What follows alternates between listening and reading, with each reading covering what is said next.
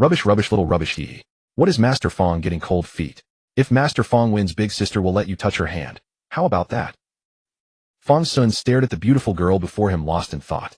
She was dressed in a pink dress, the soft sash falling gracefully from her waist. She looked truly radiant. Yet her current posture was hardly proper. She leaned over the desk, one hand propping herself up, the other pressing down on the book in front of him, reaching to pinch his cheek. Her mouth was still full of improper nonsense. If he were this girl's dearly beloved father, he would hang her from a tree and whip her with a brass-buckled belt until she spun like a top. But right now he had more important matters. 3 seconds ago he had come to this Xinxiao world, or rather had finally awakened the memories of his previous life. At the same time, a panel popped up in front of him with a whoosh. Demon Lord. This thing that looked like a system but had only a single panel now floated plainly before his eyes. Fang Xun studied the panel for a long time and found that besides the 2 title characters it truly had nothing else. Not even the slightest beginner hint. You're really leaving me someone just ambushed by fortune, completely baffled. Just as Fang Xun was wondering whether this thing had some special unlock method, that soft fingertip finally pressed against his cheek. Little weakling brother, you're not that afraid of losing, are you? The girl's eyes widened, the corners of her mouth lifted, her face full of provocative laughter. Fang Xun looked at this girl. In just that short while the memories that had been hazy began to merge together. Pei Ruanruan. Fang Xun called out in a full, resonant voice. What? Pei Ruanruan was startled by the shout, forgetting even to call him weakling. But after a moment Pei Ruanruan resumed her stance. Just now weren't you sulking because mother signed me up for the Baiyun trial of the Baiyun sect, but didn't sign you up? The Baiyun trial begins in 7 days. Big sister will give you 3 days. If you can beat me within 3 days, I'll secretly give you the spot. How about it? Besides, big sister is such a beauty. I'll even let you touch my hand. Really?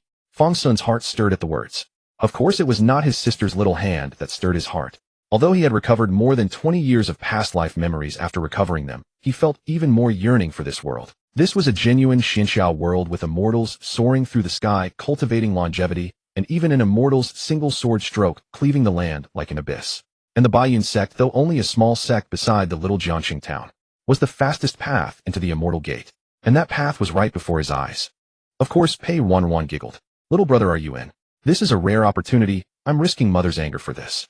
Then what's the price? Fang Xun took a deep breath and looked at Pei Ruanruan gravely. If there was winning, there had to be losing. This was a chance at immortality. He could not believe Pei Ruanruan would give it up so easily. Fang Xun's memories were still chaotic.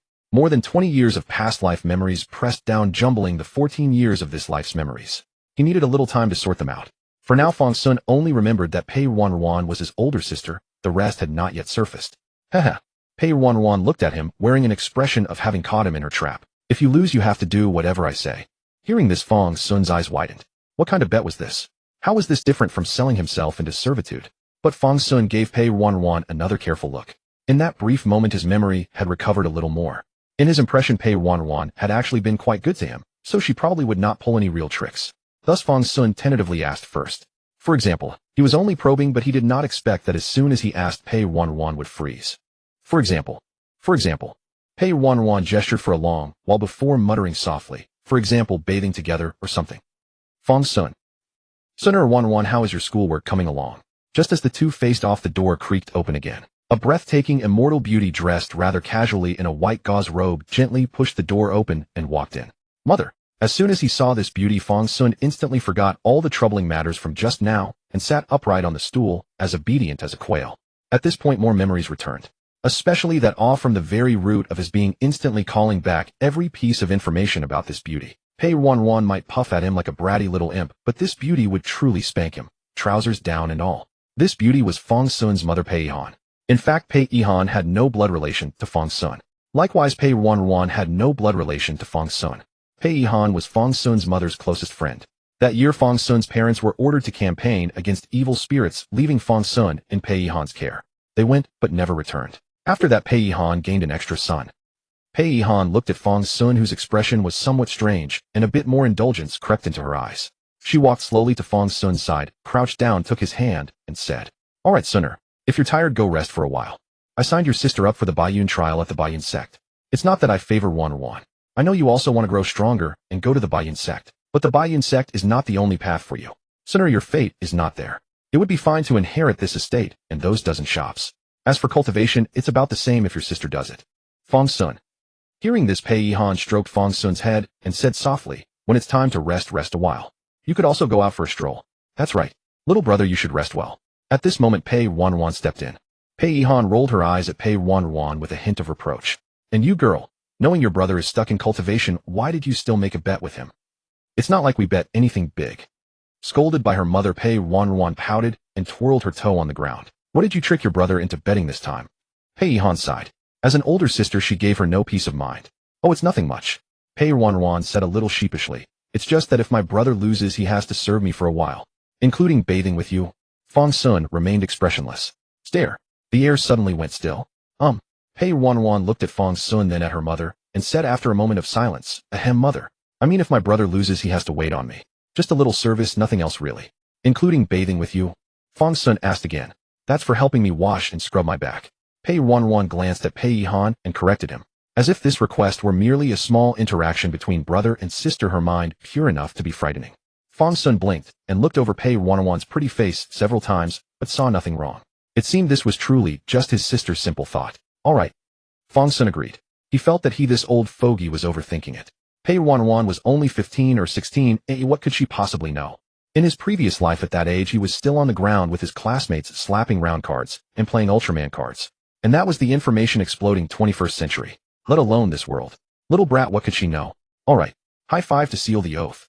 Seeing Fang Xun agree, Pei Ruanruan immediately reached out her hand. No backing out in front of mother. Slap. Fang Xun reached out and struck Pei Ruanruan's slender hand heavily, producing a crisp sound. 3 days west, 3 days east. Never call a youth poor. After the bet with Pei Ruanruan was settled, Pei Yihan said she needed to speak with Pei Ruanruan and asked Fang Xun to step out first.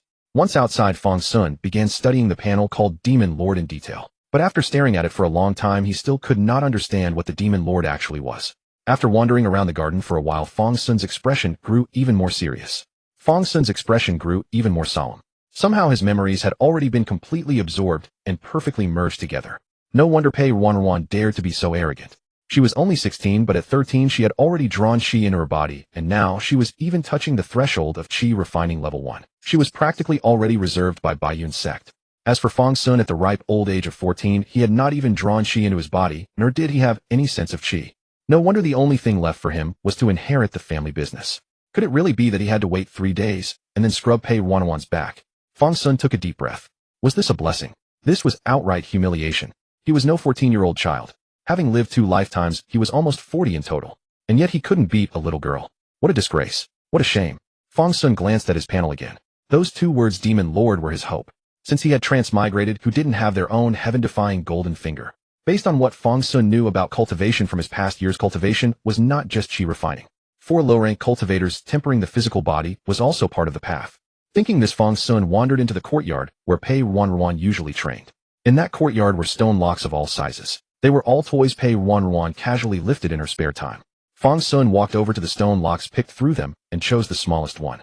According to his memories, body cultivation was also a legitimate path. If he was a waste at qi refining, then maybe he could succeed at body refinement. Humph, at least he had a Demon Lord panel. After all, it was demonic cultivation. Maybe he was a body cultivation genius.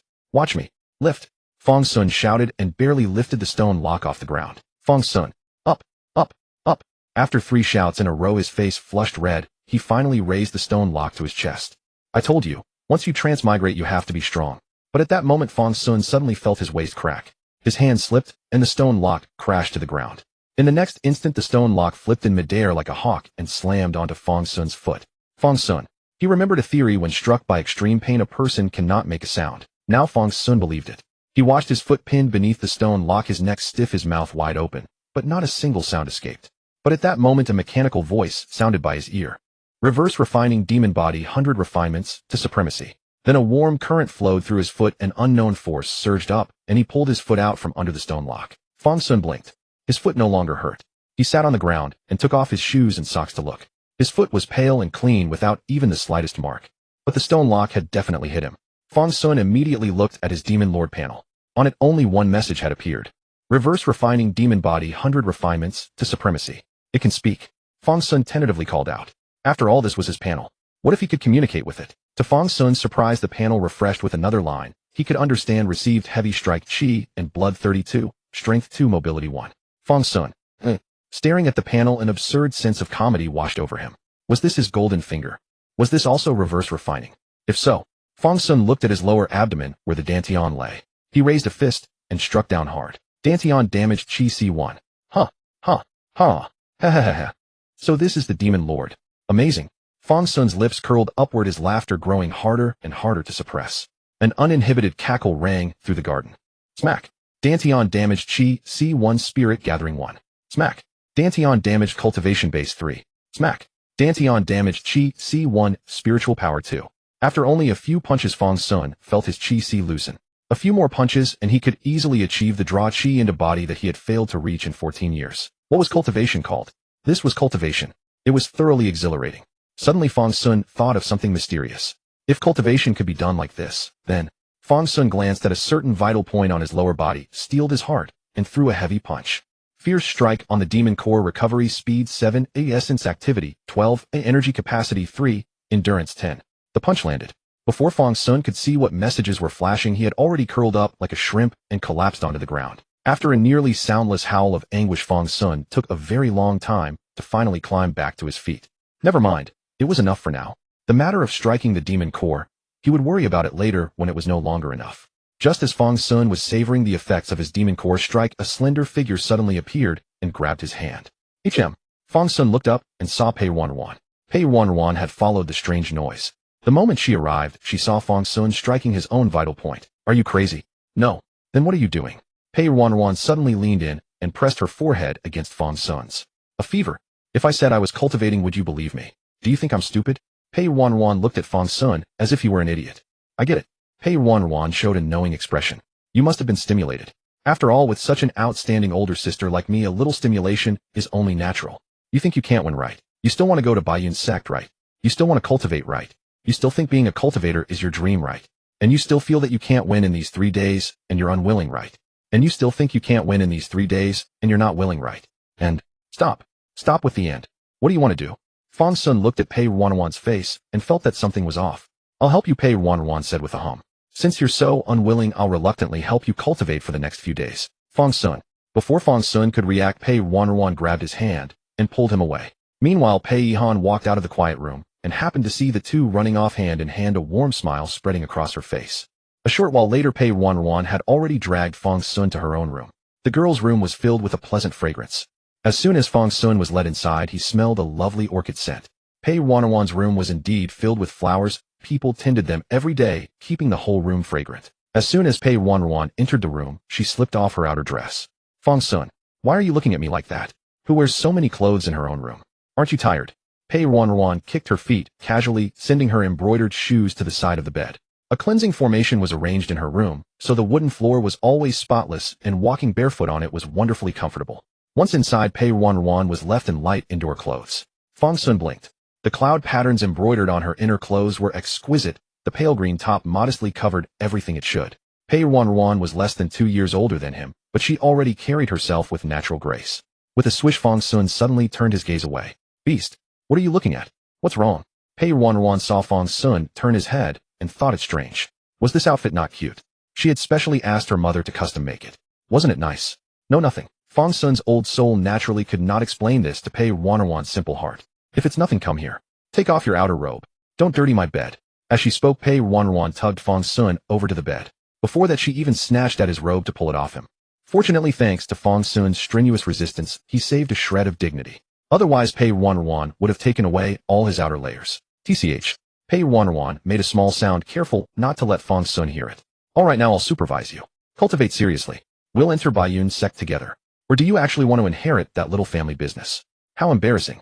If you dare slack off, I'll stuff my dirty foot into this small fry's mouth. Received psychological damage, spirit 2. A fine reverse refining demon body indeed. It increased my spirit. Fang Xun. On Pei Ruanruan's soft bed, after nearly half an hour, Pei Ruanruan, unable to stand it any longer, angrily knocked Fang Xun on the head. She had been staring right at him, yet the boy's chi remained completely still. Does he even want to win? Fang Xun was speechless. He had been somewhat prepared for his poor aptitude, but he hadn't expected it to be this ridiculous. He had really tried truly. He was convinced that slamming his dantian was the true path of cultivation. But he couldn't tell Pei Ruanruan about this. Even if he did, would she believe him? Do you dare slack off while I'm watching? Pei Ruanruan said angrily. Wait, Fang Xun said directly. If the righteous path doesn't work, it seems I have to take the unorthodox one. Huh? Who told you I haven't been cultivating? Huh? The ways of a prodigy are beyond ordinary people's understanding. For this once I won't bother arguing with a mere mortal like you. Huh? Reflect on your behavior properly. I'm going out for a while. Taking advantage of Pei Ruanruan's dazed state, Fang Xun sauntered out of the room. After he had walked quite far away, an exasperated voice came from behind. Fang Xun, come back. Listening to the voice behind him, Fang Xun fell into deep thought about a problem. Proper cultivation definitely wouldn't work. But pounding his dantian wasn't a solution either. It really hurt, and if it didn't hurt, it was useless. He wasn't at death's door yet, and he had no masochistic tendencies. So hard. Fang Xun muttered, shaking his head, then plunged into the family library. The matriarch of the Pei family, Pei Yihan, was not a cultivator and knew nothing about cultivation.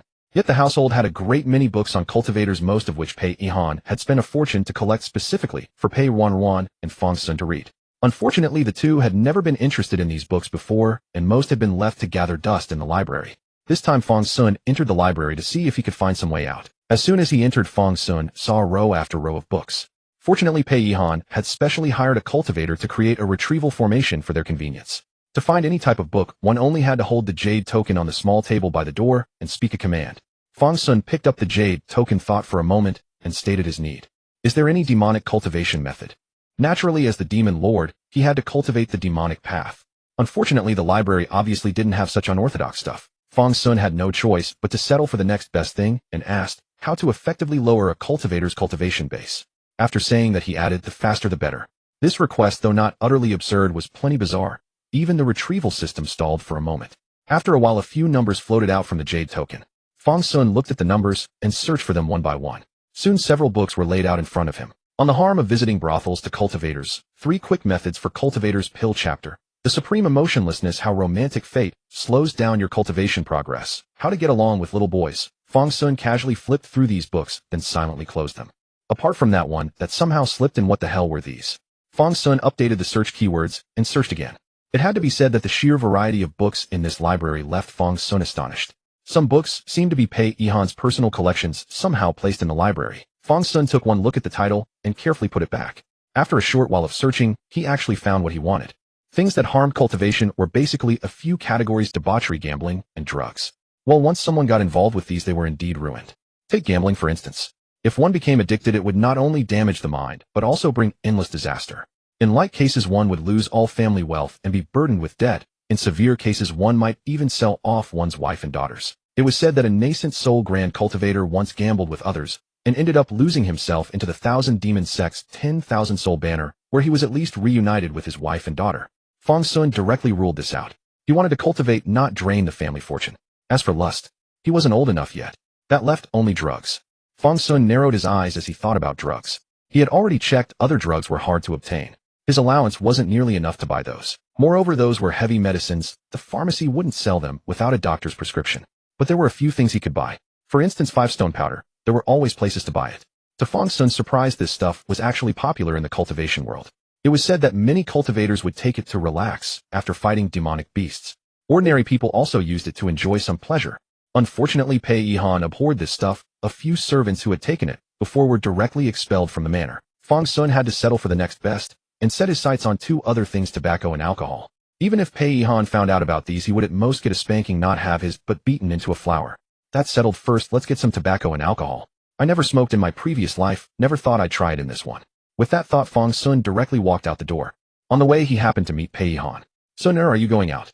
Pei Yihan blinked, looking in the direction he came from. "Why is this child coming out of the library?" "Then the books I put in the library."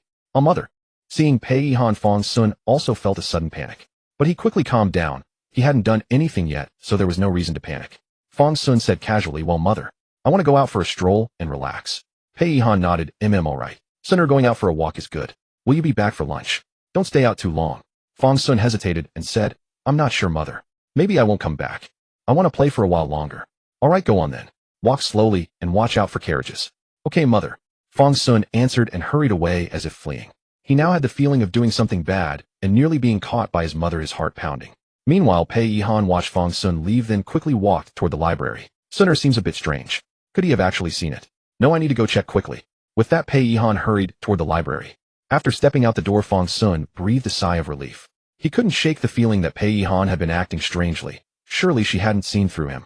Thinking it over, Fang Xun shook his head. Pei Yihan was just an ordinary person, as she couldn't possibly read minds. He had better hurry off to buy some tobacco and wine. Fang Xun was not very familiar with places that sold tobacco and wine. Still, he remembered glimpsing several shops with liquor banners from time to time on West Street. Following the image in his memory, Fang Xun walked straight toward West Street. Before long, he spotted the wine shop from his memory. He weighed his money pouch in his hand. Pei Ruanruan gave him a generous allowance, so the pouch still held a few taels of silver. Never mind the fine vintage wines. Even if he drank his fill of ordinary strong liquor, it would cost less than one tael of silver. Looking at the shop sign, Fang Xun stepped directly inside. As soon as he stepped in, Fang Xun saw a cabinet filled with aged vintage wines. Even standing at the door, he could smell the fragrant wine. Inside, the aroma grew even stronger. Before Fang Xun had decided what to say, the shopkeeper behind the counter had already spotted him. Fang Xun raised his hand about to speak when the middle-aged shopkeeper snapped to attention. Then he hurried out from behind the counter and gave Fang Xun a crisp, deep bow. "Young Master Fang." Fang Xun. Fang Xun's mouth twitched. Looking at the obsequious middle-aged shopkeeper, he asked, "Is this our family shop?" "Yes, young master." "Did the madam send you to look things over?" "No." "Then you—" "I was just strolling." Fang Xun strolled and then hurriedly strolled out. Buying wine from his own family's shop, that was asking for trouble. Bad luck. Let's try the next one. "Welcome, young master." "What a grand arrival." "It's nothing, I'm just strolling." "Young master." "Everyone come greet the young master for his inspection." "Fine." "Young master." "All right, you don't have to say any more." After visiting 4 or 5 shops in a row, Fang Xun had searched nearly every wine shop and tavern he could find. After that round, it turned out every single shop belonged to their family. Previously, Fang Xun had no idea what Pei Ruanruan meant by a dozen or so shops. Now Fang Xun had a real idea of what it meant. A dying man jolts upright in his sickbed. Could it be that the rich second generation was me? But right now he would rather his family weren't so wealthy. What use was money? Can it cultivate? Can it be exchanged for wine? No. Damn it, why was his family so rich? I refuse to believe I can't buy wine. Fang Xun clicked his tongue and ducked into a small alley. The wine sold by the Pei family shops, though not all of it top grade, was far from cheap. Those shops' wines were not something ordinary farmers could afford. But did common people stop drinking? Certainly not. The places they bought wine from were certainly less formal and refined, and the wine sold at roadside stalls would be nothing special. But did Fang Xun care? Not at all. With that thought, he punched his own nose hard. Hiss! The blow darkened his vision and sent blood trickling from his nose. Come on, reverse tempering demon body. Damage taken, blood, Chi 12, smell 2, scent discrimination 3, spirit 1. From the data alone, one could tell Fang Xun had not held back at all. Hiss! Self-injury cultivation really isn't the way. Although he wouldn't be truly hurt, it hurt like hell. Fang Xun held his nose and nearly crouched to the ground. A little while later, Fang Xun felt his sense of smell had become noticeably sharper. He could now faintly distinguish the different scents in the air. Concentrating hard, he actually distinguished several different wine vapors. Besides the fine wines from the shops he had visited, there were a few faint traces of inferior liquor. Among the wine fumes was also a hint of sweet potato. Before long, Fang Xun found the market district outside the north wall. Compared with the south and west parts of the city, it was far more rundown. Land prices were low, rents were cheap. The people who lived nearby were among the poorest in the city, mostly family members of laborers and servants. And the outer market on this side was where these people came for entertainment. Fang Xun had barely taken a few steps in when he saw a gulin with a hanging sign. Unlike the pleasure houses in the city, this place did not even have girls out front beckoning customers. Fang Xun could still smell a mixed scent of cheap wine, incense, and sweat. Fang Xun blinked and hurried through the place his age shouldn't touch. Soon he reached a corner of the market and saw a very quiet shop. In front of the shop, only a little girl of 4 or 5 lay on the table, motionless, staring at a cicada she had caught from somewhere. The cicada was vigorously vibrating its abdominal membranes, making a shrill buzzing. Ahem. Fang Xun walked over and coughed lightly. "Is anyone here?" No one answered. After a moment, Fang Xun called out again more loudly, "Is anyone here? I want to buy wine." Hearing this, the little girl snapped her head up, her big eyes locking directly onto Fang Xun. Forgetting the cicada on the table, she turned and shouted, "Sister, someone wants to buy wine." "Ah!" An excited voice came from inside. Then a girl in a coarse linen dress with a blue cloth tied around her head hurried out of the back room. She looked around the entrance and asked in puzzlement, "Where is the customer?" "It's him." The little girl holding the cicada pointed at Fang Xun. "It is I." Fang Xun nodded and stepped forward. The girl in the linen skirt looked at him, then compared his height with a hand gesture. "Minors are not allowed to drink." She pointed to a wooden sign hanging on the wall. That was a decree of the Great Xia government. Beside it hung another sign, "Small business, no credit." "I'm here on behalf of my father." Fang Xun made up a lie casually. A man of several decades could easily tell a small fib. "Then let your father come." The plainly dressed girl Wang Miao Miao looked at the boy in front of her. He wasn't very old, but his clothes were made of the finest fabric. He was probably some young master who had sneaked out to play and was curious to taste alcohol. If she sold him wine, his family's servants might overturn her stall. The next day, she might even make the city's daily headline. "Girl sells 1 cup of wine, steward breaks her legs." "My father broke his leg and is recovering at the clinic," Fang Xun said. "He just wants 1 sip," Fang Xun quickly added. "Oh, Then with this money your father can buy more medicinal wine to rub on the leg. Wang Miao Miao did not believe him at all. I can pay more. Name your price. Fang Xun weighed his money pouch in his hand. He had no idea how much extra was reasonable, but he might as well start by offering more. Not selling. Wang Miao Miao rolled her eyes at him and turned to go back inside. At that moment Fang Xun's gaze sharpened. He had finally found a wine shop that wasn't his family's. Today she would sell to him whether she wanted to or not. Fang Xun strode over to the little girl in 2 or 3 steps and snatched the cicada from her hand. With a smack he threw it behind the house. At first the little girl didn't react. Then her eyes slowly widened, staring at Fang Xun in complete disbelief. Tears instantly welled up in her eyes and fell plop-plop onto the table. Wah! Sister, the bad guy threw away my cicada. Wang Miao Miao, who was about to go back inside, turned around at once and saw her little sister tearfully pointing at the backyard. The cicada's buzz had just shot across the sky and now it was shrilling in the backyard. Wang Miao Miao's eyes snapped wide. What kind of person? Even a little kid's pet had to be stolen. But she had no time to scold Fang Xun, so she hurriedly comforted the little girl, then went to the backyard to find the cicada. Don't cry, Xiao Qiao. Sister will find it for you right away. With that Wang Miao Miao hurried to the backyard to look for the cicada. Seeing her leave, Fang Xun immediately slipped into the inner room. There were indeed jars of wine everywhere, all in the cheapest earthen crocks, but it was definitely wine. Fang Xun casually picked up a jar that smelled especially strong, dropped 2 taels of silver, and ran. Amid the little girl's wailing he hurried away. At this moment what he held in his arms seemed to be his own path to immortality. Once he was far away, Fang Xun couldn't wait to open the red paper-wrapped lid and take a big gulp. A tingling spiciness spread through his mouth, and the muddy wine vapor rushed straight to the top of his head. Suffered trace toxin erosion spiritual power 13, Cultivation 1. Awesome. Suffered trace toxin erosion spiritual power 12, Cultivation 1. So refreshing. Suffered trace toxin erosion spiritual power 13, Cultivation 1, Spirit 1. Excellent. After a few mouthfuls of the cheap murky liquor, Fang Xun felt spiritual energy surging into his dantian's qi, and strength flowed from there to fill his limbs. It felt as if every cell was filled with power. Looking at the half-empty wine jar, he thought, what is this? This is power. Fang Xun narrowed his eyes at the wine jar. Since his cultivation was improving, maybe Pei Ruanruan wouldn't need to watch over him every day, right? 2 more sips. Bitter wine down the throat, a man ascends to immortality. Suffered trace toxin erosion spiritual power 15, Cultivation 1, Spirit 1. Drink more. Too full. Fang Xun had not been defeated by his alcohol tolerance, but by the capacity of his own stomach. Clutching the remaining half jar of wine, he let out the most profound sigh of his life.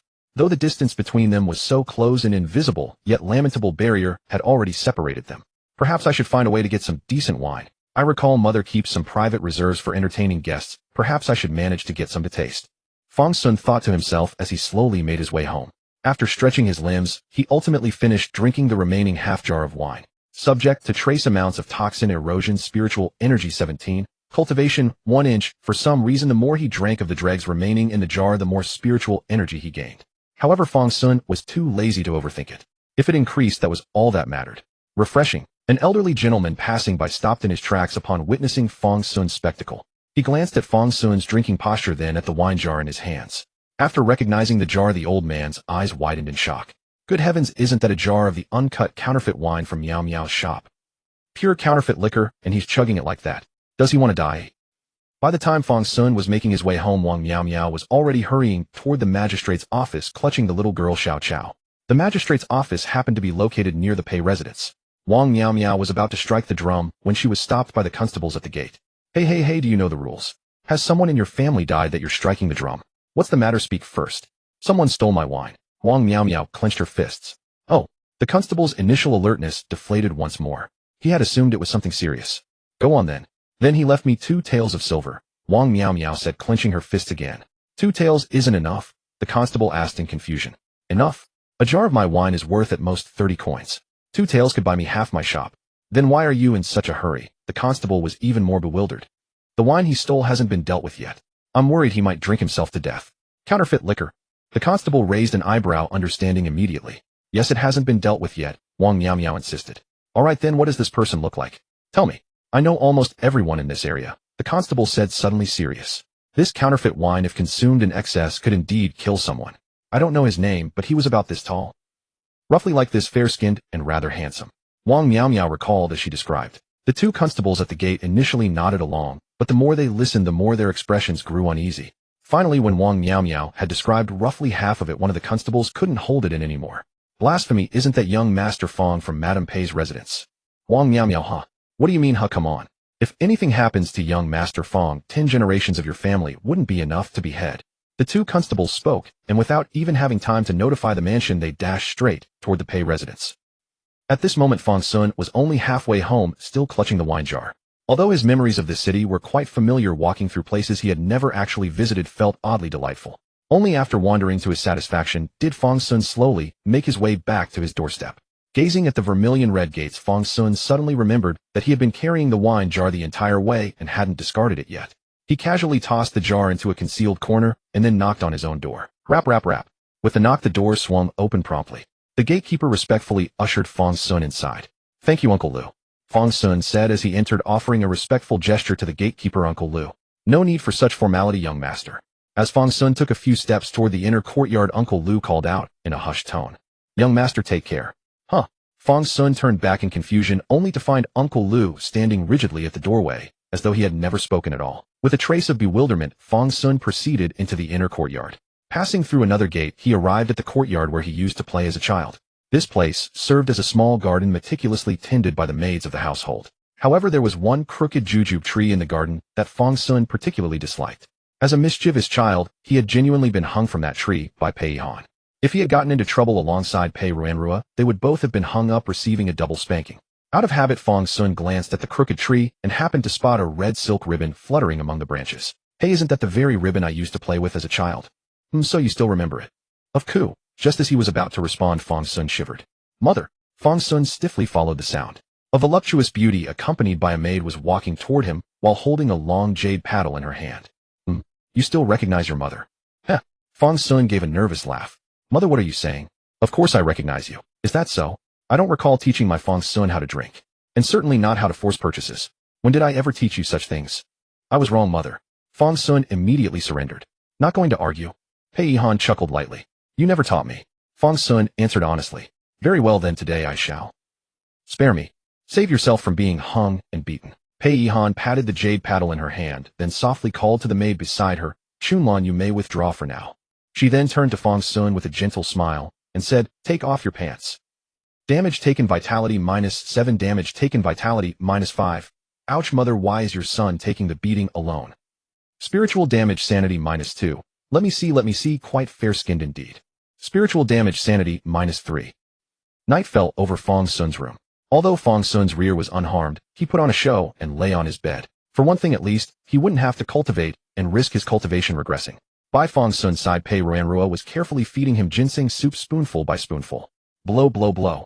"It's cooled now, here comes another spoonful." Pei Ruanruan was caring for Fang Xun just as one would tend to a toddler. After drinking the ginseng soup, to Fang Xun's astonishment, another notification appeared on his panel. Devil transformation, body tempered to supremacy, supplementing weakness, 1, constitution, -1. Wait, this is counter-cultivation. This doesn't require counter-cultivation at all. However, clearly the Demon Lord panel was not so easily controlled. Supplementing weakness 2, vitality -1. Fang Xun. "I think I'm already quite full." Looking at these messages, Fang Xun's mood soured. This thing actually had negative buffs. Normally when eating, no such notifications would appear. The medicinal potency of this ginseng soup was truly formidable. Then we can't have that. We must eat well to have the strength to recover. "Eat," Pei Ruanruan said, feeding him another large mouthful. Fang Xun. What a tragedy. The next day, Fang Xun woke early as usual. As soon as he stepped out of his quarters, he stretched luxuriously before heading out. By this hour, the household servants and maids were already up, and they greeted him with respectful salutations as he passed.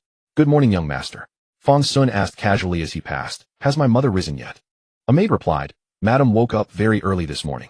It seems Secretary Zhang from the Yamen came to discuss something with her, and they are now in the banquet hall deliberating." "Is that so?" Fang Xun blinked, and memories quickly surfaced. His family indeed had close ties with the government officials, though as a child, he had never understood the nature of those connections. Now he realized the Pei family's influence in this prefecture was far greater than he had imagined. "Yes, young master. Are you looking for madam? Shall I go announce your arrival?" "No need, no need." Fang Xun waved his hand dismissively. It was better if his mother was occupied right now. If she were free, he would be more worried. Although his buttocks still ached from yesterday's beating, he still needed to visit the Beiqing wine shop. Cultivation could not be delayed. This was already the second day, and even if yesterday did not count, every moment mattered. Fang Xun set off directly toward Wang Miao Miao's wine shop. This time he moved quickly, and before long he arrived at the stall. Unlike his previous visit, the early morning stall was already crowded.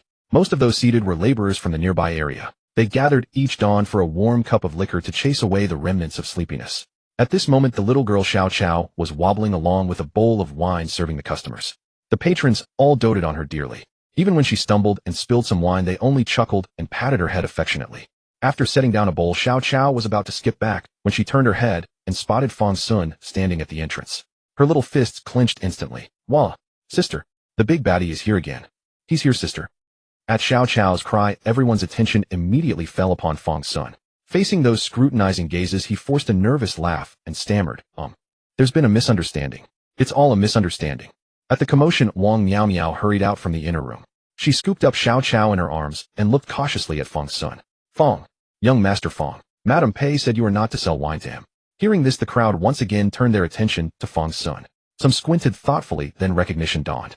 "Oh, it really is young Master Fang from the Pei residence." "Oh, it's young Master Fang. In that case, there's no issue then. Madame Pei is a truly kind woman. I've done odd jobs for her family, and she paid double the usual rate. Oh my, does young Master Fang have eyes for our Miao Miao? She's quite handsome, isn't she? Who knows?" Listening to the banter, Fang Xun maintained his awkward smile and hurried over to Wang Miao Miao's side. On his way here, he had already anticipated this situation. However, he hadn't expected the morning rush to draw such a large crowd, and the chatter put him under additional pressure. But then again, more people was better. The larger the crowd, the easier his plan would succeed. Ahem. Fang Xun leaned close to Wang Miao Miao and spoke in a voice only she could hear. "Sell the wine to me, and don't tell my mother. Otherwise I'll tell them you're selling counterfeit wine." "Huh?" Wang Miao Miao's pupils trembled slightly as though she had heard something utterly unbelievable. Seeing her reaction, Fang Xun nodded satisfactorily. Good fear was exactly what he wanted. Then to his surprise, Wang Miao Miao's mouth dropped open, and she cried out loudly, "I'm sorry, everyone. I've been selling fake wine. Not only fake, but I've also been diluting it with water." Fang Xun froze. "What?" he exclaimed in shock. "Aren't you worried? Don't you want to do business anymore?" Just then, cheerful laughter erupted from the crowd. "Ha ha ha, so what if it's fake wine?" "Exactly. As if we could ever afford good wine anyway. Tell me about it." Fang Xun stood stunned, completely baffled. In the end, Fang Xun still failed to obtain even a single drop of wine. After negotiating with Wang Miao Miao, Fang Xun finally learned the truth. That day, Wang Miao Miao had already met with Pei Yihan, who rewarded her with 50 taels of silver on the spot as a bounty for relaying information. However, the condition was that Wang Miao Miao was not allowed to sell a single drop of wine to Fang Xun. Naturally, this was hardly a significant sacrifice for Wang Miao Miao. The 50 taels were now buried under the great willow tree in the backyard. She held the money in a daze, utterly uncertain of what to do with it. So she simply buried it. Only after Fang Xun left did Wang Miao Miao finally breathe a sigh of relief. Who knew what madness had seized this wealthy young master, insisting on drinking counterfeit wine of all things? Perhaps he had consumed too much fake wine himself. "Miao Miao, don't tell me young Master Fang has set his sights on you." "Uncle Zhao, don't speak nonsense." Carrying deep regret, Fang Xun returned home, his face radiating dejection. In truth, he had visited several more shops. But anywhere that sold wine, the moment they caught sight of his face, they would urgently beseech him to show mercy. "Oh, young Master Fang, please visit another shop. Madame Pei specifically warned us. If we dare sell you wine, we'll be selling in the morning and standing at our graves by afternoon. You couldn't force us." Such pleas were all alike. Every vendor echoed the same refrain. Fang Xun drifted home in a daze. Just as he exchanged greetings with Uncle Lu and took a few steps inward, he overheard voices speaking from the garden. "Madame Pei, this matter truly troubles you.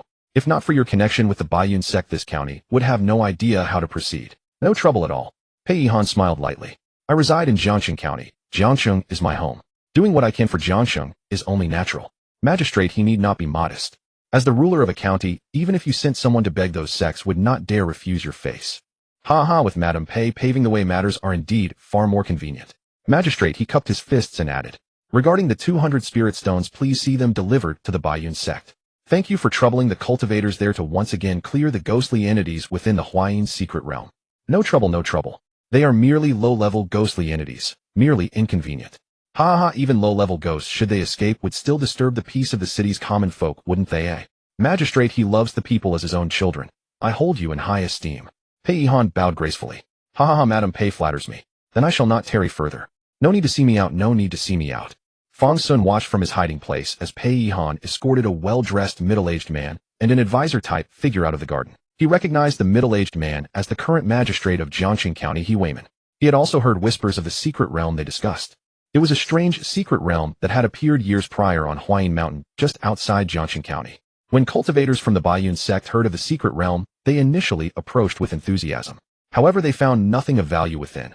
Only an oppressive Yin energy pervaded the space. Low-level cultivators who entered suffered nothing but the torment of corrosive Yin energy, gaining no benefits whatsoever. They ultimately abandoned the realm.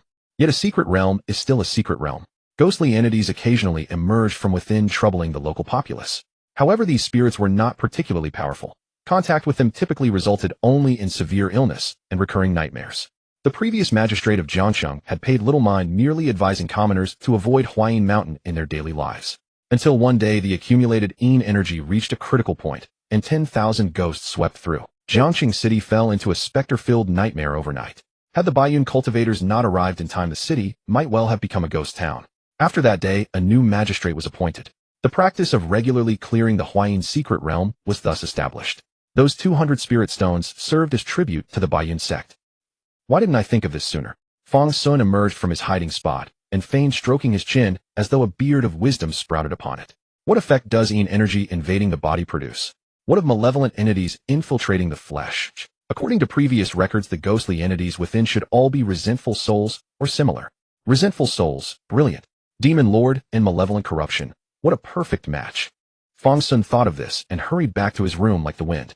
He also had his personal maid Chun Chao heat up some steamed buns for him. Soon Fang Xun brought out a large wooden box while eating the buns. Inside were all the gifts he had received on his birthday from Pei Han and Pei Ruanruan. Pei Ruanruan's gifts were all small dolls which somewhat resembled Pei Ruanruan herself. As for the gifts from Pei Han, they were various objects. Some jade plaques, pendants, and writing implements. Fang Xun reached out and picked up a jade pendant. It was a small talisman for warding off evil and protecting the wearer. After that incident with the passage of 10,000 ghosts, Pei Han had specially sought this out for Fang Xun and Pei Ruanruan. It was said that even if the danger of the 10,000 ghosts passage were to occur again, it would protect the two of them. Pei Han would never lie about such matters. Fang Xun wore the jade plaque upon his person, and it would activate automatically whenever ghostly entities were near. Later, Fang Xun found a sword in the room. This sword was used for sparring with Pei Ruanruan. Although made of the finest materials, it had not been sharpened. But Fang Xun did not care whether it was sharpened or not, it could still chop. After everything was prepared, Fang Xun collapsed onto his bed. It was too early to go out now. That girl Pei Ruanruan would certainly follow him. Nighttime was when he would make his move. Time passed quickly. After lounging on the bed all afternoon, Fang Xun was roused by the maid to have dinner with Pei Han and Pei Ruanruan. Or perhaps it was merely his imagination, but whenever Pei Ruanruan took a few bites of rice, she would glance at him as though she intended to devour him. As for Pei Han, he instructed the two of them to stay indoors as much as possible over the coming days, for the outside was not safe. After dinner, Fang Xun walked quickly back to his room. A little longer, and it would be time for him to set out. Time gradually passed, and Fang Xun watched the sky grow dark until starlight spilled across the heavens. Blowing out the candle in his room, Fang Xun carefully opened the door and stepped outside. By now, everyone except the night patrol servants had long since retired. Fang Xun easily avoided the night patrol and climbed over the wall. Just as he was slipping out, Pei Ruanruan quietly appeared before his room. Already asleep at such an early hour. Pei Ruanruan frowned slightly, then a look of delight crossed her face. Hehe, young man who does not strive will only regret it when he is old. Thankfully Jiangsheng has no curfew. Fang Xun climbed over the wall and entered the street, which was indeed brightly lit. The night air had grown cool, and there were more people on the streets than during the day. Many young men and women strolled together along the street. Fang Xun had no interest in this night market. He quickly made his way toward the northern district. Mount Huayin lay in the northern district, and it was precisely because of that secret realm that most of the wealthy households in the city had relocated away from the northern area. Fang Xun hurried along, flying through the night. Rapid movement, fatigue -1, weakness -1, spirit 1, speed 3. At first Fang Xun had worried that running all this way would take too much time. However, after running for a while, messages from the system began to appear. To his surprise, he did not feel the slightest fatigue. Instead, he ran faster and faster, growing ever more vigorous. By the end, he was like a gust of wind whipping down the road. When he reached the outskirts of the northern district, he still saw the tavern girl Wang Miao Miao, running her business with a lamp lit. She was holding a jar of wine, about to pour a drink for a customer. Whoosh! A gust of wind swept past Wang Miao Miao. What the hell just shot past like a rat? Wang Miao Miao only felt a shadow pass by, but by the time she came to her senses, the person had long since disappeared. Hey, where's my wine? Someone stole my wine. Suffering minor toxin erosion, spiritual power 3, thirst 3. Suffering minor toxin erosion, spiritual power 2, thirst 2. Taking huge gulps of the fake wine, Fang Xun noticed something unusual. Although he was still suffering minor toxin erosion, the effect was barely 1/10 of what he had experienced from that jar of fake wine earlier. It was not even 1/10. After a moment, Fang Xun realized what was going on. Damn, they watered down the fake wine. Wang Miao Miao, you unscrupulous merchant. Tomorrow I will report you to the yamen. Fang Xun promptly forgot about reporting her. Even a mosquito's leg is meat. After chugging an entire jar of watered-down fake wine, Fang Xun was both thirsty and hungry. Fortunately, Fang Xun had already arrived at Mount Huayin, and the Huayin secret realm was within reach.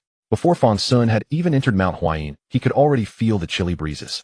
Once inside the mountain, the cold winds grew even more biting, chilling to the bone. Frankly, Fang Xun only knew that a secret realm existed within the mountain, but he had no idea where it was. He could only quicken his pace and prepare to search the entire mountain. After all, he would not grow tired. Why can't this secret realm be marked like in a game?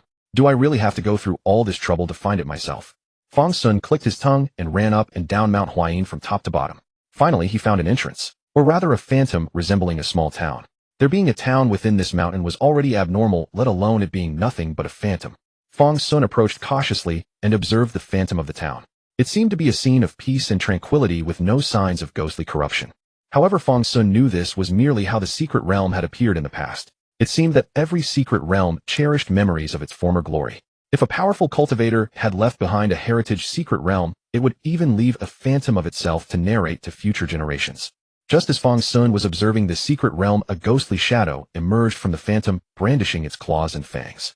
As he, Wayman and Pei Yihan had worried, the resentment within this secret realm had accumulated for so long that it was now overflowing uncontrollably. How many such ghostly shadows had emerged during this time, Fang Xun did not know. But fortunately, this particular one was weak, and without the energy of the secret realm to sustain it, it would likely dissipate on its own shortly. The emerging ghost shadow soon spotted Fang Xun waiting outside. Seeing him, it immediately rushed straight toward him.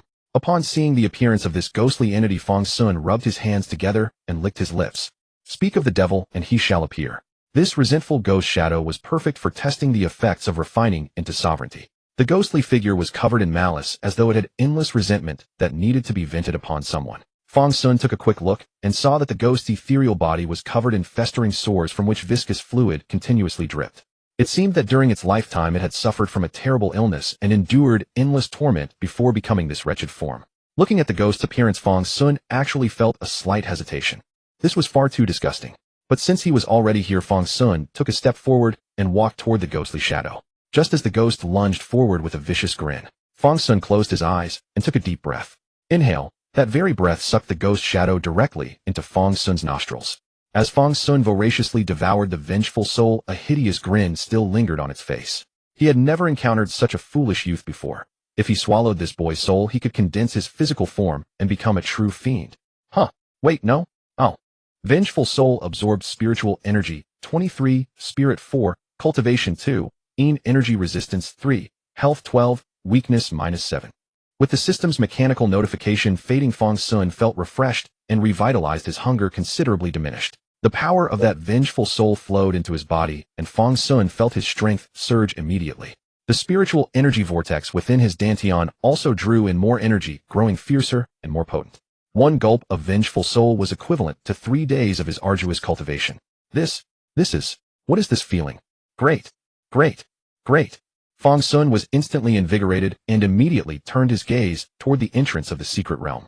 If one vengeful soul was this formidable, then what about 10, 100, 1,000, or even 10,000? 3 days. In just 1 day, he could trample Pei Ruanruan beneath his feet. At this thought, Fang Xun checked his jade pendant once more. After confirming his jade pendant was securely fastened, he stepped into the secret realm. Though he harbored no fear of these fiends and vengeful souls, proper defenses were still necessary. Who knew the limits of his reverse refinement, or rather what his current limit was? Fang Xun had already tested it. He would still sustain injuries, only recovering far too quickly. If those vengeful souls dealt him a single blow to the head, no matter how much health he gained, he feared even divine intervention would be powerless. A few breaths later, Fang Xun stepped into the secret realm. In an instant, the scenery before Fang Xun shifted. The dense forest of Huayin Mountain had vanished, and that phantom image had transformed into solid reality. He had truly entered that town from the vision, but this town differed from what he had seen in his reverie. When he had entered the secret realm, the sky had been dark, yet within this town, it was broad daylight. Fang Xun looked up and saw the sun indeed hanging directly overhead. The town was in a state of desolation. Fang Xun's gaze swept across and found the ground littered with paper money. A gust of wind swept through, sending paper currency fluttering across the sky, an oddly spectacular sight. However, where are the vengeful souls?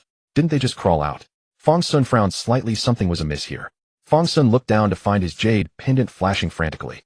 Had it still been night, he would have noticed its radiant glow immediately. With each flash, the energy stored within the pendant was rapidly depleting. After a moment's hesitation, Fang Xun chose to deactivate the pendant's protective barrier. In energy absorbed Constitution 1, Spirit 1, Spiritual Energy 3, Cultivation 1. In energy absorbed Movement Speed 1, a Sanity 1. In energy absorbed Vitality 13, a Weakness -4. The moment Fang Xun came into contact with the jade tablet's barrier, the system's notifications began chiming incessantly. In just a few breaths, Fang Xun felt his strength surge once more. This intense. Fang Xun blinked, finding it hard to determine whether his physique was too weak or the Yin energy here was simply too potent. With the sun blazing overhead, how could there be such intense Yin energy? But he didn't care. Fang Xun clenched his fist and punched forward with all his might. The force of his punch sent gusts swirling through the air, lifting the drifting paper money. Fang Xun sensed the changes coursing through his body. This place was a land of Yin evil to ordinary mortals, where the sinister energy struck terror into their hearts. Yet for him, it was like drinking from an expansive spiritual spring. Nourish, that was the only word. Isn't this already invincible? Transmigrators truly are superior beings. Joyful. Fang Xun took another deep breath, and the concentrated Yin energy flowed into his body at once. Yin energy absorbed Vitality 34, Weakness -6, Constitution 4, Spiritual Energy 23.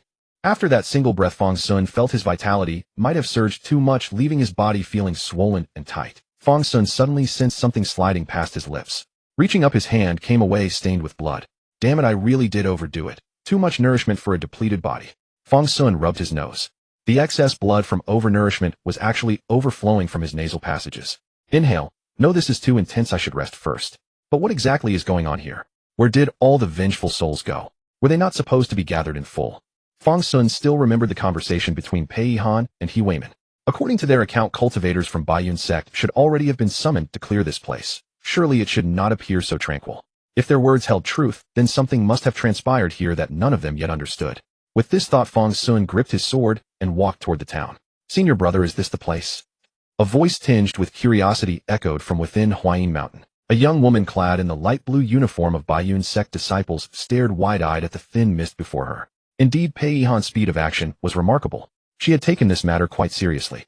Earlier that morning, He Weiman had informed her of the situation, and after seeing him off, she had already petitioned Bathe sect. By evening, this Bathe sect disciple had arrived with orders to investigate the anomalies here.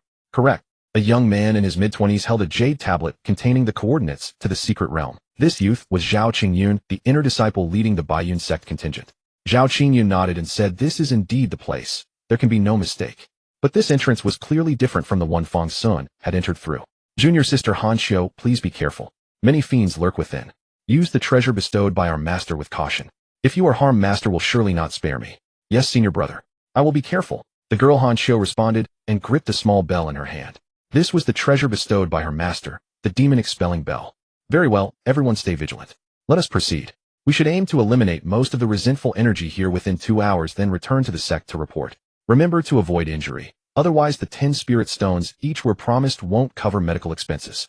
Exorcising evil and returning souls requires considerable spirit stones. Yes, senior brother. The group replied in unison, producing their treasures and following Zhao Qingyun. He nodded and led the 6 junior disciples into the mist. In the next instant, the landscape shifted around them. A cacophony of howls erupted suddenly. In a blink, they seemed to have plunged into an unrelenting hell. For a moment, Zhao Qingyun failed to notice as a fiend breached his defenses and entered his body. Something's wrong. Zhao Qingyun was startled. In the next moment, a Vajra talisman flared to life, shielding the group behind it. Then Zhao Qingyun delivered a heavy palm strike to his abdomen. With a popping sound as though something burst like a bubble, he finally exhaled. A breath of Yin energy escaping from his lips. Han Xiu, who had just spoken with Zhao Qingyun, hastily shook the bell to disperse the escaping Yin energy. Senior brother, why is there so much Yin energy and vengeful souls here? Have we come to the wrong place? As she gazed at the faltering Vajra barrier and the vengeful souls clinging to it with grotesque expressions, the young girl was on the verge of tears. Correct, this is the place. Zhao Qingyun frowned at the jade tablet in his hand. The sect's intelligence had been flawed. This was not merely accumulated Yin energy, and passage of 10,000 ghosts was about to commence. Within the secret realm, there was no way to send messages for reinforcements. This time they were in grave danger. As Zhao Qingyun thought this, he drew his Qingyun sword. At the very least, I must get the junior disciples out safely. Don't be afraid. Hold on to the treasures bestowed by our sect, and follow closely behind me. Do not stray far. Yes, senior brother. The group chorused in response. Just then Han Xiu pointed toward the distance and exclaimed, "Hey senior brother, there seems to be someone over there." "What a... Hey old man, where are the ghosts here?" Fang Xun walked through the village with his sword casually kicking aside bones at his feet as he engaged an elderly man sitting on a stone stump at the doorway in conversation. The old man was puffing away on a traditional clay pipe, drawing deeply from the loose tobacco. With each drag, white smoke billowed from his mouth. Fang Xun watched the smoke, genuinely envious. He was worried about where to buy cigarettes. Although he didn't know where this old man came from having cigarettes made for easy conversation. "What ghosts? Young man, don't frighten this oldster." The old man smiled at Fang Xun, but his eyes were fixed unblinkingly on him. A thread of drool even slipped from the corner of his mouth. Fang Xun seemed not to notice the strangeness. He chuckled, "Hee old man, let's not talk about that. Could I have a puff from your pipe?" "Cigarettes." The old man was visibly startled. This was the first time anyone had dared to ask him for a smoke. "Just one puff, just one puff." Fang Xun said this, then very casually sat down beside the old man and snatched the pipe right out of his hand. The old man stared in disbelief. Then Fang Xun grabbed the old man's clothes and wiped the mouthpiece clean. Slurp. Ingested evil energy, spiritual power 49, Constitution 8, Cultivation 4. Phew. Refreshing. This smoke was really good. It didn't replenish life force. One puff of secondhand demonic smoke hit the stunned old man right in the face. "This kid, isn't he human?" Slurp. Ingested evil energy, spiritual power 54, divine soul 2, sanity 5. Phew. The effects are actually different. Slurp. Is it gone? Fang Xun had only drawn halfway through his third puff when nothing came out. Looking at the now extinguished pipe, Fang Xun quickly inhaled the secondhand smoke he'd just exhaled. Ingested evil energy, spiritual power 3. At this moment, the old man who had come to his senses hastily snatched the pipe back from Fang Xun's hand. "Don't puff anymore, I only have 2 puffs left." "I'll pay." Fang Xun said this, taking out 2 taels of silver from his pouch. But looking at the silver, the old man's expression changed again. His mouth gradually tore toward both sides, black smoke flowed from his eye sockets, and his entire eyeballs turned pure black. From the stone stump the old man was sitting on, blood flowed like a stream. It was clearly not a stone stump at all, but a twisted, compressed human corpse. Jia. "Young man, you can't use that kind of thing here. Silver. You'll have to trade your life for it instead." As the old man spoke, his mouth opened wider and wider, so wide it seemed as though he could swallow Fang Xun whole. Behind the old man, resentful spirits wailed. Those hideous faces rushed toward Fang Xun, eagerly wanting to see the terrified expression on his face before he died. Startled Spirit 3. If things went as expected, this should have been quite frightening. But Fang Xun looked at this scene with renewed energy. He stretched his limbs and absorbed all the wronged souls around him in one go, fully immersed in the process. Slurp. Ingested massive amounts of wronged souls, spiritual power 184, Constitution 32, Cultivation 12, Spirit 7, Qi C5. Fang Xun looked at the old man with satisfaction, giving him an approving nod. "Got any more? Give me another round." The old man's eyes widened. His gaping ghost face hadn't even closed when he screamed in shock, "You're not human." Smack. Fang Xun delivered a fierce slap without a trace of respect for the elderly. "You're the one who's not human." "I indeed am not human." Smack. Talking back. Fang Xun glanced at the old man, frowned, and said, "Too ugly, change back." "Yes." The old man responded and quickly restored his original appearance. He had no idea where this ancestor came from. This was clearly the rear area, yet how had this kid broken through the sea of resentful spirits? He hadn't even heard any commotion. "Got any more cigarettes?" Fang Xun nodded and asked again. Since he was already here, wouldn't it be a loss to leave empty-handed? "Immortal, you must be an immortal, right? These cigarettes, I don't have much either. You want me to slaughter demons and evildoers for you? Please follow me, immortal." The old ghost immediately stood at attention, bowed deeply to Fang Xun, and then gestured for him to proceed. "All right. Also introduce me to the situation here while we're at it." As Fang Xun spoke, he patted the old ghost's shoulder with an air of trust. That pat nearly made the old ghost stand at attention again. He was truly terrified now. That one puff Fang Xun took had already drained his years of reserves. If a few more puffs were taken, he'd likely end up becoming another mindless puppet to fill the lines. Where did this demon spawn come from? How could someone be so evil?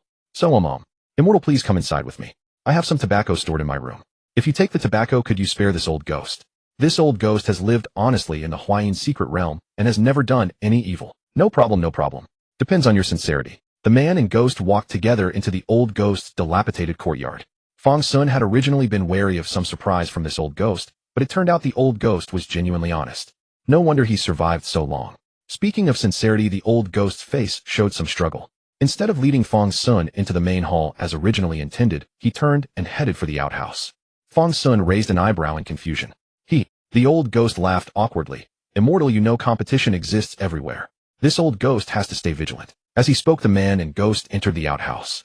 The old ghost clapped his hands, and several little ghosts floated out from the outhouse, working together to lift a wooden plank and reveal a downward passage. Immortal, please. Fang Xun looked at those little ghosts, hesitated for a moment, and ultimately decided not to inhale the evil energy recklessly. This place's damage to his spirit was even greater than the old ghost's true form. Bring it out yourself, I won't go in. Very well, Immortal. The old ghost nodded, waved his hand to direct those little ghosts, and they began carrying out the tobacco. As they carried it out, the old ghost continued explaining. Immortal, these are premium quality tobacco. This old ghost personally captured resentful spirits to cultivate them. Each portion of tobacco requires the energy of over a dozen resentful spirits to achieve the best flavor. Even if what? Fang Xun shot the old ghost a glance. The old ghost wanted to show off, but stumbled over his words. Of course, it could also be playing hard to get. Hey, Immortal, you must be here to clear out the resentful spirits and energy, right? Our place has a ghost king sleeping here. Our tobacco is something even the ghost king enjoys. Oh, Fang Xun nodded, simply counting the scrolls of tobacco being brought out one by one. Aren't you going to ask where the ghost king is? Why would I ask about that thing? I can't beat it anyway. Fang Xun gave the old ghost a look of disdain. He wasn't stupid. A ghost king, that kind of existence would naturally be handled by the immortal sects. That pipe of yours is pretty good, give it to me too. That tobacco pouch is a small spatial bag, right? Pack all this in and send it out for me. Where's the exit? Hearing this, the old ghost lowered his head to pack the tobacco, but a look of resentment appeared in his eyes. So you don't know the way. Good, that's exactly how it should be. Immortal, please follow. Go straight east along the path from the entrance, and you'll be out. As he spoke, the old ghost respectfully handed the pipe to Fang Xun with both hands, while also pointing out the direction, as if afraid Fang Xun couldn't tell north from south. Oh, Fang Xun took the pipe and nodded. At that moment, the jade pendant at his waist activated. The power to dispel evil blazed forth. Fang Xun drew his sword and sliced the old ghost in half vertically with a single strike. You deceived me. Fang Xun nodded and took a deep breath, absorbing the old ghost's remaining soul and resentful energy. Ingested energy, spiritual power 34, cultivation 3. Fang Xun wore a satisfied expression and said, no worries, you deceived me too. Then Fang Xun headed westward. Heading west, the town was unusually desolate. The ghosts they encountered were few and scattered, no more than a handful. Even when they realized he was human, they hurried to avoid him, daring not to make any reckless moves. Fang Xun had no intention of bothering with these minor ghosts. He had already obtained what he wanted, and it was best to leave this place as soon as possible. The ghost king that old smoker had spoken of, whether real or not, Fang Xun could not afford to disregard the warning. The further west they went, the more dilapidated the town became. The piles of bones grew increasingly dense. Strangely, all the skeletons faced westward, as if they had been fleeing from something. This sight made Fang Xun think once again of the ghost king mentioned by the old ghost. Could it be that these people had come here to escape the ghost king? Was the ghost king located to the east? If so, then the western direction was indeed the exit. Fang Xun stepped over the bones and quickened his pace. Behind Fang Xun, those intelligent ghosts watched him with expressions full of malice and ferocity. Old Smoker was killed by him. He has gone to Huayin Mountain. He will die. He must die. Poor old Smoker never even tasted a living person. No worries. Let us wait for his death. Fang Xun, of course, could not hear these sinister curses from the ghosts. By now he had entered a dense forest. The path westward wound crookedly through the mountains. Just as Fang Xun was about to continue forward, a group of vengeful souls suddenly burst forth. They glared at Fang Xun and let out eerie cackling laughs. Fang Xun stood there in confusion. Inhale, vengeful spirits absorbed spiritual power 17, mental strength 3, cultivation 3, energy resistance 3, health 18, weakness -13. I was wondering where all these vengeful spirits were. They are right here. Old Smoker, you scheming old smoker. I knew you were trying to harm me just now. Refreshingly good. Fang Xun opened his eyes. In this dense forest, vengeful spirits gathered in massive numbers, their overwhelming energy nearly blocking out the sunlight. A land of great a land of dire omen. This was the true gathering place of 10,000 ghosts. Fang Xun took a leaping bound and plunged straight into the sea of vengeful spirits. Cultivation breakthrough, Qi refining first layer. Half a day and he had reached Qi refining. Hearing this announcement, Fang Xun grew even more exhilarated, his uncontrollable grin turning ever more deranged. Come on, come on. The more vengeful spirits, the happier I am. Meanwhile, on the other side, Zhao Qingyun and his companions had been struggling desperately in the sea of vengeful spirits for nearly half an hour. The person Han Xiu had seen earlier was merely a ghost with a spark of intelligence. And even just one such ghost had nearly shattered their defenses. If they did not have the magical artifacts bestowed by their sect, casualties would have already occurred. Senior brother. Wait, why are there so many ghosts here? According to our intelligence, there should be at most half this many. Han Xiu shook the soul-calming bell with all her strength, her complexion gradually turning pale. She popped another spiritual replenishing pill into her mouth, which only slightly improved her appearance. Hold firm. Zhao Qingyun's own expression was grim. Every slash of his sword could exterminate hundreds of vengeful souls. These creatures were weak, but their numbers were simply too vast. Many ants can kill an elephant. The sheer volume of vengeful souls here was already more than sufficient. The place we entered is merely the entrance. Senior Master's map has already marked the position of the exit. Once we reach it, we can leave. As Zhao Qingyun spoke, he brought his sword down once more, clearing a patch of ground in front of the group. At that moment, Han Xiu's eyes widened, and she pointed again. Han Xiu shouted loudly, "Senior brother, be careful. Another dire danger over there." Startled by her words, Zhao Qingyun looked over. They were barely holding on because these evil entities were weak. If another fully manifested dire danger appeared, they would truly be in mortal peril. But after Han Xiu pointed it out, that dire danger actually spoke. Dire danger? Where is any dire danger? This voice startled everyone. Was that a human? Just as everyone was stunned, the dire danger began walking steadily toward them. Within a 3-zhang radius around him, not a single ghost dared approach. The dire danger took 2 steps forward, then turned around as if wanting to flee. But then he glanced back at the group struggling in the sea of vengeful souls and stopped. "Wait a moment, let me prepare myself." Then the group watched as the dire danger turned his back and somehow produced a tattered cloth, wrapping it around his face. His wrapping technique was dreadful. He looked like a mummy. Only after completing these preparations did the dire danger walk toward them. As the dire danger drew nearer, the vengeful souls promptly retreated beyond 3-zhang. They only dared to huddle together, glaring at the group with resentful eyes, not daring to advance even an inch. Watching the dire danger before them, they now confirmed this was indeed a human. Moreover, a formidable senior cultivator. But there seemed to be something odd about him, and wasn't he rather short? "Greetings, senior." Zhao Qingyun stepped forward and bowed respectfully. Behind him, his junior disciples also bowed in unison. "Hello, senior." "And thank you, senior, for coming to our aid. We are deeply grateful for your rescue." "And Fang Xun." These people were overwhelmingly enthusiastic, leaving Fang Xun somewhat at a loss for words. Besides, he had not come to rescue anyone. It was simply that he had absorbed so many vengeful spirits that they had developed an instinctive reaction to him. No matter how much he showed weakness, those vengeful spirits refused to approach. Seeing this, Fang Xun thought, how could this do? So he deliberately pushed his way deeper into the vengeful spirit swarm, and they desperately retreated. A few brazen ones even tried to test him, and ended up successfully adding to his stats. Since then, these vengeful spirits fled even further away, refusing to come within 3-zhang under any circumstances. To be honest, Fang Xun was somewhat exasperated. Was this necessary? He hadn't absorbed that many, and he was still only at the first layer of qi refining. Just now, Fang Xun had also noticed that this area had the densest concentration of vengeful spirits, so he came to try his luck. His luck with vengeful spirits fell flat, but he ran into people instead. The problem was that he was afraid to meet anyone. If nothing unexpected happened, these people were likely cultivators from Baiyun sect sent to deal with the evil presence. If he happened to know Pei Han, and Pei Han found out that he had sneaked out here late at night, he feared he would end up cosplaying as Chongjin on that crooked jujube tree again. But refusing to help was not an option either. Ahem. Fang Xun pondered for a moment, then asked, "Who are you? How did you come to this place?" "Reporting to senior, we are cultivators of Baiyun sect sent by our master to cleanse the evil spirits in this area. If we had not encountered you, senior, we would have been in grave danger." Hearing this, Zhao Qingyun bowed once more and said, "Zhao Qingyun thanks you, senior." Seeing this, the other disciples also performed their greetings and introduced themselves. "Han Xiu, thank you, senior." "Lu Li, thank you, senior." "Zhao." Fang Xun watched everyone paying their respects, steadied his thoughts, and couldn't help but mutter softly, "There really is a dire danger here." Han Xiu. The peculiar senior was somewhat perverted. Han Xiu tried to suppress his ferocious aura, but failed. Fang Xun noticed Han Xiu's efforts. As for how he noticed, none of your business. Well, Fang Xun pondered for a moment, looking at the somewhat disheveled group. "Shall I escort you?" Zhao Qingyun was overjoyed upon hearing this. If this senior was willing to escort them out, it would be even better. He bowed deeply again, and said, "Zhao Qingyun, inner sect disciple of Baiyun sect, thanks you, senior." Baiyun sect. The others followed his example, thanking him one after another. "All right. Stop bowing, stop bowing. We just met, and you've already bowed 3 times. It's only right, it's only right. Not right, not right. It's only right, it's only right. Show some practicality instead." Zhao Qingyun. Han Xiu. "Senior, this is my divine sword Qingyun. Let this serve as a token of gratitude for saving my life." Zhao Qingyun reluctantly glanced at his divine sword. This was a reward from the sect during the inner competition. This Qingyun sword had accompanied him for many years.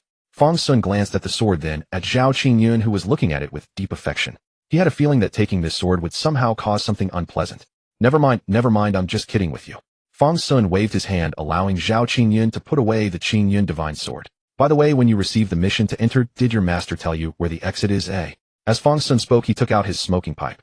Roughly stuffing some evil spirit tobacco into the pipe, Fang Xun took 2 puffs. Seeing this, Zhao Qingyun promptly created a wisp of spiritual flame between his fingertips to light it for him. Inhale, absorbing evil energy, spiritual power 47, physique 9, Ao Qi C3. Fang Xun felt somewhat distressed as he smoked. After staying in this place for so long, he had actually grown accustomed to the yin energy here. Normal breathing no longer increased Fang Xun's cultivation. It seemed he now relied on evil spirit cigarettes to get by. Just when he first entered, simply breathing a few times increased his spiritual power. Exhale. After exhaling a mouthful of evil spirit smoke, Fang Xun discovered the smoke had again formed the shape of a malignant entity. The distorted evil entity, clearly confused about the situation upon seeing new intruders, menacingly lunged toward the nearest Fang Xun. Inhale. Resentful spirit absorbed spiritual power 13. Fang Xun's actions completely stunned everyone. Senior, are you a ghost cultivator? Oh, not at all. I'm a proper cultivator, Fang Xun immediately denied. At this moment, Han Xiu noticed something unusual. Senior, what about your hands? Hands. Fang Xun raised his hand in confusion. What about his hands? Then Fang Xun saw what was wrong with his hands. Originally, his hands weren't exactly soft and tender, but they were clean and fair. But now that hand looked like a piece of wind-dried old cured meat entirely covered in a bluish-purple metallic sheen. Even his nails had turned black and shiny. Damn! Fang Xun immediately realized what was happening. Having absorbed too much yin energy and evil spirits, he was almost refining himself into a zombie. An ordinary person practicing like this would have died long ago. But not only had he not died, he had also achieved minor corpse refinement. Who could refine corpses while alive? At this point, Zhao Qingyun quickly covered his junior sister's curious mouth. Matters concerning seniors should not be questioned. After a while, seeing no response from Fang Xun, Zhao Qingyun whispered, Senior, we saw nothing. Fang Xun. After another while, Fang Xun carefully sensed the changes within his body. Only after confirming that his zombie state was slowly recovering did he feel relieved. The effect of reverse refinement to supreme was still active. This zombie state was merely because his body hadn't fully adapted to the massive amount of yin energy yet. It's nothing, Fang Xun said with a smile. This is just an accident, it'll be fine in a couple of days. You're right, senior. Zhao Qingyun immediately agreed. Fang Xun. Alright, no more words. Do you know where the exit is? Upon hearing this, Zhao Qingyun hastily presented the map gifted by his sect to Fang Xun and said, according to the sect's map, the exit is in Huayin town at the foot of the mountain. As long as we pass through the town, we can leave this secret realm. Pass through the town. Fang Xun paused. He looked at the map and discovered that the path out was simply the same route he had walked all along.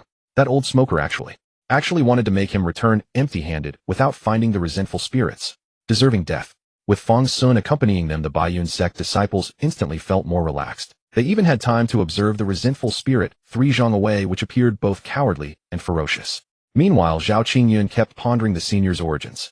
The yin energy that ordinary people avoided like the plague, the senior smoked it as cigarettes and could even form resentful spirits from smoke rings. The concentration of yin energy was simply unimaginable. Could this not be a corpse refining expert at the foundation establishment stage? But Han Xiu felt this senior actually seemed quite approachable. Senior, Han Xiu asked curiously. You seem to know this place so well. Do you cultivate here? No, I just came this way so I recognize it. Senior, you came specifically to rescue us? Han Xiu exclaimed in surprise.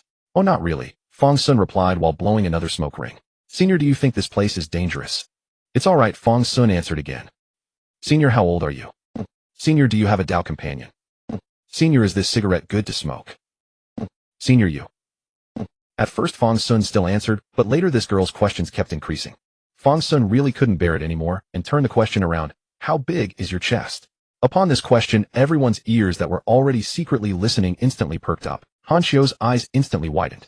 This senior was indeed a perverted man. He actually asked such a question in front of everyone. Then Han Xiu put her 2 hands together, measured them against her chest, and then spread them wide, saying, this big. Fang Xun. Senior, what flavor of cigarettes do you like to smoke?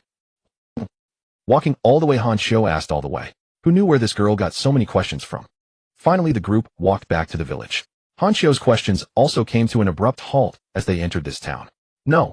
Fang Xun raised his hand. He had previously thought that he was simply tired of eating, which was why his cultivation progress had stalled. Now it seemed that he had merely left the core area where the yin energy was concentrated. Everyone activate the talismans. Upon hearing this, Zhao Qingyun, though he hadn't noticed anything yet, immediately reacted and instructed everyone to add protection. Seeing this, everyone hurriedly activated their talismans. Being in a secret realm, they could not afford to be careless. Senior, what's wrong? Han Xiu, who was right beside Fang Xun, quickly asked him after completing the operation. You can't sense it. Fang Xun frowned slightly. The concentration of yin energy here was enough to trigger the system notification. They shouldn't be completely unaware. This. Zhao Qingyun immediately reacted and ordered, "Inspect your Dao bodies. We must have a problem." As he spoke, Zhao Qingyun had already circulated his spiritual energy through his body once. At first he didn't find anything. But since Fang Xun had said so, he had to treat it more seriously. Finally, after careful examination, he found that faint trace of evil yin energy within his dantian qi si. This trace of yin energy was different from ordinary yin energy. It was extremely well hidden and remarkably dense. If he hadn't meticulously examined his dantian qi si, he would never have discovered this trace of evil yin energy. This yin energy was ferocious. It had even condensed into a tiny human face. This face was hidden in his qi si, silently devouring his dantian qi si. If he had never noticed, it would not be long before he turned into a corpse puppet of this vengeful spirit. He had detected it, but lacked the ability to expel it. Zhao Qingyun looked up with a horrified expression, while his junior brothers and sisters mostly wore bewildered looks. Their cultivation was still shallow. Even upon careful inspection, they could detect nothing. Zhao Qingyun immediately bowed respectfully and said, "A vengeful spirit has entered my body. Senior, please lend your aid." Upon hearing this, Fang Xun initially shook his head slightly, thinking that his current cultivation level couldn't help. But then he reconsidered. Since the vengeful spirits feared him so much, perhaps he could actually do something. "Come here," Fang Xun beckoned Zhao Qingyun. "Yes, senior." Zhao Qingyun responded and obediently stood before Fang Xun. "Relax, let my spiritual energy circulate through your dantian." "This?" "Yes." Zhao Qingyun initially hesitated. Opening up the dantian was akin to handing over one's life and safety. But thinking of the senior's strength, if the senior wanted to do anything to him, there was no need for such a roundabout method. With that thought, Zhao Qingyun opened his dantian qi si to Fang Xun. And Fang Xun had extracted so much yin energy by now. With just a glance, he knew what was happening in Zhao Qingyun's qi si. Then Fang Xun raised his finger. A wisp of spiritual energy gathered at his fingertip. Seeing this spiritual energy, everyone gasped. What kind of spiritual energy was this? It was densely tangled with vengeful spirits emitting roars. It seemed that countless resentful ghosts were bound within this wisp of spiritual energy, struggling and howling yet unable to escape. Fang Xun naturally also noticed the abnormality of this wisp of spiritual energy. These were all things he had not yet digested. Compared to this, the trace of evil yin energy in Zhao Qingyun's qi si was nothing. "Come on, senior, I trust you." At this moment, Zhao Qingyun said firmly, "I believe that senior will not harm me." Hearing this, Fang Xun rolled his eyes. "Are you shouting to give yourself courage, kid?" Fang Xun did not stand on ceremony. He poked a finger into Zhao Qingyun's dantian, and the spiritual energy instantly invaded.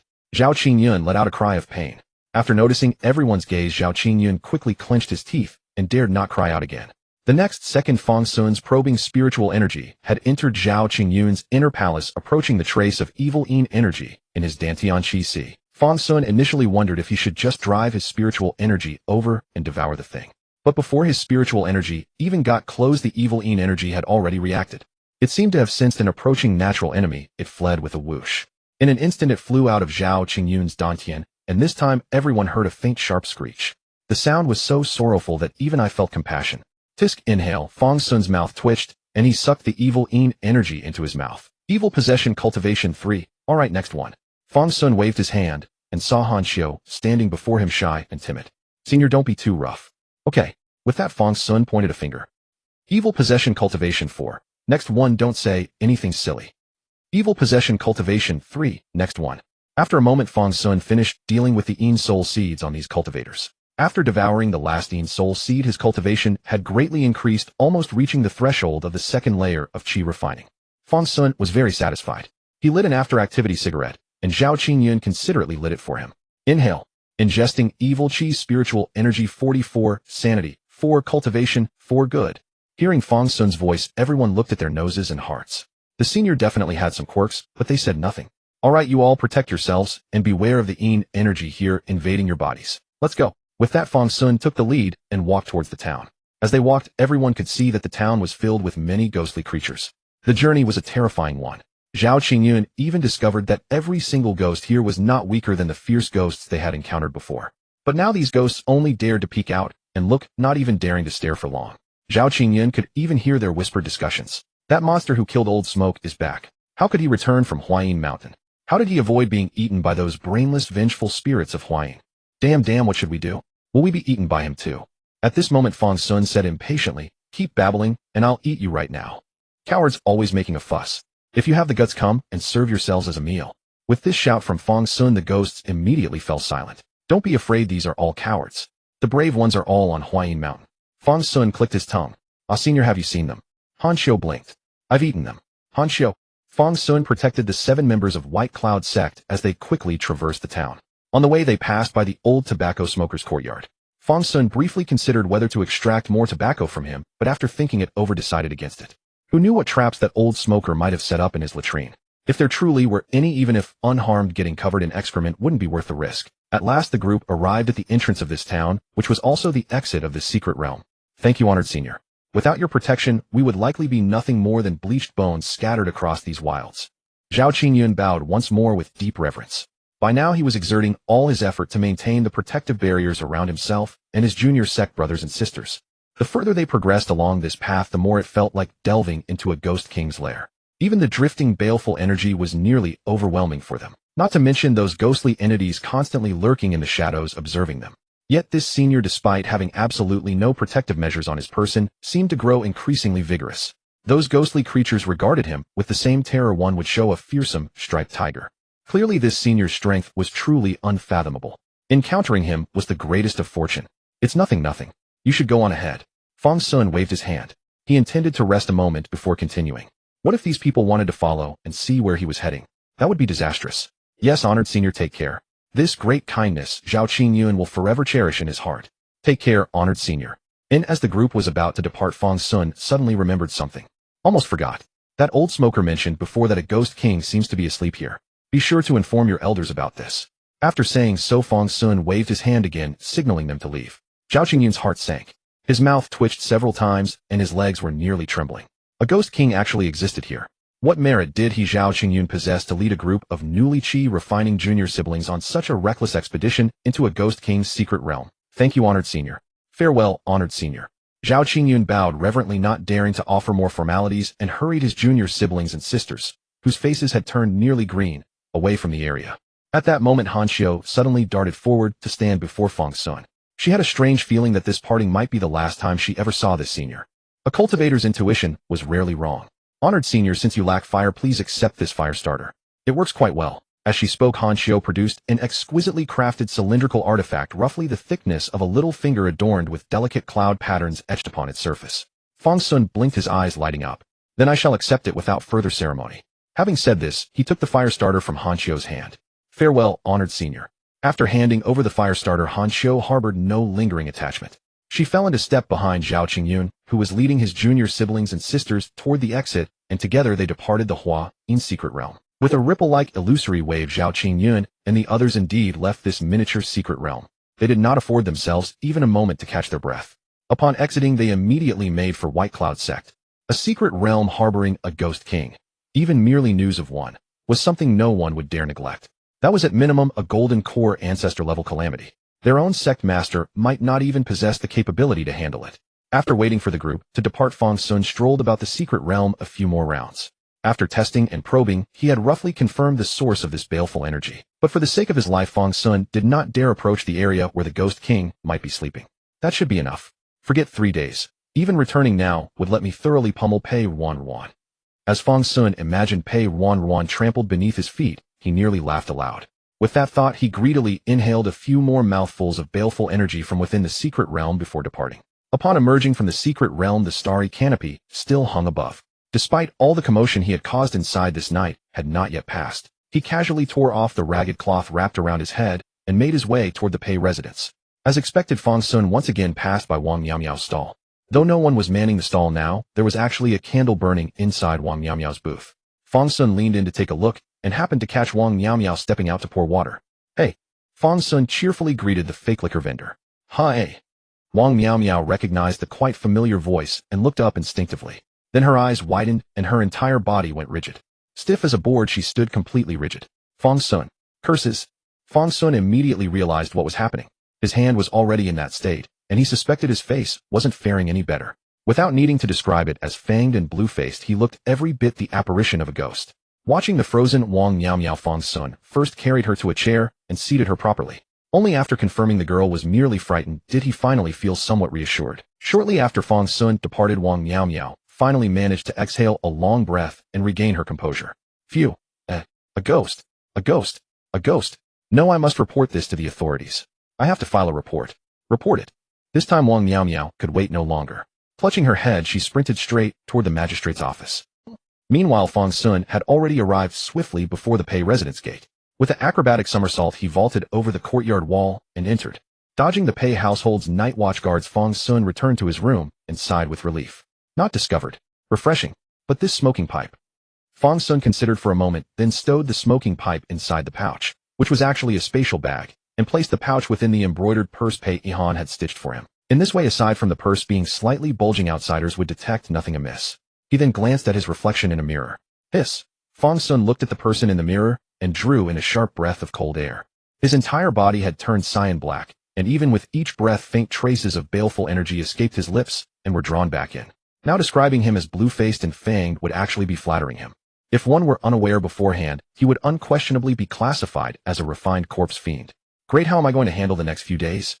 Fang Xun never could have imagined that absorbing so much baleful energy would produce such complications. Even the heavenly Tao of this world probably couldn't fathom how someone who had absorbed energy to such an extreme degree, losing all sense of heaven and earth, could possibly remain alive. However, Fang Xun had no viable solution at present. He was still unfamiliar with his demon lord physique. Never mind, let's just roll with it. Perhaps I'll recover by tomorrow. Thinking this, Fang Xun was too lazy to even remove his clothes, and simply threw himself onto the bed. If he was going to lie flat, he might as well do it properly. The following day, Pei Ruanruan bounced cheerfully to the doorway of Fang Xun's room. Brother dear, time to wake up and open the door. Sister has something wonderful to show you. Having said that, Pei Ruanruan simply pushed the door open and stepped inside. Fang Xun. Pei Ruanruan spotted the lumpy bedding and swallowed hard.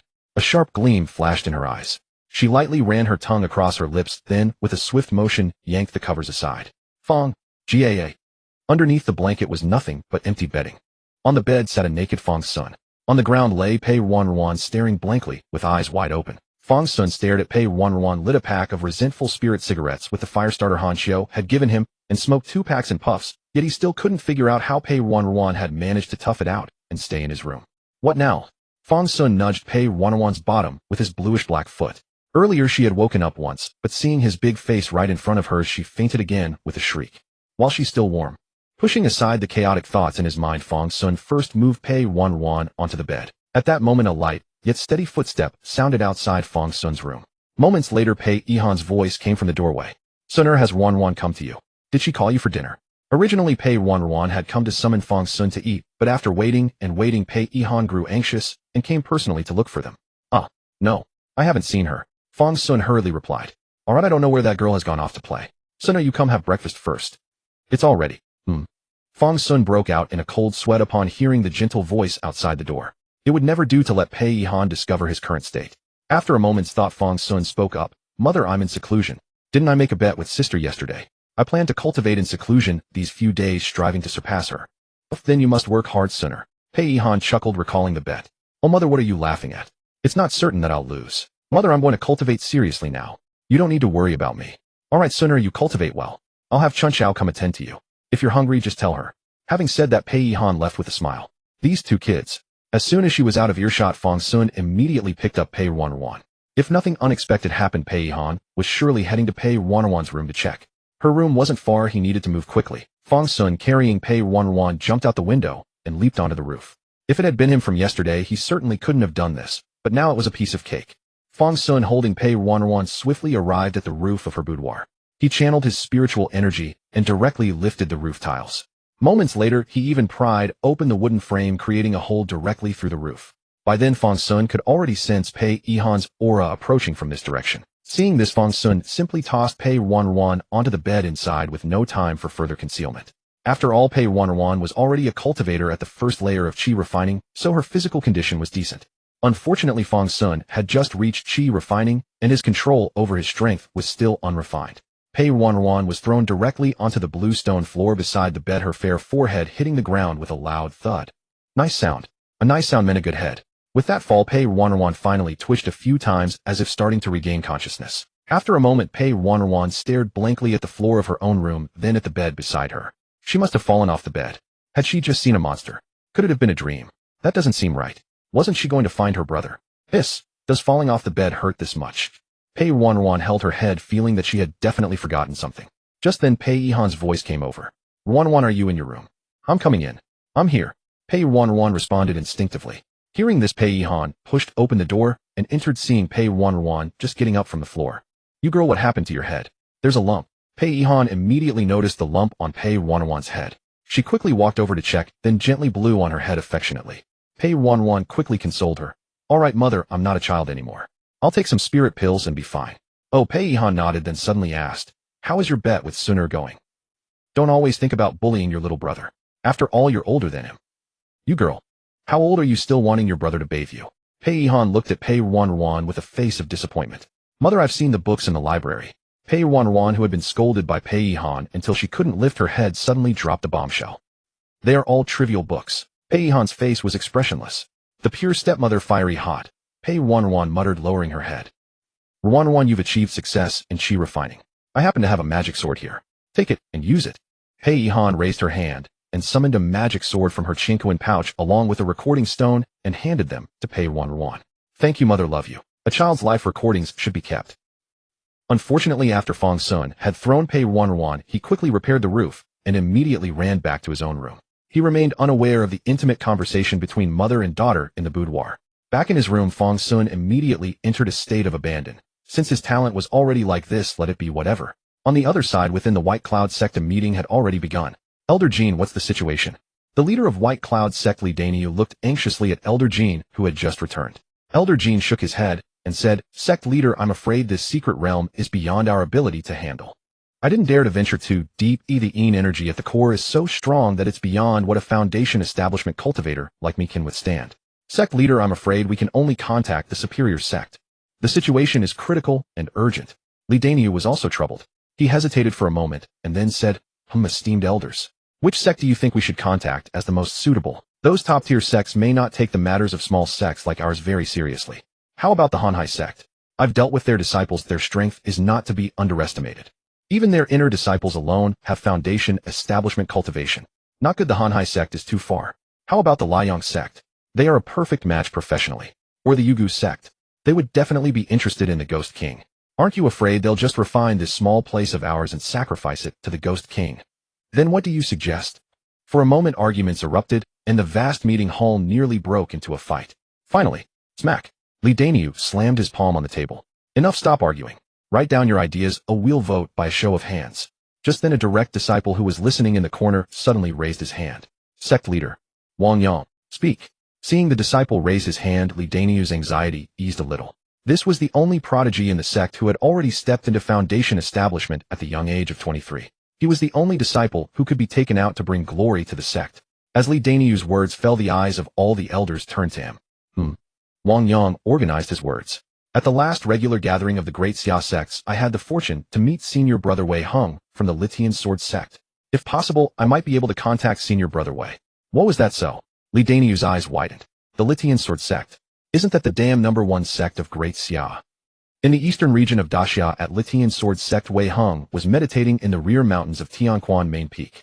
Opposite him, a girl with a cold and clear complexion held a dark-colored long sword, nurturing her own sword spirit. As the two cultivated in their respective practices, Wei Heng's jade talisman for communication suddenly flickered with a faint glow. With his mind already somewhat unsettled, Wei Heng sensed the message and immediately summoned it forth. Oh! Upon receiving the message within, Wei Heng raised his brows slightly and called out in surprise. Senior brother, what's wrong? The girl, hearing her senior brother's voice, opened her eyes and called out with a hint of confusion. Nothing major. A senior brother from another sect whom I happened to meet earlier sent me a message. Their sect has encountered a Ghost King's secret realm that they are temporarily unable to handle. He specifically asked if I had any free time to offer assistance. Ghost King's secret realm. Is your senior brother Bai from Qingyan Dao sect? No. Wei Heng chuckled lightly. He is someone I met by chance at the last sect gathering. This senior brother is rather interesting with a remarkably clear mind. My junior sister has also met him. It is Wang Yang from Baiyun sect, senior brother Wang. The girl. Within the Baiyun sect's council hall, everyone gazed tensely at the jade talisman placed on the desk. The messages previously sent to Wei Heng were carefully deliberated by everyone before being transmitted. When dealing with upper sect members, especially those from the highest ranking sects, every word and phrase required utmost caution. Now they were simply waiting for a reply. Li Daniu gripped his fists tightly, even a thin layer of sweat forming on his palms.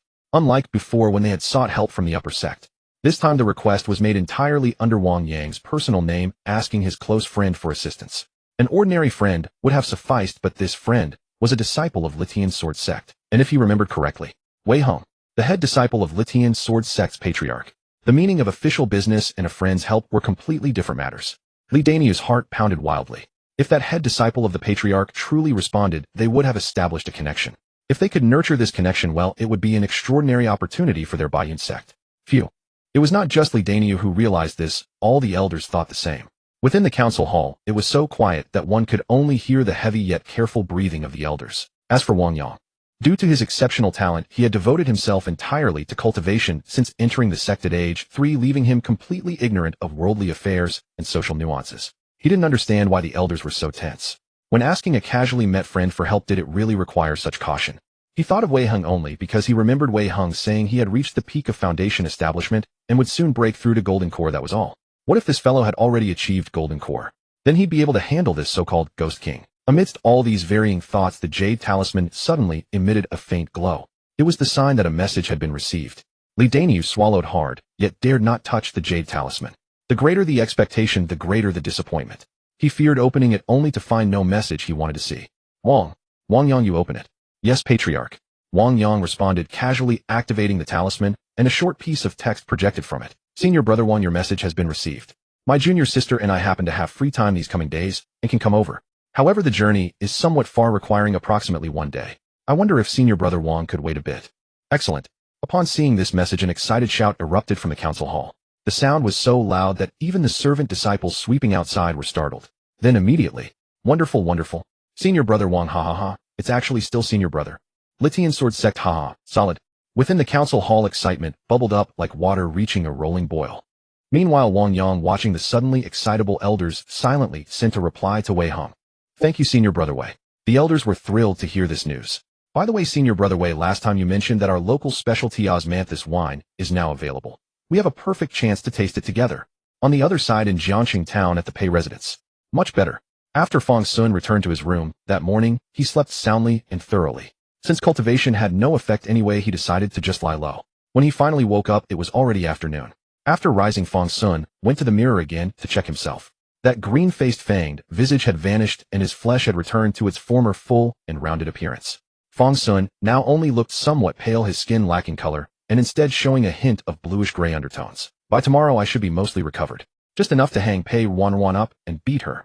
Fang Xun still harbored a lingering obsession about hanging Pei Ruanruan up and beating her. Since childhood, he had never been able to defeat Pei Ruanruan in their fights. He was always the one pinned beneath her. This time he would surely turn the tables on her and vent his frustration thoroughly.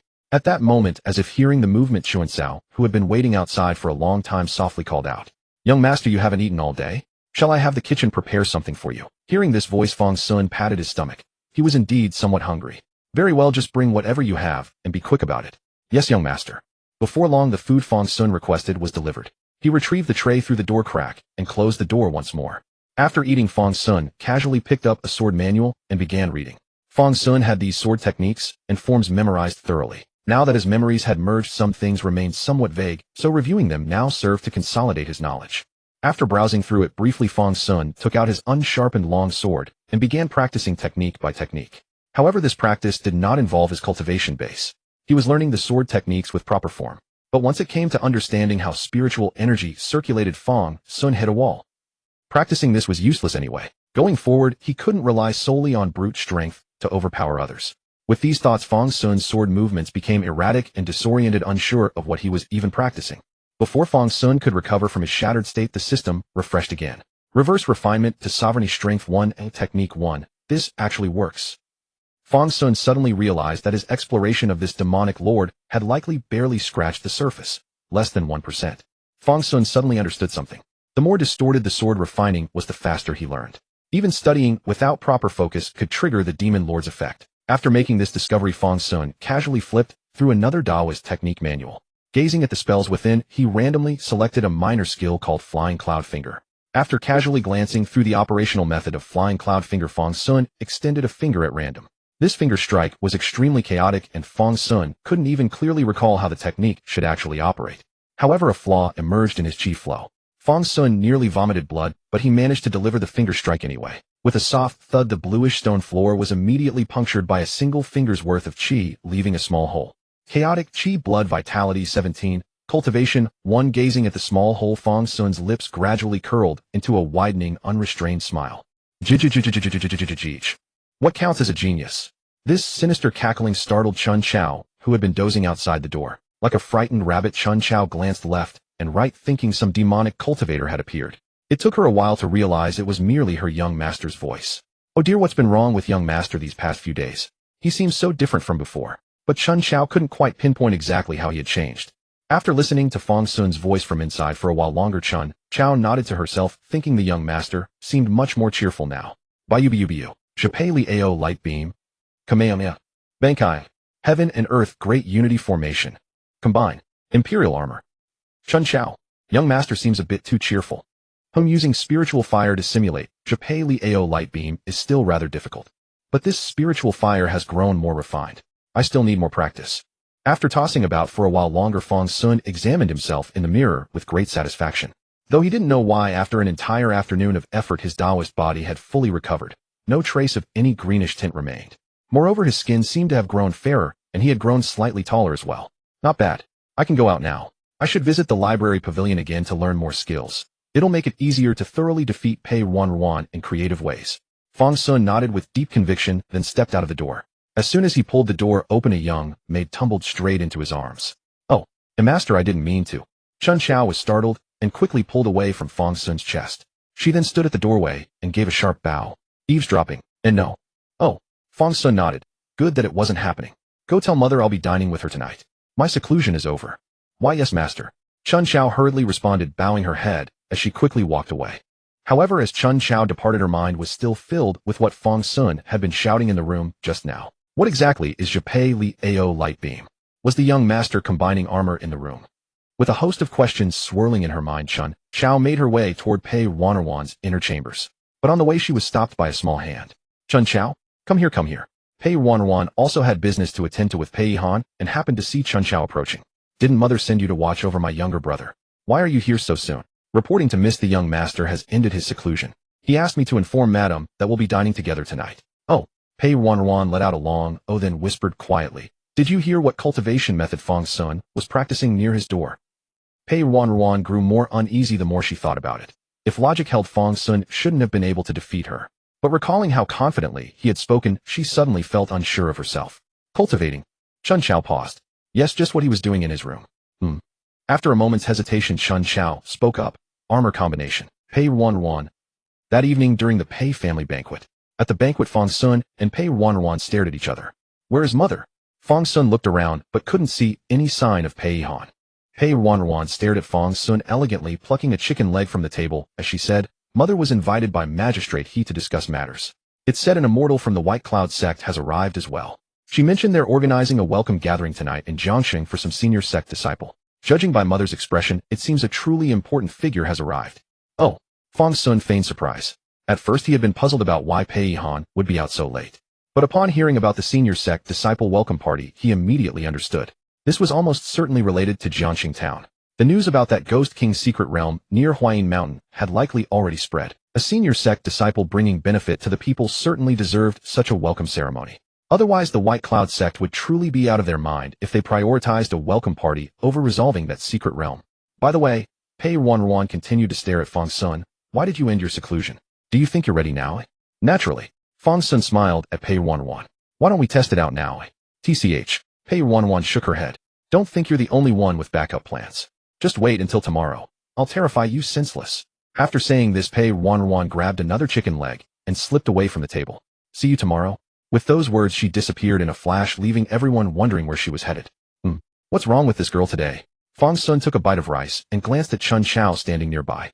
Chun Chao, do you know what's wrong with Pei Ruanruan? And no, I don't know. Chun Chao's head shook like a rattle drum. Everything feels so strange today. After a while, Fang Xun felt less stuffed and stopped eating. All right, Chun Chao, have someone clear this away. Weren't they saying there's a welcome party tonight? I'll go see what's going on. Chun Chao responded and went to summon someone to clean up the aftermath. Meanwhile, Fang Xun sauntered out of the Pei estate. Upon stepping outside, Jiangxing town indeed looked different. The larger shops must have received the news immediately, as large banners were already hung high overhead. Even the ink was still wet. Some had a more literary flair. The heavenly sword's divine might shatters the gloom, slaying demons and restoring order to the world. Disciples of the Sword Sect descend from the mountains to protect Jiangsheng and its prosperous trades. And there were some that made Fang Xun struggle to keep a straight face. Welcome, welcome, warm welcome. The Sword Sect disciples have arrived. Jiangsheng is saved. We love you. Fang Xun. Fine as long as you're all happy.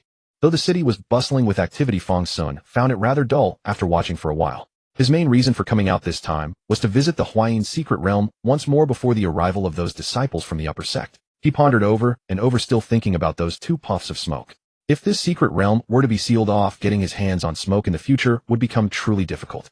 He just wondered how much stock the old smoker still had. The further north he went in the city, the quieter it became.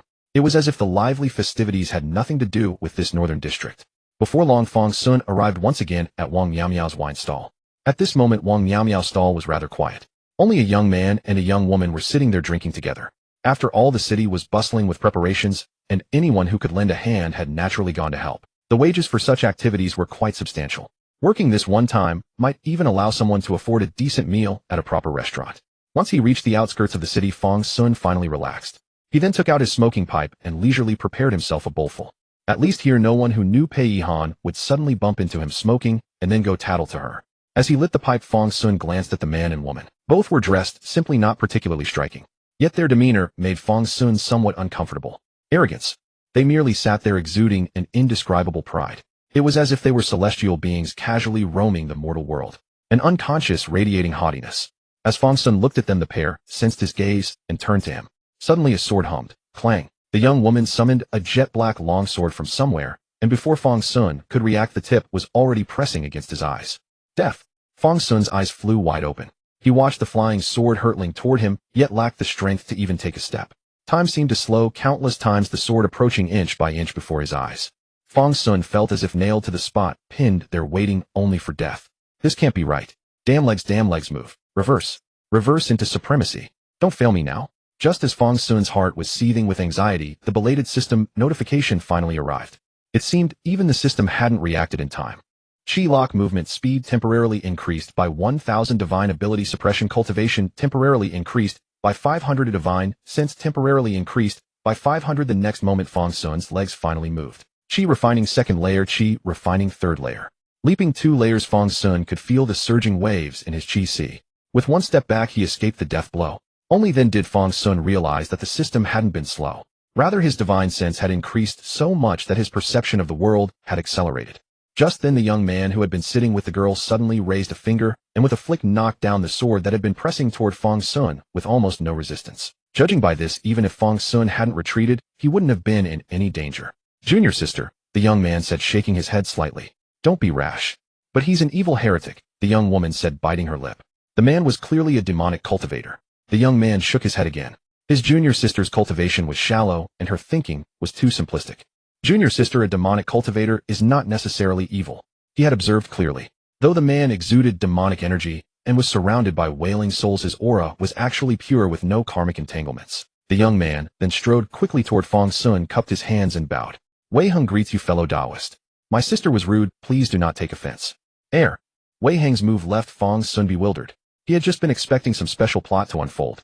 Something like a chase, stumbling into a secret realm, obtaining treasures, skyrocketing cultivation, then a desperate counterattack. But no, you just apologize right away. How am I supposed to develop this story? Junior sister, come pay your respects. Seeing that the girl still hadn't moved, Wei Heng urged again.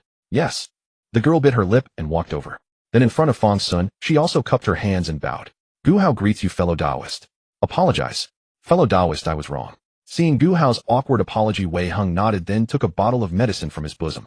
Fellow Taoist, this is a tranquil spirit pill. Please accept it, and I hope you can forgive my junior sister. She is new to the world and still has much to learn. All this. Fang Xun took the bottle. Even through the jade container, he could catch a whiff of the pill's fragrance. Pill Chi Nourishment Spirit -1. Fang Xun. Was this something he could obtain at his current stage? Wasn't this effect a bit too overpowered? Fang Xun swiftly tucked the tranquil spirit pill into his storage pouch. To him, this thing might be more poisonous than any poison. It's fine. Fang Xun waved his hand. This smoking pipe of mine is indeed not quite proper. It's understandable that your sister misunderstood. With a little thought, he knew exactly why the girl had suddenly drawn her sword. She didn't attack him earlier or later, but right when he lit the pipe. She probably thought he was some evil demonic cultivator. To be honest, he was partly at fault. At this point, Wei Heng cupped his hands again. May I ask where this smoking pipe came from? Could I borrow it for a look? Wei Heng had his reasons for asking. He and Gu Hao had already taken a trip to the Huayin secret realm to gather some information about it. Unfortunately, they had found nothing. But now he detected the aura of the Huayin secret realm on the pipe in Fang Xun's hand. Hearing this, Fang Xun took another look at Wei Heng and Gu Hao. You've been to the Huayin secret realm? Yes. Wei Heng nodded, no longer hiding anything since it had come this far. How much do you know about the Huayin secret realm, fellow Taoist? This pipe must be related to it, right? Wei Heng glanced at Gu Hao beside him. Gu Hao blinked, biting her lip as a blush crept onto her cheeks. She seemed to have made a mistake. Yes, this pipe was obtained from the Huayin secret realm. As he spoke, Fang Xun took another puff. All this talking was wasting the wraith tobacco. Wei Heng watched the pale blue smoke, a strange glint flickering in his eyes. A ghost cultivator? Not quite. Then Fang Xun spoke again. Just so, I'm planning to go to the Huayin secret realm again. Care to join me?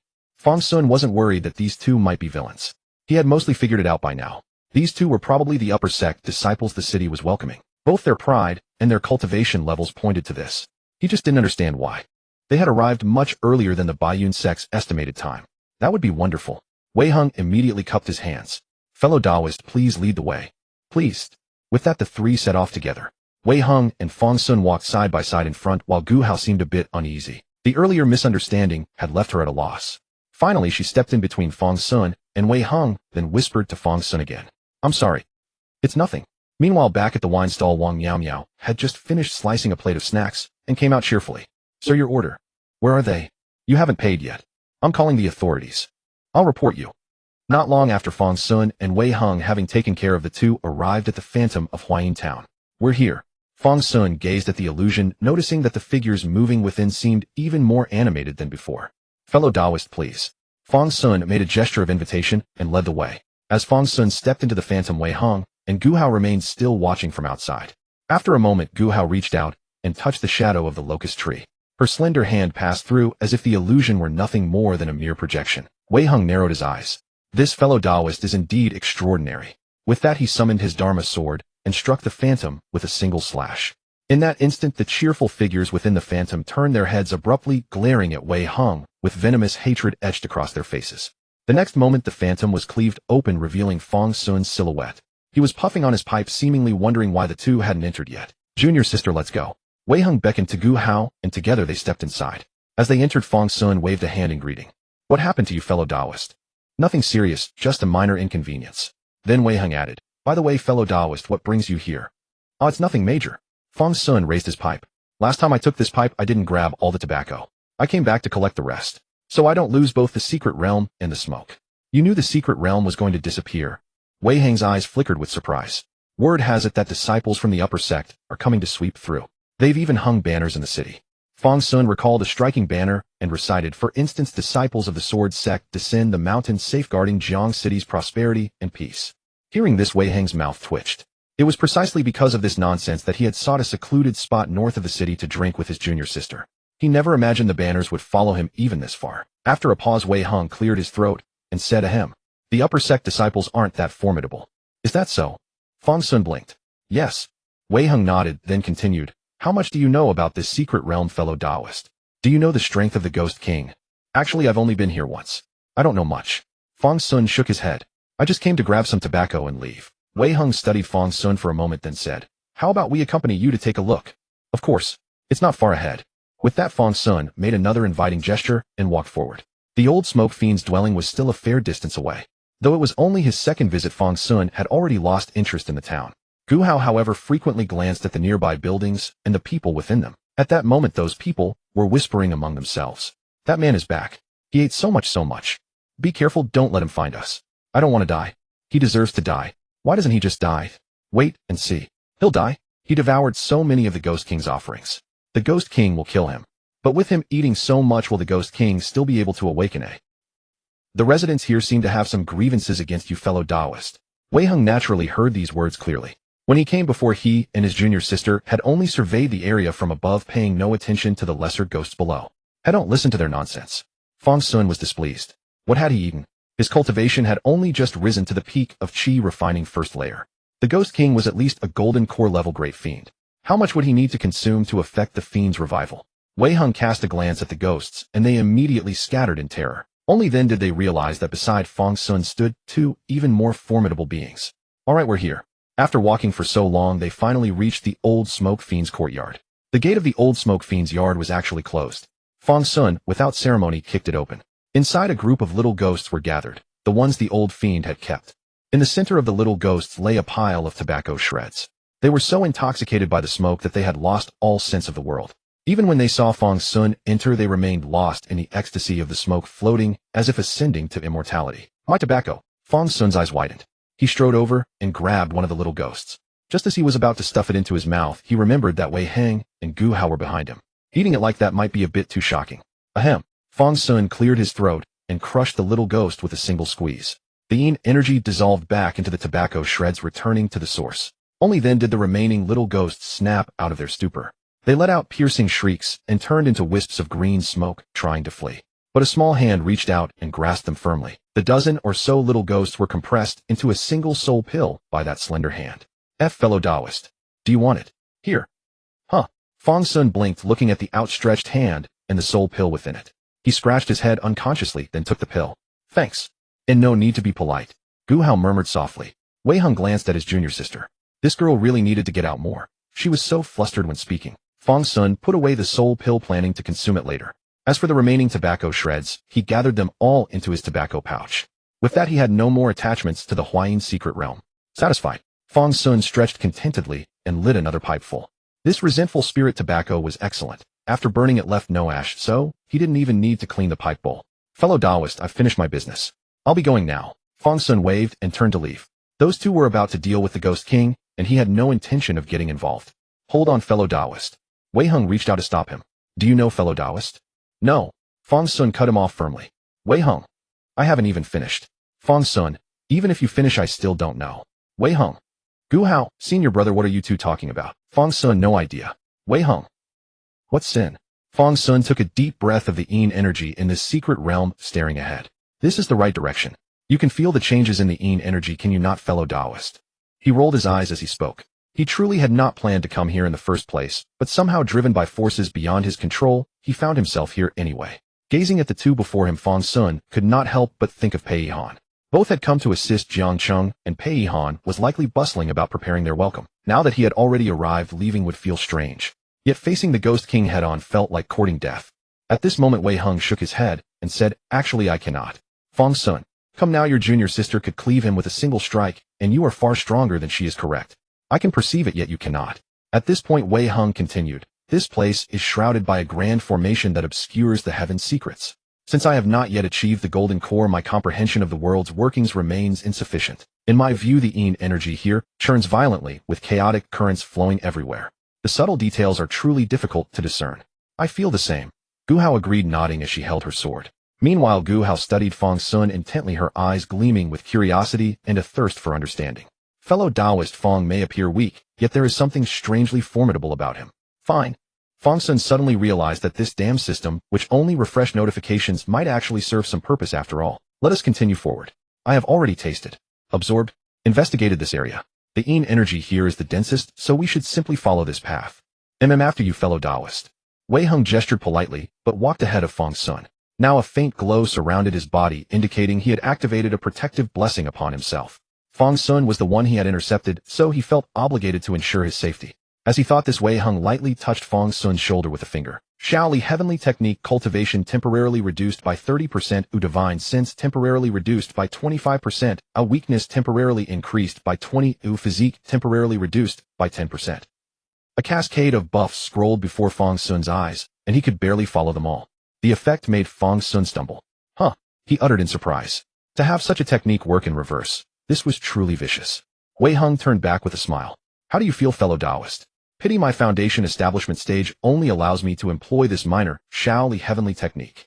Otherwise, if I were to wield the great Shaoli Heavenly Technique, the enhancements would far surpass this inferior version. Fang Xun's lip twitched. This kid actually seemed quite pleased with himself. Perhaps we should retreat then. Wei Heng. Fang Xun maintained a serious expression. This enhancement comes too swiftly, and I am unfamiliar with it, which is problematic. If anything goes wrong later, there could be complications. Wei Heng. After a moment's thought, Gu Hao reached out and dispelled the enhancements from Fang Xun using the Li Heavenly Technique. Wei Heng. I believe fellow Taoist Fang might be right, Gu Hao whispered. Wei Heng. Senior brother, shall we not proceed further? As she spoke, Gu Hao also applied a Shaoli Heavenly Technique to herself. Now covered in sparkling effects, she actually looked rather pleasing to the eye. The shimmering hues of her technique were far more attractive than Wei Hang's plain white glow. Let us go, Wei Hang called out, pulling Gu Hao ahead. He felt something was off yet could not pinpoint what. Fang Xun trailed behind the two, continuously absorbing the yin energy from this place. With the two leading ahead, he no longer needed to be so cautious. But this time Fang Xun had learned his lesson. As he absorbed the yin energy, he kept a watchful eye on his own hands. Whenever a faint bluish tint appeared on his hands, he would pause briefly. Only after the color faded would Fang Xun resume devouring the yin energy in large quantities. Shrouded by the formations here, the two ahead remained unaware of the yin energy fluctuations, hearing only Fang Xun's heavy breathing from behind at intervals. Wei Hang assumed Fang Xun was struggling with the heavy yin energy and the arduous journey. Fellow Taoist, would you like a protective body shield? After a while, Wei Hang could not help but glance back, concerned for Fang Xun's well-being.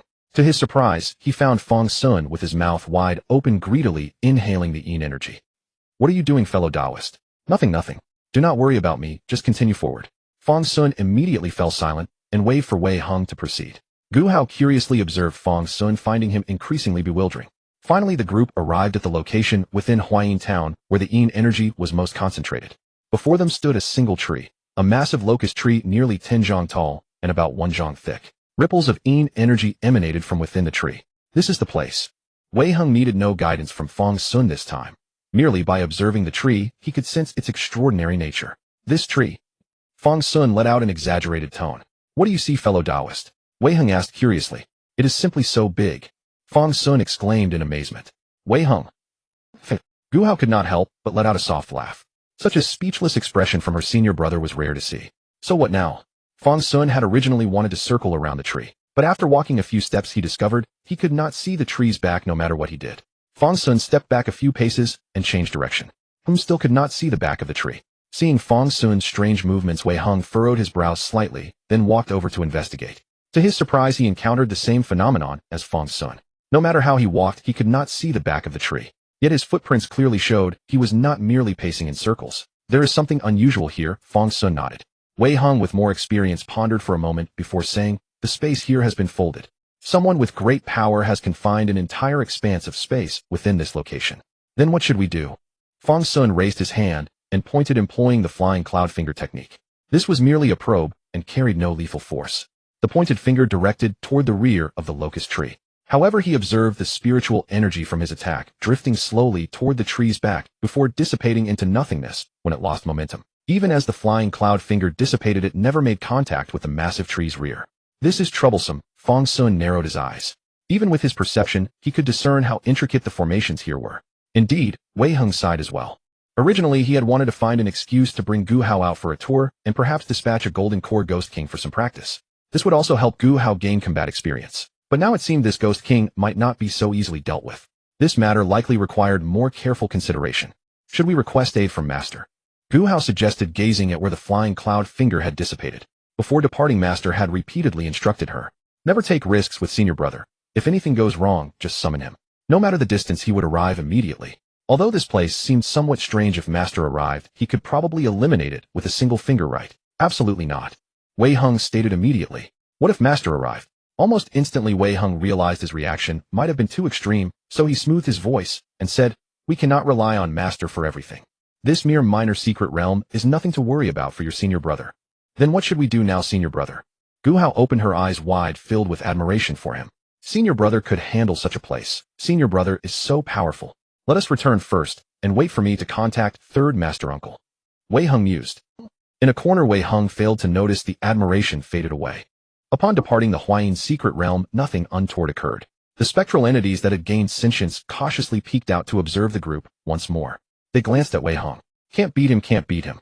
They glanced at Gu Hao. Can't beat her, can't beat her. They glanced at Fang Xun. Damn it, is it this bastard? After analyzing the situation, the ghosts hastily made their escape.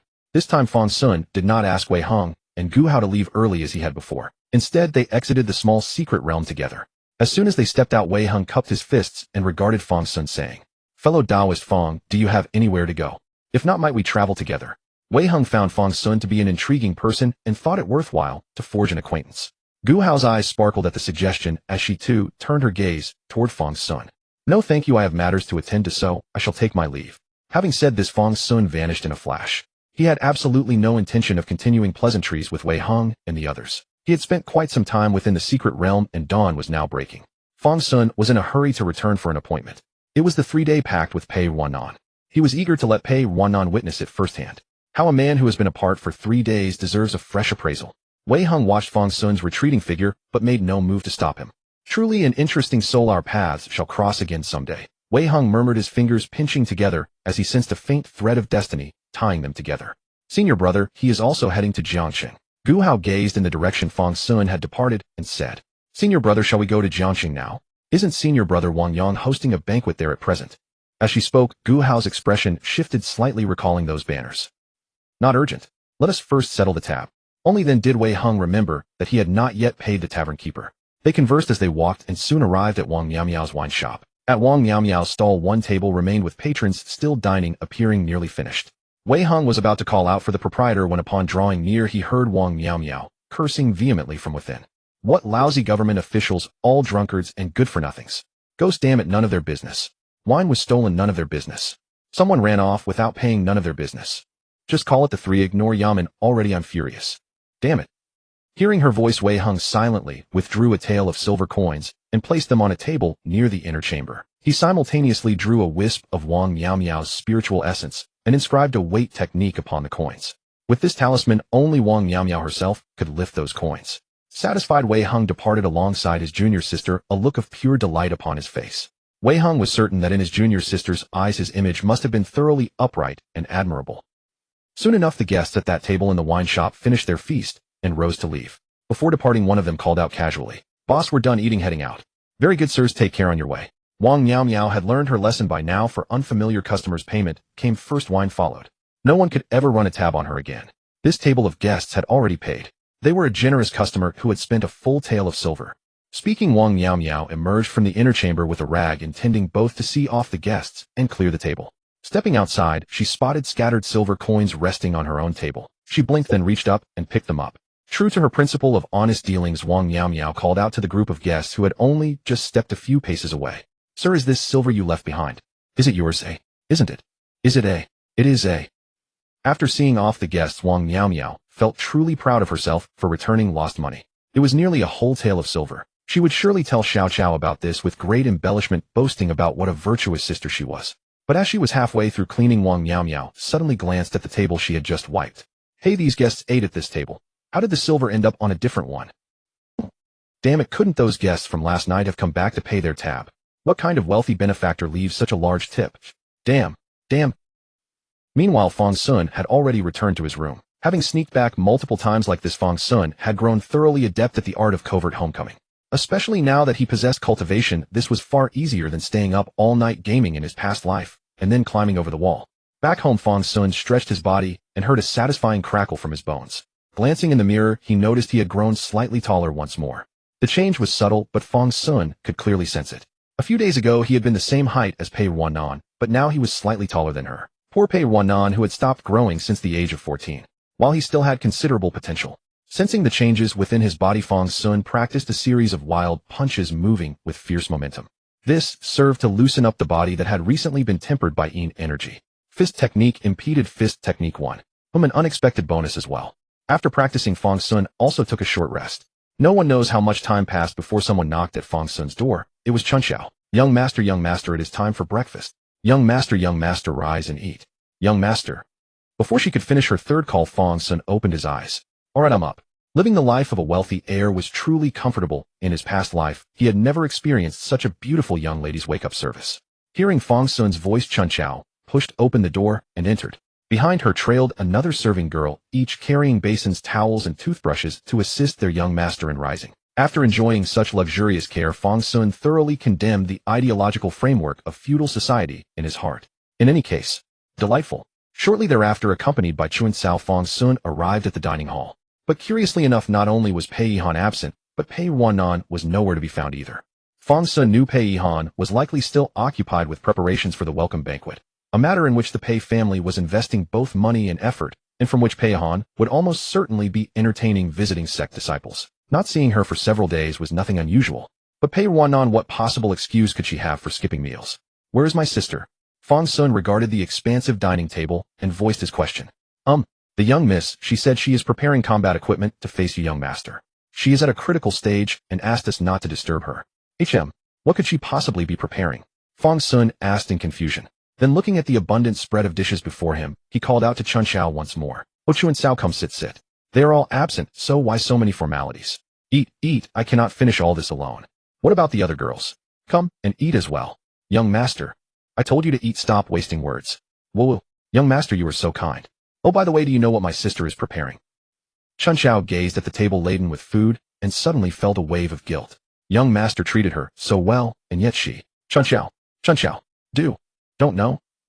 Fang Xun waited until the afternoon, but still saw no sign of Pei Ruanruan. At noon, he was too lazy to go to the dining hall, so he simply had Chun Xiao bring a few dishes to his room and had a light meal. Chu and Sao, do you think my senior sister backed out?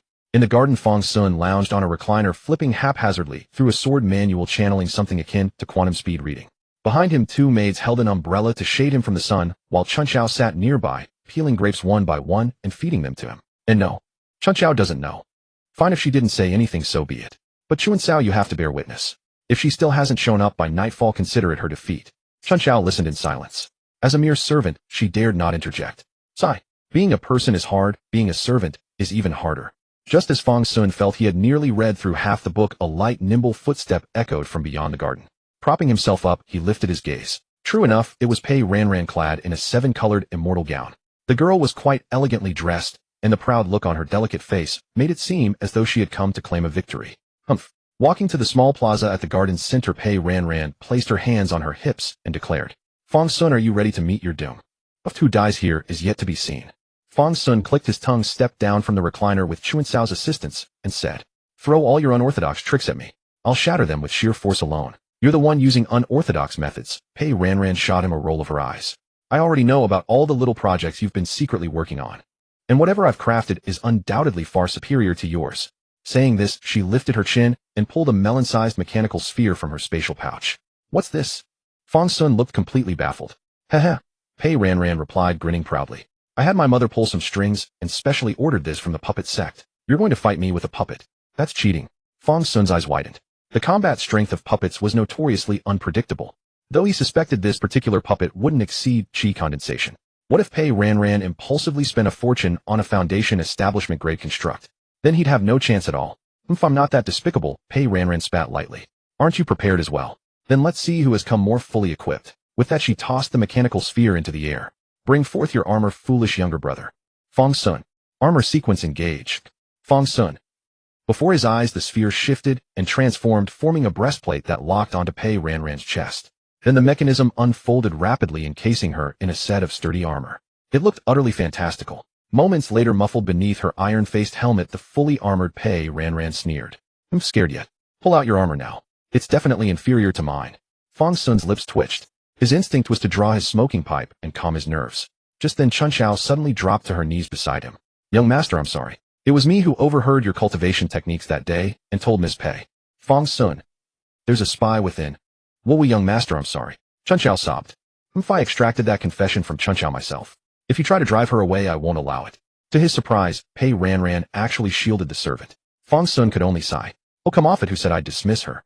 He helped Chun Xiao up, then turned back to Pei Ruanruan. What else have you prepared? Haha. Hearing his question, Pei Ruanruan chuckled twice. And this? Isn't it amazing? She extended both hands before her chest, forming an L shape. A streak of luminous energy shot forth from the bracer on her right arm. Fang Xun. Is this the spatium beam? Obviously, Pei Ruanruan said proudly. The outer disciples of the puppet sect were utterly clueless. I mentioned the spatium beam, and they had no idea what I was talking about. How could you know something a true disciple doesn't know? Pathetic. Fang Xun's lips twitched again. If he truly understood such things, that would be the real ghost story. At that moment, Fang Xun cast another glance at Chun Xiao. So this girl had witnessed all his delusions of grandeur. How mortifying, but fortunately no one in this world would understand the references. Both girls truly believed he was secretly cultivating some divine art. Now Chun Xiao stood behind him with her head bowed, daring not to speak. Come then. Pei Ruanruan called out, her voice muffled by the helmet, beckoning him forward. The armor was indeed uncomfortable, and all she wanted now was to thoroughly defeat Fang Xun, then happily drag him back to wash for her. Very well, I'll come. Fang Xun reached out and drew his own unsharpened longsword. Where's your armor? Not engaging transformation. Seeing his casual stance, Pei Ruanruan suddenly wondered if she had misjudged something. I'll fight as I am. Come at me. Having spoken, Fang Xun was already sprinting toward Pei Ruanruan, his short distance covered in an instant. Fang Xun raised his blade and slashed at Pei Ruanruan's armor. Her reaction was swift as she immediately formed the grand harmony of heaven and earth stance. Golden light suddenly bloomed upon her armor, manifesting as a radiant shield technique. Fang Xun's single strike against it rang out with a sharp clang, and his iron sword snapped cleanly in two. Fang Xun. He knew this contraption wasn't a true immortal artifact, but was it really this fragile? Hadn't it been forged from premium materials? Huh, watch this. Delighted Pei Ruanruan pressed her palms together at her chest, her fingers blooming like lotuses. A sweeping wave of light burst from her palms. Kamehameha. Fang Xun was so thrown off by the gesture that his mind went blank for a split second. What in the world was this? He lagged half a beat and was struck squarely by the energy wave. Boom. Reverse refinement of the demonic physique, 100 forgings ascend to sovereignty. Damage received, vitality 17. Fang Xun blinked after being hit. Something was off. This damage was so trivial. Only 17 vitality. It added less health than those few swats Pei Yihan had given him on the rear back then. Seeing Fang Xun dazed, Pei Ruanruan pressed her advantage. Spatium beam. Watching the beam fire, Fang Xun this time neither dodged nor blocked. He simply raised his hand and caught the light straight on. The move startled Pei Ruanruan instantly. She hurried to retract her palm, but saw a look of comfort mixed with delight cross Fang Xun's face. Damage received, vitality 12. Damage received, vitality 24. Damage received, vitality 18. As the notifications popped up in succession, Fang Xun lowered his hand, letting the beam continue straight behind him. Listening to the sound of crumbling earth and stone, Fang Xun unconsciously raised his palm to inspect it. It was so. He had indeed guessed correctly. His Taoist physique had been refined to an extraordinarily formidable state by the Yin energy and vengeful souls within that secret realm. His mortal flesh must now rival the solidity of wrought iron and steel. The Huayan secret realm was truly a blessed place. Just as Fang Xun was quietly praising it to himself, a wailing cry from Pei Ruanruan pierced his ear. Aha! That's my house. My house.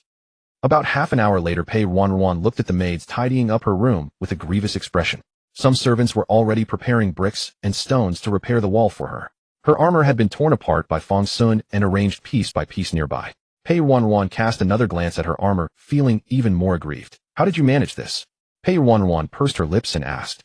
Your Tao body was only capable of rapid recovery before, so how has it become so resilient now, eh? Humph. That's my secret, Fang Xun said with a self-satisfied air. A mountain man always has his own ingenious methods. This made Pei Ruanruan roll her eyes in exasperation. She felt somewhat ridiculous engaging in all this, yet Pei Ruanruan's mood shifted almost instantly. Come to think of it, with your current abilities, you'll certainly pass the White Cloud Sect's welcoming trials. Then we can cultivate together at the White Cloud Sect. Pei Ruanruan spoke with great excitement, completely setting aside her minor frustration about losing to Fang Xun. That works. Fang Xun didn't mind much as long as Pei Ruanruan was happy. Just then a girl rushed in hurriedly from outside the door. Fang Xun looked up and realized it was Chunlan, Pei Yihan's personal maid. What's wrong with Chunlan? Why are you running so fast? Pei Ruanruan asked, curiously noticing Chunlan's breathless state. Young master. Young miss. The madam wants you to go to the county magistrate's residence. The senior sect disciples have already arrived, and the madam said she would take you to see their prowess. Anyway, just hurry over there. Chunlan rushed over in a flurry, and then hurried the young master and young miss to the door. They then boarded the carriage and sped away. After traveling about 110 zhang, the carriage came to an abrupt halt. I'm saying, Chunlan, is it really worth taking a carriage for such a short distance? Fang stepped onto the carriage and gazed toward home in the distance, able to see the large red lanterns hanging at the entrance even without concentrating his vision. TCH, what do you know? We can't skip the proper ceremony, right, Chunlan? Pei Ruanruan emerged from behind and patted Fang Xun's shoulder. That's exactly what the madam said. Chunlan nodded vigorously. Let's go, young master and young miss, we should hurry inside. The senior sect immortal has already been chatting with County Magistrate He and the others. As she spoke, Chunlan pulled both of them toward County Magistrate He Weiman's residence. The servants at the gate noticed them and bowed respectfully. Chunlan hastily returned the bows and led them inside. Once they entered, Fang Xun realized they had indeed arrived quite late. Even this reasonably spacious courtyard was filled with people. Most of them he recognized. They were all prominent figures in Jiangxing. Fang Xun had no desire to exchange pleasantries with these people. He signaled to Chunlan and slipped through a quieter passage. Then Chunlan led the two of them to the core area of the residence. In front of the He family's reception hall, crowds had gathered hoping to gain some favor from the senior sect immortal. Even a single word with the immortal or offering a prepared gift would be worthwhile. Chunlan seized an opening and guided them into the reception hall. The moment Fang Xun entered, he spotted Wei Heng engaged in animated conversation with County Magistrate He and Li Daniu, the patriarch of the White Cloud Sect. Pei Yihan stood beside him at this moment, nodding occasionally, as if she truly understood what was being said, though it was unclear what she had heard. Chunlan led them not directly over, but to the side. Here they were mostly young people roughly their age, or at least not far off. Young master, young miss. That's the senior sect immortal. So young, and yet so powerful. Chunlan gazed at Wei Hung, her eyes practically sparkling. Pei Ruanruan also looked over, but with little interest. He wasn't as handsome as her own brother. Besides how impressive he was had nothing to do with her. Fang Xun also glanced a few times, for one relies on clothing as a horse relies on its saddle. Wei Hung was no longer wearing the same clothes from last night, but had changed into a magnificent dark robe. Wei Hung in this attire was dazzling merely by standing there. What fine clothes, Fang Xun admired. Hey, where's Gu Hao? He turned around, but couldn't spot Gu Hao's figure. Surely he hadn't abandoned Gu Hao, had he? What? Who's Gu Hao? Standing beside Fang Xun, Pei Ruanruan suddenly became alert. It was a name she hadn't heard before, though she didn't know if it was male or female. Nothing, just someone I met before. I thought she might be here, Fang Xun explained. Which family's young miss? Pei Ruanruan's gaze swept back and forth across the nearby girls, recognizing all of them, but finding no one named Gu Hao. Not a young miss. Then a young master. Fang Xun. Just then a faint murmur of commotion came from outside the hall. The sound grew closer, slowly approaching the entrance to the reception hall. In the next moment, a bright young woman in a pale cyan immortal dress stepped lightly through the doorway. Senior brother, is it not ready yet? The young woman's voice was slightly restrained, yet it reached those gathered around Wei Hung perfectly. Cough. Wei Hung pretentiously cleared his throat, then said with a hint of regret, the sky is getting rather late, and it's about time. Excellent, excellent. He Weiman immediately took up the conversation. Immortal Wei, a banquet has already been prepared within the mansion as a gesture of goodwill from the townspeople. All the wine and dishes represent the gratitude of the common folk, offered voluntarily by the people. Would the immortal grace us by sampling their sincere appreciation? This. Wei Hung maintained his smile, but his words carried a hint of hesitation. At this moment, Li Daniu, the patriarch of the White Cloud Sect, also spoke. The immortal has come for the people of Jiangxing, and they are truly delighted. Senior brother Wei, why not join us for a meal? Wang Yang stood nearby in a daze, having accompanied them throughout. Though he didn't understand much, the prospect of dining prompted him to rouse himself. Wei Hung cast a discreet glance at Gu Hao, who pursed her lips slightly, yet gave a nod. Finally Wei Hung nodded and said, then my sister and I shall accept the genuine goodwill of Jiangxing's people. Shall we begin the feast then? Pei Yihan interjected at the right moment. Begin the feast, haha. Li Daniu said joyfully, this banquet for the immortal will surely satisfy you. Incidentally, my sect also has a few junior members. If the immortal has time, we would appreciate some guidance. Yes, yes, yes. He Weiman immediately nodded in agreement. If the immortal is available, please also consider our clan's juniors to see if any have the fate to pursue immortality. Pei Yihan also felt somewhat embarrassed, but followed suit. Immortal. My family also has a son and a daughter. If the immortal has leisure, I wonder if you could offer some guidance. But Pei Yihan was none other than Pei Yihan, the formidable woman who held the entire Pei mansion together. She understood well that opportunities seldom knock twice. Waiting until dinner, when so many people are present, would be pointless. Being summoned here for mere pleasantries is already the utmost, so it's better to catch a glimpse now while they're still conversing. He Weiman and Li Daniu were simply seeking opportunities for the younger generation and lacked the audacity to be so shameless. But for Fang Xun and Pei Ruanruan, she could muster the nerve. Upon seeing Wei Hung nod, Pei Yihan went straight to the point. Fang Xun, Ruanruan, come greet the immortal. Wei Hung. Gu Hao.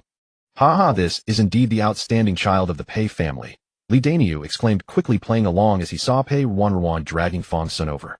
He Weiman likewise nodded and said, the Pei girl has already reached the qi refining stage by now, hasn't she? After the White Cloud trial in a few days, she'll enter the immortal gate. She could even join the inner sect. Li Daniu stroked his beard and said with admiration in his eyes, young and accomplished. Meanwhile, Pei Yihan waited with a pleasant smile, watching Fang Xun and Pei Ruanruan approach. In just a few words, Pei Ruanruan had dragged Fang Xun over. Mother's calling us, why are you being so slow? Pei Ruanruan complained as she pulled him along. I've never seen you this shy normally. As she spoke, Pei Ruanruan and Fang Xun had already arrived before the group. All eyes immediately converged upon the two of them. Pei Ruanruan pays respects to the immortal master, the fairy, the sect master, and the county magistrate, she said, then tugged at Fang Xun's sleeve again. Why is he being so reserved? Haven't you noticed the strange looks from the immortal master and fairy? Finally, Fang Xun raised his head and bowed to the group. Fang Xun pays respects to the immortal master, the fairy, the sect master, and the county magistrate. He had thought he was only being called over to share a meal. At occasions like these, juniors never sat at the main table. He never expected to be pulled forward directly this time. By now, Wei Hung still wore that calm, unreadable smile. Gu Hao, however, had already widened her eyes in surprise. Fang Dao. She barely began to speak when Wei Hung subtly sent a pulse of spiritual energy that tapped her hand. Then Wei Hung voluntarily stepped forward and stood before the two of them. Fang Xun, Pei Ruanruan. Fine names. From Fang Xun's measured words, Wei Heng had already guessed that this one harbored secrets. Exactly. Indeed, Wei Heng smiled again. At that moment Pei Han approached with a courteous expression and asked, "Immortal Master, might I ask about the cultivation destiny of my two children?" Wei Heng graciously nodded and replied, "Their destiny is exceptionally promising." As he spoke, Wei Heng suddenly turned to Li Daniu and asked, "By the way, is the White Cloud trial of your sect approaching soon? Might my junior sister and I have the honor of attending as observers?" Hearing these words, Li Daniu's heart nearly skipped a beat. What was he hearing? The chief disciple of Dantian Sword Sect, the future patriarch, actually wished to observe the White Cloud trial at his sect. This was an event worthy of being recorded in the annals of the White Cloud Sect, deserving an entire chapter dedicated to its detailed description. Of course. When would you have leisure to visit? His meaning was clear. He was ready to arrange everything according to whenever Wei Heng was free.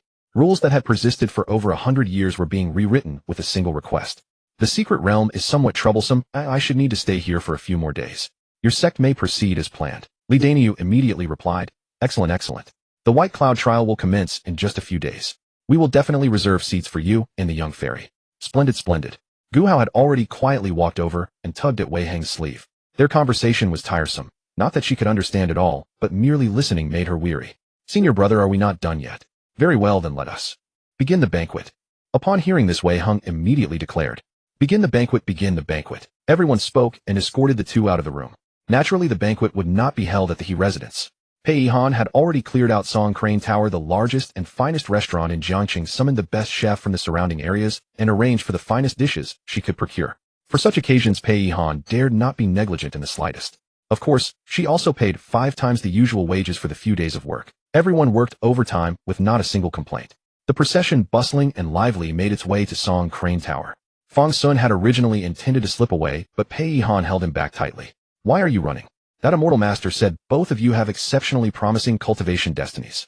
If by chance you're chosen and taken to the Dantian Sword Sect, that would be an unparalleled opportunity. But the Dantian Sword Sect is far too distant, Fang Xun protested unhappily. No matter how excellent the Dantian Sword Sect might be, it could never compare to being at home. You brat, you understand nothing. Pei Han was exasperated. When the time comes, remember to toast the immortal master and fairy on my behalf. Fang Xun. Mother, what are the names of that immortal master and fairy? Pei Ruanruan inquired curiously. Knowing the names would at least allow them to address them properly. Oh, I did forget to mention that. The immortal master's name is Wei Heng. He is the personal disciple of the patriarch of the Dantian Sword Sect. As for the fairy, her name is Gu Hao. As for me, I'm not so sure. She should be the immortal master's junior sister. Gu Hao. Upon hearing this name, Pei Ruanruan's eyes widened. What's wrong? Pei Han observed her daughter's expression and wondered if she had heard of this name before. My brother was looking for Gu Hao when we arrived. He even asked, where is Gu Hao? Pei Han dismissively replied, it certainly cannot be the same person. Who could Fang Xun possibly know? Pei Han felt she knew her son quite well. She herself didn't even know the location of the Dantian Sword Sect, so what could Fang Xun possibly know? Oh, Pei Ruanruan agreed with her reasoning. Could her brother possibly know a fairy from a prestigious sect? She would sooner believe that her younger brother was her childhood betrothed than accept this possibility. Let's go. Pei Han gave Fang Xun another firm tug. Fortunately, the table Pei Han had arranged was truly spacious. There was ample room for more than a dozen people. Wei Heng was naturally ushered to the seat of honor. Beside him sat Gu Hao, and to the left and right in attendance were White Cloud Sect Patriarch Li Daniu and Magistrate He. Pei Han sat beside Li Daniu, while Pei Ruanruan and Fang Xun took their places in sequence. The remaining guests, aside from Wang Yang and a few other young men, were all elders of the White Cloud Sect and officials of Jiangqing. At the banquet, Fang Xun buried his head in his food and ate without paying attention to anything. Even when Pei Han leaned across Pei Ruanruan and secretly poked him with her chopsticks, he remained unmoved. Toasting. Toast what? Meanwhile, Wei Heng and Gu Hao kept glancing occasionally at Fang Xun, who was diligently eating. This only made Pei Han poke him more frequently. After the toasting and exchanges, everyone began to chat idly. Those young talents also took every opportunity to present themselves before Wei Heng and Gu Hao. Finally, when things settled somewhat, Wei Heng took the initiative to speak. Madam Pei, why not introduce them in detail? I find myself quite fond of your children. These words immediately drew everyone's gaze toward Fang Xun and Pei Ruanruan. Gu Hao's eyes in particular snapped directly onto Fang Xun. She was exceedingly curious about this fellow cultivator named Fang. Fang Xun's mouth twitched. He knew Wei Heng would ask this. Mental pressure increasing sanity 1 as spirit 1 Fang Xun. Ha! Pei Han's eyes instantly lit up. Indeed, her child was outstanding. Honored immortal, let me tell you in detail. This girl is my daughter Pei Ruanruan, 16 years old this year, already at the first layer of qi refining. Patriarch Li also tested her, and found her to have a mid-grade spiritual root. Hearing this, Li Daniu nodded, and said, "She is a fine child." "Yes, excellent."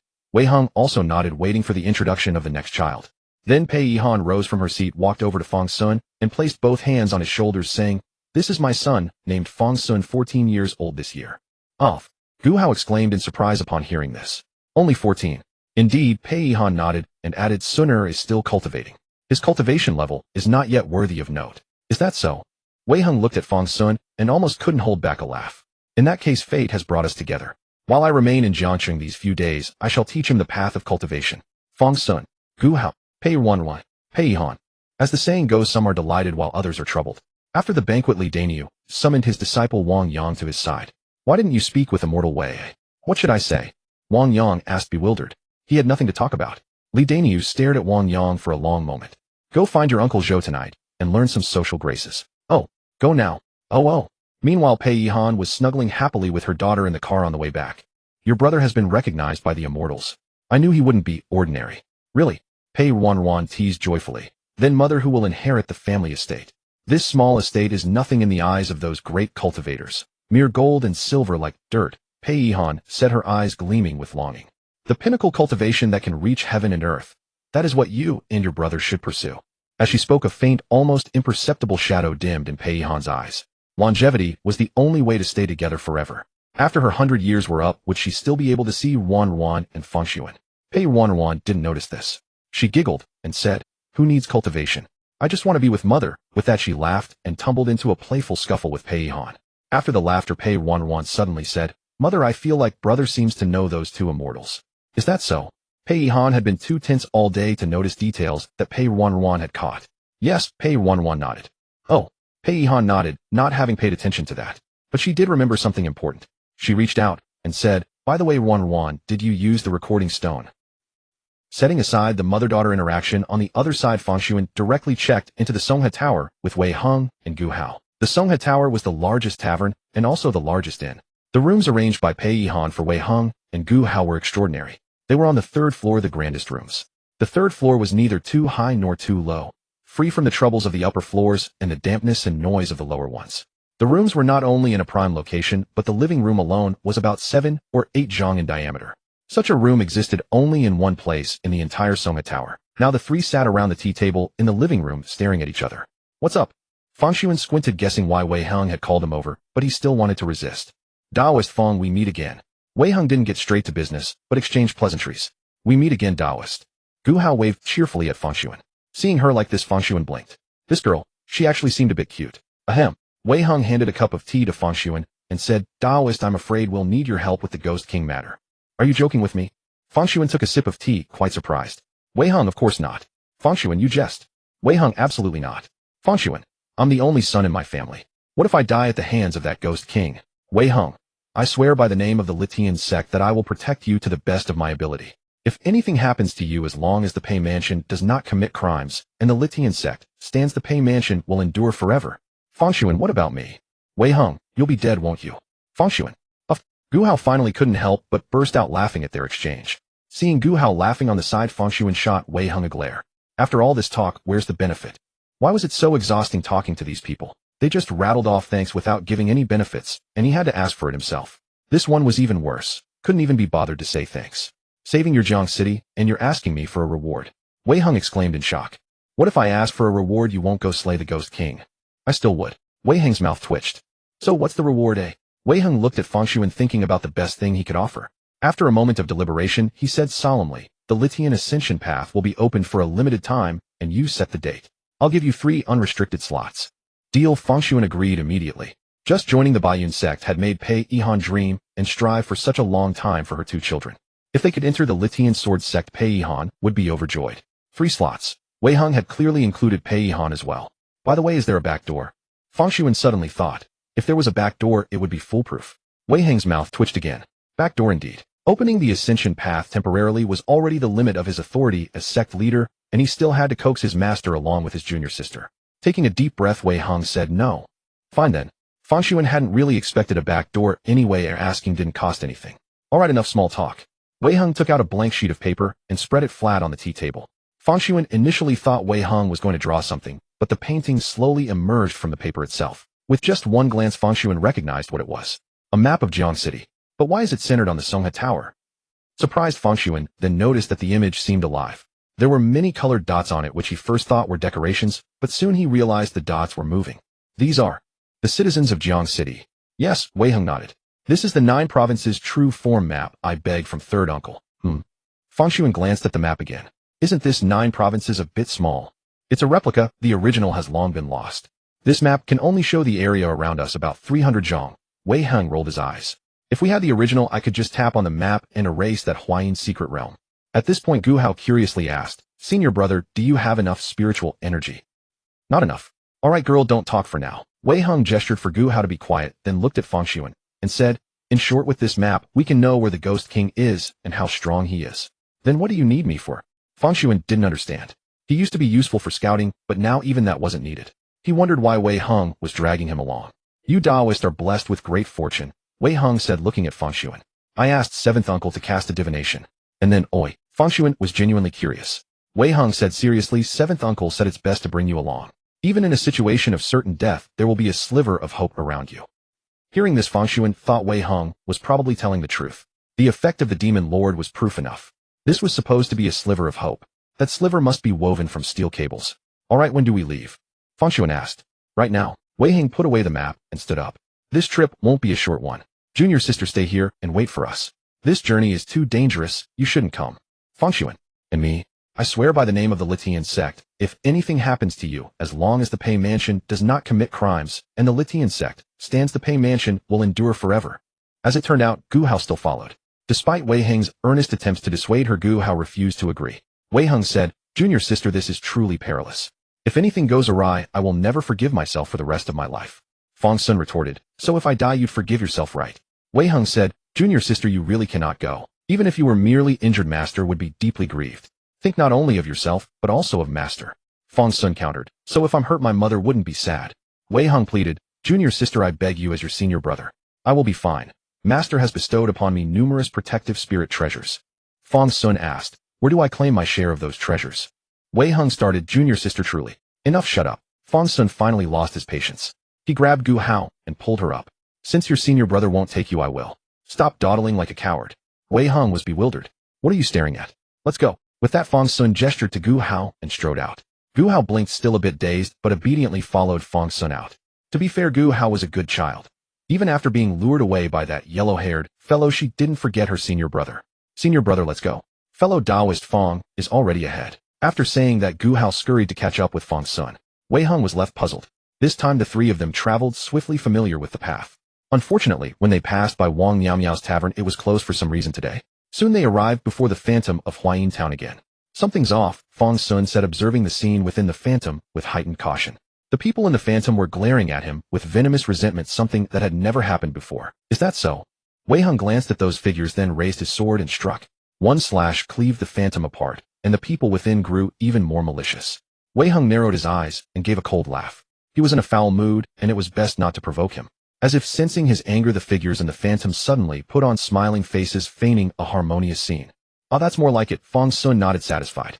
Reassured, the 3 of them stepped through the rift left by the sword strike. Fang Xun assumed Wei Heng had struck out of suspicion, unaware that without that slash, neither Wei Heng nor Gu Hao could have entered.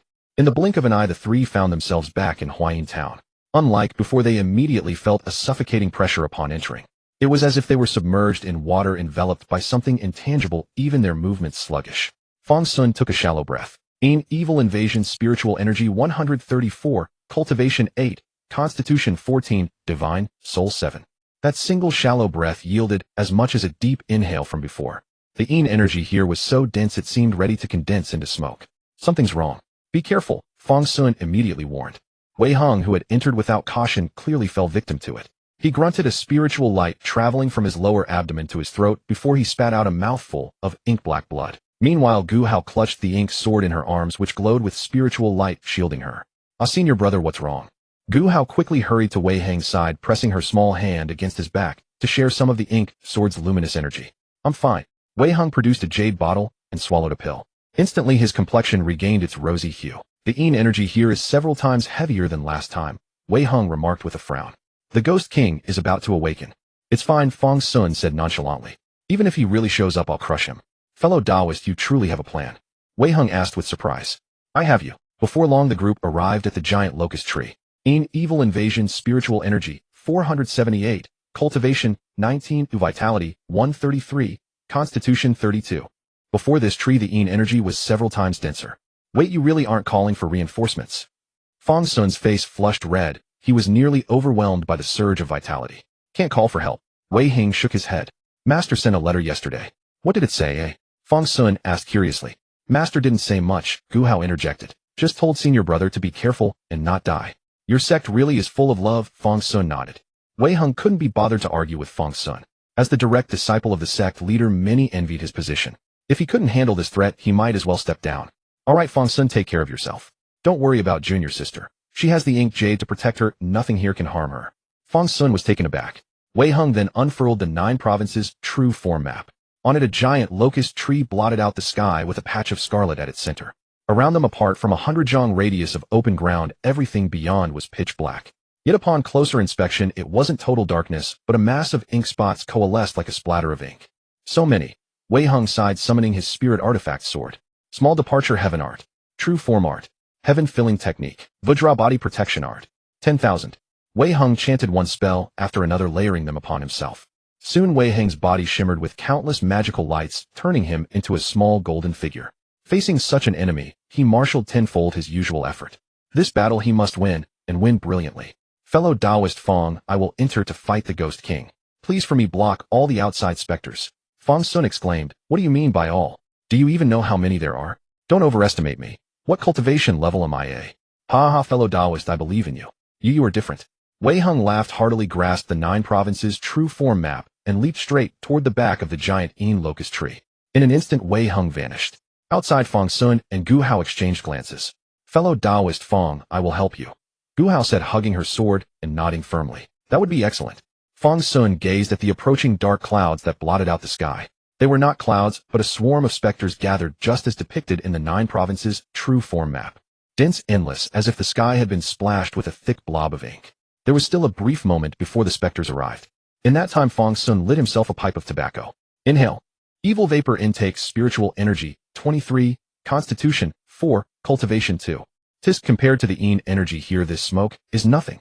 Fellow Taoist Fang, why have you turned blue? Gu Hao asked, poking his arm curiously. Fang Xun's skin had taken on a bluish-black hue. Obviously something was wrong. It's fine, Fang Xun said, looking at Gu Hao. Can you help block them? I mean, try to funnel them toward me. What are you planning, fellow Taoist? Gu Hao was astonished. Without the ink jade, even she couldn't last long under the assault of so many specters. Even with the ink jade, Gu Hao could only protect a small space using its power. Yet Fang Xun intended to face them directly. Fang Xun simply said, don't be afraid later, just do as I say. He watched the spreading clouds, licking his lips in a somewhat helpless manner. Was this a buffet? Fang Xun stood before the boundless army of vengeful spirits under Gu Hao's wide-eyed gaze. With a single deep breath he could draw in and purify all the vengeful spirits within 10 zhang of him.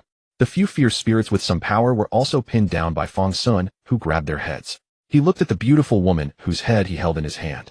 The woman's face was filled with venom, her skin began to peel, and her hair grew wildly. But Fang Xun paid no heed. He opened his mouth, stretching it, as if his jaw would tear apart. The next moment Fang Xun roared, directly tore off the beautiful woman's head, and stuffed it whole into his mouth. Gu Hao. After that Fang Xun pinched the soul body of the beautiful woman, took a heavy breath, and drew it into his abdomen as well. At the same time the Tinzhong vengeful spirits that surged back and were also sucked into his belly. Suck. Devour evil energy, spiritual energy, 2342, physique, 59, cultivation 41, divine sense 62. The next moment Fang Xun felt something snap inside him, and his spiritual energy surged to a new peak. But Fang Xun was not quite satisfied. Chi refining layer 2 only now. Then he took another mouthful. Suck. Devour evil energy, spiritual energy 3111, soul 49, cultivation 56, physique 77. This mouthful directly controlled the resentful spirits within a dozen zhang. Fang Xun's surging spiritual energy peaked again. Chi refining layer 3. Good. This mouthful is worth more than a month of my hard cultivation. Fang Xun laughed, his laughter growing more wanton and deranged. Cackle. Come on. More. Fang Xun opened his mouth. This time his mouth truly tore apart, forming a black hole vortex in his throat that endlessly absorbed the resentful spirits and energy of this realm. Gu Hao hugged her sword, staring dumbfounded at Fang Xun before her. She seemed to understand why Fang Xun told her not to be afraid. It wasn't the overwhelming, resentful spirits that she should fear, but Fang Xun himself. At this moment, Fang Xun's Dao body had turned completely cyan black, resembling a dried corpse. Black chi swirled around him, the condensed essence of resentful spirits and yin energy. Though he looked like a dried corpse, Fang Xun's figure had grown larger. Now before Gu Hao stood a monster about a zhang tall, and this monster was devouring the boundless yin energy. Gu Hao now even felt that compared to the Ghost King inside the great locust tree, Fang Xun might be more like a Ghost King. It seemed that she really didn't need to come. Holding the MOU apart from initially guiding some of the ghosts, Gu Hao now could only idly draw circles on the ground. At that moment inside the locust tree, Wei Hung had been searching for a long time with a map and finally arrived before a massive building. In his hand, his life-bound magic sword was already gripped tightly. When he reached the building's door, it opened by itself. Moi. Seeing the open door, Wei Hung walked in. After entering, Wei Hung discovered that it was actually a grand hall. The hall was empty, but at the far end on a huge throne carved from black jade sat a massive ghostly creature about 3 to 5 zhang tall. Wei Hung sized up the creature, estimating its strength. The next moment, a burst of arrogant laughter echoed through the hall. Ha ha ha ha. Is this king so down and out? A mere foundation establishment junior dares to come seeking death. With the laughter, the ghostly creature suddenly opened its eyes. Its crimson gaze almost set Wei Hung ablaze. Ugh. Wei Hung grunted, but stood firm, not retreating a step. Stop your nonsense. If you have any real skill, then show it. Wei Hung squinted and added, only the living get to talk such crap. Saying this, he held his sword before him. He was ready to fight at any moment. The Ghost King let out a manic cackle. Cackle, cackle, cackle. Then watch closely. With that, the Ghost King stood up from his throne.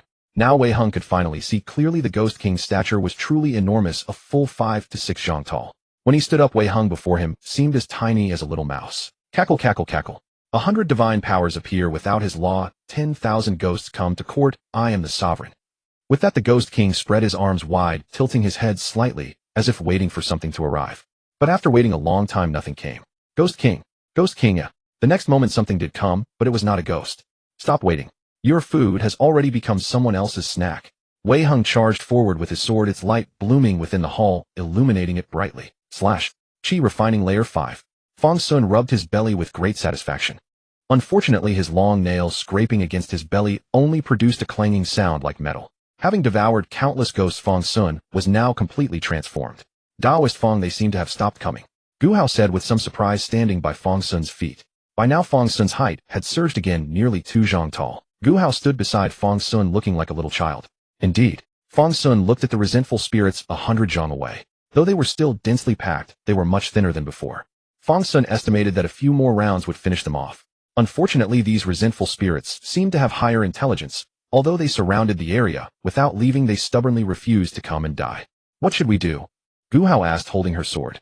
Daoist Fang, why don't you keep watch here, and I'll go cut them down.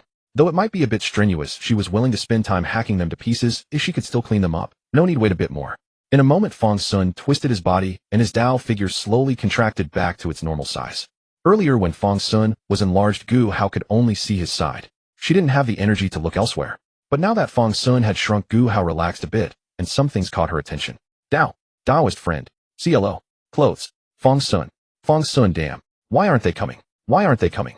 The huge Ghost King was now being suppressed by Wei Hung. How can you be so strong? What gives you the right? Is it by your divine sword, your divine robe, your divine artifact, or by your mother? Wei Hung, upon hearing this, swung a heavy sword. This strike carried his true power, fueled by anger. After all that talk, couldn't it be by his own strength? Treasures are also part of one's strength. With a single sword stroke, the Ghost King's arm was severed cleanly. How can this be? How can this be? Come. My resentful spirits, my army. My subjects. Your king is calling. Come. The Ghost King finally lost his composure and issued a final summons to the ghosts in the Locust Shade secret realm. Hearing this, Wei Hang's expression changed. This compulsory command would surely drive those ghosts into a frenzy. Could Fang Xun still hold on? Outside, Fang Xun watched the ghosts surging back madly and couldn't help but let out a sound of admiration. Here they come. That's how you treat my younger sister. A day later, Wei Hung emerged from the locust tree in a somewhat disheveled state. Even without the support of Locust Shade ghosts, the Ghost King was still a fearsome entity at the Spirit Core stage. He employed endless countermeasures and frequently unleashed various techniques. Wei Hung battled him throughout the entire day before finally wearing him down to death. But when Wei Hung finally emerged, what he saw was, "What are you looking at? It wasn't intentional on my part, and besides I did cover it up." Fang Xun tugged discontentedly at the hem of the skirt on his body. Of course, Fang Xun was not actually wearing the skirt. It was tied around his waist like an apron. As for where the skirt came from, it was self-evident. So you tied my sister's skirt around your waist. Wei Heng nearly drew his sword to strike Fang Xun. Then what was I supposed to do? You. Wei Heng nearly cursed, but remembering that he had just dined with Pei Ruanruan 2 days prior, he forcibly swallowed the last character. Gu Hao. Fang Xun. Finally Wei Heng looked at Fang Xun, raised his hand, and tossed a piece of clothing from his spatial pouch. Put it on. Have you washed it? Fang Xun asked with a frown. I washed it. Wei Heng gritted his teeth, the words nearly forced out through clenched jaws. While saying this, Wei Heng waved his hand to cast an illusionary barrier enveloping Fang Xun so he could change clothes in private. After a while, Fang Xun stepped out from the misty cloud. The clothes were decent, but Wei Heng now stood more than a foot taller than Fang Xun. The garments were so loose that Fang Xun appeared swallowed inside them, looking rather scruffy.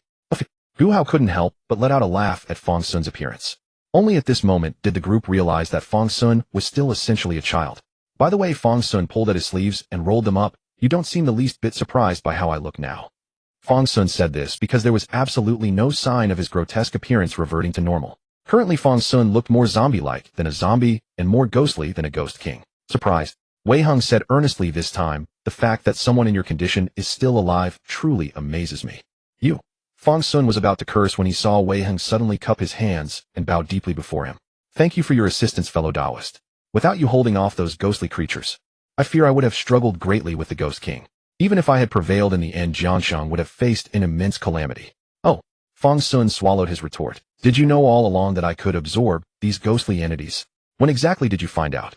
Naturally, after our first meeting. Wei Heng explained. Upon first seeing you smoking that pipe, I deduced you possessed the ability to devour Yin energy. Later, when we entered the Locust Shade secret realm together, I confirmed it. But looking at it now, I still underestimated you. I thought merely distracting you from the outside would be difficult enough. I never imagined. There's plenty you haven't imagined. Fang Xun waved his hand dismissively. You need to cover for me, otherwise my family will certainly worry. Easy enough. You can say you're studying the immortal Tao alongside me, and have no time to see people. Wei Heng quickly devised a compromise. Alright. By the way, what about that Ghost King? Is the corpse still here? Fang Xun asked once the matter was settled. If he could devour the Ghost King, how delightful that would be. Fellow Taoist, please follow me. Wei Heng nodded and led the two toward the locust tree. Soon the three arrived at a ruin together. The grand hall had completely vanished, shattered almost to pieces by the battle between Wei Heng and the Ghost King. Lying atop the ruins was a massive corpse, clearly the remains of the Ghost King. Fang Xun hurried over to inspect it, then returned with visible disappointment. He couldn't eat the Ghost King. The creatures outside were all blood sacrifices the Ghost King had prepared for himself. Regardless of their appearance or strength, they were all formed from pure Yin energy. Fang Xun could devour them with ease. But this Ghost King possessed a genuine physical body, forged through cultivation. Moreover, its body was so formidable that even Wei Heng's spirit treasure sword struggled to cut through it. It could be eaten, but there was truly no need. Furthermore, the Ghost King had expended all his cultivated prowess in the battle against Wei Heng, leaving this physical body virtually worthless. "'Tis how hideous." Fang Xun spat.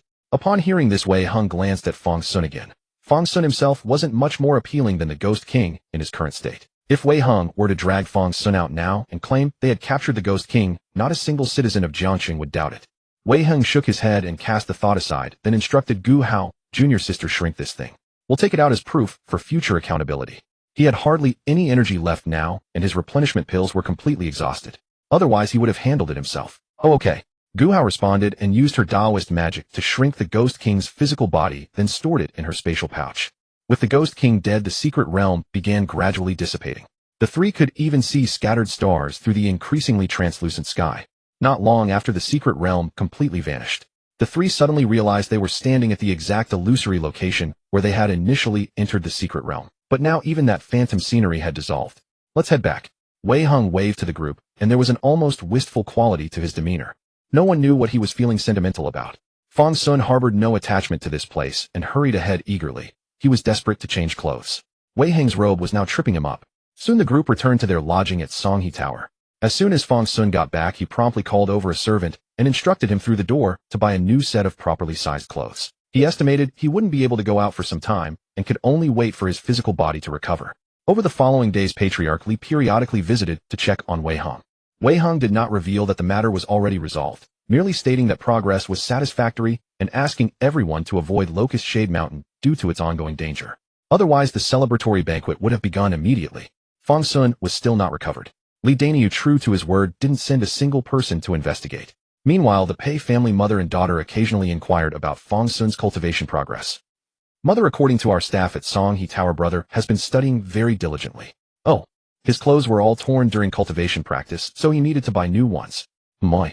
Half a month later, Fang Xun stood before the mirror scrutinizing his Dao body with careful attention. Compared to before, it was even more flawless, as though an ancient Greek sculptor had chiseled him into a perfect ideal. And that was not all. Fang Xun stroked his own skin. His flesh now possessed a resilience and hardness that surpassed even gold and iron. The texture felt extraordinarily pleasing, utterly delightful to the touch. Moreover, spending half a month together at Songhe Tower had further drawn Fang Xun closer to Wei Heng and Gu Hao. Gu Hao? Friend Gu Hao, are you there? Are you there? Having dressed, Fang Xun stepped out of his room and called out. I'm here, what's the matter, friend Fang? Hearing the call, Gu Hao emerged and saw Fang Xun's appearance, her voice carrying a touch of pleasant surprise. Your Dao body has completely recovered, hasn't it? That's right, I'm heading home today. Fang Xun nodded, then immediately called again. Come try striking me with your sword. Go ahead. Fang Xun was overflowing with confidence now. That first sword strike, when they had met, he hadn't even been able to dodge. But now it was nothing at all. Really? Gu Hao blinked, wondering what Fang Xun was up to. Yes. Fang Xun confidently raised his hand, genuinely intending to take that strike as a test. At that moment, Wei Heng heard the commotion and also stepped out of his room. Seeing the two of them, he could not guess what mischief they might be plotting. So he said nothing and simply watched quietly. Then Gu Hao drew her sword. This time she was cautious, exerting no real force, merely holding the sword level in a gentle thrust. Fang Xun regarded the incoming strike and smiled confidently. He was a different person now, far from who he had been before. Raising his palm, he directly blocked the blade. Then, damage received vitality 245, damage received vitality 32-34. Fang Xun watched in disbelief as the sword tip sliced through his palm as easily as cutting tofu, piercing straight through his chest. Huh. Gu Hao blinked. What kind of new game was this? And Fang Xun stood dumbfounded. Wait, this wasn't right. The script had gone completely off course. Don't move, Gu Hao, don't move yet. Hey, slowly pull it out, take your time. Don't rush. Ahis. Damage received vitality 1323, damage received vitality 143. Two more notifications flashed past, and only then did Moyu withdraw from Fang Xun's body. Wait, are you trying to harm yourself? Don't you dare try to pin this on my sister, Wei Heng said, watching Fang Xun's predicament with deep concern. This doesn't make any sense. Fang Xun pressed his chest, which was already ceasing to bleed. What's wrong? Wei Heng asked curiously. My physical body should be comparable to gold and iron. How could I fail to block a single sword strike? Fang Xun's confidence was beginning to crumble. Wei Heng, hearing this, glanced between Moyu and Gu Hao's hand and Fang Xun's Dao body. He clicked his tongue and said, You're testing your limits against the immortal sword. Do you need me to invite fifth uncle to check your brain? Huh. Fang Xun never would have guessed that the seemingly ordinary dark-colored long sword Gu Hao carried all along was, damn it, actually an immortal sword. Who in their right mind would let a junior wander around casually holding an immortal sword? He clearly remembered that Pei Yihan had once told him and Pei Ruanruan that there were fewer immortal swords in the world than a hand could count. And now you're telling him the one Gu Hao was carrying was among them. People from your sect should be the ones getting their brains checked. It was Wei Heng who eventually pulled out a discarded artifact from years past and took a swing at Fang Xun instead. He didn't use any spiritual power, merely exerting plain physical force. The posture was almost comically motivated by personal spite. Yet when that strike landed on Fang Xun's raised arm, it truly produced the sound of metal clashing against metal. Wei Heng followed through with a horizontal slash across Fang Xun's arm, but the blade only tore the fabric of his clothing, leaving behind a faint white mark on his skin. By all accounts, Fang Xun's Dao body was already nearly as strong as an ordinary magical artifact. Wei Heng frowned slightly, then reached out and traced his own arm with the blade. As the edge passed over, a thin bloodline slowly appeared on Wei Heng's forearm. Though the wound healed moments later, the message was clear enough. Fang Xun's physique now surpassed that of a cultivator at the peak of Foundation establishment, himself included. That Huayin secret realm seemed tailor-made for you, kid, Wei Heng said with a frown. You absorbed all that Yin energy. Yes, friend Fang absorbed it all, Gu Hao confirmed with a nod. All right, you win. After Fang Xun's Dao body recovered, Wei Heng promptly sent word that the Huayin secret realm had already been neutralized. Along with the dispatch came the Demon King's severed head as proof. Within the time it takes to burn a stick of incense, County Magistrate he arrived in person, thanking Wei Heng and Gu Hao profusely. To his way of thinking, Wei Heng had simply come to tour the area, happened to be in a good mood, and casually chopped down the Demon King while he was at it. Thank you, honored immortal, for rescuing the people of Jiangxing from misery. This great kindness will never be forgotten. No need for such formality. This is but the duty of disciples of Litian's sect. Wei Heng returned the gesture, then added, This matter is now concluded. There is no need for a banquet. My junior sister and I will stay here for a few days of leisure before returning to the sect to report. We have already been away for quite some time. Understood, fully understood, At your service, honored immortal. County magistrate, he showed a hint of disappointment, but nonetheless bowed and departed.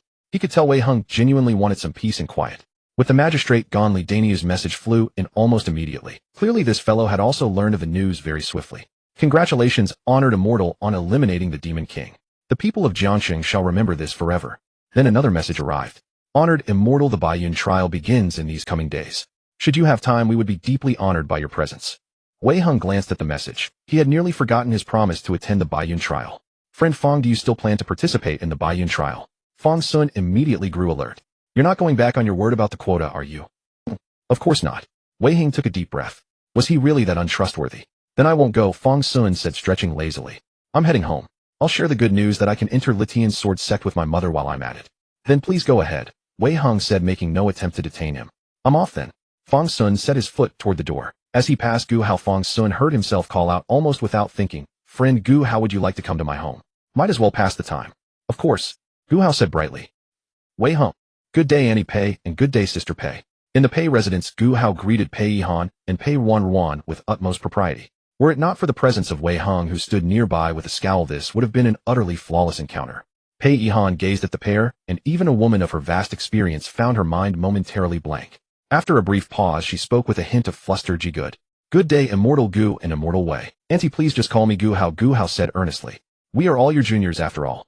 Auntie, you may also call me Wei Hung. Wei Hung added, though his expression remained sour, he still showed respect for the elder. Well. Pei Yihan hesitated for a moment, then ventured, Wei Hung. Gu Hao. Yes. Gu Hao responded promptly. Yes, Wei Hung echoed. Then please both of you have a seat. Ruanruan, would you be so kind as to pour some tea? It's been so long, and I have a few words to share with your brother. So saying, Pei Yihan offered an apologetic smile to Wei Hung, and Gu Hao then took Fang Xun by the arm and led him away. A moment later in the back room, Pei Yihan fixed a serious gaze on Fang Xun. What is going on? When did you come to know these two immortals? Even Pei Yihan, no fool, could tell that the attitude of these two was somehow tied to Fang Xun. I just met them, Fang Xun replied, not at all untruthfully. Then he added, Brother Wei. Brother Wei said my talent is exceptional and intends to recommend me to the Litian sword sect. What? Really? Pei Yihan was slow to react at first, but then, with a rustle, she swept Fang Xun into her embrace. Sunner, my Sunner has truly made something of himself. My boy has made it. Your parents watching from above must be overjoyed. Fang Xun felt tears falling onto his neck. Pei Yihan was deeply moved. After raising this child for over a decade, he had finally come into his own. Sunner, tell me in detail. How have these past few days been? Have you been weary? Didn't you say the Litian sword sect is far away, a journey of several thousand li? Could it be that? In her excitement, Pei Yihan recalled Fang Xun's earlier words. Fang Xun had not wanted to leave home so far behind. He nestled against Pei Yihan's neck and gently patted her back. Mother, wherever you are, that is my home. You child. But we cannot go to the Litian sword sect. I have to tend to the business here in Jiangxing, and your sister must attend the Baiyun small trial tomorrow. And you, without a word, are about to leave for the Litian sword sect. How wonderful. Pei Yihan bit her lip. Both of her children were now embarking on the path of immortality. How wonderful, isn't it? Fang Xun nodded, his chin resting on Pei Yihan's shoulder. Then he produced 3 jade talismans and placed them in her hands. Sunner, what are these? Sensing that he had given her something, Pei Yihan released him and examined the talismans. These are the credentials for the ascension path of the Litian sect.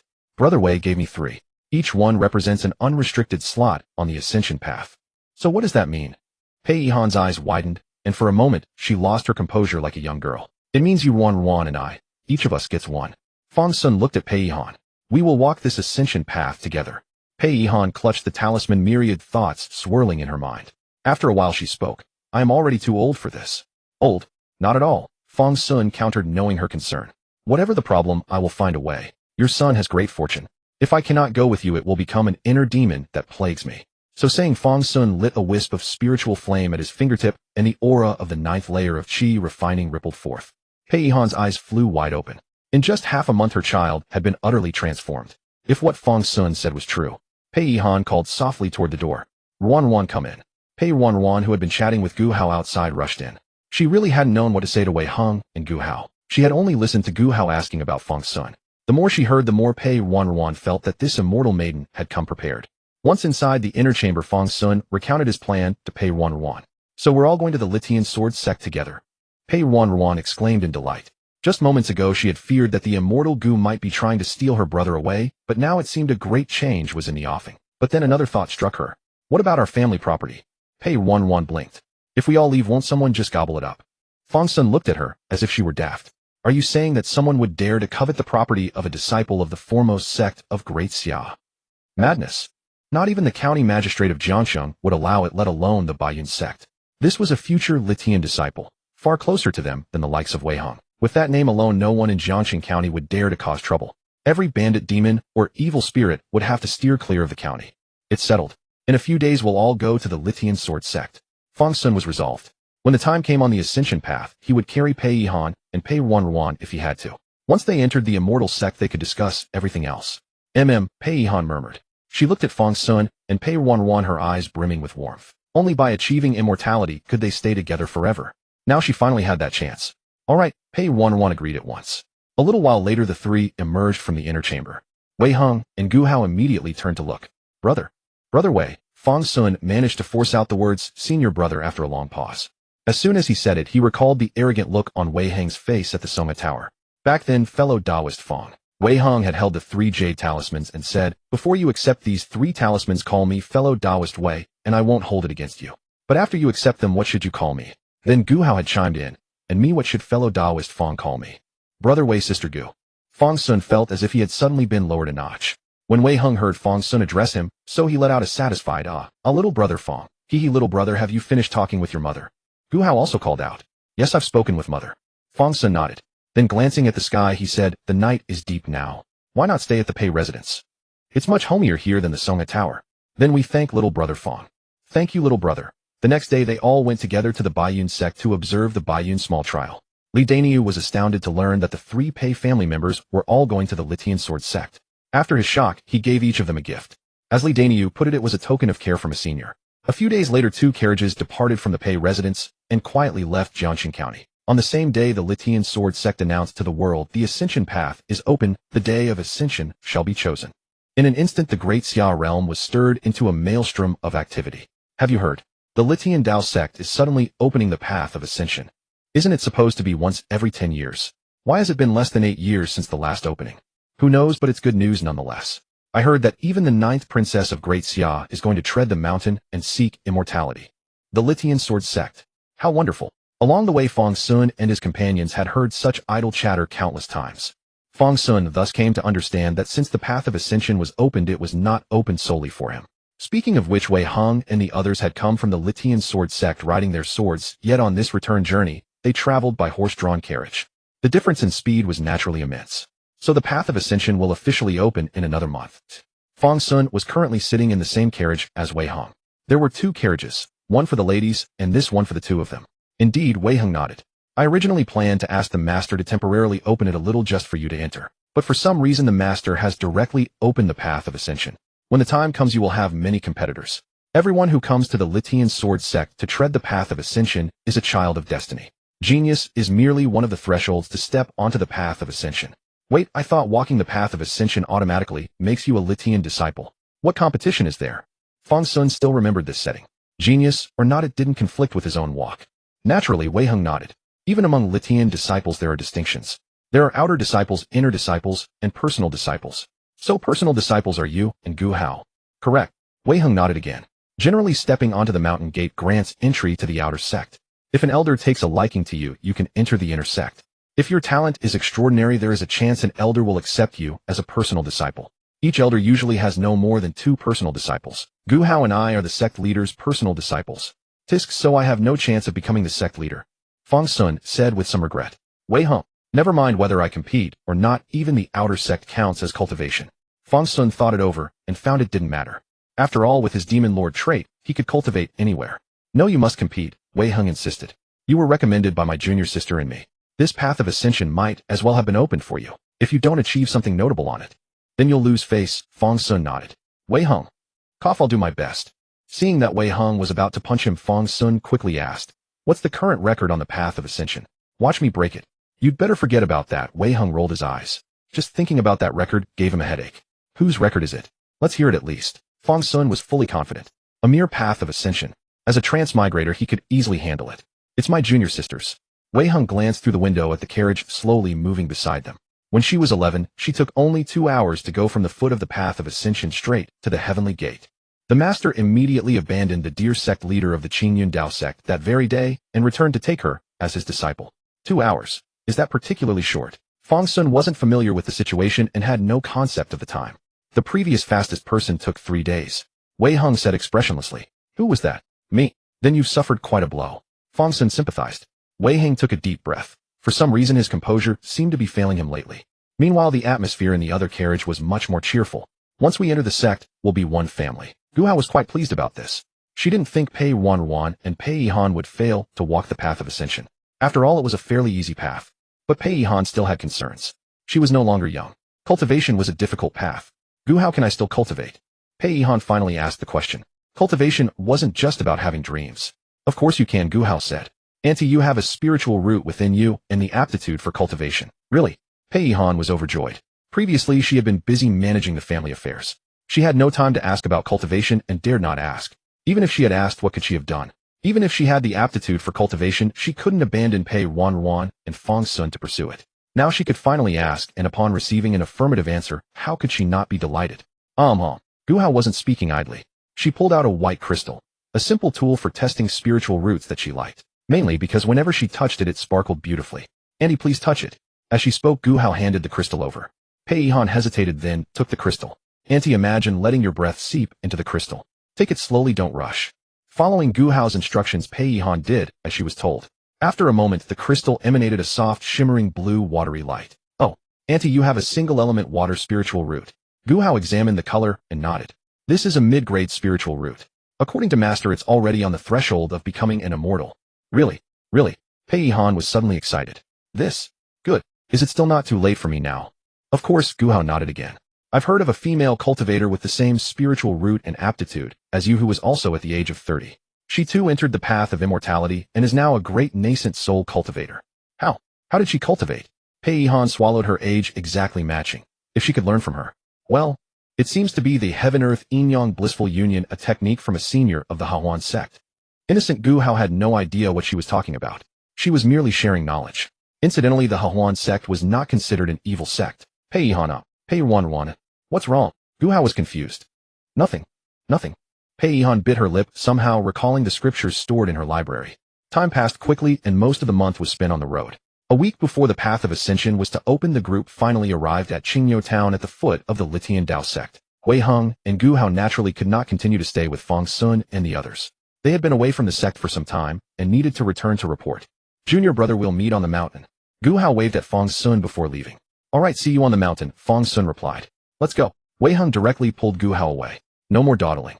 None left. None left. Not a single room. Not a single room. Never would Fang Xun have imagined that after arriving at Qingyou town, the greatest challenge he faced was not his opponents on the path to immortality, but the complete lack of available rooms.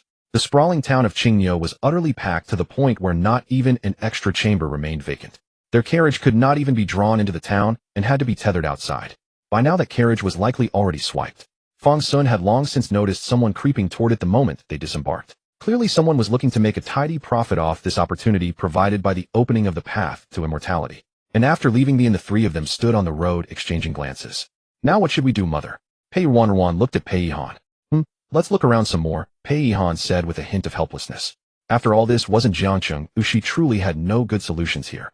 After walking for a while, Fang Xun discovered that nearby, people were already spreading out mats on the ground to sleep. Though their attire and appearance were clearly distinguished from ordinary folk with servants attending to them, they now had no choice but to sleep outdoors like beggars. After all, this was Qingyou town, the closest place to the Qingshan path to immortality. Anyone who could stay here had no desire to go elsewhere. As for Fang Xun himself, he didn't mind sleeping outdoors. But for Pei Yihan and Pei Ruanruan, 1 or 2 days would be fine. 7 consecutive days. What did this look like? Sun shall we first return to the carriage to rest? Pei Yihan was still thinking about the carriage. She certainly hadn't expected the vehicle to be gone by now. No rush. Fang Xun shook his head and said, I have a way. As the saying goes, some relationships should be utilized when the time comes. Otherwise, wouldn't that seem distant? So you had my sister take you to stay at her place. Wei Heng was nearly laughing from anger. That won't do. Fang Xun shook his head. Wei Heng, I'm here at your place now, aren't I? A man and woman should keep their distance, Fang Xun said while pouring himself a cup of tea. Consumed spiritual tea, spiritual power, -13, thirst 1, Fang Xun. The tea is quite good. Although he said it was good, Fang Xun didn't take another sip. Wei Heng scoffed discontentedly. How could this tea not be good? It was specially supplied spiritual tea. Judging from the dialogue, Fang Xun had clearly called in his greatest favor. Although Wei Heng hadn't left any communication method, Gu Hao had. Fang Xun immediately summoned Gu Hao, and the girl happily led the three of them up the mountain. Now Pei Ruanruan and Pei Yihan were staying temporarily at Gu Hao's place. As for Fang Xun, following the path Gu Hao had indicated, he arrived at Wei Heng's courtyard. Being the personal disciple of the sect master certainly came with good treatment, with a private courtyard all to oneself. With Wei Heng's place, not only could it accommodate one additional Fang Xun, but 10 or 8 more would fit comfortably. Scram! Before Wei Heng could finish his words, a pale cyan figure bounced into the room from the doorway. Senior brother, has junior brother Fang found his way here? Upon entering the room, Gu Hao immediately spotted Fang Xun sitting across from Wei Heng. Junior brother Fang, how's your conversation with senior brother going? We haven't even entered the sect gates yet, so fellow Taoist would be more appropriate. At this point, Wei Heng wasn't trying to assert dominance over Fang Xun anymore. It'll be soon enough anyway. Gu Hao chuckled mischievously. Junior brother, how is senior brother treating you? Exceptionally well. Senior brother Wei's hospitality is overwhelming. I truly feel unworthy of such kindness. As he spoke, Fang Xun smiled at Wei Heng. Thank you, senior brother. No need to thank. Wei Heng took a deep breath, forcing out these few words. I knew you two would get along just fine. Well then, senior brother is taking his leave. I have a date with junior sister Ruanruan to explore the mountain, so I'll be going now. After saying this, Gu Hao bounded out of Wei Heng's room as cheerfully as a little butterfly, leaving Wei Heng and Fang Xun to exchange bewildered looks. Cough. Fang Xun, observing the shifting expression on Wei Heng's face, said, Senior brother Wei, I'll go rest first as well. I won't disturb you further. By the way, which room is still vacant? Turn left upon exiting third door. Got it. Fang Xun responded, and promptly made his exit. Instantly within the spacious room, only Wei Heng remained sipping his tea while lost in thought. Finally, Wei Heng slammed his hand against the table. What the hell, I shouldn't have brought junior sister out. 7 days passed in a flash. During these days, Gu Hao frequently sought out Fang Xun, inviting him to explore the mountain together. Of course, Wei Heng was always along for every outing. Wherever Gu Hao and Fang Xun went, Wei Heng was inevitably present. Within these 7 days, a piece of gossip had quietly begun to spread. For instance, this group of people was discussing just that. Hey, have you heard? The sect master's illegitimate son has been accompanied by senior brother Wei and senior sister Gu these past few days. Don't be so sure. Should keep it down. I heard this Immortal Ascension conference was specially held for him. Don't be so sure. Seriously, who knows if it's true or not? Don't be so sure. Why does some say it was because senior brother Wei and senior sister Gu specifically recommended someone that the Immortal Ascension conference was convened? Don't be so sure. It must be his illegitimate son. How would senior brother Wei and senior sister Gu casually use authority at this level otherwise? Don't be so sure. Who's to say? Don't be so. Don't give me that nonsense if you don't want to gossip, scram.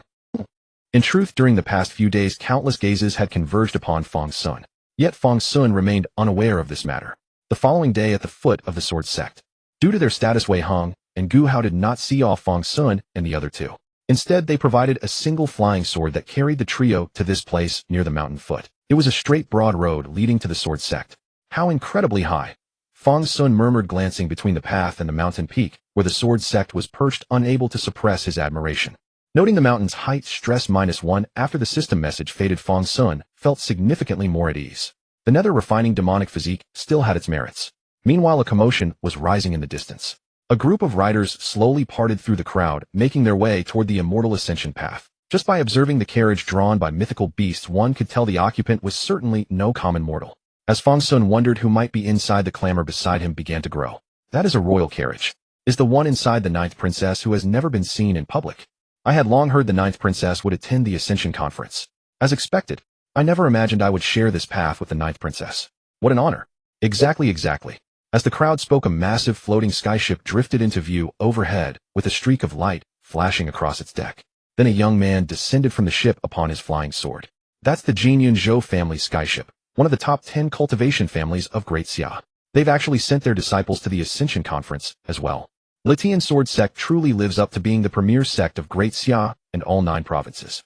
Wait, there's someone else. With each burst of exclamations from the crowd, figures of great importance, one after another, appeared, those who would normally be unthinkable to encounter.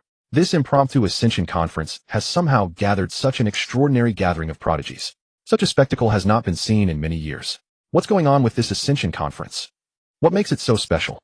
Gazing upon so many prodigies, the crowd felt nothing but awe, a touch of quiet disappointment mixing in. The more prodigies there are, the slimmer the chances of entering the inner sect. Each prodigy takes up one slot. This time around they'll likely only have a shot at competing for outer sect positions. Or perhaps leave now and return in a decade to try again. Fang Xun surveyed the crowd and sighed once more. Showing off like this, I wonder if someone will come after them. Who would dare? Those are peerless prodigies. Pei Ruanruan's gaze lingered on the carriage rumored to carry the 9th princess, an inexplicable strangeness flickering in her eyes. Pei Yihan's brows furrowed slightly, as she seemed lost in thought. That's true, Fang Xun reflected, realizing his sister had a point. Let's go. We should see for ourselves, Fang Xun said, taking Pei Ruanruan's hand and guiding his mother toward the crowd. Fang Xun and the others were a bit slow, finding that the prodigies from the prominent families had already carved through the crowd to reach the front. No doubt these were the ones who would first set foot upon the immortal ascension path. 2 cultivators had already arrived, riding their swords above the crowd. With a wave of their hands, the sound of splitting earth and stone echoed forth. Before everyone's eyes, a massive chasm tore open, separating the crowd from the entrance to the immortal ascension path. In the blink of an eye, the gap widened to over 10 zhang. Clearly this was the first trial on the path to immortality. Moments later, a phantom bridge of mist and clouds materialized across the chasm. One of the cultivators announced clearly, "Walk across the cloud bridge, step onto the immortal ascension path." The Ascension Conference begins. Though not particularly loud, the voice carried clearly to everyone present. Instantly the crowd surged forward, rushing toward the cloud bridge. Among them were naturally those chosen ones, the prodigies of heaven and earth.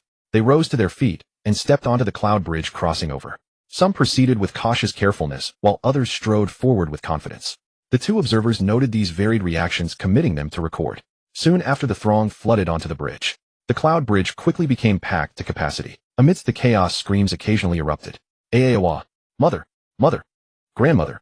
Father! Many who stepped onto the cloud bridge fell straight through, as though stepping onto nothing but invisible mist. Then formations below would guide them back to the rear of the crowd. These individuals lacked heavenly affinity for immortality. Some refused to accept it, pushing forward once more only to be sent back again. After several such cycles, they finally relinquished any hope of treading the immortal ascension path, left only to watch the cloud bridge with heavy sighs. Sigh. Fang Xun exhaled unconsciously.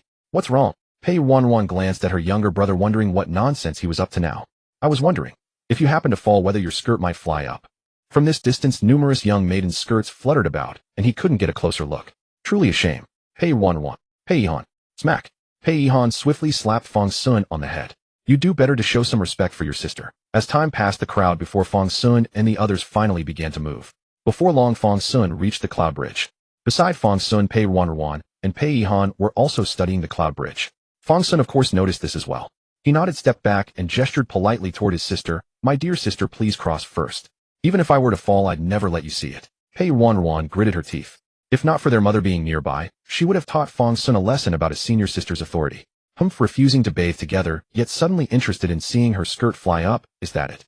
I never meant such a thing, Fang Xun stated earnestly. I trust my sister completely. Then you go first. Pei Ruanruan gritted through her teeth. Hearing this, Fang Xun leaped forward and landed firmly on the bridge. Even before his feet touched the surface, he noticed the jade talisman in his bosom flicker with a faint radiance. Fang Xun immediately understood what an unrestricted slot meant. So he was guaranteed passage across the cloud bridge. What a quietly seamless arrangement. Yet Fang Xun swiftly set the matter aside. He planted his feet, turned back, and called out with strong vitality, Sister, please step onto the bridge. Pei Ruanruan indeed stood steadily on the bridge, much to Fang Xun's disappointment. Fang Xun felt that the jade talisman was indeed effective, well worth the backdoor access that Wei Heng had secured for him. Do you really want me to fall off? Pei Ruanruan gritted her teeth. Why had she never noticed how infuriating this kid was before? All right, you two, stop messing around and move forward. Pei Yihan watched them bicker and couldn't help but smile. Then Pei Yihan walked steadily onto the bridge, so she too could cross the cloud mist bridge. Meanwhile, Pei Ruanruan twirled around in front of Fang Xun, smugly displaying the jade talisman in her hand. At that moment, the jade talisman showed no reaction. Pei Ruanruan had not triggered the back door. She had crossed on her own. Look, I, your elder sister, am gifted beyond measure. This mere cloud mist bridge is no match for me. At that, Fang Xun nodded and said, white stockings look nice. As Pei Ruanruan had twirled, just now her skirt fluttered up, revealing her slender straight calves and the thin white stockings she wore. A faint pink hue seeped through the sheer stockings, making it look exceedingly alluring. Pei Ruanruan had intended to thoroughly humiliate Fang Xun with her strength, but she hadn't expected him to completely ignore her ability. Instead, he mentioned these. Normally, I wouldn't even let you touch them, and now that you're craving them, I still won't let you. You little minnow. Pei Ruanruan bit her lip, uttering the most vicious insult she could muster in her life. Then she quickened her pace and walked ahead of Fang Xun. But after 2 steps, Pei Ruanruan stopped again. Why aren't you moving? Fang Xun approached puzzled. From the way she had looked he had thought she would sprint away. I'm waiting for mother, what's wrong with that? Pei Ruanruan said disdainfully. Alright, stop fussing. Pei Yihan took Fang Xun's hand, led him forward a few steps, and then pulled Pei Ruanruan along as well. The three of them crossed the cloud mist bridge together. Thus the first trial was already passed. Then they arrived together before the path to immortality. By now many people had already set foot on the immortal path. What surprised Fang Xun was that although at least 1,000 people had poured into this not-so-wide path, it didn't seem too crowded. Soon Fang Xun understood. The space here was also folded just like in the Huayin secret realm. Let's go. This time Pei Ruanruan stepped ahead. As she walked she said, legend has it that the moment you set foot on the path to immortality, you know how far you can go. But most people are stubborn and don't believe it. Fang Xun replied. If that's truly the case, then the Dantian sword sect could just set the last step as the threshold. Accept those who can cross, dismiss those who cannot. Wouldn't that save time and effort? Moi. Those who cultivate the Tao contend with heaven for their fate. If one isn't even willing to strive for themselves, then what's the point of cultivating the Tao? Better to go home and farm. With that, Fang Xun also stepped onto that step. However, unlike what Pei Ruanruan had said, he didn't sense how far he could go. Does this stone step tell you how far you can reach? Fang Xun looked at Pei Ruanruan with curiosity. Naturally to the heavenly gate. Pei Ruanruan put her hands on her hips. Although the estimated time was a bit long, the heavenly gate was still the heavenly gate. What about you? Pei Ruanruan then looked at her younger brother, feeling that he might be in trouble. If you can't climb later, just ask your big sister. I'll carry you on my back, Pei Ruanruan said earnestly, looking at Fang Xun. I'm very clear about it. Fang Xun nodded solemnly. I, sir, shall go straight to the position of Dantian sword sect's sect leader.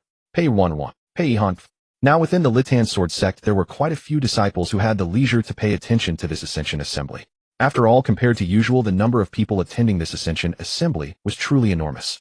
Picking out a few of those prodigies at random, almost any of them had a chance to break into the top 3 of previous years. Now they were all gathered together. It was easy to imagine how fierce the competition would be. Betting starts now.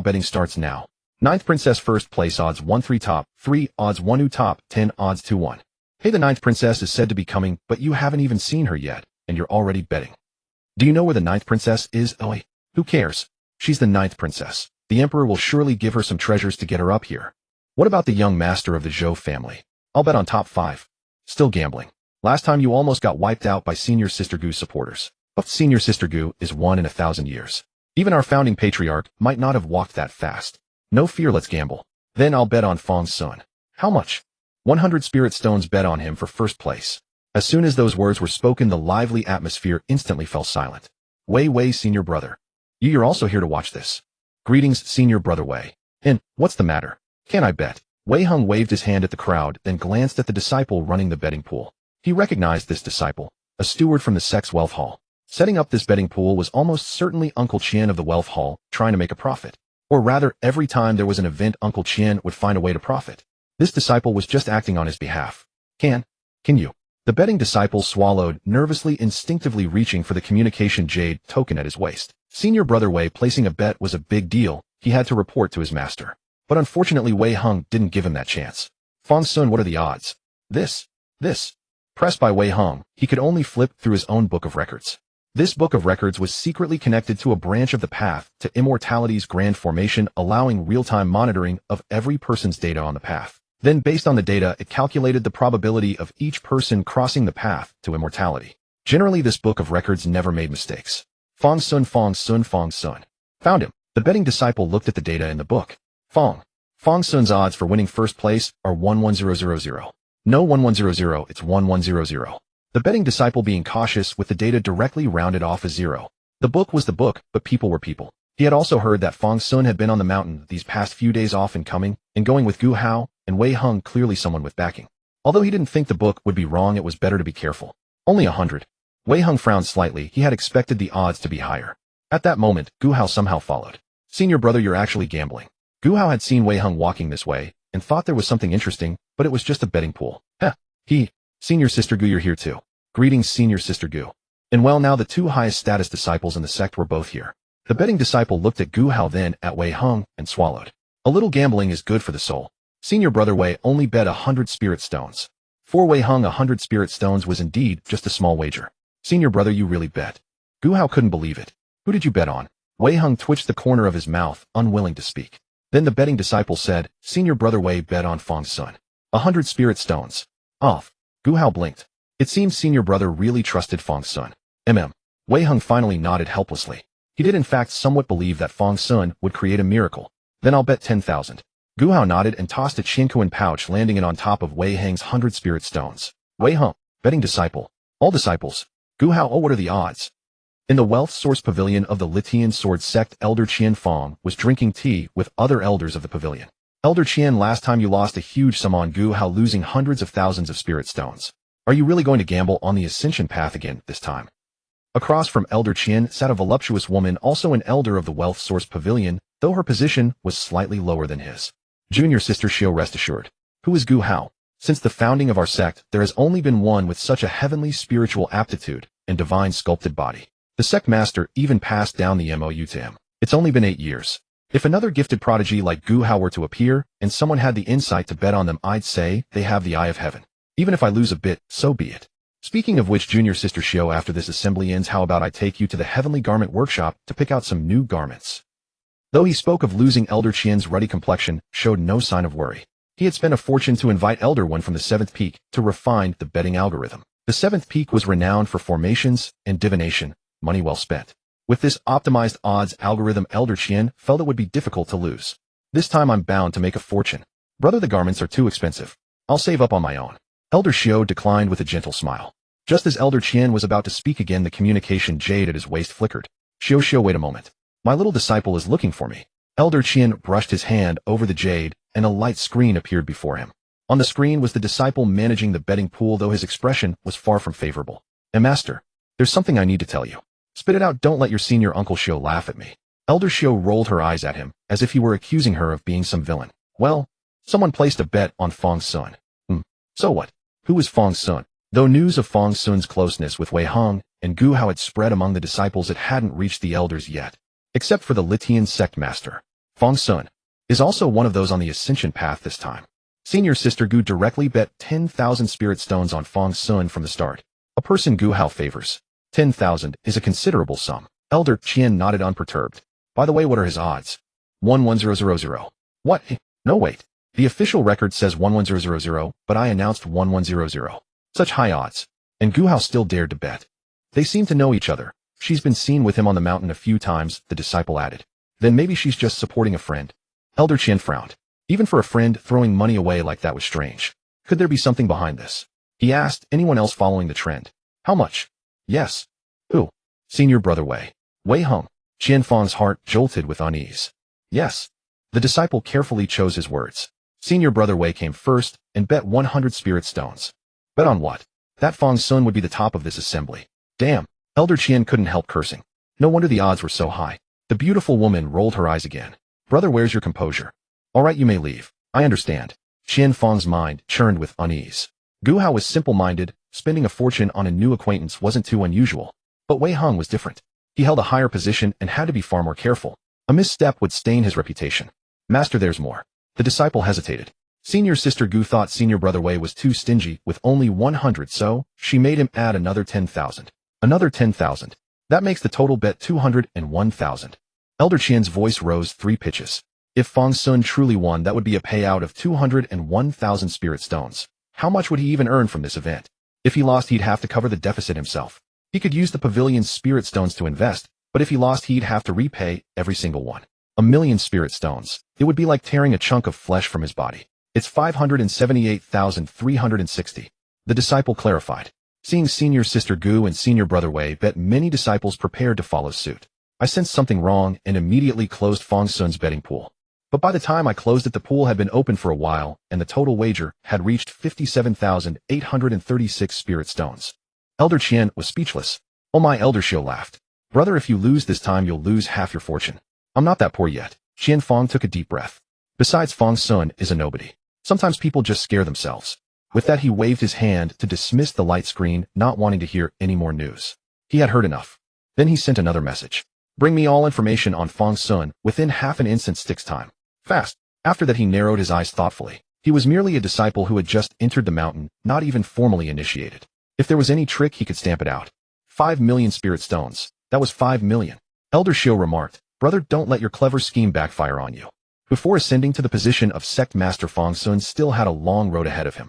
For instance, the grand path stretching before him now. Heavy pressure temporary lightness, 134.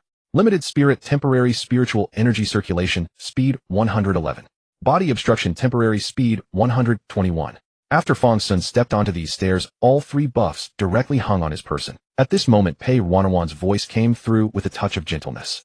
I did thorough research beforehand. This immortal ascension path examines one's aptitude. If your spiritual potential and fortune are richer, the path grants proportionally greater assistance. As she spoke, Pei Ruanruan leaped lightly upon the bluestone path. Take me for example. I have a mid-grade waterwood dual spiritual root. After stepping onto this path, the initial stretch felt even lighter and easier than walking on ordinary ground. This path hungers for my continued ascent. Have you noticed any difference, little brother? Do you still believe the sect master position beckons to you? Hearing her voice, Fang Xun silently regarded the three buffs hovering before him. How much did this immortal ascension path dislike him? Fang Xun pondered for a moment before speaking. I don't want your approval, I want mine. With that, Fang Xun began ascending 3 steps at a time. Pei Ruanruan, stop complaining, I'll wait for you at the top, Fang Xun said, launching himself upward once more.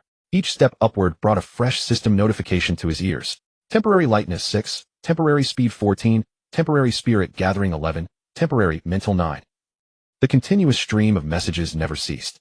The higher Fang Xun climbed, the faster he moved. Within moments, he had already ascended over 100 steps. Pausing briefly, Fang Xun glanced back and saw Pei Yihan looking at the two of them with quiet resignation. Her spiritual aptitude made the path particularly arduous for her.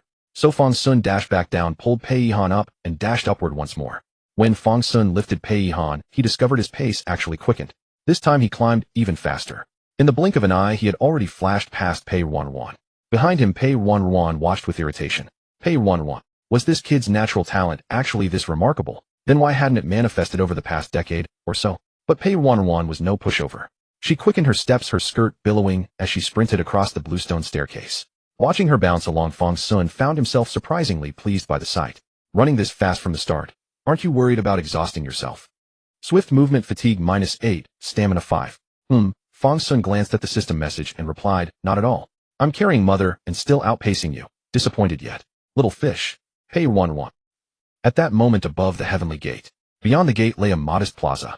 On ordinary days, only a few disciples would wander through during their leisure time, but today the square teemed with people. The reason was simple. Approximately 70 mystic light mirrors now hung above the plaza. Each mirror displayed one or several cultivators on the immortal ascension path, and each of these individuals was a prodigy from their respective clans or regions. Yet now most eyes were fixed not on any of those other prodigies, but on someone who had been utterly unknown just days prior. Right now, that person was sprinting all the way toward the heavenly gate. Of course, that wasn't the remarkable part. The truly astonishing detail was that the person was dragging 2 others along. Who the hell is that? That's abnormally strong. He's already rivaling Senior Sister Gu from back then, and he brought 2 people along. Those are his mother and sister. That's incredibly filial. Isn't that the guy who's been hanging around Senior Brother Wei and Senior Sister Gu these past few days? No wonder he's so fierce. Holy shit, how far along is he? He's already on the 2nd tier, in the Heart Demon realm. How long do you think he'll take? How long did Senior Sister Gu take originally? Senior Sister Gu had no heart demons.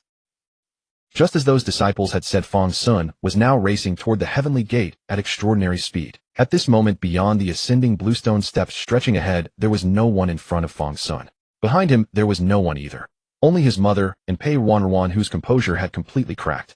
How are you doing this? Wait, weren't we born from the same womb? Pei Ruanruan could hardly believe she was dreaming. She knew the 2nd stage involved the Heart Demon realm.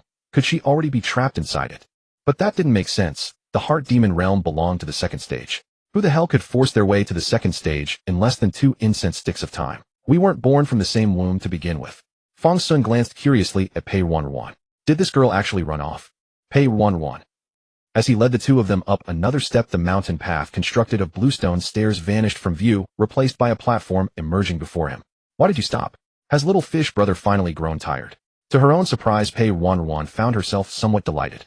Not at all. Fang Xun kept his grip firmly on Pei Ruanruan and Pei Yihan's hands. He had simply grabbed both of them and dragged them upward the entire way. Of course, such behavior was naturally prohibited by the immortal ascension path.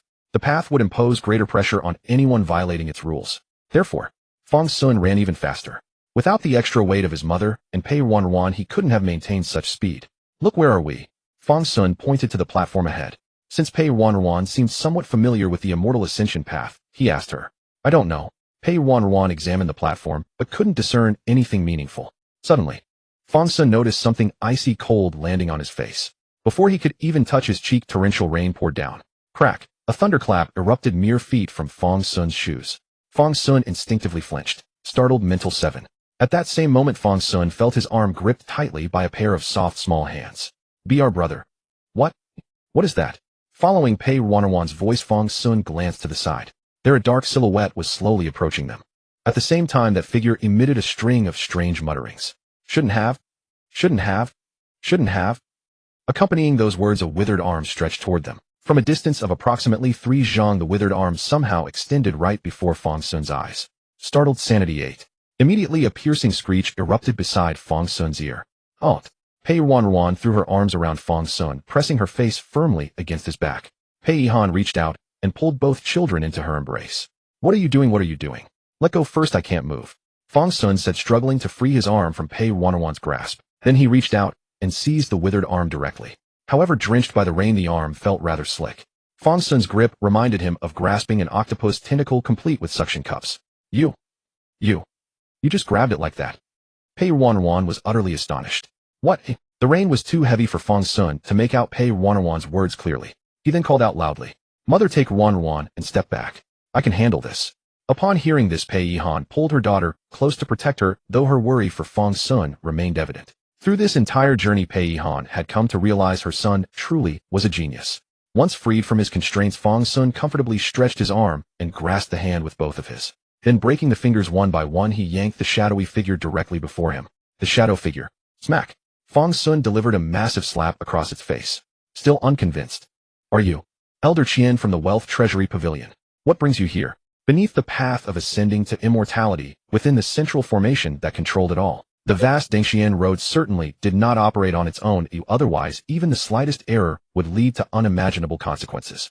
Therefore, after each activation of the ascending path, disciples from the 7th peak were assigned to keep watch. Nothing important. I merely placed a small wager on the odds as well, replied Qian Fang with a knowing smile. I came to check whether the formation is functioning properly. Haha, Elder Qian, rest assured. There will be no issues here. All operations strictly follow the established rules.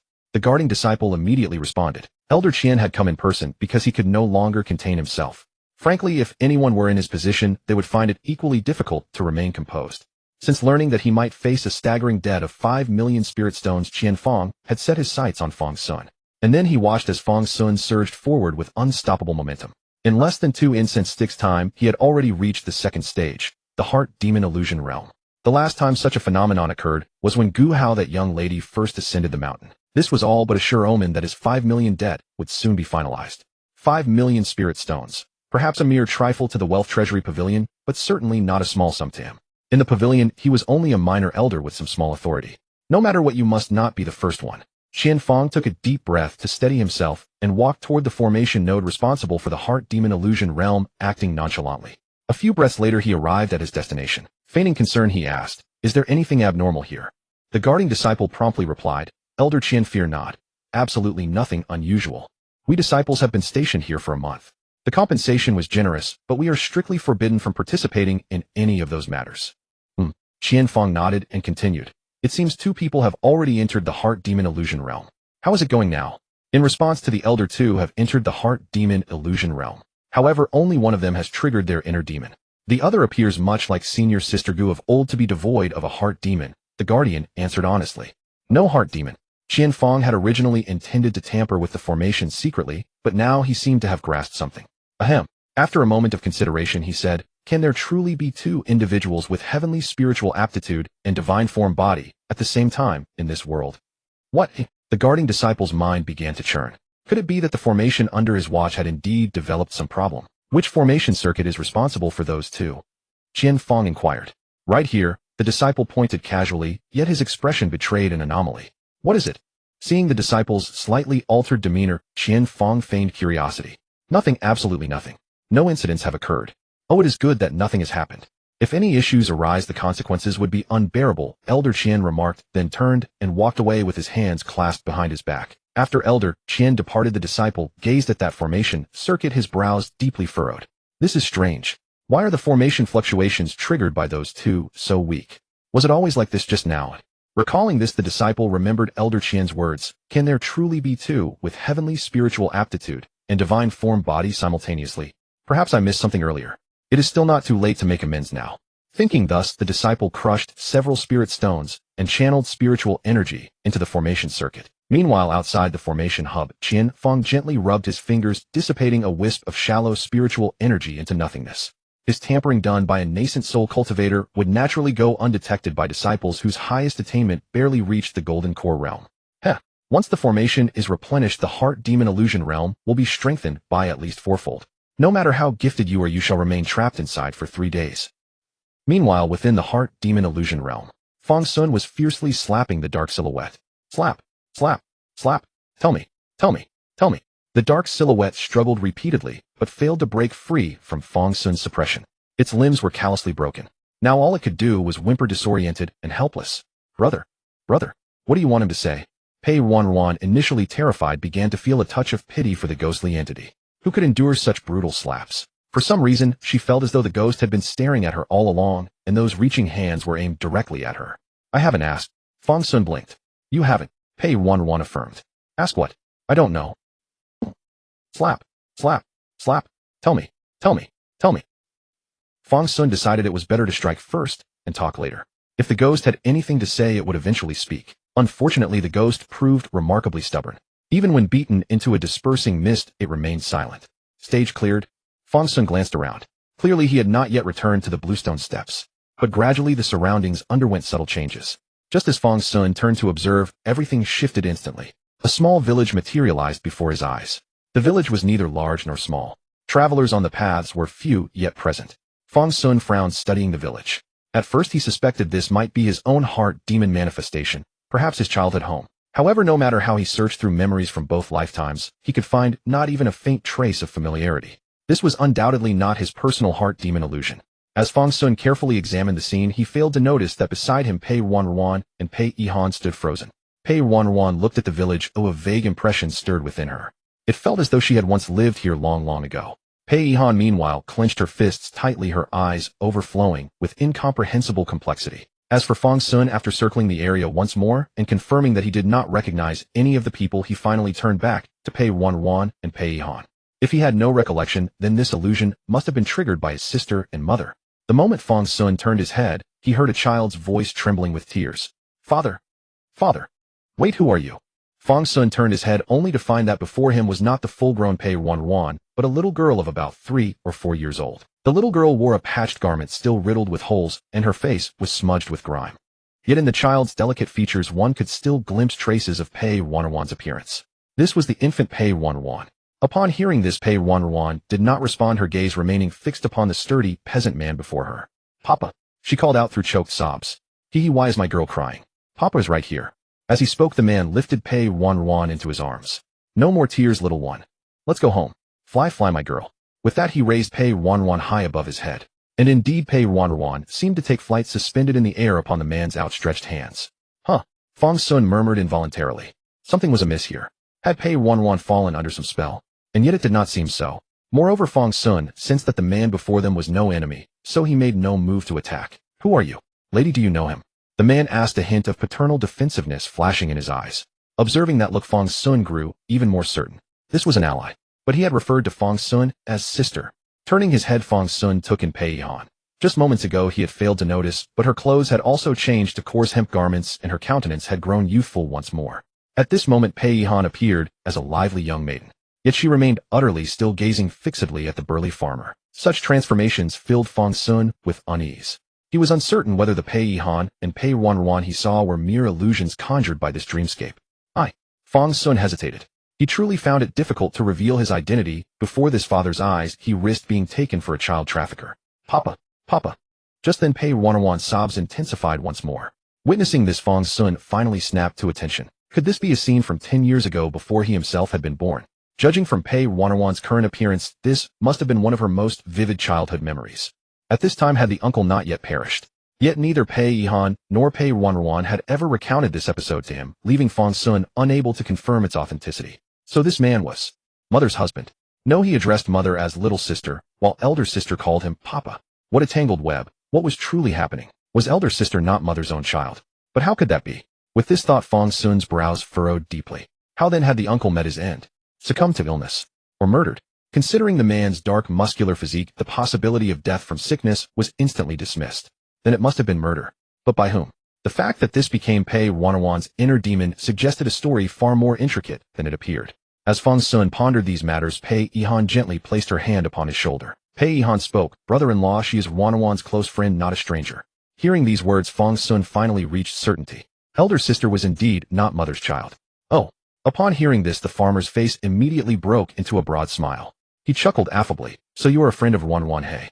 I am Zhao Dazhuang, Ruanruan's father." Fang Xun quickly returned the courtesy. "Fang Xun. I am a friend of mother. I mean of Ruanruan and elder sister Pei. Greetings, Uncle Zhao. Hee, I never knew Ruanruan could make friends. She knows her manners well. Since your name is Fang Xun, I shall call you Little Fang." "Fang Xun." "Yes, uncle. Quite proper." Zhao Dazhuang nodded, waving his massive hand. "Young Fang, would you care to visit our humble abode? Your Aunt Zhao cooks quite the splendid meals. Care to taste?" "Son." "Fang Xun, come along with us." Pei Yihan looked between Zhao Dazhuang and Fang Xun. "After all these years, little Sun now knows but is better this way." "Very well." Fang Xun nodded at once. Following elder sister and mother together, he reasoned this path held no wrong turns. Along the way, trailing behind, Fang Xun pondered long and hard, yet could discern no danger lurking within this seemingly warm and pastoral village. Was the peril of drowning in such warmth itself? Yet judging from elder sister and mother's demeanors, that seemed unlikely. Pei Ruanruan continued her weeping, reducing Zhao Dazhuang to helpless awkwardness. Meanwhile, Pei Yihan was scrutinizing her surroundings, her expression far from relaxed. This hardly resembled one lost in familial bliss. But whence came the danger? Bandit raid and village massacre. If so, this heart demon illusion proved rather simplistic. Pei Ruanruan possessed cultivation. Bandits of modest means could pose no threat to a Qi refining stage cultivator. Unless the enemy proved overwhelmingly powerful, rendering even the addition of a Qi refining cultivator utterly despairing. Could some sinister path cultivator suddenly descend upon this small locale and sacrifice the entire village? The probability might be slim, yet it was not beyond possibility. It must be said Fang Xun's thoughts had wandered far and wide. At last the four of them arrived before a modest courtyard within the village. "Wife, dear wife, I'm back. And I've brought guests. Wife, your sister is visiting us again, and Ruanruan has made a friend, he."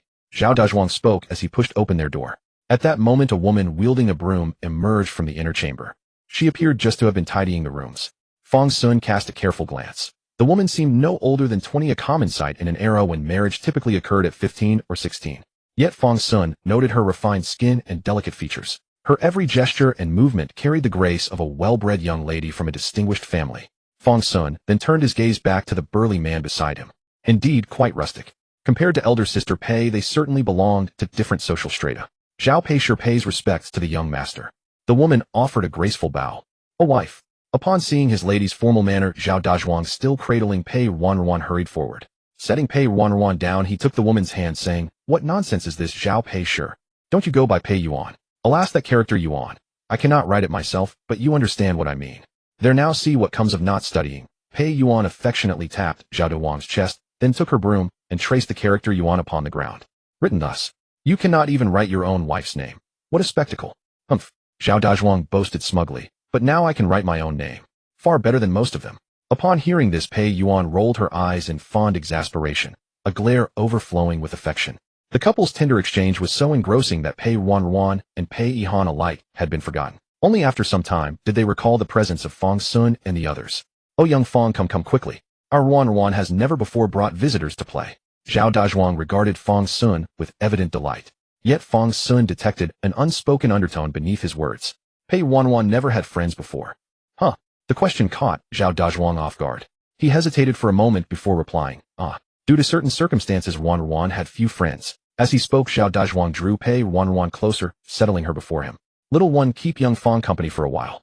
I shall join your mother to prepare a meal. Be good now." With that, Zhao Dazhuang led Pei Yuan affectionately toward the kitchen. This left but three: Pei Ruanruan, Fang Xun, and Pei Yihan.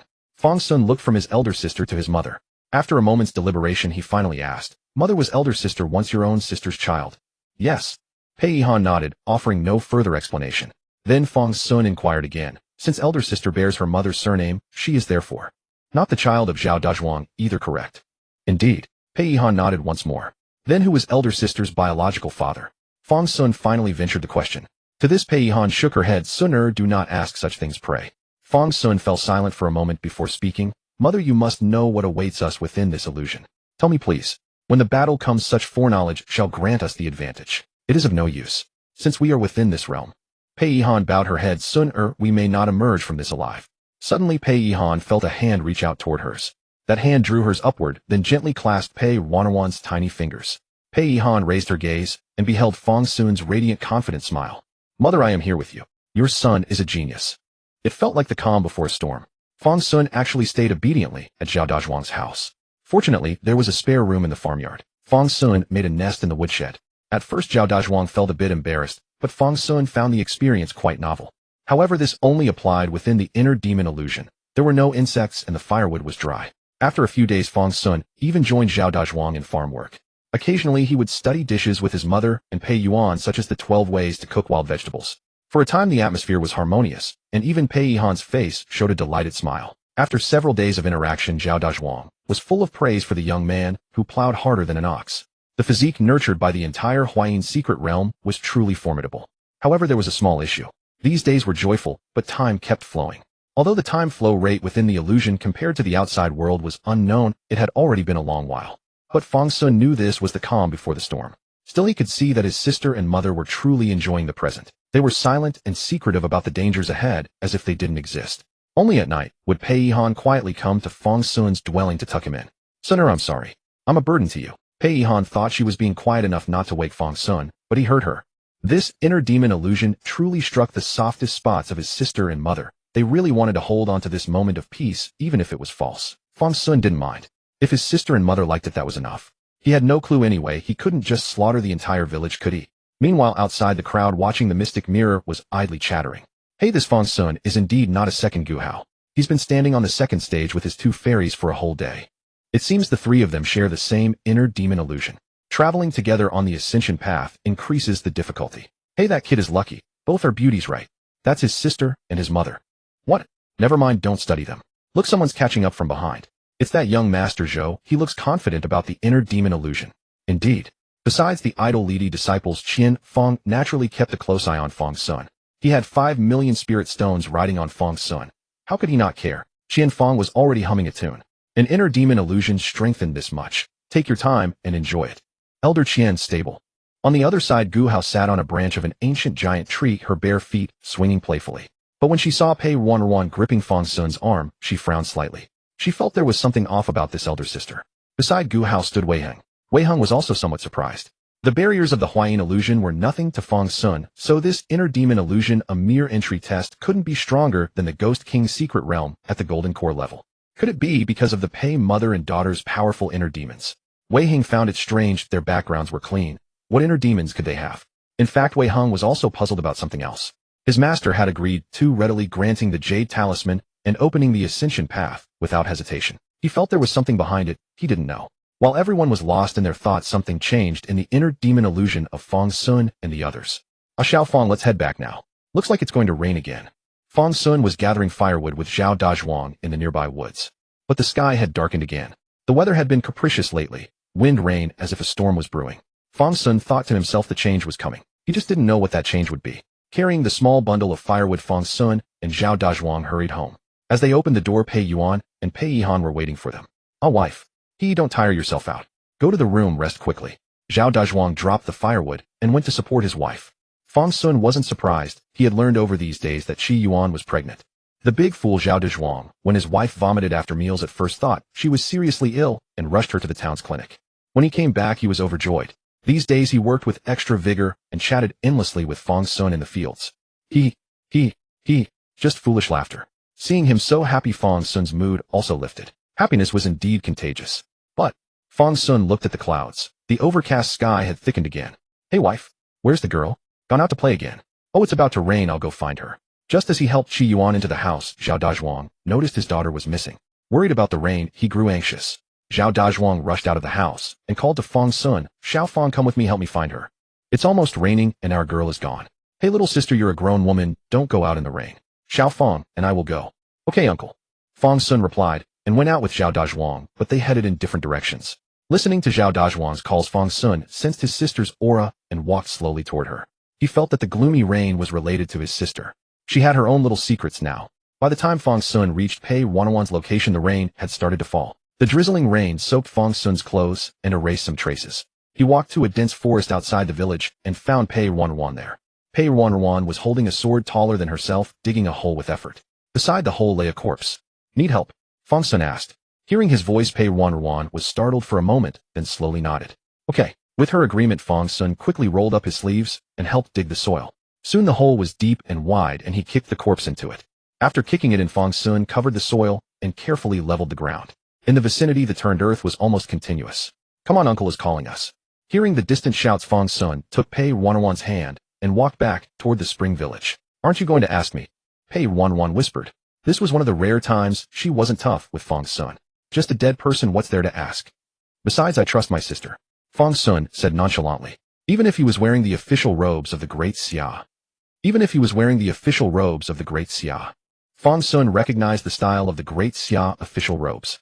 However, he had no idea what rank this official held.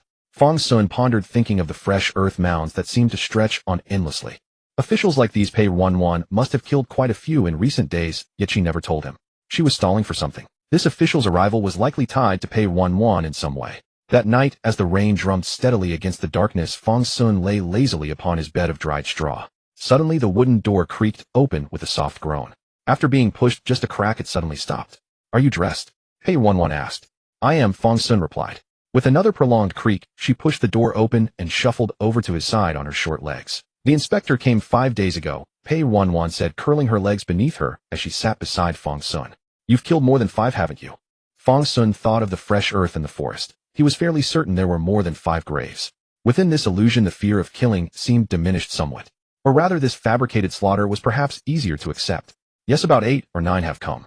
Fang Xun had long since given up asking, nor would Pei Ruanruan volunteer such information. Why don't you even ask? Aren't you curious at all? After a long silence from Fang Xun, Pei Ruanruan was the one who finally broke it. It doesn't matter whether I ask or not. You're my sister. This is merely an illusion, Fang Xun said, shaking his head. Whatever you do, I support you. Worst case, we simply linger a bit longer and let Wei Heng lose face. As he spoke, Fang Xun reached over and pinched Pei Ruanruan's cheek. I'll hold up the sky if it falls. Pei Ruanruan scoffed. Oh please, little fish, trying to protect your sister. Pei Ruanruan huffed, rose to her feet, and stepped out the door. Before closing it behind her, she glanced back at him. It's cold here. I have a small bed. If you'd like, we can share. New quilt too. Get lost, I don't need it. Fang Xun waved her off, dismissing the tiny scowling girl. Her bed was comically small. Anyone who could fit in it would be a miracle. The rain fell relentlessly through the entire day, and into morning it showed no sign of ceasing. Amid the downpour, the thunder of iron-shod hooves drew near, a sound Fang Xun recognized instantly. Warhorse hooves. These did not belong in this village. Rap, rap, rap. Fang Xun's door was knocked upon. Then came Zhao Dazhuang's gruff voice. Xiao Fang, time to eat Xiao Fang. Hey, this rain is something fierce. Don't need to water the fields now. This simple farmer these days cared for nothing but his wife and daughter, and those few acres of land. Coming, uncle, right away. Fang Xun rose and stepped out from the woodshed. By then the hoofbeats were drawing ever closer. With Fang Xun's keen hearing, he could still make out their shouts. Seal off this village. According to the intelligence, the noble lady is right here. Stay sharp. Any failure will cost you your heads. Yes. Outside over their meal, Zhao Dazhuang paused, curiously listening to the commotion beyond. Hey, what's all the noise outside today? As he served his wife a portion of pickled vegetables, the noise reached Pei Yuan as well. Her once warm and sweet expression suddenly froze. Gripping Zhao Dazhuang's hand, she whispered, Dazhuang, when people come looking later, will you stay in your room and not come out, please? What? Your family has found you. Zhao Dazhuang's chopsticks halted midair. Wife, are you leaving? Zhao Dazhuang had always known his wife and her sister were shrouded in mystery, yet he had never pressed the matter. Such a celestial woman as his wife had chosen him treated him so kindly, and their daughter was so sweet. Her sister, though perhaps a bit cold in manner, always brought them gifts when visiting. Now his wife was even carrying his child. What more could a simple farmer ask for? Nothing more. Zhao Dazhuang pressed his lips together. Actually, wife, you could have told me. If you're leaving, I'll listen to you. I'll follow whatever you say. Before Pei Yuan could continue, Pei Ruanruan suddenly rose from her seat. No, mother, you cannot go out there. What's the matter, daughter? Zhao Dazhuang was startled by Pei Ruanruan's outburst. Yet he still reached out to stroke her head, soothing her. It's all right. Your father will be fine. No, Pei Ruanruan insisted firmly. I said no, and that is final. Pei Yuan opened her mouth, but said nothing further. Father, mother, wait inside your room. No matter what happens outside, do not come out. With that, Pei Ruanruan suddenly dropped to her knees, straight and unyielding. Pei Yihan watched the scene, her lips pressed tight, showing no reaction. Father, mother, I beg you. This. Zhao Dazhuang had no idea what was happening and was at a loss, unsure how to respond to his daughter's abnormal behavior. Fang Xun, who had been observing from the sidelines, finally rose and seized Pei Ruanruan's arm, pulling her to her feet. Uncle, aunt, rest assured. Mother. Pei Jie, you should not come out either, Fang Xun said, guiding Pei Ruanruan toward the door. There will be no harm. Wait for us to return. Zhao Dazhuang wanted to say something, but found no words. It seemed something serious had occurred, yet he understood nothing. Pei Yuan, however, held her husband's hand, tightly watching Fang Xun, and Pei Ruanruan disappear through the doorway. Her daughter seemed different from before. Pei Yihan made to rise as well, but was met with a sharp warning glare from Fang Xun. Outside, the crowd watched as more and more figures appeared upon the second terrace. Those who had been paying attention to Fang Xun and Pei Ruanruan now lost interest entirely, their thoughts drifting elsewhere. Hey, speaking of which, the 9th princess has been hiding quite deep. We still don't even know where she is. Hey, what kind of illusion do you think she'll encounter after ascending? The 9th princess of Great Xia, born to royalty and luxury. Perhaps she'll face some giant dog or something. A giant dog. Ha ha ha, perhaps a swarm of enormous mosquitoes instead. Everyone laughed, pondering what terrifying things could exist within the imperial palace. But then someone suddenly spoke up. I've heard it said that the 9th princess is actually an illegitimate daughter of the Great Xia Emperor, discovered only when the court of heavenly observation divined the celestial patterns. There are also rumors she was never actually brought back to the palace. Is that true? It seems the rumor has some merit. Otherwise, why would the 9th princess come to our Li Dao sword sect? Royal life is so comfortable, and there are cultivators devoted to her service. Could it simply be because our sword sect is magnificent? Now that you mention it, our sword sect is indeed magnificent. And so the conversation gradually veered back to boasting about the glory of the sword sect. After some time, someone suddenly asked, do you think the 9th princess lived well among the common folk? She probably lived quite well, right? After pulling Pei Ruanruan out the door, the torrential rain swept directly off the eaves and drenched them both. It hadn't felt so pronounced inside the house, but out here Fang Xun began to realize. The rain was heavy and the wind was fierce. At this moment, the urgent knocking at the courtyard gate grew louder. Just by looking at the wall, one could see several bright yellow banners fluttering outside. Fang Xun listened to the increasingly chaotic footsteps outside. More and more people were gathering. Yet he felt no concern. There was still time. Fang Xun tugged at Pei Ruanruan's sleeve and asked, scared. He had been racking his brain these past few days, feeling he had pieced together Pei Ruanruan's little story. Her mother and sister must have once belonged to a super great clan. Perhaps the Pei family of Zhongzhou or something like that, though he had never heard of it. Then came some tale of a woman eloping for love. Pei Yuan likely found a heartless man, ended up pregnant, and eventually married the current Zhao Dazhuang. Now probably the Pei family had come looking for her. That's why Pei Ruanruan's surname was Qi, not Zhao. At this moment, Fang Xun felt he understood what he was about to face. An inner demon illusion, Fang Xun spoke. It's supposed to make us confront our inner demons. Don't be afraid. I told you I've got your back. After all, he was the demon lord. How could he fear some mere noble family? Then Pei Ruanruan finally spoke. Little trash brother. You're completely wrong. Huh? Fang Xun was startled. He hadn't even said what he guessed. But Pei Ruanruan continued. I used to think there was nothing worth saying, but now I'll tell you. Trash, don't be scared by my background. Oh. Fang Xun blinked. What background? Pei Ruanruan looked at him, her lips pressed tightly together. Even though she used the lightest tone, her voice carried a hint of tears. Mother and father died today, both of them. Why? Why did they have to die? At this, Pei Ruanruan's tears streamed down her face. Father died because he dared to touch that man's woman. Mother died because she married another. That little one, whether brother or sister, also died. Just because they were father and mother's child. Why? Why? Because he is the emperor. Pei Ruanruan's voice grew softer, almost inaudible by the end. As she spoke, her words carried a chill and resentment. Her figure slowly grew from its youthful form. Before long, her clothes shifted, her posture restored. Pei Ruanruan became the one Fang Xun should have known, yet now seemed almost unfamiliar. If this inner demon illusion forces me to watch my parents die miserably before my eyes again and demands I let go, or something, then I'd rather be trapped here forever. Crying, Fang Xun saw her reddened eyes. Had he just heard the word emperor? He thought he had imagined the enemy strong enough, but never expected it could be even stronger. Starting off by fighting the emperor, wasn't that a bit too outrageous? Rain got in my eyes, Pei Ruanruan said stubbornly. Don't be stubborn. You call me trash, but you're the little trash yourself. With that, Fang Xun looked toward the crumbling courtyard gate. By now the soldiers outside had stopped knocking and were battering the door with a thunderous crash. Soon it would be smashed open. I really like your mother. And Uncle Dazhuang, I like him too. They've been good to me, I've been happy these past few days. In these days your mother has smiled more than I've ever seen. Now I'm getting along with your father like brothers. If you don't mind, you can call me second father. As Fang Xun finished speaking, he released Pei Ruanruan's sleeve and walked slowly into the torrential rain in the courtyard. With a crash, the courtyard gate was shattered by a huge iron hoof. A horse clad in iron armor with a deep neigh stepped into the yard, as if wreathed in blood flames. Fang Xun looked up and took a deep breath. He had underestimated this inner demon illusion. In young Pei Ruanruan's eyes, some things had been demonized. Now those twisted phantoms appeared before him. Under the torrential rain, amidst the sound of iron hooves, came a horse as massive as a mountain. It was draped in armor that seemed stitched together from corpses. Its crimson fur let the rain fall, as if soaked in blood. Its hooves, shod with huge dark golden shoes, stomped the waterlogged ground into a series of connected puddles. On the horse's back sat a huge pitch-black figure. Fang Xun stared directly at it, but could not make out the face.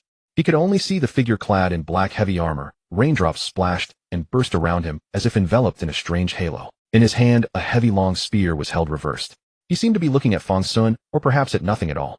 Such a man and such a horse. Fang Xun's sweeping gaze counted 6 more pairs. Behind these 7 riders and 7 horses, the courtyard wall had been toppled, revealing an endless sea of soldiers.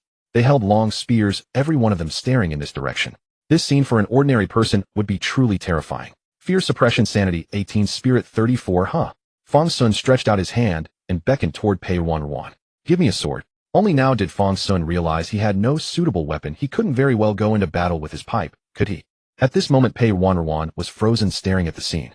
The fear of her childhood revisited her.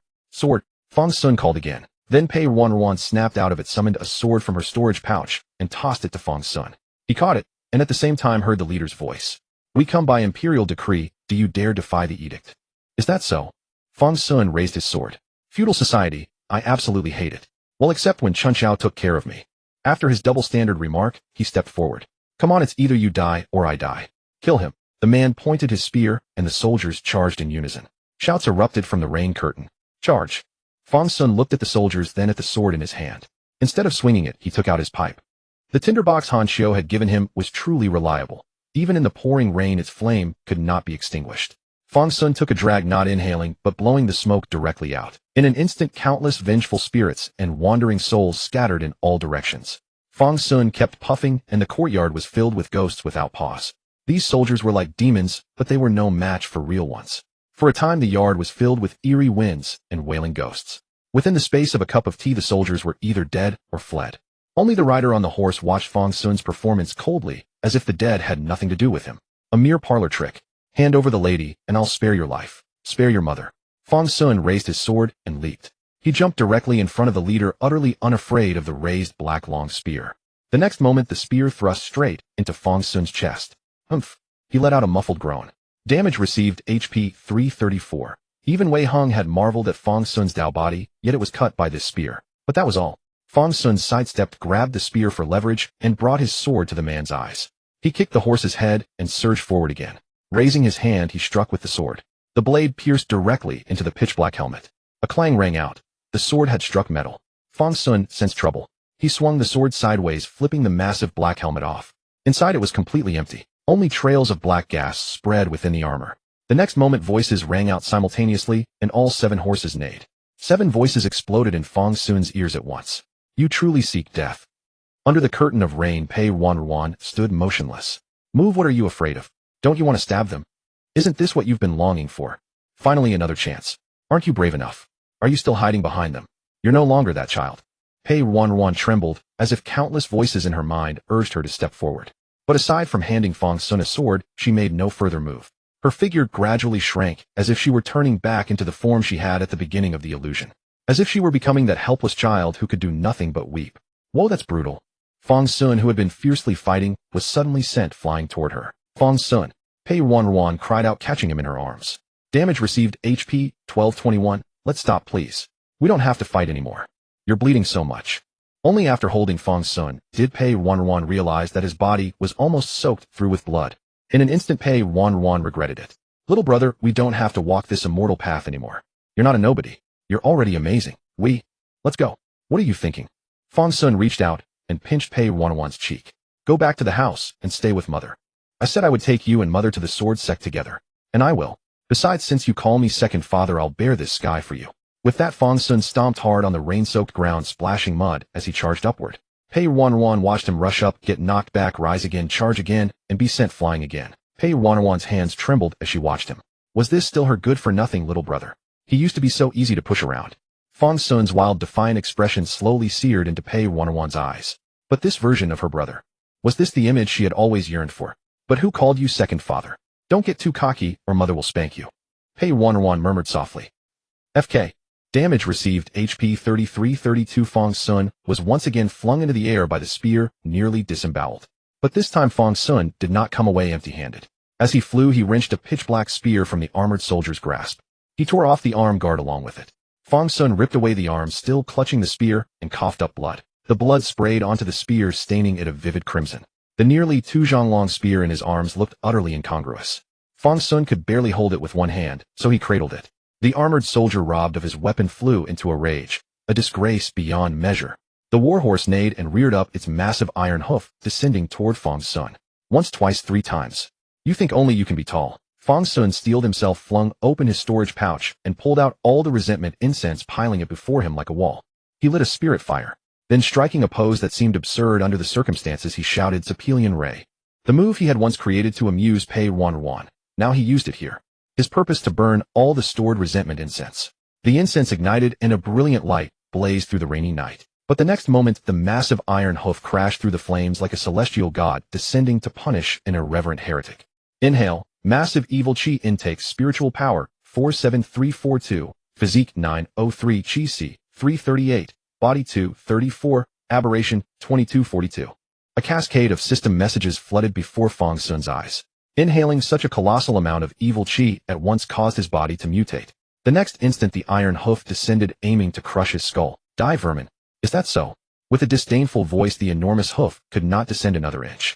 Perhaps the enemy Pei Ruanruan imagined as a child was indeed formidable, and it was truly powerful. But to that, Fang Xun could only say human imagination has limits, but his cheat is limitless. Fang Xun grabbed the iron hoof with one hand. His cyan black palm tightened, causing the hoof to creak under the pressure. You like stomping so much. Stomp again. A crack followed by the horse's whinny. Fang Xun crushed the iron hoof to pieces. Under Pei Ruanruan's disbelieving gaze, a figure over a zhang tall rose, clutching a pitch-black spear. Fang Xun's clothes were torn, revealing his body, now ink jade-like from the corruption of yin qi. After repeated transformations, Fang Xun's Dao body no longer shriveled. Instead, his muscles shimmered with a jade-like luster. He slowly stretched, twirling the spear in his hand. Again. You insolent brute. The armored horseman charged the black spear in Fang Xun's hand like a giant siege arrow. Fang Xun raised the spear. He didn't know how to use it, but that didn't stop him. He swung the spear in a full arc and struck with all his might. The spear whistled through the air and slammed into the charging horse's head. One blow shattered the horse's skull. The next moment, like a mountain collapsing, the massive horse lost its balance and crashed to the ground along with the armored soldier. Fang Xun finished him off immediately. He drove the spear into the black armor, pinning the soldier to the ground. Then he snatched the spear from the fallen soldier's hand, hurled it with all his force, and impaled another charging soldier and his horse together like a skewer. Now that's what I call satisfying. But it wasn't enough. In the moment of shock, Fang Xun hoisted the pinned soldier into the air. He removed the helmet, revealing a body emitting black chi. Fang Xun took a deep breath and drew the black wisps into his abdomen. Nightmare Demon Invasion Spirit 152. So these things were sustained by something inhuman. But what exactly was a nightmare demon? Fang Xun blinked. Could this be what sustained the heart demon illusion? Seeing his twisted behavior, the armored soldiers halted their advance. Something's wrong, something's wrong, something's wrong. This man is not normal. At that moment, on the second step of the immortal path, everyone immersed in the heart demon illusion let out a soft groan. Within their illusions, a barely perceptible crack appeared. Down below, the 7 Peaks disciples, overseeing the second step, were going mad. What's going on? How did the nightmare demon vanish into thin air? Elder Lu. Go fetch Elder Lu. The authority to summon nightmare demons is with him. Hurry. If we're any later, everyone will pass the trial.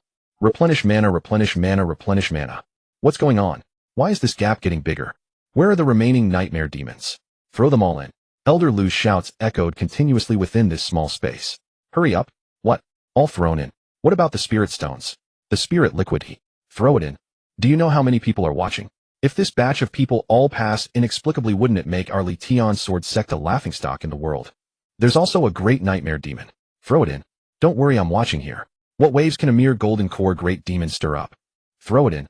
At this moment, within the inner demon illusion, Fang Xun was lifting the breastplate of the last suit of armor. After absorbing the last wisp of black chi, Fang Xun felt his divine sense ascend to another level. Nightmare Demon Possession Spirit 121. At the chi refining stage, one should not be able to release divine sense externally. Or rather, even if it can be released, it can only briefly probe nearby information. But now Fang Xun could sweep his divine sense over several li in an instant. He could even see the small village in rough detail. If there were 7 or 8 more, I could ascend another level and see even more clearly. Fang Xun was now observing this small courtyard with his divine sense. Compared to the village, when looking at just this small courtyard, Fang Xun could see it with extreme clarity. However, this perspective was somewhat strange, and Fang Xun felt he needed to get used to it. Fang Xun saw that Pei Ruanruan was staring at his back, lost in thought. Fang Xun figured that his current complete transformation must have frightened the girl. In the inner chamber, Zhao Dazhuang was holding his wife, comforting her affectionately. But the worry on Pei Yuan's face was hard to dispel. She kept looking outside as if worried about something. Pei Yihan, on the other hand, stood by the window. She wanted to look, but also dared not. Having seen this, Fang Xun ended his rather novel experience. Not scared, are you, sister trash fish? Fang Xun stood up and kicked the armor at his feet aside. The small courtyard now looked quite gruesome. 7 huge horse carcasses piled up nearly half the yard, and the blood they shed had dyed the ground crimson. As for the armor, it had lost its luster, as if, after Fang Xun absorbed the black qi, it had turned into a pile of scrap metal. Of course Fang Xun asked not, because he was afraid Pei Ruanruan would be scared of the gruesome corpses. Rather, he was afraid Pei Ruanruan would be afraid of him. Now Fang Xun was in complete transformation, over 3 meters tall, looking even more like a vengeful ghost than the ghosts themselves. Fang Xun could only pray that the changes within this inner demon illusion wouldn't affect the outside world. If not for this concern, Fang Xun wouldn't have endured being beaten for so long before deciding to activate his complete transformation. I'm not afraid. Pei Ruanruan looked at her brother, but revealed a smile. But she asked curiously, but you don't look like a human now. So do you usually think about these messy things and they came true in the illusion? I really don't look like a human now. Fang Xun stretched out his hand to look. On his palm, even his fingernails were 2 feet long. When his nails touched, they could even spark. But why hasn't this illusion ended yet? Fang Xun remembered this again. He looked around. He should have dealt with everything that needed to be dealt with. Just now his divine sense swept over the village and found no omissions. Could it be that the big one is coming? Fang Xun thought that what he had seen so far were the inner demon illusions of Pei Ruanruan and Pei Yihan. Perhaps his own inner demon hadn't come yet, which was why the trial hadn't ended. But obviously Fang Xun was wrong. Upon hearing this, Pei Ruanruan bit her lips hard. She knew in her heart that the biggest obstacle for her and her mother, the one they felt most impossible to resist, was not these soldiers who came on orders. Without his decree, these people were like puppets on strings, unable to do anything. Pei Ruanruan took 2 steps toward Fang Xun, looked at him, and said, "Why aren't you afraid? After all, I am your adoptive father." Fang Xun said with deep conviction. He would shoot his mouth off first and deal with the consequences later. As for being spanked by his mother, that could wait. What if it's an enemy that absolutely cannot be defeated? How absolute? As Fang Xun asked this question, he had already sensed something unusual behind him. Behind him, an aura that seemed to carry the might of holding up the heavens slowly spread over. Fang Xun tightened his grip on the spear in his hand. The big one had truly arrived. At this moment, Pei Ruanruan's gaze swept past Fang Xun to the sky behind him. The great Xia Emperor. That's it. Fang Xun said indifferently. Emperor, I'm the Demon Lord. Regarding Fang Xun's claim of being the Demon Lord, Pei Ruanruan only took it as her foolish brother trying to cheer himself up. Are you afraid? This time it was Pei Ruanruan who asked the question. Not afraid. Fang Xun turned around and saw the majestic, grand, yet blurry figure on the horizon. He stood there exuding infinite pressure.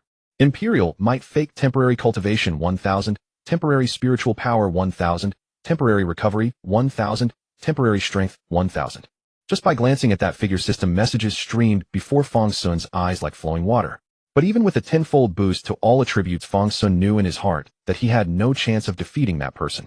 But then again, Fang Xun's body grew even taller, almost level with the spear in his hand. How will you know if you don't try? As Fang Xun spoke, he raised his spear. At this moment, Pei Ruanruan suddenly said, Fang Xun, don't push yourself. We really can't win.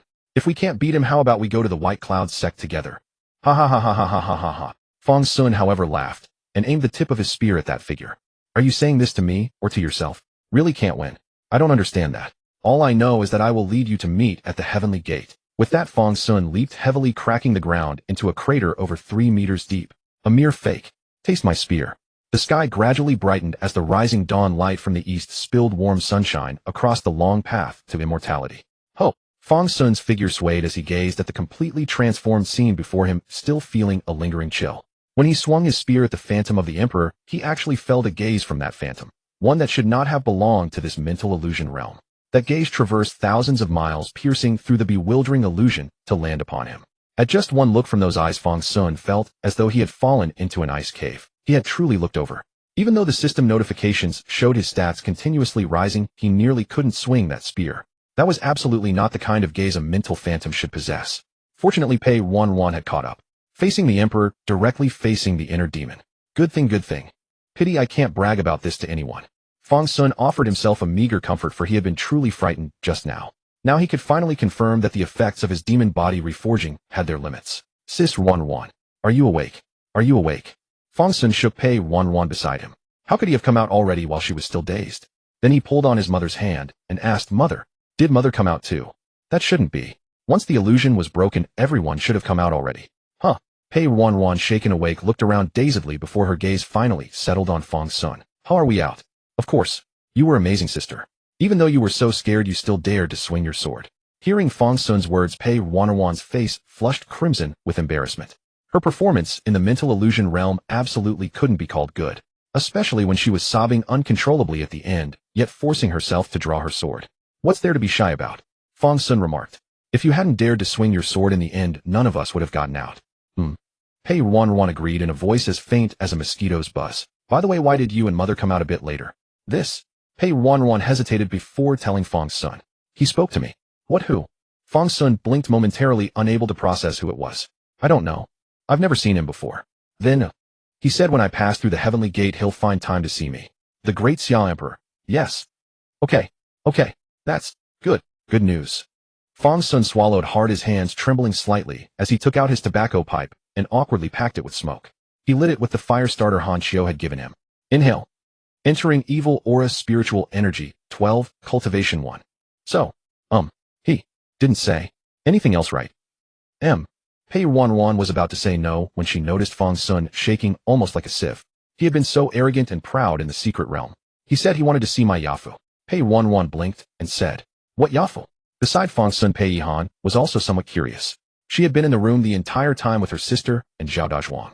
Though anxious, she had chosen to trust the children. She had never encountered cultivation. Going out would only make her a burden to the children. Fang Xun, hearing this, took a sharp breath. HHH. Just kidding. Mother's sister is just kidding. There's no such thing as a Yafu. Moi. Pei Yihan was confused, but seeing Fang Xun say so, she didn't press further. Pei Ruanruan's expression finally relaxed as she said, When he comes to see me, want to come along. Yafu. No thanks, can't see him, I decline, farewell. Fang Xun immediately gave a triple rejection. Small fry, where's your courage from back then? Pei Ruanruan muttered softly. Fang Xun.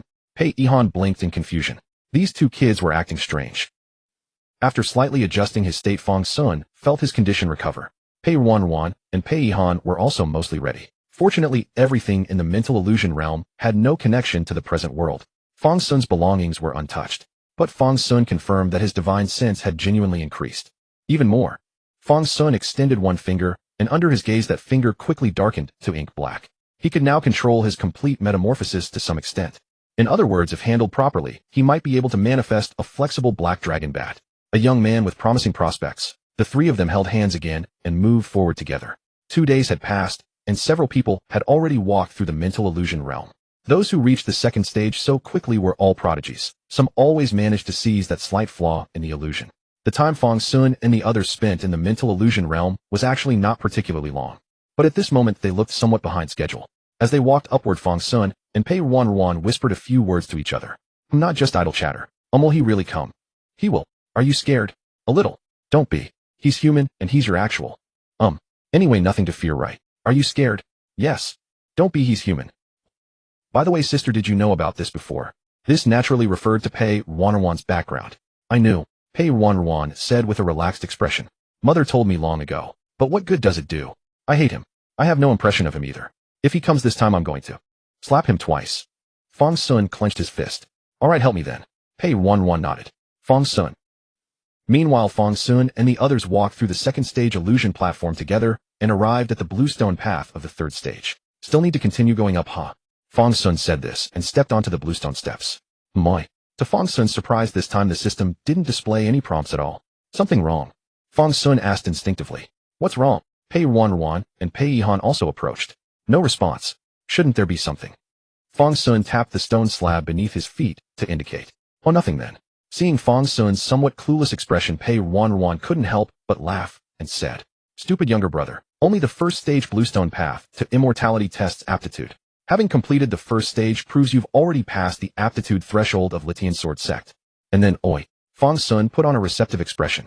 Please explain in detail. He truly knew nothing about this path to immortality. You're really dumb, small fry. But I made it here, didn't I?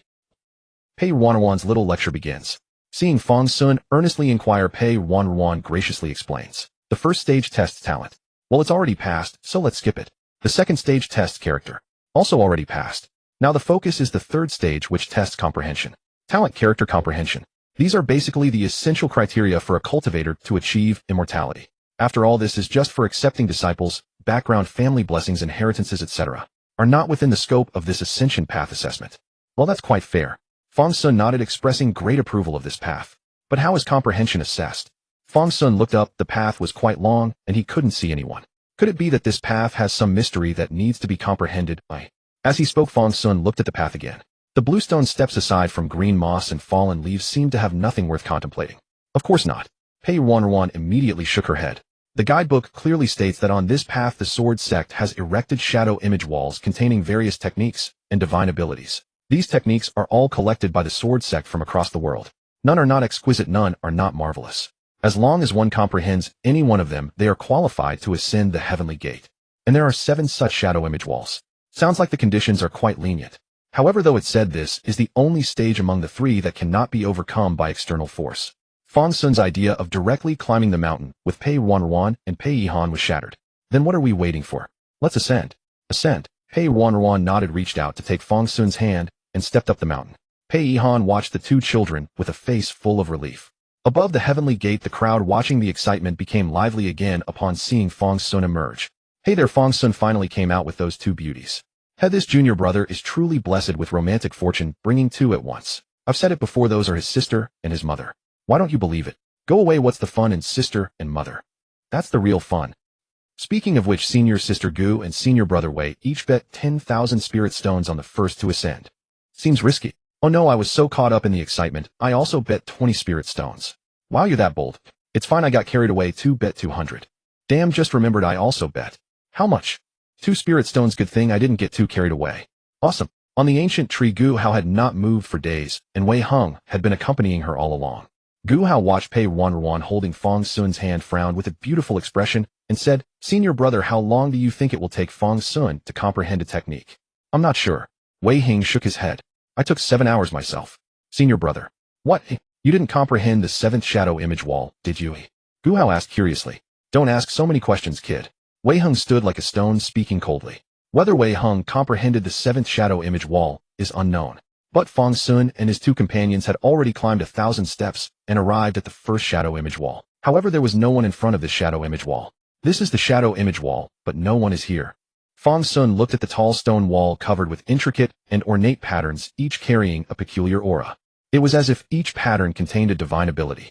There are 7 walls. Pei Ruanruan prompted. Every 1,000 steps there is a shadow image wall. The higher you go, the better the techniques and divine abilities contained in the walls. But correspondingly, the required comprehension is higher. Is that so? Yes. Pei Ruanruan nodded. Moreover, when the elders accept disciples, which wall one has comprehended is an important reference. If one can comprehend a technique from the 7th wall, becoming an inner disciple is already certain. Even becoming a direct disciple is highly possible. All right. Fang Xun nodded. Learning indeed has its grades. So almost no one bothers with the first one. Unless they really can't manage, they'll come back. Makes sense. Then upward. With that, Fang Xun and his companions continued upward. Like most people on the ascension path, they headed straight for the 7th shadow image wall. The further they went, the more people there were. When they reached the 7th shadow image wall, there were nearly 100 people sitting cross-legged in front of it. Fang Xun initially thought so many had already passed the 2nd stage, but upon closer inspection, he found that most of these people were quite advanced in age. Even elderly folks in their 70s were not absent. What's going on? Fang Xun was puzzled. This ascension path wasn't a tourist spot. These are all people who came to trial on the ascension path before. Pei Ruanruan explained. Although the ascension path opens once every 10 years, there is no restriction on when one must leave once they have entered. These people might have been here for 10, 20, or even 30 to 50 years. Just stubbornly grinding on the 7th wall. Yes. Pei Ruanruan replied. Right here? If they don't succeed, then nothing. If they do, they will shock everyone. That's truly impressive. Fang Xun couldn't help but roll his eyes. Although 3 more people had arrived, the others clearly had no time to notice newcomers. They were just staring at the shadow image wall, entranced, as if they could really see something miraculous. But in Fang Xun's view, it seemed more like an escape from reality. It was nothing but a way to say, it's not that I didn't work hard, it's just that I wanted to comprehend the 7th wall's divine ability, and it's just too difficult. Let's go. Let's also take a look at this shadow image wall, and see if we can comprehend some divine ability. Saying this, Fang Xun led his sister and mother toward the foot of the wall. Just as Fang Xun was about to pass the crowd and approach the wall, someone reached out to stop him. Don't you know first come first served? Go to the back. Fang Xun. Fang Xun looked at the man blocking his path. He was roughly in his mid-30s and had likely been contemplating the seventh wall here for no less than 20 years. You mean I have to wait in line to contemplate the Zhaoying wall? Naturally, the man snorted. Don't you know any rules? Haven't you heard of first come first served? Fang Xun nearly rolled his eyes. I'm ascending the immortal path. Do I need to observe such courtesy as queuing? Then the first person to step onto the immortal path should simply remain first forever. Who truly understands? Me or you, the man sneered. We've contemplated before this seventh wall for decades without breaking a single rule here. You, a mere youngster, want to charge to the front? By your logic, I'm not allowed to contemplate this wall at all. Fang Xun's eyes widened as he glanced at Pei Ruanruan, unsure whether such an absurd rule actually existed. To his surprise, Pei Ruanruan shook her head, clearly uncertain as well. The guide hadn't mentioned anything about this. Then the man continued, let alone you. Even that little girl from 8 years ago queued obediently. Either she watched from afar, or she went to contemplate the Zhaoying wall further ahead first. What right do you have to break the rules here? Fang Xun took a deep breath, feeling as though the folds on his brain were being ironed completely flat. That little girl from 8 years ago was Gu Hao, right? And that old bastard had bullied her here. 8 years ago you chased Gu Hao away. You know her, the man said indifferently. Good, then this is easy to discuss. I heard that little girl became the sect master's direct disciple precisely because she moved fast enough. Actually, she should thank us. If she had contemplated the seventh wall, she probably wouldn't have. Slap. Fang Xun raised his hand and delivered a sharp slap across the man's face. Really, I gave you face, and you still act up. The man freshly slapped couldn't process what had just happened for a moment. His mouth hung open, his expression one of utter disbelief as he stared at Fang Xun. You dare hit me? Slap. Yeah, exactly. You dare. Slap. After 3 consecutive slaps, the man's eyes had cleared considerably. He clutched his face, opened his mouth, but dared not speak another word. Just as Fang Xun thought this disturbance was over and prepared to continue forward. At the very front of the Zhaoying wall, an elderly man with a head full of white hair seemed to have just noticed the commotion and slowly walked over. He stood before Fang Xun and said slowly, how can you young one behave so? Slap. Not bothering with further words, Fang Xun delivered a mighty slap that sent the old bastard flying to the ground. TCH, idiot. Why didn't you say anything just now? Fang Xun spat on the ground, then pulled Pei Ruanruan along and continued walking forward. Before Fang Xun, one person after another rose to their feet. Slap. You too, right? Slap. Here's a slap for you as well. Slap. Loosen up those facial muscles. Slap. Slap. Slap. Slap. At this moment, the onlookers watching the spectacle all drew in cold breaths. You can do this. I honestly stood behind and watched for a long time back then, though I didn't understand anything. Wait, isn't he afraid the elders will lower their evaluation of him? Damn, kind of feels good, you know. He really punched his way through. At this point, Wei Heng was looking at Gu Hao. He had also walked the immortal ascension path, so he naturally knew the situation here. So junior sister never contemplated the seventh wall because of this, say. Gu Hao was utterly stunned, as she never imagined it could be like this. After a while, she finally reacted and said, back then they said this place belonged to them and told me to go elsewhere. I really thought it was their place. I'm alright. I understand. Wei Heng nodded, drew out a jade talisman, and was about to send a message when he saw the scene before the seventh wall and stopped. Seems like I don't need it after all. By now, Fang Xun had already pulled Pei Ruanruan and his mother to stand beneath the seventh wall. Behind him was a crowd of people whom Fang Xun had backhanded into disarray. At this moment, these people were glaring at Fang Xun, but none dared approach to slap him. Unconvinced, Fang Xun looked at them and sneered. If you're weaklings, then stand aside and stay quiet. Be sensible, and nobody will bother with you. But you're both useless and full of complaints, still standing here as obstacles in others' paths. What's the difference between you bastards and Fing dog crap? Dog crap is more sensible than you. It won't thrust itself at people. You. Someone pointed at Fang Xun and sputtered 3 U's before fainting dead away. With a rustling sound, he collapsed to the ground. People nearby immediately helped him up and said to Fang Xun, do you have any manners? Litian Sword Sect will never accept a madman like you. Hearing this, the 100+ people all shouted in unison. Right, Litian Dao Sect doesn't need someone who doesn't know etiquette. Exactly, even if you ascended the heavenly gate by luck, nobody will ever want you. Scram, Litian Dao Sect is a prestigious sect. Useless. What a joke. When we comprehend the Dao at these 7 walls, we'll show you what true celestial grace looks like. Hearing these voices, Fang Xun simply rolled his eyes. You don't want me. Do you want useless trash like you? Fang Xun said this, then glanced back at the Zhaoying wall covered in profound runes, and said, celestial grace. Don't flatter yourselves. Lurking before the 7th wall for decades, or nearly a century, sounds like the 7th wall is the only thing blocking your path to immortality. Even if I threw you all at the first wall, you bastards wouldn't comprehend anything from it. You. The person who had just fainted woke up again, and upon hearing Fang Xun's outrageous remarks, fainted once more. Having said this, Fang Xun looked at the furious crowd before him, looking as though they wanted to devour him, and said, I told you you're useless, yet you still don't believe it. Today I'll contemplate the seventh wall right here. If I comprehend it, you lot all thing roll down, and go contemplate the first wall. However long I spend contemplating this seventh wall, you'll have that much time to contemplate. Even if I don't step onto the heavenly gate, I'll still be over there watching you. If you comprehend it, I'll let you ascend the heavenly gate. If you don't, you useless trash can just fing scram. How about that? Fang Xun's arrogant demeanor instantly made the 100+ people startled. Not just them. All who witnessed this scene were shaken.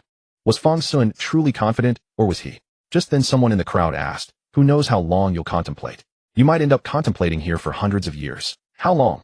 Fang Xun looked at the sky and said, before dark. If I haven't comprehended it, I'll get off this immortal ascension path.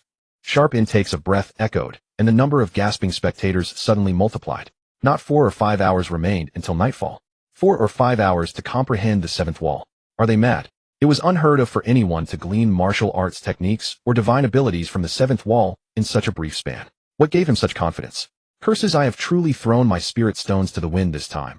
A disciple who had wagered on Fang Xun lamented with a heavy heart. Months of stipend gone down the drain. Thank goodness I only staked 2 spirit stones. The disciple who had wagered merely 2 felt a wave of relief wash over him. But the one rejoicing most at this moment was Elder Qian Fangqian. He too was watching Fang Xun on the mystic light mirror.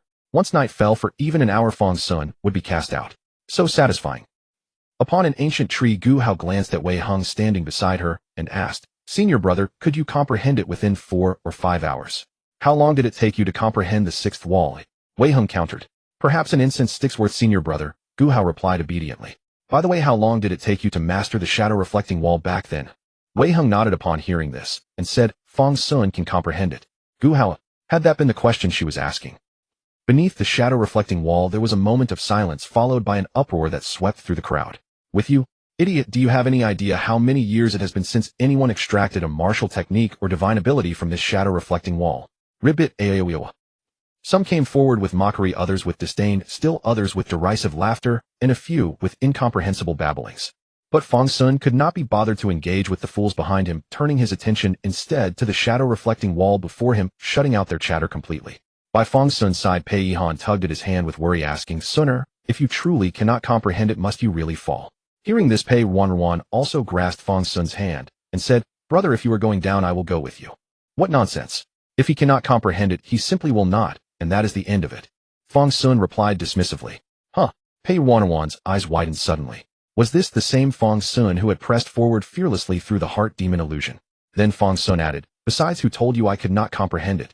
Comprehending insight -1, even while speaking, the effects of reverse refinement made their presence known. Seeing this -1 indicator, Fang Xun's lips curled into a smile. Steady, edge. Pei Ruanruan responded, her shock giving way to cautious anticipation as she asked, Brother, have you already figured it out? Something like that. Fang Xun nodded, retrieving a large reclining chair from his spatial pouch. He also pulled out a massive parasol, planting it right beside the chair with ease. These items were something Fang Xun had specially packed when leaving home. He had always intended to set them up anytime, anywhere he pleased. Hey, was not this exactly the occasion to use them? What is this? Pei Ruanruan blinked, unsure of what he intended. These are all exquisite tools needed for comprehending the shadow-reflecting wall. Fang Xun lounged back upon it, and summoned a small stool to place beside him, saying, Sit. Fan me. Oh.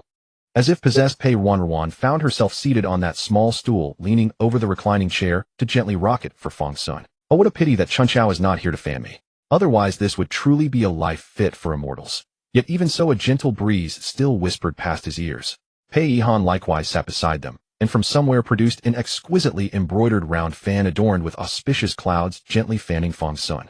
Mother, go ahead and lie down, I will fan sooner, Pei Yihan said with a helpless expression, knowing she had spoiled him too much. Thank you, mother.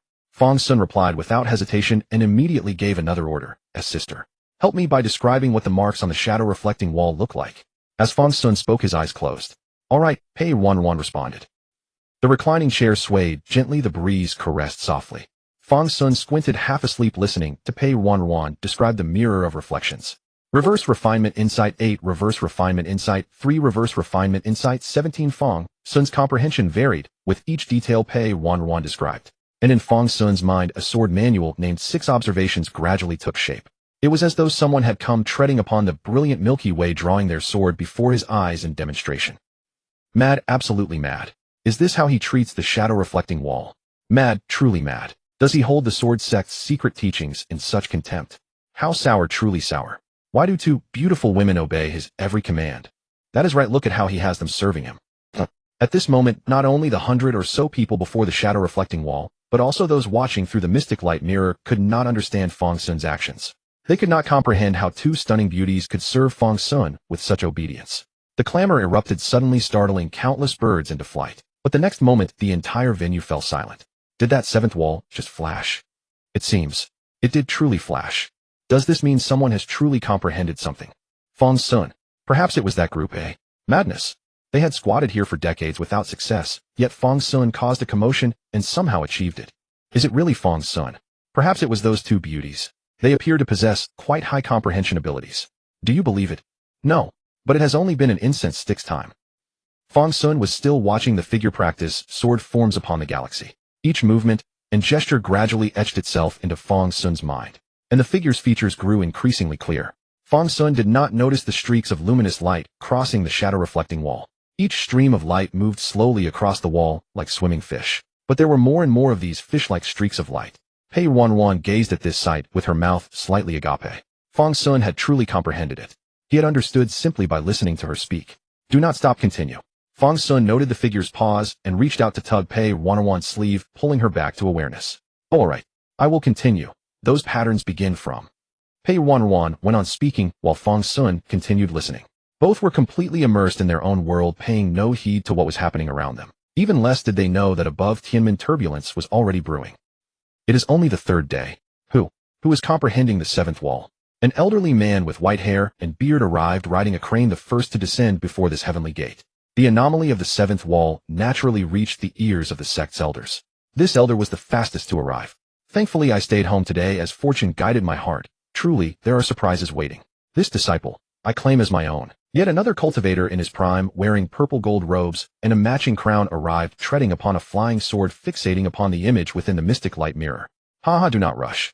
A single disciple who comprehended the seventh wall has you all so flustered. Let me take a look before we act. Where? Has he ascended to Tianmen yet? Has he come up? That disciple, where is he? Gradually dozens of elders gathered before Tianmen. These elders looked directly toward the mountain below, where the radiance belonging to the seventh wall grew ever more intense. Concerning this disciple, they held absolute determination to claim him. Before the seventh wall, the crowd of onlookers continued to grow. Even those atop the heavenly gate could see clearly, and those already on the path to ascendance watched with sharp eyes. Before long, aside from those already immersed in observing the wall, everyone who had reached the third tier stood gathered before the seventh wall. Even without personal comprehension, merely watching the mirror wall's reactions seemed to deepen one's understanding of its essence. Who is comprehending the seventh wall? I don't know. Everyone's watching, but it seems no one is comprehending. Hey, who's that up front? They actually brought two maidens along. He's lounging quite comfortably. Since everyone is watching, could the one comprehending the seventh wall be that person reclining on the lounge chair? At this time, those who had reached the third tier were mostly prodigies from all corners. Among them, many knew one another. But Fang Xun was unknown to all. Yet whether he was known or not was irrelevant now. What mattered was that the seventh wall responded to him, and two stunningly beautiful women served him. What kind of prodigy was this man to carry himself in such a manner? Guesses flew in every direction. Could this fellow really be a bastard son of the Sword Sect's patriarch? A well-worn trope indeed. Refinement Comprehension 31. Refinement Comprehension 39. Refinement Comprehension 26. At this moment, the figure before Fang Xun grew ever clearer. Fang Xun noticed that the figure's features bore a faint resemblance to his own. At that instant, the person pressed two fingers together like a sword and slashed a strike right before Fang Xun's eyes. In that moment, Fang Xun understood the name of the sword art he had watched countless times. First observation: Awakening of Insects. As Fang Xun's words fell, thunder crashed. It was as if spring thunder had rumbled, stirring sleeping creatures to life, awakening all things to growth. From within the bluestone tiles beneath Fang Xun's body, tender green shoots of grass and plants began to emerge. In that instant, all sounds fell silent. He comprehended it. He truly comprehended it. Which sect technique is this? What an extraordinary phenomenon. Wait, there's more. It hasn't ended. He's still comprehending. Before Fang Xun's eyes, the figure swung another sword. Second observation: Cicada's song. Fang Xun murmured, his fingers gently swaying. Shimmering sword chi bloomed at his fingertips, and within its oscillating waves it seemed as though a cicada vibrated its delicate wings, its song piercing the heavens. Third observation: Autumn's voice. Fourth observation: Thin snow. Fifth observation. With three sword arts unleashed, Fang Xun looked again, but the fifth observation remained utterly indistinct. He could perceive only the shape of the autumn voice and thin snow, not their true sword intent. Yet Pei Ruan's voice beside him never ceased. Fang Xun's comprehension continued to rise. However, his grasp of this sword art could only halt at this point. Just this. Fang Xun furrowed his brow slightly. Of 6 observations and 6 sword strikes, he could only wield 2 clearly, while the remaining ones eluded even his vision. Had he truly comprehended it, or not? Fang Xun pondered whether he should wait a while longer. After all, there was no rush. Fang Xun was unhurried, but others were not. Atop the heavenly gate, not a single sound could be heard. Truly, a pin dropping would have been audible. After a long while, someone finally spoke. Was that 6 observations? It was 6 observations, someone said uncertainly. But didn't Master Qin's self-created 6 observations sword art die with him? How could he comprehend it? Could the 6 observations have been within the 7th wall all along? Hard to say. 1 art per sword strike. How many has he already grasped? 2. He's already at 2. He's still comprehending. Yes, he is. Upon confirming that Fang Xun was comprehending the 6 observations, the elders who had previously competed fiercely to recruit disciples suddenly sighed. This disciple was beyond their reach. Meanwhile, a streak of luminous light shot toward Yaoguang Peak, one of the 7 peaks of Lingtian. I can't comprehend it anymore. Fang Xun held his breath for a moment. Though his comprehension was surging upward steadily, he simply could not master the remaining sword strikes. It seems there is some prerequisite condition I have yet to meet. Fang Xun tapped the armrest with his finger and opened his eyes. Ruan, how long has it been? He glanced up at Pei Ruan and noticed the girl was still staring at him in a daze. Hey, have you gone silly? Fang Xun waved his hand before Pei Ruan's face, and only then did she snap back to reality. She looked at Fang Xun with disbelief. You? What's wrong? Fang Xun asked, utterly confused. You've comprehended 2 divine arts. 2. Fang Xun blinked. Now it was his turn to be astonished. So that 1 sword strike was actually 1 divine art. Does this mean I can now step through the heavenly gate? Fang Xun asked, returning to his senses. Yes. How long has it been? Pei Ruan glanced at the sky and calculated. Less than 1 shurchen. With those words, the crowd was utterly stunned into silence. 1 shurchen, 2 divine arts. This was the 7th wall, where every divine art contained within was a priceless secret of the Lingtian sword sect. The crowd involuntarily thought of Gu Hao, that peerless prodigy who had left the 6th wall in merely the time it takes to burn 1 incense stick. Could she have done the same? If she had also comprehended the 7th wall, would she have brought forth another lost art? And with this thought, the crowd atop the heavenly gate looked upon those stubbornly lingering before the 7th wall with utter disdain. They had previously turned a blind eye, but now it's time to clear away what needs clearing. By the way, did senior brother Wei and senior sister Gu win their bets? Exactly. Isn't Fang Xun now at the top of the rankings? Holy crap, I bet 200 spirit stones back then. Doesn't that mean? Damn it, why did I only bet 20? Why did I bet only 20? Don't worry, bro. I bet 500. I'll give you 20 when it's time. Haha. When it came to spirit stones, everyone immediately shifted the topic. Many had originally bet on Fang Xun alongside Wei Heng and Gu Hao. In an instant, this place turned into a spectacle of competing boasts. In the end, only one devoted fan of Wei Heng, a young woman who had wagered her entire fortune of 3,000 spirit stones, emerged as the biggest winner besides Wei Heng and Gu Hao. Round is on me. After the grand event at the Immortal Guest Pavilion on Yuhing Peak, I'm treating everyone. Splendid blessings to all. An instant later, cheers erupted across the heavenly gate. But in one corner, a disciple who had bet a mere 2 spirit stones silently slapped his own face. Why the hell didn't I bet 200? Why didn't I bet 200? Let us leave aside the clamor above. Fang Xun was currently watching the old-timers gathered before the 7th wall. He looked at them and said, "How is it? Am I to invite you down, or will you descend on your own?" Hearing this, the crowd opened their mouths. They wanted to say something, perhaps utter some nonsense about how the cultivation methods and divine abilities would reveal themselves through one's own fate and understanding. But in front of Fang Xun, who had comprehended 2 divine abilities within a single hour, any words they spoke would be weak and futile. Descend, everyone. Fang Xun made another gesture. As his words fell, those who had been occupying the 7th wall for decades finally left its front. They had lost all faith in continuing to linger here. Yet some of the later comers, unaware of what was happening, went to consult with those who had arrived first. Upon learning the full account, their faces immediately showed a sense of satisfaction. Among them were some who had been forced back down to examine other walls after ascending. At this moment, it was simply a source of great pleasure. This group didn't even bother looking at the shadow wall first. They followed Fang Xun down the thousands of steps, returning to the original first wall. Whether fast or slow, it would only take an hour or so. It wouldn't delay anything significant, and instead they could witness a grand spectacle. Why wouldn't they? Comprehend. After driving this group to the first wall, Fang Xun took out his reclining chair again. Even when he had come down just now, he hadn't forgotten to bring his reclining chair with him.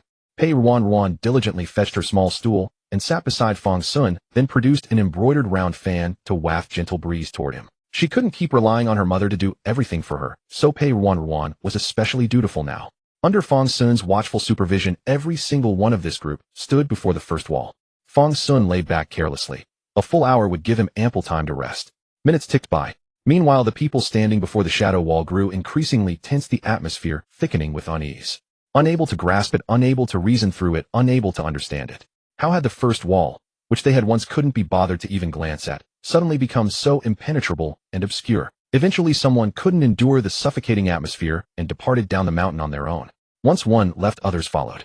Within the span of a single incense stick's burn, nearly all of them had vanished. Heh! Fang Xun let out a soft sound of derision.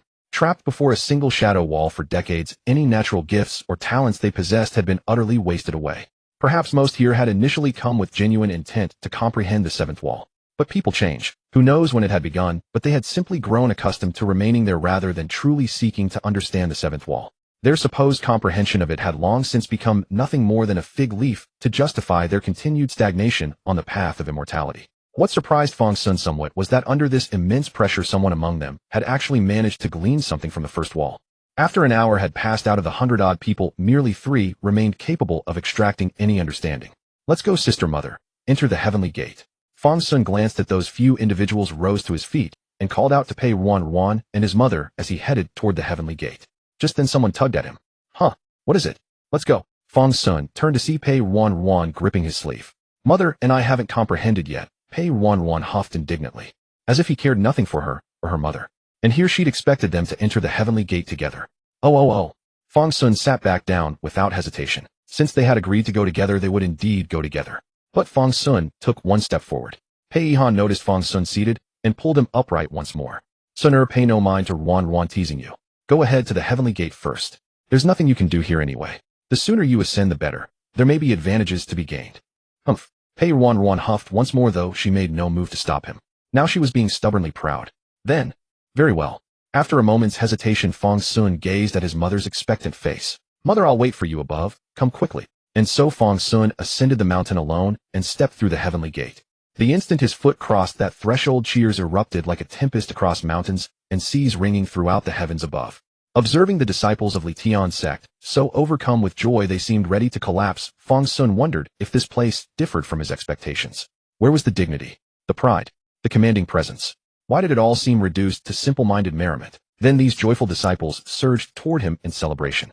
Fang Xun regarded them with utter bewilderment. He's come through. We've secured it. First place. First place. First place. Lift him up, lift him up. Let me touch him, let me touch him. 50,000 spirit stones. 50,000. And my 20,000. I should be the first to touch him. Long live the champion. Long live senior brother Wei. Long live senior sister Gu. Long live. Fang Xun found himself passed between them like some treasured object, lifted and carried back and forth.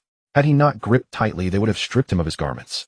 Eventually a soft cough brought their fervor to a halt, and the Li Tian disciples who had surrounded Fang Xun dispersed. Only Fang Xun remained at the center, his clothes disheveled and his appearance wretched. Junior brother Fang, what a carefree existence you lead. Wei Hung walked ahead, barely containing his laughter at Fang Xun's predicament. Junior brother Fang, you truly did claim first place. Senior brother's prediction proved correct. From behind, Wei Hung Gu Hao approached. Her first words betrayed Wei Hung outright. Oh. Fang Xun shot Wei Hung a glance upon hearing this. Senior brother Wei, so you have such faith in me. Humph. Wei Hung snorted, unwilling to waste further words on him. Noticing Wei Hung's silence, Fang Xun scanned his surroundings. The heavenly gate held many. The disciples were numerous, and so were the elders. But, is there anything else I need to do? Fang Xun could only turn to Gu Hao with the question. He knew he had to ascend through the heavenly gate, but no one had ever explained what came next. Oh, junior brother Fang, you don't know. Gu Hao expressed surprise. You never told me, Fang Xun retorted, exasperated. You never asked, Gu Hao stated bluntly. Fang Xun was left speechless. So what am I supposed to do now? I don't know either, Gu Hao replied, shaking her head. Fang Xun regarded her with confusion. Gu Hao, seeing Fang Xun's bewildered expression, continued. When I first arrived, Master took me away immediately. I never learned what the other disciples were meant to do either. Hearing this, Fang Xun turned his gaze toward Wei Hung. Same here, Wei Hung replied with a slight tilt of his head. Preposterous. Wei Hung fell silent.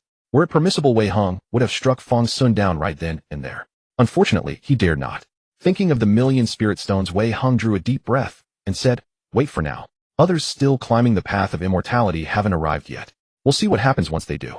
How long will we have to wait? 14 days in total, starting from when the path of immortality opens. Within those 14 days, disciples who reach the heavenly gate will be evaluated by the elders for potential admission to the inner sect. The rest will enter the outer sect. Can I go back and check on them? Fang Xun was still concerned about Pei Ruanruan and Pei Yihan, now including Pei Ruanruan once more. No. What about going out for a stroll? No. Then what am I supposed to do? Fang Xun surveyed the area. Surely he wouldn't have to remain here at the heavenly gate squatting for 10 whole days. Just rest. Wei Hang's eyes rolled upward so far they nearly disappeared. This kid certainly asks for too much. Realizing there was no escape, Fang Xun ultimately retrieved his reclining chair once more. Sigh. Hey, junior brother Fang, I'd like one too. Gu Hao had been eager to try when watching from the tree earlier. Now that Fang Xun was here, she immediately requested one. Alright. Fang Xun conveniently produced another one. He had quite a collection of reclining chairs, and more was always better than less. Thank you, junior brother Fang. Gu Hao said gratefully and sat obediently beside Fang Xun. Wei Heng was left utterly speechless. To be honest, life at the foot of the heavenly gate wasn't entirely unbearable. On one side hung the Xuanguang mirror in the sky, faithfully projecting the scenes unfolding along the immortal ascension path. On the other side, vendors sold drinks and snacks. Near the heavenly gate, one could find everything needed for eating, drinking, and sleeping. Gu Hao sat beside Fang Xun, cheerfully sharing the little snacks she had bought. Setting aside Wei Heng, who stood behind with a face as dark as a frightened ghost, the experience was quite pleasant. The other disciples showed no particular shock at the spectacle, for Fang Xun was known as a prodigy. The three of them had already been wandering the mountain together for several days. Fang Xun cast a few glances at the Xuanguang mirror and noticed Pei Yihan and Pei Ruanruan contemplating the fifth wall. Rather than challenging the seventh wall, they had chosen a shadow wall that matched their comprehension. Judging by their expressions, they were not struggling unduly. Moreover, with their hands clasped together, they seemed to share a profound mental connection, almost like mother and daughter, in perfect harmony, reaching an almost mystical state. They should be able to ascend within 3 days at most. But for some reason, Fang Xun felt that more and more people were gathering near the heavenly gate, with most of their gazes falling upon him. It felt rather like watching a monkey show. As night fell, the first person to arrive at the gate, other than Fang Xun, appeared. Ahahaha, am I the first one? He climbed the final steps and let out a long cry to the heavens. Zhou Feiping surveyed the crowd at the heavenly gate with an arrogant expression. He had been the first to set foot on the third terrace and had unhesitatingly chosen the third wall he had long targeted. According to past records, only those who comprehended supernatural powers from the third wall upward would catch the elder's attention. Second was the speed of ascending the heavenly gate. With single-minded focus, he had comprehended the Peng's journey power within a day and rushed toward the heavenly gate at full speed. He was certain no one could surpass his speed. His position as a direct disciple was sealed. However, contrary to Zhou Feiping's expectations, the crowd merely glanced at him and offered perfunctory greetings before returning to their own affairs. Hey, don't you care at all? Hey, I came in first. I'm the first. Zhou Feiping called out a few times, but found no one actually paying any mind to him. In truth, by ordinary standards, Zhou Feiping's performance was already impressive. But this time there happened to be Fang Xun. This fellow was like a sudden blaze of sunlight appearing in the starry firmament. Even the brightest star in the night sky would pale before him. Finally, after Zhou Feiping had stood dazed for a while, beginning to suspect that perhaps something had gone awry with the heavenly gate proceedings, someone called out to him. All right, enough standing around. As second place. The first one arrived this morning and is resting now. Why don't you find somewhere to rest as well? Zhou Feiping glanced toward the sound, but could not discern who had spoken. But he was actually second. Who was first? He then looked around the plaza within the heavenly gate and immediately noticed something anomalous that he had overlooked before. Why were there lounge chairs and parasols here? Who was that person sitting there? He did not recognize them. But the two people beside them looked remarkably familiar. Who were they? Who were they? Senior brother Wei. Senior sister Gu. Zhou Feiping remembered. Could it be Wei Heng and Gu Hao? Zhou Feiping hurried over. He truly knew Wei Heng and Gu Hao. Once an elder from the Zhou family had brought him here to witness the Litian sword sect's internal competition. He had happened to encounter Wei Heng and Gu Hao, who were also there to watch, and they had chatted briefly. But at that time he had not known their identities, so... Oh, it's you. Gu Hao spotted Zhou Feiping approaching and waved. You actually came. Yeah. Zhou Feiping responded somewhat awkwardly, utterly lacking the confidence he had displayed during their first meeting. Wei Heng stood behind and nodded. Congratulations. Second place at the Immortal Ascension trial. Zhou Feiping replied again, then ventured cautiously. May I ask, senior brother, who came in first? The first place is right here. Fang Xun raised his hand. Right here, right here. Hearing this voice, Zhou Feiping immediately turned his gaze. Good heavens, it was indeed the person lounging on the recliner. No wonder he was so arrogant. The other disciples from Litian were either standing or sitting, yet he alone lay there. At that moment, Gu Hao looked at Zhou Feiping again. Were you here to become the sect master? Zhou Feiping froze awkwardly. who still remembered those boasts he had made back then. Before he could respond, Fang Xun spoke. You also wish to become the sect master. Zhou Feiping. So you want that position as well? What a pity. Fang Xun shook his head and pointed to Wei Hong. He won't allow it. I never said that, Wei Hong replied calmly. He definitely had not said such a thing. Then let us strive together. Fang Xun looked at Zhou Feiping as though he had found a comrade in arms. I don't want to. Zhou Feiping finally burst out. Do not drag me into this folly. Become sect master. Not only would his ancestors' graves never emit auspicious smoke, even after they had burned to ash it would still not be his turn. What a shame, Fang Xun shook his head. If you do not even wish to be sect master, what purpose do you serve as a disciple? Zhou Feiping opened his mouth to protest, but suddenly realized Fang Xun had a point. If one does not aspire to lead the sect, what reason is there to remain its disciple? Never mind. Fang Xun waved at Zhou Feiping and conjured another lounge chair. Fate has brought us together. When I become sect master, I shall appoint you as left guardian. Setting the chair down, Fang Xun declared, Left guardian, take your seat. Zhou Feiping stammered, but found himself moving to sit down as though possessed. What about me? What about me? Gu Hao blinked. This was getting rather amusing. Then you shall be right guardian. Fang Xun waved his hand, bestowing the title outright. What about my senior brother? Gu Hao, to her credit, still thought of her fellow disciple. What a devoted junior sister. Then, Fang Xun had not finished when Wei Hong's voice ground out through clenched teeth. I refuse. Wei Hong gritted. Fang Xun's bestowal of rewards upon Wei Hong ended before it even began. Alas, what a missed opportunity. Fang Xun sighed to himself as if Wei Hong had lost a great fortune. Wei Hong rolled his eyes, too lazy to bother with him. 10 days, neither long nor short. During these 10 days, disciples on the ascension path gradually ascended one after another. At first only 1 or 2 came each day, then gradually 2 or 3, 4 or 5, 6 or 7. On the final day, over a dozen ascended directly. By the last day, nearly 70 or 80 newcomers stood atop the heavenly gate. On this day, the welcoming elders responsible for accepting disciples from the 7 main peaks of the Li Tian sword sect were all watching. A few elders hoping to take personal disciples were also waiting. Naturally, the welcoming disciples of Shaoyao Peak from the Li Tian sword sect were also present, ready to receive the remaining outer disciples after the elders selected the inner or personal disciples for the 7 peaks. Only when the glow of the setting sun had completely faded and the heavenly gate was ablaze with lights did the ascension trial come to an end. Any disciple who ascended afterward, unless they displayed exceptional brilliance, would essentially enter the outer sect. Pei Ruanruan and Pei Yihan finally made it up from the mountain on the very last day. At that moment, Fang Xun was lying down feigning sleep and didn't notice their arrival. When the two ascended, they saw 3 reclining chairs with umbrellas arranged on one side of the small square at the heavenly gate. On the middle reclining chair, Fang Xun was fast asleep. Pei Ruanruan, pulling Pei Yihan by the hand, came over.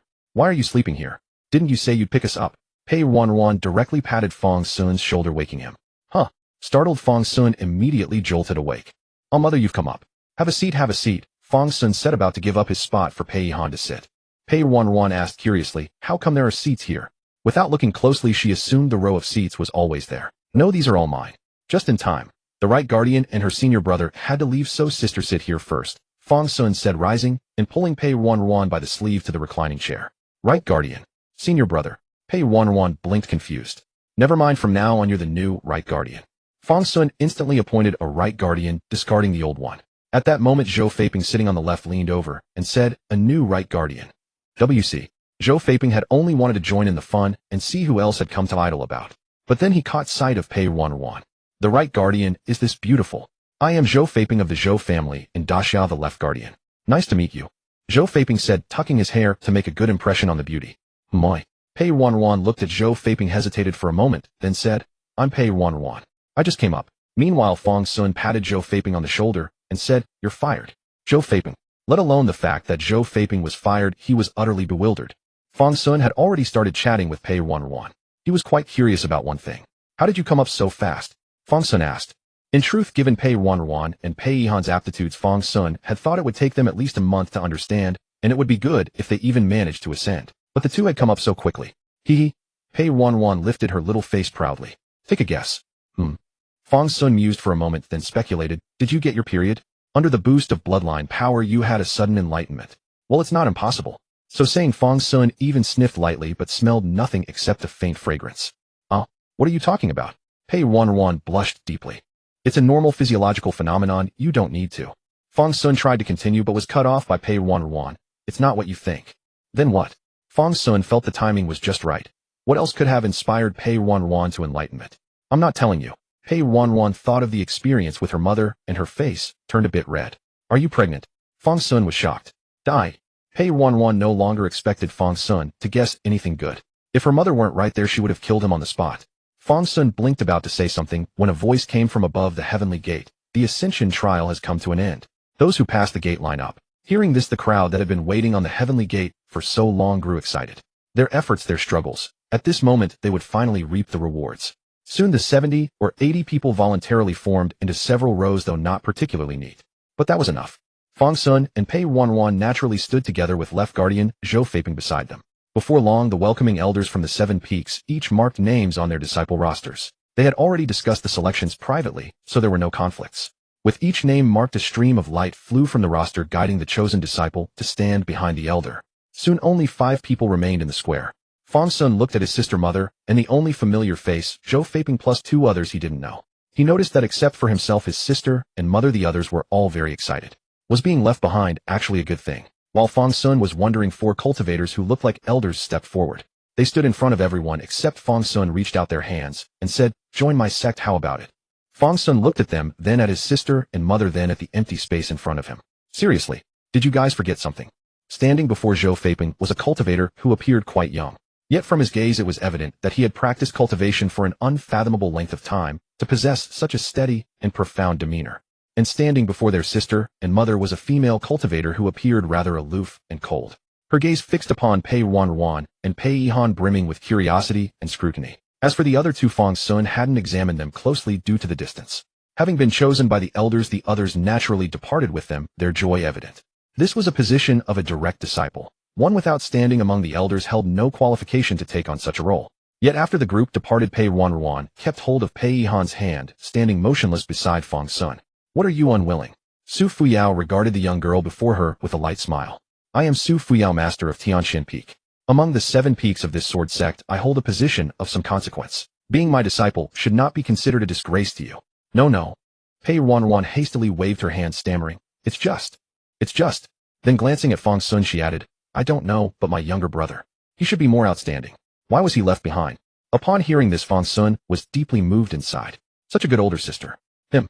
Su Fuyao, hearing these words, cast a subtle glance at Fang Xun and smiled gently. "There is no need to worry about him. Someone has already chosen him." Su Fuyao, as she spoke, extended her hand a bit closer. Go on, didn't you hear me? I have someone I want." Fang Xun waved his hand, signaling for Pei Ruanruan and Pei Yihan to quickly accept. Pei Ruanruan glanced at Fang Xun and placed her small hand into that pale, elegant one. "You silly girl. I really ought to teach you a lesson about how treacherous human hearts can be." Su Fuyao smiled, then led Pei Ruanruan and Pei Yihan away from Tiangmen Plaza. And so after everyone departed, only Fang Xun remained alone in the center of Tiangmen Plaza. Standing there, he found himself locked in a prolonged exchange of stares with the surrounding disciples. "Wait, where did everyone go?" After a while, Fang Xun called out, but the others merely looked at him. They had no idea what had transpired either. "I should have asked that Peak Master what was going on earlier." Fang Xun realized that Peak Master probably knew something about the situation, and so Fang Xun stood there bored out of his mind. After a while, seeing that no one was paying him any mind, he leisurely wandered back to his reclining chair and lay down. "I wonder where Gu Hao went. He's not even replying to my messages."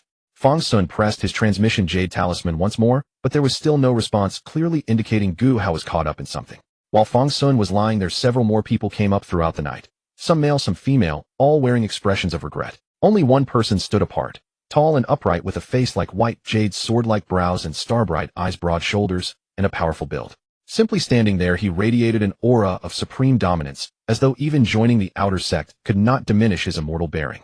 Even Fang Xun couldn't help but cast a few extra glances his way. After these people arrived, the welcoming disciple from Xiaoyao Peak of the outer sect stepped forward to greet them. "Younger brothers and sisters, please wait. At dawn tomorrow, I will lead everyone to Xiaoyao Peak. Don't worry, younger brothers and sisters. Our Xiaoyao Peak is also one of the Litian peaks. In some aspects, it may even surpass the 7 main peaks. The resources for cultivation won't be lacking either. Please rest for now, and I'd appreciate it if you could convey this message to those following behind." After speaking, the welcoming disciple bowed to the group and retreated. Though the news brought some regret, no one showed it overtly. They simply found their own places to rest. Only that person remained standing at the center, exuding his presence. Seeing him, the various Litian disciples grew curious. "Who is that?" "Dunno, but he looks like he can out-posture Fang Xun." "Hey, who's posturing?" Fang Xun turned around to see these people right behind him. Were they actually discussing him? Ahem. Noticing Fang Xun turn around, the gossipy disciples immediately grew awkward. "Sorry, senior brother Fang. We forgot you hadn't left yet." Fang Xun. Since he'd struck up a conversation with them, he took the opportunity to ask, "Do you know what's going on, seniors? Is it really true that no one wants me?"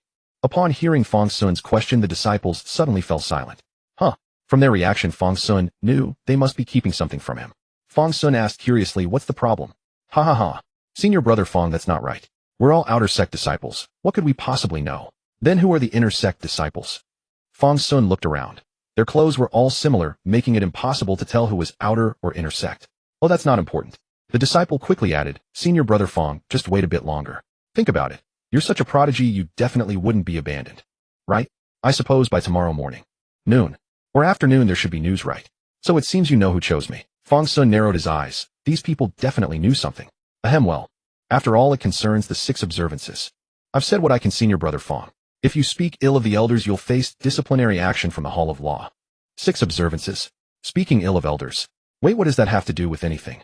Fang Xun wanted to press further, but these disciples firmly refused to say another word. There was an air of deliberate mystery about it all. Fang Xun could only speculate that the 6 observances sword art he had comprehended must be something truly remarkable. Had some elder taken an interest in him? As Fang Xun pondered deeply, he slumped into his chair. The next day, Fang Xun spent the entire night waiting with his eyes open and had finished all the snacks Gu Hao had left behind. When the sun rose, Fang Xun blinked to adjust to the emerging daylight. Then beneath the morning glow, he noticed more disciples had gathered at Tiangmen Plaza. Most of the onlookers had dispersed by now. Those remaining on the path to immortality wouldn't bring any surprises either. Only that person from yesterday remained standing rigidly in place. Bathed in the morning light, he radiated an overwhelming aura of superiority. Wasn't that more impressive than how Fang Xun carried himself? Seeing the sun rise, the resting group rose to their feet. It was time for them to be led to Xiaoyao Peak by the senior disciple. Just as everyone was tidying themselves to welcome the Xiaoyao Peak senior disciple, a streak of luminous light descended from the horizon. Before the figure appeared, a voice echoed out. "My excellent disciple. Sorry for keeping you waiting." With a swift motion, a radiant fairy in white robes glided on her flying sword to Tiangmen Plaza, coming to a stop before the person standing at its center. Gazing at that disciple, a distinctive gleam sparked in her eyes. "Ha ha ha, not bad at all. From today onwards, I shall be your master." "Fang Xun. Sai, why are you not speaking?" Lu Li looked at the so-called disciple before her with satisfaction. A figure like white jade, handsome in countenance with sword-like brows and star-bright eyes, graceful as a lone pine. Not only did he possess a fine appearance and extraordinary bearing, but he had also comprehended Lu Guan's sword art of the previous peak, Lord Xinzheng. This disciple was good, only he didn't talk much. Speak up, will you? What, look down on your master? Am I not handsome enough? Let me tell you, I am the peak master of Yaoguang Peak, the 3rd peak. You know what a peak master is? Humph. The young disciple simply snorted. I am Lao Tian. You can't even pronounce my name correctly. What's your name? Lu Li widened her eyes. Lai Outyan. Lai Outyan sniffed disdainfully. Since you are so eager, I shall bestow my illustrious name upon you. What about Fang Xun? Lu Li turned to look. If that wasn't Fang Xun, then who was he? How would I know? Lai Outyan sneered. Such an ordinary name is not worthy of my remembrance. After observing for some time, Fang Xun finally realized that this female cultivator, seemingly not of sharp intellect, had indeed come looking for him. He raised his hand and called out, over here, over here. Hearing this, Lu Li turned her gaze in that direction. Then she saw a young man sitting on what appeared to be an exquisite reclining chair, waving at her. Who are you? Fang Xun called out. Fang Xun is you. Lu Li looked at him with disbelief. Although the youth was handsome, why did he seem so infuriating at first glance? Yes, I am Fang Xun, Fang Xun stated firmly. Lu Li nodded, then glanced at Lai Outyan and said, why don't you change your name? Lai Outyan. Fang Xun. Fang Xun seemed to understand why those outer sect disciples spoke of this Yaoguang Peak master with such reverence. Hard to evaluate truly. After a moment of mutual staring, Lu Li still took the initiative and walked toward Fang Xun. A moment later, Lu Li stood before Fang Xun, blocking out the morning sunlight, and asked, would you like to become my disciple? Only then did Fang Xun seriously look at the Yaoguang Peak master before him. She was slightly taller than he was now, and although she looked down at him, there was no sense of condescension whatsoever. Unlike that cold female cultivator who had taken away his sister and mother, this one's words, would you like to become my disciple? Sounded just like when children from the same village would call out, want to play together? Just as casual, yet just as sincere. Aren't you missing some formalities? Fang Xun blinked. Oh, you weren't listening. Fine, I'll say it again. I am Lu Li, Peak Master of Yaoguang Peak. Is that sufficient? Hurry up and bow, or do you not know how? Lu Li urged impatiently. Fang Xun greets my master. Fang Xun stepped down from the reclining chair and paid his respects with proper reverence. Immediately afterward, Lu Li dragged him away. It seemed he really was hungry. On the other side, Lai Outyan watched them leave and snorted dismissively. You'll come to regret abandoning me. You have no idea who you've slighted. At that moment, Lai Outyan was given a push. Hey, someone hurry up and go. Senior brother is taking us to Xiaoyao Peak. Oh. Facing the morning glow, Lu Li carried Fang Xun upon her Qiushui sword. This time Lu Li flew slowly, as if intentionally allowing Fang Xun to behold the magnificent landscapes of Litian's sword sect. Fang Xun gazed at the master before him, feeling somewhat unreal. From the Pei residence to Litian sword sect, everything felt like a dream, ethereal and illusory. Before long the two arrived at Yaoguang Peak. Lu Li brought down her sword, and rather than heading toward the magnificent main hall of Yaoguang Peak, arrived instead at a small dwelling beside a stream. Alright, we're here. Lu Li clapped her hands and stored away Qiushui. Pointing to the rooms in this dwelling, she said, the middle room is mine. There are 3 or 4 other rooms. Oh, choose whichever you like.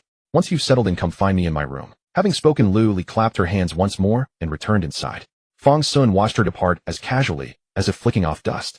Well, he too flicked himself and randomly selected a room. Entering the room, Fang Xun found it quite decent. Though not large, it was more than sufficient for one person.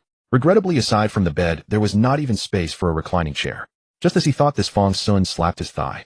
Fang Xun, oh Fang Xun, you've grown so accustomed to hardship. There's a bed here, yet you still pine after your damn reclining chair. Soon Fang Xun had tidied up the room. Simply put, he made the bed, and then lay upon it himself to test its comfort. Excellent. It was both spacious and large. Fang Xun had no idea why he'd originally purchased such an enormous bed, but large meant good, and good meant large. After a brief trial of the mattress, he rose and stepped outside. He still remembered what Lu Li had said. Theoretically speaking, now that he had formally become her disciple, surely there ought to be some welcome gift or gesture. At this thought, Fang Xun eagerly rubbed his hands together. This woman was the master of an entire peak. Wouldn't she at least present him with something worthwhile? He didn't dare hope for a spiritual sword, but a precious treasure should be easily within reach. With such thoughts, Fang Xun stepped into Lu Li's room. Wait. Fang Xun looked at the scene before him and said, you've already started eating. Lu Li was indeed dining. 2 bowls of rice sat on the table alongside a steamed sea base. However, Lu Li's bowl was nearly finished, and the fish was little more than a skull remaining. Who told you to arrive so late? Lu Li glanced at the sky. Fang Xun had been gone at least the duration of 1 incense stick. What kind of house inspection took that long? Lu Li even suspected he was doing something strange inside. Sit. Lu Li pointed to the seat beside her.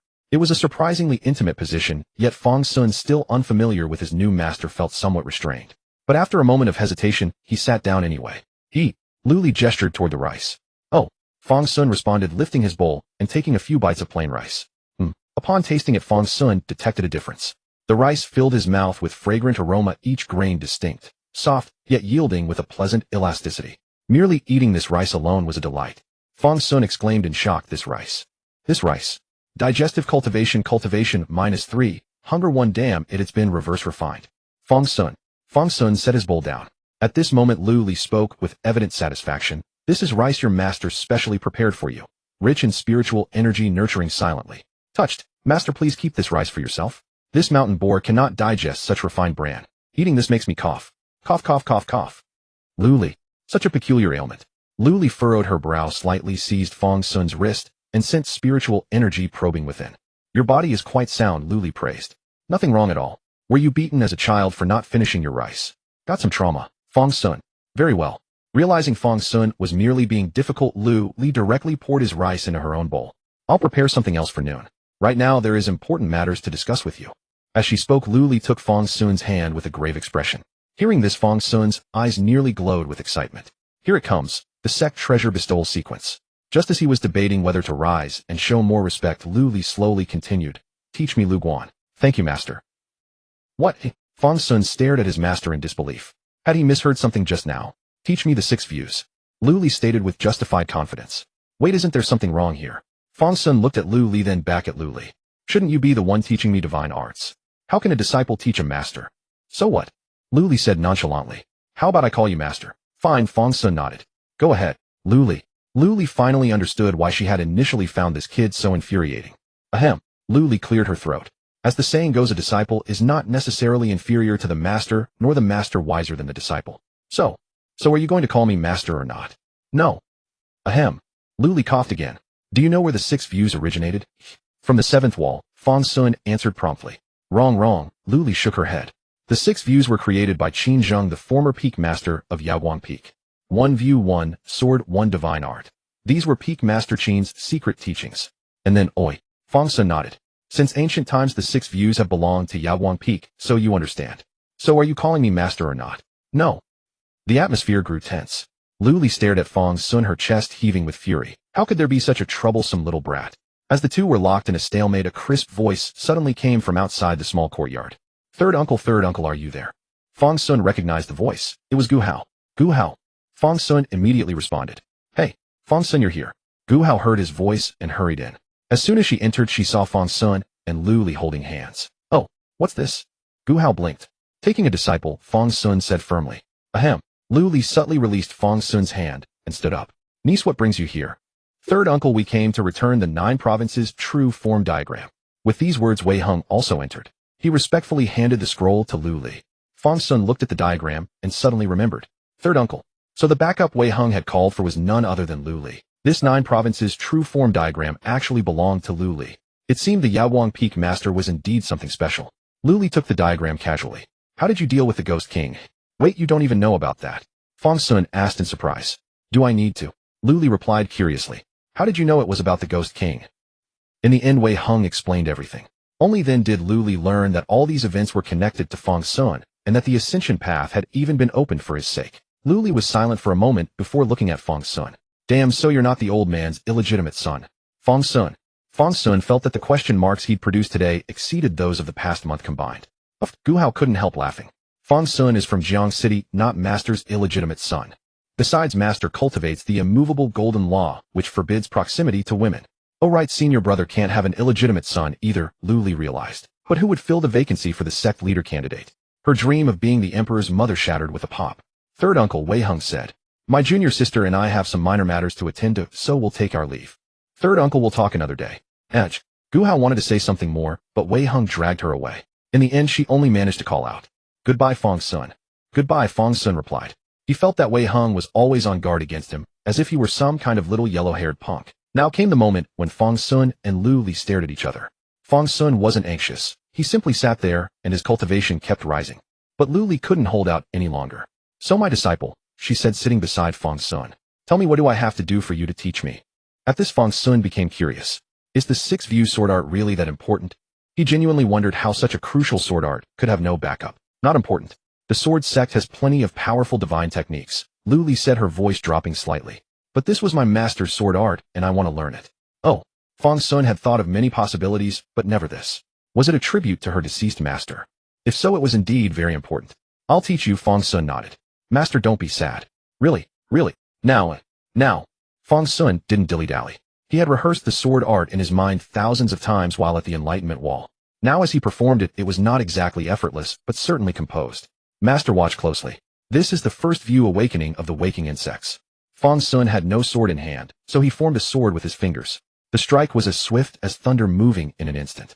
Under Lu Li's astonished gaze, the finger pointed at her chest. Fang Xun had expected Lu Li to at least block.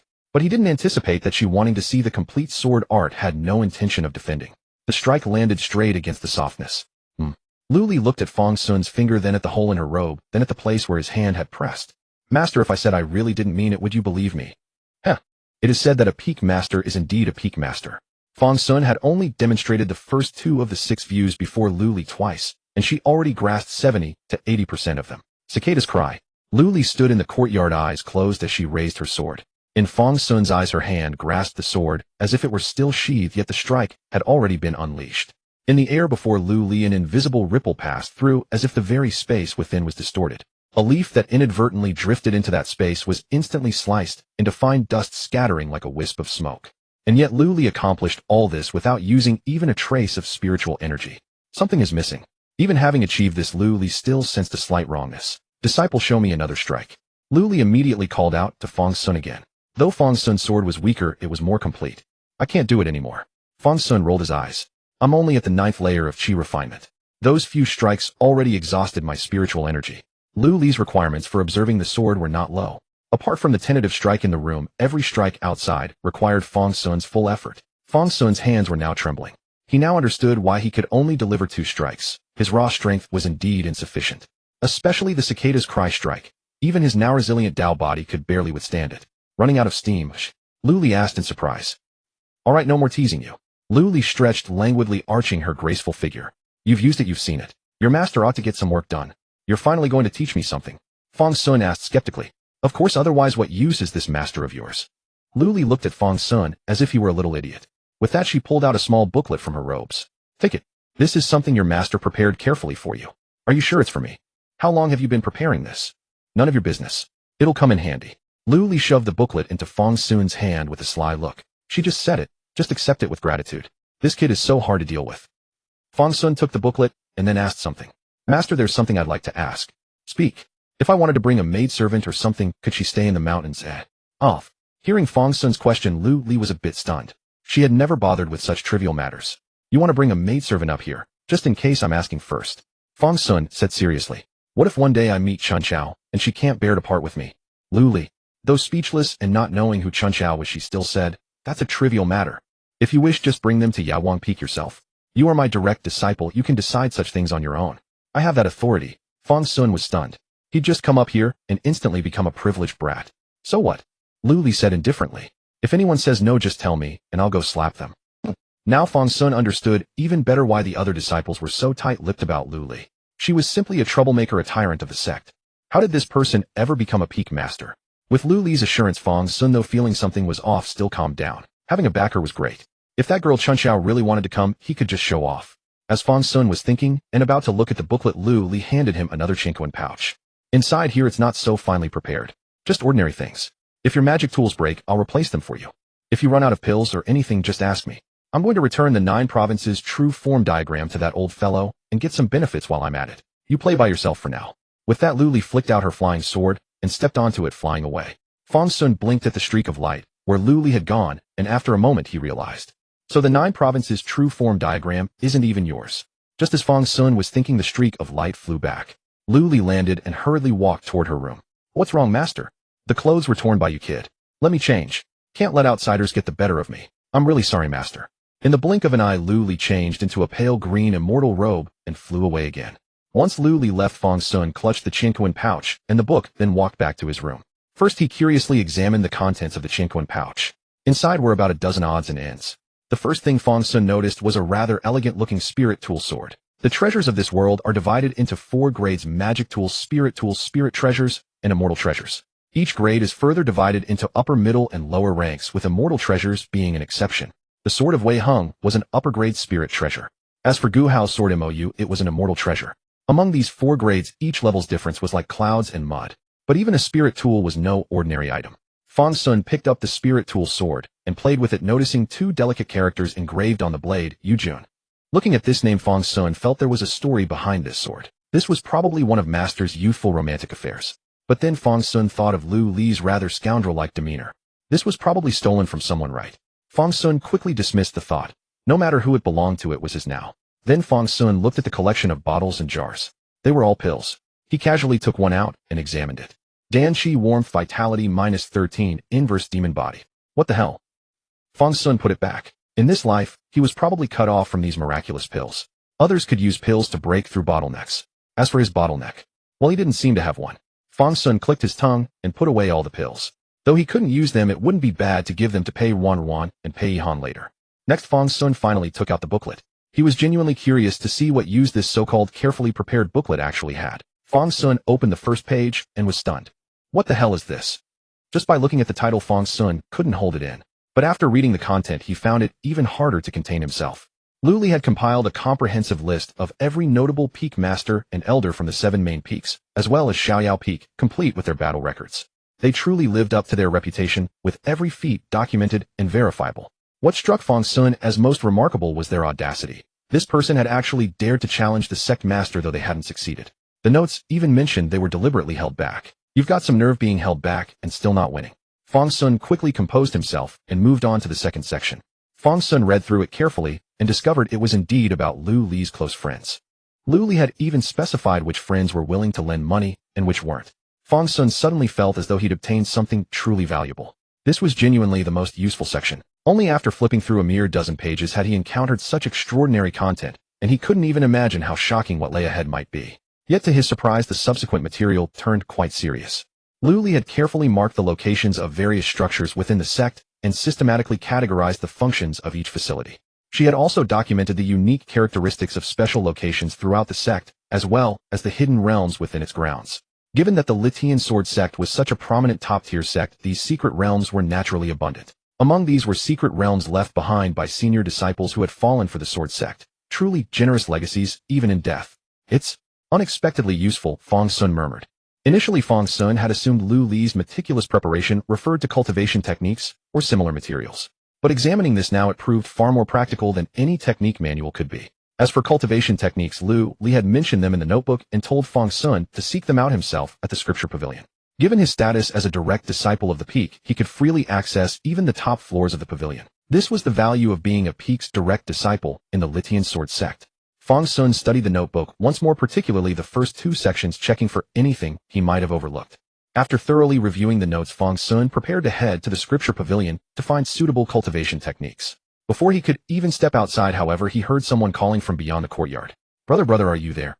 Recognizing the voice immediately as Pei Ruanruan's, Fang Xun crossed the courtyard in a few strides and opened the gate. Indeed, it was Pei Ruanruan standing outside. She had changed out of the clothes she'd been wearing for quite some time. Now she wore an ethereal gown of red and white, which gave her a more vibrant and charming appearance. Where's our mother? Mother was kept behind by Master. They were being secretive about something, I don't know what. Master said you've also been accepted, so I came to take a look first. As she spoke, Pei Ruanruan surveyed the courtyard and remarked, this place is quite nice. Of course I'm a direct disciple now, okay? A direct disciple. Fang Xun raised his eyebrows and struck a pose befitting his status, saying, call me senior brother. Pei Ruanruan responded with a questioning look, and soon the foolish younger brother was put in his place. After some playful banter between the two, they finally got down to business. Fang Xun looked at Pei Ruanruan and said, coincidentally, I'm about to head to the scripture pavilion to see if there are any suitable cultivation techniques. Have you chosen yours yet? Huh? Pei Ruanruan blinked. Aren't cultivation techniques supposed to be selected with Master's help? Fang Xun took a deep breath and said, I want to pick them out myself. All right. Pei Ruanruan nodded, thinking it would be good to get some fresh air anyway. Soon enough, the two arrived at the scripture pavilion. There were quite a few disciples present at the pavilion at that moment.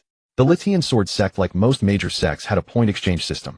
Depending on one's accumulated points, different tiers of cultivation techniques and divine abilities could be accessed for study. There was one exception. Each disciple, upon initially joining the sect, could freely choose one technique or cultivation method from the first floor of the pavilion. This was one of the privileges granted to newcomers. Glancing around, Fang Xun spotted many familiar faces, several of the inner sect disciples who had stepped through the heavenly gate the day before. However, Zhou Feiping was nowhere to be seen.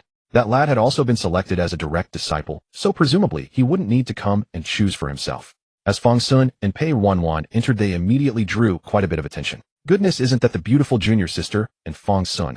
They're actually coming to the scripture pavilion too. Weren't they both already accepted as direct disciples? Exactly, that junior sister was personally taken in by Peak Master Tianxian and has already entered the inner sect.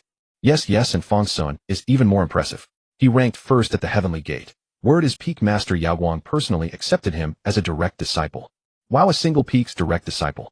Then why is Fang Xun here? Isn't the cultivation technique given by the Peak Master enough? Such odd exclamations continued uninterrupted. Even the elder guarding the pavilion seated behind the counter at the entrance couldn't resist peering out for a glance. Brother, what cultivation technique are you planning to choose? The two walked through the scripture library, gazing at the dense array of scrolls, truly overwhelmed by the myriad choices. The question of cultivation techniques truly stumped Fang Xun. He had never practiced any technique. His entire cultivation was gained by devouring spiritual energy bit by bit in the Huayin secret realm. Well, what benefits do cultivation techniques bring? Fang Xun suddenly recalled that he still carried the Demon Lord panel. Practicing an orthodox technique would likely backfire. Pei Ruanruan casually picked up a scroll and said, for example, this pure serenity chi method. After cultivating it, you can calm your mind, focus your spirit, and purify turbid chi. It also enhances perception, making cultivation twice as effective with half the effort. Oh, Fang Xun, upon hearing this description, could already imagine what bizarre traits the Demon Lord panel would reverse refine. Cultivating this thing would probably send him straight into chi deviation. Such techniques were naturally unsuitable for Fang Xun.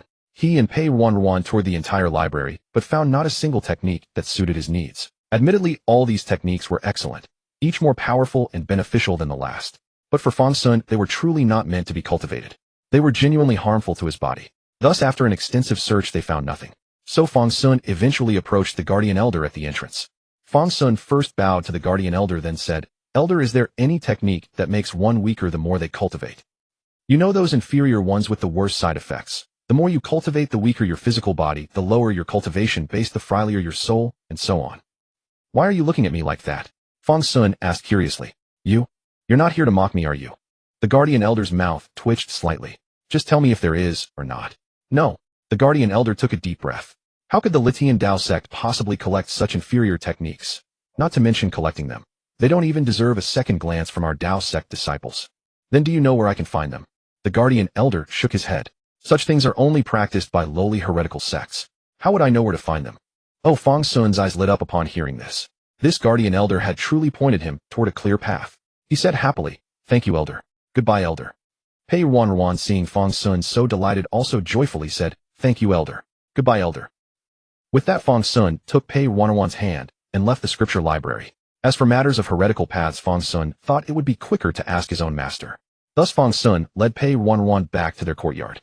By this time Lu Li had just returned and was sitting in the courtyard's pavilion, having set up a small table to drink tea. Back already. Lu Li waved at Fang Xun, then noticed Pei Ruanruan beside him. You're Xiao Su's new disciple, right? Not bad looking. Huh. Pei Ruanruan clearly didn't realize who Xiao Su was. After a moment she figured out that Xiao Su was Su Qingyao. Then Pei Ruanruan said obediently, "Greetings, Uncle Master Lu. My master has given me many instructions, I'm still organizing them." Her demure demeanor truly shocked Fang Xun. Lu Li chuckled upon hearing this. "Hey, this is my junior sister's first time taking a disciple. If she does anything wrong, don't hold it against her. A master is wonderful."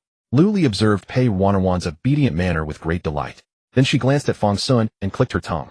Although they had known each other for less than a day, Fang Xun was already accustomed to Lu Li's antics. The good thing about dealing with someone like Lu Li was that they quickly became familiar. Fang Xun pulled Pei Ruanruan to sit opposite Lu Li. He spoke directly, "Master, there's something I'd like your help with."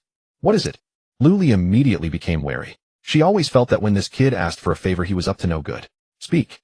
Then Lu Li saw Fang Xun raise his hand and clench his fist, putting on a solemn expression. "I want to vanquish demons and uphold the Tao." "What?" Lu Li was utterly stunned. This kid was already thinking about praying for the welfare of the world on his very first day climbing the mountain.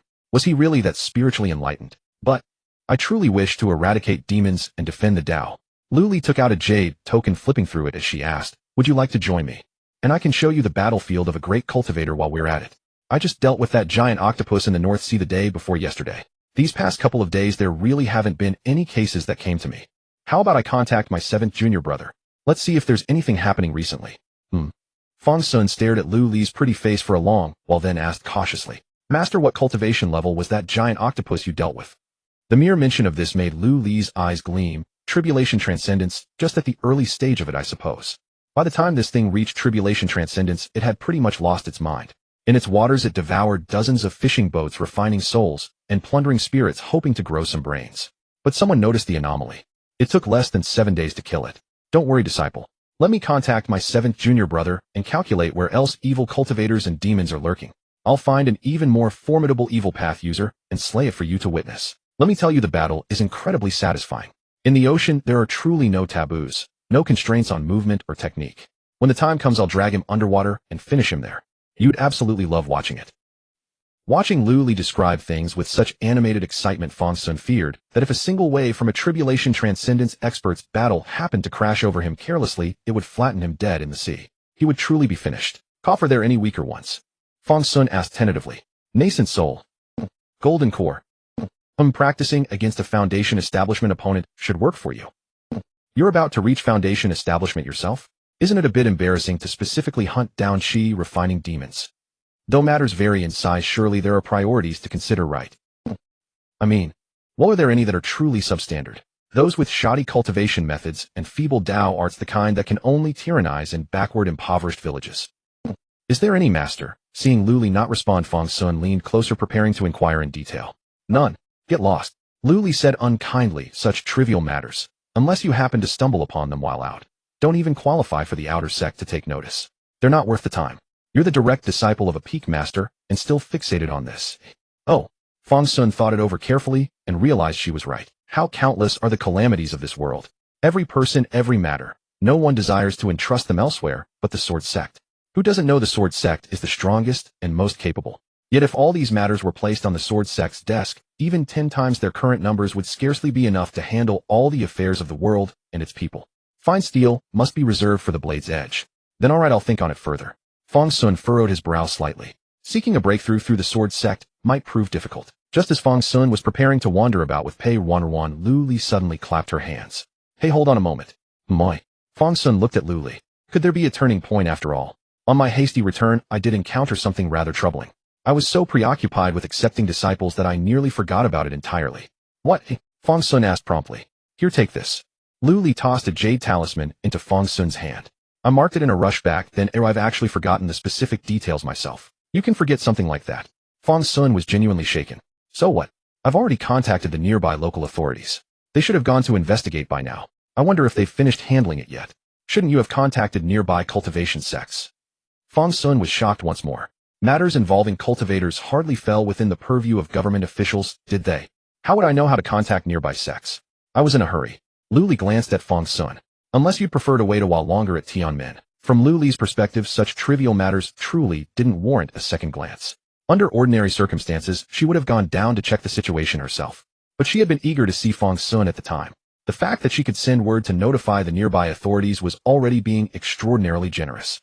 If Fang Xun hadn't brought it up today, she wouldn't have recalled this matter at all. Then I am willing to wait a while longer. Fang Xun said seriously. Oh.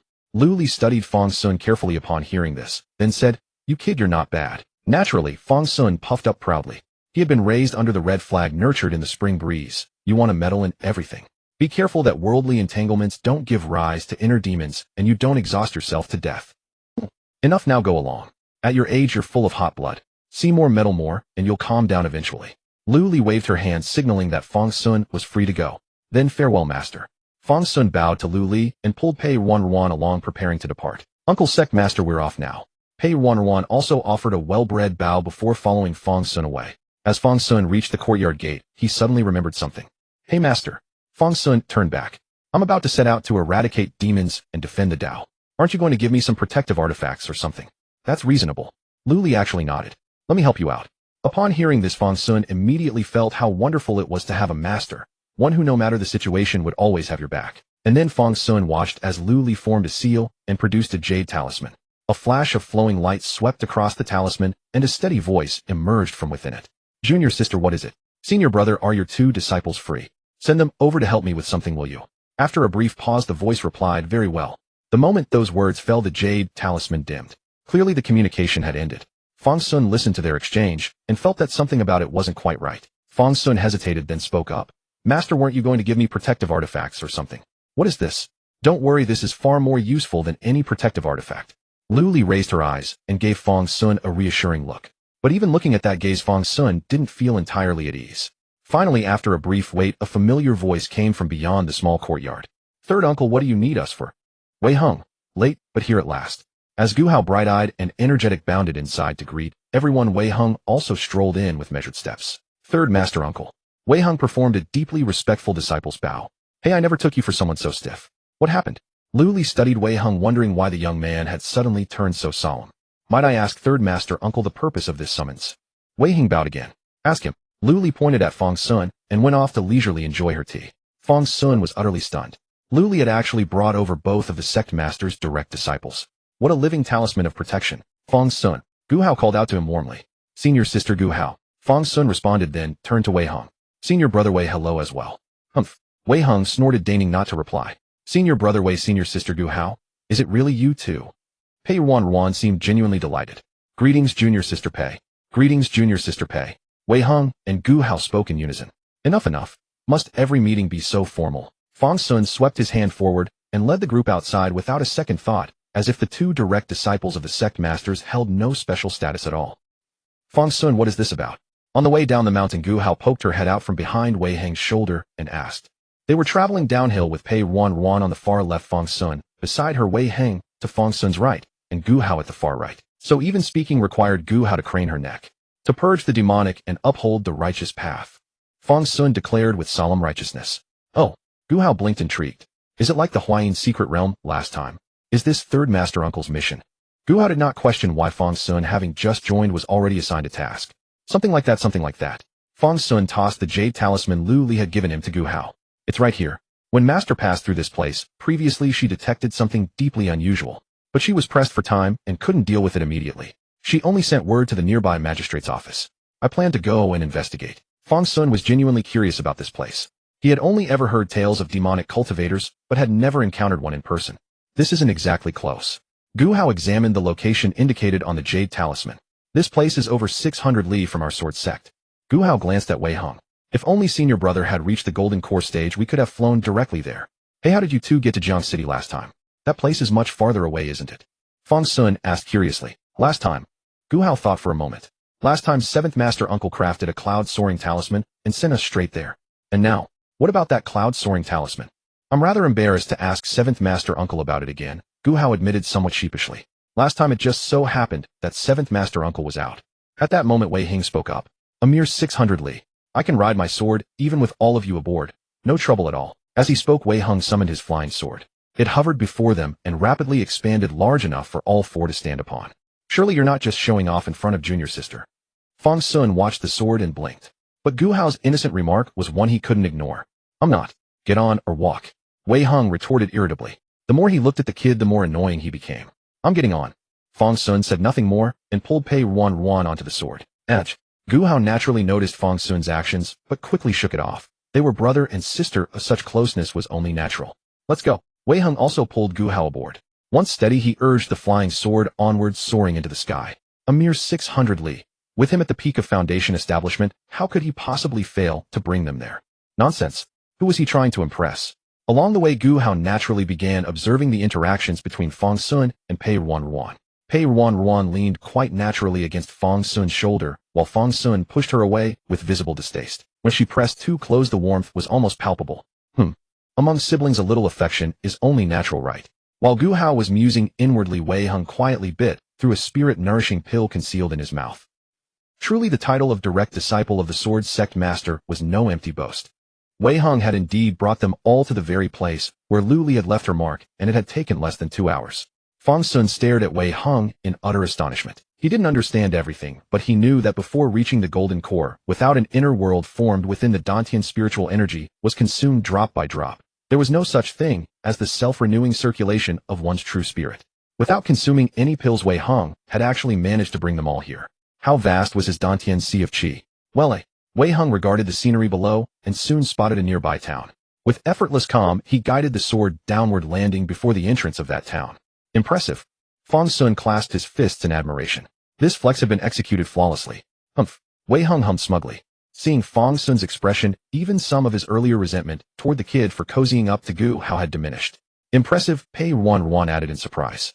Though her cultivation was still low and her perception not entirely clear, she understood this must have been an exceedingly difficult feat. Only Gu Hao whispered beside Wei Heng. Senior brother, do you smell that? There's a scent of spirit-nourishing pill. Cough. Is there? Mind your own business, and speak less. Wei Heng murmured back. Oh. Gu Hao nodded obediently. Seeing this, Wei Heng's affection for this younger sister only deepened. Gu Hao was wonderfully well-behaved. So pure and lovely. What a wonderful junior sister, rare in this world. Thinking of this, Wei Heng stole another glance at Fang Xun. Ugh, you wretched lad. Wei Heng's thoughts were known to no one. At this moment, all four turned their gaze toward the small town. If there was a nearby magistrate's office, it should be here. Lu Li's report would naturally have been filed here. The group's purpose upon arriving at this town was clear and definite. They proceeded straight toward the county magistrate's office. This place looks about the same size as Jiang City, Fang Xun observed. In terms of bustling activity, it was comparable to Jiang City town. Gu Hao nodded. Though it seems there are fewer people. Indeed. Third Master Uncle was right. Something is truly amiss here. Wei Heng noticed more. The townsfolk all bore traces of worry, clearly troubled by something. It's a pity I didn't bring the map of 9 provinces this time. Otherwise I could have used it to investigate directly. Wei Heng expressed his regret. Why not go borrow one now? Fang Xun suggested bluntly. In the end, none of them bothered to borrow the Jiuzhou True Form chart. This treasure was incredibly valuable, and by now it had long since disappeared into some secret realm to shine elsewhere. Senior brother, shall we head to the county magistrate's office first? Gu Hao still felt lingering dread at the mere mention of such places. Back in Jiangqing, she had truly experienced the terrifying side of hospitality. She genuinely did not want to go through that again. Wei Heng nodded. Since third uncle has already sent word, the county office must have investigated by now. Let us go inquire and gather more information. It will spare us many troubles. Well said. Fang Xun agreed. Let us follow senior brother Wei's plan. Fang Xun went on, then suddenly shifted the subject. But should we identify ourselves as disciples of the Sword Sect or something else? Does it make any difference? Pei Ruanruan asked curiously. Pei Ruanruan was also somewhat puzzled. Why did her younger brother suddenly seem so much sharper? Of course it matters. Fang Xun looked at everyone. If we claim to be disciples of the Sword Sect, these people will most likely be on full alert, careful in every detail. He had gradually begun to sense the atmosphere here. This place was vastly different from Jianshan. You're worried, Wei Heng understood Fang Xun's meaning. Honestly, not really worried. Just in case, Fang Xun said nonchalantly. Using the identity of a minor sect will do just fine. It saves trouble anyway. Baiyun sect. Wei Heng thought for a moment and immediately grasped the reference. Agreed, Fang Xun replied directly. After their discussion, the group arrived together before the magistrate's mansion. Interestingly enough, the mansion was not even open during broad daylight, and there was not a single guard at the entrance. Vines even crawled all over the walls. The drum tower at the gate was completely overgrown with vines as if it had never been used. How peculiar. Fang Xun glanced at the drum. Was there truly no litigation in this place at all? Who will go knock the drum? Fang Xun wanted to do it himself, but felt too embarrassed. Being an honest and reserved fellow, he still harbored a certain fear of government authorities. He simply had no experience in such matters. I'll do it. Wei Heng stepped forward and swept his hand, cleaving the vines clinging to the drum into several pieces that fell to the ground. Only after clearing the vines did Wei Heng realize the drumsticks had long been lost somewhere. Moreover, the drum itself was in terrible condition, likely to burst if struck even twice. Wei Heng pondered briefly, then decided to let the drum serve one final purpose. He flicked his finger. Boom. A single strike shattered the drumhead, producing a thunderous explosion of sound. The noise drew the attention of nearby commoners who had already been somewhat curious about the four strangers. Hey, what are you doing? Run along. Don't you value your lives? Fang Xun turned to look, but the villagers immediately averted their eyes and returned to their business, as though they had never been watching at all. Just as the four were puzzling over this, the vermilion-red gate finally creaked open. A rotund figure squeezed out before anyone could be seen, barking loudly. Who's making such a disturbance here? But the moment he caught sight of them, his expression completely changed. The attire and bearing of Fang Xun and the others were clearly not that of ordinary mortals. Seeing this, the fat constable hurried over on wobbling legs, wearing a sycophantic smile. Ahem, this humble one was at fault for not recognizing you sooner. Might I ask, are you perhaps immortal masters? Quite perceptive, Fang Xun chuckled. Care to guess what we are here for? The fat constable studied them carefully from head to toe. Honored immortal masters, please allow me to invite you inside for refreshments. With that, he called to the other constables behind the door. What are you waiting for? Escort the immortal masters to the reception hall. How pointless. He chuckled. Please, honored immortals, come in. I shall fetch Magistrate County Lord right away. Enjoy some tea first. And with that, the fat constable scampered off into the mansion. It appeared he was truly going to fetch someone. The remaining constables immediately surrounded the four and escorted them toward the inner hall. The title of Immortal Master truly opens doors anywhere, Fang Xun remarked with a sigh. They don't look like good people, Gu Hao whispered quietly. No matter. Let us see what happens, Wei Heng nodded, saying no more. Not long after, the four arrived at the reception hall. The moment they entered, obedient maidservants came forward to serve tea, while clever ones stood nearby, fanning them gently with delicate hand fans. Such luxurious service was rather uncomfortable for both Wei Heng and Gu Hao. They had never been served in such a manner before. Fang Xun and Pei Ruanruan, however, felt perfectly at home. Fang Xun even found himself picking faults. The maidservants were not as pretty as Chunko, nor as gentle in their touch. Thinking of this, Fang Xun began to miss Chung Chao. Perhaps next time he should bring all the maidservants back to the mountain. As he indulged in such pleasant thoughts, the fat constable had already reached the county magistrate's residence. You mean those are all cultivators? From behind a pink silk canopy, a gaunt figure lay lazily atop a seductive silhouette and spoke in a drawl. A voice rang out before its owner appeared. Accompanied by a hearty laugh, a lean old man in embroidered official robes strode quickly through the doorway. Honored immortals, grace this humble magistrate with your presence. Your servant Lu Wang is guilty of neglecting to greet you in time. Please pardon my tardiness. I have been remiss in arriving so late. I pray the four honored immortals will not hold it against me. May I ask what business brings four immortals to my modest county of Anmin? Fang Xun and Wei Heng exchanged a glance, and Wei Heng rose to speak. Magistrate Lu, we indeed have one matter to discuss. Please speak, honored immortal. Lu Wang bowed again, pressing his body lower. Did you happen to receive news the day before yesterday, Magistrate Lu? News? Lu Wang paused, then immediately spread a beaming smile across his face. Yes, it is indeed true. That day a streak of luminous light suddenly appeared upon my desk. It was a message delivered by luminescent light.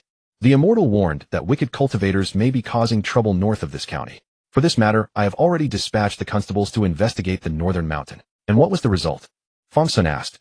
Reporting to the immortal, Lu Wang replied respectfully. Perhaps my constables were entirely inadequate. They searched the northern mountain for a full day, but found nothing.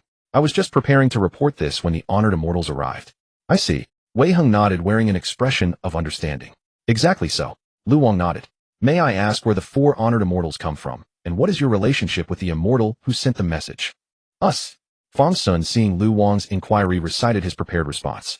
We are disciples of the White Cloud Sect. We originally came down the mountain with our master for cultivation practice and traveled to this place by chance. The one who left the message is our master. He now has matters to attend to and has returned to the White Cloud Sect asking us to come and investigate on his behalf. I see. Lu Wang expressed great admiration. Then the 4 honored immortals must surely be the outstanding prodigies of your sect, which is why you are held in such high regard. Ha, Magistrate Lu flatters us too much, ha. Just ordinary, nothing special. Fang Xun waved his hand with a smile, though the smile carried an air of petty triumph. He did not seem to be pretending. Seeing this, Lu Wang immediately said, to have prodigies such as yourselves grace my humble county magistrate's office, I am truly overwhelmed with honor. You are too kind, too kind. Honored immortal, please stay for a while and help this county investigate whether wicked cultivators are truly causing trouble. I bow in gratitude. As he spoke, Lu Wang bowed again. Fang Xun hastily supported him. Oh, Magistrate Lu is too courteous. Rise, rise, this is not necessary. Eradicating demons and upholding the Tao is our duty after all. Thank you, honored immortal, thank you. You are welcome, you are welcome. Honored immortal is so promising at such a young age. You are too kind. Honored immortal is a man of distinguished appearance, truly delightful to behold. Oh, honored immortal. Enough? Is there any food? I am hungry. There is. A table of wine and dishes was quickly brought over. Lu Wang had originally wished to accompany them, but Fang Xun dismissed him on the grounds that the county magistrate was too busy with official duties and should not be disturbed. After taking their seats, the group dined and conversed. What do you think of this county magistrate? Wei Hung asked, waving his hand to cast a silence charm, ensuring the conversation at the table would not be overheard by any fifth party. He feels somewhat false, Gu Hao said immediately. Everything he says seems fake, as if he is merely perfunctorily dealing with us, while keeping other matters hidden. I think the same. Pei Ruanruan raised her hand. Fang Xun nodded slowly and methodically, tearing strips of meat from the smoked chicken. Delicious. Wait, aren't you thinking about this at all? Wei Hung could no longer maintain his composure. Speculating here is useless, Fang Xun said. The county magistrate clearly has something wrong. But what it is we do not know. Do you remember what happened at the entrance? The entrance? Gu Hao tilted his head, unable to recall what had happened there. Someone said we were throwing our lives away, Fang Xun recalled. At that moment, I quickly looked around to find the speaker, but that person was very cautious and never intended to reveal themselves. The people here are deeply afraid of this county magistrate. And what do you think, junior brother? Wei Heng asked, looking at Fang Xun. After we finish eating, let us take a walk. At this moment, in a concealed inner chamber of the county magistrate's office, the magistrate himself, who should have been occupied with public affairs, was kneeling on a cushion, reverently bowing before a jade tablet. At this moment, in a concealed inner chamber of the county magistrate's office, the magistrate himself, who should have been occupied with public affairs, was kneeling on a cushion, reverently bowing before a jade tablet. After nightfall, the 4 of them slipped out of the county magistrate's office at the agreed time, carefully avoiding the eyes and ears of the yamen. Wei Hung confirmed again. Are we really going to disguise ourselves as beggars? On the way out, they briefly discussed their plan. In the end, Fang Xun's beggar plan was accepted by everyone and put into action. According to Fang Xun, nothing else could blend into the local environment as easily, and no one cares about beggars. It's a pity these clothes aren't quite suitable. Fang Xun looked at their attire. Compared to ordinary people, these clothes were obviously too splendid. No matter, we can just disguise them.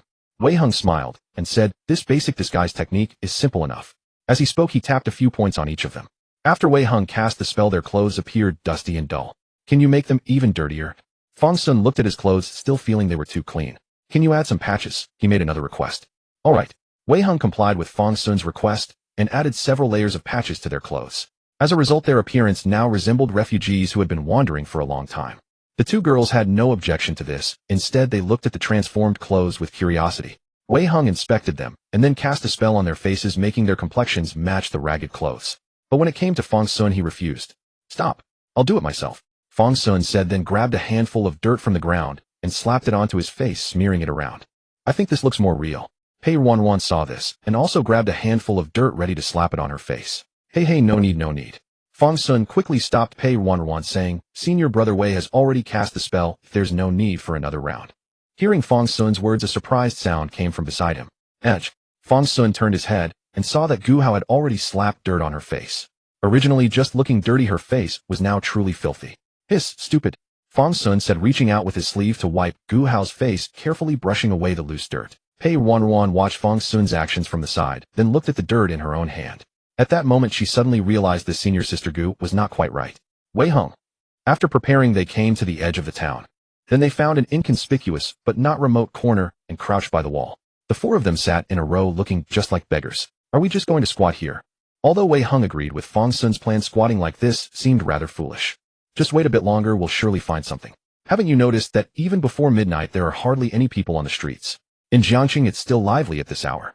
As Fang Xun said, most of the residents of Anmin County had already extinguished their lamps and gone to sleep. This was obviously abnormal. Wei Heng frowned. Perhaps customs differ from place to place. That's possible, Fang Xun nodded. But it's unusual that there isn't even a single beggar on the streets. Even in Jiangxing there are many beggars who have drifted in. Are you saying someone deliberately drove away the beggars? Or rather, just as Fang Xun was speaking softly, a sound suddenly came from the alley beside them. Hey you there. Come over here quickly. Here. A voice like a little mouse came from the alley.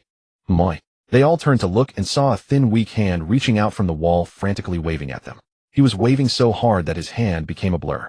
The four of them stood up and followed him. Then they saw a child of about 13 or 14 crouching by the wall. Well, although Fang Xun was also 14 now, he had almost forgotten that fact.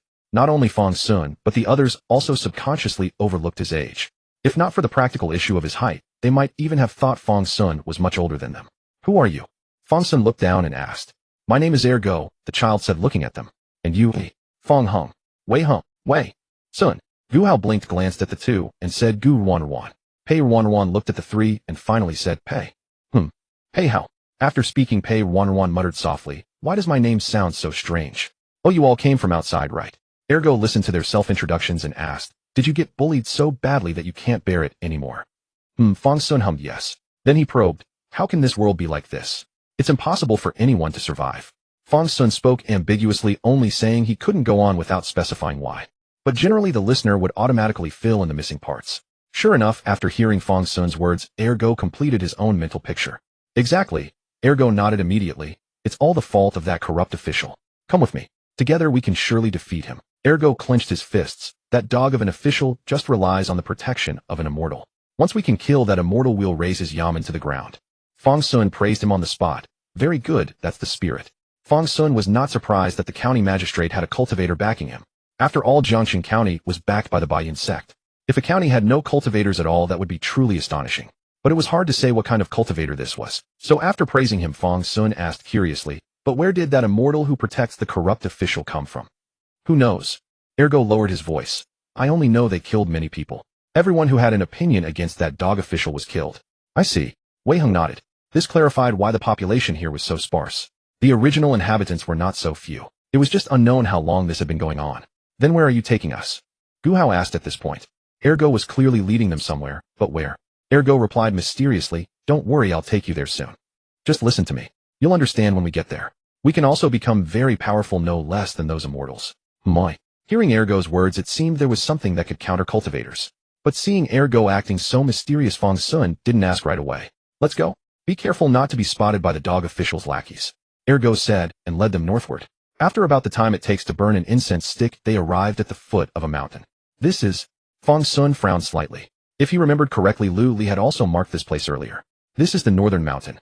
Our secret base is here. Ergo said with some pride. The dog official has searched the northern mountains several times, but never found our secret base. Is that so? Wei Heng looked at the mountain with some doubt. Third uncle had seen a problem from a distance. If the cultivators in Anmin County searched carefully, how could they not find it? If those soldiers are as stupid as pigs, how could they compare to our great scholar's intelligence? Ergo said proudly, leading them up the mountain. By the dim moonlight, Fang Xun could barely make out the path. The forest they now walked through had almost been worn into a small trail. The thorns along the way had been cut away, revealing a narrow but unobstructed path. The only drawback was that the dirt path was hard to traverse. Don't worry, Ergo said, seeing their slightly puzzled expressions. This path, unless walked often, an outsider wouldn't notice anything special. Hearing this, Fang Xun could only nod in agreement. You mentioned a great scholar. Who is that? Wei Heng, following behind, suddenly asked. The great scholar. Upon mentioning the great scholar, Ergo's tone became noticeably more respectful and admiring. The great scholar is our benefactor. It's because of the great scholar that we have this place and the ability to fight against that despicable dog official. Without the great scholar, Anmin County would have been completely devoured by that dog official by now. It's also thanks to the great scholar that the dog official dares not go too far, Fang Xun said. Then this great scholar must be quite an extraordinary person. Of course, with the great scholar we have the chance to cultivate, Ergo said proudly. Once I'm a bit older, I'll be able to cultivate too. It's only a few months away. Moi. Fang Xun glanced at Ergo, but he could see nothing. Ergo had no spiritual aura or resonance. He didn't seem like someone who could cultivate. Gu Hao, being more pragmatic, directly took out the spirit root testing crystal. Ergo, could you hold this for a moment? And what's this? It's quite pretty. Ergo said, taking the crystal with surprise. Is there something special about it? Ergo brought the crystal up to his eyes and found it was just a semi-transparent stone, no different from the pebbles often seen in streams. No, nothing special. I just wanted to show you. It's very pretty. Gu Hao then took the crystal back from Ergo's hand. It is indeed pretty, but there are prettier ones on the mountain. If you like, I'll pick a few for you later. They sparkle. Ergo didn't think much of Gu Hao's action, assuming the dirty-faced pretty sister was just sharing something with him. When Gu Hao retreated to the group, she whispered, Ergo has no aptitude. I saw Wei Hung nodded. In fact, not a trace at all. Then what does he mean by cultivate when he grows up? Fang Xun asked curiously. Faced with this question, everyone shook their heads, having no clue. So Fang Xun chose the simplest method. Ergo, we don't have any aptitude for cultivation. Those immortals all require spirit roots and such. How could we have those things? Don't worry, Ergo said proudly. The great scholar has obtained a secret manual from a mysterious realm. Only we have that manual, no one else. As long as you're willing, you can cultivate. But then Ergo hesitated. It's just that cultivating that manual is a bit frightening. The cultivation technique was rather terrifying. Listening to Ergo's words, the crowd immediately thought of some heretical arts, particularly Gu Hao and Wei Hung, who directly looked at Fang Xun. When it came to which techniques were the most sinister, the ones Wei Hung and Gu Hao had witnessed were none other than Fang Xun's. Though they knew not what Fang Xun specifically cultivated, it was definitely nothing proper. Why are you staring at me? I'm as pure as the driven snow, all right. Fang Xun noticed their gazes and said, somewhat exasperated. It was only because the yin energy in that secret realm was too heavy that he had turned out that way. Fang Xun attempted to defend himself, but seeing the expressions on their faces, he knew his defense was utterly feeble. Especially since Fang Xun had specifically asked Wei Hung for an unrestricted quota back then. This truly left him without a word to say. What's wrong? Why is everyone staring at Fang Xun? Pei Ruanruan seemed utterly confused. During the heart demon illusion, although Fang Xun had also transformed, she had merely thought it was the work of the heart demon.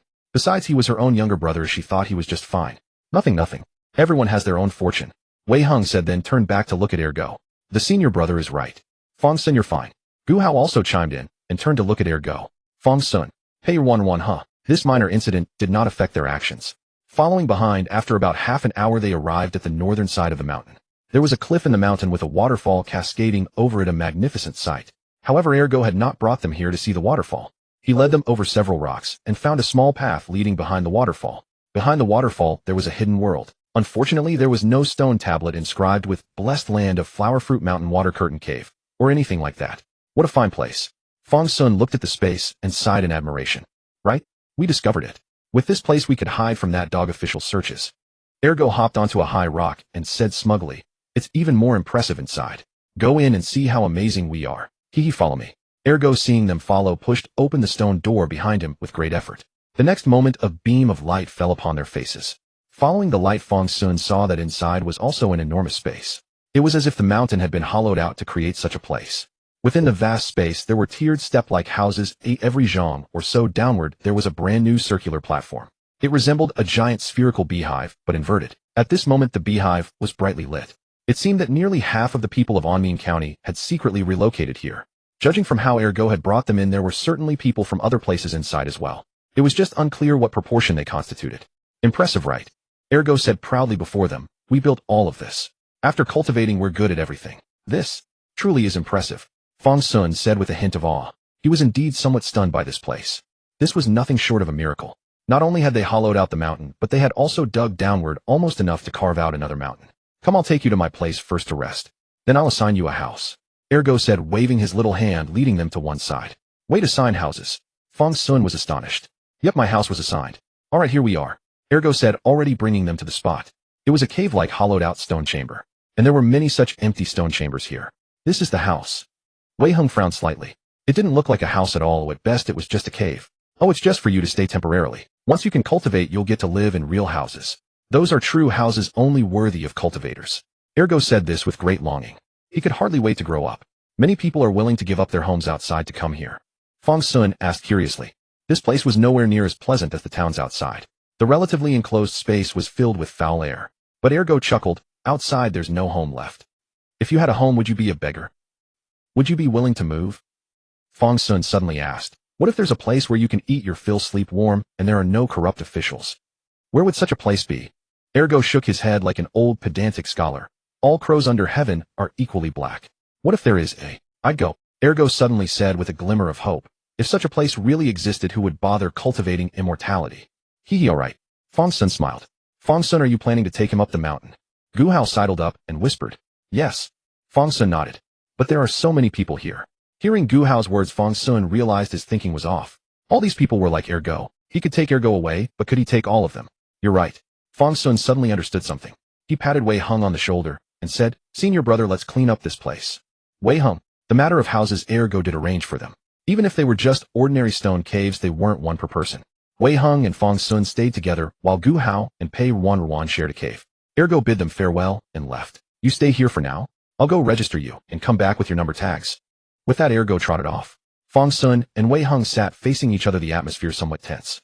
Fang Xun broke the silence. Senior brother, what do you think of this place? Wei Hung nodded. A very hidden place, but the energy here is off. Fang Xun nodded. I can sense it too. The technique Ergo mentioned must be something sinister, but it's useful. Wei Hung said seriously, techniques have no inherent good or evil, but people do. Fang Xun looked at the surroundings. We need to meet that great master. Wei Hung nodded, and the atmosphere fell silent again. After a pause, Wei Hung spoke first. Let's go out and take a look together. If we wait here, we won't see much. All right. Fang Xun replied, standing up. When they went out, they greeted Gu Hao and Pei Ruanruan. Wei Hung instructed, Junior sister, wait here for Ergo to return. Fang Xun and I will go down to investigate. Oh, okay. Gu Hao immediately replied. Pei Ruanruan also nodded, indicating she had heard. After confirming they were fine, Fang Xun and Wei Hung embarked on a new journey. First, they walked around the platform they were on. They found nothing interesting on this level, mostly children like Ergo. There were also some adults, but they all looked sickly and frail. After exploring, they descended to the next level, which was different. Although children still outnumbered others, they were slightly older. Fang Xun noticed that this level actually had a school. Someone was systematically teaching these children to read. While this is impressive, Fang Xun was genuinely amazed.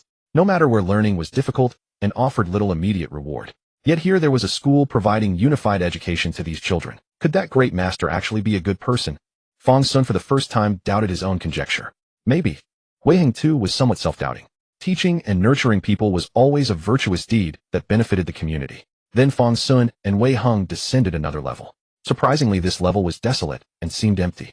It wasn't until they reached a large room that they realized the people weren't absent. They were gathered here. Outside the room, many were peering through the windows. Fang Xun and Wei Hung looked inside. They were also studying. But the content was different. Those inside held handwritten manuals of cultivation techniques. The person on the platform was meticulously explaining the precautions for practicing cultivation. This seems quite proper. Fang Xun was even more puzzled. This place had apparently been operating for a long time to have such a well-established process. If not for the fact that this place was somewhat clandestine, Fang Xun would not have been surprised if it were called the dojo of a small sect. Wei Hung also nodded, a look of confusion on his face. Could I really have misjudged that great master? Was I prejudiced? Fang Xun was genuinely doubting himself this time. As he was thinking, some commotion arose from within the room. They both looked back inside. In that gap, a low growl came from within. Fang Xun and Wei Hung looked toward the sound, seeing a person biting his own palm fiercely with such force that blood was drawn. He bit so hard it seemed he might crush his hand. Blood uncontrollably dripped onto the handwritten cultivation manual. Fang Xun frowned, noticing that the manual absorbed all the blood, not a single drop spilling out. This technique is wrong, Fang Xun said again. Indeed. Wei Hung nodded. Though they still didn't know exactly what this technique was, it was undoubtedly a heretical art. While Fang Xun and Wei Hung discussed in low voices, the crowd at the window emitted envious sounds. He made it. Another one succeeded. Great, we're getting stronger. Exactly, the stronger we become, the sooner we'll overthrow that dog official. I'm so jealous. He can go down now. I heard the houses down there are bigger and more comfortable, and they even have private meals. Let's go back and study. Once we understand the technique, we can cultivate too. Yes, study. At once the fervor for learning among this group surged even higher.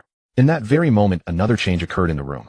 That youth who had bitten his palm carefully folded the blood-soaked manual and stuffed it into his mouth. The booklet was neither too big nor too small, yet it slid in smoothly, as if his mouth were a small-sized Chinquan pouch. As he devoured the manual, his skin gradually turned red, as if steam was rising from him. The wound on his hand healed rapidly. However, his body began to wither. During this process, a faint sense of qi unexpectedly appeared in his dantian. He opened his bloodshot eyes, a manic grin on his face. I've done it. Great master. I've done it. Watching this display, Fang Xun and Wei Hung frowned deeply. At first they had thought the instructor was the great master and had observed him closely. But it turned out the instructor was just an instructor. As soon as that person declared success, two white-robed cultivators immediately pulled him up and took him to the next level. Fang Xun and Wei Hung originally wanted to follow down, but the path to the lower levels was guarded. They clearly couldn't bypass the guard unnoticed. After realizing this, they had to return for now. Did you see that? Wei Hung frowned. That person is burning his own blood and qi, using who knows how many years of lifespan in exchange for that faint sense of qi. Fang Xun also frowned deeply. It was a completely disproportionate trade-off. Although cultivating qi condensation would increase lifespan, practicing this way would likely exhaust his years just upon reaching qi condensation. Forget foundation establishment. Even reaching the first or second layer of qi condensation would be a stretch. And moreover, no. Fang Xun suddenly thought of something. What use does the great master have for cultivating such cultivators? Even if they cultivated to death, they would be no match for an ordinary qi condensation cultivator in a single exchange, let alone the county's enshrined protectors. Those would at least be at the foundation establishment stage. By the time Fang Xun and Wei Heng returned to the highest level, they happened to run into Ergo, leading Gu Hao and Pei Ruanruan out the door. Oh, you're finally back. I almost missed the lecture. Ergo had already been scanning around, so naturally, he spotted them the moment they returned. He hurried over to them and said, come. By the way, these are your number tokens. As he spoke, Ergo placed 2 crude wooden plaques into their hands. The numbers on them were sloppily written in ink. 4,937. 3,265. Are these numbers random? Fang Xun asked, holding his token of 3,265. No, Ergo explained. Everyone has their own number. But if that person dies, the token is taken back. Then it's reissued in order. I see. Fang Xun nodded in understanding. He then glanced at the token in Wei Heng's hand. That meant there were at least 5,000 people here. 5,000, quite a number. All right, let's hurry. If we're late, we'll have to stand outside. Today, a student of the Great Master is coming to give a lecture. Ergo said excitedly, pulling both of their hands. In this way, Fang Xun and Wei Heng were pulled by Ergo into the crowd. The 2 girls had been specifically told by Ergo to run ahead and grab seats, and they had already gone far. Before long, the group regrouped. Senior brother, is this place fun? Gu Hao asked curiously. Yeah, what's so great about it? Pei Ruanruan added. This place is incredible. Wei Heng glanced at Ergo, his voice certain. As expected, Ergo wore an expression of pride upon hearing this. Even though he now only lived in a stone cave on the highest level, he was immensely proud of the power of the northern mountain cavern. Let's go. We need to go hear the master's lecture. Soon the group arrived at a platform on the first level. At the center of the platform, a raised dais had been erected, and on either side of it stood 4 robed cultivators in white, their appearances somewhat peculiar and distorted. Fang Xun and the others had arrived a bit late, so they could only sit further back and watch. No sooner had they sat down than Ergo, with some excitement, patted Fang Xun's shoulder and said, Look at that cultivator standing at the front on the left. What is it? Everyone turned to look at the cultivator. But apart from being short and somewhat hunched, there didn't seem to be anything particularly special about him. That's De Zhuang. He's someone I brought back from outside. After De Zhuang became an immortal, the great master specially sent someone to deliver a roasted chicken to me. It was delicious. De Zhuang. Fang Xun was initially puzzled, but then quickly remembered what had happened in that room. Perhaps De Zhuang really was De Zhuang before. But Gu Hao and Pei Ruanruan, the 2 little idiots who were unaware of the situation, looked confused. No matter how you looked at it, that cultivator didn't seem to have much connection to the word strong. As they were chatting in low voices, a tall figure in red robes walked slowly from backstage and made his way up to the dais step by step. When he finally stood atop the dais, the crowd erupted with shouts as mighty as mountains and rivers. Nobles and generals. Are they born to power? Immortals and divine lords. Are they born to greatness? I wish to become immortal. I wish to seal the heavens. Fang Xun listened to the commotion and felt utterly dumbfounded. Was this really appropriate? After what seemed like an eternity, apparently satisfied with what he heard, the robed man in red extended his hand and pressed down upon the air. In an instant, the entire venue fell silent. Seeing the crowd so obedient, the robed man nodded in clear satisfaction, then removed his large red hood to reveal a face that appeared quite stern beneath. Master! Master! Master! Master! Master! Master! Master! Another round of shouts followed, even louder than before. Good, very good. The man in red, or rather the master, after listening for a long while, waved his hand in satisfaction. My students, from your voices, I have heard your passion. As we have always said, nobles and generals. Are they born to power? But today we will not be discussing that. Master, then what will you be teaching us today? Ergo asked loudly, his voice full of excitement. There were not a few like him. They all loudly asked the same question. If he hadn't witnessed the fanaticism of this crowd just now, Fang Xun would have truly thought they were paid actors. A slight smile crossed the master's face as he spoke. Today we shall discuss weakness and strength. What is weakness and what is strength? The crowd listened to these words with expressions of mild bewilderment. They were weak, the government was powerful, and the immortals were powerful. Was there really anything to lecture about? Noticing the puzzled looks on everyone's faces, the master smiled and continued. We are born destined to be weak. Were those lofty immortals born destined to be strong? Are we born destined to be lowly? Were those exalted nobles born destined to be noble? Hearing these words, those present felt something stir within their hearts. They fixed their eyes intently on the master. They all yearned for him to continue. The master was illuminating the path for them. The master's words were their strength. The master's words were their light. And Fang Xun, almost without meaning to, turned his gaze toward Pei Ruanruan. Sister's bloodline. Why are you looking at me? Pei Ruanruan whispered. What's wrong?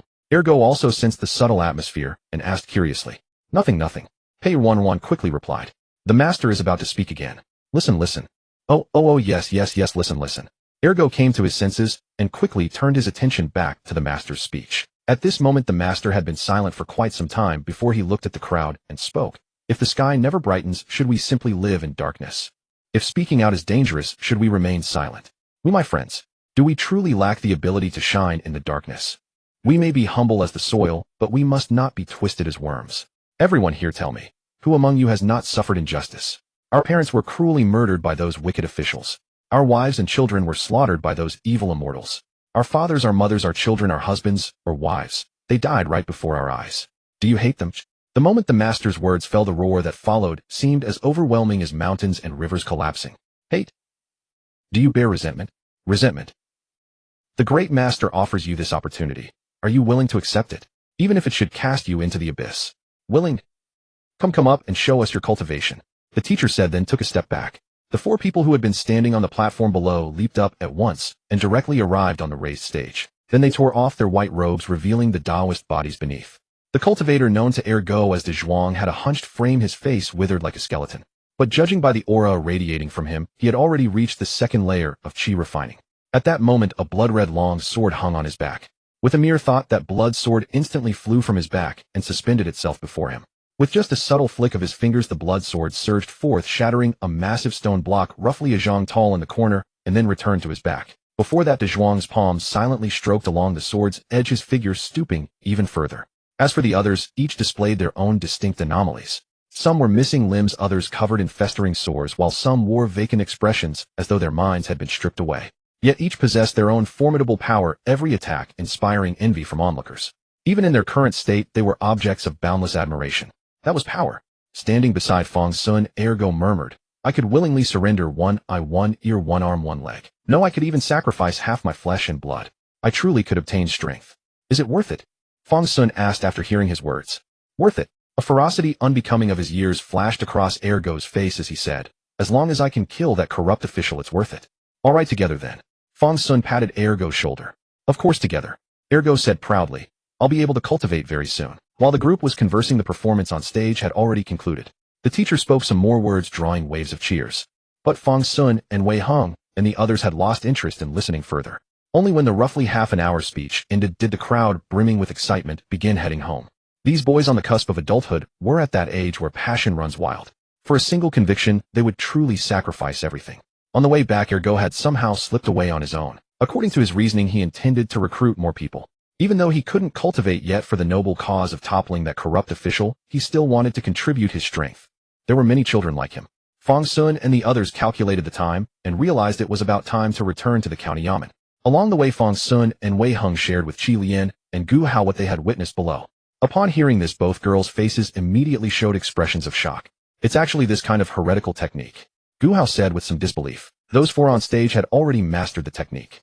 Though it appeared eerie, some cultivation methods were inherently strange. But this technique that shortens one's lifespan truly drew no cultivators. Even among heretical paths, it was discarded as worthless. Yes. Fang Xun nodded in strong agreement. This technique is truly evil. Once this matter is settled, I'll need to examine it and criticize it thoroughly. Pei Ruanruan also chimed in. Not long after, the group returned to the county yamen under cover of darkness. The next day, when the sun had climbed high, Fang Xun finally stretched lazily and rose from his bed. After Fang Xun stepped out of the room, he spotted a maid standing at the entrance. The maid immediately bowed upon seeing Fang Xun. Immortal Fang Heng, you're awake. Senior Wei Sun has brought 2 fairy sisters and is conversing with the county magistrate. Would you like to go and see? Conversing? Fang Xun blinked and said, lead the way. Yes. Though she claimed to guide him, it wasn't far at all. Soon the maid led Fang Xun to the garden. In the garden, 6 people were indeed engaged in conversation. He had seen Magistrate Lu the previous day, but these 2 cultivators in ceremonial dress were faces he'd never encountered before. One had reached foundation establishment, while the other was at the qi refining stage. They must be the county's resident cultivators. Fang Heng over here. Gu Hao nearly forgot the name change from yesterday the moment she saw Fang Xun. Thankfully, she remembered midway and corrected herself. What are you discussing? Fang Xun walked over and saluted the two cultivators. Greetings, fellow Taoists. Good morning, Magistrate Liu. The two cultivators nodded, offering only that single acknowledgement. Magistrate Liu, however, introduced them. Haha, good morning, Immortal Fang. These are our county's resident immortals, Immortal Wu Qiong and Immortal Li Yun. Our modest Anmin County enjoys such peace, thanks entirely to Immortal Wu and Immortal Li. Fang Xun blinked and saluted them again with folded hands to show respect. Then he looked at the group and asked, I wonder what prompted the distinguished magistrate to gather us together. Haha. Upon hearing this, Magistrate Liu laughed and said, I was just about to bring this up and didn't expect you immortal to ask first. Since leaving yesterday, I've been unable to eat or sleep in peace. My county's constables have been in the North Mountain and still haven't returned, and you immortals have also come regarding this matter. Therefore, after pondering through the night, I decided to invite the two resident immortals from our county. This humble official takes the liberty. I wish to request that the four immortals accompany our county's resident cultivators to the North Mountain and see what exactly is happening there. If possible, it would be wonderful if you could also rescue those constables who ventured into the mountain. I wonder if the esteemed immortals could do this humble official this favor. A total of 6 individuals set out for Beishan.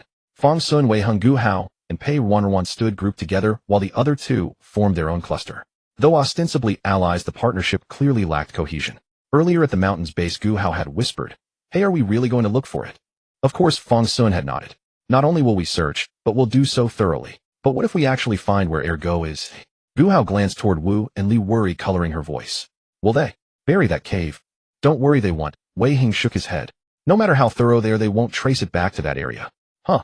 Gu Hao made a confused sound, but since her senior brother had spoken, she didn't press further. While the group was conversing, the two cultivators suddenly approached. The Foundation Establishment cultivator Wu Qiong asked, Might I ask if you fellow Taoists have any knowledge of this Beishan? Fang Xun and Wei Hung exchanged glances before replying, We're not particularly familiar with this area. Wu Qiong frowned slightly. Then how did you fellow Taoists become aware of the anomalies in Beishan? My master noticed something unusual while passing through this area, and specifically left a marker here, which is what brought us. Upon hearing this, Wu Qiong's face lit up with delight. If there's a marker, that's wonderful news. Perhaps you fellow Taoists could lead the way, and we could first visit the location of the marker. That's acceptable. Fang Xun nodded, producing the jade talisman and following the coordinates within it. The coordinates pointed precisely to a location directly above the northern mountain cave. By the way, Wu Qiong asked, Might I inquire where your respected master is currently? It would be splendid if they could come and assist us. Please don't misunderstand, my master has already returned to the sect, Fang Xun said with an expression of regret. I see, that's truly a pity. Wu Qiong shook his head, feigning disappointment. Please, fellow Taoist. This was originally the duty of us retainers, but we truly appreciate your assistance this time. Wu Qiong said, gesturing ahead. Please, fellow Taoist. After you. Meanwhile, Li Yun, who hadn't been keeping up with the group, secretly signaled to Wu Qiong from behind. Wu Qiong gave a slight nod in acknowledgement. He then put on a beaming smile and fell into step beside Fang Xun and the others. The path they were taking through Beishan this time was clearly much easier to navigate than the night before. In this desolate mountain, there are actually stone-paved steps and even plank paths built along the precipitous sections. Anmin's infrastructure work is truly impressive. Fang Xun marveled at the carefully constructed steps. I wonder what these paths through the mountain are for. Wu Qiong chuckled. Haha, merely to make it easier for townsfolk to climb and gather firewood. As retainers of Anmin County, it's only fitting that we do our part to help the townspeople in our leisure time. You are a righteous and benevolent cultivator, Fang Xun said, clasping his hands in respect. Haha, it is all but proper. Wu Qiong laughed, though his gaze silently drifted toward the distance. It was time. From then on, each member of the group climbed upward with their own hidden agendas. Only Gu Hao and Pei Ruanruan were genuinely enjoying the mountain scenery, carefully scanning for any traces of the Yamen runners.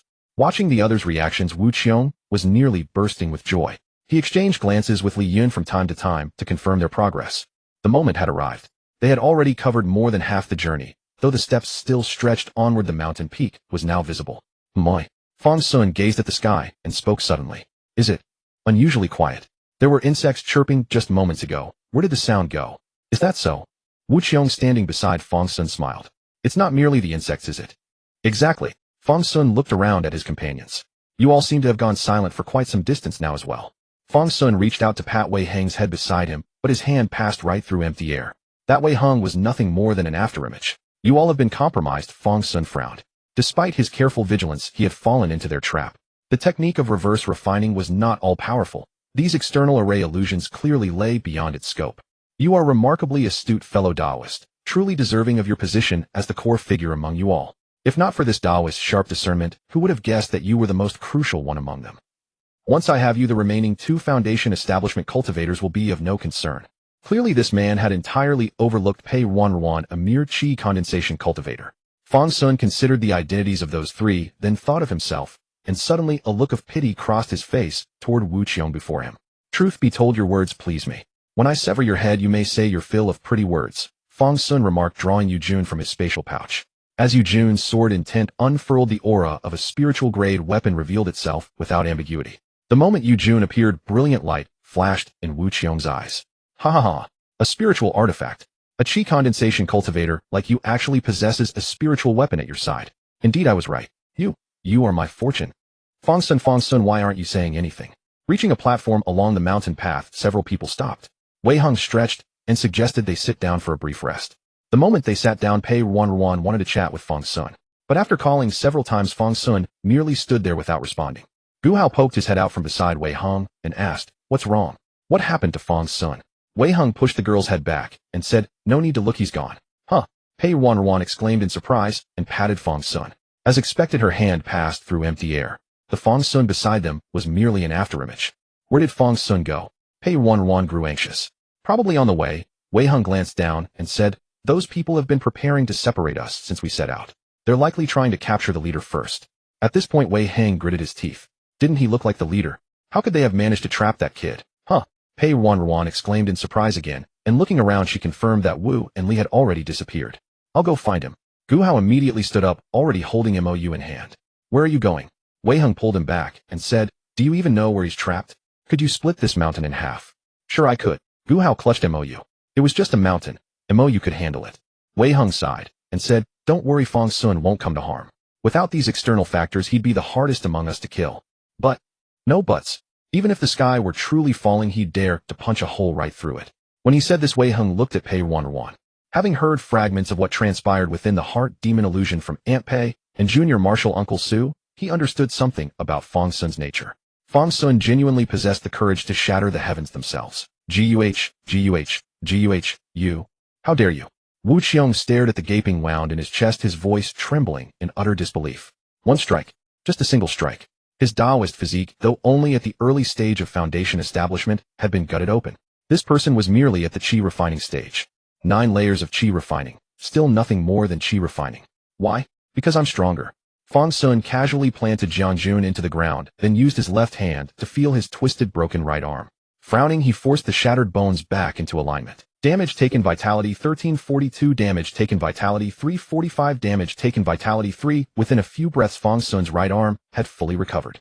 After his right arm recovered, Fang Xun retrieved Jiang Jun and couldn't help but mutter, "Chi refining is still inadequate. Even with a single move like Awakening of Insects, it's difficult to restrain myself." When sparring with Lu Li before, he had instinctively held back. But this time he truly dared not hold back anything. He had enough self-awareness to know the gap between chi refining and Foundation establishment. One breath for life, one breath for death. A single strike unleashed at maximum speed and power without reservation. Observation, Awakening of Insects rises. One sword thrust through the chest. Just Foundation establishment, no special constitution. Fang Xun's sword shattered nearly all of Wu Qiong's internal organs. Wu Qiong never managed to say another word before dying. Meanwhile, the cultivators hovering above hadn't descended yet. They couldn't fathom that their commander, the one who had just given orders, was already dead. Still they descended, swords drawn. "You traitor! You dare kill your own comrades!" Died. One person descended with extraordinary speed. A blood-colored longsword flashed forth at tremendous velocity, so fast that Fang Xun could barely catch sight of its shadow. This shouldn't have been possible at his cultivation level, yet he had somehow unleashed it. The blade sliced toward Fang Xun's waist with a crimson glow cutting through at an impossible angle. If Fang Xun's Dao body hadn't already reached the caliber of ordinary magical artifacts, that single strike would have cleaved him in two. Hiss! Fang Xun drew in a sharp breath. That sword wound genuinely hurt. Damage taken, vitality 32244, quite powerful. Fang Xun spat out a mouthful of blood as the wound on his waist rapidly closed. Frowning, he yanked the blade from his waist. It was just a bottom-tier magic sword, yet it wielded such destructive force. Fang Xun kept his guard up, watching the cultivator who had struck him. If all went according to plan, this person posed an even greater threat than the one at Foundation establishment. He watched them descend, gripping his blood sword tightly. Fang Xun found it strange that the person didn't retract the magic sword after that strike. Then he watched as the cultivator crashed to the ground and crumbled into pieces. What lay before Fang Xun was nothing but a desiccated skeleton wrapped in dry skin. In an instant he understood. The person had sacrificed their very life just to unleash that single strike. At that moment the others' attacks were already descending. Through the barrage of attacks Fang Xun quickly approached the scattered remains. He found the corpse's right hand. As he suspected, the palm was nearly shredded to pieces. De Zhuang. Fang Xun stepped forward to evade another attack. Even if this wasn't De Zhuang from yesterday's arena, they cultivated similar techniques. Fang Xun immediately turned around as several attacks landed before him. But these attackers clearly lacked De Zhuang's determination. Damage taken vitality 1324, damage taken vitality 924, damage taken. Through the assault Fang Xun spat blood and asked, "What's your connection to senior brother Dai?" For a moment silence fell. Fang Xun's heart sank. He may have been too direct. Sure enough, after a brief pause the attackers exchanged glances. "We can't let this bastard escape alive. Kill him. Kill him. Kill him." Die. In the next instant several rays of light brighter than the sun erupted before Fang Xun's eyes. Then, boom, boom, boom. Hearing the thunderous explosions, the people resting on the mountain instantly rose to their feet. Even Wei Hung, who had remained composed until now, showed a flicker of worry on his face. "Senior brother, could something have happened to Fang Xun? Will Fang Xun be alright?" Wei Hung frowned and said, "I'll go check." Speaking, he summoned his magical flying sword ready to transform into a stream of light. But before that a pitch-black figure 10 feet tall shot up into the sky. "Fang Xun. Fang Xun, how are you? Fang Xun. Fang Xun, are you alright?" In an instant Wei Hung turned into a streak of light and directly carried the over 3-meter-tall green-black humanoid figure back and placed it on the ground. Everyone had seen Fang Xun in this form before. Usually when Fang Xun was willing to reveal this form, it truly meant he was at the end of his rope. Cough, cough, cough. Fang Xun coughed up several mouthfuls of ink-black blood along with a mouthful of tobacco he hadn't swallowed yet. "Scared me to death, I almost died." Fang Xun wiped his mouth and forced himself to sit up. "Senior brother Wei, help me set my leg. My leg is broken." Fang Xun pointed at his right leg, which was twisted abnormally. He really didn't want to move it himself. It really hurt. The two girls surrounded Fang Xun, pulling out a pile of bottles and jars. "Idiot, you're so stupid, you deserve to die. Take a meridian dredging pill and a blood circulation pill first. I only have a bone healing pill and a flesh regenerating pill." Fang Xun, take them. Fang Xun blinked at these pills, swallowed hard, and said, "Well, let senior brother help me set the bone first. I've already taken those pills, so taking more won't have any effect." "Is that so?" Gu Hao was puzzled as she had never heard such a claim before. "I'm afraid of wasting them. I've taken enough already." Fang Xun had to change his explanation. Oh. The two girls obediently nodded and put away the pills. Meanwhile, Wei Hung had already lifted Fang Xun's leg, which was now nearly 2 meters long, adjusted its position, and kicked it. The kick was both accurate and fierce. Damage received HP 9834. Fang Xun let out a muffled groan of pain, veins bulging on his neck. Damage received HP 423. With several flickers of the system message, Fang Xun's leg quickly healed, and along with it his demon-like Dao body rapidly recovered. Not bad at all. Wei Hung looked at Fang Xun's state and felt a hint of admiration.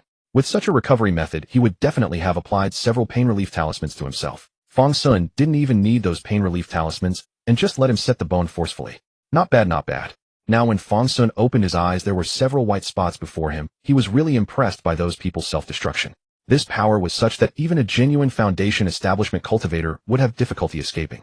Fortunately, he wasn't very orthodox. "Fang Xun, what just happened?" After Fang Xun's condition stabilized a bit, Gu Hao asked with some concern.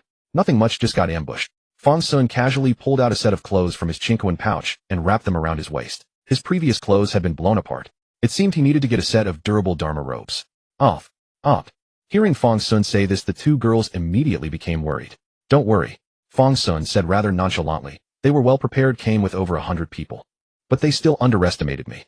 This Qi refining stage cultivation was indeed very deceptive. Saying this, Fang Xun gave Wei Hung a speechless look. Originally, Wei Hung should have suffered this calamity. Unfortunately, that Wu Qiong was a bit too smart. Hearing Fang Xun's words, Gu Hao immediately showed a look of admiration. His feat of breaking out alone was indeed impressive. Meanwhile, Pei Ruanruan's eyes were full of concern. As for Wei Hung, upon hearing this, he glanced sideways at Fang Xun. "Brag, just keep bragging." But Wei Hung didn't expose Fang Xun's bluff. The aura that erupted, there was at most no more than 10 people. Gu Hao, that girl, saw it clearly, but she was willing to play along with Fang Xun. Tisk bastard. However, Wei Hung glanced at Pei Ruanruan again. This girl probably truly believed it. The sister was good, but the brother was a bit cowardly. "Alright, we should probably head back." Wei Hing shook his head. "We need to go find that magistrate Liu. If we go back now, that magistrate should have prepared by now, right?" Gu Hao asked doubtfully. "Not that fast." Fang Xun, however, agreed with Wei Hing's idea. "Senior brother Wei is right. That magistrate Liu is probably still unprepared. Let's go back now and ask that magistrate about the matter of the Great Master. Off.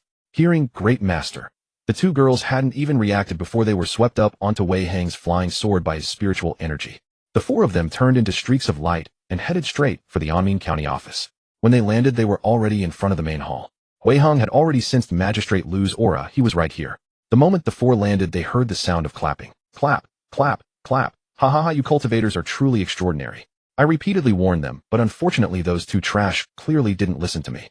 The four looked up and saw Magistrate Lu sitting upright in the main hall, properly dressed in his official robe. At his side was the seal of Anmin County. This demeanor made the group sense something was off. How could this magistrate be so calm? Are there any enshrined experts within this county office?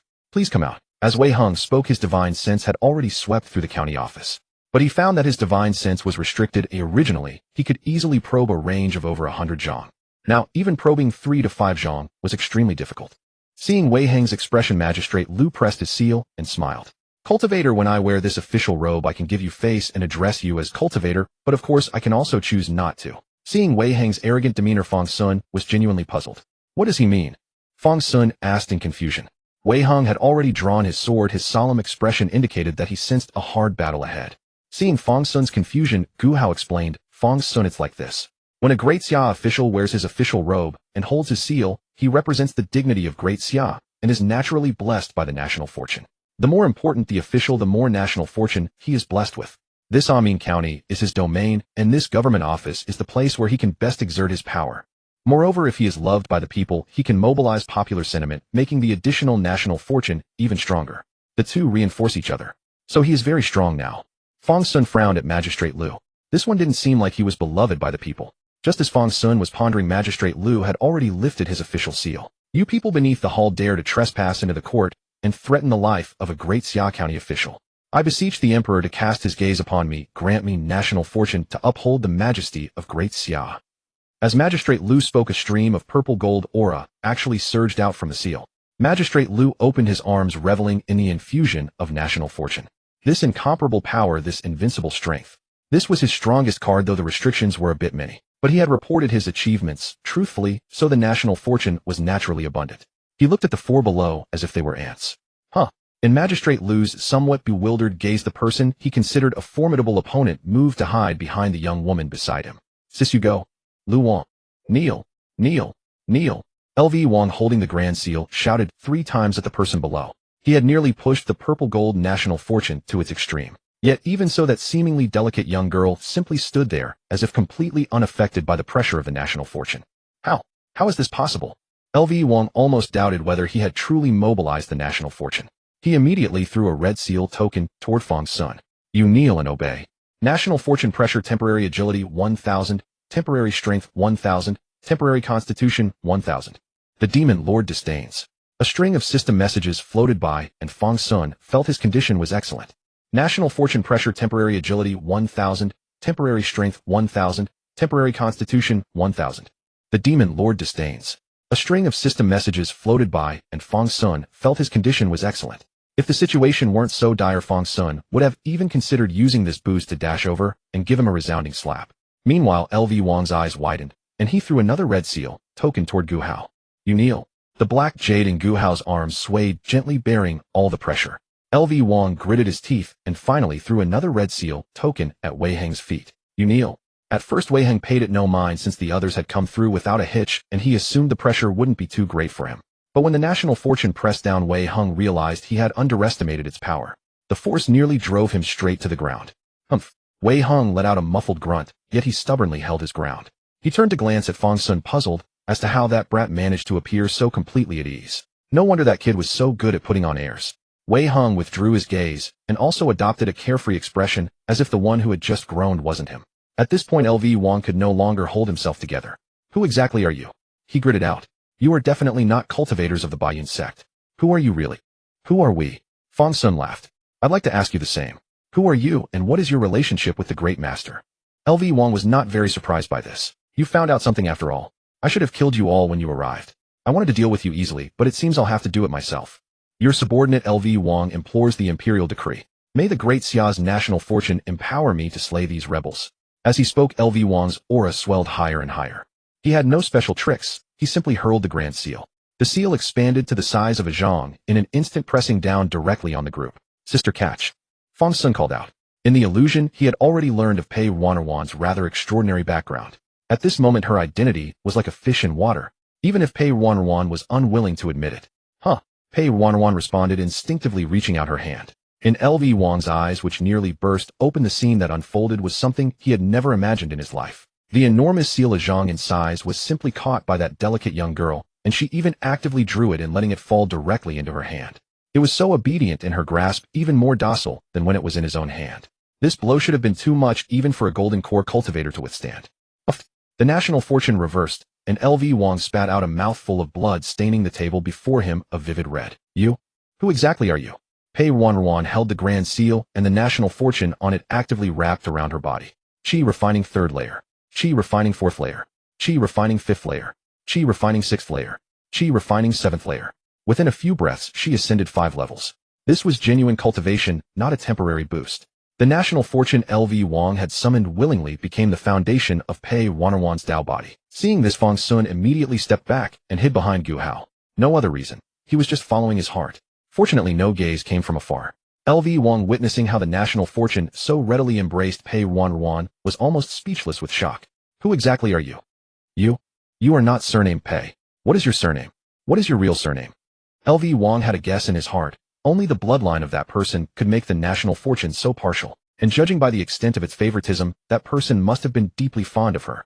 A chill rose from L.V. Wang's feet, freezing him to the bone. He could already see his own fate. What was he compared to the great master? With one word from that person, they would all fall into endless hell. But L.V. Wang still clung to a sliver of hope. What if it was just some evil sorcery? So he said, I am willing to tell you everything I know, immortal masters. Please spare this guilty one's life. L.V. Wang fell to his knees with a thud. He looked at Pei Ruanruan, his eyes filled with a desperate thirst for life. Even though he had been shouting just moments ago, now he knelt even more sincerely. Life was his own, and he had only one. Meanwhile, Pei Ruanruan stood in a daze, holding the county office seal. From the national fortune, she could actually feel his concern. After a moment, she snapped back to reality. She looked at Fang Xun and whispered, Fang Xun, what do we do? Wei Heng and Gu Hao also looked over. At this moment, Wei Heng finally understood why his master had agreed so readily when he asked to descend a mountain, and why his master had opened the path to immortality without hesitation. So it was like this. Xia Ruanruan. The group exchanged glances. After some thought, Wei Heng frowned, finding the decision difficult. Emotionally kill him, but rationally spare him. The information this man controlled was crucial to them.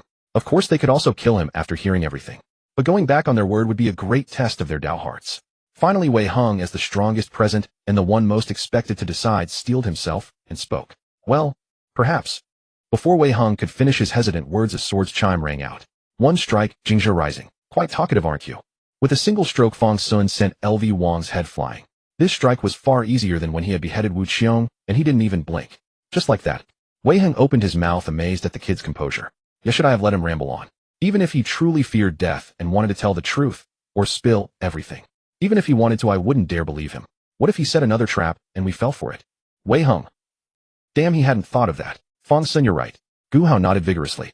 Wei Heng. Makes sense. I was thinking the same. Fang Xun waved his hand grandly, and said, come on, let's go check the back office, and see what surprises await us. The group strolled leisurely through the main hall, and headed to the rear. Beyond the hall lay a modest courtyard where an eerie silence reigned. For some reason, not a single constable was in sight. The group passed through the second hall, and arrived at the entrance to the inner quarters. The door stood ajar, and Fang Xun stepped inside without hesitation. Fang Xun then sensed several people's presence to the right. There are people over here, let's investigate. As he spoke, he made his way toward them. They arrived at a flower pavilion. A door stood slightly ajar within it, releasing a peculiar fragrance. Fang Xun pushed it open and led the group inside. Upon seeing the scene inside, Gu Hao gasped and hurriedly covered Fang Xun's eyes. Pei Ruanruan, fearing Gu Hao's grip might not be tight enough, directly tiptoed and positioned herself in front of Fang Xun's face, like a hen fiercely protecting her chicks. Fang Xun. Wei Heng. Although they blocked him thoroughly, that fleeting glimpse had already allowed Fang Xun to catch a hint of color. On the great bed surrounded by red gauze curtains, two completely naked, stunningly beautiful women lay reclining gracefully. They were only draped in a thin gauze-like blanket, one that barely covered what should be hidden and failed to conceal what shouldn't have been. Unfortunately, that single glance had been too fleeting and unprepared for Fang Xun to discern anything clearly. Yet as the group entered, the two women showed no sign of panic. Their eyes held only utter indifference, and faint flattering smiles played upon their lips. One of them addressed the group proactively. My lords, have you come tonight to have us sisters attend to you? Her voice was seductive, soft yet pervasive. Wei Hung swallowed hard, took a deep breath, yet made no move to turn away. Wait, what? Fang Xun shifted his head. He genuinely wanted to see. But Gu Hao's small hand pressed down with absolute force. Her hand was surprisingly soft. Wei Hung waved his hand, gathering a stream of spiritual energy that tore the red gauze curtain from the bed. He then flicked his finger, releasing a blade of sword chi that split the curtain into two halves, wrapping around the two women's bodies. I will ask, you will answer. Wei Hung wasted no words, looking directly at the two women. The younger of the pair gazed at the red gauze now covering her body, a flicker of hopeful light flashing in her eyes. Who are you? Where's Lord Lu? Dead, Wei Hung replied succinctly. Ah. The two women first startled, then looked at Wei Hung with agitation. They hastily rose from the bed and rushed over to kneel before Wei Hung. Thank you, my lord. Thank you, my lord. Thank. Enough. Wei Hung sprinkled a touch of spiritual energy to lift the two women. No need to thank me. It was not my hand that killed him. We have certain matters to question you about. If you know anything, please inform us. Yes. The two women immediately responded. Fang Xun, can you let go now, sister? Why does it feel like there's an extra pair of hands? After the explanation was complete, Wei Hung casually tossed down 20 taels of silver as travel expenses for the two women. The two women offered profuse thanks, but declined Wei Hung's silver.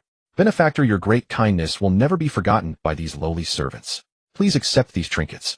These are all ill-gotten gains given by the magistrate. We have no use for them. As they spoke, the two retrieved a lacquered box from a hidden compartment at the head of the bed. Inside the box were jewels and precious ornaments. Any single item alone was worth an untold number of silver taels. Wei Hung. After a pause, he said, you may keep these items. Consider them compensation. Take the loose silver as well. These jewels are not something you should display openly. Wei Hung was surprisingly thorough in his consideration. Finally, after accepting his words with endless gratitude, the two women went to find a set of maid's garments, dressed in them, and left the government yamen. Meanwhile, Wei Hung and the others had obtained the information they desired. Though the two women knew relatively little, they had certainly overheard some gossip. For instance, Magistrate Lu frequently mentioned a secret chamber. Of course, he never explicitly called it a secret chamber, but the two women guessed it was a highly concealed room. After the two women left, Wei Hung directly swept his divine sense across the entire yamen, and indeed discovered a room underground that had been warded against spiritual intrusion. Let's go this way. Wei Hung gestured to the group and headed toward the location. Fang Xun, can you let go now? Gu Hao had no choice but to remove her hands from Fang Xun's face. Pei Ruanruan stood to the side with a pout. She had only been a moment slower, and she could have kept feeling longer as well. The moment Gu Hao released him, Fang Xun hurriedly looked around. Unfortunately, they were already gone. He could only see Wei Heng's carefree, departing figure in the distance. Senior brother Wei, wait for us. Fang Xun immediately chased after him. Behind Fang Xun, Gu Hao and Pei Ruanruan glared at him angrily. What were they not more attractive than Wei Hung? This thought flashed through both their minds, and then they too hurried to catch up. Soon the group arrived at a bamboo grove within the yamen grounds. Although Wei Hung could sense the secret chamber was somewhere nearby, he could not determine the exact location of its entrance. It must be right here. Wei Hung stamped his foot on the bamboo leaves. But I cannot find the entrance. Right below us. Fang Xun also tested with his divine sense. His spiritual perception descended approximately 2 or 3 zhang before hitting an impassable barrier. Indeed, something lay beneath. Should we search for the entrance? Pei Ruanruan was already scanning the nearby area for anything resembling a secret entryway. No need. Fang Xun drew his sword outright. Air Guanxiachan. Just as Fang Xun was about to strike, he noticed Gu Hao blink and tap a dark jade stone against the ground. In an instant, a large hole approximately 6 chi wide appeared before the group. From the bottom of the pit, the glow of lamplight seeped upward. This demonstrated that Gu Hao had exercised exquisite control over her power, breaching the upper layer of soil without the slightest damage to the secret chamber below. Fang Xun looked at the dark jade, then at Gu Hao. All right, at this age, and with such cultivation. Her natural talent was truly exceptional, and that immortal sword was genuinely formidable. For a moment, Fang Xun could not even decide from which angle to begin his bitter envy. Then let us go down. Fang Xun sheathed his sword and jumped directly into the opening. Truly. Fang Xun picked up a ledger at random and casually flipped through it. This glance made Fang Xun utter 3 truly without finding a suitable adjective. This Lu Wang indeed has dealings with the heretical path. Wei Hing too was holding a slightly thinner booklet. After flipping open a page, he dared not continue. That page listed some special goods. Those were fetuses in the womb, each marked with different prices according to the month of gestation from the 3rd month to the 10th. Wei Hung did not wish to imagine where these fetuses came from. Were these people treating humans like pigs? Meanwhile, Fang Xun flipped through the pages and said, this magistrate is truly formidable. With so many sources of supply and so many transactions, he alone can control the entire operation. Every successful candidate of the Great Xia is a dragon among men. Wei Hing shook his head. Pity it wasn't used for the right path. Fang Xun nodded in agreement. That's a mind capable of passing the imperial exams. If we analogize it to spiritual roots, it'd be at least a high-grade one. As for himself, he didn't have the ability to become a provincial graduate. Even becoming a county scholar would be a blessing from heaven. Just then Gu Hao flipped to something good. Hey, take a look at this list. Is it useful? Gu Hao pulled out a small booklet from a tiny box. The booklet contained a list of names. Fang Xun took it and examined it, then noticed something. This is a directory. Each name probably corresponds to a ledger. Whoa, that's a lot of names. Pei Ruanruan, seeing this, also leaned in to take a look. Fang Xun looked at the ledgers and said, "But what do we do with these? We're not officials of the Great Xia, but leaving them here seems wrong." Wei Hung glanced at the items, then swept his sleeves to gather them all. "I'll keep them for now. Later I'll hand them to the sect's affairs office, and they'll coordinate with the Great Xia authorities." Our sect is truly versatile, Fang Xun couldn't help but admire. He now felt that the relationship between Lijian's sect and the Great Xia was similar to that between Baiyun's sect and Jiangchen Town. Although a simple analogy might not be accurate, it was roughly the same. "Senior brother, come look. There's a small compartment here." While they were talking, Gu Hao made another discovery. It was a more secretive hidden chamber. Fang Xun and Wei Hung led the way, opening the door and entering. Immediately the two saw a communication array set up in the compartment along with a jade tablet enshrined on a small altar. Is this what Lu Wang used to contact the Great Master? Should we try it? Wei Hung looked at Fang Xun. Of course we should give it a try. Fang Xun narrowed his eyes slightly. I really wonder who this Great Master is, a hidden dragon who never shows his full form. As he spoke, he stepped back. Does anyone here understand formations? I don't. Hearing this, Wei Hung stepped forward and stood in the center of the array. Wait a moment. Wei Hung studied it briefly and found that the array was quite meticulously constructed. The person who built it had considerable skill in formations, but the more meticulous it was, the easier to decipher. After a few glances, Wei Hung understood how to use the array. He stepped on a certain pattern line and casually infused some spiritual energy, activating the array. Then the jade talisman on the table emitted a faint glow. The group did not speak, first waiting for the other side's response. After a moment, a message came from the other side. A slightly ethereal voice sounded. Lu Wang is dead. What a pity. In just that brief moment, the other side had already deduced Lu Wang's death. Then the talisman's glow extinguished, and the entire array, after a surge of spiritual energy, was directly destroyed. Quite cautious. Fang Xun clicked his tongue. But Lu Wang was truly a remarkable figure. His death is a pity. Let's go. Wei Hung immediately said. Now head straight to the North Mountain. Officially, we still don't know about the cave in the mountain. No matter how fast the Great Master reacts, he can't just move the entire cave away. Makes sense. Let's disguise first. Fang Xun grabbed a handful of dirt and slapped it on his face quick as a flash. Wei Hung. After a few breaths, with Wei Hang's help, the group had disguised themselves as the beggars from the previous night. The group quietly left Anmin County and followed the path Ergo had led them yesterday to the water curtain cave behind the North Mountain. To their surprise, Ergo was peering at the cave entrance. Hey, you're finally here. Come quick. Ergo spotted them and ran over in a few steps. Only then did they notice that Ergo was actually carrying a stack of booklets. Come. Can you all read? I don't know what happened today, but the master just distributed many law booklets. I said I know several literate friends, so he gave me several copies. Quick, take a look. Can you recognize them? If you can't read the words, I'll have to return them. I hope the master won't be angry. My. Fang Xun's eyes lit up at the sight of the booklets. After endless searching, we stumbled upon it without any effort. I can read. Ergo, give them all to me. We can all read. Really? That's wonderful. Ergo exclaimed joyfully. Take them, come in quickly. The master is still speaking inside.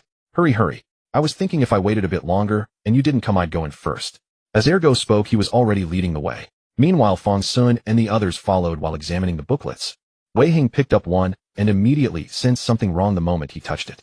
This thing is made of skin. As he spoke, Wei Hing gently rubbed the page between his fingers, then touched his own face. Oh. Fang Xun, hearing this, also felt the page and then touched his own face. Feeling the texture, Fang Xun frowned slightly, then thought to touch Pei Ruanruan's face beside him. He raised his hand, but then lowered it. He placed two booklets into the hands of the two girls. Try it yourselves.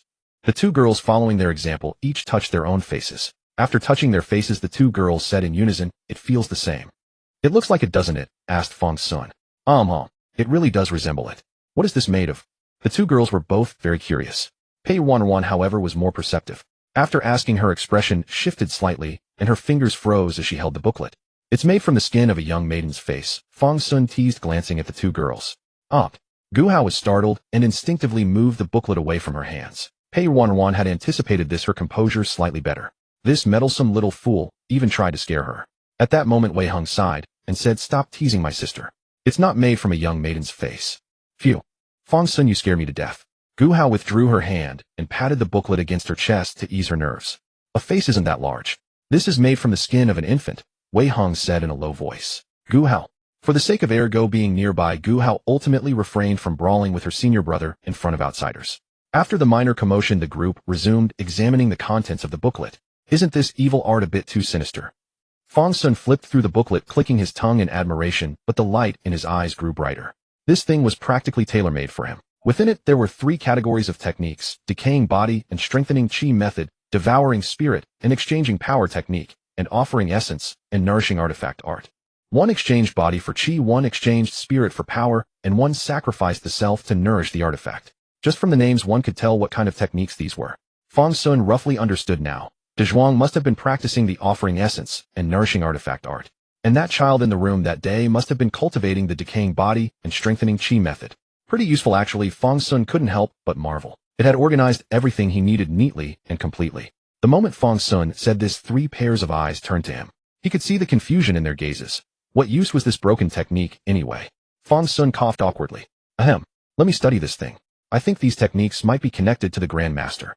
You're not thinking of practicing it, are you? Wei Hong cast a slightly scrutinizing glance.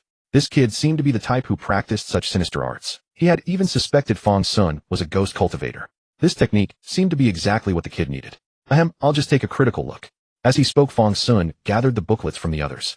Fang Xun, be careful, Gu Hao said worriedly. Yeah, be careful, Pei Ruanruan added, also feeling that Fang Xun seemed genuinely tempted to practice it. Relax, relax.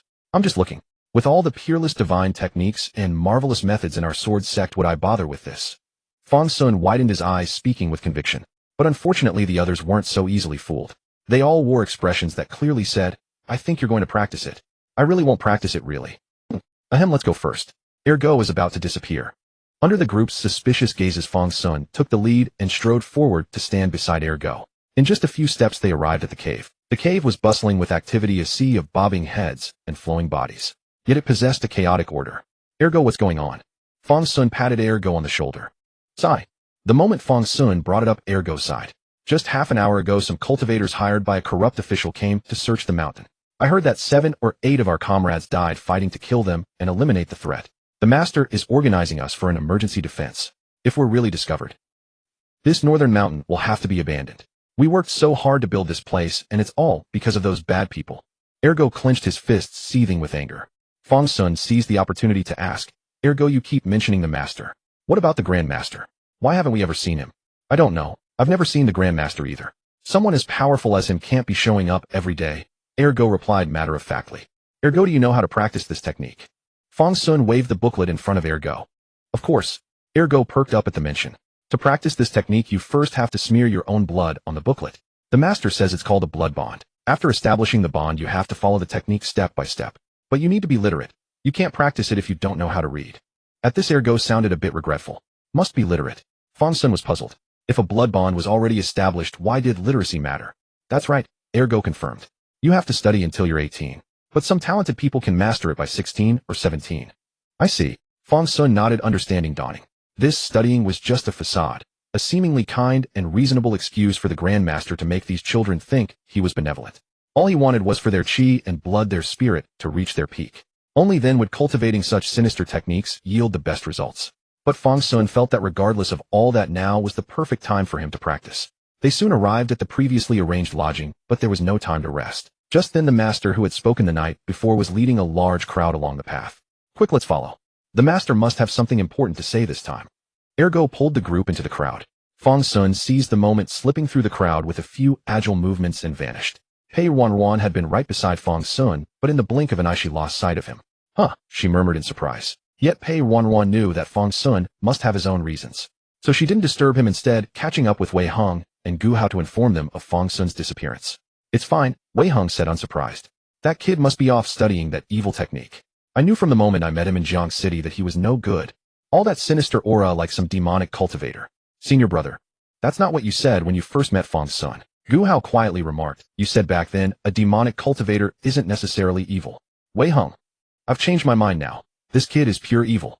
Wei Hong wanted to say that, but he couldn't. In a secluded spot, Fang Xun carefully found a corner, ensuring no one was around before sitting cross-legged and lighting a pipe.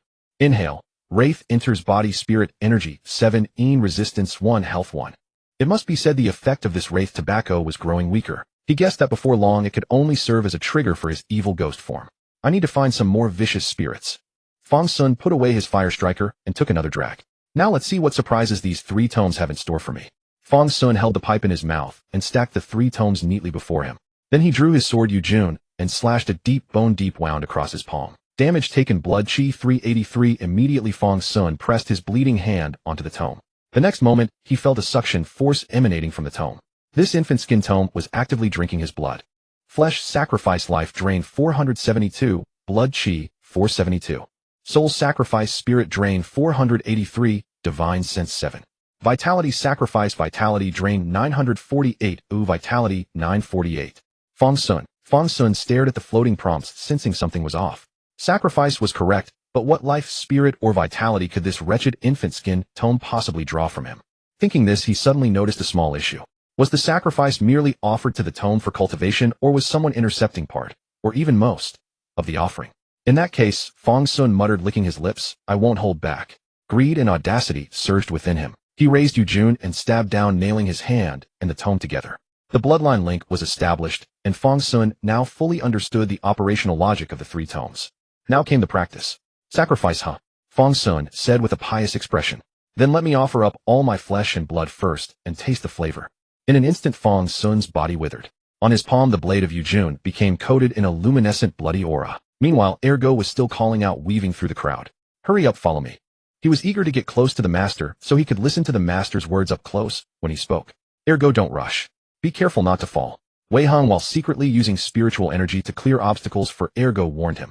Wei Hong was also curious about the master and wanted to test him up close. Before long they arrived at the square again. This time, however, the master stood not on the raised platform, but on a slightly higher podium, as if to be closer to the people. This gesture clearly pleased the crowd, and the devotion in their eyes grew even more intense. Ergo was so excited he nearly jumped. The master, clad in a red robe, stood on the podium and waved to the crowd. Everyone how? As he spoke, he began to remove his hood, but then stopped mid-sentence, let out a surprised cry, and collapsed on the spot. Master! Master! Master, what's wrong? Master! The crowd cried out in alarm, but their reverence for the master was so deep-rooted that no one dared to step forward and help him up. Soon the white-robed cultivator standing by the master quickly helped him to his feet. At that moment Wei Hong, who had been watching the master closely, keenly noticed that the master's figure seemed to have grown emaciated, and even the hand exposed under his sleeve was withered like bone. His aura had become extremely weak. The master had previously exuded an imposing presence. What had just happened? After a while the master seemed to recover. Under Wei Hong's gaze the hands recovered almost visibly. Wei Hong grew even more puzzled. Could there be something wrong with the master's Dao body? Finally the master straightened up. He waved his hand in confusion and said to the crowd, it's just a little. No. Right. Before he finished he collapsed again. Wei Hong. He had withered again. But this time the master reacted faster. He quickly recovered and retreated behind the 2 white-robed cultivators, scanning the surroundings with his divine sense. Before he could scan half he collapsed again. Master. Master is so righteous. Master must be dragging his sick body to show us the way. Master is so righteous. Blame that corrupt official. Let's fight the corrupt official. Yes. Fight. Damn it, we can't live like this. If the master is like this, should we continue to be twisted maggots in these Beishan caves? The master is right. Are we really incapable of shining in the dark? We will shine. Even without cultivation, we have our own lives. Let's go. Go out and kill the corrupt official. Sacrifice to the master. What about those immortal offerings? We have so many people. We can pave a bloody path to that corrupt official with our lives. Let's go. Go. Go. Go. Meanwhile the master was doing sit-ups. He watched the indignant crowd, their roaring voices echoing throughout the Beishan caves. This was a place the great master had cultivated for over a decade. This was a gathering place for the great master's most fervent followers. The master was the great master's spokesperson. Now seeing the master coughing up his heart and blood, how could they continue to live in a paltry parasitic way? How could they peacefully enjoy the great master's favors? They wanted to repay the kindness. They wanted to kill that corrupt official. No. The master's voice carried a hint of panic for the first time. This is all my duty, you don't need to. Before he could finish he collapsed again. Master! Master! What are we waiting for?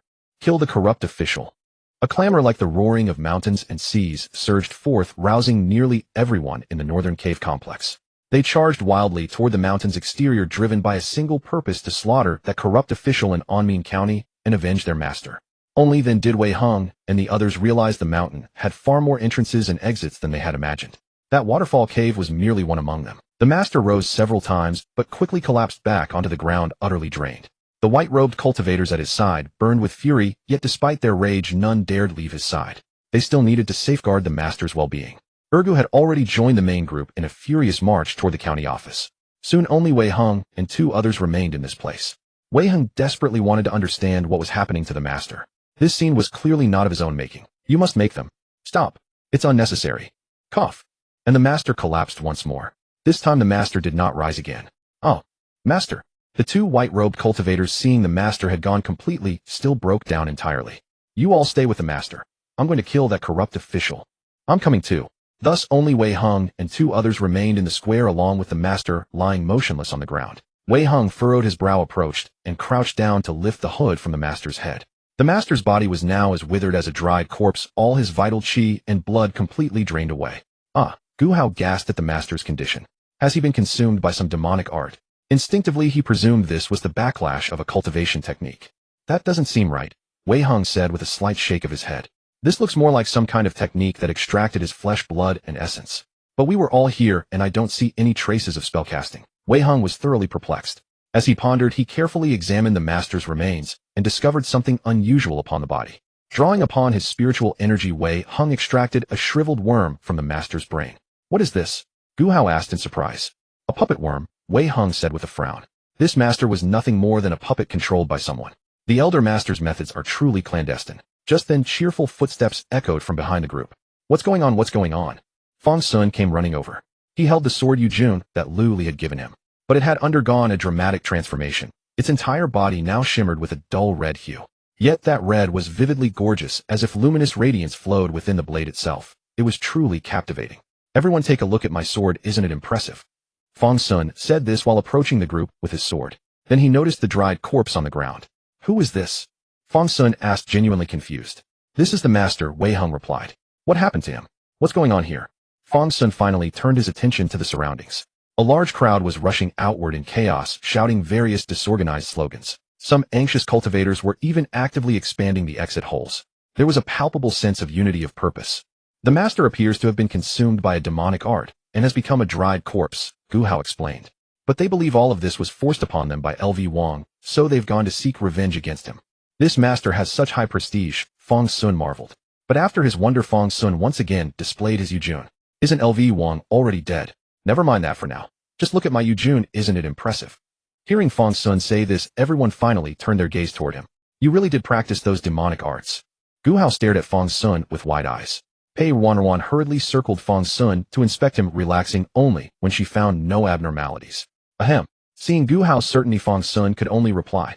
I tested it briefly, and this cultivation method suits me well. Rest assured. Wei Heng nodded upon hearing this.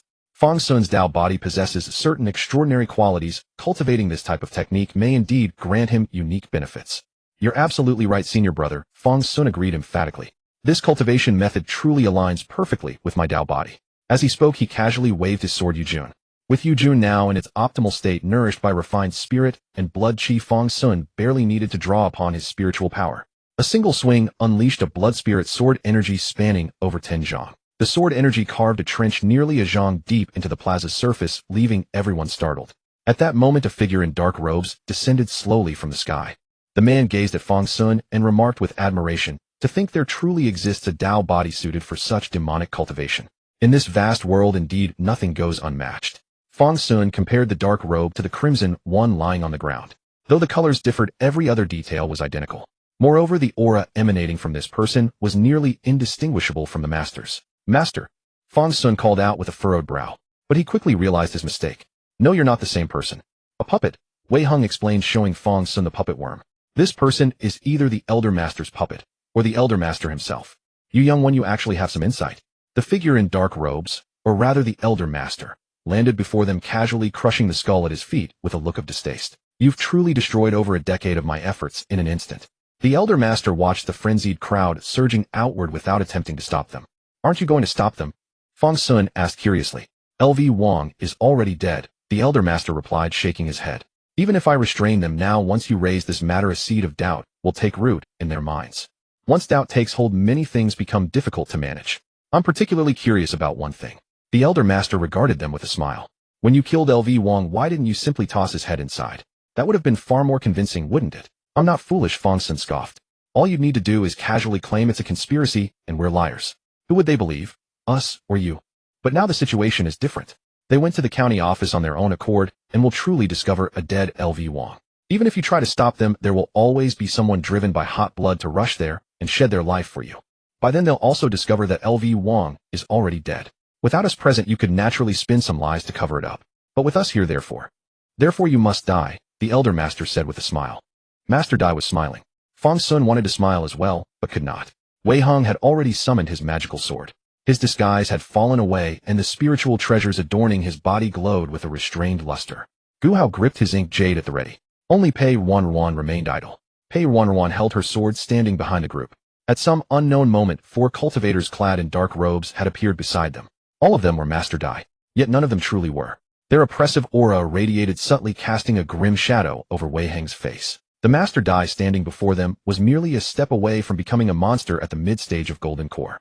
This was not that ghost king who had been suppressed for countless years, even with his supply lines completely severed.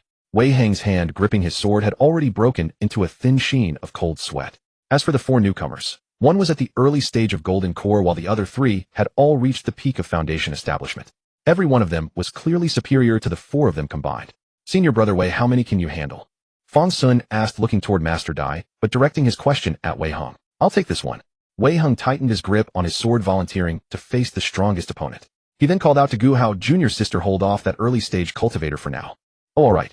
Gu Hao responded and positioned herself before the early stage Golden Core robe figure. Seeing both of them engaging their respective enemies, Fang Xun took a deep breath and said, since we've divided things up, then let me handle these remaining 3 alone. Saying so, Fang Xun stepped back and shielded Pei Ruanruan behind him. Retreat. Watch me perform. But just provide support from the sidelines. Hearing Fang Xun's words, Pei Ruanruan could only retreat several more steps and watch the unfolding battle. She understood clearly that she at her current state could absolutely not contribute anything. As Pei Ruanruan pondered this, a wave of sorrow swelled within her heart. Had she become a burden to her younger brother? Master Dai observed their arrangement with no sense of urgency. All set, he asked calmly. I expected you to be somewhat clever, to sacrifice 1 or 2 people so the rest could escape and send word or something. I didn't expect you to appear somewhat sensible, but turn out to be incredibly foolish. So foolish that it's almost a pity my backup plans deployed outside become somewhat wasted.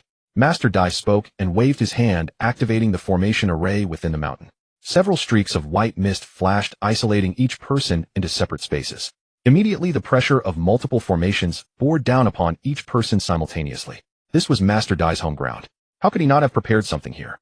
Soul Scattering Formation, Divine Sense Consolidation temporarily increased by 30. Force Draining Formation, Physical Strength temporarily increased by 25. Spirit Erasing Formation, Spiritual Energy Recovery temporarily increased by 200. Severing. A steady stream of notifications rushed past Fang Xun's vision like flowing water. His body brimmed with overwhelming power, and even the ferocious demonic demeanor began to surface. Fang Xun opened his eyes, his pupils entirely crimson.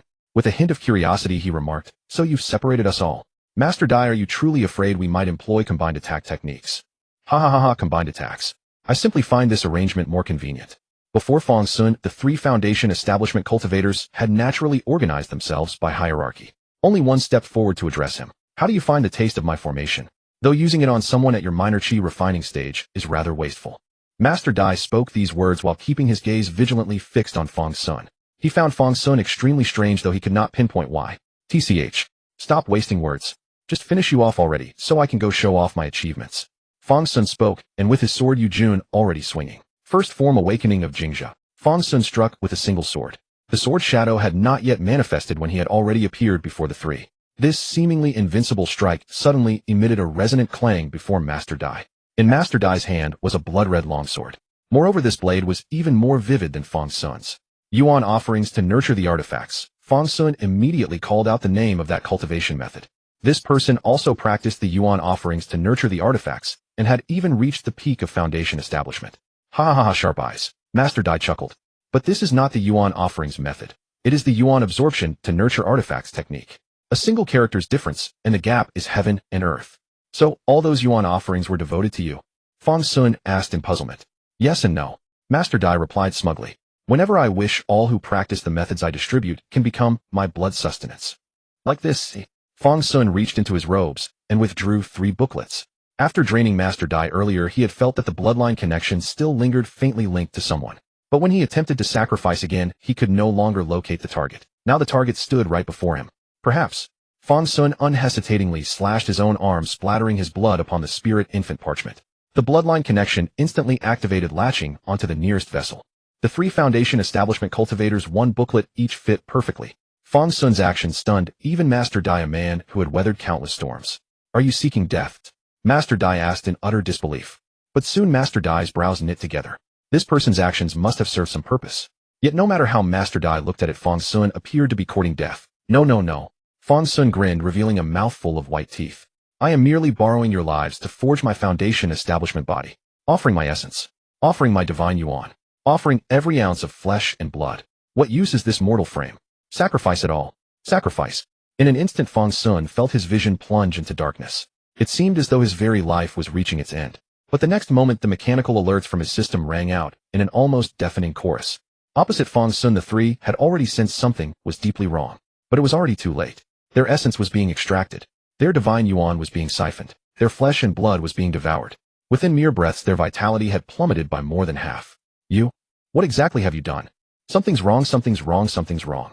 We are the masters, we are the masters. Realizing this, they tried to devour the blood offerings outside to sustain themselves. But at this moment, the cultivators from Beishan had already set out in righteous fury toward Anmin County. Possessing cultivation, they naturally traveled faster. Those remaining here were merely ordinary commoners without any cultivation. At this point, they had no blood offerings left to replenish. Another few breaths passed, and Fang Xun's exhilarated laughter rang out. Ha ha ha ha ha ha ha ha. Foundation establishment. Completed. Fang Xun stretched and surveyed the 3 desiccated corpses before him. When his Jingzhe sword strike had been blocked, his heart had nearly leaped into his throat. He had nearly been wondering who would tend his grave on the day of his 7th death anniversary. Fortunately, is this what Foundation establishment feels like? Fang Xun snapped his fingers, and a plume of spiritual flame ignited at his fingertips. From chi refining to Foundation establishment, it was as though he had been completely reborn. That same sword strike that the eldest master had effortlessly parried earlier, Fang Xun now felt he could deliver it with a casual wave of his hand. No wonder it was dismissed so easily. This is Foundation establishment for you. Even one in its early stage is truly extraordinary. Could those 3 eldest masters, each at the peak of Foundation establishment, have viewed me as nothing more than an ant when they first laid eyes on me? What a pity. Fang Xun glanced once more at the corpses strewn upon the ground. If not for the curse upon his body that happened to counter the eldest master's strengths, how long could he have possibly held out? Recalling his own brazen confidence as he prepared to face 3 Foundation establishment cultivators, Fang Xun suddenly swallowed hard. I must never act so recklessly in the future. Yes, that's right. Fang Xun rubbed his head vigorously, gazing at the mist barrier encircling them. The fog appeared nearby, yet whenever he tried to reach it, it remained utterly out of touch. As Fang Xun was wondering whether he'd have to wait until everyone finished fighting before he could leave, a dazzling sword light surged upward before his very eyes. That sword light, which had nearly blinded Fang Xun, not only split the mist barrier apart, but also nearly cleaved the entire mountain in 2. Fang Xun looked up and saw sunlight streaming through a fissure in the mountain. Good heavens, Senior Brother Wei, is that formidable? Without hesitation, he assumed this was Wei Heng's sword. After all, among all those people, he was the only one at the peak of Foundation establishment, a direct disciple of the sect leader wielding a spiritual treasure. Then Fang Xun saw half a corpse flying toward him from afar and landing right before his eyes. Gulp. Fang Xun swallowed. A golden core cultivator, just like that. Dead. Fang Xun looked toward where the corpse had come from. An alive figure carrying a dark jade sword approached with light, graceful steps. Fang Xun, you're here. I thought I was the only one. As soon as Gu Hao spotted Fang Xun, she trotted over with cheerful urgency. She stood before Fang Xun, a trace of panic still lingering in her eyes and brows. That sword strike just now, did you unleash it? Fang Xun looked at Gu Hao, then at the dark jade in her hands. This was a golden core cultivator, a genuine early-stage golden core, and she had simply split him in 2 with one stroke. Well, Gu Hao said somewhat sheepishly, I couldn't defeat him. You couldn't defeat him, so he committed suicide. Fang Xun's mouth twitched. Was there really such a way to die? No, it's not like that. Gu Hao waved her hand and said, I summoned Moyu to act on my behalf. Moyu is truly formidable. Fang Xun looked at Moyu once more. Is this what they mean by a spiritual immortal sword? Fang Xun immediately clasped his fists and bowed to the dark jade in Gu Hao's embrace, saying, Thank you, honored senior. After Fang Xun's bow, Moyu actually trembled slightly, as if it had truly heard his words. Oh my! Gu Hao was overjoyed at this sight. Moyu actually responded to you. Master once told me that within the entire sword sect, only 3 people can awaken Moyu's response. Does that include Senior Brother Wei? Fang Xun asked directly. Moyu doesn't respond to senior brother Wei either. Gu Hao shook her head. Holy crap, then doesn't that mean the position of sword sect master is mine to claim? Fang Xun was utterly astounded. So inferior was the little Wei Hong. He couldn't even rouse the sword sect's immortal sword. With what could Wei Hong possibly compete against him? As for Gu Hao, this little girl meant nothing to Fang Xun. Huh. Gu Hao appeared genuinely puzzled. What does that have to do with becoming the sect master? Moyu doesn't listen to master either. Fang Xun fell silent for a moment before finally asking. Then how did the current sect master attain his position? Because master is number 1 across the 9 provinces, Gu Hao blinked and replied. Even without an immortal sword in hand. Master has one, but Moyu simply doesn't wish to heed his commands, Gu Hao mused. Alright, Fang Xun had nothing left to say. They had claimed there were only as many immortal swords in the world as could fit in one hand. Yet the sword sect alone accounted for 2 fingers' worth. How was anyone supposed to divide these fairly? After a prolonged silence, Fang Xun retrieved 2 reclining chairs. Sit right, guardian. Fang Xun still remembered the positions he had originally appointed. Do you think Senior Brother Wei could defeat that golden core cultivator? Fang Xun extended his divine sense and could perceive the spiritual fluctuations coming from Wei Heng's direction. Given the intensity of those fluctuations, they were clearly engaged in fierce combat. However, the formation array here was truly remarkable, beyond Fang Xun's ability to break. He can, Gu Hao said, holding great confidence in her senior brother's capabilities. Even if that golden core cultivator was far above her brother in cultivation realm. Alright, didn't Moyu just cleave through that mist barrier? Perhaps another strike could help us intervene. Fang Xun again thought of Moyu. It was truly formidable. No, Gu Hao firmly shook her head. Master placed a restriction upon Moyu. It will only act with such power when I am threatened. Master fears I've grown too dependent on Moyu. What if Senior Brother Wei faces danger? Would Moyu not act then? Not even for Senior Brother. Master said he is destined to become the sect leader one day, and the leader of the sword sect has never been raised under anyone's protection. Hearing this, Fang Xun couldn't help but click his tongue in admiration. What a brutal approach to education. I wonder how Sister Ruanruan is doing. Gu Hao's concern now turned toward Pei Ruanruan. When the mist barrier had risen, Pei Ruanruan had indeed been sealed outside. She wondered whether Pei Ruanruan might be growing too anxious waiting beyond the formation. Don't worry, my sister has witnessed many extraordinary things. Rest assured. Fang Xun patted Gu Hao's shoulder reassuringly. The ones who should be concerned now are us. Do you remember how long it took Senior Brother Wei to subdue the Ghost King last time? Gu Hao thought for a moment. I believe it was an entire day. This time the eldest master's condition was in peak form. We have a long wait ahead of us. Fang Xun shook his head and rummaged through his spatial pouch, but found nothing edible. Fang Xun wants some watermelon. Gu Hao pulled a whole watermelon from her pouch. Fang Xun, I also have some romance novels. Would you like to read them? Gu Hao suggested somewhat shyly. Fang Xun, Meanwhile, let us not dwell on how arduously Fang Xun and the others endured within the formation. Pei Ruanruan, whom the eldest master had carelessly left isolated outside, was now facing her own difficulties. Time ticked slowly onward, and the sun gradually sank toward the western horizon. Ergo had run off, and then returned. Unknown to him, he had fallen several times along the way, and was covered head to toe in dirt. He had come specifically looking for Fang Xun and the others. He remembered they had been watching over the eldest master here. But upon his return, he found only Pei Ruanruan standing there in a daze. And above the northern mountain, a terrifying rift had appeared. Sister Pei, how why are you all alone? Ergo exclaimed excitedly. Sister, that corrupt official is dead. He's dead. Ergo eagerly shared his discoveries with Pei Ruanruan, desperate to recount everything. His dream had finally come true. But after a while, Ergo's spirit sank again. The corrupt official is dead, he's dead. But our home is no more. Our home has been destroyed. With that, Ergo looked up at Pei Ruanruan. Sister, may I join you? You all seem like family. Could you take me with you? Pei Ruanruan looked into Ergo's pleading eyes and was suddenly reminded of her own childhood. Had she not been equally helpless back then? Ergo, do you want a home? Yes, Ergo nodded firmly. I'll give you one. Pei Ruanruan set her fists clenched tightly as an almost imperceptible streak of purple gold energy flickered in her eyes. Yet in reality, Fang Xun and Gu Hao did not wait long. Before Gu Hao's eyes, Fang Xun produced the book titled Art of Sacrificial Nourishment. As soon as Gu Hao saw the booklet, she exclaimed in shock. Fang Xun, are you truly cultivating this heretical thing? A child knows nothing. Fang Xun said nonchalantly, heresy or not, it depends on the practitioner. The reason why Fang Xun didn't take the other 2 books was simple. He was finding it somewhat overwhelming. Although his cultivation had surged dramatically to the foundation establishment stage, the power felt like duckweed on water drifting with the current. He could no longer control his own strength with ease. Even trying to light a fire nearly set himself ablaze, leaving Fang Xun really struggling to cope. If his cultivation were to rise further, he truly feared something might go wrong. But this art of sacrificial nourishment was different. It was better the stronger the sword companion became. Under Gu Hao's worried gaze, Fang Xun chewed a few strands of tobacco and activated his demonic form. His clothes tore apart. This time his demonic body was even more exaggerated than before. Originally just over a zhang tall, now it swelled directly to more than 2 zhang. The lounge chair beneath Fang Xun collapsed under the weight, causing him to land in a small stumble. Ouch! Gu Hao, who had already braced herself when she saw him chew the tobacco, was still taken aback by how massive Fang Xun had become this time. She instinctively glanced at a certain area and then quickly covered her eyes. How could it be? Already thicker and longer than her forearm. This is unacceptable. She immediately threw out a large piece of cloth to cover Fang Xun. Ugly thing, I won't look. Ouch! Fang Xun yelped, also realizing what had happened, but it was too late. Whatever this is, my demonic form, not me. It's not my shame. Fang Xun muttered to himself, just trying to deceive himself first. Ahem. Fang Xun cleared his throat. Gu Hao, since we're waiting here anyway, why not cultivate a bit? Fang Xun, you've reached Foundation establishment. Gu Hao was somewhat astonished. It's only been a few days since I first met you when you were just starting chi refining. Now in just a month or 2 you're already at Foundation establishment. Tisk, that's what a genius is. No need to envy. Fang Xun waved his hand smugly, but summoned Yu Jun into his hand.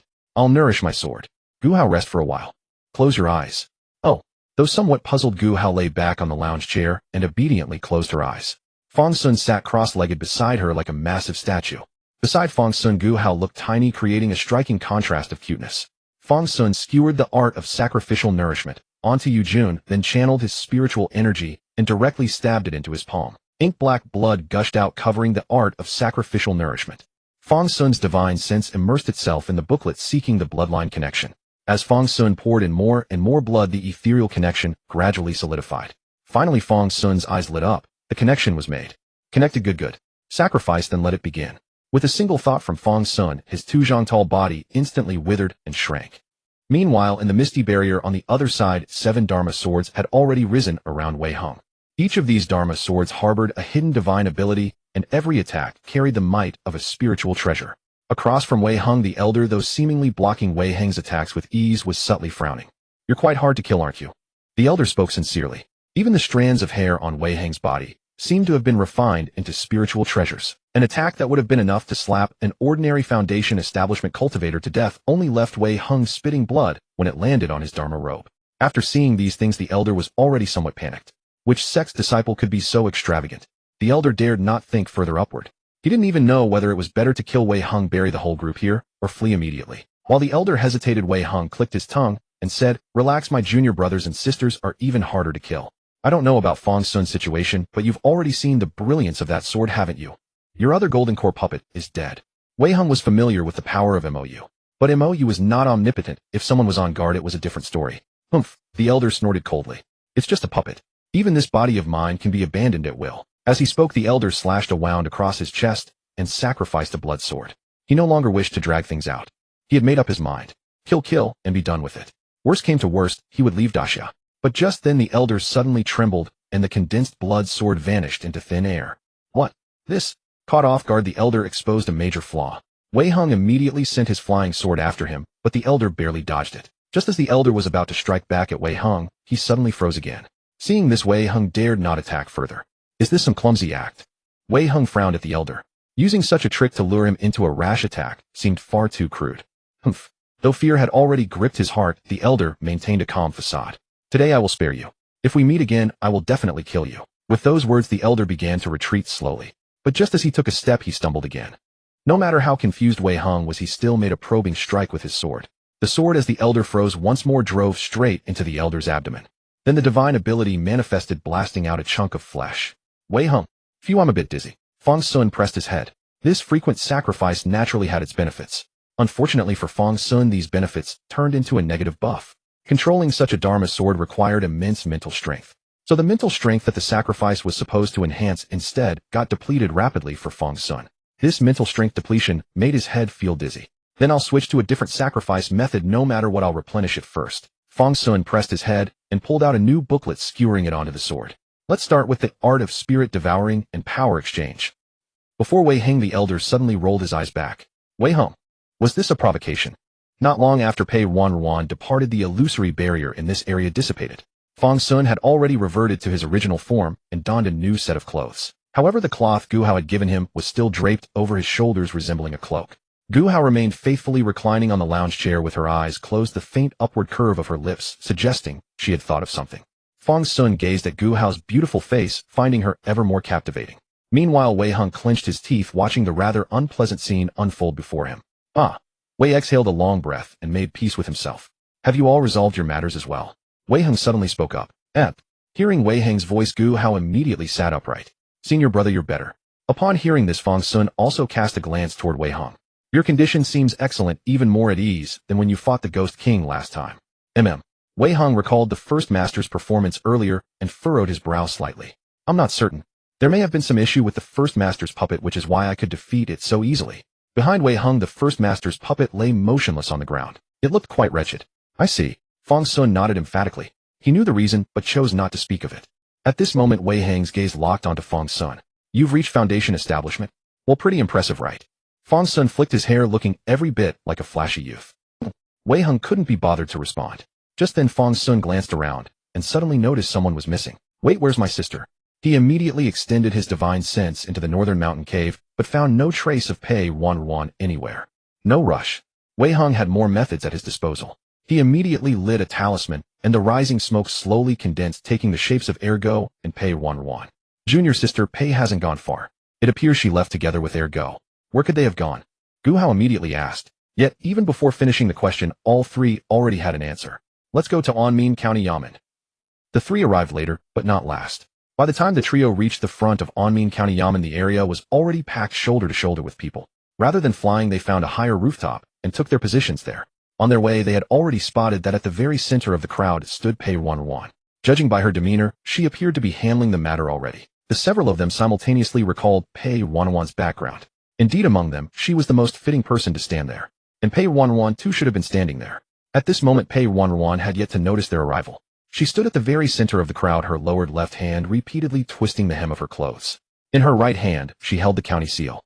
There were so many people. This was the first time Pei Ruanruan had ever seen such a crowd. Her body trembled slightly, yet she stood firm. She lacked Wei Heng's status and identity, and she lacked Gu Hao's talent and fortune. She was Fang Xun's sister, yet also the most useless person beside him. She didn't want to be this way. If she wanted to change to become different, wasn't this the only path? Finally, Pei Ruanruan raised the seal high above her head.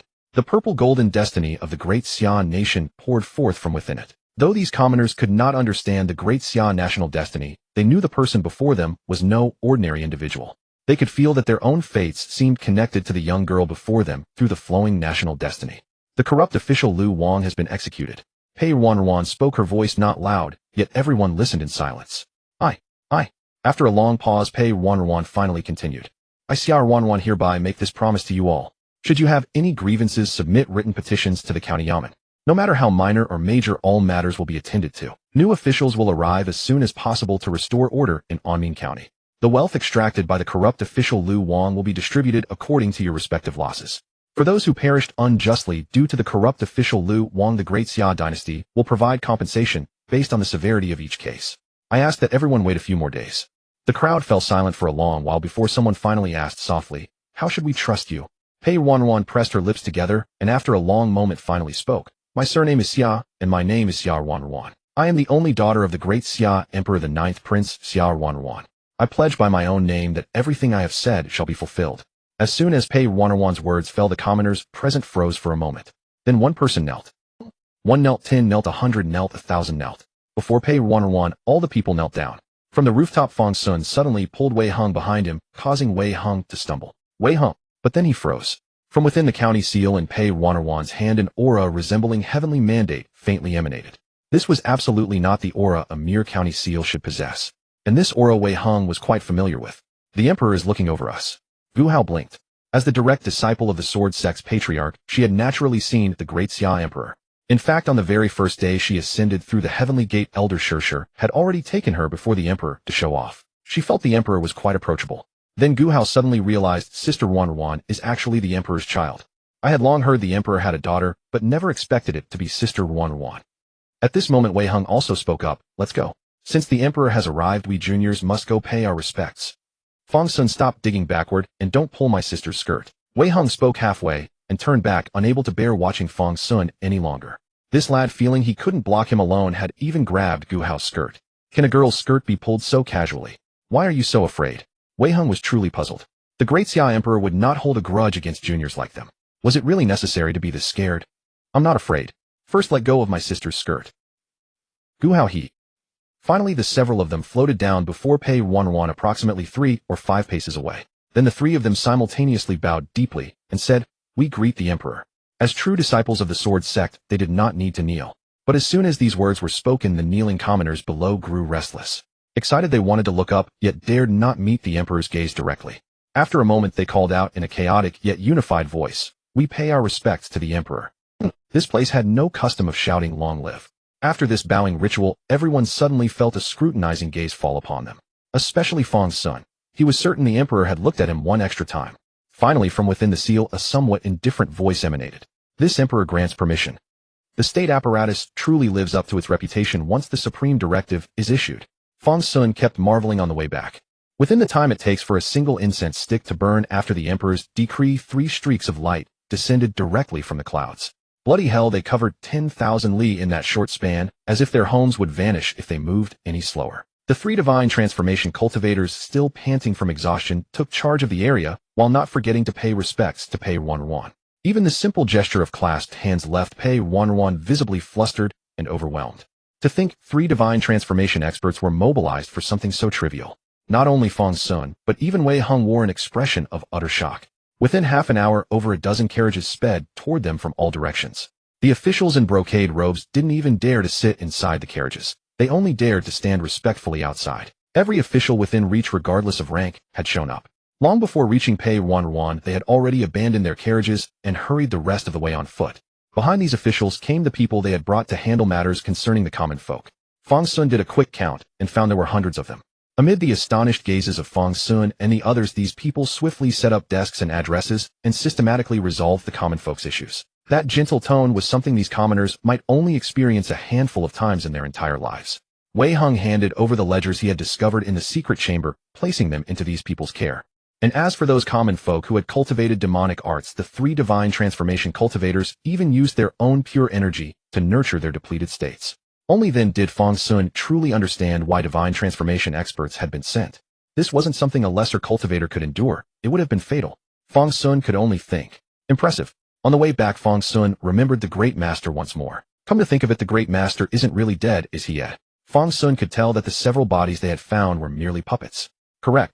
But Anmin County would never see a second Great Master. Wei Heng shook his head. With what had happened, the very words Anmin in Anmin County had become as sacred as heavenly law. As long as the Great Xia endured, no one would dare disrupt peace in Anmin County. Not even a goose would dare misbehave. I do hope he comes to the Sword Sect to seek revenge. I rather miss him. Fang Xun expressed his deep regret. The Great Master was exceptionally cautious. Although he had many puppets, each puppet was almost entirely isolated from the others. That made him exceedingly difficult to find. But it was precisely that way. After the Master's death, the Great Master did not flee immediately. Had he known he would be counter-sacrificed, he would have run long ago. What a pity, Fang Xun sighed once more. Without the Great Master practicing those 3 techniques, didn't feel quite right. The effectiveness could hardly be described as merely diminished. It was less than 1/10 of what it should be. Taking from others truly is the fastest way, Fang Xun murmured to himself. His own cultivation gains, all stolen. Qi condensation from plundering the Ghost King Foundation establishment, from taking the Great Master's resources. Thinking carefully about it, everything seemed to have been taken from others. Fang Xun, what are you muttering about? What gun? Gu Hao asked curiously from beside him. Nothing. I was just saying that cultivation is truly difficult.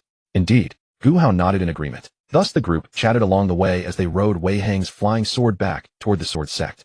Only Pei Ruanruan stood apart, dumbfounded and silent. She had not yet recovered from what had just transpired. She would only respond when Fang Xun spoke to her. Presently Wei Heng guided the sword downward. The group arrived together before an inn. Fang Xun glanced at the inn and asked in surprise, "Senior brother, why have you stopped? Aren't we flying straight back?" Wei Heng replied calmly, "After the prolonged battle with the Great Master, my strength has not fully recovered. You two fought him fiercely. Why not rest for one night, so that you may appear more composed when reporting to Master tomorrow?" Senior brother makes a valid point. Fang Xun nodded. He was running on too much adrenaline right now. If he pushed further, he would only give himself a headache. He truly needed sleep. Speaking thus, Fang Xun entered the inn, whose sign read De Li Inn. Seeing Fang Xun go in, Pei Ruanruan immediately followed. Only Gu Hao drew near to Wei Heng and said, "Senior brother, you didn't take a spirit-nourishing pill this time. Cough. You silly girl, rest properly when it's time to rest. Otherwise you'll have no energy to speak with Master tomorrow." Oh. Gu Hao nodded. Senior brother was right. Soon after, Wei Hung led Gu Hao inside as well. Of course, he would never admit that he had simply forgotten to take the spirit-nourishing pill and had run out of energy halfway through. As long as he didn't say it, no one would know. Junior sister really is the best.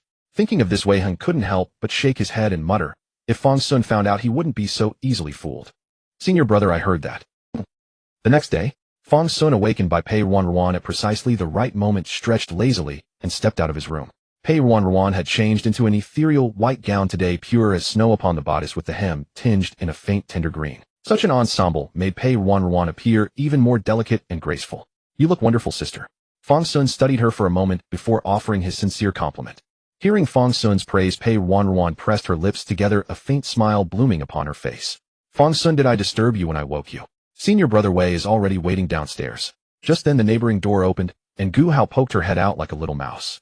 Seeing Pei Ruanruan and Fang Xun standing together, she let out a soft hum and hurried downstairs with quick little steps. Though they were ostensibly siblings, something about their dynamic felt oddly peculiar. Fang Xun noticed Gu Hao descending as well, and said, shall we go then? It's time to return. Home. This time perhaps Wei Hung had truly rested well enough, for his sword flight was remarkably swift and steady. Before long they had already arrived at the mountain gate of the sword sect. Wei Hung, following Fang Xun's request, directly deposited him at Yaoguang Peak. Originally Pei Ruanruan had wished to linger with Fang Xun a while longer, but after a moment's thought decided it was better to return and speak with their mother first. As for Gu Hao, she had even less reason to voice any objection. In the blink of an eye, Fang Xun found himself back at Lu Li's courtyard.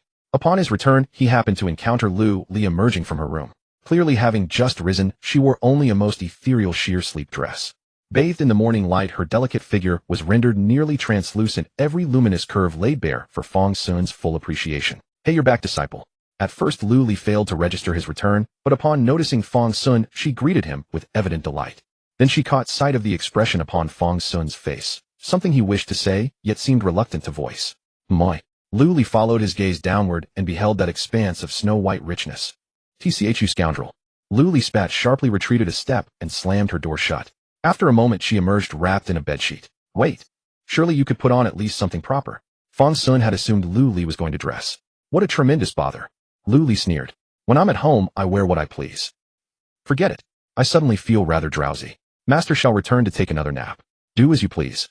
With that, Lu Li actually turned and retreated back inside. With a sharp click, her room fell completely silent. Fang Xun, seeing Lu Li return to her chamber, found no heart to go back to his own room and wait. He made his way to the pavilion where Lu Li usually lounged and began toying with her tea set.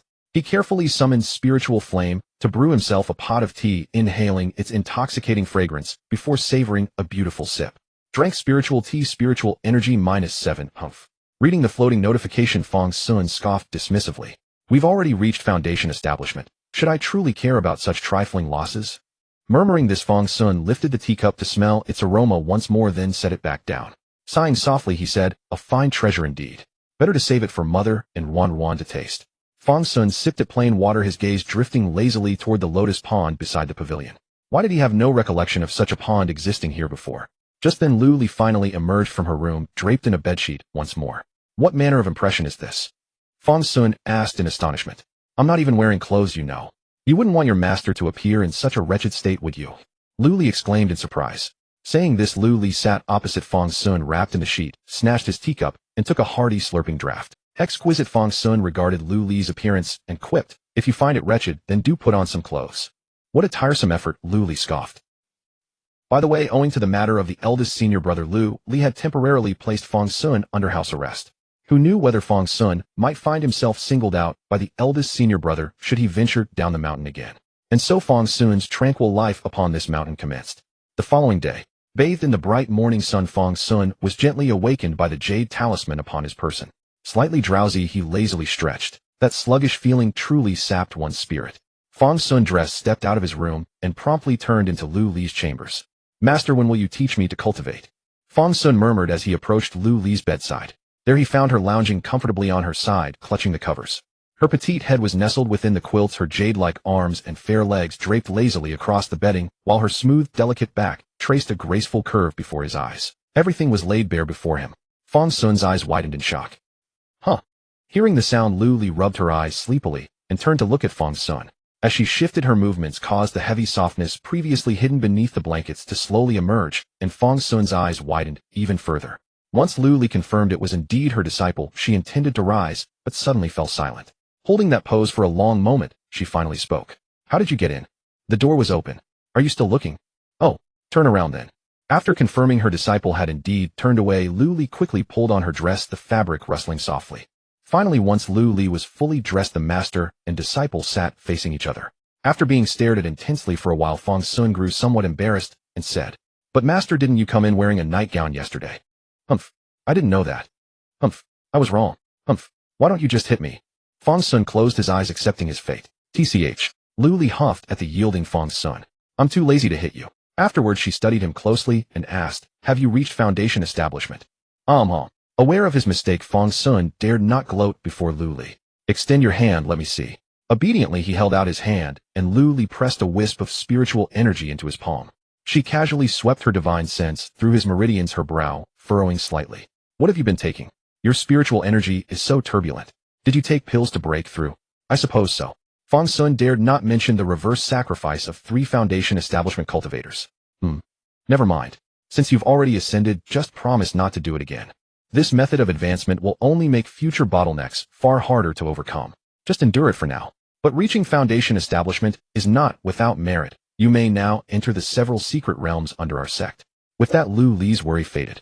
Pausing for a moment, she asked again, "By the way, who are those mother and daughter to you?" Fang Xun initially didn't grasp the reference. Then Lu Li clarified, "Pei Han and Pei Ruanruan."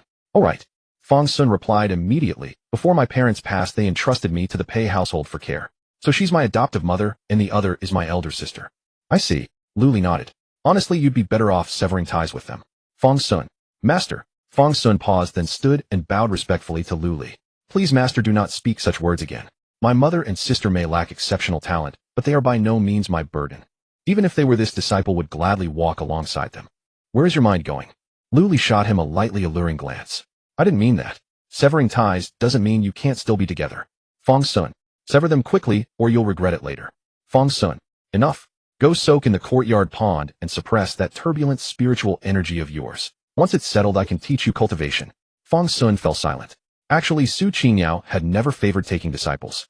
Thus, upon learning that her 5th junior sister had taken a disciple, Lu Li specially went to inquire as to why. "Hey, 5th junior sister, what made you take a disciple yourself?" "They're rather unusual." Su Qingyao replied, looking at Lu Li. "They practice the sword of emotion." "So what? There are plenty in the sect who cultivate that art. They practice dual cultivation. The two share a single sword technique. Wo martial siblings. Mother and daughter. Which is precisely why they hold great research value." Su Qingyao stated seriously. She herself cultivated the Tao of supreme indifference. Incidentally, she also studied medical arts, attempting to use her knowledge of medicine to validate the correctness of her path.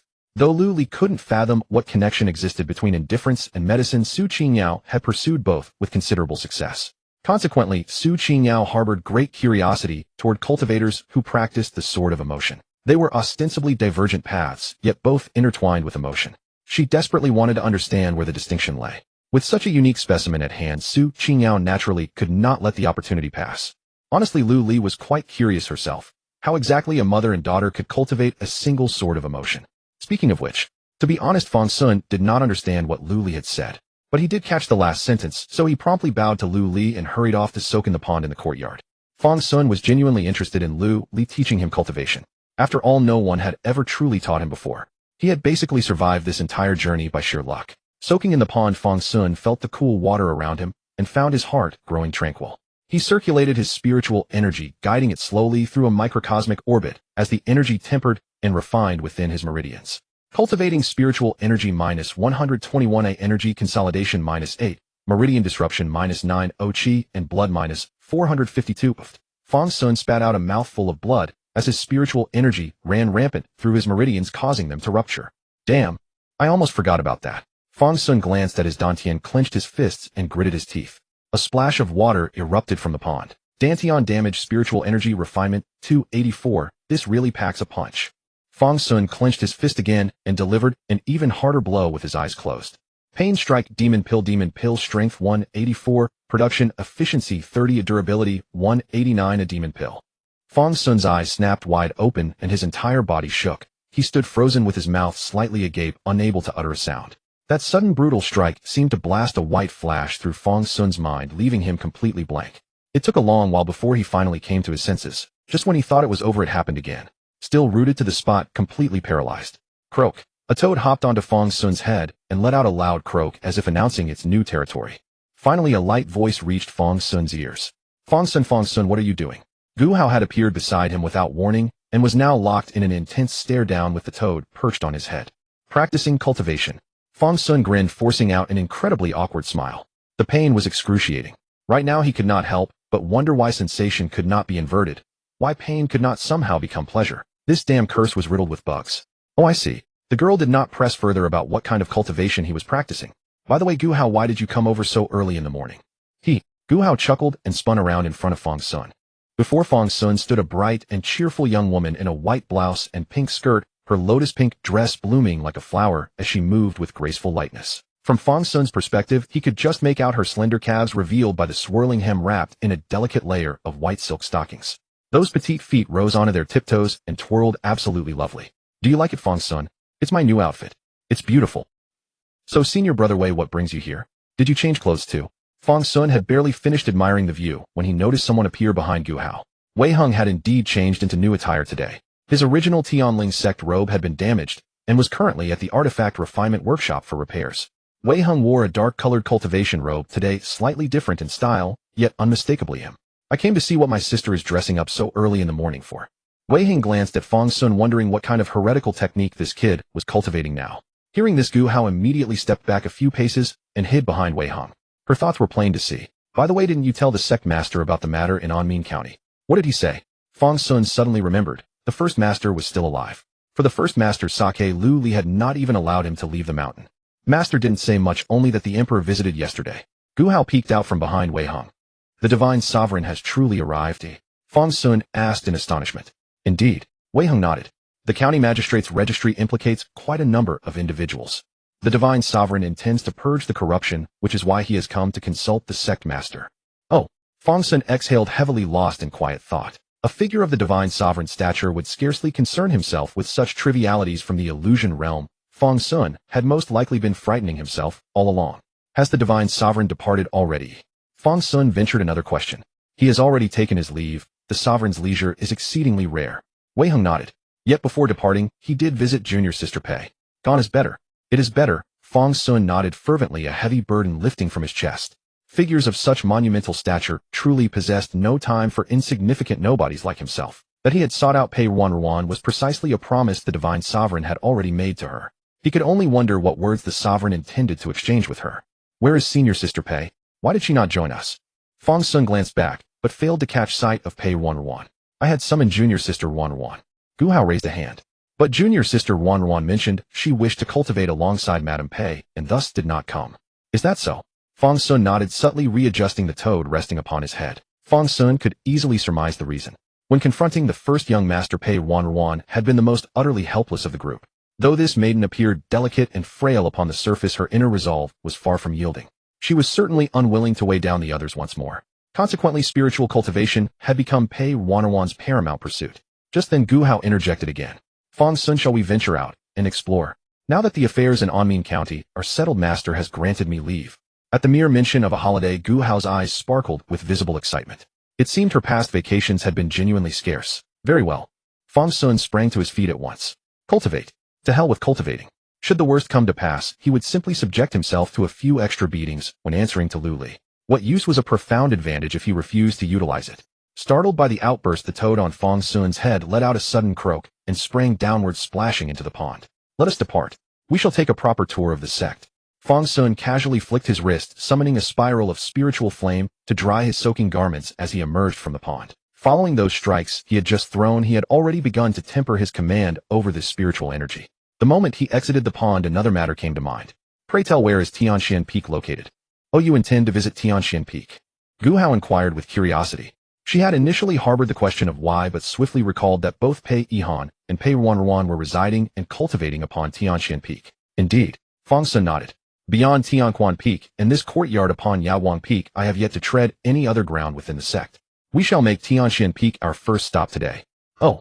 Gu Hao blinked in surprise. However, Tianxian Peak is reserved solely for female cultivators. Under normal circumstances, male disciples are strictly forbidden from entering. Entirely women. Fang Xun's mind instantly drifted to the fabled kingdom of women, recalling the peculiar reception Tang Sanzang and his disciples had once endured there. It had truly been. Truly. Precisely so. While Fang Xun's thoughts wandered into fanciful realms, Gu Hao offered a confirming nod. So men are strictly barred from entering. Fang Xun pressed. Correct. Gu Hao nodded emphatically. Would his senior brother fare any better?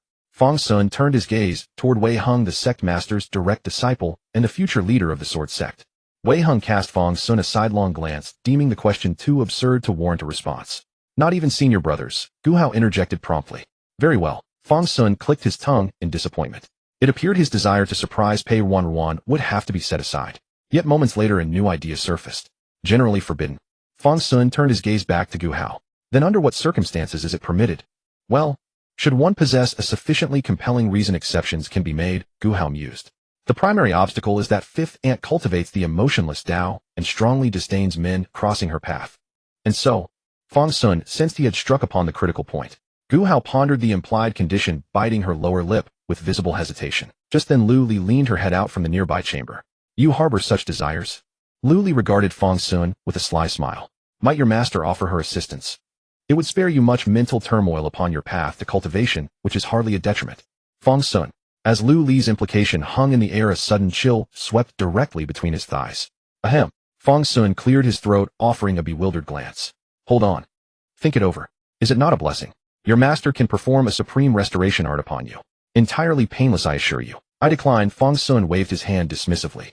I shall forego visiting Tianxian Peak entirely. Pa. Lu Li clicked her tongue.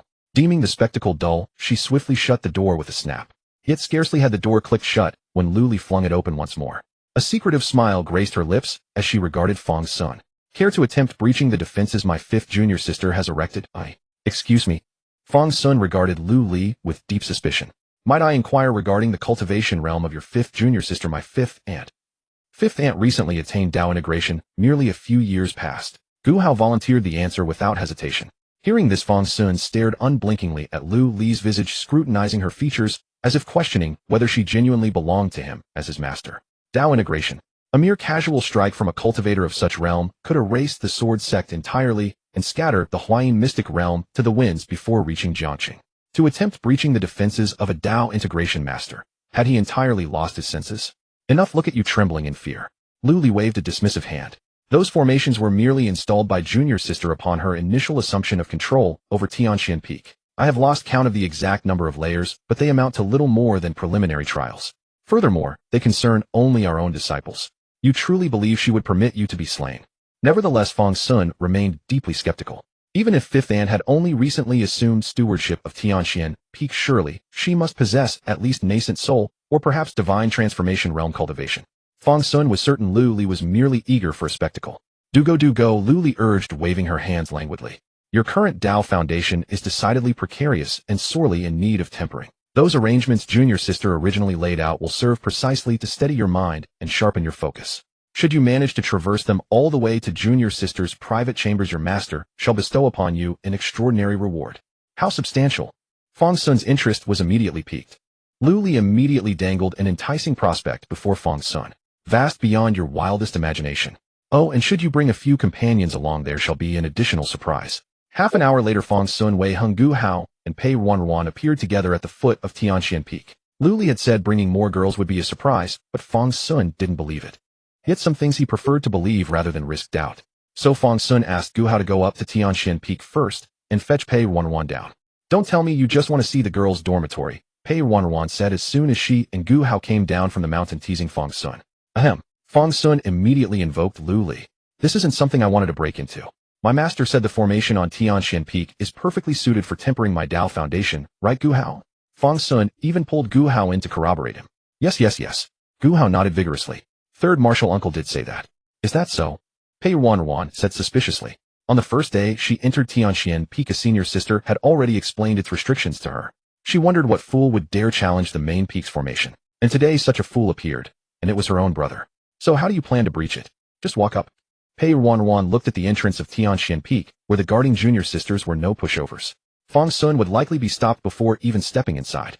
Fang Xun surveyed the territory of Tianxian Peak. Such a towering mountain naturally couldn't have guards everywhere. After careful observation, he held out his hand to the group. The general, please take this side path. With that, Fang Xun led the others toward a hidden spot at the mountain's base. If the frontal approach was blocked, could they not slip around the side? Within a few steps, the group avoided the gaze of the disciples guarding the entrance and reached a rather secluded place. Fang Xun looked at the lush forest with confidence. With his reversal curse, unless it was a lethal formation, breaching it would be child's play. He had traversed the immortal ascension path with ease. What formation could possibly stop him? Moreover, what formation could cover an entire mountain? As he thought this, Fang Xun pulled Wei Hung forward, and with the two girls prepared to charge in. Fang Xun, don't you think something is off? Wei Hung stood rigidly in place. Fang Xun couldn't push him forward an inch. What's wrong with it? Senior brother Wei, as the sect master's true disciple, should naturally lead the way. Fang Xun pushed once more. But Wei Hung flicked his sleeve and stepped back behind the group. Though he didn't know what this formation was, he had no intention of being the first to test it. Junior brother's brilliance on the immortal ascension path was unmatched. This mere Tianxian formation should be tried by junior brother first. With that, Wei Hung extended his hand in a courteous gesture. TCH. Seeing his plan to use Wei Hung as a scout fail, Fang Xun could only rub his hands and carefully examine the seemingly safe forest again.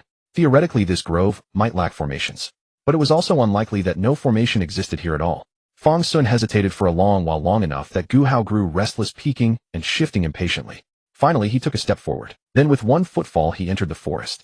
The ground beneath his foot felt like stepping onto a dense, thick carpet. Surprisingly comfortable. Fang Xun checked his system and noticed no warning prompts appeared. Relieved, he beckoned the others to follow. Come, this forest is perfectly safe. As I thought, fifth martial uncle couldn't possibly have barred every corner. Wei Hung, though hesitant, followed Fang Xun into the woods. Soon the two girls also entered. It does seem fine, Pei Ruanruan observed, scanning the forest from every angle without finding anything unusual. Gu Hao circled as well and found nothing amiss. Wei Hung nodded. I haven't breached Tianxian Peak either. Perhaps the formation lies further ahead. At this point, Fang Xun murmured, could Master already have given me the solution? Didn't she say bringing more girls would bring a surprise? Perhaps the more girls there are, the weaker the formation becomes. That's possible, Gu Hao agreed immediately. This girl believed everyone in the sword sect was good-hearted. For instance, when she had once wagered 10,000 spirit stones on a certain betting platform, someone had paid her 1 million. The additional 500,000 now sat in her pocket, and she hadn't even decided how to spend it yet. Wei Hung nearly rolled his eyes at their conversation. Though third martial uncle was quite reliable, and one could entrust matters to him with confidence. Most things third martial uncle volunteered usually spelled trouble. Thus Wei Hung remained cautious. We should proceed carefully. Let us not grow careless. Senior brother is right. Gu Hao agreed, ever the supportive companion. All right, let us move forward and see. Fang Xun thought Wei Hung made a valid point, and once again took the lead. None of them noticed that the path behind them silently vanished. Stretching before them was only an endless, impenetrable forest. Meanwhile, on the other side, Su Qingyao sat with Lu Li gazing at the luminous crystal mirror before them. A pity he didn't bring that girl Pei Yihan along too, Lu Li said with mock regret, as though missing out on entertainment. Ever since learning that Pei Ruanruan and Pei Yihan both cultivated the sword of emotion, Su Qingyao had intended to test the two of them. But whatever one did required a proper pretext. Su Qingyao felt that accepting them as disciples merely to use them as subjects was somewhat improper. But Lu Li thought differently. What were disciples for if not to be put to use? Moreover, her dear sister happened to have this very concern, and how could she, as an elder sister, refuse to help? So when she heard Fang Xun wish to go to Tianxian Peak, she immediately seized the opportunity. She had tricked Fang Xun into coming. Remembering this, she turned to Su Qingyao and asked, well, I've sent over my disciple, and even brought your senior brother's 2 disciples. The material is absolutely splendid, isn't it? Su Qingyao asked curiously, Senior sister, how did you manage to bring young Master Wei and young Miss Gu Hao? After all, they were the sect master's true disciples. Pulling them in for experimentation was possible, but such experiments hardly fit proper protocols. You needn't worry about that. I promised my nephew a grand reward. When he reaches your chambers, you'll be the one to provide it, Lu Li said with a grin. Su Qingyao raised her eyebrows in surprise. Senior sister, you're so confident in your nephew. Shall we make a wager? Lu Li asked with a smile. Fang Xun walked at the forefront, his divine sense covering the 100-zhang radius around him to its utmost limit. The surroundings seemed perfectly normal, with insects chirping and birds singing. Everything in the forest was full of vitality. The few people behind him were also looking around, but Fang Xun just felt something was off. He certainly did not want what happened at North Mountain that day to repeat itself. Senior brother Wei, have you noticed anything? Finally, Fang Xun sought help from this direct disciple of the sect master. No. Wei Hung shook his head as well. His cultivation of seals and formations was limited to what he had learned in miscellaneous courses. The seal of the harmonious Tao true person was truly beyond his capabilities. Finally, that mechanical prompt sound rang in Fang Xun's ears. Aroma of love flower happiness 1. Fang Xun blinked and took another step forward. Aroma of love flower happiness 2. Fang Xun. Something was wrong. He immediately began observing the small flowers nearby. There were many flowers around, but he had no idea which one was the love flower bringing him happiness. Love flower, what does it look like? Fang Xun suddenly asked. With so many people here, it would be foolish not to ask them. Love flower, Wei Heng said curiously. What is that? You don't know?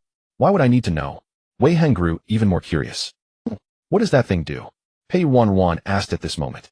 Fang Xun actually did not know its function, but based on the demon lord's description, it is something that makes people sorrowful. It should cause sadness upon smelling its fragrance, Fang Xun attempted to describe, though he had little hope. The description was indeed rather abstract. Fang Xun isn't that hate-love grass? Gu Hao said after thinking for a moment. Listening to their conversation, Wei Heng carefully observed the nearby vegetation. Fang Xun would not have brought up such an inexplicable thing for no reason. Sure enough, Wei Heng found several broken stems among the trampled patches. At that moment, clear liquid was dripping from those stems. Bathe. Upon seeing the hate-love grass, Wei Heng immediately tried to lead everyone backward, but clearly it was already too late. Oh ho ho, you noticed quickly. Lu Li lay sprawled across Su Qingyao's body, cracking sunflower seeds and grinning. Junior sister not making a move. They can still retreat in time now. I'm fine. At worst, senior brother will scold me. Su Qingyao pursed her lips, flicked her finger, and a stream of spiritual power landed on the 9 provinces true map. If that 9 provinces true map had been placed in Wei Heng and his group's hands back, then it truly would have been a waste. If the map had not happened to be in Lu Li's hands at that time, it would never have been lent out. Only now in Su Qingyao's hands did the 9 provinces true map truly begin to radiate its proper brilliance. As Su Qingyao's spiritual power descended, the scenes within the map began to shift and float. Don't worry. Lu Li looked at the floating images and said, Senior brother would only think you were corrupted by me, not scold you. As Lu Li spoke, she wore an air of serene confidence. She looked quite assured. But just then Su Qingyao's door was suddenly blown open by the wind. A somewhat lean old man slowly walked in. Son, senior brother. Seeing Song true person enter, even that usually cold expression on Su Qingyao's face showed a trace of panic. It was just like when she was young and doing mischief behind her senior brother's back. Who? Song true person waved his hand at Su Qingyao, then took a deep breath, looking at Lu Li. Cough, senior brother, I was only cooperating with junior sister. Lu Li immediately sold Su Qingyao out. Senior brother, you believe me, right? I'm your own junior sister. But Song true person's gaze did not move at all. Did my 9 provinces true map also come from 5th junior sister having you steal it? Yes. Were my 2 direct disciples also found by you at 5th junior sister's behest? Yes. And 5th junior sister was also corrupted by you? Yes. Wait, that's not right, senior brother. That's not right. Go stand in the corner. All right, senior brother. Lu Li promptly squatted into the corner. Just standing in the corner, no big deal. It was only now that he was older, otherwise he would have been kneeling directly. As Lu Li went to the corner, he did not forget to shoot a glance at Su Qingyao. As if to say, see, didn't I tell you my words were right? Watching Lu Li's triumphant expression, Song true person pressed a hand to his chest. He had already reached the tribulation transcendence realm, yet he could still feel his heart ache. After giving Lu Li a severe glare, Song true person sat properly beside Su Qingyao. Then with a wave of his sleeve, the mystical light mirror before everyone's eyes was dispersed by Song true person. Afterward, Song true person reached out and stroked the 9 provinces true map, causing it to project a real scene into the hall, as vivid as if not an illusion. Within this projected scene, Fang Xun and the others were carefully avoiding the suddenly sprouting hate-love grass. Senior brother's cultivation is getting even more terrifying, Lu Li muttered softly. Number 1 in the 9 provinces was no empty title. Humph. Song true person gave an annoyed snort, then flicked his finger, sending a sword chi straight toward the projected scene. Take it slow. Junior sister, watch your right foot. Fang Xun, don't move. Pei junior sister, be careful too. After Wei Heng spoke those ill-omened words, he immediately wanted to retreat. But now they could not escape. The hate-love grass had been mobilized by Su Qingyao's spell, completely surrounding the group. The slightest movement would cause these fragile branches to burst, splashing forth their sap. Worse still, this thing had been sealed with restrictions. Any contact with spiritual power would trigger an explosion. Clearly this was meant for everyone to endure the baptism of the hate-love grass. But they had not gone far yet. Now, being careful, they could still make it. But just as Wei Heng was fully focused, directing everyone to retreat from this place, he suddenly sensed a sword chi striking from behind him. This sword chi was not strong, perhaps unable even to cut through their garments. But to shatter these hate-love grass stems, it was more than enough. Sensing this sword chi, Wei Heng was momentarily stunned.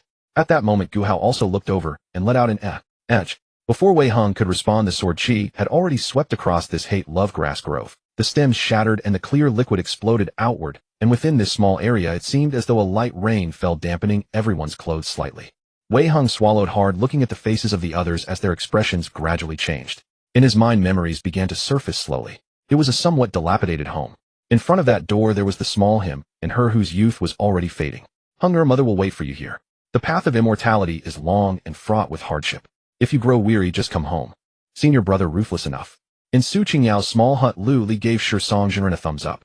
Little Wei Hung is about to form his golden core, and you dare to douse him with so much resentful love grass. Aren't you afraid his Dao heart will waver? And what about the two of you messing around with your disciples? Hey. Shi Songzhenren sighed. Then he glanced at Su Qingyao. This girl usually dodged his lectures, but this time he had caught her. So Shi Songzhenren said, love or no love, it's merely a choice. Senior brother, do you think my path is wrong? Su Qingyao looked at Shi Songzhenren. The path is not wrong, Shi Songzhenren shook his head. But you've already merged with the Dao, yet you still can't be sure of your own way. You need to think about what you truly want. All this observing. Are you trying to convince yourself, or do you really want to walk this path? TCH Junior sister is already a Dao merging cultivator, and you're telling her to start over. Lu Li squatted in the corner muttering. Shut up, you waste who hasn't even merged with the Dao. Oh. Lu Li pouted, and actually fell silent. Among all these junior brothers and sisters, the old man only ever bullied her. How wicked. After scolding Lu Li, Shi Songzhenren looked at Su Qingyao and said, apart from that mediocre little girl, take care of Gu Hao, Wei Hung, and that Fang Xun. Lu Li prompted. And that Fang Xun. These few are the prodigies of our sect, rare talents in this world. Even Gu Hao has inherited senior brother's sword. Their achievements will surpass ours. Take this chance to observe their choices regarding love and reflect on your own. Senior brother, Lu Li spoke again. Are you really not afraid of Wei Hang's Dao heart wavering? When faced with a problem, solve it. Shi Songzhenren pressed his chest. Can you hide forever? Letting them face the difficulty of love early is not a bad thing. As he spoke, from the simulation came a burst of manic laughter. Hey, hey. Setting aside the elders, let's talk about why the resentful love grass made everyone so wary. Humans have 7 emotions: joy, anger, sorrow, fear, love, hate, and desire. Once the sap of the resentful love grass touches you, it forces you to recall the most unforgettable emotion in your heart. The resentful love grass hates not love, but itself for making you remember that love. Now all 4 were affected by the grass. In Fang Xun's mind, countless scenes flashed. Pentakill. MVP. Senior he. Hey Lord, take my spear. He spring grass, I want to eat goose. These scenes were all of Fang Xun's most exhilarating moments, bringing him pure bliss from head to toe. I'm going on a rampage. Hey. Unconsciously, Fang Xun even laughed out loud. After laughing, Fang Xun looked around contentedly. But he saw the other 3, all wearing heavy expressions. Even Wei Hung, a man in his 30s, had tears in his eyes. Fang Xun blinked and decided not to provoke Wei Hung, who knew what he was remembering. Meanwhile, Pei Ruanruan was already crouching on the ground, covering her face. Only Gu Hao seemed slightly better. So Fang Xun approached her first. Start with the easy one. Gu Hao, what's wrong? Fang Xun waved his hand in front of her eyes. Then Gu Hao looked at him with a hint of grievance. Fang Xun, I saw a caterpillar the other day. And then. Fang Xun wondered how she could think of a caterpillar. It was so ugly. Gu Hao pouted. It's okay, just don't look at it, Fang Xun said with a wave of his hand. But to his surprise, Gu Hao shifted the topic. If I turned into a caterpillar, would you still like me? Fang Xun. Finally, after a while, Fang Xun used the excuse that caterpillars turn into beautiful butterflies to soothe Gu Hao. Butterflies are beautiful, everyone likes them. Gu Hao sniffled, her mood gradually improving. For a girl without even inner demons, the effect of the resentful love grass was naturally minimal. As for Pei Ruanruan, Fang Xun crouched beside her. What's up? What are you thinking about? From his own experience, he knew she must be recalling something heartbreaking. But Fang Xun really didn't know what could make Pei Ruanruan sad. He spoke, but she didn't respond. So he poked her. Pei Ruanruan. Sister. Good sister. My good sister. My favorite good sister. Fang Xun called repeatedly, and only after several calls did he hear her low voice. Fang Xun, am I stupid? What now? Fang Xun was genuinely puzzled. I always thought you were clumsy, that I could protect you forever. Right here in Jiangxing, we could be together forever. We still can, Fang Xun nodded. No, Fang Xun, you'll go farther and farther away. Fang Xun, you've already reached foundation establishment. From Qi induction to foundation establishment in less than 3 months. Fang Xun, you're so incredibly talented. I can't keep up with you. Neither mother nor I can. Perhaps we shouldn't have come to the sword sect. Jiangxing was already good enough. It was perfect. Pei Ruanruan's voice grew lower and heavier. In the end, it fell silent. Fang Xun opened his mouth to say something like, I'll always be by your side, but such words were useless. He could stay with them forever, but it would only weigh on them more. He loved them, and they loved him too. This was a dilemma. You are good. At that moment, a voice spoke. It wasn't Fang Xun, but Wei Heng, who had just been lost in his own world. "Senior brother, are you okay?" Fang Xun was surprised. Wei Heng didn't look like he had shaken off his emotions. He merely nodded to Fang Xun, then looked at Pei Ruanruan seriously. "Walk your own path. Go as far as you can. What's lost cannot be regained. Don't let yourself regret it later." Pei Ruanruan looked up slightly. She understood what Wei Heng said, but should she and her mother really stay by Fang Xun's side? If they distracted him, wouldn't that be terrible? Wei Heng said no more. He turned and faced the peak of Tianxian Peak. Then he bowed deeply and said with utmost respect, "Master, your disciple is unfilial. I beg you to remove me from the position of personal disciple of the sect leader, so I may return to my hometown to care for my mother." Fang Xun. "Gu Hao huh? Pei Ruanruan. What?" Elder Shisong shot to his feet, startling the two beside him. "Elder brother, calm yourself, calm yourself," Luli said from his spot by the wall, crouching. "Little Wei Heng just wants to go home for a few decades. It's not like he's dead." "Don't speak for a moment," Elder Shisong said, taking a deep breath, feeling his heart ache again. "Elder brother, shall we let little Wei Heng return home?" Su Qingyao asked softly. Family ties were also ties of emotion. Their elders had aged, but these youngsters' relatives still lived. Let him go, and Wei Heng would cultivate among the mundane world, wasting nearly a cycle of 60 years. Refuse, and inner demons would be hard to resolve, the golden core unattainable. Elder Shisong gazed at Wei Heng, who bowed in respect and remained silent for a long time. Then, he was about to speak when he heard another voice from the scene. "Have you lost your mind?" After a long moment, Wei Heng's stunned companions finally came back to their senses. Fang Xun walked up to Wei Heng and blurted out, "Have you lost your mind?" "I'm not crazy," Wei Heng said solemnly. "I miss her. I don't even know how she is now, whether her days have improved, whether she feels lonely. So you want to go home?" "I can't let her face the world alone, growing old in solitude," Wei Heng said earnestly. "Otherwise, what use is a son like me?" "All right then," Fang Xun nodded in agreement. "Huh." Gu Hao let out a sound of surprise at this. Was this right? Pei Ruanruan watched as well. In Wei Heng's eyes, the path of immortality seemed less important than family. But at that moment, Fang Xun, following the example, bowed toward the mountain. "Master, are you listening? Say something if you hear me." Unsurprisingly, Lu Li was surely on the mountain as well. Hearing Fang Xun call out his name, Lu Li glanced at his fellow disciples. "Why are you looking at me?" "He wasn't calling for me," Elder Shisong said, waving his hand to indicate Lu Li should handle it himself. Lu Li then made an okay gesture and said directly, "I'm listening." "Spit it out." "Wei Heng's mother." "Well, my aunt-in-law, where is she?" "Hurry up and bring her, my aunt-in-law, to our Yaoguang Peak. Better yet, bring all those aunts, uncles, and neighbors along. Or move the entire village. That way my aunt-in-law won't be lonely." "Lu Li, have you lost your mind?" As she spoke, she couldn't help glancing at Elder Shisong. Fang Xun continued, What?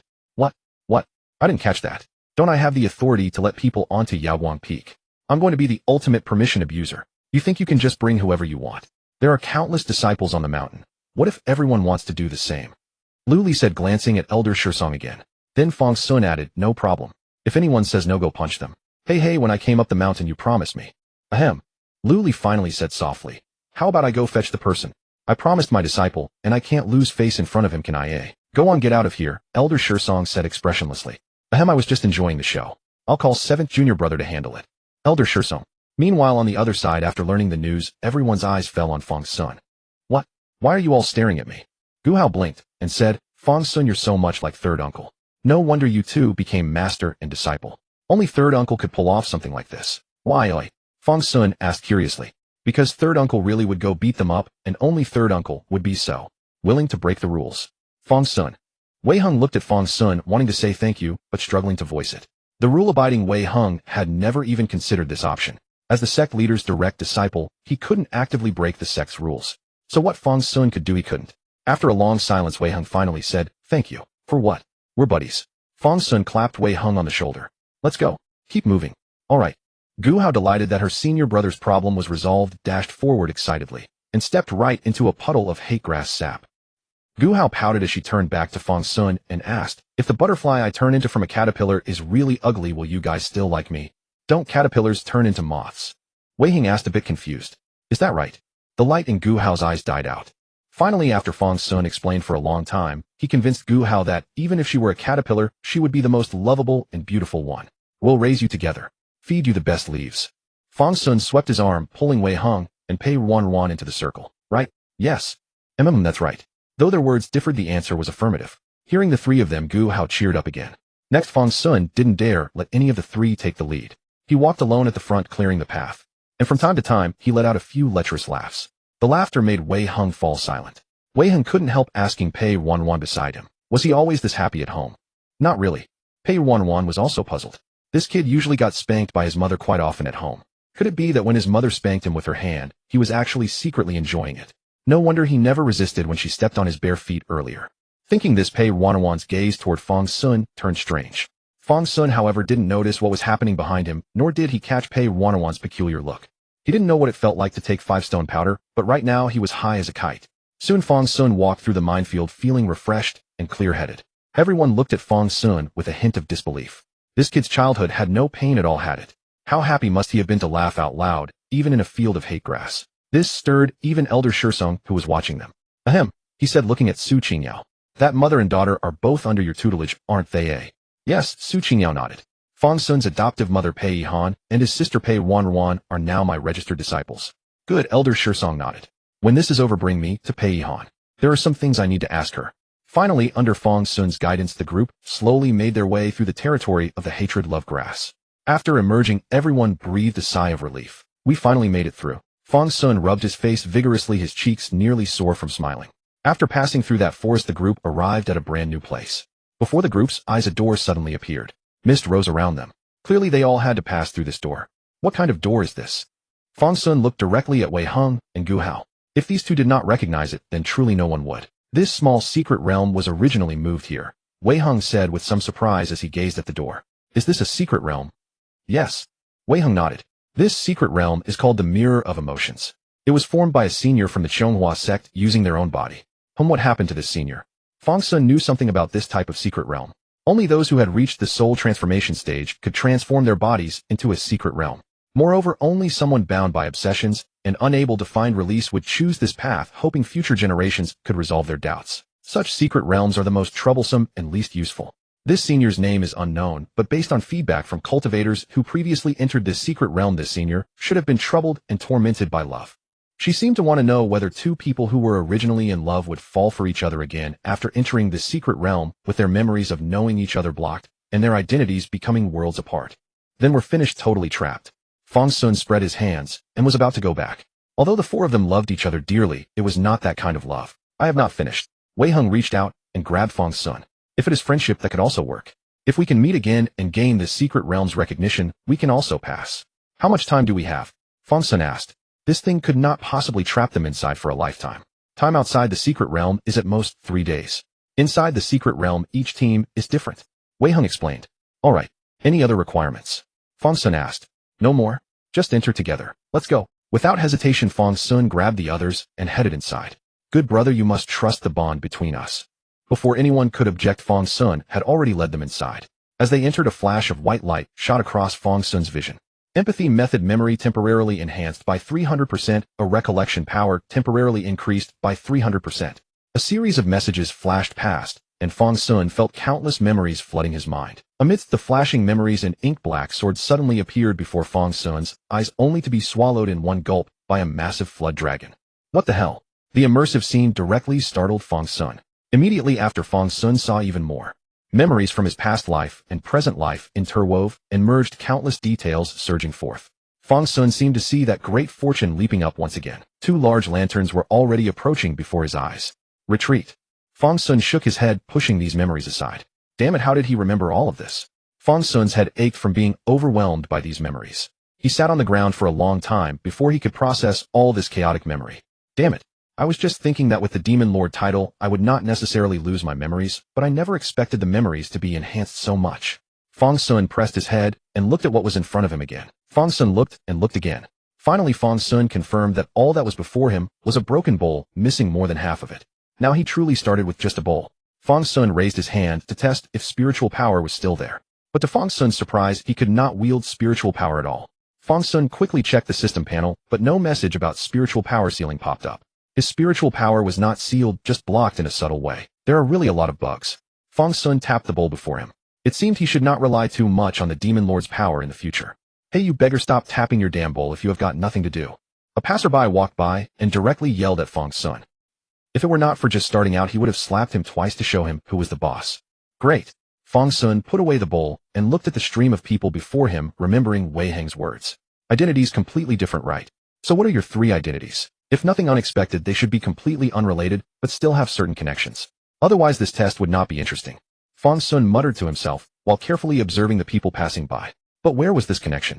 As Fang Xun was thinking, the sound of gongs and drums echoed. Dong dong chong, dong dong chong, dong dong dong, dong dong dong chong. Listening to this sound, Fang Xun looked up. A group of people was passing by with gongs and drums. The Gu Manor is hiring servants. Ha, the Gu Manor is hiring servants. Ha, room and board included with excellent benefits. At least 2 qian of silver per month. Come quickly if interested. Hearing this, Fang Xun immediately realized this should be the opportunity to meet Gu Hao, but starting as a servant might not be very reliable. After all, not everyone is the perfect servant. Fang Xun thought about it and did not follow, instead continuing to wait. Gu Hao should be a young miss of the Gu family. But Pei Ruanruan and Wei Heng still had not found their roles, so Fang Xun continued waiting. Driven by the secret realm, the opportunities to meet these people should appear one by one right in front of him. If nothing appeared after waiting for a while, then he would deal with it then. Fang Xun waited for nearly half an hour. This secret realm, to keep the plot moving, was practically beating the gong right in front of him. Finally, no one knew if the gongs and drums stopped working or what, but this group finally left. Then several people near Fang Xun started chatting. Hey, have you heard? The fairy Pei from Shochuan Tower is going to throw the embroidered ball. I heard this fairy Pei has not shown her face to anyone yet. Does this mean she is getting married? Who knows, but I heard. As long as you catch this embroidered ball, you can have a private conversation with fairy Pei. Let's go quickly. In case you were chosen, just being able to see fairy Pei up close would be a first-rate enjoyment. Who says otherwise? Let's go take a look quickly. This embroidered ball, anyone can catch it. Fang Xun heard these people talking as they got closer and closer, almost standing right in his face. Fairy Pei was most likely Pei Ruanruan. This time Fang Xun could not sit still any longer. Oh, Pei Ruanruan, you actually went to a brothel. Fang Xun's eyes narrowed, and in a flash he stood up. This embroidered ball, he had to catch it. As soon as Fang Xun rose to his feet, those chatting companions indeed made their way toward the brothel. The NPCs arranged for this task, though lacking in intelligence, were dutiful nonetheless, following these men for only a short while they had already spotted the brothel known as Shochuan Fang. This 5-story establishment was adorned with flowers in full bloom, festive decorations, and celebratory fireworks. At this moment, the entrance of the brothel was crowded with people, and on the corridor of the 3rd floor a line of women stood gracefully. Each of them held a large red embroidered ball, and behind them were piled even more. These embroidered balls appeared identical on the surface, yet it was obvious they could not all be genuine. Unless anything unexpected occurred, only one of them would be the real one. Just as Fang Xun pushed his way into the throng, a voice rang out from the brothel. Gentlemen, among these embroidered balls, only one is genuine. The gentleman must rely not only on strength, but also on luck. To meet our fairy Pei, one must be blessed with fate. Ladies, throw the embroidered balls. As the voice gave the command, the embroidered balls truly came raining down. Like petals in the wind, they fell from the heavens. Around Fang Xun, several balls naturally landed nearby, but they were quickly snatched away by the crowd. Fang Xun failed to catch a single one. Had Fang Xun not retained his memories, he might have let it go, missing this opportunity entirely. But there were no buts. Even those clutching embroidered balls continued to vie for more. Fang Xun was no exception. Pardon me, excuse me. Although they were merely NPCs, Fang Xun still showed proper respect. Scram, you filthy beggar, what right do you have? Get lost, don't block me from meeting fairy Pei. Fang Xun. Smack. A thunderous sound erupted. A crisp slap sent the man spinning around before he tumbled into the crowd. Though he had forgotten how to channel spiritual energy, Fang Xun's Dao body, the ghost-tempered physique, was far beyond what these mere NPCs could match. How could they compare? Around Fang Xun, a hush fell over the immediate area. Observing this, Fang Xun walked directly over to the person holding the embroidered ball. Give it here. As he spoke, Fang Xun raised his hand. Smack. The embroidered ball was directly tossed into his embrace. Decent. Fang Xun glanced around and noticed that a nearby fruit vendor had a rain canvas that suited his needs perfectly. He walked over and pulled the canvas toward him. Then, gripping the 4 corners of the canvas, he lifted it high and dropped the embroidered ball inside. Next, Fang Xun moved toward another embroidered ball. Are you giving it up or not? Who do you think you are? Smack. Embroidered ball 1, then the next one. Are you giving it up or not? You can't just do this. Smack. Embroidered ball 1, and then. I'm calling the authorities. Smack. Embroidered ball 1, and so on. Fang Xun raised his hand again. Embroidered ball 1, embroidered ball 2, embroidered ball. After a brief while, Fang Xun stood at the entrance of Shochuan Lu carrying a bundle overflowing with embroidered balls. He shook the bundle in his hand and asked, well, may I enter now? 101 embroidered balls, all accounted for within.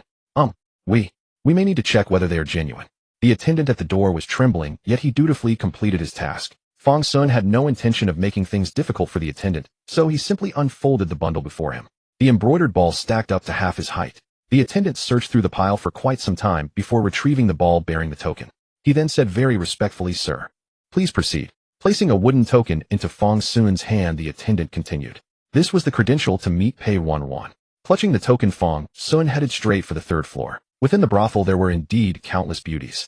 Along his path streams of lovely courtesans passed by him, filling the air with fragrant perfumes. However, Fang Xun was eager to meet Pei Ruanruan and had no time to linger and admire these women.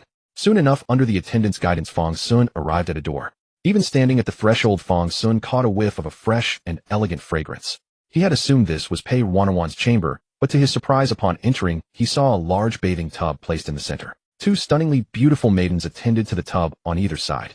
Meeting Pei Ruanruan actually required first taking a bath and changing clothes. Fang Xun clicked his tongue. Xiuchuan Fang was indeed meticulous in crafting the fairy-like aura surrounding Pei Ruanruan. After washing up, Xiuchuan Fang had even prepared a new set of clothing for him. After changing, the two attending maids' eyes sparkled with admiration. A man who had looked like a beggar was actually so handsome.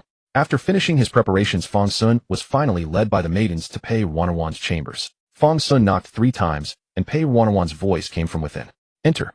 Upon hearing this, Fang Xun stepped into the room. Only after entering did he realize there was a hidden design to this chamber. A pink gauze curtain hung from the ceiling beams, dividing the room in two. Through the misty veil, he could make out a graceful silhouette sitting demurely behind the curtain. Though the view was indistinct, judging by her figure, it was undoubtedly Pei Ruanruan. Sir, please be seated. Pei Ruanruan extended her hand, gesturing for Fang Xun to sit. Fang Xun had never seen Pei Ruanruan in such an appearance before. Curious, he obediently took a seat. Sir, would you like to hear music, chat, casually compose poetry, or play chess and drink? Oh, Fang Xun expressed surprise. He had no idea Pei Ruanruan possessed such talents. It seemed certain skills had been directly imprinted into her mind by that great cultivator. Nevertheless, Fang Xun spoke. I find you resemble an old acquaintance of mine. Pei Ruanruan smiled gently and said, I am fortunate indeed to have met so many old friends. There are other old friends. Many. Pei Ruanruan smiled. My particular friend is different. Fang Xun shook his head. Please go on, Pei Ruanruan replied with a formulaic smile. Fang Xun began. Her name was Ruanruan, a lazy and idle person. From childhood, she would dive into rivers to catch fish and climb trees to snare birds, often covered in mud and water, earning herself a beating from her mother. Hearing this, Pei Ruanruan chuckled. This old friend of yours sounds quite unlike myself. Never mind, just listen. All you need to do is agree with what I say. Then, what you say is correct. This was the first time Pei Ruanruan encountered someone like this. She felt a spark of curiosity and wondered what would come next. Ah, that's the spirit. Fang Xun responded, then continued, she had a younger brother named Fang Xun. She admired him deeply, for he was truly extraordinary. What you say is correct. Ah, precisely. Carry on then. Because of her admiration, she served him tea and poured water for him every single day, even personally pouring his foot bath water and washing his feet. Sir, you are you merely chatting with me about these things? Pei Ruanruan's tone shifted slightly. You said what I said was correct. What you say is correct. Hey, you don't know an elder brother is like a father. If she weren't too embarrassed, she would have wanted to call her brother father every day. As Fang Xun spoke, he made gestures with his hands. Ruanruan thought Fang Xun was simply the most perfect younger brother in the world, the finest person under heaven. Throughout her life, she revered her brother above all others. Sir, she would even eat excrement for her brother Fang Xun. After a long silence, a thunderous shout erupted from behind the pink curtain. Fang Xun, go eat excrement yourself? In the room, silence reigned like the night. After speaking those words, Pei Ruanruan fell quiet. Young master, did I say something just now? You told Fang Xun to go eat shit. Fang Xun repeated every word Pei Ruanruan had said. I don't know what you mean. Pei Ruanruan feigned ignorance. Exactly. So tell me, would Ruanruan eat shit for her brother, right? Pei Ruanruan, separated from him by the embroidered curtain, gazed at his vague silhouette and found him growing increasingly detestable. What brother of Ruanruan's? That rascal must have somehow learned her name to make fun of her. When had she ever had a brother? How could she possibly be willing to eat shit for some brother? But why had she grown so agitated just now over this so-called brother? Why did the notion of eating shit for a brother fill her with such resistance? She had no brother after all. As Pei Ruanruan hesitated in thought, a clamor rose from below. Constable! Constable! The man who did the beating is up here. Constable, you must give us justice. The cries of the crowd rose in a boiling clamor. The news of the beating had reached the 3rd floor. Fang Xun, composed as ever, glanced toward the door. Not yet. He would make a run for it later, then apply to be a servant. Pei Ruanruan noticed his actions and broached the subject idly. In our Xiuchuan Tower incidents where women's jealousy draws in the officials are not uncommon. Young master, you need not worry. That won't do. It's me they're here for, Fang Xun said, waving his hand, while keeping an eye on the commotion outside. Surely you jest, sir. No joke at all. If it weren't true, how would I have obtained the embroidered ball? Fang Xun spread his hands. You robbed someone for it. Yet I prepared 101 embroidered balls. Surely it wasn't worth robbing for them. Pei Ruanruan was somewhat taken aback. Could this man merely to see her have resorted to snatching an embroidered ball of uncertain authenticity? At that moment Fang Xun spoke again. So I snatched 101 of them. If I hadn't, how could I have guaranteed meeting you? Pei Ruanruan's heart stirred. But alas, this life would likely afford them only this single encounter. By now the uproar had echoed all the way up. The young maiden at the door attempted to bar their entry, yet seemed utterly powerless against the magistrate's soldiers. With a crash, a large foot clad in black official boots kicked the door wide open. A somewhat indifferent voice rang out from the doorway. The Yamen is conducting official business. Kneel and obey my orders. A young man in black and red official robes stepped inside bearing a warrant. He coolly surveyed the two seated across from each other and raised his hand to summon his men to make the arrest. Just then a plump matron squeezed through from behind. "Oh, my esteemed Lord Magistrate, our Xiaochuan Pavilion is merely a place for merriment and amusement. What matter warrants your own detective Wei's personal intervention?" The detective who had entered was indeed Wei Hong. He gently pressed the matron's shoulder and replied, "Over a dozen people have come to our county yamen to report a case today. The assailant caused trouble over an embroidered ball. Madam Su, you cannot be unaware of this, can you?" Detective, let us talk this over." Madam Su chuckled, withdrawing an embroidered silk purse from her bosom and stealthily pressing it toward Wei Hong's arms. Yet Wei Hong took the purse into his own hand. "Bribing an official is a serious offense," he said, squeezing the purse and casting a glance at Madam Su. "With witnesses and physical evidence both secured, seize her." "Yes." The constables instantly fell in line, apprehending Madam Su on the spot. Her eyes bulged in disbelief. Is this right? Wei Hong, I only called you by your name out of respect, Madam Su. You actually dare to arrest me. I have connections at the top. But Wei Hong paid no mind to her threats. Turning to Fang Xun, who had been watching the spectacle from the sidelines, he demanded, "What are you staring at? You injured dozens of people.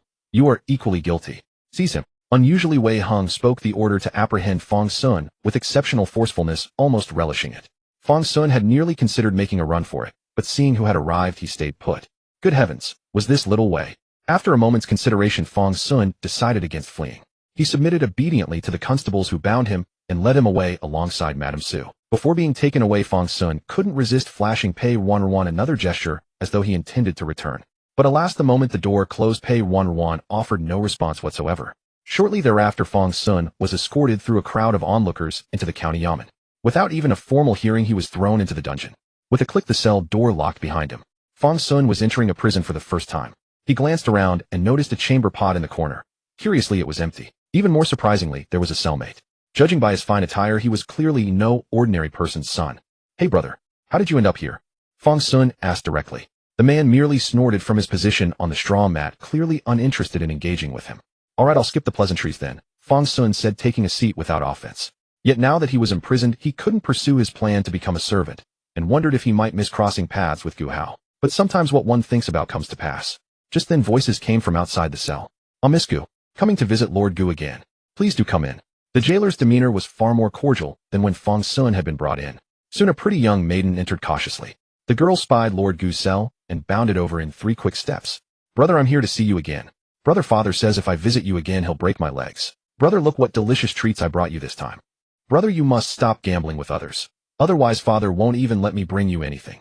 Brother, brother, are you listening, brother?" Those sweet yet not cloying calls of brother were so pleasant to hear that even the other prisoners in the cell perked up their ears to listen. Fang Xun too felt joy seeing Gu Hao. What was it they said? When all seems lost, a path will appear. But at that moment he had no opportunity to speak with her. As Gu Hao called out, a figure appeared behind her. It was Wei Hong, who had somehow managed to arrive unnoticed. Watching her lovely and spirited demeanor, he couldn't help but let out a cold snort.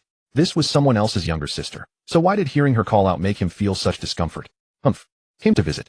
Young Master Gu's theft charges are quite substantial. If his father doesn't drop the case, young Master Gu may never leave this place in this lifetime. Wei Hong reminded Gu Hao as he looked on, though his voice was infinitely gentler compared to when they had met at the Xiaochuan Pavilion. "Thank you, Constable Wei. I'll speak with my father about this." Gu Hao clenched her small fist and waved it energetically in front of Wei Hong. Wei Hong nodded in acknowledgement. By then young Master Gu finally scratched his backside and sat up. "Sis, what food did you bring? Hurry and show your brother. Hurry up, why are you dawdling?" Before he could finish, young Master Gu let out a blood-curdling scream and was sent flying. Fang Xun watched as young Master Gu crumpled against the wall before withdrawing his foot. "How should you speak to your sister? Show some respect." Wei Hong's eyes lit up at this. Perhaps this lad wasn't so disagreeable after all. "Oh no, brother." Gu Hao was startled to see young Master Gu fly outward. She quickly gripped the cell bars and peered anxiously toward him.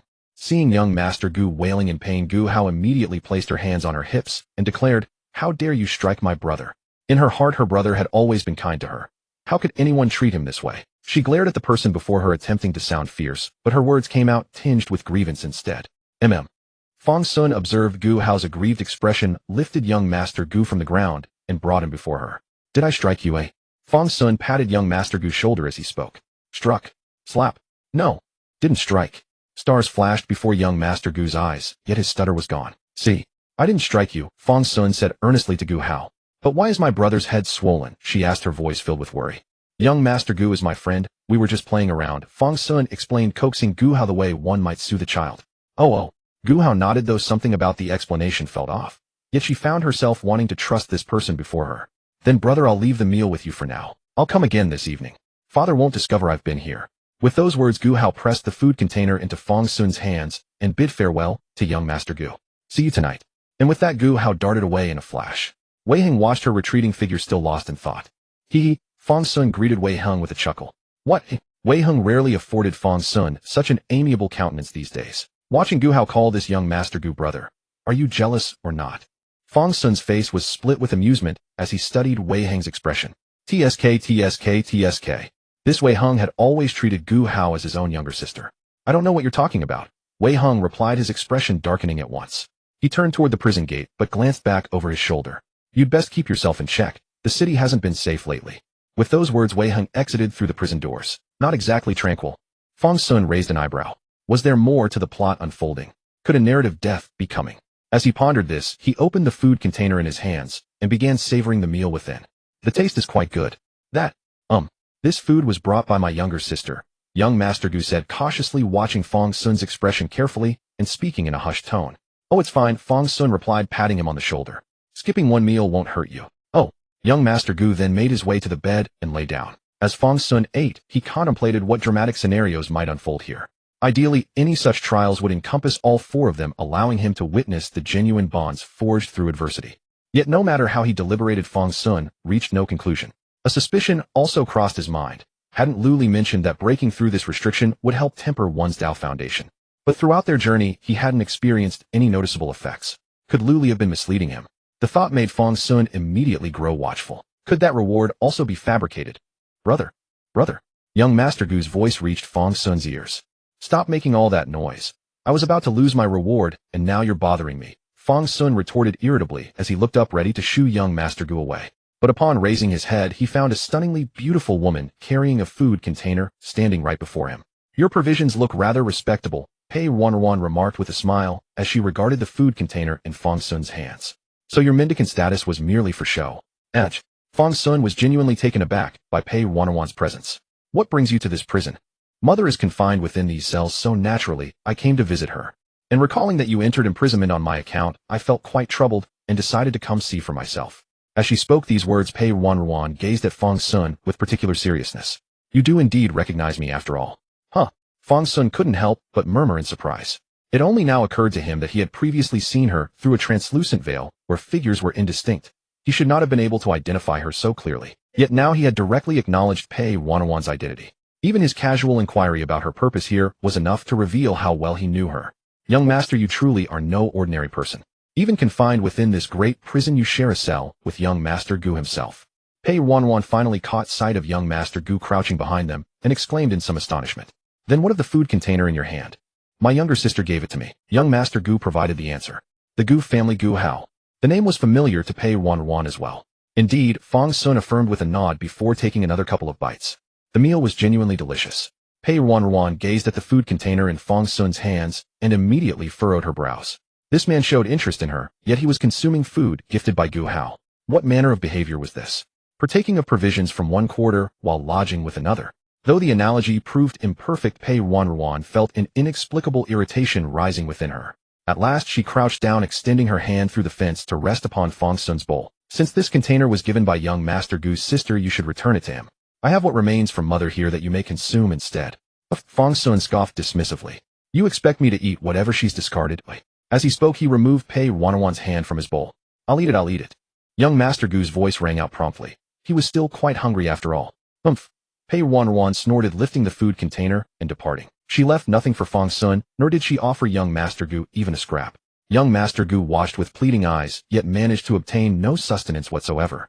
Yet Fang Xun merely observed Pei Ruanruan's departure without any sense of urgency.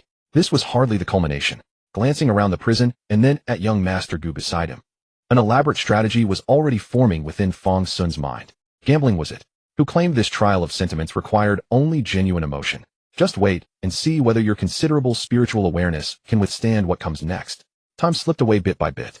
Fang Xun leisurely watched the sunlight streaming through the window gradually shift its angle until the sun finally dipped below the horizon. Gu Hao was a girl who always kept her promises. So Fang Xun waited for her arrival. But before that the timing was just right. He still needed some time to persuade young Master Gu. Young Master Gu. Fang Xun suddenly spoke up from where he sat, giving the young master quite a fright. Oh, please go ahead.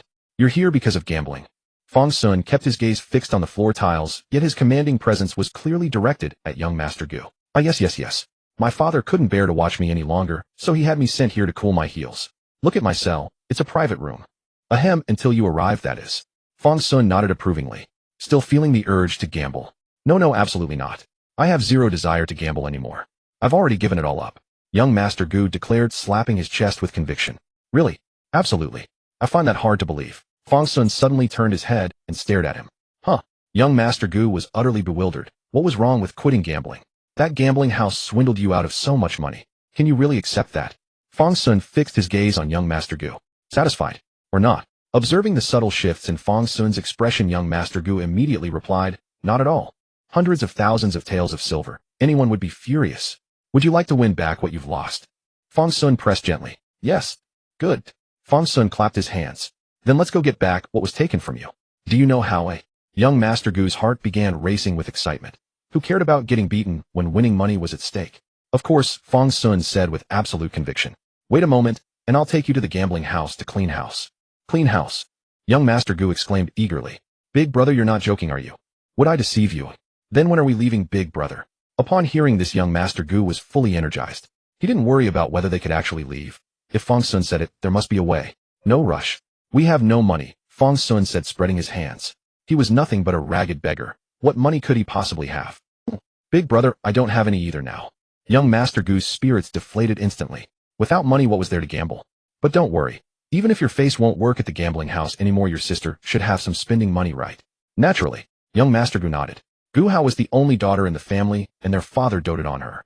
But as he realized this, tension seized him. Big brother. Please don't lay a hand on my sister, he stammered, his fists clenching behind his back. Rest easy, Fang Xun replied, glancing toward the entrance. Light footsteps echoed through the dark prison cell. Before long, the pretty young girl bounced into view, carrying a food box. Brother, I've come to bring you something to eat. Gu Hao held up the food box, as if presenting a treasure. Come, get closer, Fang Xun beckoned. Huh. Though confused, Gu Hao inched nearer. Suddenly, young Master Gu lunged forward and threw his arms around Fang Xun. Sister, run. This man is going to sell you. Sister, run. Fang Xun hadn't anticipated it, and found himself caught in a surprisingly firm embrace. Fang Xun didn't mind. This kid was weak and barely had the strength to hold on. Gu Hao stood frozen, bewildered by what she was witnessing. They were in a prison cell inside the county yamen. Was human trafficking even possible here? Had her brother's gambling literally driven him mad? Gu Hao thought to herself. Then she watched as Fang Xun paid no mind to her brother, simply bending the iron chain, securing the door with one hand, and popping open the ring thick as a finger, throwing the cell door wide.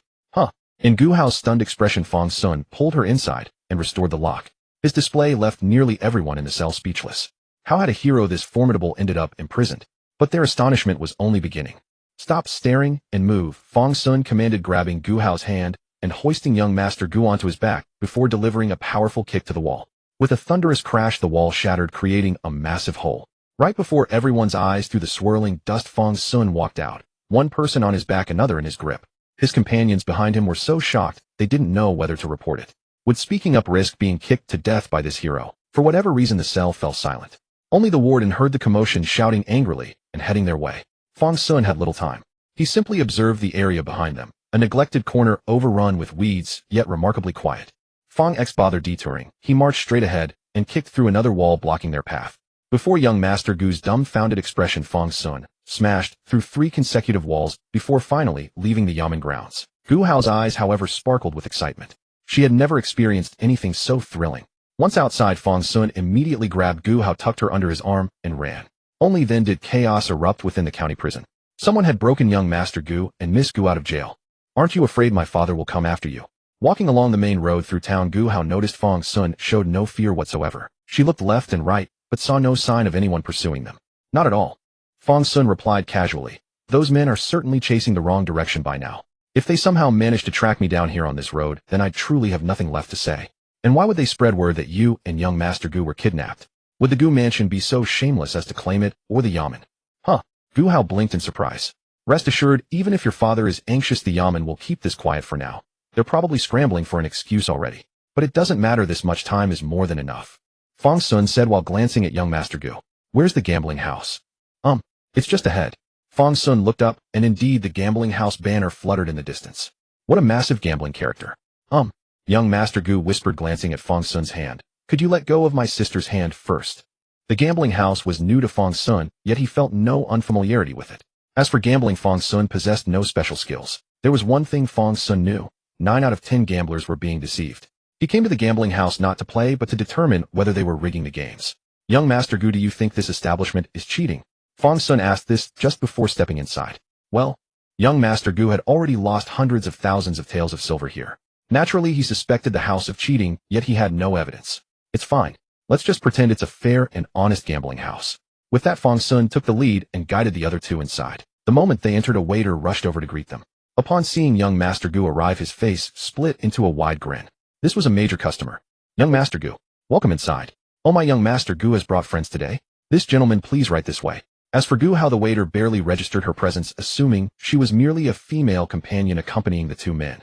After all, there were no ladies of noble birth who would frequent such a place. Call me young Master Fang. Fang Xun glanced at the waiter. Where does little Gu usually gamble? Today I'll make sure little Gu wins back what he's lost. Oh, young Master Fang, please, right this way. Master Gu usually enjoys playing dice. Follow me, gentlemen. After the waiter spoke, he led the three toward a corner of the gambling house. Wait, aren't we going to a private room? Fang Xun turned his head to look at young Master Gu. Ahem. Young Master Gu cleared his throat. I used to go to private rooms, but then I ran out of money. Let's go. Fang Xun took Gu Hao's hand and said, this time it's all up to you. Huh. Gu Hao was puzzled. How could it depend on her? Hadn't she been brought here against her will? Fang Xun had specifically kidnapped Gu Hao, and not merely for money. Who was Gu Hao? She possessed the divine spirit aptitude, the god-shaping physique, one favored by the heavenly Tao. Her fortune was boundless. If she couldn't win at gambling purely on luck, then the heavenly Tao was wasting its favor. But then again, if Gu Hao truly couldn't win, it would prove the casino was rigging the games. At that point, his demon lord talent would finally be put to use. Still, he needed to test whether this talent actually worked. As he pondered this, the three had already arrived at the gambling table. The moment Fang Xun approached, he immediately noticed the subtle stir among the gamblers. In just a few dozen steps, nearly half the gamblers at the table had quietly shifted away. Though their movements were discreet, almost everyone glanced at the newcomers. Fang Xun was now certain. Young Master Gu was nothing more than a wealthy Mark I who was well known in this gambling house. Right this way, young masters, please. The waiter had already reserved seats for them. Fang Xun pulled Gu Hao forward. It was a long rectangular table with a large area on the left for big, a large area on the right for small, and a small circle in the center for triplets. With young Master Gu's intellect, he could probably manage the simple big-small bets. Is this player versus player, or is the house acting as banker? Fang Xun asked. The house always banks. Big and small pay 1-to-1, triplets pay 10-to-1, the waiter explained. Not bad. Fang Xun smiled and called to Gu Hao, come place your bet. Gu Hao looked at Fang Xun holding her hand. They had only met twice, yet here he was already grasping her hand. But why did she feel no displeasure, rather a touch of delight? Could it be that? The thought made Gu Hao's cheeks flush crimson. What's wrong? Fang Xun tilted his head close to Gu Hao's face. Time to place your bet. Startled by his proximity, Gu Hao jumped, her face growing even redder. I mean, I'll bet. Yes, you go first. Fang Xun decided to let Gu Hao test the waters. Bet whatever you like. Oh, okay. Gu Hao produced her purse and withdrew 2 taels of silver. Gu Hao studied the betting table, wondering if her meager 2 taels belonged in the smaller circle. She placed the 2 taels into the leopard section. That's when young Master Gu couldn't contain himself. Sis, shut up. Oh, young Master Gu fell silent. After Gu Hao placed her bet, the onlookers crowded around and wagered, covering big and small, but no one bothered to bet on the leopard. The banker regarded the pitiful 2 taels and casually shook his dice. He wasn't worried about them losing and leaving, since young Master Gu always started small before escalating. Each visit more reckless than the last. He was restrained, but not entirely. The next moment, the dice cup was placed on the table and lifted. 3-3. 3. A triple. The banker hadn't expected such a casual toss to reveal a triple. 10-to-1. Before anyone else could react, young Master Gu was already shrieking. 10-to-1. Give me the money. 20 taels. His demand carried the weight of someone shouting for 20,000 taels. Stop yelling. Fang Xun chided, tapping young Master Gu on the head, then gestured to the 20 taels being pushed over. He called to Gu Hao, keep going. Oh, okay. Gu Hao hesitated for a moment, then placed the 20 taels back on the leopard section. After all, betting meant winning, right? The banker nearly laughed when he saw Gu Hao bet on the leopard again. Betting on triplets, the odds were only 1 in 36. He casually shook the dice once more and covered them with the cup. Open. 1, 1, 1. A triple, triple, triple. Another triple. Young Master Gu had completely lost his mind. 2 consecutive triples. Such luck had never crossed his mind in his entire life.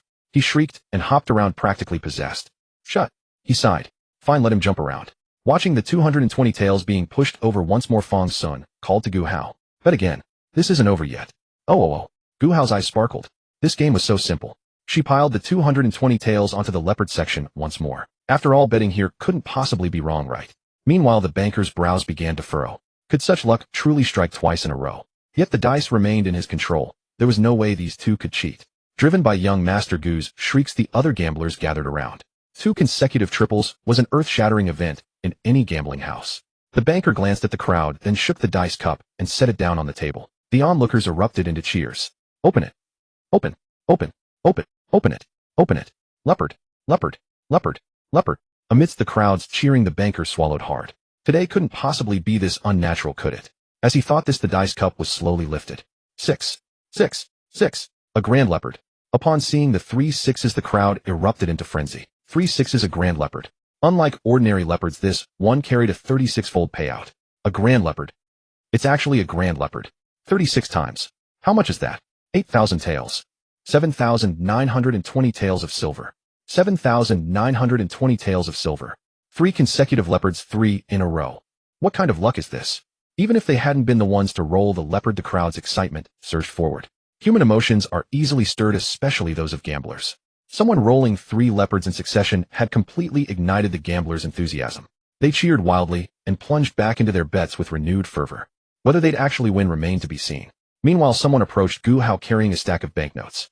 7,920 taels of silver was hardly an amount an ordinary person could easily carry. Miss, please. The man respectfully placed the stack of banknotes into Gu Hao's hands before retreating politely. Gu Hao looked at the money in her hands, then glanced at Fang Xun. Shall we bet again? Gu Hao was eager to try her luck. Though she didn't care much for money, watching her winnings accumulate brought her genuine joy. By their side, young Master Gu couldn't stop swallowing. But why wouldn't he bet? If another grand leopard appeared, he'd recover every copper he'd lost here, principal and interest alike. Bet, bet, bet, bet. Young Master Gu chanted within himself, tentatively reaching out, but fearing Fang Xun might strike him. At that moment, the banker turned to Fang Xun and his companions with an apologetic expression. I apologize, gentlemen. Consecutive leopards have made even me nervous. I'll step aside and have someone else take over for you, he said, bowing deeply before actually leaving. Almost immediately, a strikingly beautiful woman glided over and took her position behind the table. Gentlemen, allow me to deal the next rounds. Well, a beautiful dealer handling the cards live. Fang Xun couldn't help but smile at the spectacle before him. So the legends about beautiful female dealers were true after all. Yet despite the change in personnel, Fang Xun could sense the table itself remained untouched. Both the dice cup and the dice themselves were unchanged. So Fang Xun tugged Gu Hao's hand and said, bet. The moment his words left his lips, Gu Hao swiftly pushed the entire stack of banknotes onto the table. Once more, it was a leopard. The beautiful banker smiled as she lifted the dice cup, shaking it casually to seal the dice inside. Her technique far more refined than the previous dealers. The dice clattered violently within the cup, and the sounds made the beautiful banker frown slightly. She could hear clearly what was happening inside, yet why did it sound so chaotic? It was as though something unseen was disrupting her judgment. She could only listen intently to every movement within, pushing her concentration to its absolute limit. Finally, the dice cup settled. But the moment it did, a breeze swept through, sending strands of hair dancing across the banker's cheek, causing her to shudder ever so slightly. As the crowd watched the fallen cup, cold sweat trickled down the beautiful banker's face. She knew what numbers lay within, but they were certainly not what she'd intended to produce. Open it. Why aren't you opening it? Afraid to show us again? Another leopard. The moment the word leopard reached their ears, the crowd surged forward once more, all eyes fixed on the small dice cup. At this point, even if the banker wanted to tamper with it, it was too late. Open. Fang Xun observed the banker. Actually, doubt lingered in his own mind. Gu Hao's fortune seemed almost supernatural. This level of luck defied what should be naturally possible. But Fang Xun did not know that the laws governing the secret realm were crafted by a powerful cultivator. Yet the heavenly Tao's rules, particularly those surrounding fate and fortune, could never be fully replicated, only approximated. And Gu Hao's blessed destiny had always been recognized by the heavenly Tao, or within this realm that recognition had been amplified to its fullest extent.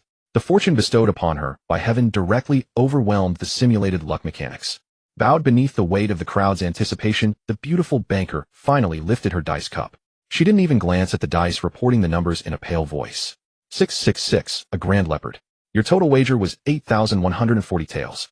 Your payout is 29,340 taels. The grand total comes to 301,180 taels. The beautiful banker, still reciting the figures, slumped onto the chair with an air of utter defeat. It was all over. Completely finished. An absolute silence fell. Even in the private chambers upstairs where wealthy patrons gambled, such sums were unheard of. On this lower floor, it was even more unprecedented. Then came an eruption of cheers, exclamations of "awe" ringing through the air. The entire first-floor hall exploded with excitement, and even those on the second and third floors couldn't resist stepping out to see what was happening. Young Master Gu was so overcome with emotion, he could barely speak. What kind of luck was this? Every copper he'd lost at this gambling house had been recovered manifold. There was even tens of thousands extra. How could he not be thrilled? Big brother, please. One more round. Sister, dear sister, just one more bet. You're on such a winning streak. I'm begging you, place another wager. Young Master Gu watched as Fang Xun gathered the freshly exchanged 30,000 taels of silver and tucked them into his own chest. Only the remaining 1,180 taels in banknotes were folded and slipped into Gu Hao's purse, and even that amount nearly overflowed it. Brother, my sister won that. Young Master Gu was immediately alarmed. He'd completely forgotten. Even if it belonged to his sister, it wasn't meant to settle his debts. Fang Xun glanced at Gu Hao and said, I'm taking this 30,000. No objection, right? None at all, Gu Hao replied, nodding eagerly. Such a good girl, Fang Xun said, thoroughly pleased with her answer. He patted her head affectionately as a reward. Gu Hao emitted a contented animal-like chuckle at his touch. Young Master Gu raised an eyebrow in confusion. When had this person trained his sister to respond so obsequiously? Before he could puzzle it out further, a middle-aged man with a broad smile descended slowly from upstairs. Even before reaching Fang Xun's table, he called out cheerfully, Young sir, these are merely modest amusements. Would you care to join me in a private room for a more refined gathering? Fortune suppression, temporary fortune, 315. Fortune suppression, temporary fortune, 295. Fortune suppression, temporary fortune, 271. Fortune suppression. As soon as Fang Xun entered the room, the messages streamed past his eyes like flowing water. Seeing this, Fang Xun could not help but curl his lips faintly. This private chamber was indeed problematic. Yet Fang Xun gazed at the messages and remained silent. It's good that it's problematic, exceedingly good. The real trouble would be if it weren't problematic at all. Gu Hao, there's no need for you to suppress this time. I'll handle it myself. Open the door and watch my performance. Fang Xun engaged in a game of wits with the gambling house. Meanwhile, within the Yamen, Wei Heng had indeed encountered trouble. In the main hall of the Yamen, Wei Heng knelt on the ground. Beside him stood Madame Su from Xiuchun Fang. My esteemed magistrate, how should this matter be handled? Madame Su clutched an embroidered handkerchief, dabbing at the corners of her eyes, as if genuinely weeping. Beside Wei Heng, another person knelt. He was a man in the prime of his life with furrowed brows kneeling there. Upon the dais, a magistrate in brocade robes sporting a goatee addressed the few. Wei Heng, speak. How did you collude with Gu Changqing to let the young Master Gu be rescued? Your Honor, please investigate. Wei Heng immediately said, I have never done such a thing. Moreover, young Master Gu was personally sent here by Squire Gu. How could I have colluded with him to release the young master? Indeed, Your Honor. Gu Changqing also respectfully cupped his hands. I have no reason to send men to rescue that rebellious son. The magistrate snorted, who knows what you're thinking? The ruffian didn't just release your son alone. Who knows if you staged this to free other prisoners? Your Gu family is severely short of money now. Are you sure you haven't taken someone's money to fish in troubled waters? Your Honor, I would never dare commit such a capital offense. Upon hearing this, Gu Changqing bowed again. At that moment, Wei Heng also bowed. Your Honor, I would never collude with anyone, nor do I have any dealings with Squire Gu on ordinary days. Enough, take them both away. Out of sight, out of mind. The magistrate waved his hand dismissively, about to have Gu Changqing and Wei Heng escorted away. Madame Su cast a contemptuous glance at Wei Heng. Dare to press charges against her. She would teach him what the real rules were. The rule was money. Money was the magistrate's darling, her own powerful backing. Thanks to that idiot son of his, Gu Changqing had run out of money. To save himself this time, he would likely have to sell ancestral property. The magistrate had a few messy accounts rotting in the prison, just waiting for a chance to clean them up. This time it was perfect, a one-time cleanup. Hearing these words, Wei Heng suddenly stood up and said, Your Honor, I have served the Yamen loyally for over a decade. To imprison me based on the words of a few would hardly win public support. I beg Your Honor to grant me a chance. Within 3 days I will capture all the bandits. If I fail, I will bring my head to you. Oh. The magistrate glanced at Wei Heng, then at the constables and runners with peculiar expressions. Wei Heng's prestige within the Yamen was indeed high. If he were arbitrarily imprisoned, it would indeed be difficult to convince the public. After a moment's thought, the magistrate nodded. Very well, I'll give you 3 days. If you don't catch them within 3 days, bring your head to me. Yes, thank you, Your Honor. I will proceed at once. Wei Hung cupped his hands and turned to leave. At this moment, Wei Hung was also puzzled. That man's strength was so formidable, why had he surrendered so easily back then? And after surrendering, he had kidnapped the Gu siblings. It was utterly illogical. Unless that man fancied Miss Gu Hao. Was all this for her sake? Apart from the prison, that man might never have had a chance to meet Gu Hao. At this thought, Wei Hung felt a pang of irritation. It was like the feeling of a sister having a romantic interest mixed with a vague resentment. Heaven knew where this feeling came from. Wei Hung took a deep breath, suppressing the irritation. By now he had stepped out of the yamen, and he had only 3 days. Just then a man ran up to Wei Hung. Chief, I have news. Oh, so soon? Wei Hung was astonished. Though he had sent his brothers to investigate, the news came too quickly. Yes. The constable's expression was somewhat awkward. What's wrong? Where are they? Wei Hung pressed. At the gambling house, replied the constable. Where? Wei Hung thought he had misheard. The gambling house. Impossible. Perhaps the fellow meant the east. While Wei Hung was lost in wild thoughts, the constable affirmed the gambling house. They're gambling there right now. The place is in an uproar. The constable recalled the scene he had witnessed, his face filled with disbelief. It was a gambler's carnival. Wei Hung, though skeptical, responded, Take me there. Yes. What was Fang Xun doing now? Although it was a private chamber, the door was wide open and countless gamblers clogged the entrance, making it almost airtight. The reason for the gamblers' excitement was simple. That was, Ha, old Zhao, you're truly generous. Then I'll sign here first. Fang Xun looked amiably at the few elderly men before him. Then under their venomous gazes, he signed his name on the contract. As the signature fell, ecstatic shouts rose like a mountain river. The sound waves nearly tore off the roof. It was a miracle witnessed by all the gamblers. Amid the cheers, Fang Xun held the contract aloft, a hero among the gamblers. His name would echo through the gambling circles for eternity. Perhaps his portrait would even be hung in their homes, worshipped day and night. Beside Fang Xun, the eldest young Master Gu stood agape, utterly unable to believe what he was seeing. Gu Hao's eyes sparkled. In her hand were the 300,000 taels of silver notes that Fang Xun had just given her. Fang Xun said it was a loan he had taken from her earlier, now returned. After the crowd's excitement subsided, the gambling house's door was suddenly kicked open. Yamen business. All unrelated persons disperse. With that command, Wei Hung stormed in with a fierce aura. He saw the empty hall and the second floor packed with people. Oh, Fang Xun chuckled lightly upon seeing the newcomer. If it is an officer Wei.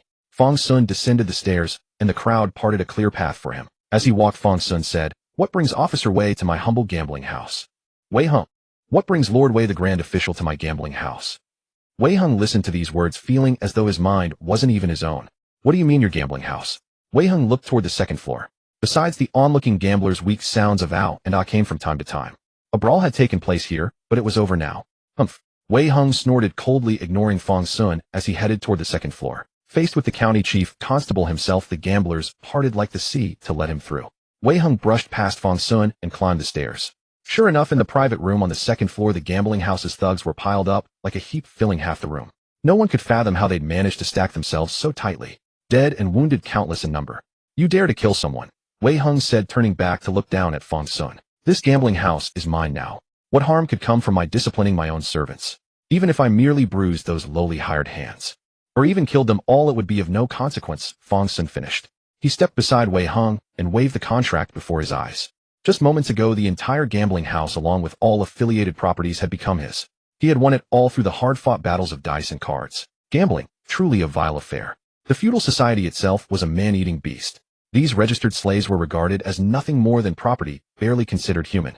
Does anyone say gambling cannot win an entire gambling house? Alas, what can I do when fortune favors me so? Wei Hung fell silent. Fang Xun's words held truth. There was no logical flaw to exploit. But then Wei Hung suddenly seized Fang Xun's wrist in an iron grip.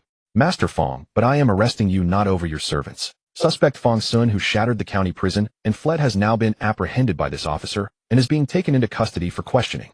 As Wei Hung spoke, a thick hemp rope was already looped around Fang Xun's body. By chance, the ever-curious young Master Gu, who had been peeking about nearby, was roped as well. Young Master Gu's involvement in the prison break needs no further explanation from this constable. Wei Hung then turned to Gu Hao beside young Master Gu. You aided several inmates in their escape. You will return to the yamen for questioning as well. With that, Wei Hung led the two away. Gu Hao watched them being escorted off and quickly followed. This girl was remarkably obedient. Though Wei Hung hadn't bound her, she never thought to flee. Soon the party arrived before the county yamen. The gambling house was situated in the heart of the district, not far from the magistrate's office. At this moment the county magistrate had not yet finished dealing with Gu Changqing. Gu Changqing, you colluded with the notorious criminal within the prison, deliberately sent your own son inside to gather intelligence, arranged for others to join him in secret coordination, and had your daughter assist in their escape. This is a grave offense. I would protect you, but the law admits no favoritism. The magistrate shook his head with feigned reluctance, as though forced into an unbearable dilemma. This commoner has absolutely not committed such acts, Gu Changqing stated firmly. He knew his innocence, an upright heart fears no crooked shadow. The magistrate snorted. My reasoning is so airtight that your sophistry is useless. He struck the gavel upon the desk. Then he casually drew a red slip and declared, Sentence: Gu Changqing, convicted criminal, be thrown into the death cell and executed after autumn. Gu Li, Gu Changqing's son, once apprehended, shall also be sent to the death cell and executed after autumn. Gu Hao, Gu Changqing's daughter, aided the crime and cannot be forgiven. She shall be reduced to slavery and assigned to the official brothel. My lord. At this verdict, Gu Changqing could barely stand. He could not comprehend how he had suddenly fallen into such ruin. He had truly done nothing wrong. He had only wanted to discipline his disobedient son. Unconvinced, the magistrate asked, frowning. I am convinced. A loud voice rang out from outside. The magistrate looked up to see Wei Hung escorting two figures toward them. Behind them trailed a pretty young girl. Squinting closely, the magistrate realized these were none other than Fang Xun, Gu Li, and Gu Hao. Wei Hung had indeed captured them all. And that voice crying convinced belonged to Fang Xun. Wei Hung, you actually pulled it off. The magistrate couldn't help but marvel. He knew this constable well, upright and capable, but he never imagined he possessed such extraordinary ability. I have not failed in my duty, Wei Hung replied with a fist-to-palm salute. Very well, take them all away. The magistrate waved his hand. Throw these three into the death cell. Send Gu Hao to Xiuquan Pavilion to serve as an official courtesan. Dismissed. Huh. Wei Hung frowned sharply. Gu Hao to be an official courtesan. Is this just, my lord? His tone turned inexplicably cold as he stared at the magistrate, a killing intent stirring in his heart. Just? What's unjust about it? Could it be that you have some connection with these criminals? The magistrate met Wei Hang's glare without flinching. What could a lowly constable do against him? Exactly what's unjust? Fang Xun chimed in. You do as the magistrate commands. Step aside at once, unless you wish to be charged with assaulting an officer. You. Wei Hung glared at Fang Xun, utterly baffled by his behavior. You're not even being thrown into the death cell, are you? But Fang Xun paid him no mind. Turning to the magistrate, he declared, This commoner has no objection to your honor's verdict. However, I bear a grievance petition and beg that your honor graciously review it. Oh. The magistrate's gaze fell upon the sheet of paper Fang Xun held with both hands. He recognized this paper. It was no ordinary document. Narrowing his eyes slightly, the magistrate called out, Since you claim injustice, present it for my examination. With a wave of his hand, the magistrate signaled. The nearby clerk hurriedly took the paper from Fang Xun and presented it to him. Slowly unfolding the petition, the magistrate's eyes widened in shock. Injustice, oh injustice. The magistrate tapped the document. Truly, every word drips with blood, a grievance that moves even heaven. This officer is grieved to read it and brought to tears. Release them. Release. Two simple words. Immediately someone approached and removed the rope from Fang Xun's body. Wei Hung was utterly stunned. Wei Hung looked from Fang Xun to the magistrate, who still clutched the petition. He could not fathom what Fang Xun had written that could erase the capital offense of leading a prison break. Just as Wei Hung thought Fang Xun was about to depart, Fang Xun produced another petition similar to the first. My lord, is it true that this young Miss Gu has been sentenced to slavery? Oh. The magistrate's eyes lit up again at the item in Fang Xun's hand. Indeed. What does Master Fang have to say? Alas, this commoner happens to be in need of a maid. Would your honor be so kind as to grant this request? Might I trouble you to review this petition as well? Present it. Fang Xun strode out confidently, with Gu Changqing, Gu Li, and Gu Hao trailing behind. With a portion of the assets he had won from gambling, Fang Xun erased the so-called execution at autumn's end, and casually purchased himself a young female servant. The Gu father and son appeared as though they had stepped out of a dream, their expressions dazed and unfocused. My dear daughter, this father has wronged you. Gu Changqing held Gu Hao's hand, tears slowly trickling down his cheeks. That scoundrel standing before them had clearly come after his daughter. It must have been his design, driving him to bankruptcy, so that his own daughter would be reduced to a servant or slave. Gazing at his daughter's lovely and innocent expression, Gu Changqing glared fiercely at Fang Xun and declared, Master Fang, I possess another property that I am willing to surrender to you. I beg you to show mercy and spare my humble daughter. Oh. Upon hearing this, Fang Xun turned around and replied, Why would I want your house? Why not simply pay in silver? I no longer have much ready silver on me. If Master Fang requires it, I earnestly request some time to liquidate the property. Before Fang Xun could respond, Gu Hao cried out in astonishment. What? Daddy, do we have no money left? Yes. Though Gu Changqing did not wish to appear powerless before his daughter, he still nodded and said, We can still sustain the household, but we can no longer produce large sums of silver. I have some. Gu Hao said cheerfully. Daddy here. This is all I want. As she spoke, she handed over her small purse, which was stuffed to bursting, to Gu Changqing. You silly girl. Witnessing Gu Hao's gesture, Gu Changqing felt both amused and heartache. What use were the loose coins she had been hoarding all along? Nevertheless, Gu Changqing still accepted the purse. Regardless of the amount, it was a token of affection from his beloved daughter. He failed to notice the hungry, covetous look in his son's eyes. Gu Changqing held the purse in his hand and sensed something was amiss. What was this girl stuffing paper into her purse for? Some clever trick to make the silver appear more substantial. He then extracted the heavily folded paper. Wait. This is not paper. Gu Changqing suddenly swallowed hard. Did he ever give his daughter any banknotes? With this thought in mind, Gu Changqing spread open the banknote. Daxia Bank, 300,000 taels of silver. Staring at this figure, he initially believed his eyes were playing tricks on him. He examined it carefully several more times. He then read out each character slowly one by one. Yet no matter how he read it, those words remained unchanged. 300,000 taels of silver. And that was not even everything. Within Gu Hao's small purse there were additional sheets of paper. Gu Changqing took them all out and discovered an additional 1,000+ taels. This is impossible. Gu Changqing was utterly stupefied. His daughter, now a slave, somehow possessed such an enormous fortune. Was he dreaming? Dad, stop staring. Sister won all of this. Standing beside Gu Changqing, the young master Gu Li spoke up. We won it at the gambling house. You went to the gambling house again? Yes, indeed. Brother won the entire gambling house. Otherwise, where would the money to rescue her have come from? Gu Changqing looked at Fang Xun, feeling that he had never encountered anything so surreal in his entire life. Thank you, brave sir, for saving us.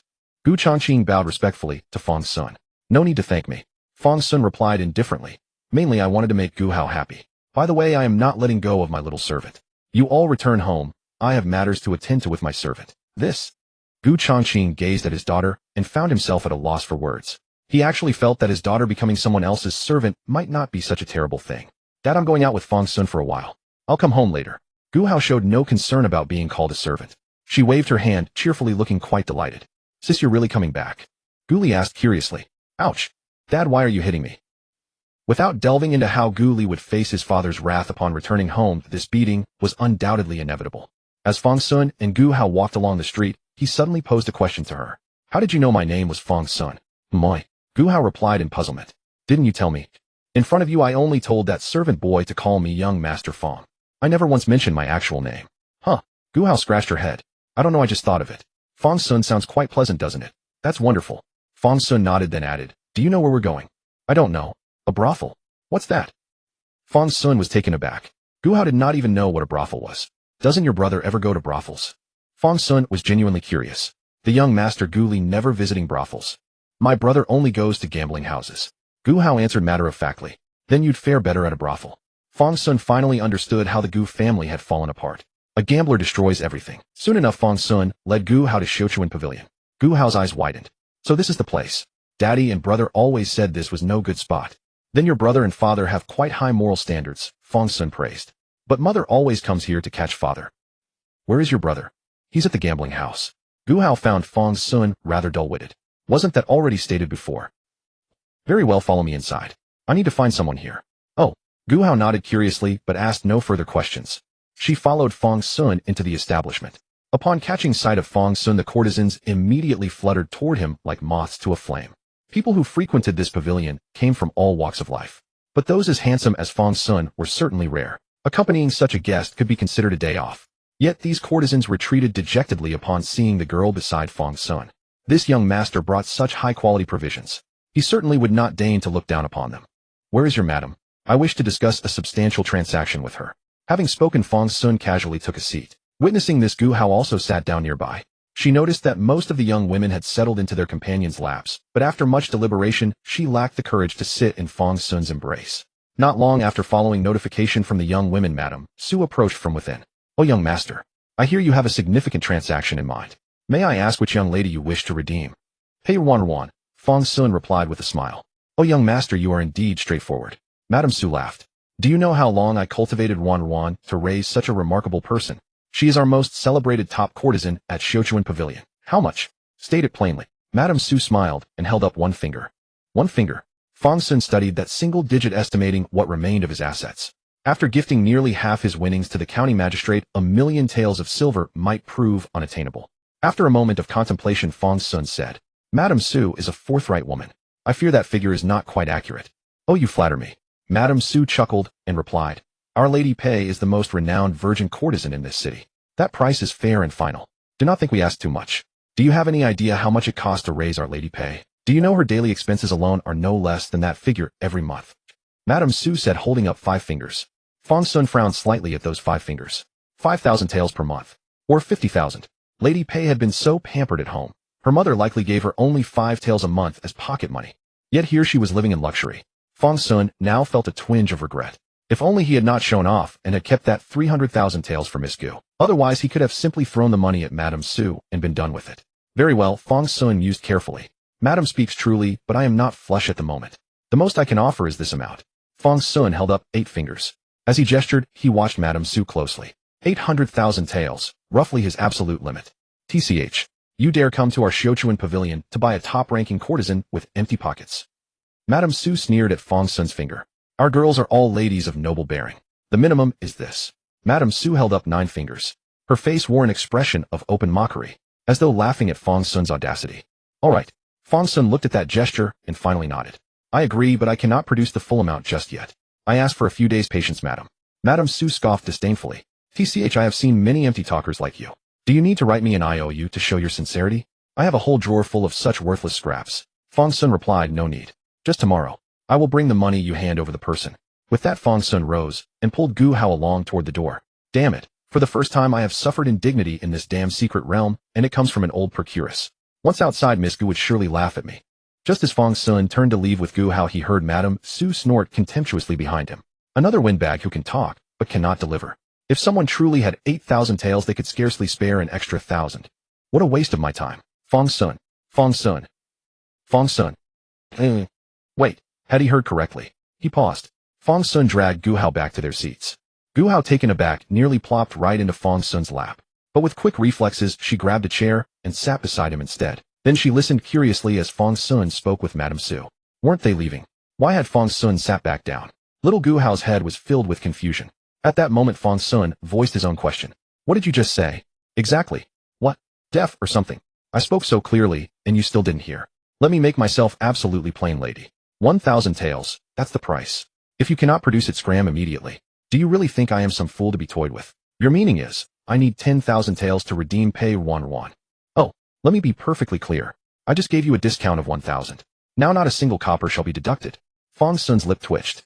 He slapped a thick stack of banknotes onto the table. Damn it, so it was only 10,000 taels. 10,000 taels, and I put on such a grand display earlier. But then Fang Xun reconsidered. This was actually a reasonable price. After all, this was merely a small county. Du Shenyang, who famously sank her treasure chest into the river, needed only 300 taels for her redemption. Dong Xiaowan, one of the 8 beauties of Qinhuai, required 3,000 taels. When Emperor Chongzhen redeemed Chun Yuanyuan, he spent merely 2,000 taels. 10,000 was indeed a wildly inflated asking price from this old madam. Yet Fang Xun did not regret spending these 10,000 taels in the slightest. When Madame Su first saw Fang Xun slap down that stack of paper, she assumed yet another IOU was coming. But a closer look revealed every note was brand new. Each bill clearly bore the denomination of 1,000 taels. Her mouth fell open and her entire demeanor transformed instantly. Oh dear, honorable guest. You are just teasing this old madam, aren't you? Hee hee. Oh my, oh my, oh my. You had me quite fooled. Xiulan, that silly girl, where has she gone? Go fetch Lady Pei at once. Oh, honorable guest, please wait a moment. I shall bring Lady Pei's deed of manumission forthwith. Just a moment. With silver lying before them, these people moved with astonishing speed. Moments later, Pei Ruanruan herself arrived along with her deed of manumission, both placed into Fang Xun's hands. Amidst Pei Ruanruan's astonished gaze, Fang Xun carefully folded the deed and tucked it into his inner robe. From this point forward, 3 of the 4 members of the Qinjian sect were bound together in the most intimate manner. If all went smoothly, there could hardly be a closer bond than this. As Fang Xun walked along the street, one hand leading Huang and the other holding Tsang, a beauty on each side, people frequently turned their heads to stare. They seemed eager to discover which young master enjoyed such extraordinary fortune. But Fang Xun paid them no mind. Pulling the 2 women along, he headed straight for the county yamen. Of course, he was not visiting the county magistrate for old time's sake. His destination was another person entirely, such as the county's constable magistrate Wei. So what brings you to see me?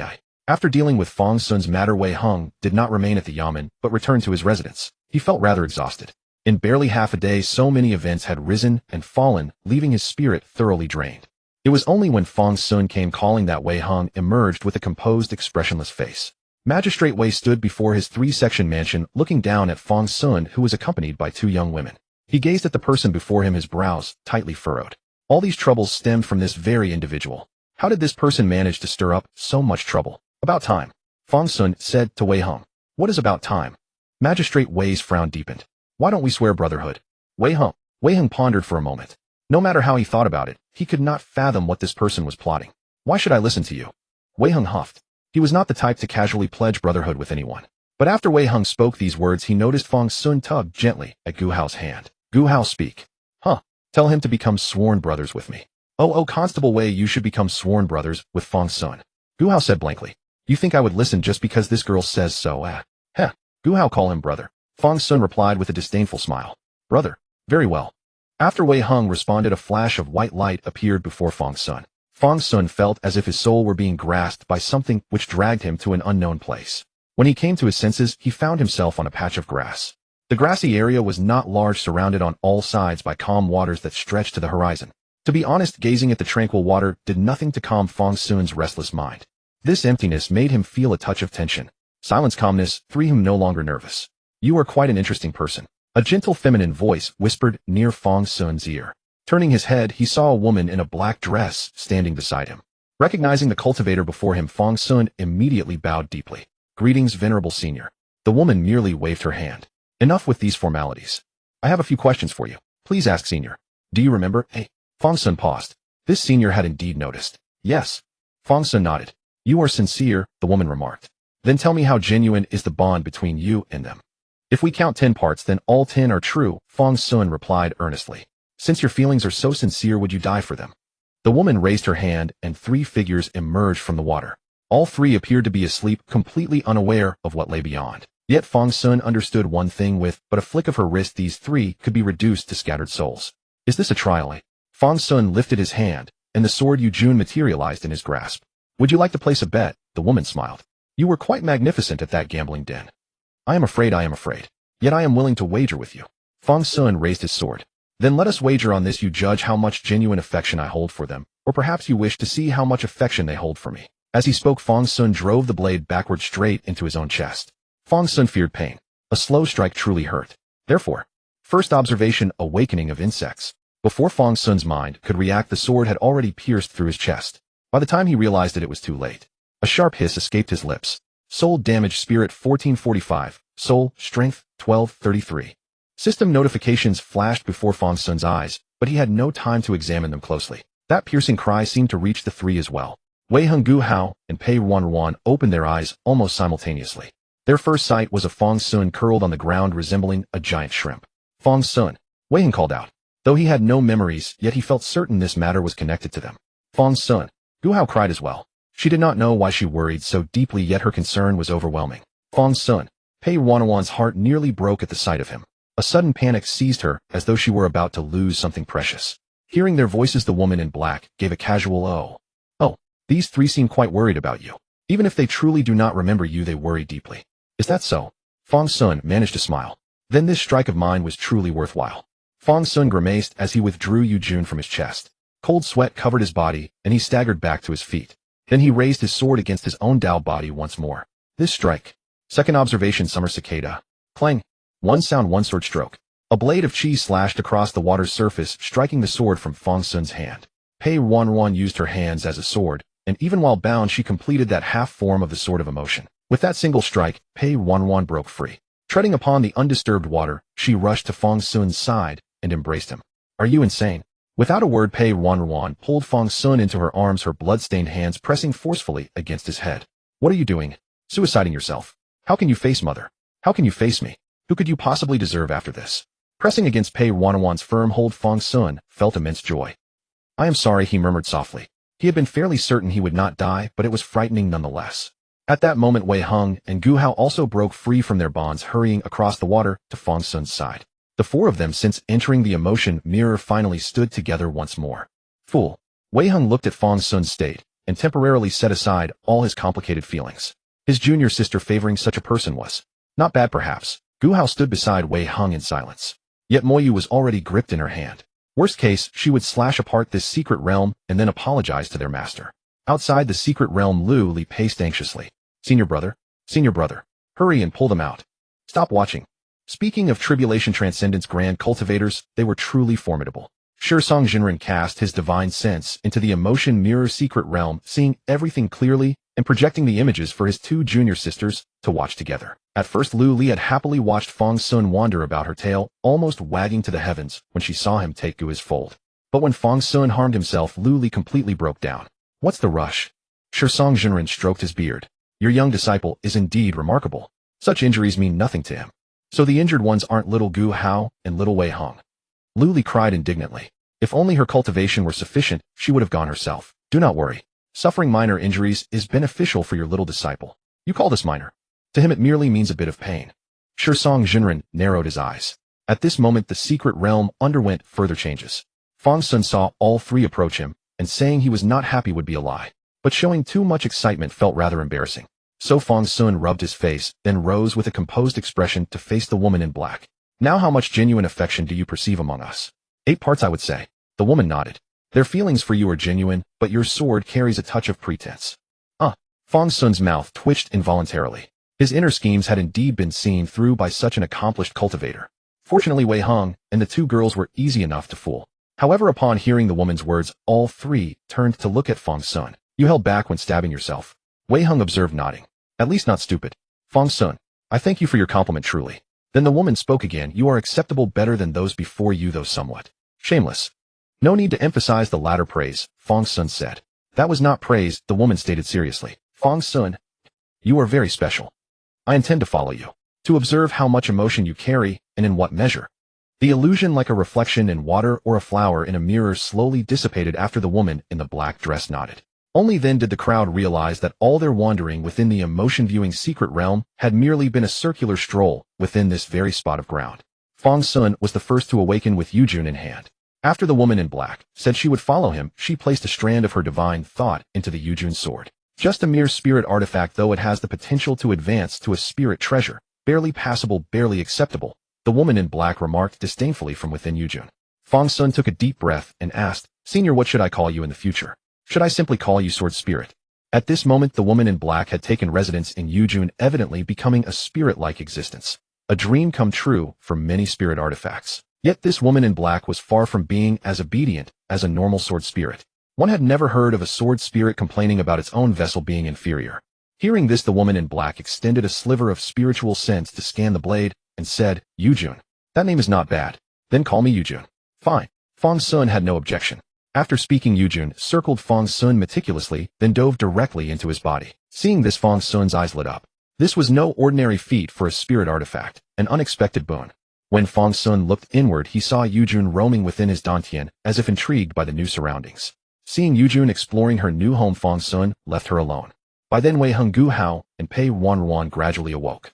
Although their memories had been sealed within the secret realm, the events within did not vanish with its end. Wei Hong looked at Fang Xun, then at Gu Hao, his face filled with melancholy. Meanwhile, Gu Hao and Pei Ruanruan, recalling how they had been bound as slaves by Fang Xun in the secret realm, wore very different expressions. Gu Hao blinked, looking somewhat embarrassed, yet a hint of excitement glimmered in her eyes. Pei Ruanruan glared fiercely at Fang Xun, muttering something indistinct and likely not complimentary. Ahem. Fang Xun had intended to put on a brave face, but seeing their expressions he dared not act out. Well then, let's keep going upward. I feel like there's nothing much left ahead.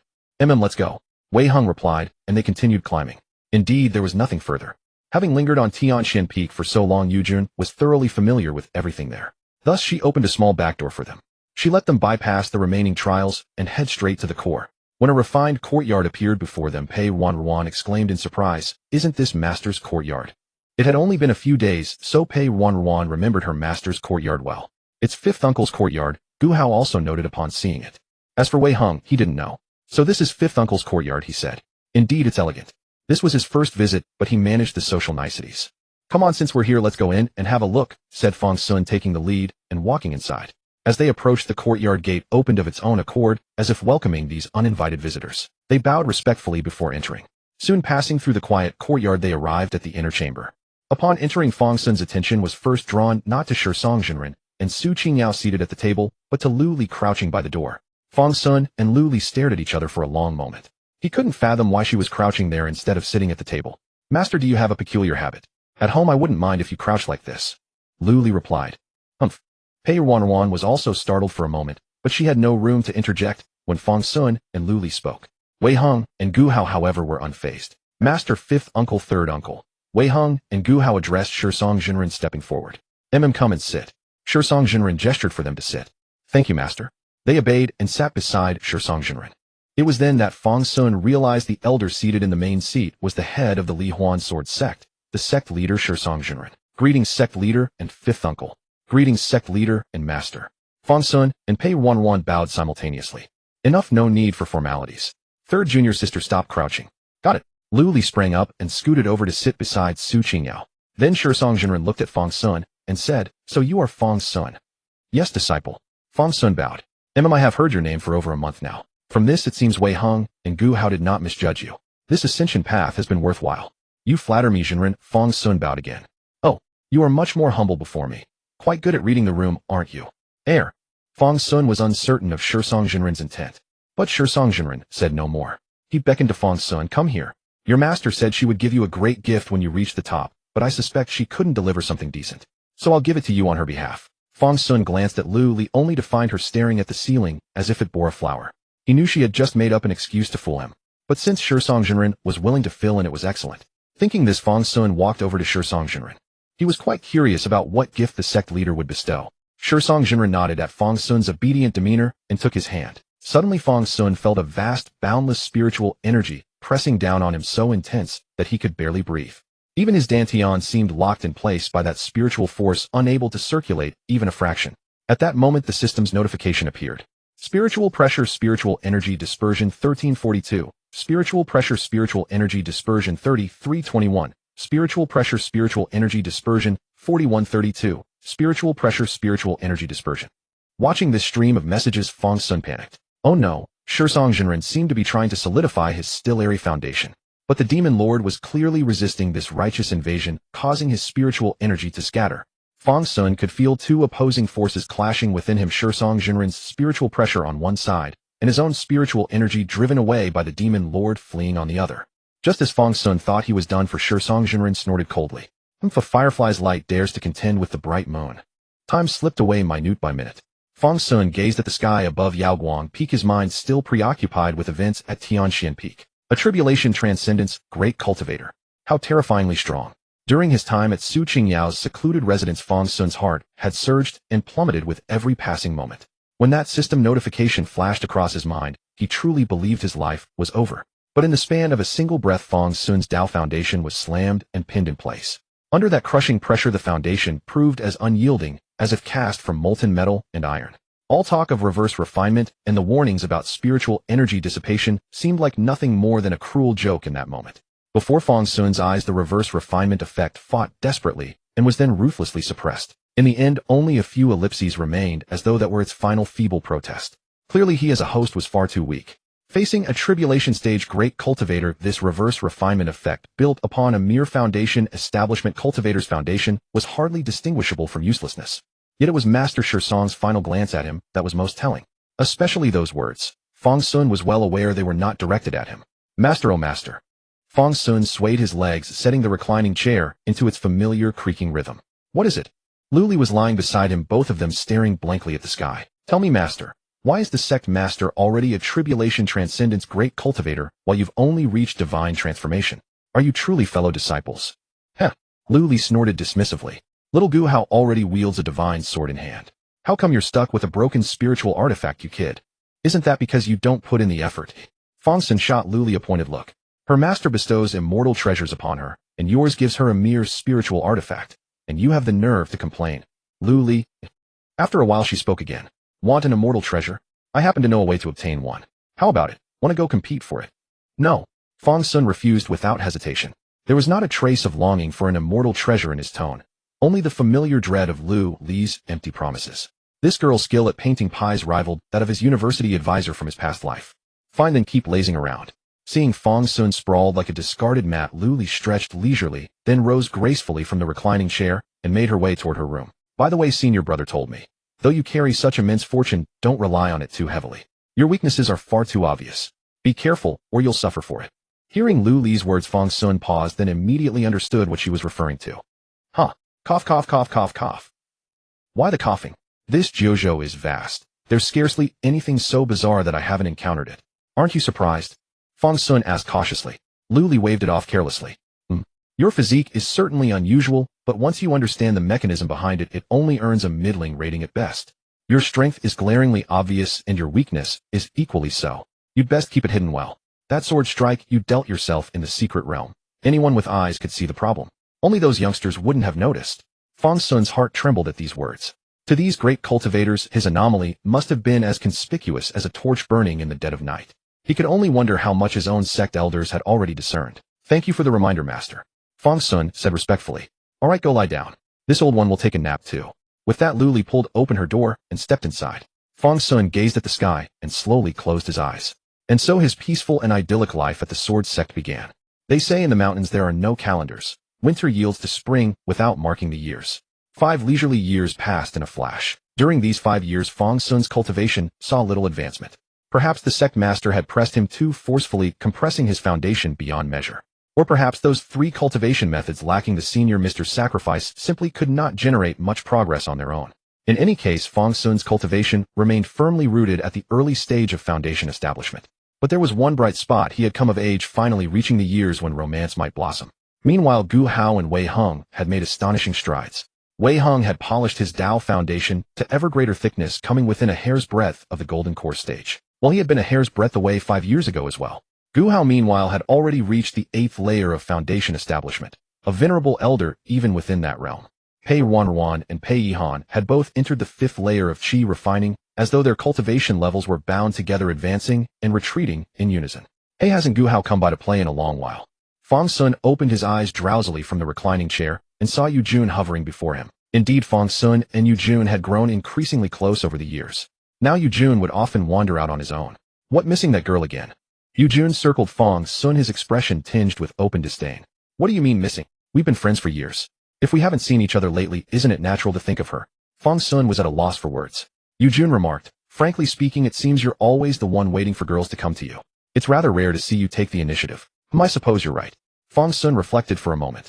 Nearly every morning the girls would appear before him as soon as he woke. Sometimes it was his mother and Ruanruan, other times it was Gu Hao and Wei Heng. Occasionally the 3 of them, Gu Hao, Wei Heng, and Pei Ruanruan, would come together. As long as Gu Hao was present, Wei Heng was never far behind. I wonder why Wei Heng never comes alone, damn it. Fang Xun clicked his tongue. In truth, Wei Heng's visits were quite frequent. But his trips to Yaoguang Peak were usually not to see Fang Xun. He came to see his own mother. Lu Li had indeed relocated Wei Heng's entire village to the sect grounds. While this caused quite a stir within the sect, anyone who raised objections was swiftly persuaded. Quite literally with a pat from Lu Li's hand. What, miss me? Just as Fang Xun was lost in thought, a somewhat detached voice drifted from behind him. Hearing that voice, Fang Xun knew immediately it was Wei Heng. He turned around at once and saw Wei Heng standing in the courtyard. But glancing left and right, he couldn't spot Gu Hao anywhere. Stop looking. The girl didn't come? Wei Heng said, shooting Fang Xun an exasperated glance, reading his mind instantly. Then why are you here? Fang Xun was genuinely startled. Wei Heng visiting alone carried an unmistakable air of something unusual. Didn't third aunt tell you? Wei Heng cast a glance toward Lu Li's sleeping quarters. At that moment, Lu Li poked her head out. What? Greetings, third aunt. Skip the formalities. What's the matter? Lu Li looked thoroughly bewildered. It's been 5 years, third aunt. Wei Heng took a deep breath. According to sect regulations, 3 years after disciples formally join, they are granted a single opportunity, one and only one, to return home and visit their families. This time, however, the Immortal Ascension Conference was held 2 years early, pushing the departure back another 2 years. So, Lu Li remained thoroughly puzzled. So I've come to inform Fang Xun and see whether he wishes to return home. But his mother is right here, Lu Li said, even more confused. Didn't she just visit yesterday? Wei Heng. Little Wei Heng, you didn't just come up with some excuse to have a private audience with our Fang Xun, did you? Lu Li raised an eyebrow, teasing Wei Heng as she looked at him. Wei Heng was utterly speechless. He had been thinking about how Fang Xun had previously brought his family to the Sword Sect and wanted to remind Fang Xun of this lest third junior uncle forget about it. But he had forgotten it himself. Fang Xun's adoptive mother and older sister both resided on Tianxian Peak. Having called them junior sister day after day, he had nearly let the matter slip from his memory entirely. At that moment, Fang Xun held both palms flat at chest level in a gesture of refusal, saying, no way. Wei Heng's eye twitched at the sight. Had it not been for third junior uncle present, he would have cursed outright. As Wei Heng was about to speak, he noticed Fang Xun waving behind him. Gu Hao's sister coming out to play. Wei Heng turned around to see Gu Hao and Pei Ruanruan walking along the bluestone path outside. 5 years had passed, and both girls had grown into beautiful young women. Gu Hao was dressed today in an adorable white blouse and pink skirt, happily waving at them both. Meanwhile, Pei Ruanruan wore a pale green dress that made her appear even more graceful. Gu Hao greeted them directly. Senior brother Fang Xun. Oh, senior brother, I actually went looking for you after waking up. I had no idea you were already here with Fang Xun. Pei Ruanruan, being proper, greeted Wei Hung politely, greeting senior brother. Before Wei Hung could respond, Fang Xun turned to Pei Ruanruan. Sister, are you returning home today? I heard from senior brother that today is the sect-authorized day for visiting family. Pei Ruanruan replied softly. She certainly knew what day it was, which was why she had come, but she did not know how to bring it up. So Gu Hao took Pei Ruanruan's hand and spoke. The emperor. He specifically sent word to bring Sister Ruanruan to the capital. I have already decided to go along with Sister Ruanruan. So quickly, Fang Xun exclaimed in surprise. But then he realized, it was not actually that fast. It had been 5 years since they had arrived on the mountain. Fang Xun thought for a moment and nodded. It is fine. We should go see them anyway. Together, Pei Ruanruan looked at her younger brother with great anticipation. Of course, though Fang Xun felt somewhat apprehensive, he could hardly leave Pei Ruanruan alone. Besides, Gu Hao had already agreed. If he refused, would that not be too cowardly? At that moment, Lu Li poked her head out and said, if you are all going, then please send a message to the emperor for me. What should I tell him, master? Fang Xun asked, silently wondering what else Lu Li could possibly have to say to the most esteemed person in Daxia. Never mind, I suddenly cannot think of anything good to say to him. Go on, go. Lu Li said this while waving her hand vigorously, then swiftly withdrew her head and closed the door. This action left Fang Xun somewhat bewildered. He looked at Wei Hung and the others, finding them equally puzzled. Clearly the young ones did not know much about these old men's stories. Shall we go then, Fang Xun? Gu Hao seemed very interested in going out. Having been confined to the mountain for 5 years, she was almost suffocating. By the way, what did mother say? Fang Xun suddenly asked. I have not asked mother yet. Pei Ruanruan took a breath. She had not dared to tell Pei Han. Then I will go. Wait a moment, I will be right back. Fang Xun said, summoning Yu Junlai and riding away on his sword. Shortly after, he arrived at the small courtyard where Pei Ruanruan and Pei Han lived. Although called dormitories, these inner sect disciples actually each had their own small courtyards. They simply happened to be clustered together. Ever since Fang Xun had previously broken through the Tianxian Peak's spiritual barrier, Su Qingyao had indeed granted him permission to enter and leave the peak. However, Fang Xun could only go to 2 places, Su Qingyao's residence and the courtyard where Pei Han and Pei Ruanruan stayed. As soon as he landed, he could hear faint movements from within the room. The door was half open, so Fang Xun did not knock, wanting to surprise Pei Han. He tiptoed into the room and, glancing aside, spotted Pei Han sitting at her dressing table. Having achieved cultivation success, Pei Han's appearance had become increasingly youthful. At this moment, she seemed to have just risen from bed, wrapped simply in a light gauze shawl.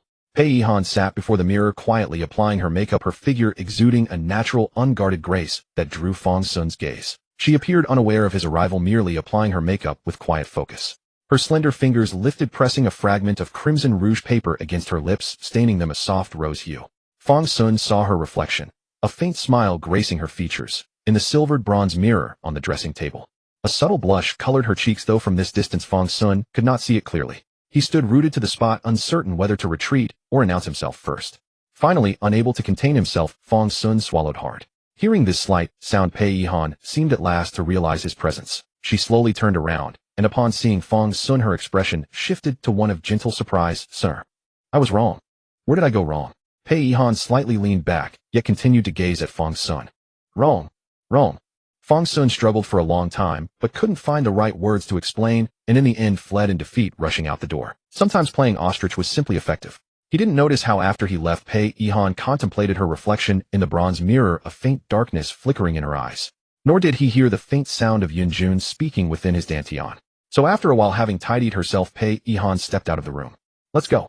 The group consisted of 5 people. Well, 6 if you count Lu Li, who was merely there to watch the spectacle. Right, and with the casual observer Yunjun joining them, that made 7 souls and 1 ghost. A gathering of people stood together in Lu Li's courtyard.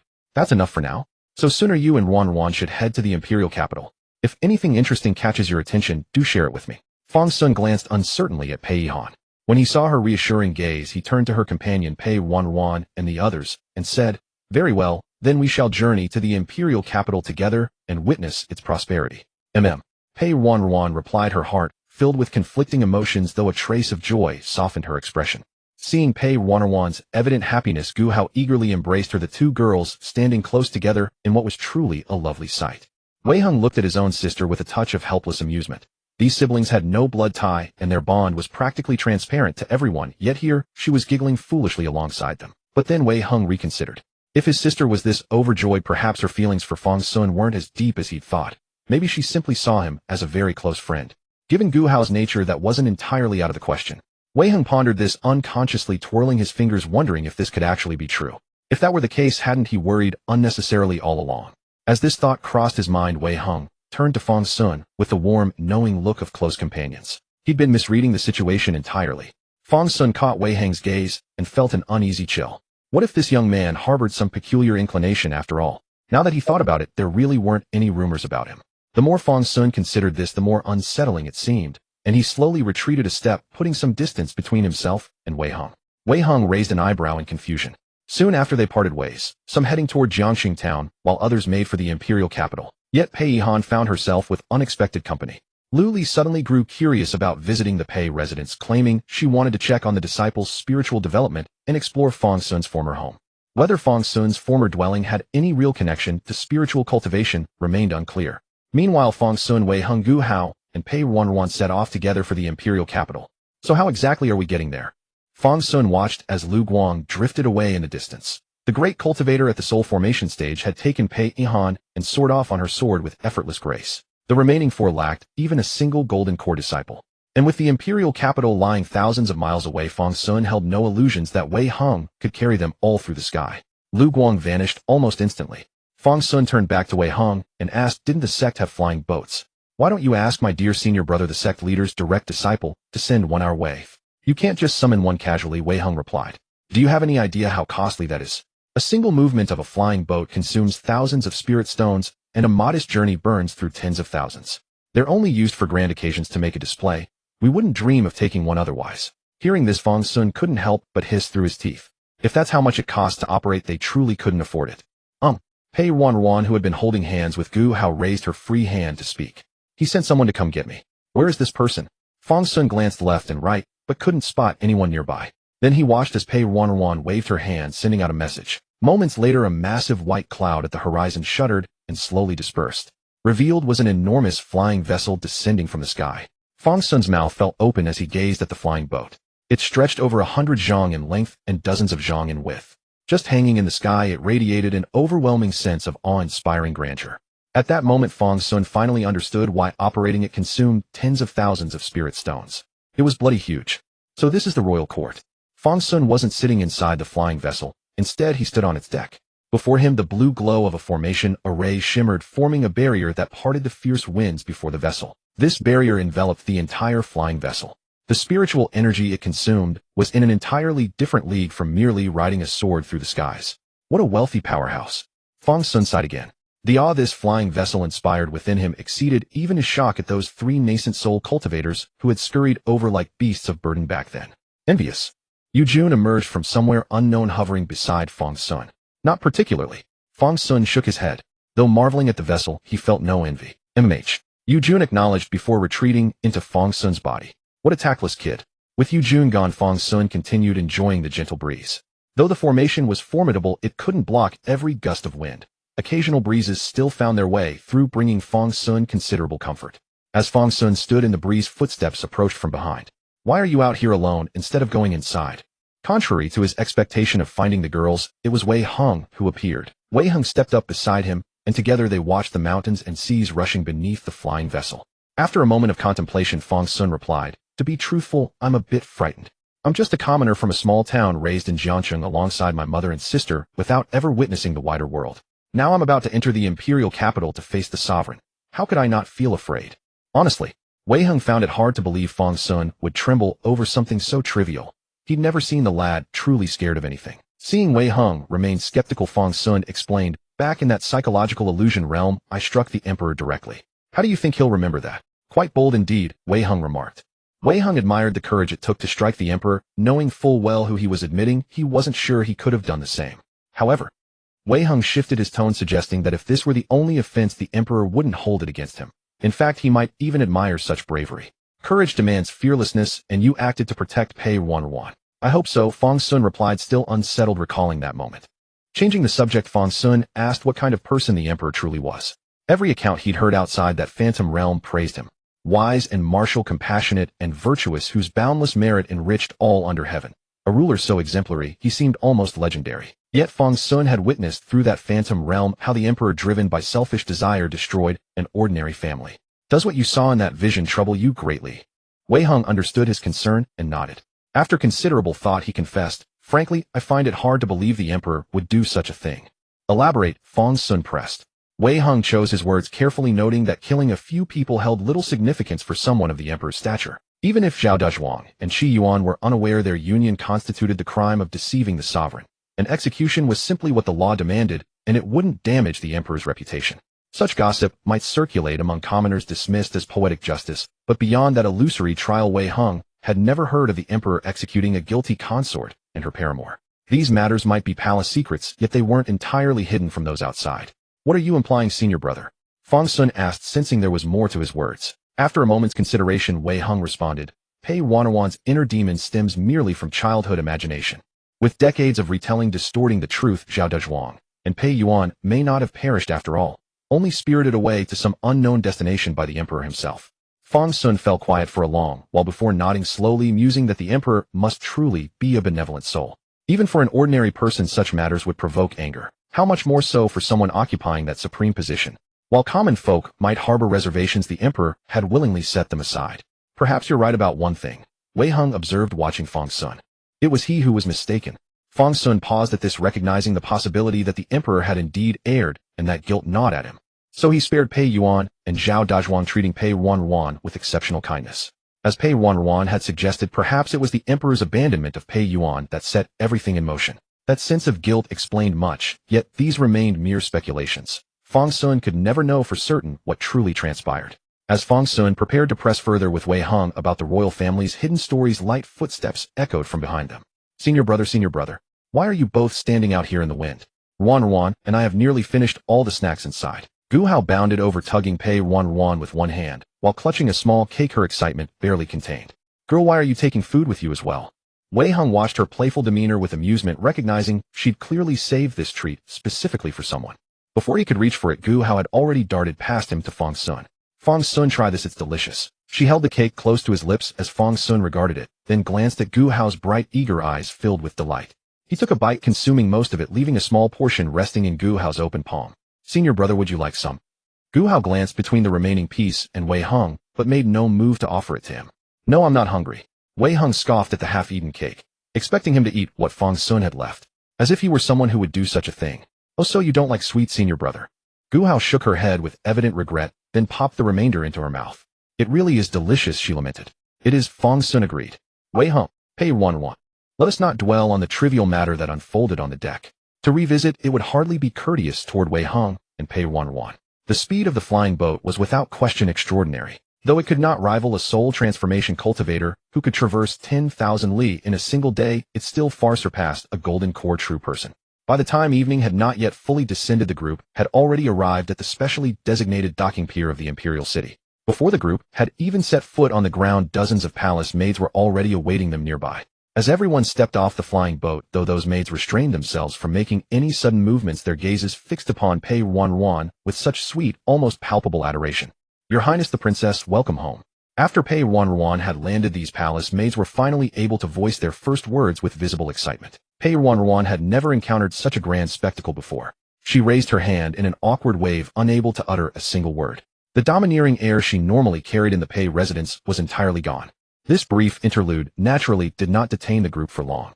These tactful palace maids promptly led the group to Ruanxin Palace, where rooms had long been prepared for Pei Ruanruan, and began making arrangements for everyone's lodgings. Pei Ruanruan's quarters were, as expected, quite spacious.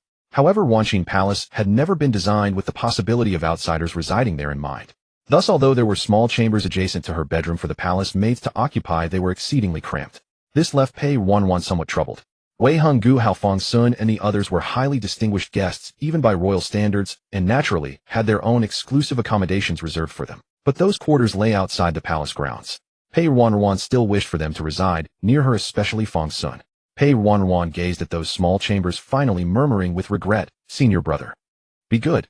Before Pei Ruanruan could finish her sentence, Fang Xun casually conjured an additional room with a flick of his hand. Fang Xun then surveyed the interior in astonishment and exclaimed, "You have an indoor toilet in your guest chamber. Is it really this convenient?" After all, even the Sword Sect did not boast such an amenity. Ah, Pei Ruanruan glanced over upon hearing this, and indeed there was one. Fang Xun took another look inside and remarked, not bad. I'll take this one then. Everything is kept quite clean. Yet there was no trace of daily life in this room. It was clearly nothing more than an empty space. Oh, Pei Ruanruan let out a mildly surprised sound before hearing Gu Hao's voice next. Gu Hao directly opened the door beside Fang Xun's room to take a look, then smiled with satisfaction and said, then I'll take this one, Sister Ruanruan. I'll stay here as well. Wei Heng opened the room beside Gu Hao's one by one and declared with satisfaction. Pei Ruanruan blinked in surprise, never expecting that the concern occupying her mind for half the day would be resolved so effortlessly. Before long, everyone had tidied their rooms and familiarized themselves with the furnishings. When they emerged, all wore expressions of clear satisfaction. Though these rooms were somewhat smaller than their mountain dwelling, they possessed a certain distinctive charm. At the very least, Fang Xun found them rather pleasant. After the group had rested, the night had already fallen. Within Pei Ruanruan's chambers, a meal had already been laid out.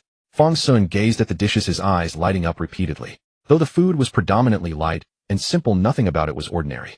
The aroma of that fish alone made Fang Xun eager to pick up his chopsticks and taste it first. Wei Heng, Gu Hao, Fang Xun, and Pei Ruanruan took their seats in order. Senior brother, look at this chicken. It looks absolutely delicious. Before anyone had lifted a chopstick, Gu Hao had already set her sights on the chicken on the table. Pei Ruanruan was delighted to see Gu Hao taking such an interest in the dishes. She promptly plucked a drumstick and placed it into Gu Hao's bowl, then said cheerfully, Senior sister, this is white-cut chicken. Do try it. It is wonderfully fresh. Thank you, junior sister. Gu Hao expressed her thanks and took a bite of the drumstick, her eyes immediately brightening. It's so delicious. Is that so? Fang Xun, upon hearing this, was just about to lift his chopsticks when he saw Pei Ruanruan transfer the remaining drumstick into her own bowl. With Fang Xun, Pei Ruanruan showed no such restraint. Taste it. At that moment, Gu Hao used her chopsticks to pick up a piece of fish and offered it toward him, saying, Hey Fang Xun, do try this fish. It's quite fragrant as well. Pei Ruanruan. Watching the exchange between them, Wei Heng quietly plucked a chicken wing for himself and rolled his eyes. Night fell. Although the group had arrived, they were not yet granted an audience with the emperor. It seemed the invitation served two purposes: to let them rest first, and because his majesty was currently occupied. Fang Xun sat by his bed, a lingering unease in his heart. He had a gut feeling that meeting the emperor would not be as straightforward as it seemed. Lost in thought, he began to unfasten his robe to prepare for sleep. They had come out to enjoy themselves so naturally there was no thought of cultivation. It was time for a comfortable night's rest. The moment Fang Xun had loosened his outer robe, a knock sounded at the door. Come in. Fang Xun was curious. Could this be Wei Heng coming to have a heart-to-heart? No sooner had he spoken than a pretty little face peeked through the doorway. Fang Xun, are you asleep? Fang Xun blinked, staring at the pretty little face before it clicked. It was Gu Hao. At this moment, Gu Hao had removed her hairpin, and her disheveled cascade of dark hair had slipped down to partially veil her delicate face. Without her voice, Fang Xun might not have recognized her. Senior sister, what are you doing here? Why have you taken your hair down? I can't sleep. Saying this, Gu Hao pushed open Fang Xun's door and stood prettily before him. Only now did Fang Xun get a clear look. Gu Hao had changed out of her fairy-like dress and into a loose sleeping gown. The gown was exceedingly loose, leaving her neck and nearly half her shoulders bare, as though it were merely draped lazily over her frame. Moreover, the gown was rather thin. When Gu Hao turned to close the door, her petite and delicate figure was fully displayed before Fang Xun's eyes, causing him to instinctively avert his gaze. By the time Fang Xun had mentally prepared himself and snapped back to attention, Gu Hao had already approached him. Only then did he notice that she was clutching an enormous pillow, clearly her own. Senior sister, do you usually wear something like this on the mountain? Fang Xun asked cautiously. Such a breathtaking sight stirred an inexplicable selfishness within him. And no. Gu Hao lowered her head slightly. I bought it new. I read in a book that. I think it looks quite nice.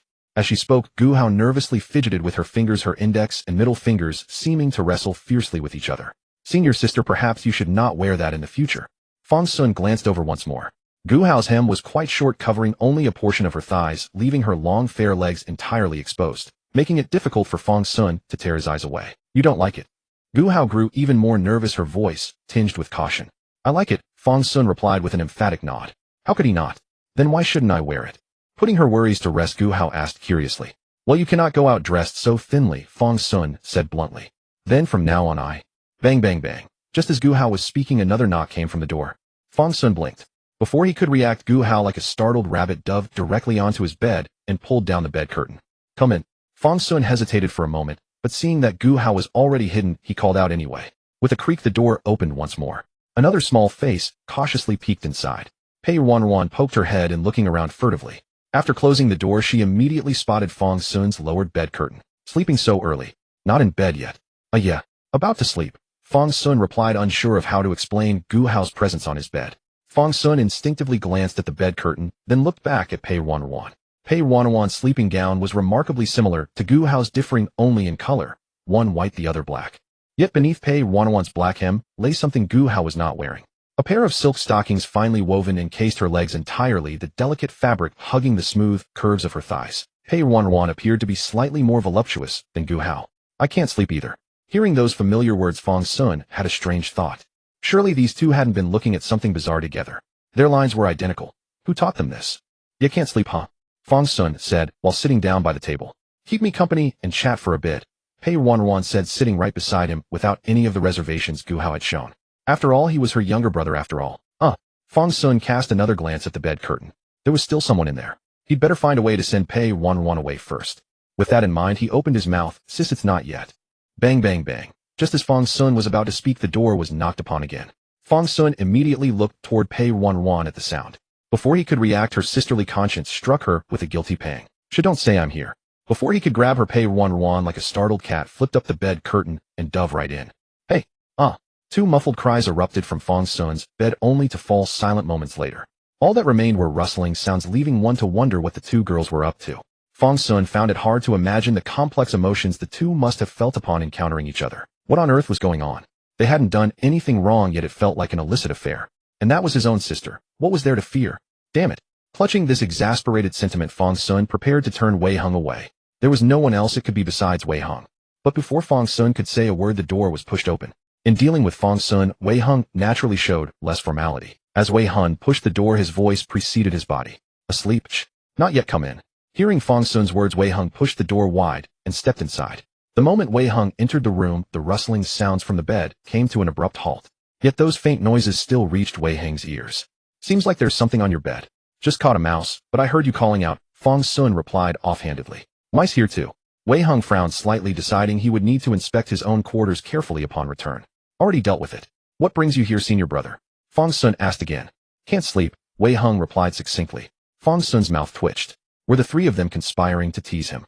Junior sister has already gone to sleep, and I know no one else in this palace, so naturally I came to you. Care for a drink? As Wei Heng spoke, he produced a flask of wine. No thanks. Fang Xun declined immediately. He had never enjoyed drinking. The only reason he had ever drank before was to bolster his meager cultivation. Then I'll drink alone. Wei Heng sat down casually and poured himself a cup. What did you want to discuss, senior brother? Fang Xun asked directly. He absolutely would not engage in any philosophical debate. Wei Heng casually suppressed his cultivation, downed 2 cups of wine, and began to sway with a tipsy gleam in his eye. Do you think my junior sister is wonderful, eh? Fang Xun. Gu Hao's little ears perked up secretly. When the first ray of morning light filtered through the window and fell upon Fang Xun's face, his eyes were already bloodshot from exhaustion. Before him sat Wei Heng, still groggy, yet relentlessly chattering. The man had genuinely been boasting about Gu Hao to him with complete seriousness all night. His mouth was full of how adorable Gu Hao was and how lucky he was to have such a younger sister. Who would have guessed that within the body of this man in his 30s lay a soul utterly devoted to his sister? And it was that kind of pure, immaculate affection, untouched by a single flaw. In Wei Heng's eyes, Gu Hao was nothing short of flawless. The most adorable girl under heaven. By now Fang Xun felt Wei Heng had completely immersed himself in his own bliss. His only role here was to sit and act as a listening post. Such things Wei Heng probably truly had no one back at the sword sect to share them with. Finally, only when the palace maids had arrived did Wei Heng cease his rambling. Thud, thud, thud. 3 light knocks. Upon hearing the sound, Fang Xun called out, enter. At that moment Wei Heng opened his eyes, formed a hand seal, and touched it to his brow. In an instant the scent of alcohol vanished. Before long he had regained his usual proud demeanor. Yet a trace of regret and embarrassment lingered in his gaze. What on earth had he done last night? Just then the palace maid cautiously bowed and stepped inside. Greetings, immortal Fang. Immortal, could you tell us where the other immortals and the princess have gone? The round-faced maid bowed respectfully to Fang Xun as she asked. After finishing her bow, she noticed Wei Heng was also present and immediately bowed again. Greetings, immortal Wei. Your Majesty is still attending to affairs in the study. In less than half an hour the civil and military officials will begin their audience. It would be the perfect time for the immortals to present themselves before the emperor now. It is just that the princess and immortal Gu are nowhere to be found. The maid, however, showed no worry. This was the imperial palace, and specifically Lianxin Palace. If any ill-intentioned rogues dared to harbor wicked thoughts here, they would not survive the encounter. It's fine. They've likely gone off somewhere to play. You may dismiss yourself for now. Fang Xun of course knew where the 2 girls were, so he simply dismissed the maid. Meanwhile Wei Heng furrowed his brows slightly and said, Early as it is, where could the girl and junior sister Pei have gone? I will go take a look. Saying this, Wei Hing stowed away his wine gourd and strode out directly. He walked with great haste, terrified that Fang Xun might bring up what he had said the night before. Damn it, what exactly had he been doing last night? But what Wei Hung did not know was that with his departure, Fang Xun also let out a sigh of relief. At this moment, both girls were still hiding on his bed. The moment Wei Hing stepped out, movement came from the bed. Two petite faces, flushed red from the stifling heat, emerged one after another from behind the canopy. Traces of sweat clung to their cheeks, born of both the oppressive heat and their nervousness. From Fang Xun's perspective, those two flushed faces were truly lovely and captivating. Senior brother has left. Fang Xun watched them for a long moment before finally speaking. Oh. Gu Hao replied, pulling back the bed curtain, revealing the two who had been concealed within. Gu Hao, clad in a white sheer nightdress, clutched her bolster pillow, while Pei Ruanruan, dressed in a black sheer nightdress, hugged the blanket from the bed. From this vantage point, both looked utterly pitiful. The two exchanged a glance, and their faces seemed to blush even redder. Ahem, well then. We should head to the Emperor's study. Perhaps we should return and change our clothes first. Fang Xun looked at them and offered a highly constructive suggestion. MHM. The two promptly agreed, then hurriedly descended from Fang Xun's bed and fled his quarters as if their lives depended on it. What the two had experienced within that canopy throughout the night, only they knew. Later, when Fang Xun stretched his stiff limbs and stepped out, he happened to see them emerging together from Pei Ruanruan's quarters. By then, both had changed into proper attire, completely shedding their earlier languid appearances.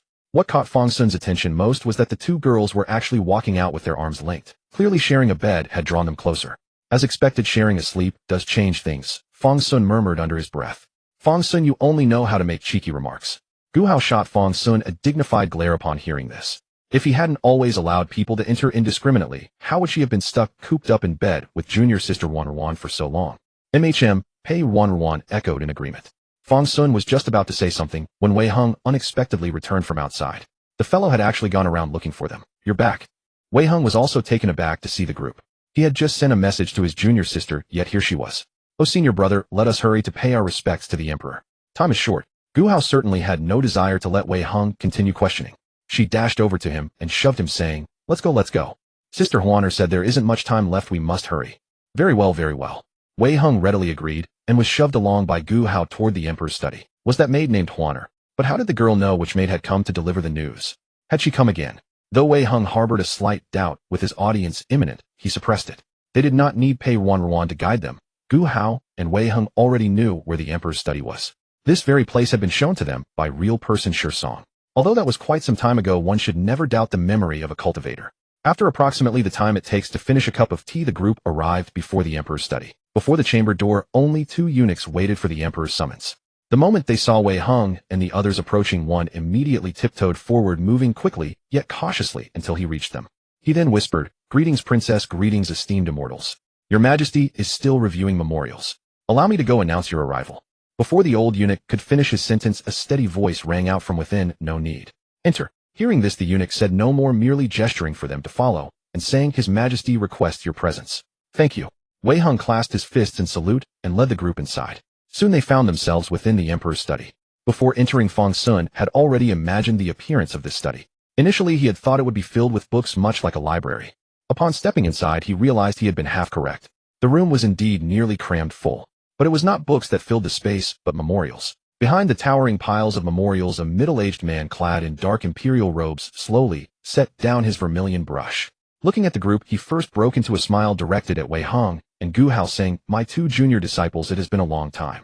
Wei Hung and Gu Hao responded in unison, Greetings, Your Majesty. Noticing the Emperor had not mentioned him, Fang Xun shrank back behind Wei Hung and Gu Hao once more. Immediately, Fang Xun felt a faint pressure emanate from a voice bearing down upon him. Why are you hiding? The you who once stood protectively in front of Ruaner was not like this. Watching the familiar message scroll by, Fang Xun actually felt a touch of disappointment at unpolished ore. Ever since the sect master had squeezed him last time, although the curse's effects still lingered, these system messages had basically stopped appearing to brush up their presence.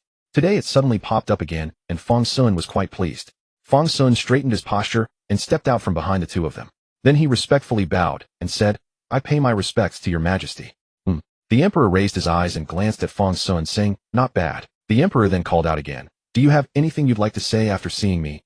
Fang Xun pondered for a moment before replying, The master asked me to convey a message to you. Hearing Fang Xun's words, those around him all showed slightly puzzled expressions. Did uncle really end up asking to pass along a message? Luli. The emperor immediately thought of that somewhat mad woman. What could she possibly have to say? Correct. The master told me to tell you, never mind, nothing worth saying to him. Go on, go. In that instant the emperor seemed to see that woman standing right in front of him speaking recklessly. The emperor nodded anyway, and said, I will discuss this matter with true person Shi Song. Fang Xun was stunned upon hearing this. He had only suddenly recalled Lu Li's words and never expected the emperor to take it so seriously. Fang Xun silently offered 3 incense sticks to Lu Li in his heart, hoping Lu Li wouldn't be too distressed. At this moment the emperor spoke again. I heard your master's words. And what about your words? After seeing me, truly nothing you wish to say. Just then Pei Ruanruan walked over to Fang Xun's side and gently tugged at his sleeve. Noticing Pei Ruanruan's gesture, the emperor let his gaze sweep across the group before speaking. Very well. It's getting late, and I should proceed to court. If there are no pressing matters, why not accompany me to observe? Or do not feel constrained. As he spoke, the emperor placed his reviewed memorials into a tray, which his attendants then carried away. What's worth noting is that in the Great Xia dynasty the title of eunuch was merely ceremonial. They were not actually castrated. Rising from his seat, the emperor walked past the group. The group exchanged glances before following. Yet Pei Ruanruan felt conflicted. The emperor's silence toward her brought both relief and a hint of disappointment. Regardless, she kept pace with them as they entered the main hall with the emperor surrounded by attendants. By now civil and military officials stood in respectful formation within the Golden Hall. As the emperor took his throne, the head eunuch announced the opening of court, and a chorus of synchronized greetings rose through the chamber.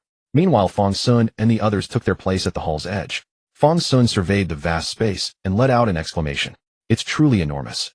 To Fang Xun the hall seemed impressive only for its sheer size. He couldn't discern any deeper significance in it. But it was undeniably massive. Wei Heng shot him an exasperated look at this remark, muttering about his lack of cultivation. At this point the officials had begun their reports. Fang Xun paid little attention, recognizing the pattern. Some crisis somewhere demanding silver to resolve. There were also accounts of demonic cultivators wreaking havoc in various regions and the results of suppression campaigns. The one detail that caught Fang Xun's notice was that anything brought before the court required at minimum a nascent soul foundation to carry any weight. He even heard references to multiple nascent soul cultivators. The silver allocations were staggering, starting at millions and routinely reaching tens of millions. Naturally, there were those who fabricated reports for attention, claiming commoners in certain regions were living beyond 100 years as auspicious omens. Yet the emperor seemed genuinely pleased upon hearing such longevity was possible. The emperor reviewed memorials as he listened, only setting them aside when decisions were required to discuss matters thoroughly with his ministers. However, upon reaching one particular memorial, the emperor's brow furrowed sharply. The previously loquacious ministers fell silent at once, and the entire hall descended into stillness. What is the meaning of this? The emperor closed the memorial in his hand and addressed a minister below. Minister Wang, this document passed through your hands before being submitted. It bears your annotations as well. Your Majesty, Minister Wang bowed deeply once more. This humble minister is the one who submitted it.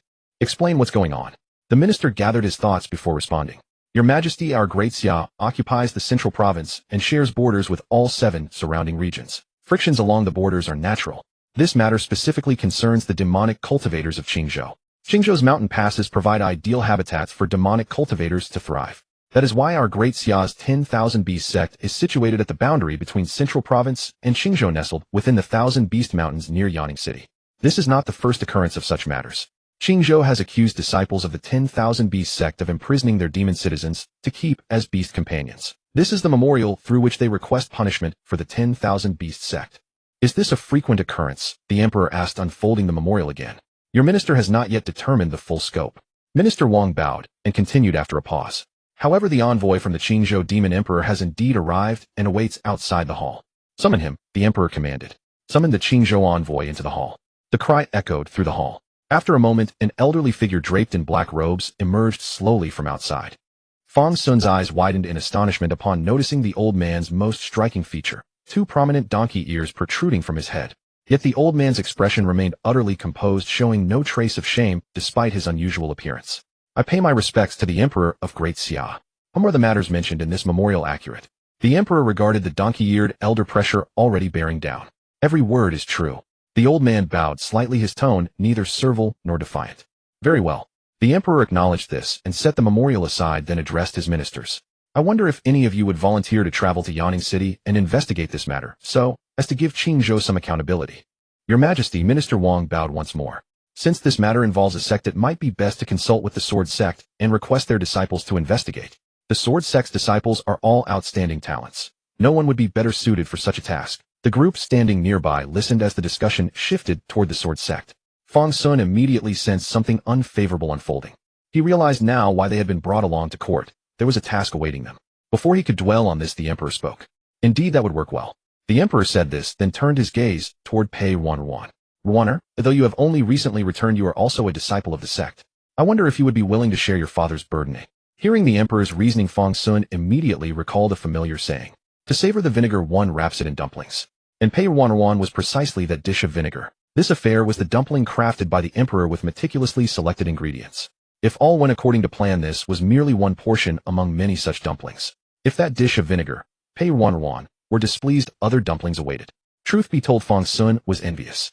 Ahem. Seeing Pei Ruanruan did not respond immediately, the emperor paused and called out again, well. His voice this time had grown even softer. Witnessing this, the assembled ministers averted their eyes and kept their mouths shut, pretending to be blind, deaf, and mute. Meanwhile, Pei Ruanruan, standing at the very back, was torn apart with indecision. Only after a long while did Pei Ruanruan seem to have just heard timidly asking, is it acceptable? In her view, the emperor should have been calling Wei Hung, not her. In terms of talent, cultivation, and status within the sect, she was the weakest among them all. Of course she can. Hearing Pei Ruanruan ask such a question, Lord Wang immediately stepped forward and declared, Your Highness, the 9th princess, as a royal daughter and direct disciple of Elder Chun of the Sword Sect, possesses nobility in every identity.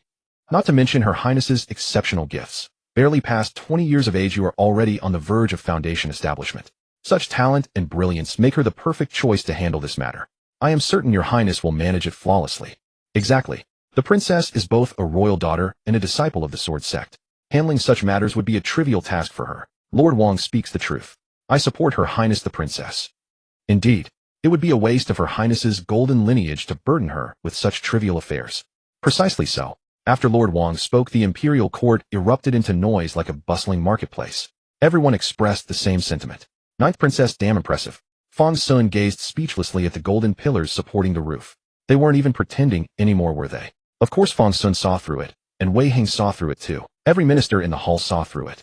This mission was designed to gild the newly returned 9th princess. Only Pei Ruanruan was anxious about this impending responsibility. Could she do it well? Could she really do it? What if she failed? At that moment, Gu Hao took Pei Ruanruan's hand and said, let us go together. As Gu Hao spoke, she turned to look at Wei Hung and Fang Xun. Senior brother Fang Xun, don't you agree? Yes. Wei Hung answered immediately, fear not. We will all help you. Exactly. Fang Xun nodded. Let us go together. Staying in this imperial palace is stifling anyway. Seeing the support of all three, tears welled up in Pei Ruanruan's eyes. Then she stepped forward, faced the emperor, and bowed deeply, saying, yes. Seeing Pei Ruanruan's response, the emperor's brows clearly softened with pleasure. In that case, you shall confer with the Qingzhou envoys. Whatever is needed, your majesty will grant. You may go. After speaking, the emperor gently waved his hand, dismissing them. The envoy saluted upon hearing this, and showing impeccable tact followed closely behind Fang Xun and the others as they departed. Once outside the great hall, Fang Xun let out a deep breath. That place had been utterly suffocating. Finally over. The four of them had stood by like mere extras, suffering unbearably the entire time. You still haven't gotten used to these occasions, junior brother, Wei Hing chuckled. I'll never adapt in this lifetime. It's much better being a disciple of the Sword Sect. No such nonsense. Fang Xun said carelessly. Well, this isn't nonsense. The donkey-eared envoy couldn't help but protest. He harbored slight dissatisfaction with the emperor's arrangement. These were all young people. What strength could they possibly possess? Foundation establishment. Was foundation establishment enough to handle this matter? Oh, I nearly forgot. Hearing the donkey-eared envoy's words, Fang Xun immediately cast his gaze toward him. Friend, are those ears of yours real or fake? Upon hearing Fang Xun's remark, everyone's eyes turned toward him. Under their collective stare, the donkey-eared envoy's ears trembled slightly. I am a wild ass who attained the Tao. These donkey ears are naturally real. They're the mark of my clan. As he spoke, the donkey-eared envoy reached up and touched his own ears. My name is Luda. Might I ask the names of our esteemed friends? Wei Hung, Gu Hao, Pei Ruanruan, Fang Xun. The four introduced themselves in turn, and only then did Luda widen his eyes in shock. Staring at Wei Hung and Gu Hao, he said in utter disbelief, You are direct disciples of the Sword Sect. Indeed. Wei Hung nodded. It was not uncommon for their names to be known. After Wei Hung confirmed, Luda's joy was plainly visible on his face. Securing two true disciples of the Sword Sect for this mission. This was guaranteed success. At that moment, Fang Xun complained rather unhappily. Hey, what about me? Don't you know who I am? Prodded by Fang Xun, Luda racked his brain hard to recall who Fang Xun was. Unfortunately, he could not remember. It was Wei Hung who offered guidance. He is the disciple of my third master. Wei Heng did not stop there. He also specified exactly who his third master was. She is Lu Li of Yaowang Peak Master Lu. Upon hearing this, Luda's expression was even more stunned than before. Master Lu, the madwoman, actually took on a disciple. Seeing Luda's shocked expression, Fang Xun's lip twitched. His master truly had a renowned reputation. But judging from Luda's reaction, it was clearly not a good reputation. Regardless of whether the reputation was good or bad, Luda straightened his back as he looked at the four of them. The task assigned by the Demon Emperor had been dragged on for 3 months by that Lord Wang. He had nearly given up hope. But now it seemed that being delayed these 3 months was utterly worth it. 2 peak leading true disciples, 1 disciple of the madwoman Lu, and a daughter of the Emperor himself. Returning with these 4 would surely earn him additional praise from the Demon Emperor. Just as Lu Da was delightfully fantasizing, Fang Xun had a new question. Friend Lu, regarding your ability to attain human form. Is there a special method, or is it an innate gift? Actually, everyone was quite curious about this. Luda's cultivation was at most chi refining. But according to traditional cultivation, demonic beasts required at minimum golden core attainment to have any chance of transformation. Moreover, some demonic beasts could never achieve transformation in their entire lives. And donkeys, as draft animals, generally possessed mediocre aptitude. Transformation was doubly difficult for them. This was precisely why Fang Xun had asked earlier whether those ears were merely decorative. Well, Luda said somewhat shyly, actually this is innate. Some members of my clan possess the ability to transform from birth. This is not something I achieved through cultivation. You can transform by birth? Gu Hao asked curiously. She had always learned that one needed golden core to transform. Explaining to the inquisitive Gu Hao, Lu De continued, gifts can be inherited. Transformation is also one such gift. While some great demons who have already transformed retain their former aesthetic preferences, so. Fang Xun, Wei Heng, Pei Ruanruan. Gu Hao, what's wrong? Fang Xun gazed at those donkey ears, truly taken aback. He could not tell whether the senior donkey was male or female, but either way the sight was quite staggering. Yet upon further reflection, senior donkey was originally a donkey who had taken human form, so perhaps there was no real issue after all. In any case, aside from Gu Hao and Lu De, the others wore rather complex expressions upon their faces. Finally Wei Heng spoke up. Friend Lu, is this matter urgent? How should we proceed? Upon hearing this, Lu De immediately replied, to inform the esteemed immortals, it is somewhat urgent. If you would be so kind, you may ride in the carriage I arrived in, and we shall return together. That would be splendid. Wei Heng nodded. The others harbored no objections, so they followed Lu De forthwith. Before departing, a chief eunuch specifically approached Pei Ruanruan and whispered something into her ear. Pei Ruanruan nodded to him, indicating she understood. What did he say? Fang Xun asked curiously. That is Eunuch Su. He conveyed that should the need arise, I may freely mobilize local officials with full authority to command and prohibit, subject to no restrictions. All right. Fang Xun clicked his tongue, feeling rather envious. As they walked outward, they chatted idly, with Lu De doing most of the talking, while Fang Xun and the others listened quietly. Lu De could recount all manner of tales about Qingzhou with ease. The listeners were thoroughly captivated. It was not until roughly the time it takes for an incense stick to burn down that they exited the imperial palace and arrived at the inn where this Qingzhou envoy resided. He had already been staying here for 3 months. Although the nearby residents remained somewhat curious about this gentleman with donkey ears, they had grown accustomed to him by now. Please wait a moment. I shall summon them now. Speaking thus, Lu De produced a specially crafted whistle and blew it softly. Soon a group of people slowly approached from the distance. This group posed no issues whatsoever. The only peculiarity was that everyone wore hats or large hoods concealing their heads. In no time the group arrived before Lu De. The leading attendant, clad in white, immediately bowed to Lu De and said, Lord Lu, the carriages are ready. Shall we depart? Let me first properly receive the esteemed immortals, and then we shall depart. Lu De led the group toward the most luxurious carriage among the fleet. Soon Fang Xun and the others were seated inside. Lu De then withdrew on his own accord. Fang Xun and the others sat within the carriage, feeling it begin its slow movement. This is truly comfortable. Fang Xun pressed against the cushion beneath him and discovered that thick fur blankets were spread throughout. No matter where he rested, it felt remarkably comfortable. Moreover, the carriage itself was extraordinary. The space within had been folded, and this modest carriage actually spanned several feet across. With such ample space, Fang Xun could easily lie down on this seat. So he did.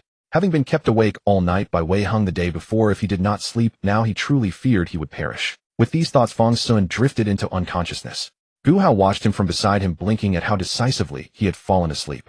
Not long after the carriage finally exited the city, it immediately accelerated. Even seated within, all of them could feel the force of the speed. Clearly the horses pulling this carriage were no ordinary beasts. Gu Hao lifted the curtain to look and saw the scenery outside blurring past in a rush.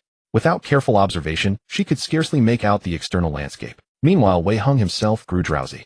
Perhaps due to the exceedingly comfortable blankets, after casting a vigilance spell, he simply tilted his head and fell asleep, nearly dropping onto Fang Xun's backside. On the other side, Gu Hao and Pei Ruanruan snuggled together and gradually drifted into slumber as well. They had all stayed awake the previous night. Now they completely relaxed. Since arriving with Yujun, Fang Xun had even removed the warning jade talisman from his person. This was precisely why his sleep was so thoroughly comfortable. By the time Fang Xun was awakened by Gu Hao's small hand, a full day had passed. Fang Xun, wake up, we have arrived. Feeling the soft hand upon his shoulder and hearing that gentle tone, Fang Xun comfortably opened his eyes. Upon opening them, the lovely faces of two beauties came into view. Seeing Fang Xun awake, Gu Hao softly released her hand, as though she had completed her task. Meanwhile, Pei Ruanruan pulled at Fang Xun's arm. "Oh, time to rise." Pei Ruanruan said this while hauling Fang Xun upright. The division of labor between these two young women was indeed quite clear. As soon as Fang Xun sat up, he noticed someone standing behind the girls. This person wore dark robes with arms folded, and looking upward one could see an impatient scowl. "How can you sleep so soundly? Your junior sister has been calling you for nearly half an incense stick's duration."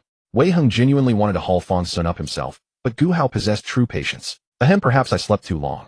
Fang Xun rubbed his eyes vigorously and shook his head. Only after thoroughly massaging his face with his hands did he feel considerably more awake. "Fang Xun, we have arrived." Gu Hao called once more upon seeing Fang Xun sit up.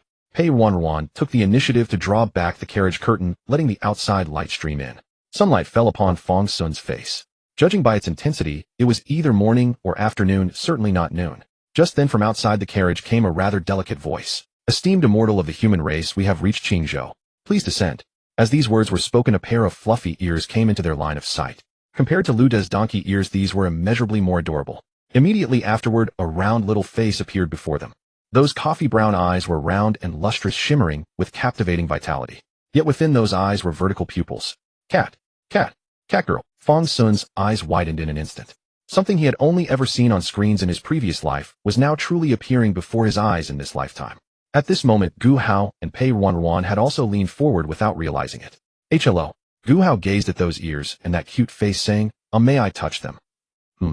The little cat girl recalled Luda's words. She must take good care of these human immortals. Though somewhat shy, she nodded and replied, "You may, but please do not pull too hard." Gu Hao's eyes lit up at this, reaching out to stroke the fluffy ears, her expression one of pure delight. Pei Ruanruan, seeing this, also reached out to touch, her eyes filled with wonder. Fang Xun glanced left and right, then stealthily crept over, hoping to take a turn as well. However, his wandering hand was seized. "Fang Xun, you may not."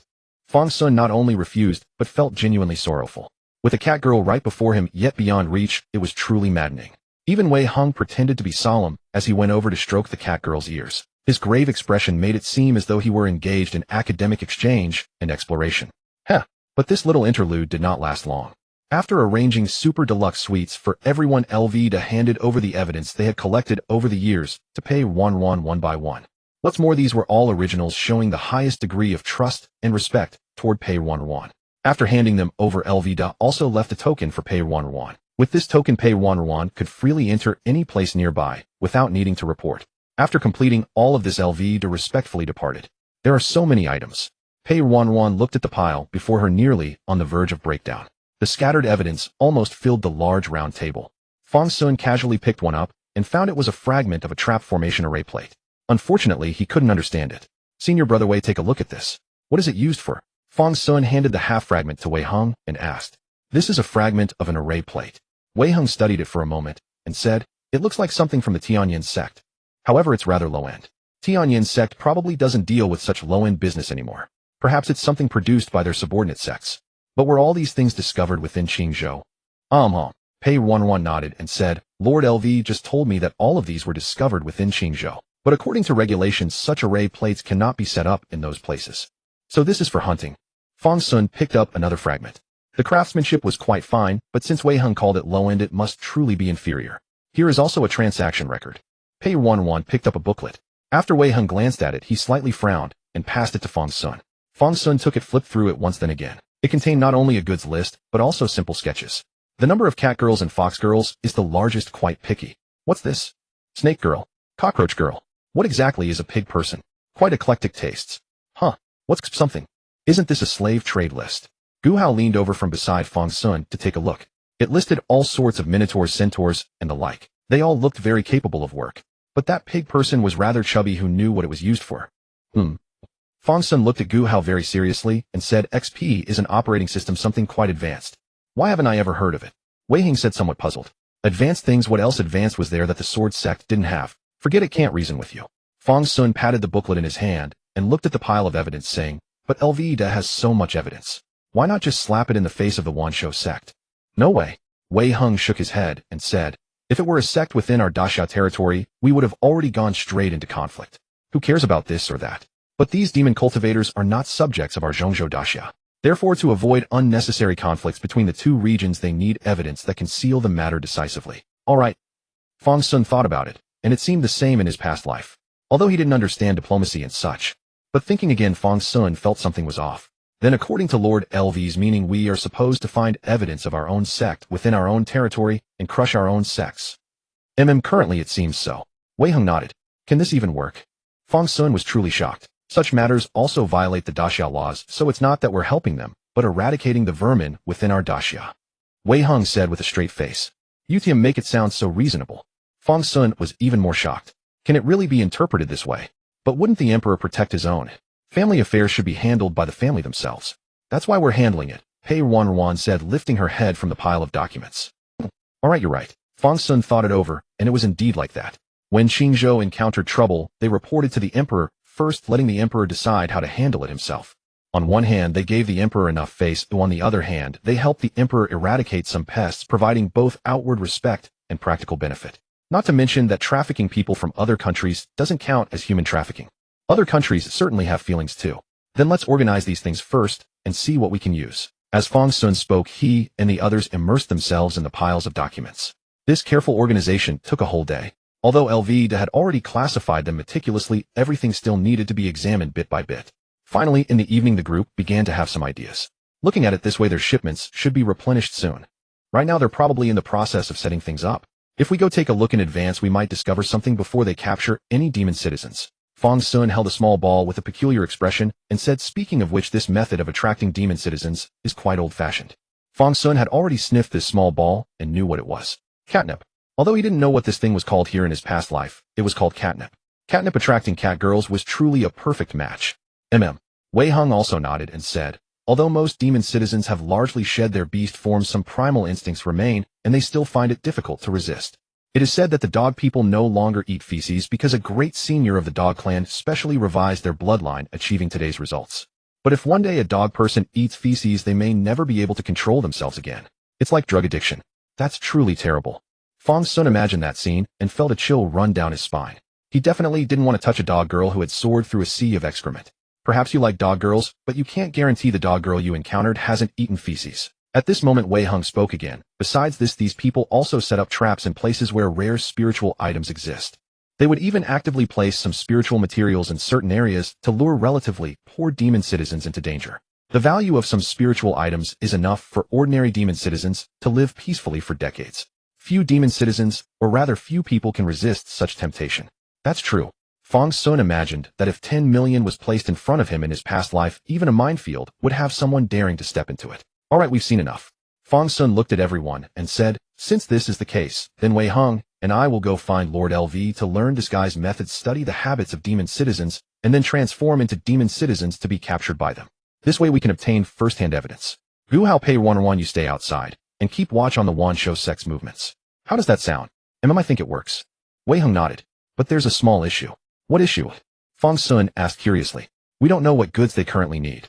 If it's just the two of us, it's hardly safe. If neither of us gets selected, the plan fails. Wei Hing shook his head. Then what do you suggest? Fang Xun looked at the girls again.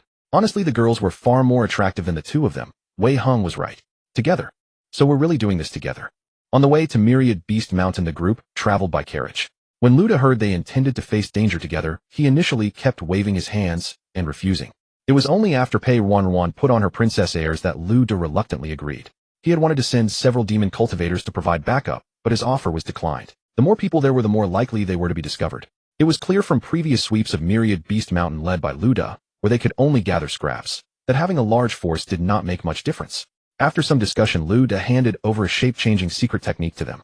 When demon folk operated in other provinces, they almost always relied on this kind of transformation art.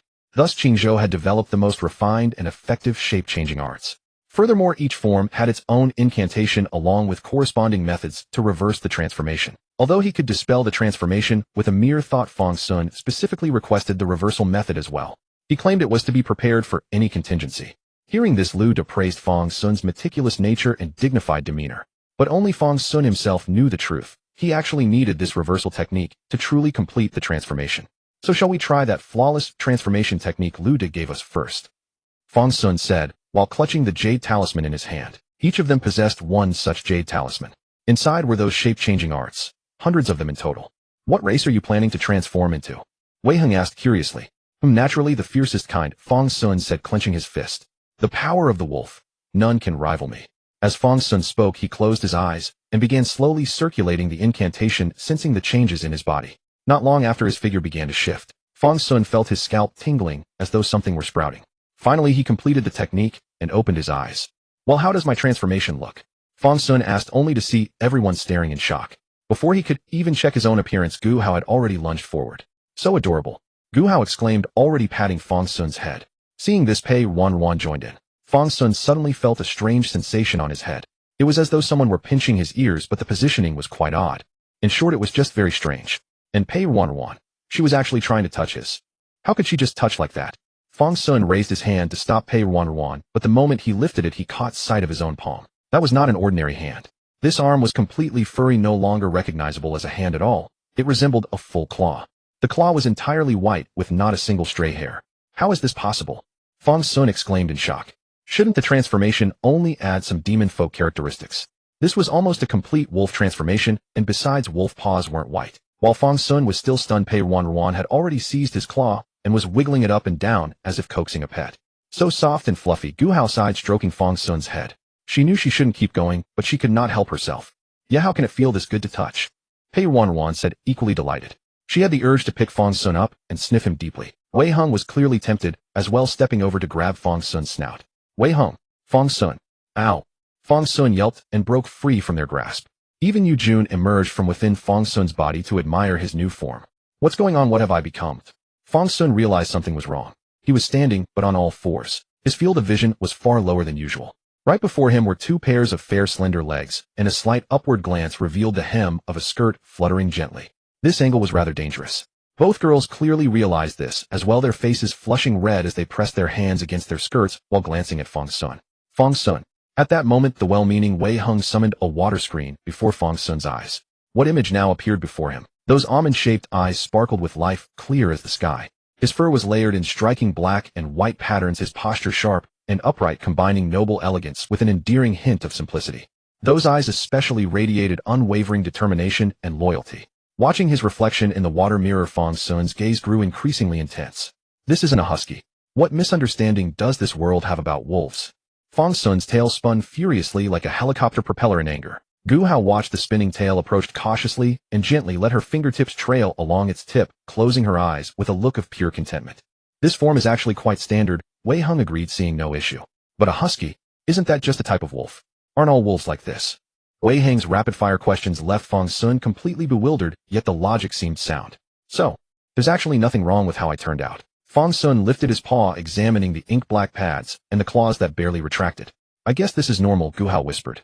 With Fang Xun's tail no longer spinning, Gu Hao felt a twinge of disappointment and settled for stroking the glossy fur on his back instead.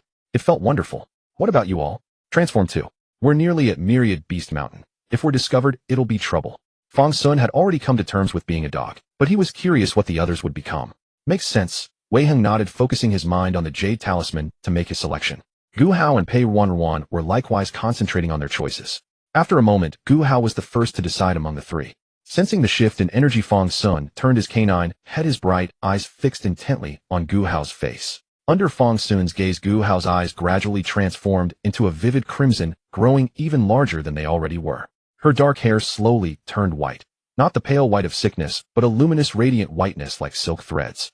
Then her lips and small nose shifted, subtly reshaping into a distinctive, three-petaled rabbit mouth. Finally, a pair of fluffy white ears sprouted from her hair, perched delicately atop her head like living ornaments. Once the transformation completed, Gu Hao opened her eyes and touched her ears in delighted surprise. I got them too. But Fang Xun's eyes kept widening. That's it. Half an hour later, deep within the Myriad Beast Mountain, Fang Xun and his companions had left their carriage and waited inside the mountain for the disciples of the Myriad Beast Sect to arrive and escort them away. So why am I the only one who transformed so completely? The three demon beasts and one dog strolled through the mountain. Wei Heng and Fang Xun walked at the forefront, and Wei Heng's transformation was also quite thorough. His head had completely transformed into that of a fierce tiger, and his limbs had all become beast-like paws. His torso wrapped in clothing bulged with rippling muscles that strained against the fabric. He looked utterly ferocious. As for Gu Hao, she retained her delicate beauty with rabbit ears twitching playfully atop her head. Pei Ruanruan, however, had a pair of pointed fox ears tinged with reddish hues. Two large tails swayed behind her skirt. Incidentally, Pei Ruanruan had initially kept her tail hidden beneath her dress, but finding it too inconvenient, she cut a hole in the back and let it through. After transforming into a fox demon, Pei Ruanruan had inexplicably gained an air of alluring charm. It made Fang Xun find himself inadvertently turning his dog head to glance a few more times. This gesture drew a soft hum from Gu Hao, though no one else noticed. After Fang Xun spoke, Wei Heng also chimed in. Male demons indeed tend to retain more of their beast forms. I'm nearly entirely in beast form, as well merely capable of walking upright. As Wei Heng spoke, his tail, thick as an ordinary person's arm, reached forward. The sensation was indeed remarkable. Moreover, this shape-shifting technique was truly extraordinary. Rather than merely layering an illusion over their bodies, it fundamentally altered their entire cultivator's form. Only such a complete transformation could fully deceive the disciples of the Myriad Beast sect. After all, those people had spent considerable time among demon clans, and wouldn't be so easily fooled. Then this discrepancy is far too great, Fang Xun remarked, lifting his head. He nearly let out a couple of barks. Why was he the only one forced to walk on all fours? Fang Xun even attempted to rise and take a few steps, but stumbled unsteadily. He alone couldn't walk upright anymore. Alright, he was a dog now. Fang Xun, are you not accustomed to walking this way? Then I'll carry you, Gu Hao said, bending down to lift him into her arms. Since Fang Xun's husky form was quite large, Gu Hao opted for what could only be described as a princess carry. Though the position was somewhat embarrassing given that Fang Xun wasn't wearing any clothes. Wei Heng cast him a sideways glance, noting how Fang Xun's dog head was nearly buried in his sister's chest. Meanwhile, Pei Ruanruan leaned close to Gu Hao, her eyes repeatedly drifting toward Fang Xun's belly. She lifted her small hand, eager to touch. Her younger brother's soft belly looked so inviting to pet. As they conversed, the group searched the dense forest for traces of Myriad Beast sect disciples. Within such a short time, Fang Xun had already been passed back and forth between Gu Hao and Pei Ruanruan several times. This fluffy creature was indeed irresistible. Just as they were cresting the hill and preparing to descend toward the next peak, Fang Xun suddenly caught a peculiar scent on the wind. Hold still, it's somewhat fragrant, Fang Xun said, straining to lift his head from Pei Ruanruan's embrace and carefully sampling the aroma drifting through the air. To the right, proceed cautiously, he instructed. Upon hearing this, the group immediately cast several silencing and lightness spells on themselves and moved stealthily to the right. The closer they drew, the more intense the fragrance became to Fang Xun's nose. I smell it too. Wei Heng frowned, slightly unfamiliar with this particular scent. I sense it as well. Gu Hao raised her hand and said, it appears to be the scent of a flower. I seem to have encountered it somewhere before. Set me down, I'll go take a look first. In my current form, I'm the most deceptive, Fang Xun said, wriggling free from Pei Ruanruan's embrace. Though her eyes brimmed with reluctance, she could only pout slightly. She had only just received him from Gu Hao. As Fang Xun crept forward on all fours, he spotted a small body of water amidst the dense woodland. Several little birds were chirping and drinking from the surface. Beneath the water, a faint blue glow emanated. Fang Xun looked more closely and discovered the bottom was completely covered with spirit stones. A rough estimate put the count at nearly 1,000 at minimum. Right at the water's center, where the spirit stones were piled highest, a single flower grew. It bore flowers, but no leaves, with 7 blossoms in full bloom. That extraordinary fragrance originated from this very flower. Fang Xun found himself instinctively drawn toward its scent. A desire had already stirred within his heart. Eat it, eat it, eat it. After taking a few steps forward, Fang Xun halted. He was, after all, not an actual dog. After swallowing hard several times, Fang Xun took a deep breath and cautiously approached the water's edge. When he was roughly 10 zhang away from the surface, a blade of sword energy suddenly struck from a distance. A person clad in the attire of a Myriad Beast sect disciple poked their head out and barked at Fang Xun. Where did this stray dog come from? Scram. The sword strike landed at Fang Xun's feet, sending a spray of mud splattering across his face. His sleek fur was instantly coated in the damp earth. Woof, woof, woof. Woof, woof, woof, woof. Fang Xun let out a wild barrage of barks like a truly feral dog before hastily scurrying back. In this disheveled state, he genuinely resembled a dog. Upon returning, he immediately noticed the 3 companions wearing expressions caught between amusement and embarrassment.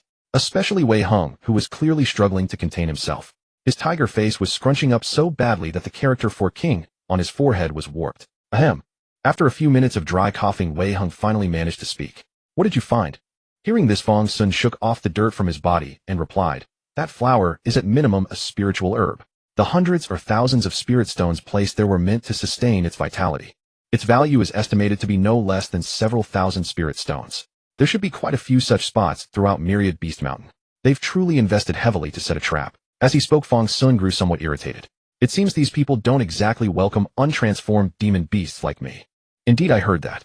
The guard was clearly quite dissatisfied. Wei Hong said, barely suppressing his laughter. To call Fang Xun a stray dog, this was quite the distinction.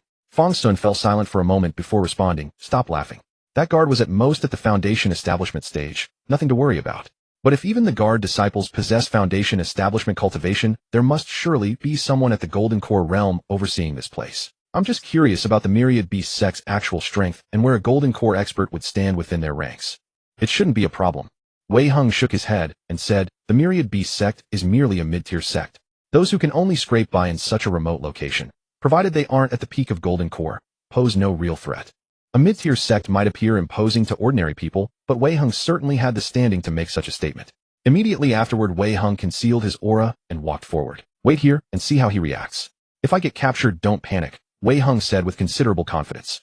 His current physique was incredibly robust, every line exuding raw power. If this form weren't found acceptable, it would truly be unreasonable. As Wei Hong spoke, he had already moved farther away. After a brief moment, a furious shout rang out. Where did this ugly thing come from? Get the hell out of here. This spot's taken. Fang Xun. Wei Hong was also splattered with dirt and returned in disarray. Clearly that disciple of the Myriad Beast Sect did not wish to leave behind any bloodshed to attract trouble. Upon seeing a human form like Wei Hong, he had deliberately mentioned that the spot was already taken merely to show that Wei Hong had arrived late rather than implying he was guarding it specifically.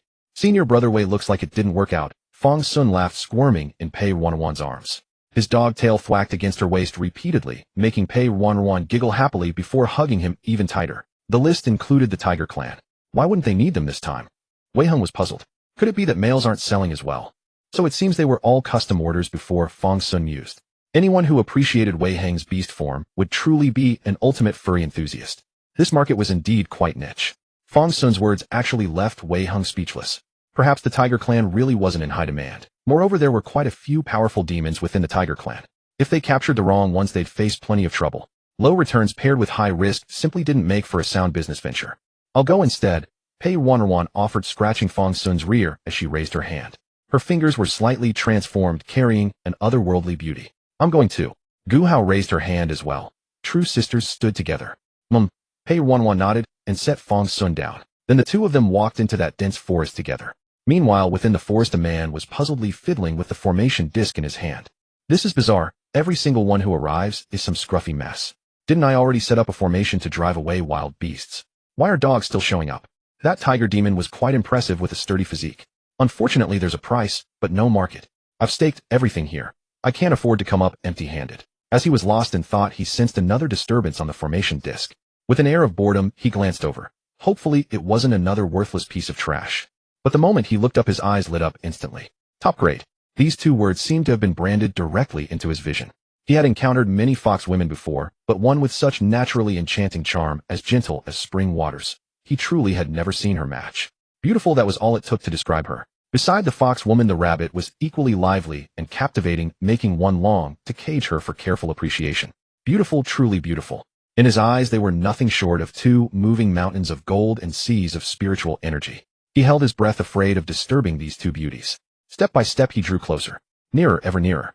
Just one step away from the trap. And then he watched helplessly as both demons fell into it simultaneously. With a swift motion, spiritual energy shackles locked around their slender ankles, while the far end of the long chain rested in his grip. It worked. It actually worked. He pressed a hand to his chest, his heart pounding so violently it felt ready to burst. In just that brief moment, his legs had gone completely weak. Only after some time did he compose himself, leaping down from the study house nearby and approaching the two women, who appeared slightly startled. Looking at the pair, he licked his lips and said, scared, "Ha ha ha ha, there's no need to fear. What good could possibly come from this untamed wasteland? Let me, as your well-meaning benefactor, find you wealthy masters. Simply serve them with dedication and you'll be rewarded beyond measure. You'll enjoy the finest food, clothing, and accommodations. Even I'm envious. Come with me now, don't be afraid." As he spoke, he swallowed hard, already reaching out to touch and test their feel. Touching too much might devalue them, but a light touch should be fine, right? Just as he moved to do so, the fox woman extended her claw, pressing her sharp nails against her own face. Pei Ruanruan pressed her nails into her cheek as she declared, "Touch me, and I'll carve my face." The gesture immediately halted his movements. His lip twitched, and he spat fiercely. Damn you cheap whore. No wonder you're being so accommodating. Another slut throwing herself at men. Those rich folks can play however they please, but I can't even lay a hand on you. Pei Ruanruan smiled gently. No. He grunted, guess I'm just unlucky. Saying this, he stowed away his spiritual materials and spirit stones into his spatial pouch. He then tossed out a large sack, intending to bundle the two inside. His gains so far had already satisfied him. Waiting longer would only introduce unnecessary variables. Yet at that moment Pei Ruanruan raised her hand to halt his actions. Kneel and apologize. Otherwise we'd rather die here than follow you, Pei Ruanruan declared, pressing a finger to her own throat. His eye twitched. Though he doubted she would truly risk her life with such wealth before him, he couldn't afford any mistakes. So he knelt. Then he bowed deeply several times. I was wrong, dear lady. Please forgive my transgression. Only then did Pei Ruanruan wave her hand, allowing the sack to settle over the two of them. The pouch bore a wind-propelling talisman, floating weightlessly in midair as he led it along. Watching them enter obediently, he finally exhaled in relief. Blasted, I captured people, yet have to obey them. What a joke. Still, I suppose I'm lucky. Handing over these two. These ladies will secure my cultivation resources for the next 30 years. Even as he thought this, a pang of regret struck him. If not for the sects controlling all channels, he could have sold them himself and made enough to spend for a lifetime. Moi. Inside the sack, Guhao traced Pei Ruanruan's cheek. Though only lightly pressed by nails, a faint mark remained. Does it hurt? It doesn't hurt, don't worry, Pei Ruanruan smiled softly. Sister Lianer, you're so brave. I never noticed before, Guhao said earnestly. Huh, Pei Ruanruan murmured. After a moment she replied, perhaps because someone was shielding me before. Back then, when she believed she had no one to rely on even within the heart demon illusion, she had buried each investigating envoy one by one on her own. But after Fang Xun stood before her, she seemed to grow much more delicate, more like a fragile young woman. Meanwhile, Fang Xun stood upright on his hind legs, resting his dog paws on Wei Heng's shoulder. Both had been ready to confront that arrogant disciple of the Myriad Beast sect, but Pei Ruanruan's mere 2 words had him kneeling and bowing. Their pent-up anger suddenly had nowhere to go, stagnating somewhere between frustration and resignation. What now? We're both eliminated, Fang Xun said helplessly. They had intended to keep the 2 women outside, but now they were the ones left behind, increasingly dismissed. Never mind, let's try another approach. They carry ink jade, so their safety is assured. We should investigate where these demon slaves are traded. If they're truly sold, we can accuse the Myriad Beast sect on the spot. That makes sense, but something feels off. The situation is probably more complex than it appears. Fang Xun watched the departing disciple. Though dressed in Myriad Beast sect attire, who commits wrongdoing while wearing their own uniform. Before we return to Central Province, there's something we need to address, Fang Xun said. Wei Heng tilted his head in confusion. Wei Heng simply stared, awaiting an explanation that hadn't yet come. What exactly did Fang Xun have in mind? Woof woof woof. Woof woof woof. Where did this stray dog come from? Slap. Damn stray dog. Slap. Slap. Slap. Slap. Slap. Fang Xun felt furious whenever he heard that word now. He should have been a wolf, a damn wolf. The massive dog paws came down with a sound like thunder, striking the disciples of Wanshou sect. Though the situation remained unclear for now, they would be referred to as disciples of Wanshou sect. A series of dog paws fell upon the disciple, forcing him to his knees as blood spat from his mouth. His face was nearly beaten to a pulp. Then Fang Xun barked once more. Taiga, collect everything. Wei Heng had just arrived from behind, and even on his current tiger-like face, traces of barely contained emotion could be seen. Fang Xun had actually given them each additional nicknames. Wei Yu was Taiga. Fang Xun was Dao Ge. When asked why, Fang Xun simply said they were easier to remember together. What connection did these names have to them? But Wei Heng was too lazy to argue with Fang Xun, so he let it go. Wei Heng raised his hand to refine the formation plate that had been set up, then stored it away, and packed up all the spiritual materials that had grown here, easily nearly 1,000 spirit stones in hand. This nest was clearly not as heavily defended as the one they had encountered before. Cough, cough, cough. What kind of demons are you? The disciple coughed up blood, looking at the two in disbelief. You seem quite puzzled. Hearing this, Fang Xun scratched his chin with a dog paw. We naturally came from Baiyao City to slay such evil cultivators as yourselves. Is that hard to understand? Or do you think we shouldn't have come? You say? Fang Xun was about to continue when a sharp sword intent suddenly struck. With a clang, Yujun flew out on its own to block the strike. With a click, Yujun spun several times and was sent flying backward. The sword intent, carrying the chi of Gung metal, maintained its momentum, once again heading toward Fang Xun. In a flash, Wei Heng stood before Fang Xun holding his sword. The spiritual treasure magic sword in his hand was fully manifested, and he swung it directly against the incoming sword intent. A deafening boom echoed as a massive shockwave spread outward from the point of impact. Within a radius of 10 zhang, trees were shattered and scattered in all directions. Golden core, Wei Heng snorted coldly. Looking up again, the cultivator, whom Fang Xun had just beaten, was nowhere to be seen. And the aura of the golden core had also vanished. Clever. Fang Xun said as he called Yu Jun back with a gesture. That sword strike had been meant to kill him, but upon realizing the two of them were difficult to eliminate, the opponent had immediately retreated with his men, without a word. There is indeed a golden core present here, and definitely more than one. In that instant, Wei Hung felt multiple scrutinizing gazes turn toward them simultaneously. Only those above the golden core realm could inspire even a hint of wariness in him. Alas, we came unprepared, and now we've lost our chance. So many fine treasures, yet we've only managed to collect from one place. Fang Xun shook his dog head regretfully.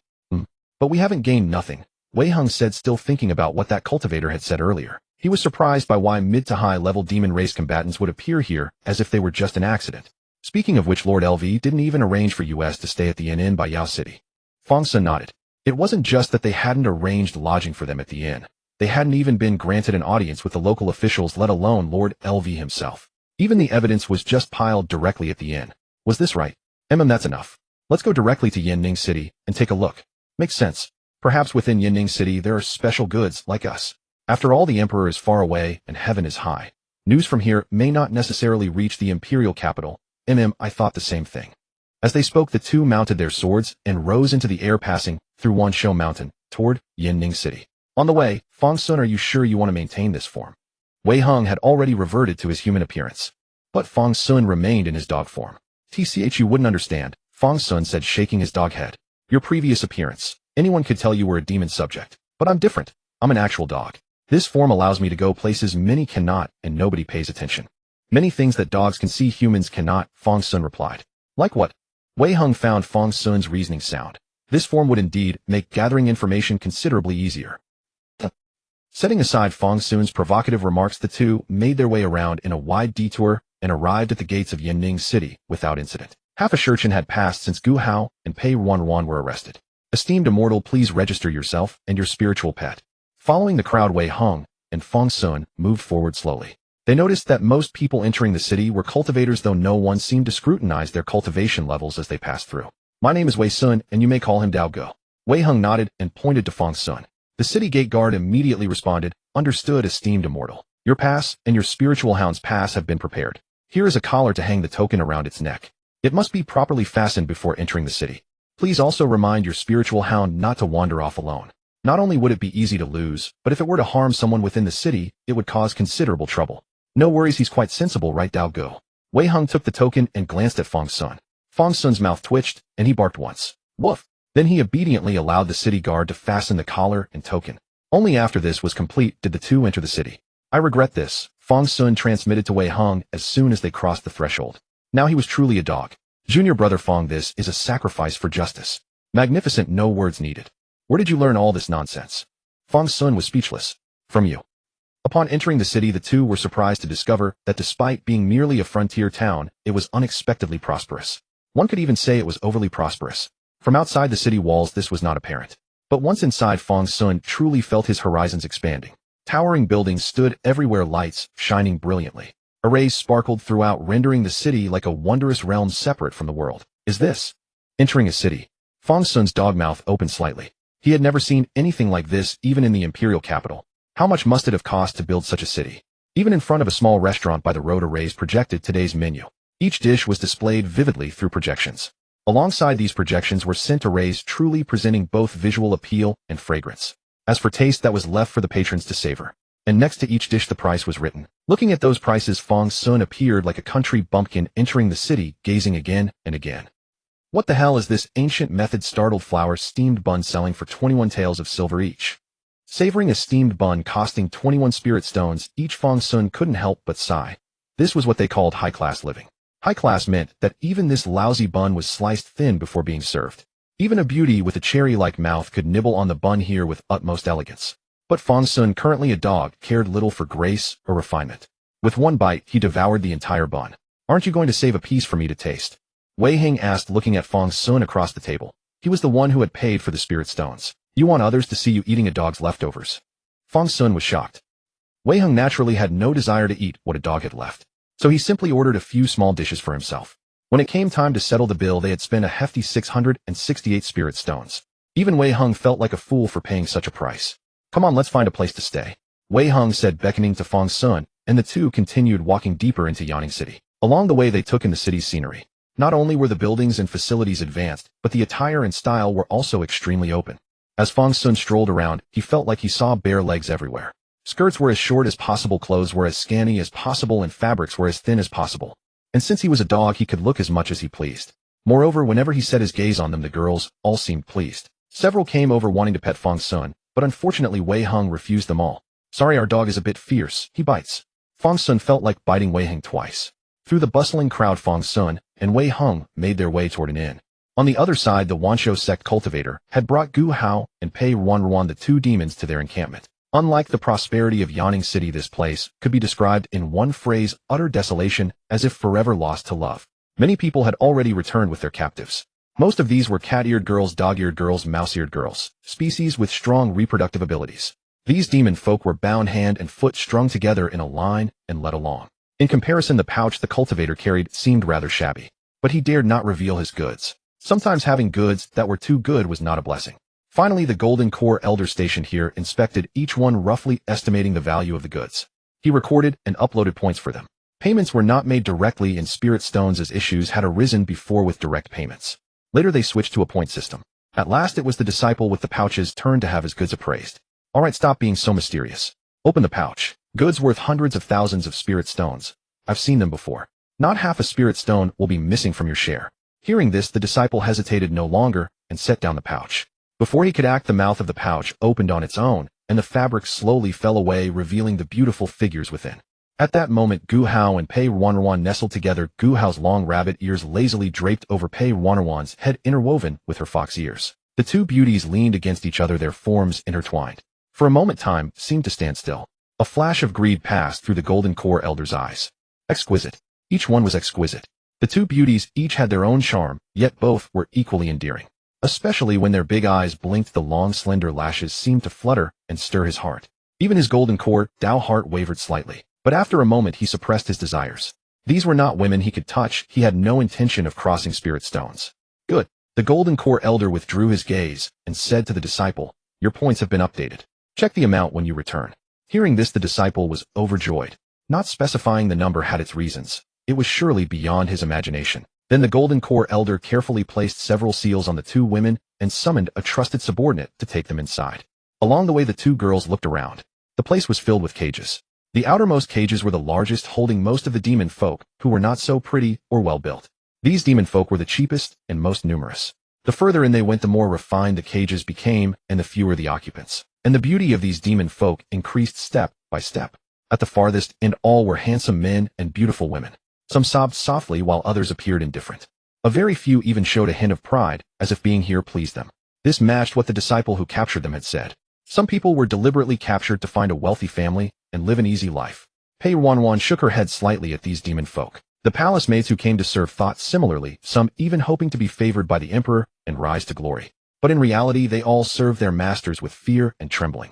Even the consorts lived cautiously, fearing they might displease the emperor. Most concubines had to force a smile, even when facing her. Did they really think a pretty face would be cherished? Pei Ruanruan shook her head. They were thinking too well. Perhaps a few lucky ones were seen, but most suffering went unnoticed. What are you looking at? Walk faster. Stop gawking. The trusted subordinate glared at them and tugged on the spiritual energy chains. You little vixens, thinking you can steal men with that coquettishness. This subordinate was specially chosen by the Golden Core elder, a man who liked men so he wouldn't be swayed by women's beauty. And being a man, he was hardworking and enduring, a natural beast of burden. The beast of burden tugged the two toward the deepest part. He led them into a cave dwelling carved into the mountain and locked them in the farthest cage. The huge cage held them like two birds in a cage. Stay put and don't think of escaping. In a few days you'll be given to a good family. Then you'll thank us. The beast of burden said, then left.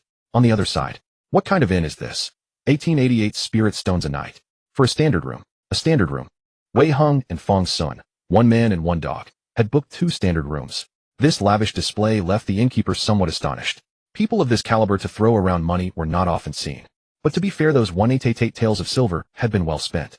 After the man and dog had claimed their room tokens, the innkeeper brought out a ledger.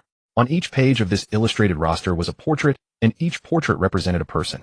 Fang Xun and Wei Heng could each choose one attendant to serve them. The services offered could cater to any preference. Wei Heng cast only a brief glance before declining.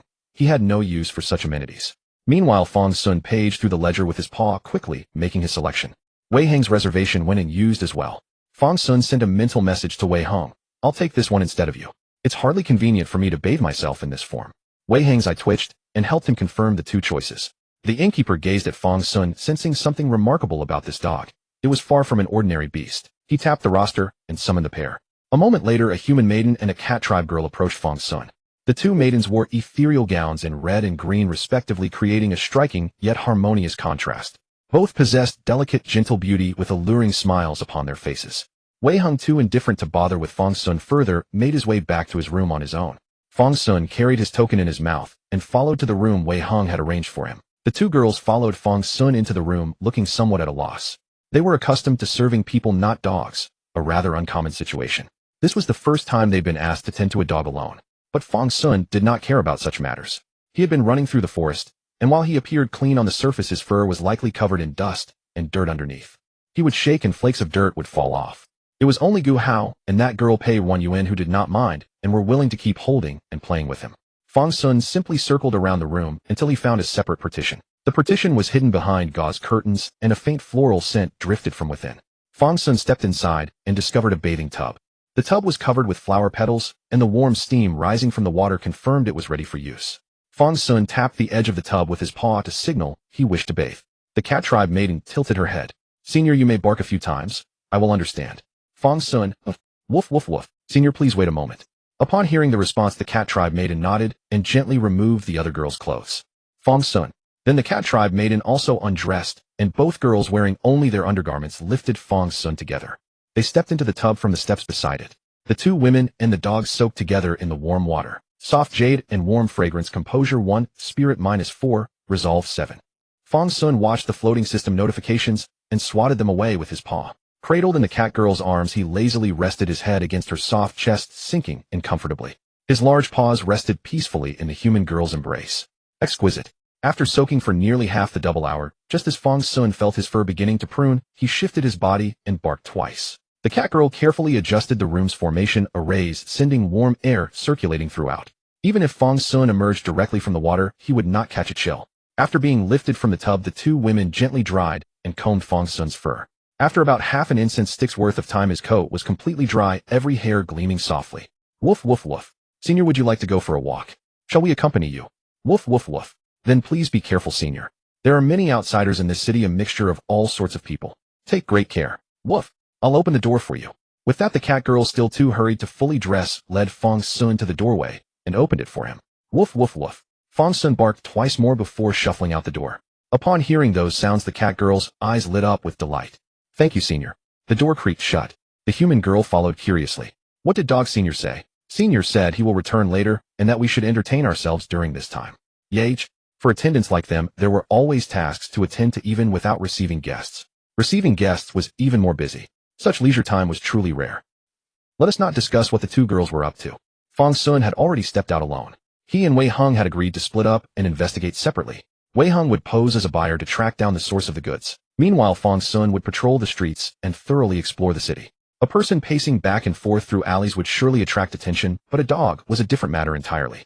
No one paid mind to what the dog was doing. Yet, though Fang Xun had no idea what difficulties Wei Hong might encounter, but he himself was already facing real difficulties. Fang Xun had originally intended to wander around first, hoping to find traces of where they were selling the demon folk from Qingzhou. But before long, he found himself surrounded. Pew pew pew. Pew pew pew. Pew pew pew. A little girl of about 6 or 7, delicate and pretty as a porcelain doll, crouched before him, desperately deploying her puppy summoning technique. Unfortunately, Fang Xun was a dog, but not merely a dog. Such summoning might work on an ordinary puppy, but Fang Xun dismissed it entirely. Fang Xun tried to dodge, but when he changed direction, someone else crouched in front of him. Pew pew pew. This dog is so cute. Looking at its appearance, it must have an owner, right? The person glanced at Fang Xun, then at the little girl. Is this dog yours? Seeing how well-groomed the dog's fur was, it was clear someone was taking care of it. Not necessarily. Spirit pets that come to this city all wear tags. Any spirit pet without a tag is considered a wild beast by default. Another person chimed in. With a wild beast like this, even catching it arbitrarily wouldn't draw any complaints. Gradually, the crowd of onlookers grew larger. Fang Xun frowned slightly and squeezed toward the edge of the crowd. He was far from being a real wild dog. At this point, the little girl, relentless as ever, ran patterning over to him once more and crouched before him. Pew pew pew. Suit suit suit. Jiang Qin squatted on the ground, her lotus pink skirt trailing behind and growing filthy. But right now her eyes held only that big black and white dog. She strained to stare at it, feeling like a warrior taming a hawk. Mother had said that when you call a puppy with "tsu tsu tsu," it would come running eagerly. Why was this time different? "Tsu tsu tsu," Jiang Qin called out with even more force, yet that dog only looked at her, and she could actually detect a hint of disdain in those eyes, as though she were the fool. This silly dog actually thought she was the idiot. "Tsu tsu tsu." Jiang Qin continued her calls while cautiously edging closer to the dumb beast. Closer, even closer. Just one more step, and she would have it. But at that moment her trailing skirt had unconsciously become tangled beneath her feet. Finally, after taking another step, she tripped over her own dress and was about to faceplant onto the ground. Just as she was reaching out to break her fall, she suddenly felt herself floating. Looking up, she found her little face buried in soft fur. Just as Jiang Qin was bewildered, the nearby onlookers erupted into gasps. "Little miss, are you all right, little miss? This big dog is surprisingly gentle. It must be someone's spirit pet that wandered out to play. Whose girl is this anyway? No adult to watch her." Exactly. At this moment Fang Xun was filled with regret.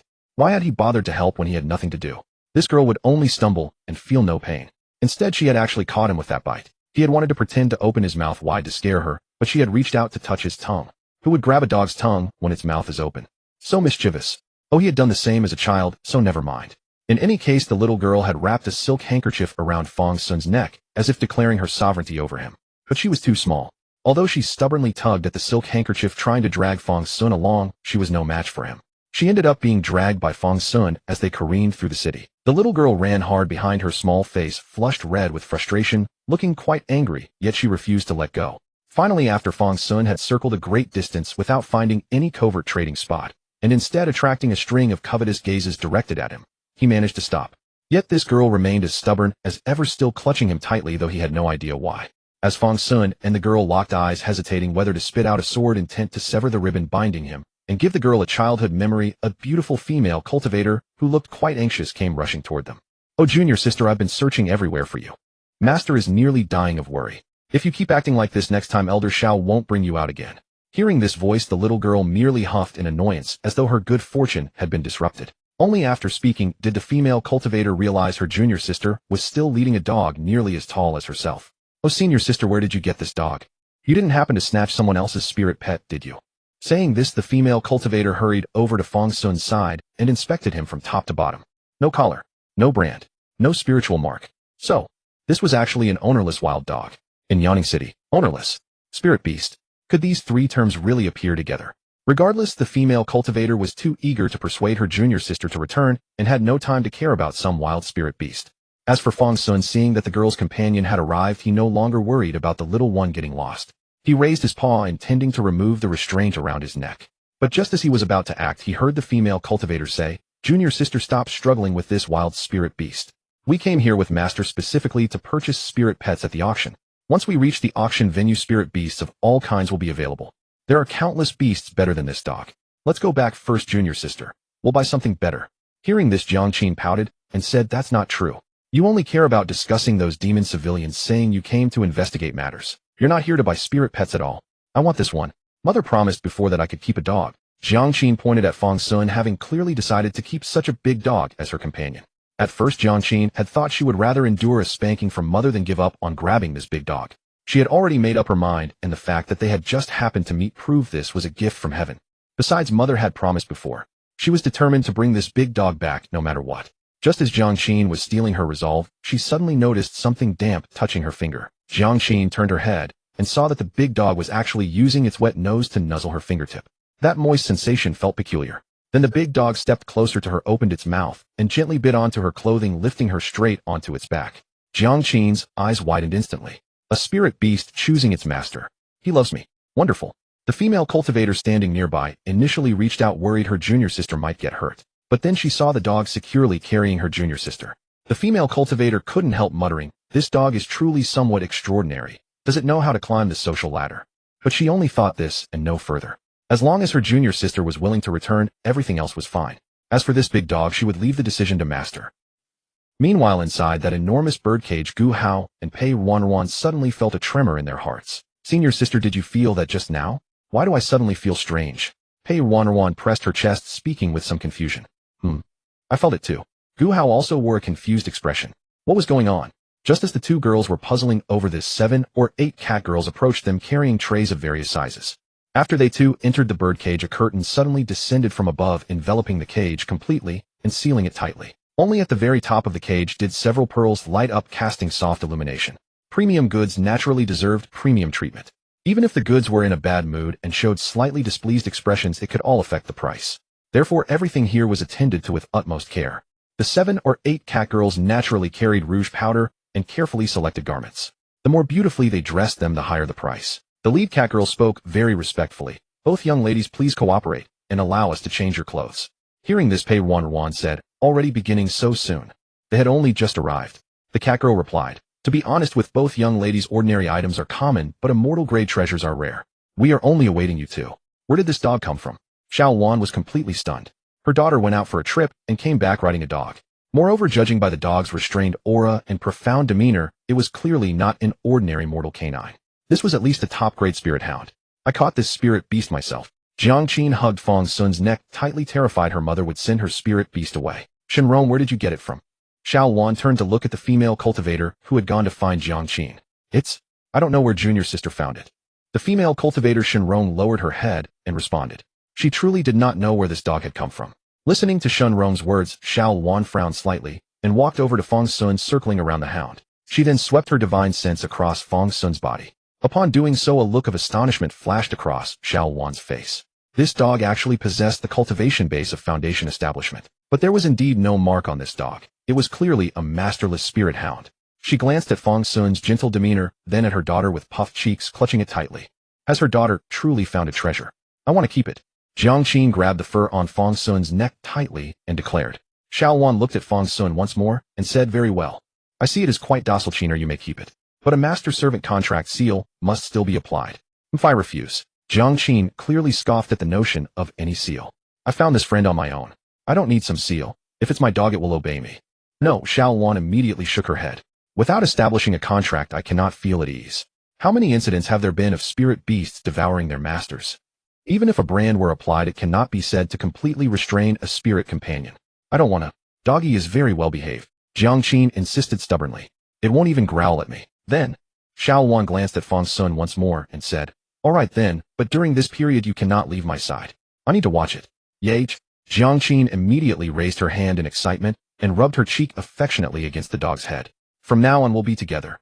After saying this, Jiang Qin added, "Mother, why did you call me back in such a hurry? Afraid you might get lost." Xiao Wan gave the girl a sidelong glance before replying, "Things are already prepared over there. Let us go together and see how well our family business has developed." If it had not come to the Heavenly Lord's attention, our sect master would not even know of our vast holdings. "What?" Jiang Qin did not understand and merely patted the dog's head. "What can I say to a girl like you? We will find out when we go take a look." Meanwhile, Wei Heng was also in motion. "Sir, why not just buy me? What need is there for a demonic pet? Is this concubine not tender and graceful enough?" A seductive woman in tattered clothes pressed herself almost against Wei Heng's body. This was the first time she had ever encountered such an odd person. One who discussed matters without resorting to the bedroom, choosing instead to dine in public. Was he truly this hungry? So famished that he preferred a meal to her company? What manner of logic was this? "I want a virgin," Wei Heng stated concisely. The air fell silent in that moment. "So sir prefers this particular taste. My wretched flesh has indeed sullied your noble presence." The woman laughed and stepped away from Wei Heng. "I want money." Equally concise. Wei Heng nodded. "Spirit stones or silver?" "Spirit stones."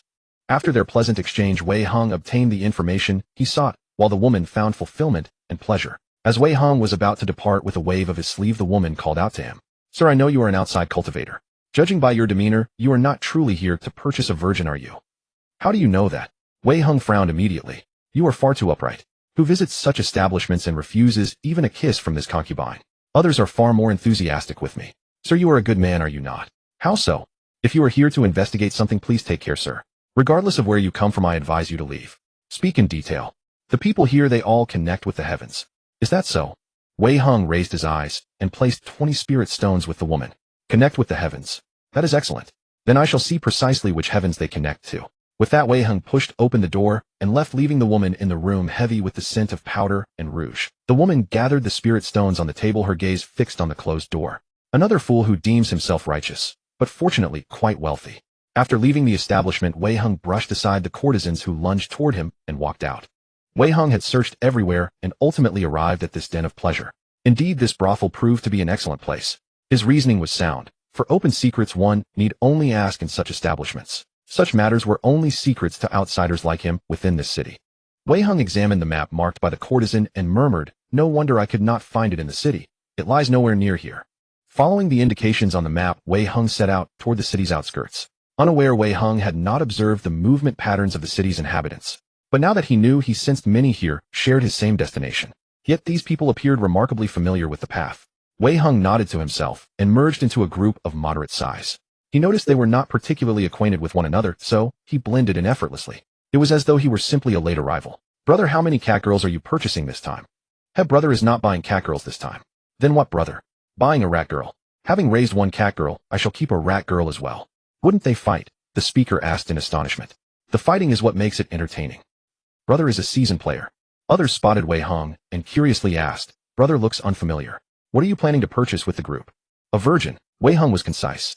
"Pervert." Upon hearing this, the man immediately wore an expression of disgust, as though Wei Hung intended to commit some heinous crime. This left Wei Hung momentarily at a loss. Purchasing a virgin, what was wrong with that? But just then another sly individual approached Wei Hung and patted his shoulder. "Brother, excellent taste. What kind do you prefer?" "Cat girl, perhaps." Wei Hung probed. Hearing this, the man immediately gave a thumbs up. "Good taste. Cat girls are wonderful. Their growth period is neither long nor short. When they first reach maturity, their size is just right. Not too small, not too large. Everything is perfectly balanced." Wei Hung, what on earth? After a brief exchange with an experienced fellow, Wei Hung finally understood why he was so despised. Low-level demon citizens still maintained primitive bloodline traditions. For instance, the instinctual mating season for reproduction had been stubbornly passed down. Thus, if one wished to acquire an untouched companion, they could only purchase a young demon citizen and raise them personally. Otherwise, once their first mating season passed, the notion of purity would be moot. The cat girl who had greeted them that day appeared quite young, yet she likely already had several litters of offspring. After conversing, he learned that he had been mistaken for a pedophile, a death sentence in this world. Yet regrettably, within this group his reputation was already ruined. Even attempts at conversation were met with disdain. Wei Hung had no choice but to temporarily align himself with the alleged pedophile, engaging in their shared transgression. "Brother, do not judge me by my appreciation of youth, for I am a refined connoisseur." The man continued to articulate his twisted philosophy. "A tiny form holds infinite beauty. How could allowing those filthy hands to defile it not be an offense against perfection itself? Thus I must purchase them all and safeguard them carefully." Hearing this, Wei Hung glanced at the man, his expression one of disbelief. So he at least understood the gravity of his own actions. "Then you wouldn't touch them?" Wei Hung clicked his tongue. "Of course not," the man replied with solemn conviction. "A delicate white flower once disturbed loses its pristine beauty. Then wait until they reach maturity." Wei Hung frowned slightly, for even then human girls would only just be beginning to develop. Yet the man merely sneered, his gaze dripping with contempt. Touching such aged women would only bring revulsion. Wei Hung stood bewildered. Such a purely dedicated pedophile he had never encountered before, and he was truly shaken. In that moment, Wei Hung seemed to see the shadow of Fang Xun upon this man's twisted being. A man so extraordinary, Wei Hung had rarely met few like him. "May I ask a presumptuous question?" Wei Hung inclined his head toward the sorcerer. "Sir, have you never been with a single woman?" Hearing Wei Hung's words, the pedophile sorcerer shook his head with visible anguish. "To possess her is my fortune, to lose her my blessing." Then he revealed an expression of having transcended worldly desires. Wei Hung did not understand what this fellow was saying, but he felt Fang Xun could get along well with him. "My condolences." Wei Hung patted the pedophile sorcerer's shoulder, wearing an expression of deep regret. "Do not worry about me." The pedophile sorcerer shook his head and said, "I have already seen through the mortal realm, resolving to invest this limited life into infinite passion. My life I shall have no regrets." Wei Hung's lips twitched. He felt that he himself was rather regretful at this moment. "Let us go, brother. I am a regular here. I happen to know a fine spot where one can observe everything below with perfect clarity. Come, let me take you there. By the way, brother, my name is Li Xian, and what is yours?" "I have met senior brother Li. My name is Wei Sun." "Haha, brother Wei, follow me," Li Xian said, draping his arm over Wei Hung's shoulder as they quickened their pace, leaving those temporary companions far behind. Before long, the two were about to walk directly out of the gate. But just before exiting, a moving carriage blocked their path. "Oh, which carriage is this? So many people, and still driving so fast." Li Xian immediately spat in disgust, condemning the unscrupulous carriage driver. "Senior brotherly, do not rush, lest you harm your health," Wei Hung called out, yet his gaze remained fixed on that carriage. Had a dog's head just peeked out from that window for a moment. It looked so much like Fang Xun. Thinking this, Wei Hung activated his spell technique and sent a message to Fang Xun. A flash of light spiraled away, disappearing into the horizon. The message seemed to spiral as it vanished into the distance. On the other side, Fang Xun received the message moments later. "Where are you?" Fang Xun shook his dog head, sticking it out the window to feel the breeze. This small carriage already made him somewhat hot. Unfortunately, in his current form, Fang Xun could not properly reply, so he temporarily set it aside. As soon as he had read the message, another small head appeared beside him. Jiangqin, that brat, persistently wanted to stick with him, clearly very devoted to his new spirit pet. Outside the carriage window, Jiangqin opened his mouth to the wind, making walla walla walla sounds. The small braids on his head were also blown by the wind, occasionally striking Fang Xun's dog face, making him blink from time to time. After a long while, Jiangqin was satisfied and hugged Fang Xun's neck, attempting to pull him back into the carriage. But Fang Xun did not want to return, and the man and dog stayed locked in a standoff at the carriage window. Finally, Wei Heng sent another message. I saw a dog that looked very much like you. Be careful. I have already found a clue. Fang Xun read it and craned his dog head out further, but unfortunately could not see anyone resembling Wei Heng. Big dog, what do you see? Jiangqin saw Fang Xun leaning hard outward and also poked his small body out, wanting to see what had caught his attention. Then Fang Xun gently bit his braid and pulled him backward. The road was uneven. He did not want the girl to be bumped out. Meanwhile, Xiao Luan, seated inside the carriage, also observed Fang Xun's actions. Her brows rose slightly, and she glanced at Fang Xun a few more times. This spirit hound was so incredibly perceptive. Was this truly Qin'er's destined opportunity? Xiao Luan watched Fang Xun and gradually felt at ease. Such a creature with a pure heart indeed had little to fear. Gradually, Xiao Luan closed her eyes, waiting only for the carriage to roll forward. After roughly 2 sticks of incense time, the carriage finally arrived before a canyon. Before this canyon, 2 guards patrolled the area, hovering on flying swords in midair, as if scrutinizing every person passing through the canyon bit by bit. Not long after the carriage reached the base of the canyon, but unfortunately carriages could not pass through here. Fang Xun, Xiao Luan, Jiangqin, and the female disciple Shun Rong all stepped down together. As soon as they descended, Jiangqin swiftly climbed onto Fang Xun's back. She was the Grey Wolf Knight. By now, Gu Hao and Pei Ruanruan had already been attended to by those catgirl servants. They looked at each other, and though their original features were still recognizable, they were completely transformed. Pei Ruanruan wore a grand crimson floor-length gown, making her appear utterly enchanting and alluring. Especially that touch of red at the corners of her eyes, as if painted directly onto one's heart. Even Gu Hao, looking at her, felt a stir of attraction, desiring to be closer to Pei Ruanruan. Gu Hao, on the other hand, appeared much more elegant and refined.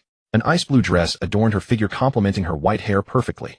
Though she dressed like an ice spirit, the touch of red in her pupils gave Gu Hao an added liveliness and cuteness. The performers took their positions. The grand assembly was about to begin. How's this, brother? Good spot, right? Li Xian patted Wei Heng's shoulder, clearly satisfied with the location he had chosen. By now they had made their way deep into the canyon. The valley was surrounded by towering mountains on all sides, yet at its center lay a vast lake. Several towering pavilions adorned with silk ribbons in various colors rose from the lake's surface, while a massive platform emerged from the water at the lake's center. Formation arrays activated from the lakebed erupted in brilliant light, casting a dazzling radiance over the central platform.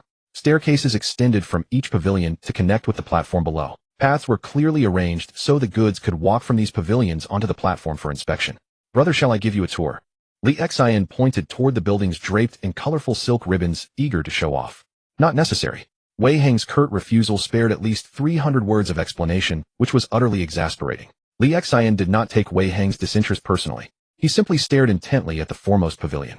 That was about all he could focus on anyway. The demon pets in the other pavilions were far beyond his means. Meanwhile, Wei Heng was carefully scanning the crowd for any trace of Fang Xun. He had a strong feeling Fang Xun was here somewhere, but could not seem to locate him. No way could it be that this kid is still a dog and too short to see. Wei Heng racked his brains, but could not figure it out. Or did he truly not come? Was he overthinking this? And at that very moment, above Wei Heng's head on the 3rd level, beyond the throngs of casual visitors on the ground floor, the canyon also hosted more distinguished guests. Xiao Luan was one such honored guest. She had been granted a private viewing room carved directly into the canyon's cliff face. A dedicated walkway had been hewn into the rock, and the chamber itself was exquisitely appointed. At the very center of this room stood a projection of the lake below. This projection could be adjusted at will, magnified to any size she desired. One could survey the lake in every direction without any blind spots. Fang Xun found himself quite fond of this particular setup. Xiao Luan was not watching the projection at all. She stood by the window, intently studying the pavilions rising from the lake and the people gathered below. Gazing upon the sheer scale of the operation, a trace of worry crossed her face. Given the magnitude of this operation, she doubted her golden core cultivation would be enough to maintain control if things turned violent. It seemed she would have to let this opportunity pass and wait for another chance. She wondered where the Emperor's envoys might be and whether they even had access to networks like the Wanshou Sect's channels. It was a pity she had learned of this too late. If only she had been able to make contact with the Emperor's people, perhaps this entire situation could have been resolved far more smoothly. Xiao Wan shook her head at these thoughts. A pity. Far too late. Even if she reached out now, the Emperor's faction would likely regard them with suspicion. Xiao Wan had no idea that the person she had been hoping to find was currently trapped under her obedient daughter's relentless attention. Fang Xun felt as though he were facing a formidable enemy. Jiang Qin had apparently decided to grip Fang Xun's massive snout with both hands. After pinching his elongated muzzle, Jiang Qin slowly brought her face closer to Fang Xun. His eyes widened in alarm. What exactly was this girl planning? No way. There is no way this is happening. Do children just instinctively know how to do this sort of thing? Fang Xun tried to back away, but there was nowhere to go. The wall was right behind him, and his mouth was firmly held. Jiang Qin cupped her hands into a tube shape around Fang Xun's snout, then suddenly pressed her face right up against it. Then, she blew out an extraordinarily long breath. Fang Xun's cheeks puffed up, and he let out a gurgle as his tongue nearly blew out. With that task complete, Jiang Qin stood with her hands on her hips, looking utterly satisfied, as though she had accomplished something monumental. Meanwhile, Fang Xun lay completely flopped on the seat. His expression was one of utter desolation. Was this some kind of karmic justice? The things he had done to Da Huang in his past life had finally come back to haunt him in this one.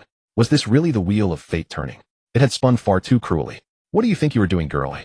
Xiao Wan, watching from the side, had clearly noticed Jiang Qin's actions and promptly tapped her on the head. How could you treat your spirit pet like this? Upon hearing this, Jiang Qin's hands dropped from her hips. She realized she might have been wrong. What if the big dog felt unwell from all this? As Jiang Qin was berating herself, Xiao Wan spoke again. How filthy. Fang Xun stared in confusion. Finally, after a spectacular fireworks display, the canyon was illuminated by the vibrant glow of colorful formations.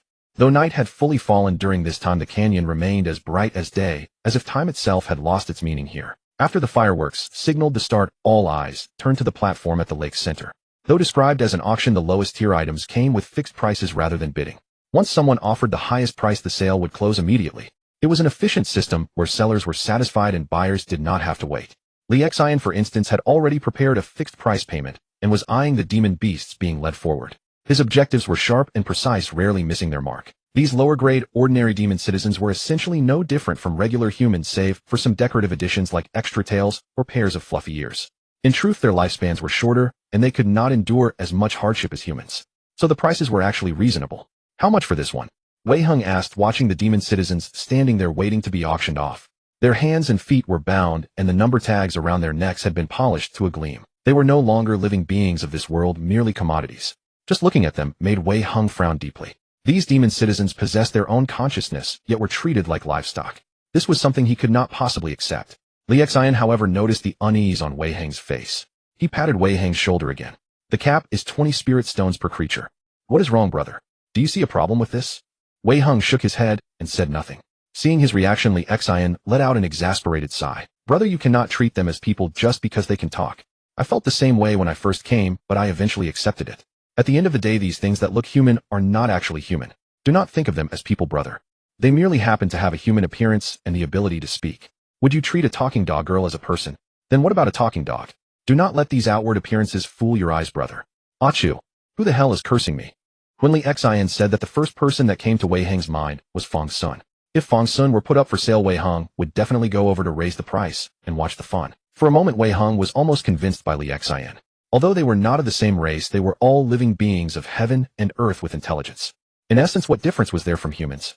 While Wei Heng was pondering, Li Xian had already started bidding frequently. Apparently, there were quite a few people holding 20 spirit stones to buy a little slave. 20 spirit stones to buy a spirit pet's entire life. Expensive, but not too expensive. At least a spirit pet wouldn't abandon you and then take half your assets. Finally, after several rounds of bidding, Li Xian successfully won a dirty little mouse girl. The auction house didn't even bother to clean these lowest grade goods. They were left dirty for people to pick, like opening a blind box. Li Xian had originally wanted to buy a dog girl or a horse girl, but unfortunately the competition was too fierce and he failed. Still, getting a little mouse girl was satisfying enough. Brother, I'll go collect my little pet and be right back. After saying that, Li Xian immediately left. Eager to meet his little pet, he was practically flying with anticipation. Wei Heng watched Li Xian leave and then continued observing the scene on the lake. The auction proceeded in an orderly manner. The goods were brought out like a stream and taken away just as quickly. The speed was astonishing. After these low-priced goods were sold out, the prices of the subsequent spirit pets gradually rose, from a few hundred spirit stones to several thousand. After an hour or two, approaching midnight, the price of a spirit pet had already begun to be measured in tens of thousands. These spirit pets all had cultivation. Even a beautiful foundation establishment snake woman was sold for a staggering 280,000 spirit stones. That was almost the entire wealth of an ordinary golden core rogue cultivator, including immovable assets like flying swords and robes.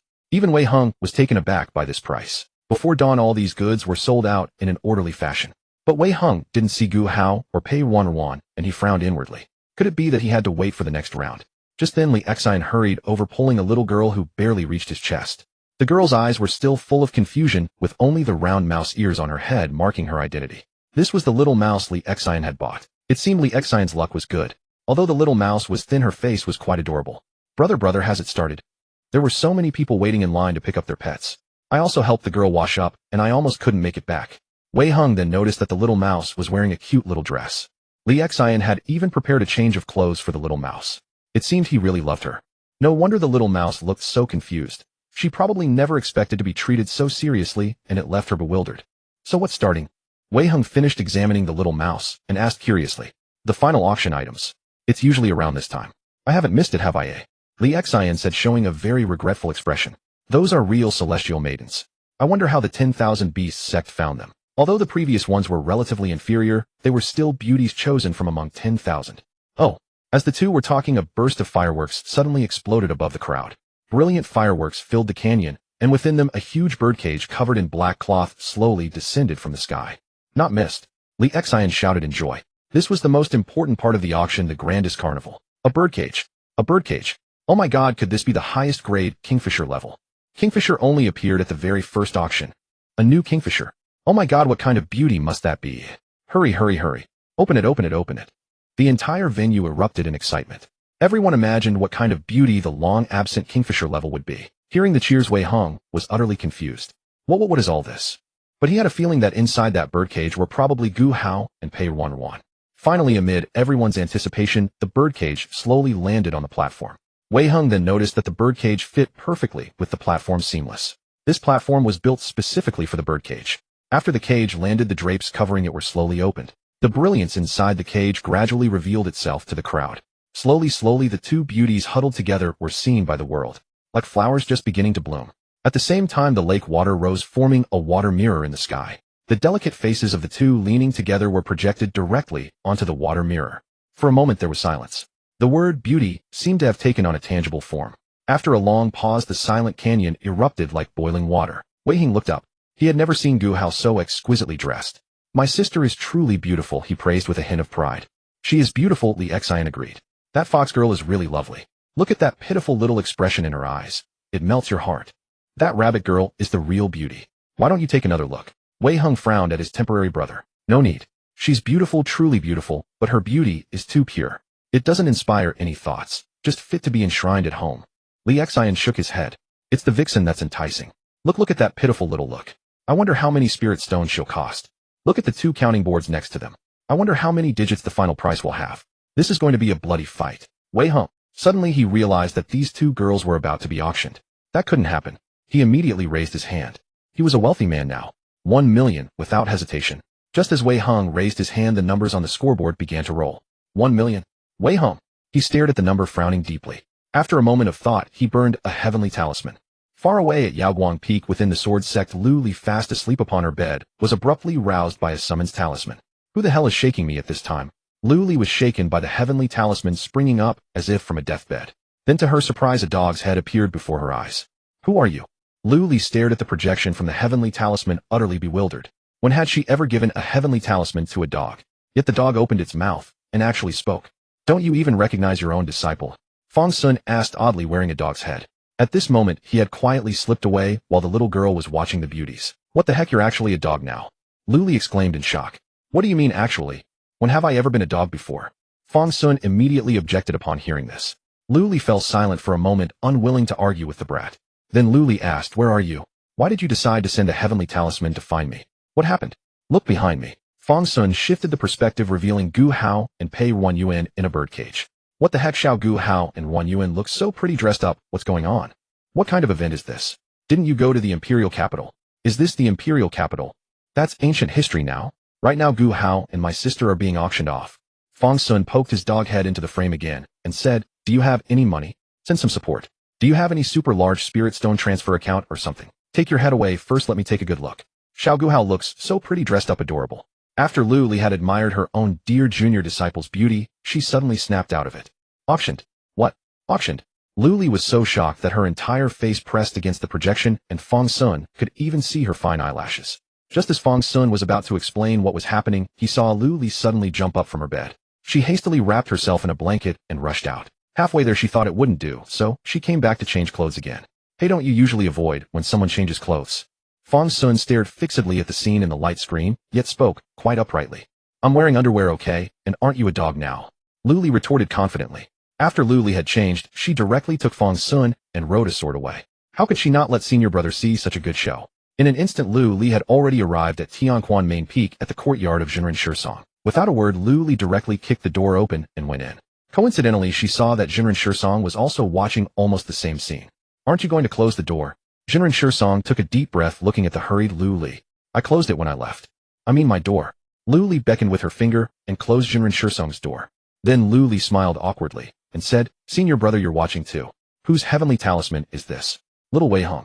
Yeah, Wei Heng is asking me for some funds. Upon hearing this, Lu Li was about to say something when she suddenly heard a few dog barks and a little girl's voice from her own heavenly talisman projection. Woof woof woof. Big dog, how did you come out? What are you watching? Hey. Then the heavenly talisman projection was abruptly cut off. Lu Li glanced at the half-burnt heavenly talisman, then thought of Fang Xun, who had just been barking like a dog in front of that little girl. So her disciple had gone to be a dog for that little girl. But she put that matter aside for now as she still had business at hand. Lu Li directly sat down beside Shisong. Senior brother, what's going on? Wait a moment, I'll send some money to Wei Heng. As Shisong spoke, he sent a message to contact Jiuzhou Wanling Pavilion. This Wanling Pavilion was specifically responsible for the coordination of spirit stones. Large-scale transactions of spirit stones were mostly completed through Wanling Pavilion. And in this process, Wanling Pavilion would only charge 1/10,000th of the spirit stones as a handling fee. Of course, for amounts less than 10,000 it also charged 1 spirit stone. Then Lu Li saw Jinren Shisong entering zeros and sighed. Senior brother, no. Don't empty your coffin money. At this moment Fang Xun had already been dragged back by Jiang Qin holding his neck. In just this short while the bidding on the other end had already started jumping in units of millions. Gu Hao's current value had already reached over 9 million spirit stones. Pei Ruanruan's value even exceeded 10 million. Damn it, how could this group of bastards be so rich?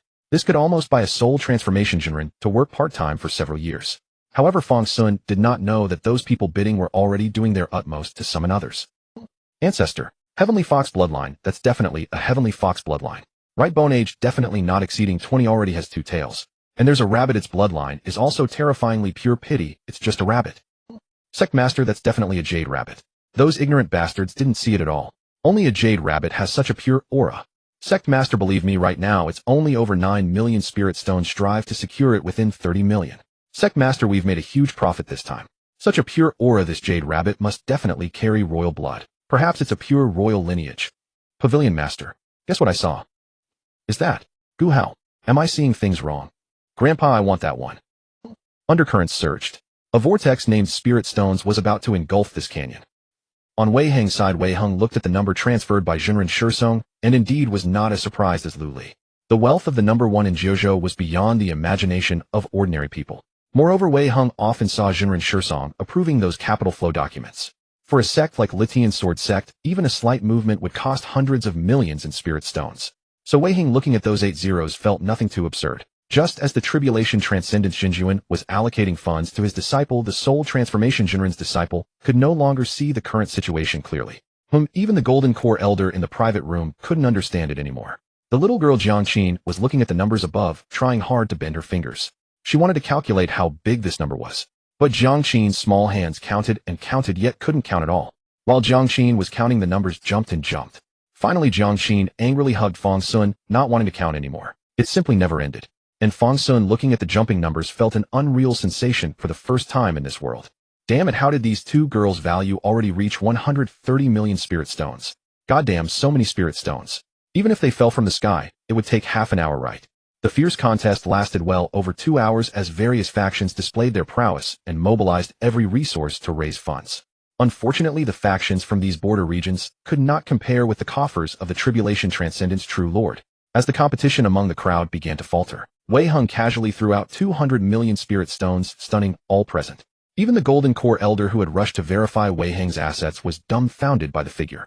This was a living ancestor indeed. Beside Wei Hung, Li Xin led his little mouse eyes wide with astonishment. Senior, please proceed.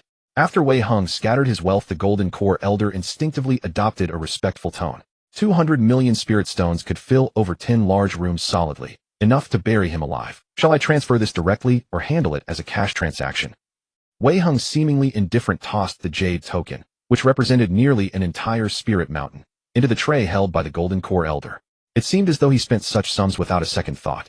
Yet at this moment the Golden Core Elder could not make the call on what appeared to be a minor matter. An immediate settlement carried uncertainty, while a transfer posed too great a risk. Although the 9 provinces' myriad spirits pavilion claimed absolute neutrality, everyone knew such neutrality was meaningless. Their transaction was far from legitimate. If this generous patron were some spy sent by a rival faction, it would be a serious complication. After a brief deliberation, the Golden Core Elder decided to pass the buck. Senior, this amount is quite substantial. I need to consult with my superiors first. Please do not take offense. With these words, the Elder respectfully collected the jade token and offered it to Wei Hung with both hands. No matter, Wei Hung said casually with a nod. Go ahead. Just bring those 2 demons as soon as possible. Yes, I'll be right back. The Golden Core Elder agreed and hurried away. Only then did Wei Hung wave to Li Xian. What's going on here? By now the crowd's bidding had ceased, and the 2 kingfishers remained in their cages untouched and waiting. Senior Brother Wei really did come, Pei Ruanruan whispered into Gu Hao's ear. Gu Hao and Pei Ruanruan had naturally noticed Wei Hung. His flamboyant display of wealth made it impossible to go unnoticed. Junior Brother Fang is also here, but after noticing Wei Hung, Gu Hao naturally began searching for Fang Xun's figure. Unfortunately, Fang Xun was not by Wei Hang's side, making the search quite arduous. Finally, after looking around for some time, Gu Hao spotted a dog's head peeking out from the building on the cliff face. Though somewhat surprised that Fang Xun had not yet transformed back into human form, seeing him in this state somehow made Gu Hao feel warm inside. Fang Xun had indeed come. Sister Ruanruan, look, Fang Xun is so silly. This smile broke through Gu Hao's usual aloof demeanor as the ice rabbit fairy, infusing her entire being with vibrant energy. A single smile could topple cities and kingdoms. A true beauty indeed. He is quite silly. Pei Ruanruan glanced up and burst into laughter. Hey, it seems like someone is with Senior Brother. Indeed, she saw a small head emerging beside Fang Xun's dog head. The girl seemed to be clinging tightly to Fang Xun's neck so much so that his tongue was being squeezed out. Gu Hao was closely examining Fang Xun and naturally caught sight of the scene beside him. In her eyes, a fair-skinned arm reached out to lift the little girl and casually pat Fang Xun's dog head. Whose hand was that?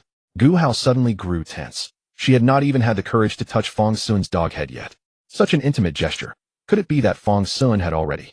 At this thought, Gu Hao's small hands twisted anxiously, her slender fingers gripping and fidgeting with the hem of her dress. What are you doing? Stop holding on so tightly. You'll choke the dog to death. Xiao Wan grabbed the back of Jiang Qin's clothes and lifted her up. Don't treat the big dog like this. It won't feel comfortable. Oh. Being lifted by Xiao Wan, Jiang Qin immediately behaved herself. Then Jiang Qin patted Fang Xun's back and said, Big dog, don't be angry with me. Meanwhile, Fang Xun had no time to dwell on Jiang Qin's matters. Fang Xun was preoccupied with thoughts of Wei Heng's lavish spending. Clearly Wei Heng had gone to seek support from the sect master. Yet with so much money, it would be nearly impossible to avoid unwanted attention. Those factions might hesitate due to Wei Heng's background and dare not make a move. But there were always those with nothing to lose hoping to strike it rich.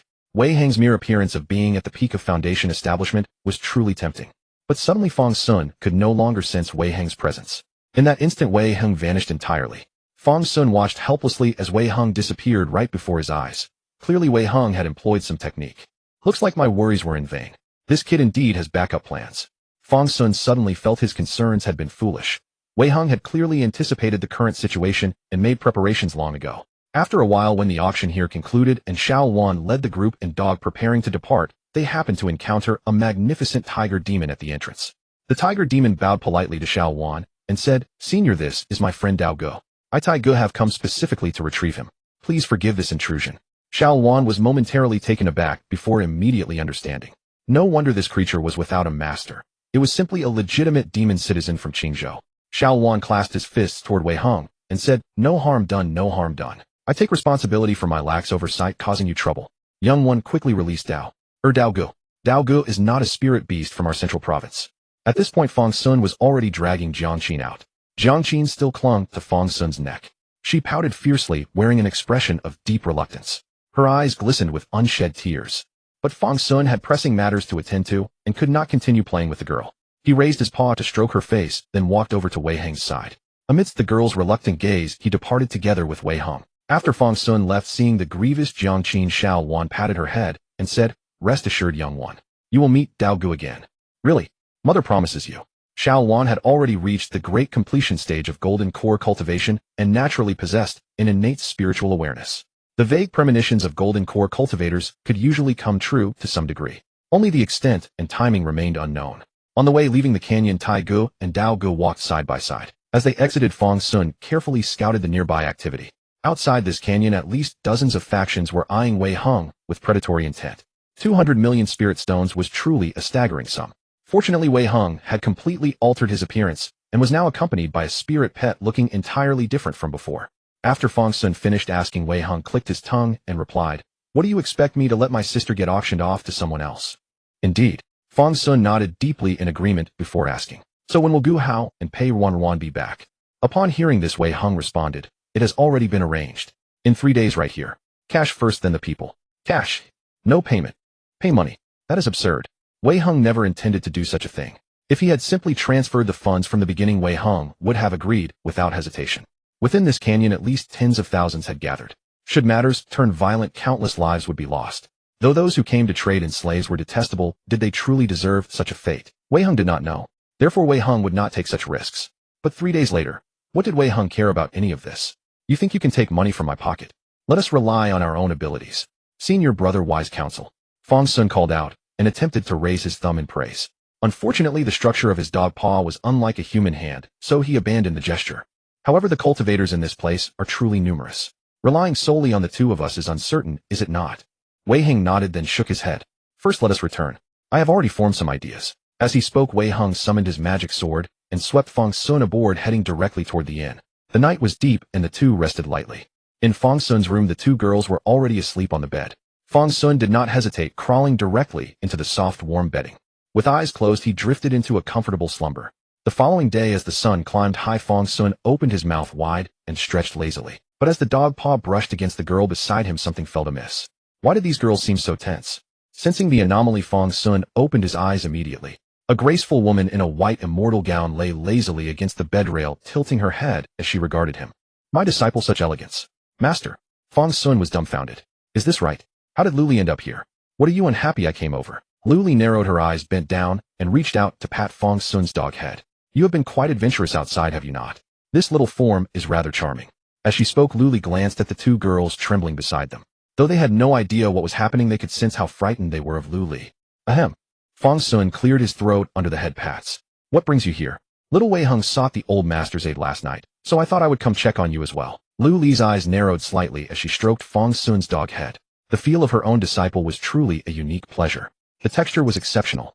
Upon hearing Luli's words, Fang Xun exclaimed, "You are going there directly to fight alone?" Fang Xun's canine eyes widened in astonishment. With a nascent soul cultivator like Luli acting, he could simply bring a small stool and watch the spectacle unfold. To witness such power up close would be nothing short of an unparalleled visual feast. "That will not do." Luli scratched beneath Fang Xun's chin.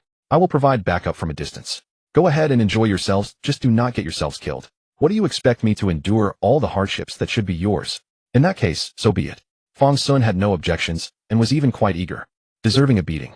Luli struck sharply at Fang Xun's cranium, the sound echoing through the room. "Speaking of which, this form of yours is rather cute. Let me hold you." Luli scooped Fang Xun from the bed and pulled him into her embrace. Women are invariably helpless against fluffy creatures. Then Luli turned to the two trembling girls beside her. "You two leave first. There is no further work for you." The two girls were overjoyed, hurriedly acknowledging and retreating with respect. Thereafter, only Fang Xun and Luli remained in the room. Luli sat upon the bed holding Fang Xun. The art of petting a dog, even for one who had never done it before, seemed to come naturally. Luli indulged herself thoroughly. While basking in Luli's affectionate strokes, Fang Xun voiced his concerns.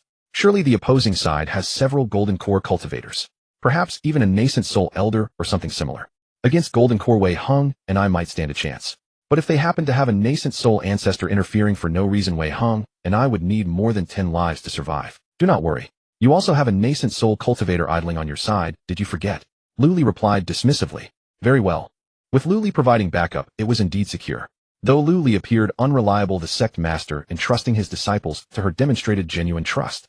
That day, Wei Hong hurried over upon hearing the commotion to pay respects to Luli. Upon seeing Lu Li, the worry on Wei Heng's face vanished, completely replaced by visible delight. That day Wei Heng and Fang Xun accompanied Lu Li as she strolled through Yawning City. Fang Xun had originally intended to revert to his true form, but Lu Li declined without ceremony. Fang Xun's large dog form was far too endearing, and Lu Li had not yet grown tired of it. Lu Li also glanced at Wei Heng's transformed appearance, then dismissively ordered him to revert. You are quite handsome. Why transform into something so ugly? Wei Heng. Thus the two companions prepared to follow Lu Li and enjoy several days of leisure in the city, merely waiting for the day of the transaction to arrive. Coincidentally, that same night, 200 million spirit stones were delivered by messengers from the Myriad Spirits Pavilion. To ensure their safe passage, the pavilion had even dispatched a nascent soul cultivator. The moment this cultivator learned the recipient was Lu Li, his ingratiating smile threatened to split his face. Sect Leader Lu, I never expected it to be you. Might you require assistance, Sect Leader Lu? Word has spread of your generous bid of 200 million spirit stones for the Imperial Bloodjade Rabbit and Heavenly Fox bloodline. How many now covet both your fortune and those two girls of supreme bloodline? The Myriad Spirits Pavilion's intelligence is indeed swift. Lu Li praised. Do you know who else is competing for these 200 million spirit stones and those two girls? This. At Lu Li's question, the nascent soul cultivator fell silent at once. Sect Leader Lu, I must take my leave. I pretend I never saw you. The moment the words left his mouth, the cultivator bolted. Some matters could be spoken of, others could not. Running away was the safer course. TCH, even at the nascent soul stage, and still so timid. Lu Li shook her head and turned back toward her room. By then Fang Xun had already reverted to his human form, sipping tea at a leisurely pace. Who was it, master? The one delivering money. Oh, revert back. I will hold you while I sleep. That is inappropriate. Men and women should maintain proper distance. Fang Xun protested in astonishment. Will you comply or not? Oh. The humiliating night slowly passed amidst Fang Xun's grievous whimpers. What is this wet substance? Lu Li furrowed her elegant brows, pressing between her fingers whatever she had found while rubbing Fang Xun's belly. Fang Xun, Lu Li. Another day passed. The master and disciple made no mention of last night's lipstick incident. Their demeanor of mutual respect, solemnity, and sage-like composure left Wei Heng utterly bewildered. Moreover, Fang Xun had reverted to his true form today, adding to Wei Heng's surprise. Yet seeing how proper they both were, he dared not ask. He sensed that this was undoubtedly a great secret not meant for his ears. Well, today we should go fetch Xiao Gu Hao and the others, right? Lu Li took a sip of tea and said calmly yes. Fang Xun cupped his hands. Master, go ahead. Xiao Wei Heng, take these 200 million spirit stones. Handle all matters yourselves. I will be here to support you. Yes, master. Fang Xun cupped his hands again. Wei Heng thought, what are these two up to?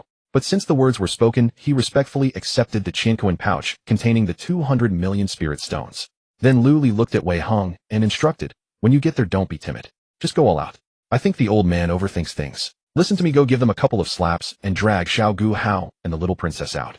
Don't be afraid, just do it. Wei Heng thought, that's the real third uncle. Still the same. Fang Xun, however, seemed a bit worried and said, Master, what if those people have placed some means on Gu Hao and Pei Ruanruan? How should we handle it? My disciple has a point. In front of Fang Xun, Lu Li resumed her dignified demeanor. Gu Hao has the Mo Jade for protection, and the ninth princess certainly has the emperor's safeguards. So there is no need to worry. Master is right. Fang Xun felt relieved and said respectfully. Wei Heng thought. Something definitely happened last night, but he dared not ask. Then Wei Heng said, Third uncle, it's about time. We'll set off. Go ahead. Seeing Lu Li nod, Wei Heng and Fang Xun left together. Lu Li was obviously not going with them. She would also go, but a bit later. After leaving, Wei Heng casually summoned his flying sword and took Fang Xun toward the valley in the 10,000 Beasts Mountain. The moment they stepped out, countless messages were sent. In these 3 days, countless eyes had been fixed on this place. 200 million spirit stones. A figure that made even small sects drool. Enough to make them risk their lives. But most were still watching. One could risk one's life, but only if there was a chance. The sect's patriarch was only at the nascent soul stage. What if they sent a divine transformation protector?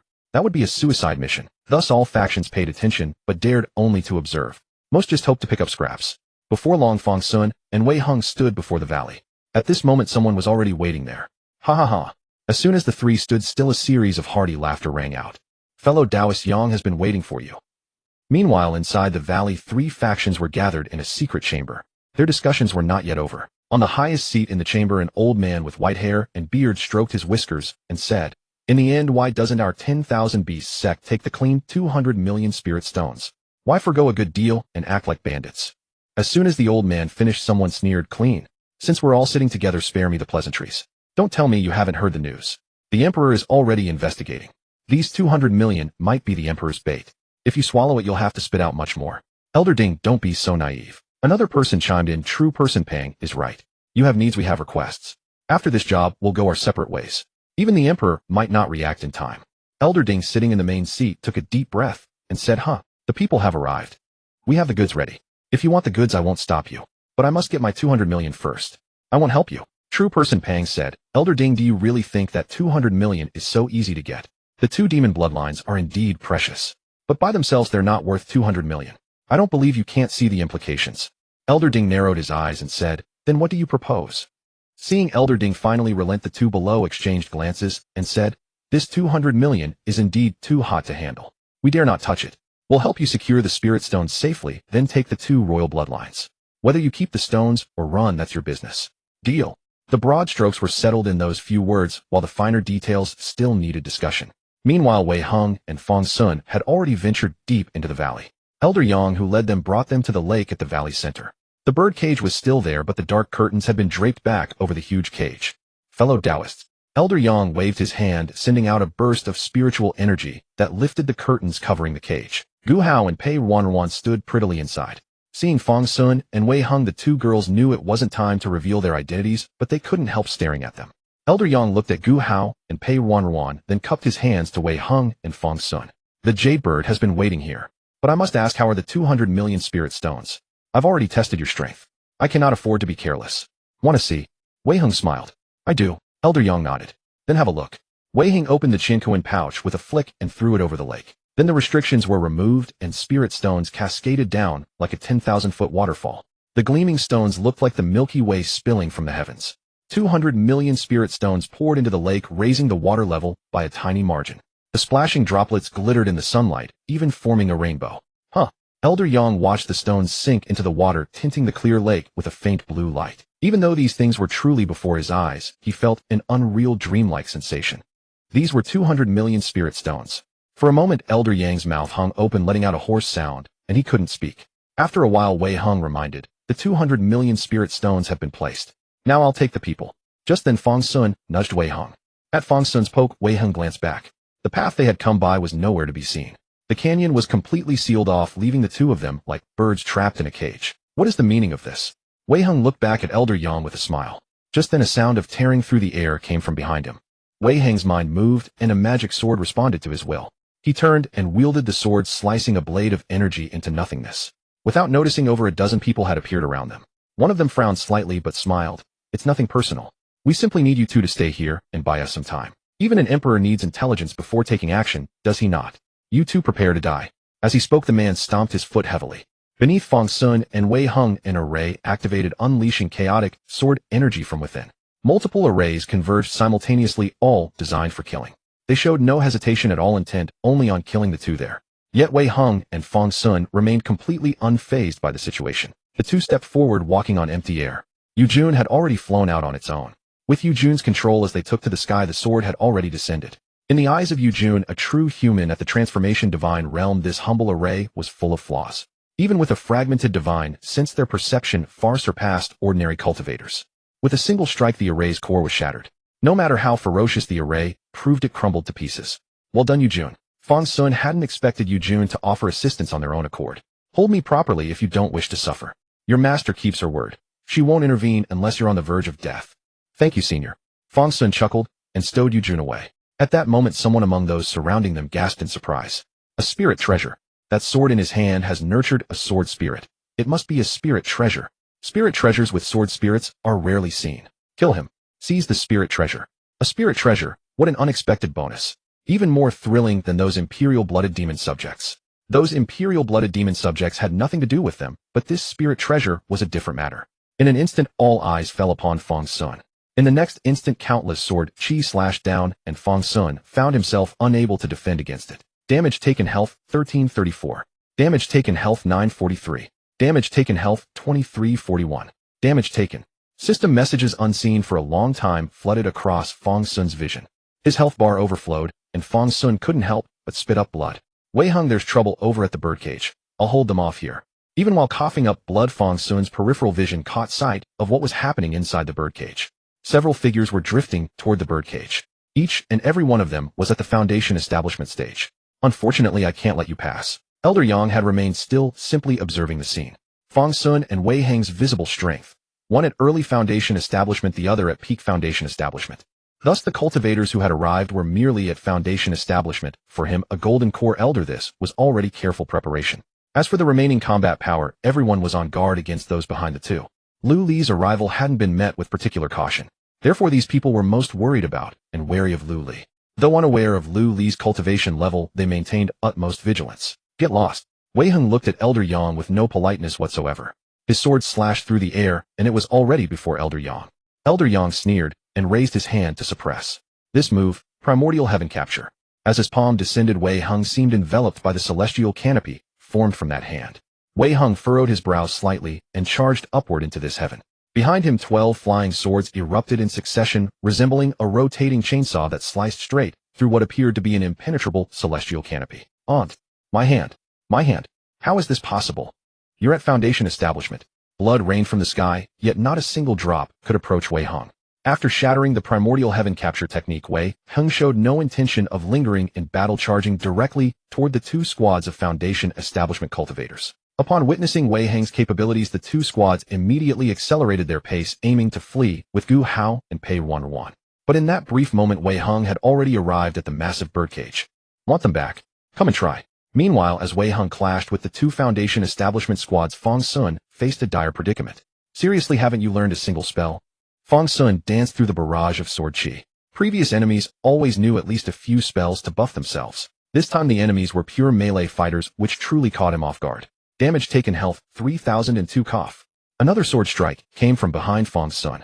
At that moment Elder Yang was furious, but dared only to vent his frustration on Fang Xun. As for Wei Heng, he was beginning to lose his edge. Damn it! Fang Xun turned around and saw Elder Yang's enraged, contorted face.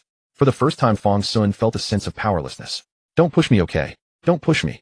Holding Yu Jun, Fang Xun slowly retreated. Elder Yang sneered viciously. Your companion is quite formidable, but I wonder if he cares enough about you. If I capture you and break your fingers one by one, will he surrender? This fierce. Fang Xun frowned. Huh. Primordial heaven capture. The same technique, but wielded by different hands. That celestial canopy pressed down again, but this time targeting someone else. Fang Xun watched the descending canopy and bit his tongue hard. Pain. Damage taken, health 7. Fine, fine. You just know how to bully me. Fang Xun said this while slashing his own robe hem with a sword, tearing the fabric into a ball and pressing it firmly between his teeth. Then he retrieved the 3 cultivation manuals he had obtained from Master Da. These past 5 years had not been wasted for Fang Xun, and since Lu Li had revealed the secret of his Dao body, certain resources had become readily available to him. Take these 3 manuals from Master Da for instance. Absolute trash, the dregs of dregs. Yet even worthless trash has its uses. After handing these 3 manuals to Lu Li, that fellow went straight from Tianxian Peak, gathering people along the way until he reached true person Shirsong. Except for Lu Li's 6th junior brother Zhu Jinshan, the Peak Lord of Kaiyang Peak, who was away on his travels, everyone was present, even more so than their usual casual meetings. Lu Li's purpose in assembling so many people was to refine these 3 inferior manuals. Fang Xun didn't even want to imagine how those Peak Lords felt upon seeing these 3 manuals. Then let's begin. Consider this a demonstration of my Li Tian's true foundation. This is not the true foundation of our Li Tian, absolutely not. Beside Lu Li, Su Qingyao said with a dark expression. In truth, Lu Li was not the only one from the sword sect who had come. Su Qingyao had also been brought along by Lu Li. But Su Qingyao had been delayed by some matters and arrived later. The two of them were now sitting upon the clouds watching the grand spectacle below. Although the canyon was layered with countless formations that concealed almost everything, to a Dao integration true person it was as if nothing was hidden. Su Qingyao waved her hand, and the shielding formations silently dissolved unnoticed by anyone. When Su Qingyao said this, she was utterly unwilling to admit that she had once participated in the revision of that flawed technique. If not for Shirsong Jinren and the others informing them of Fang Xun's situation, Su Qingyao would not have spared this matter a single glance. Oh, junior sister, don't say that. Didn't you find the soul-stealing strength exchange technique quite enjoyable to cultivate? Humph. Su Qingyao let out a cold snort, but her gaze remained fixed below. Below, Fang Xun had already made his move. I am now truly excited. Fang Xun stared at the crowd, his index finger continuously rotating against his temple. The finger had even sunk halfway into his skull, blood gushing out from the temple. So happy, so happy, so happy. After this technique was transformed into this divine ability, it became far, far more effective than before. I am now brimming with vitality. Withered body, vigorous chi open. Soul-stealing strength exchange open. Sacrifice essence nourish artifact open. Open, open, open, open, open, open. Let us reverse this grand scheme. In an instant Fang Xun's body swelled, and both he and Jun's eyes shimmered with a fluorescent glow. Before Fang Xun, Elder Yang, wary of Wei Hang's situation, had already become extremely cautious. But when Fang Xun's massive hand directly seized his head, Elder Yang's eyes flew wide open. You insolent whelp.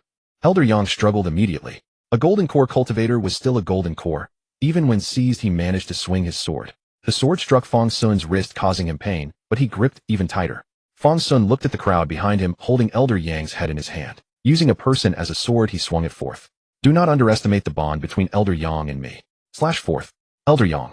Elder Yang. Bloom Elder Yang. In the sky, Lu Li gazed at Su Qingyao, as if admiring her junior sister's beauty, not even blinking. Senior sister, why are you looking at me? Fang Xun nephew is quite valiant, isn't he? Lu Li's mouth twitched at the remark. Fang Xun's grotesque display was hard to look at even for her. Let's just watch little Wei Hung. What's there to see in Fang Xun? Lu Li's insistence on saving face made Su Qingyao give her a few extra glances. Su Qingyao even felt as if she had returned to the days when she first knew Lu Li. Stop looking, stop looking. This kid is a bit embarrassing. Finally, Lu Li could not bear it anymore. She pinched Su Qingyao's pretty face and said, this is not what I taught him. I couldn't teach something like this. As Lu Li spoke, she pointed at Fang Xun, who was thoroughly enjoying his slaughter. The golden core body seemed to be quite useful. He drove those foundation establishment cultivators to flee in panic, abandoning their armor. But at that moment, 3 or 5 more golden core cultivators arrived to reinforce. 1, 2, 3, 4, 5. 3 for little Wei Hung, 2 for Fang Xun. There's a late-stage golden core. That's not good. Lu Li counted the heads, calculating the limits of Wei Hung and Fang Xun. They were all disciples of the same sect, thoroughly known to each other. And there's Gu Hao and Pei Ruanruan, Su Qingyao reminded. Gu Hao should be able to hold off one. Too bad for the little princess, Lu Li said regretfully. The 9th princess's talent is not weak, but compared to these 3, she is still far behind. Su Qingyao shook her head. There are many geniuses in the world. One must always know how far the sky extends and how high it reaches. Like senior brother. That's a bit too high. Su Qingyao gave Lu Li a helpless look. Why pick such an example? No, it seems the 3 nascent souls in the secret chamber are about to make a move. They've grown impatient. The 2 had been monitoring those in the secret chamber. These 3 were the highest combat power in the canyon, so every move they made was under the duo's watch. They won't get out. Don't worry. Su Qingyao said dismissively. She waved her hand, and a barrier descended upon the secret chamber where the 3 were. Elder Ding frowned as he stepped out, noticing nothing amiss until he slammed into the barrier. What the hell? How did a formation activate? Elder Ding frowned even deeper and casually struck the barrier with his palm, intending to shatter it. But when his palm pressed against the barrier, it didn't even ripple. It was as if he had merely placed his hand on it for a test. Elder Ding, what's so interesting about this formation? Worried it might break. Time is not on our side. Those 2 brats are no simpletons, they are clearly young prodigies sent by the Emperor. Such people likely have guardians nearby. Let's hurry out, collect the money, and take them away. Do not linger. As Pang Xun spoke, he also raised his palm and struck the barrier. What's wrong? Let's go. The remaining man frowned, and likewise struck the barrier with his palm.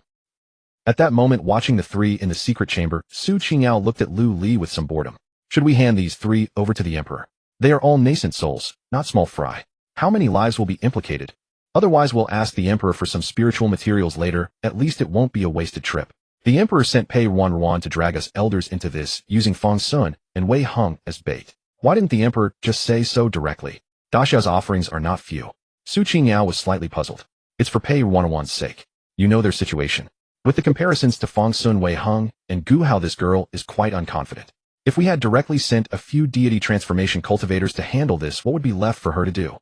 Now it's much better. She has a sense of participation, and there are people to back her up.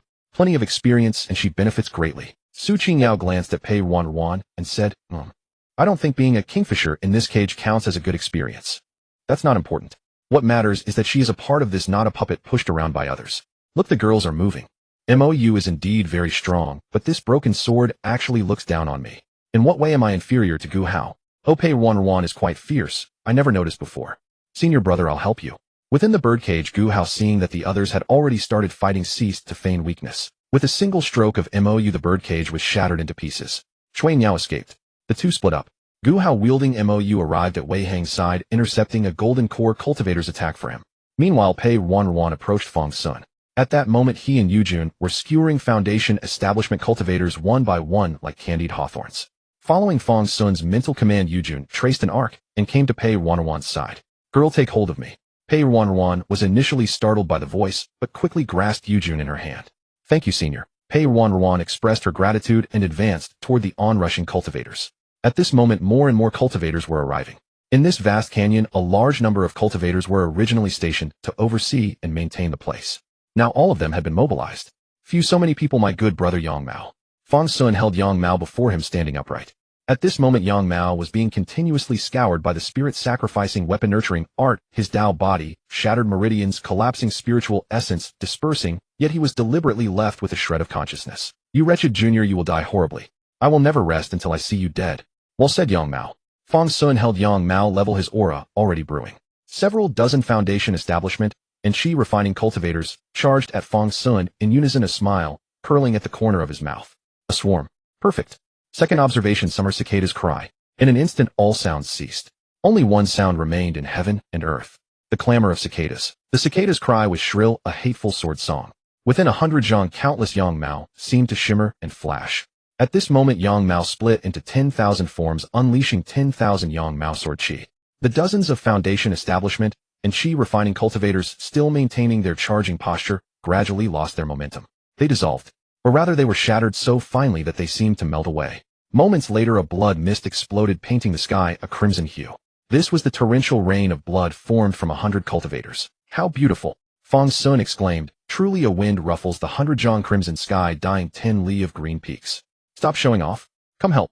Just as Fang Xun was immersed in his grand literary world, he heard Wei Heng's voice. At that moment, several golden core cultivators had surrounded Wei Heng and Gu Hao. Both were only at foundation establishment. Even armed with divine weapons, they could hardly withstand so many golden core cultivators. Seeing the magical artifacts and spiritual treasures on the golden core cultivators' eyes grew increasingly fervent. These two, what a tremendous treasure trove. I'm coming. Fang Xun bellowed, drawing a fraction of their attention.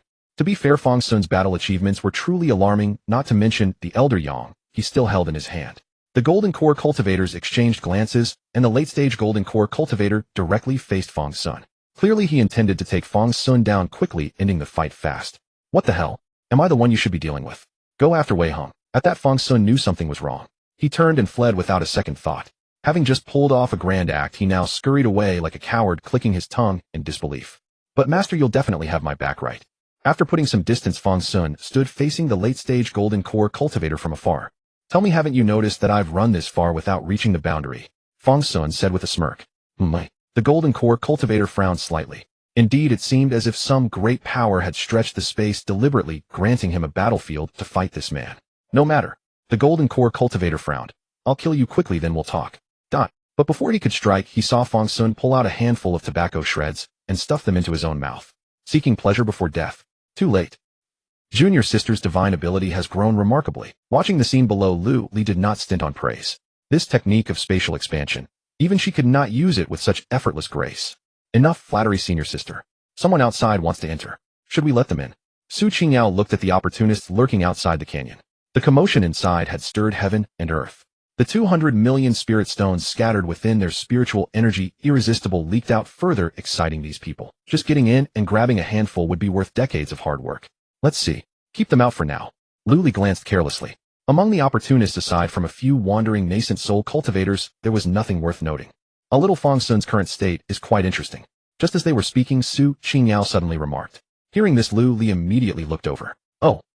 Amidst a dense cloud of dust, a hideous green-faced, fang-mouthed, ink-haired demon emerged from the smoke. The demon stood nearly 9 zhang tall. Oh, every move shook the earth. Yang Mao was still in Fang Xun's hand, but now appeared as small as a tattered doll. Fang Xun casually flung Elder Yang to the ground, smashing a deep crater splattered with blood and flesh. All bluff. The golden core cultivator showed no sign of panic at Fang Xun's transformation. Techniques to enlarge the Tao body were not uncommon, but they had little practical significance. Usually only when demon beasts revealed their true forms did such methods have special effects. The golden core cultivator swung his sword, and a dazzling sword light descended from the heavens, spanning 100 zhang. Before this sword light, Fang Xun's demonic form seemed insignificant. Fang Xun snorted at the sword light. He clenched his fist and punched. The punch directly struck the sword light. Damage received, HP 10860. Inky blood rained down, but the sword light was also shattered by Fang Xun's blow. Is that all? Fang Xun's voice was light, yet thunderous. He took a single step and appeared before the golden core cultivator. Even though the cultivator stepped on the 7 stars and shrank the earth into a formation, Fang Xun clung to him relentlessly. In this giant form, he should have been sluggish and slow.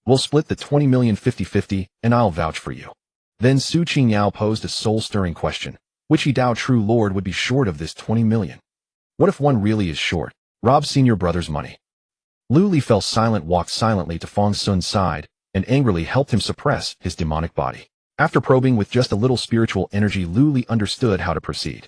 In a moment, Fang Xun's body returned to its original form. However, since there were many people around, Fang Xun still wore the black cloth. Yu Jun thoughtfully cut off the excess cloth, so now Fang Xun looked like he was wrapped in a huge torn sheet. Master, you're awesome. Fang Xun immediately gave Lu Li a thumbs up. Indeed, just as Lu Li had said, although his body was special once someone knew how it worked, it was actually nothing special. If I'm not formidable, then who is? Flattered by her disciple, Lu Li set aside the matter of losing tens of millions. Hey master. Fang Xun was still somewhat puzzled, but something doesn't seem right. The combat power here, isn't it a bit too weak? All they fought was just one late-stage golden core cultivator. And this late-stage golden core cultivator was so poor, he didn't even have a few spiritual artifacts, hardly resembling a high-end combatant. No rush, you'll understand once we get out. Lu Li said this, then called out to Wei Heng and the others. Alright, it's about time. Take what you need, and let's head back. As she spoke, Lu Li casually struck what looked like a mountain. With that strike, the hidden passage was directly broken through. Such a nonchalant display left Fang Xun in awe. If that strike had landed on him, he would surely be dead. Then the group walked out together, followed by the bound golden core cultivators. When Gu Hao and Pei Ruanruan walked over to Lu Li, she finally gave in to her beastly instincts and unceremoniously stroked the furry beast ears on top of her two junior disciples' heads. These two girls, having been transformed for too long, had actually forgotten to change back. They were still in their beast folk form. Pei Ruanruan, Gu Haoing. Intimidated by Lu Li's overbearing authority, Gu Hao and Pei Ruanruan maintained their appearances as the demonic folk from Qingzhou for the time being. Even Su Qingyao, intrigued by the novelty, came over to try the feel. Fang Xun wanted to join in the fun, but was glared back by Wei Heng's fierce look. Let's go. After we get out, we'll just make one more trip to the Wanshou sect. Lu Li had her arms around Gu Hao and Pei Ruanruan's waist, one on each side, looking as carefree as a debauched emperor idly strolling through his harem. With Lu Li in such a shameless state, Fang Xun and Wei Heng had no choice but to follow beside Su Qingyao. Once they emerged from the canyon, they finally saw the vast land bathed in moonlight, along with people hanging upside down from the branches in the forest. Fang Xun instinctively extended his spiritual sense to probe, then withdrew it instantly. No. Oh. Wei Heng also looked over, his face filled with astonishment. Then he clasped his hands towards Lu Li and Su Qingyao, saying, "Thank you, masters, for supporting us." "No need to mention it," Su Qingyao said casually. Su Qingyao spoke lightly, but Wei Heng and Fang Xun could see clearly. Those hanging upside down here were at least late-stage golden core cultivators, and some even reached the nascent soul elder level. At this moment, they were all hung out to dry like strips of cured meat. If even a few of these people had slipped into the battle, the situation would not have been as it was now. "Master, you're awesome," Fang Xun praised. "Master, how many did you take down?" "All taken down by my junior sister," Lu Li said proudly. "Having such a junior sister really saves effort and worry." "As expected of you," Fang Xun exclaimed in admiration. Amidst the banter, the events of last night were glossed over by the two of them, as if nothing had happened at all. After leaving the canyon, they initially planned to head to the Wanshou sect first. After all, the matter was what it was, and most of the people who needed to be caught had already been caught. But just as they exited the canyon, they encountered several people right at its entrance. Xiao Wan, enforcement elder of the Wanshou sect, pays respects to the seniors. Xiao Wan, accompanied by his disciple and daughter, bowed respectfully to the group. From Wanshou sect. Lu Li, seeing that official business had arrived, first let go of her adorable junior nieces. "Yes, indeed," Xiao Wan said respectfully. "This incident within our Wanshou sect was actually caused by an elder deceiving superiors and subordinates for personal gain. I implore the seniors to judge clearly." "I cannot judge," Lu Li said sternly. "Since you have come of your own accord, let me ask you, can your words and actions represent the Wanshou sect?" "Yes." Xiao Wan nodded, raising both hands to present a seal token respectfully before Lu Li. Lu Li took the token and saw that it was the seal of the Wanshou sect's sect leader. Xiao Wan had been temporarily entrusted as the spokesperson of the Wanshou sect. Judging by the hastily written seal, it was clearly an emergency handled with utmost urgency. "Quick reaction," Lu Li said, flicking the seal. "Let's go together. Head to the imperial capital to meet the sovereign." Hearing this, a hint of joy appeared in Xiao Wan's eyes. A chance. Any chance was good. Then Xiao Wan with his disciple and daughter followed behind the group. Wei Heng and Fang Xun looked at them and sighed inwardly. The world is really small. They meet again. With outsiders present, Lu Li couldn't keep her arms around them, much to her regret. Gu Hao and Pei Ruanruan also shed their transformations and reverted to their original appearances. Lu Li clicked her tongue in admiration. "Your transformation really has something to it. After the transformation, there's almost no flaw, and even the bloodline is imitated remarkably well. Qingzhou really gave you some good stuff." "Oh, Fang Xun took out the jade talisman given by Liu Da. They had originally treated it as a support tool, but now it seemed it was actually a divine artifact. Master, do you want to try it? Fang Xun handed it to Lu Li while curiously wondering what she would look like after transformation. What for? Lu Li, however, looked at him warily. This kid must be up to no good. TCH. Seeing Lu Li so wary, Fang Xun had to put the good thing away, first planning to try it on Ruanruan back home. By the way, Master, thinking of Pei Ruanruan, Fang Xun suddenly remembered something. Weren't you going home with my mother to have fun? How come you suddenly returned to the Jin sect? Lu Li's face immediately showed an awkward expression. Actually, everything was fine, but the people of Jiangsheng and all were too enthusiastic. You might not understand. Thinking of those days in Jiangsheng, Lu Li felt a shudder of fear and dread. This wasn't going to play, it was going to be played with. As she was thinking about what appropriate and polite words to use to describe it, she saw Wei Heng and Gu Hao showing expressions of profound understanding. Gu Hao whispered, "The Jin sect elder descends the mountain, blessing Jiangsheng's myriad industries in peace." Lu Li. Oh no. After several exchanges, Lu Li, Wei Heng, and Gu Hao actually showed a sense of mutual admiration. Next time they go to Jiangsheng, they wouldn't mention a single word about the Jin sect. At this, Su Qingyao and Pei Ruanruan, who had never experienced it, looked confused. Isn't being welcomed a good thing? Fang Xun just grinned foolishly on the side. But he didn't notice that the little girl Jiang Qin was staring at him intently. She left her mother's side and quietly stood next to Fang Xun. Her small nose pressed close to him and took a deep sniff. Although it lacked the doggy smell, it was the scent of her big doggy. Big doggy, Jiang Qin called softly, as if by doing so she could summon her big doggy back. Qiner, don't run around. Xiao Wan, seeing Jiang Qin like this, hurriedly pulled her daughter back. Any one of these people before him could decide the life or death of the Wanshou sect. Xiao Wan dared not make any mistakes. This action naturally caught the attention of the group. The girls didn't know the background, but Wei Heng was well aware. He immediately leaned close to Fang Xun and whispered, "This little girl really treasures you. The day you left, she cried so hard. I'm not actually a dog." Tisk. Wei Heng clicked his tongue and shook his head. "I think you and this little girl are fated. Want me to ask 7th senior uncle to do a divination for you?" "Forget it." Fang Xun immediately refused. With that curse in place, the divination might show true or false. Such matters are best left to fate. While they were talking, the group had already left the Wanshou mountain. Su Qingyao flicked her sleeve and carried everyone toward the imperial capital. But on the way, the little girl Jiang Qin stubbornly came to Fang Xun's side again. Big doggy, big doggy. Big dog, big dog.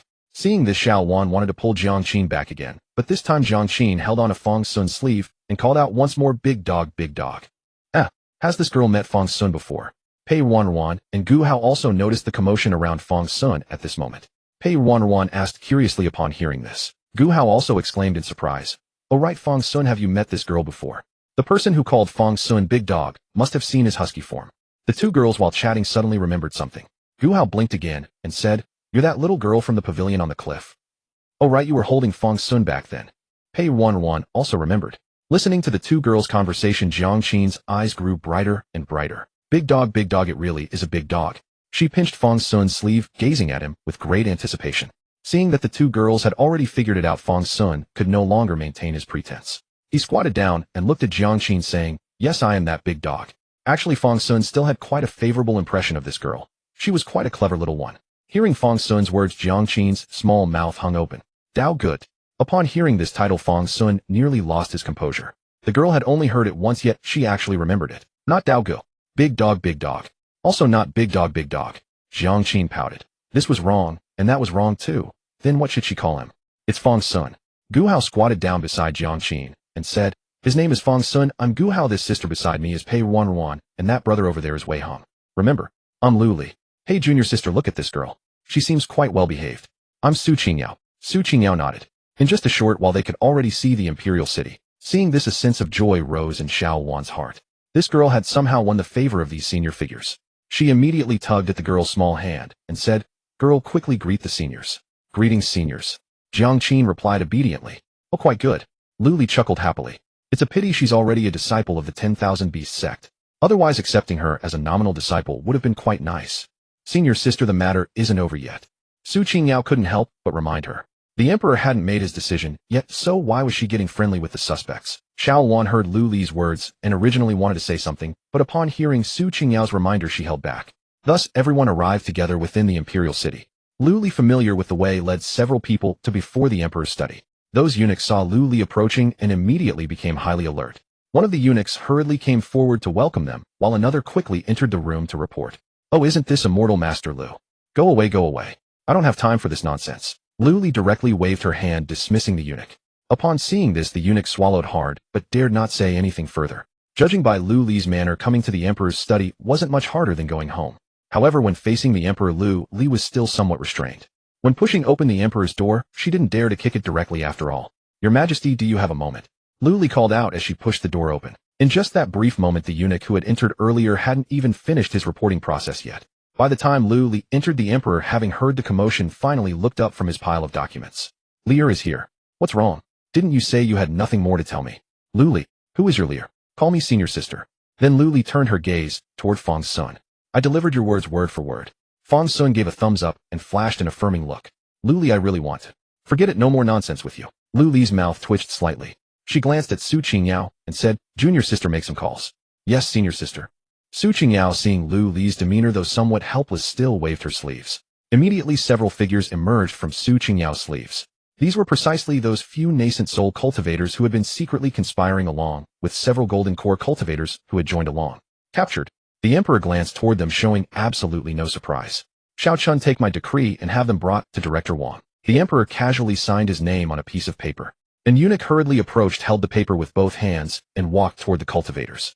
Then several spiritual auras emerged from the paper, binding the individuals completely, and they were easily led away by this young eunuch. "Has Da Xiao found new sources of wealth recently?" Lu Li looked at the emperor in admiration. The emperor's strength was closely tied to the fortune of Da Xiao. A single name carrying such power, even her senior brother would find it difficult. The emperor glanced at Lu Li, too lazy to respond. Then his gaze shifted to Pei Ruanruan. "I've seen everything. You did well." Pei Ruanruan lowered her voice upon hearing this. "Yes." Then the emperor's gaze fell upon Fang Xun once more. But he only looked and didn't say much. Next, the emperor continued, "You may all disband. Lu Li and senior sister Su stay behind. And Xiao Wan, correct. You stay as well. Pei Ruanruan, you first take them outside to rest. I'll speak with these uncles of yours." With these words from the emperor, the matter was settled. Pei Ruanruan obediently led everyone out the door. Those eunuchs hurriedly came over to guide them, leading them to a pavilion. At this moment, fruits and snacks were already arranged in the pavilion, clearly prepared specially just now. Having left the emperor's study, the atmosphere had noticeably improved. Especially Xiao Wan's little disciple, who at this moment was like someone who had just been rescued from water, panting heavily. Clearly her pressure was extraordinary. As for Jiangqin, this girl was only focused on big dog, and hadn't paid much attention to the emperor or anything else. The relationship between the emperor and the sect elders is indeed quite close.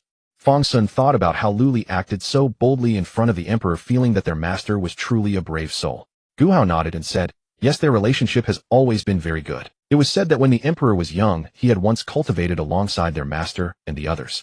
It seemed that back then the emperor hadn't intended to become the emperor of Daxia, but rather wished to cultivate and achieve the Tao. Upon hearing Gu Hao say this, Fang Xun was immediately startled. Good heavens, together with the sect leader. How old is the emperor now? "I don't know." Gu Hao shook her head and said, "It was just that the sect master accepted disciples on behalf of our master, taking the former emperor as a nominal disciple. By that calculation, should we also address the emperor as our junior uncle?" Fang Xun's mind immediately went there. "Yes," Wei Heng responded. Everyone appeared carefree, chatting away happily. Approximately after the time it takes for one incense stick to burn, the three of them walked out from the emperor's study together. Xiao Wan's face was obviously filled with joy, and Lu Li also looked very happy. As soon as Lu Li ran out, she excitedly came to Jiangqin's side. "Hey girl, your mother just told me that you still don't have a master. How about it want to become my disciple? So I have a junior sister now." On the road, leaving the imperial capital, Fang Xun gazed at this girl Jiangqin. Jiangqin had been accepted as a formal disciple by Lu Li, and Xiao Wan agreed wholeheartedly. Although this girl didn't fully understand, seeing the earnest look in her mother's eyes, she still nodded in agreement, somewhat bewildered. Before departing, Xiao Wan gave Jiangqin many instructions and left her a communication jade talisman so she could stay in touch at any time. When they arrived in the imperial capital, there had been a large entourage. But upon leaving, only Fang Xun and Jiangqin remained. Lu Li intended to return to the sword sect alongside Su Qingyao, hoping to extract some benefits from his senior brother. He then handed Jiangqin over to Fang Xun's care, telling them to get along well. Gu Hao and Wei Heng planned to stay in the imperial capital and spend some time with Pei Ruanruan. Only Fang Xun felt it was about time to return home. Originally, Pei Ruanruan intended to go back with him, but Fang Xun wanted his sister to stay longer in the imperial capital. Fang Xun always felt that everything in the illusion might have been a misunderstanding. At the very least, the heavenly sovereign's attitude had been quite intriguing. Big dog, big dog.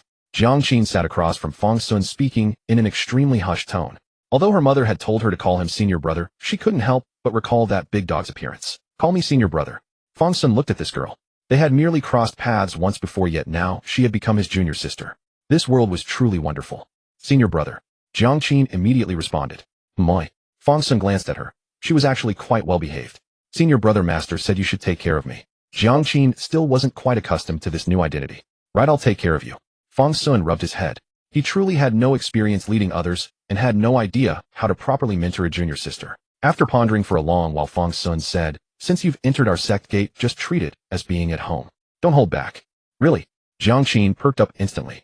Her mother had said she must obey her senior brother and master, and she truly would listen. Really? Fang Xun confirmed. Then I want to see Big Dog. Jiang Qin raised her hand eagerly. Ahem, definitely next time. Oh, Jiang Qin made a mental note. Her senior brother's words were not to be trusted. And so Fang Xun and Jiang Qin embarked on their journey home. The two of them rode in a carriage, slowly making their way toward Jiang City. The distance between the imperial capital and Jiang City stretched thousands of li. This journey would likely take over a month. Thus along the way, Fang Xun kept an eye on Jiang Qin's cultivation. This girl's practice was actually quite diligent, far more hardworking than his own. Senior brother, you're slacking off again. Jiang Qin pouted. Her senior brother was telling her to work hard, yet he slept all day himself. No wonder he was only at the foundation establishment stage. It's fine. When you become powerful in the future, you can protect me. Fang Xun half closed his eyes and yawned. Hearing Fang Xun's words, Jiang Qin instantly brightened. Before her seemed to stand not senior brother Fang Xun, but Big Dog rubbing affectionately against her. What's wrong with being lazy? I have my master protecting me. She resolved to cultivate diligently and raise Big Dog until he was plump and healthy. Lost in thought, Jiang Qin unconsciously gripped the Li Tian record in her hands tighter. By the way, girl, take this sword. Only after setting out did Fang Xun realize that things were different now. He was no longer accompanied by Wei Hong and the others, but by Jiang Qin, a girl who had barely entered the qi refining stage. He needed to be more attentive toward her.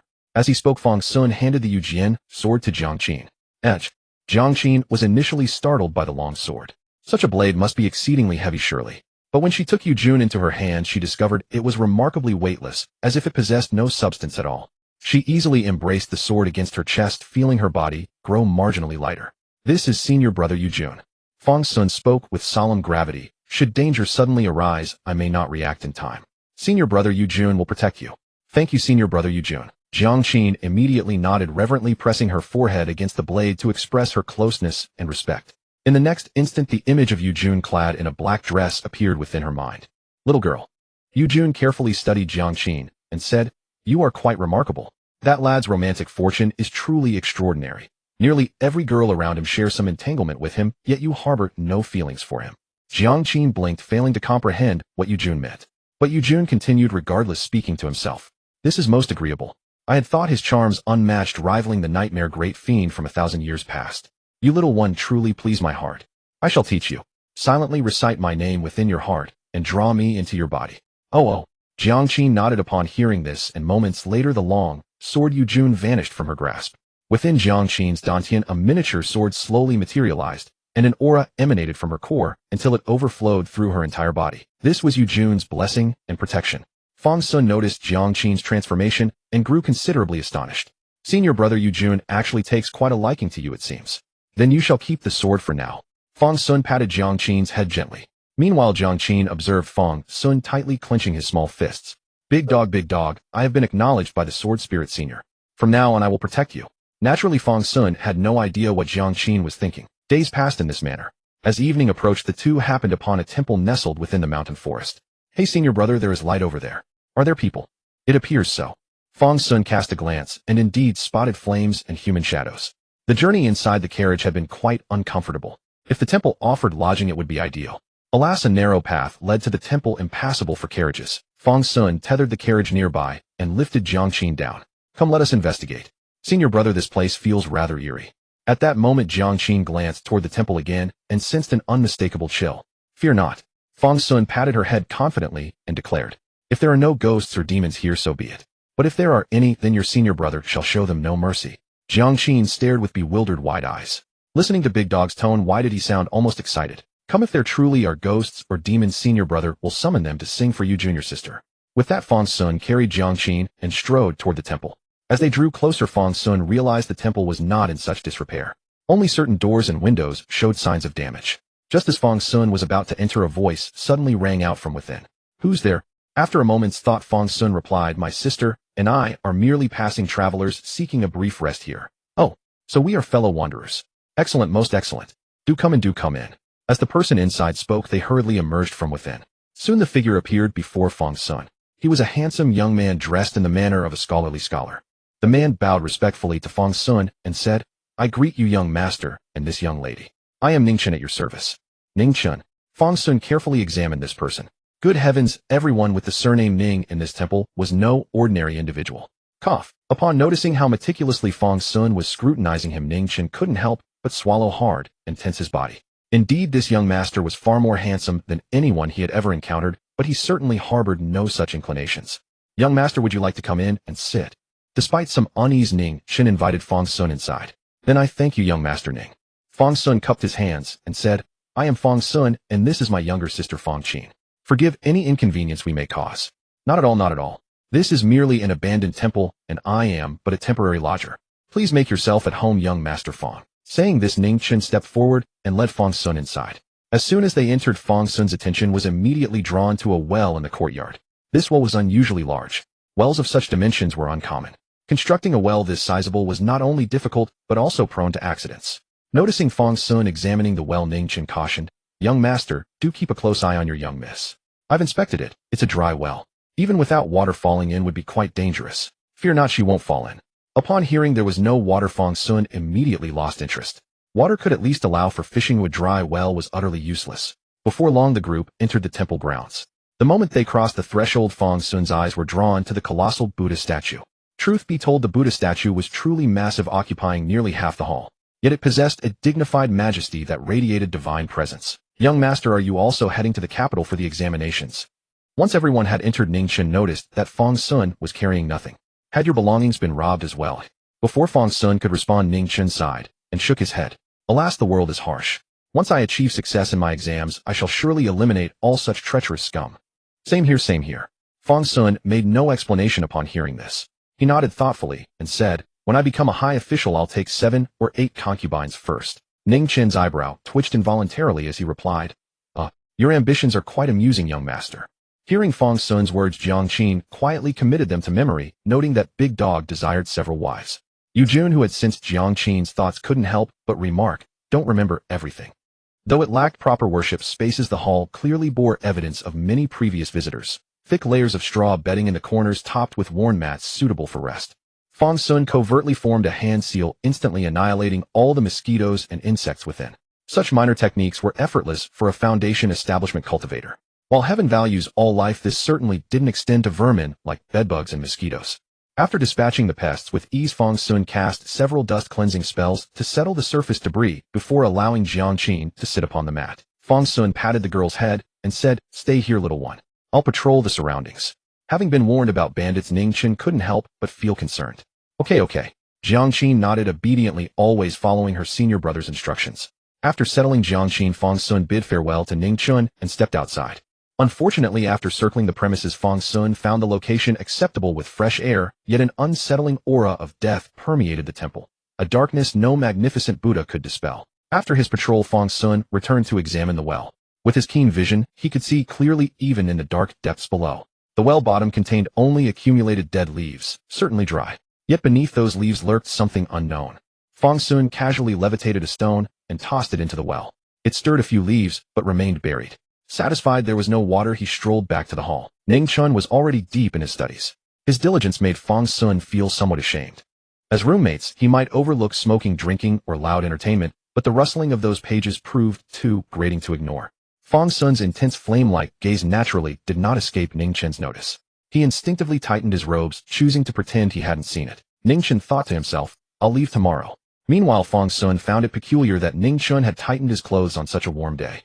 Thereupon Fang Xun pretended to study from a book beside Jiang Qin as the sun dipped below the horizon. Fang Xun lay down upon the straw mat and promptly fell asleep. Witnessing this, Jiang Qin wore a tender smile, tucked his clothes around him, and nestled against his arm, drifting off in his embrace. Once both had settled, Ningchen shook his head, slightly lit a candle, and returned to his reading. Compared to this, Fang brother's refined attire and bearing his own circumstances seemed humble. Examinations were likely mere pastimes for someone of such wealth. Ningchen had encountered such privileged youths before. Lost in his thoughts, he immersed himself fully in his book. Gradually a gentle breeze arose, and Ningchen tightened his robes while continuing to read. Unseen by his absorbed gaze, a beautiful woman in red garments approached slowly from beyond the temple grounds. She entered the temple silently, appearing as though an ordinary passerby. Yet the great Buddha within seemed to stare wide-eyed at her. Though constructed of earth and stone, it could do nothing against this woman. She drifted in unnoticed by anyone. While Fang Xun slept soundly, Jiang Qin blinked awake. Observing the woman approach Ning Chun directly, she assumed she was a companion and snuggled back into Fang Xun's arm to sleep. The woman glided toward Ning Chun. The flickering candlelight neither disturbed him nor affected his reading. Slowly bending forward, she leaned her fair face close to his. She exhaled gently, clouding Ning Chun's vision with bewitchment. Her hand rested softly upon his shoulder, caressing with deliberate tenderness. Just as the woman gripped his shoulder, Ning Chun's eyes snapped wide open. No way, absolutely not. Moi. After Ning Chun spoke aloud, the soft touch on his shoulder vanished instantly. He turned his head only to find himself completely alone. Was it all in my imagination? But I could have sworn someone touched me just now. So thinking, Ning Chun glanced toward Fang Xun, who was fast asleep in the distance. Could it be that he had dozed off and dreams simply reflect one's daytime preoccupations? Wait, could he actually be attracted to men? The moment the thought took root, Ning Chun was shaken. He swallowed hard. He had long heard that scholars and gentlemen favored young male companions, though he had always believed such tales were merely gossip. How could a man possibly do such things with another man? Yet now Ning Chun felt a strange lack of confidence rising within him. He gazed intently at Fang Xun, and with each passing moment his affection grew. Fang Xun's visage was truly captivating. His skin was fair and luminous as warm jade, and even if stray grass had fallen upon his face, it could not obscure his transcendent beauty. Ning Chun swallowed again. No. He ought to prefer women, surely. Yes, he must. At that moment, Ning Chun suddenly heard someone calling his name. Ning Chun, come here, Ning Chun. The tone was melodious and refined like a oriole's gentle song, as if a spring breeze brushing past his ears, pulling at his very soul. Ning Chun raised his head following that voice. He slowly rose to his feet and made his way along the sound. Gradually, Ning Chun stepped outside the room, and there he saw a woman in a crimson dress standing gracefully within the temple grounds. This humble one pays her respects to the young master. The crimson-robed woman approached with delicate gliding steps, stopping before Ning Chun. She offered a charming smile, utterly enchanting. This humble one has lost her way and wondered if the young master might help guide her. Guide your way? Ning Chun looked at the woman, slightly puzzled. How could a lady be wandering alone at this hour? Precisely so. This humble one implores your assistance. But with night already upon us, I wonder if you might have a place where I could rest. As she spoke, the crimson-robed woman drew even closer to Ning Chun, close enough that she nearly pressed against him. She reached out and linked her arm through Ning Chun's, her full curves pressing firmly against his arm. Rustle. This? Ning Chun was stunned. Was this his romantic fortune at last? So thinking, Ning Chun glanced at the crimson-robed woman once more. Alas, she still does not measure up to Fang Xun. After a brief moment of thought, Ning Chun gently withdrew his arm from her embrace. A gentleman observes propriety between the sexes. I beg you to exercise caution. The Buddhist hall does have vacant space, though Lord Fang and young Miss Fang currently reside there. If you do not mind, you may rest there for the night. Ning Chun spoke thus and led the crimson-robed woman into the room.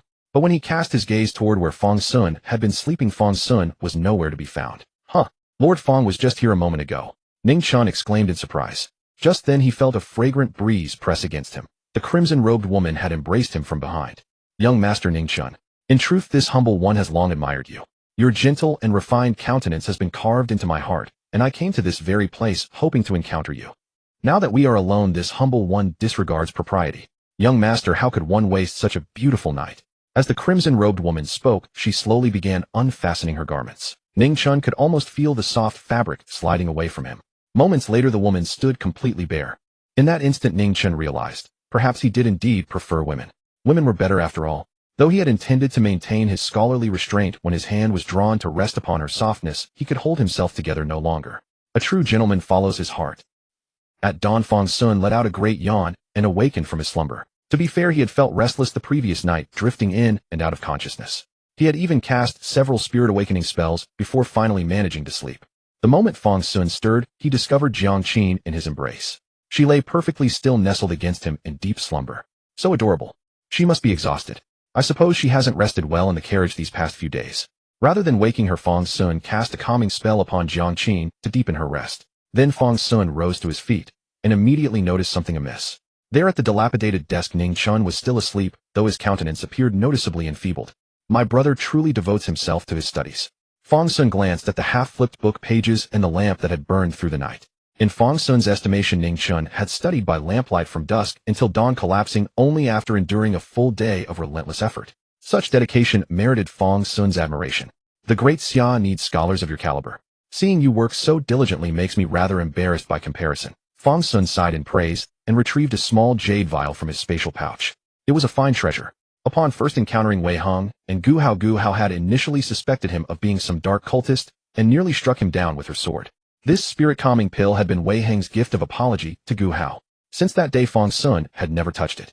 Now that Fang Xun brought it forth, its medicinal aura had already lost much potency against him.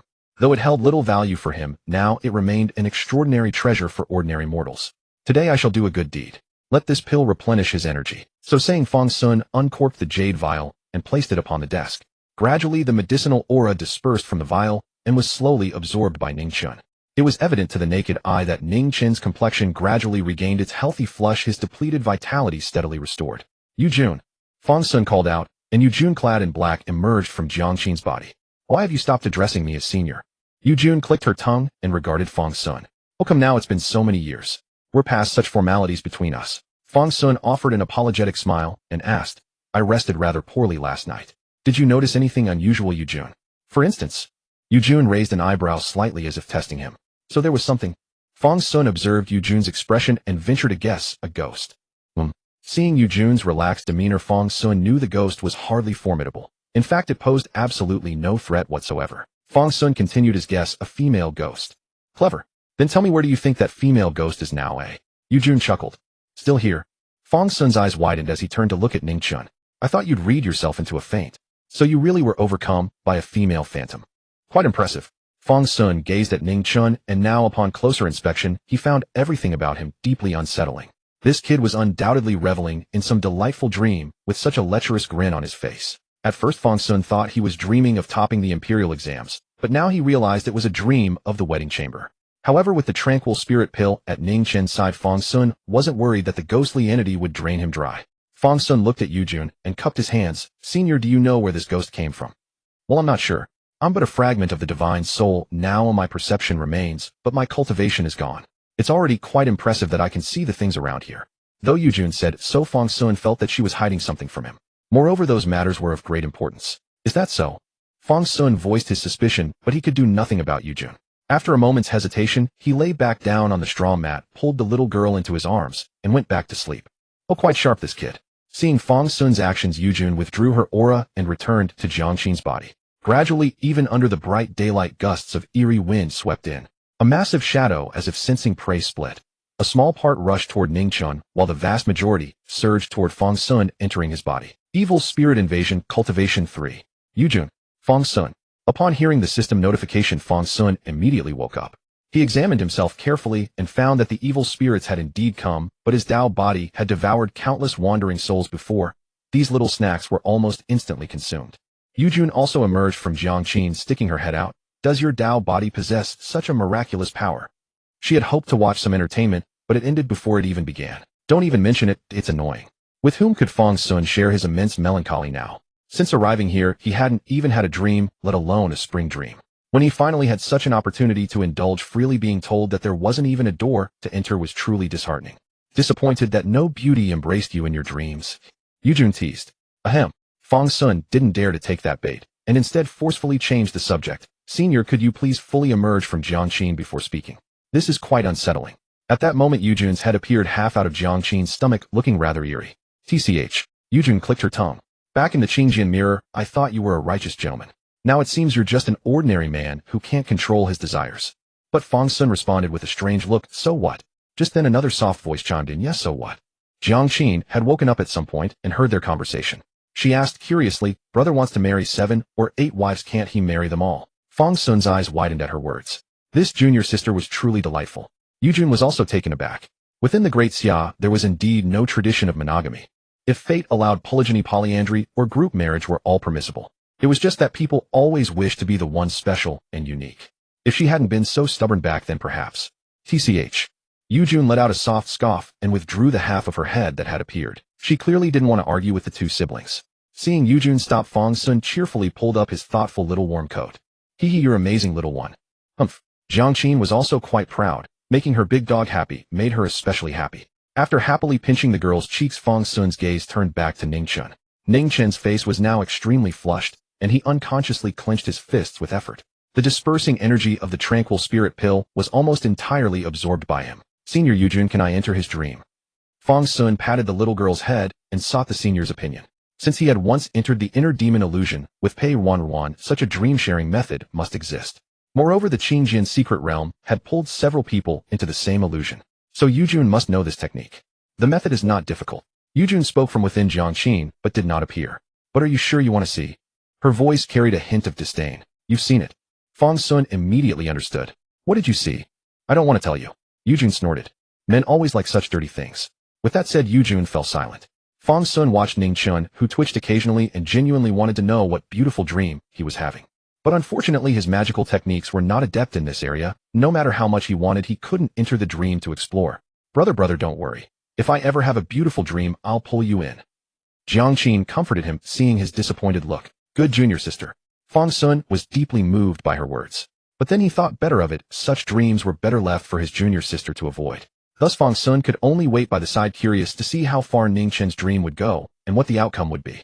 Fang Xun waited for 3 days.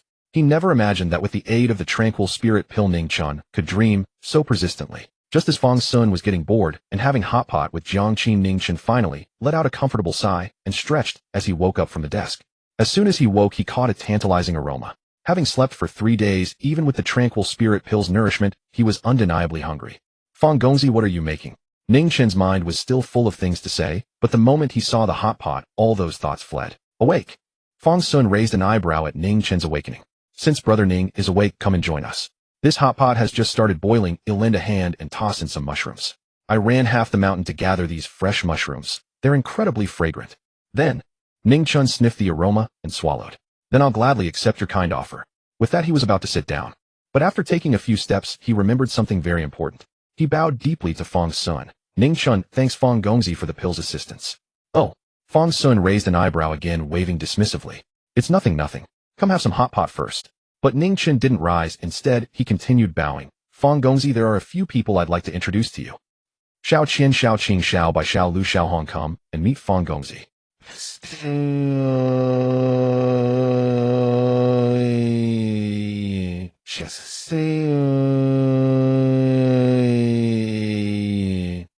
It is often said that life holds 3 great joys. Of these, the wedding night is undoubtedly the most coveted by ordinary mortals. Yet as Fang Xun observed the 5 women, their delicate faces almost universally bore expressions of profound fulfillment and bliss. Moreover, ever since emerging, those 5 women could scarcely tear their gazes away from Ningchen, their lingering glances woven with threads of tender affection. It was clear these past 3 days had left them thoroughly satisfied, their hearts finally anchored. Greetings, young Master Fang. Spoken in perfect unison by the 5, their seductive harmonies were so captivating that even Yujun couldn't help but let out a soft scoff within Jiangqin's inner sea. These enchanting spirits had such predatory allure ingrained in their very bones and blood. Still, Fang Xun felt no particular stir. He would rather tend to the sweetness of hearing his own name whispered. Fang Xun contemplated for a moment before replying. Young Master Ning, might I ask? I must thank young Master Fang once more. If not for that precious pill of yours, I fear I would never have passed Sister Hong's trial. Speaking thus, Ningchen grew slightly abashed and added, It is through your beneficence that Hong and the others and I have privately pledged ourselves to one another. For this lifetime we shall never forsake each other. No sooner had he finished than the 5 women, overcome with shy delight, surged forward and tangled themselves around him in a joyful heap. Fang Xun's lip twitched. Damn it, what was he supposed to do if he felt a twinge of envy? Meanwhile, Jiangqin regarded him with a thoughtful gaze. Do not trouble yourself, Fang Xun replied, gritting his teeth slightly. I merely lent a hand to young Master Ning's fortunate destiny. Yet I wonder how you intend to treat these young ladies. If this humble one observes correctly, all 5 of these young ladies are. He left the sentence unfinished, but the meaning was painfully clear. Humans and spirits tread entirely different paths. I must rely heavily on your generosity, young master. Upon hearing this, Ningchen's eyes gained an even deeper measure of respect. With the aid of your precious pill, Hong and the others have gathered sufficient vital essence to coalesce into tangible forms. Aside from their inability to bear children, they are virtually indistinguishable from mortal women. I need only expend a trace of my own essence to sustain them. I am deeply indebted to you, young master. This great favor shall be forever etched in my heart. Fang Xun's lip twitched again. He could plainly see these spirits had indeed solidified their forms. As long as they refrained from casting techniques that would drain their gathered essence, they could indeed endure for generations. Fortunately, these spirits were of sufficiently low rank Otherwise neither that calming pill nor Ning Chen's vital essence would have been enough to sustain all 5. Very well. As long as you are happy. There are indeed ghost cultivators within the borders of Great Xia. But I have a question. Saying this, Fang Xun turned directly to the 5 spirits and asked, have you ever taken a human life? Injuries he would overlook. For spirits to persist in this mortal realm, they must inevitably draw essence to nourish their souls and consume human vital energy. Causing harm was unavoidable, but taking life need not be. Hearing this, Ning Chen's heart gave a sudden lurch. He instantly turned his gaze to the 5 women. Without the calming pill, Xiao Hong had nearly drained him unconscious in those early days. Ning Lang, can you trust us? Asked the woman in crimson. Hong Xiu, speak freely. If there is any hidden matter, I will explain it clearly to young Master Fang. Ning Chen clenched his fist. Given that calming pill, young Master Fang was certainly no ordinary mortal. Yet at this moment anxiety flickered in his chest. Though they had already poured out their hearts to one another, no one wished for their beloved to bear the weight of another's death. Hong Xiu perceived the hesitation in his heart. She sighed softly, harboring no blame for him. They were but fallen flowers, ruined willows. To find true devotion from a lover was already a miracle. How could they dare to covet more? At that moment a voice rang out from beside Fang Xun. Enough. These girls bear no trace of others' death aura. They have not taken lives. Yujun had observed them for a while before stepping forward to speak. The moment Ning Chun laid eyes on Yujun, his pupils dilated. This woman in the black dress was breathtakingly beautiful, far lovelier than Xiao Hong and the others. He immediately shifted his gaze back to Fang Xun. No wonder the young master feared nothing. He was simply a kindred spirit. Fang Xun found that look utterly baffling. What sort of expression was that? Regardless, even though they hadn't killed anyone, Fang Xun still harbored new questions. There is a faint death aura within this temple. What is the cause? Young master, please believe us, this is not our doing. Upon hearing this, the woman clad in green suddenly grew flustered. Those people were not killed by us. It was grandmother. We are all merely under her command. Elaborate. Hearing the mention of a grandmother, Fang Xun pursed his lips. Another subplot had suddenly surfaced. Grandmother specially spreads word that there are enchanting spirits awaiting companionship here, and so some pleasure-seeking scholars will come. Fang Xun. I originally followed grandmother's arrangements to frolic with him for a while. Speaking thus, Lu Wan kept her head bowed, stealthily casting a glance at Ning Chun. But by then Ning Chun had quietly retreated to a distance, wholeheartedly embracing the philosophy of I never heard that it didn't happen. Fang Xun inwardly marveled at such self-awareness. What a remarkably considerate man. Seeing Ning Chun gone, Lu Wan also relaxed somewhat, her speaking tone lightening considerably. I merely took a small portion of his essence to replenish myself, then, as usual, intended to frighten him away. At this, Fang Xun inquired with genuine curiosity. Only a small portion of essence. Is your grandmother so remarkably kind-hearted? Lu Wan answered. Grandmother naturally instructs us to lead them back to our cave dwelling to be treated well. But we too were once virtuous daughters, and we can still discern right from wrong. When encountering ordinary folk, we merely extract a bit of essence. We simply tell ourselves that our charm was insufficient to lure them home. At worst, we take a little more, and they merely fall ill before recovering.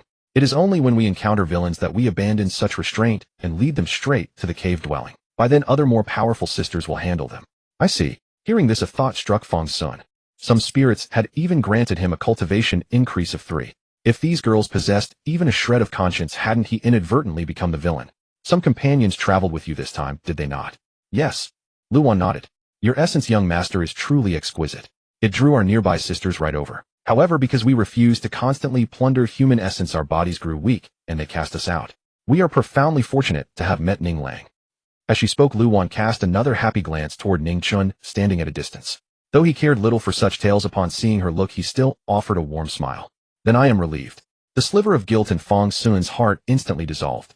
Oh, young master, did those sisters manage to harm you in any way? Lu Wan suddenly felt a pang of worry, but it vanished the next moment. How could someone like young Master Fang possibly be harmed by her so-called sisters? Indeed, Fang Xun nodded and replied. 3.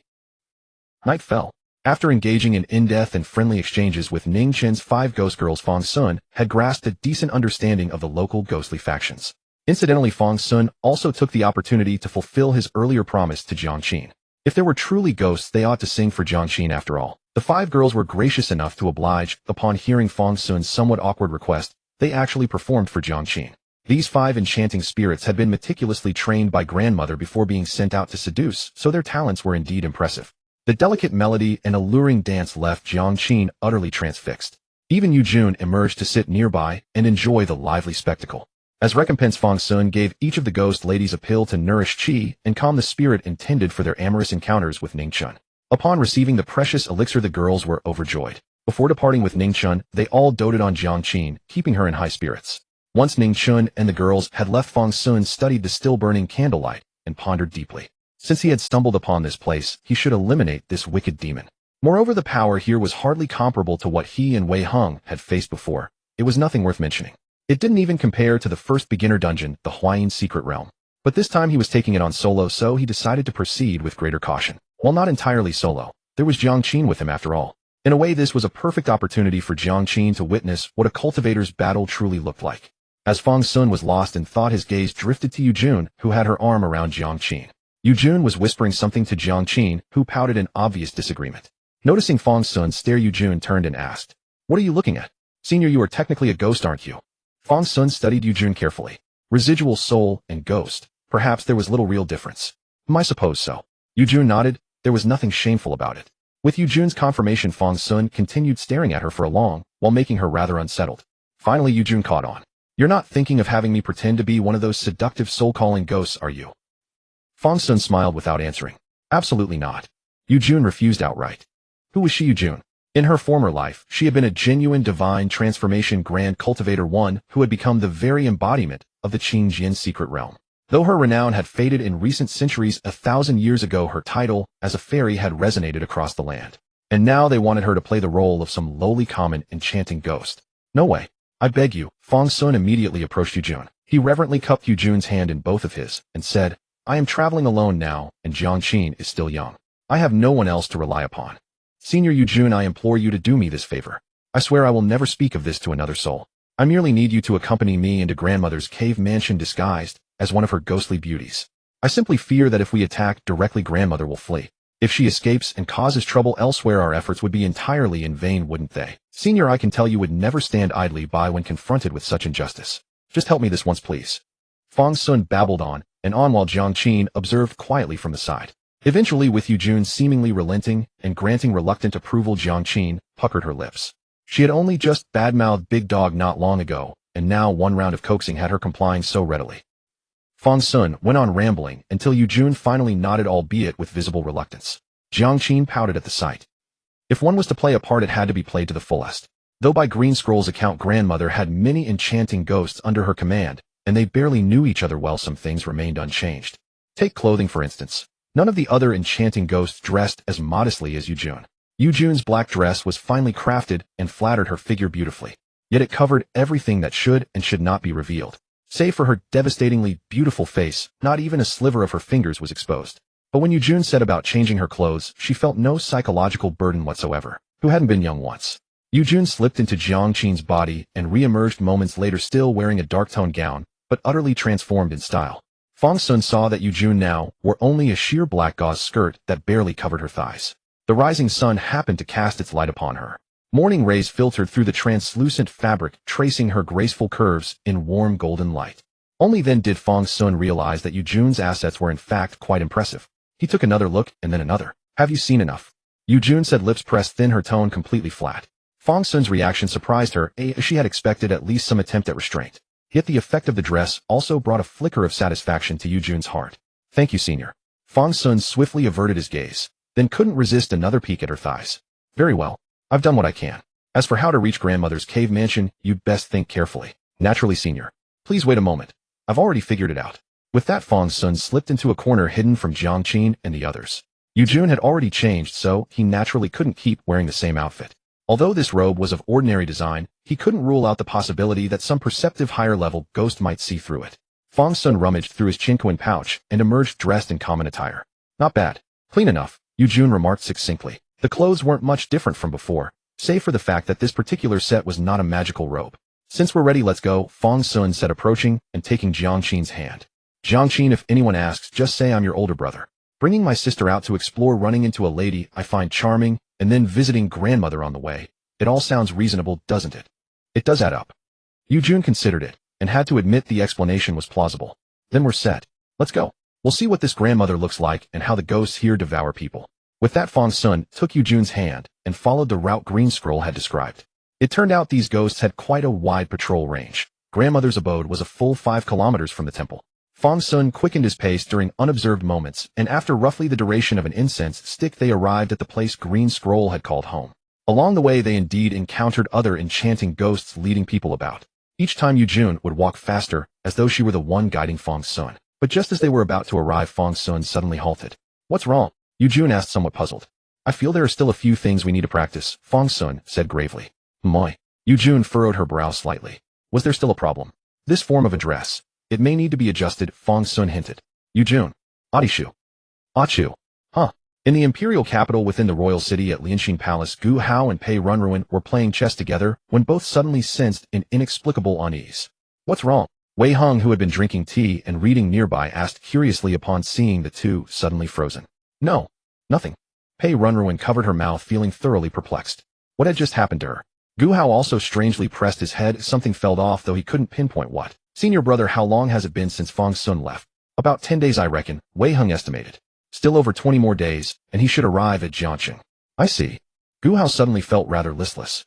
How could only so little time have passed? She had thought much more time had gone by. "You miss him, Wei Heng asked bluntly. "No, not at all," Gu Hao whispered. "Oh," Wei Heng drew out the syllable, watching her with a knowing smile. Though that kid Fang Xun always made Wei Heng's blood boil, truthfully the lad wasn't half bad. As long as he didn't see Fang Xun, Wei Heng was quite satisfied with him. "I was actually thinking that since we've had enough fun in the imperial capital, perhaps we should go find that kid. Since you don't wish to let stay in the palace a bit longer. By chance the third prince wants to visit later, we can ask him if there's anything else fun to do." Wei Heng hadn't finished speaking when he heard his sister's somewhat irate voice. "Senior brother. My. Ruanruan, how about we just head back to your place?" Gu Hao said seriously to Pei Ruanruan. "All right." Pei Ruanruan agreed immediately. She had been eager to return all along, but worried that senior brother and senior sister hadn't had enough fun. Now that Gu Hao suggested it, she didn't hesitate at all. "Let's go right now?" "Senior brother, shall we leave immediately?" "What about the third prince?" "Senior brother. You help us turn him down, okay?" "Pretty please, senior brother." Gu Hao looked at Wei Heng with watery, pleading eyes, her voice tinged with a delicate coquettishness. "Fine." Wei Heng agreed resolutely. At this point, even if the emperor himself were waiting, he would dare to stand him up. A few breaths earlier, near that old woman's nesting ground, Yujun, with a touch of teasing in his eyes, looked at Fang Xun and said, "Are you truly going to do this? Don't hurt anyone's feelings over this." Fang Xun replied with righteous gravity, "This is all for eliminating demons and monsters. Whose feelings could possibly be hurt? Senior, we've already come this far, don't let small concerns undermine the greater purpose." "Then since you put it that way, I shall heed your word this once. But if any consequences arise, do not implicate me, understand?" Yujun smiled. "Naturally not." "Then that's settled." Pausing briefly, Yujun's features shifted, revealing a captivating charm, as she looked at Fang Xun and said, "Fang Lang, come quickly with me. We are nearly at my home. Once we meet the grandmother, I shall speak well of you to her. From then on I shall be yours." Well, Fang Xun was momentarily stunned by these words. Did she really need to flesh out the backstory so thoroughly? "Lang, do you perhaps not like it?" Yujun immediately put on a sorrowful, tearful expression. This pitiable and heartbroken look. Though Fang Xun knew it was entirely an act, he couldn't help but feel a pang of sympathy. Fang Xun hesitated for a moment, then completed his role. "Like it? I like it. I shall do as you wish, miss." "Oh my." Yujun instantly adopted a shy, demure expression, saying, "At this point, and you still call me miss?" "Mother. Wife. That's more like it. Come quickly, my lord. I am truly overjoyed. I wish to bind our lives together with you this very moment, to live and die side by side." As she spoke, Yujun had already taken Fang Xun's hand, affectionately linking his arm with hers, as she led him toward the grandmother's dwelling. During their little performance, a wisp of Yin energy happened to drift by and witness the scene. "Xiaohua, that sister of ours, is so practiced and skilled. When will we learn to deceive those stinking men as thoroughly as she does? Sister, let's go patrol the mountain first. Later we can properly seek out this sister and learn from her experience." "Makes sense. Let's go. Perhaps we'll run into this sister again before long." The two little ghosts departed with longing, vanishing in a flash. Yujun held Fang Xun's arm, while Fang Xun led Jiangqing.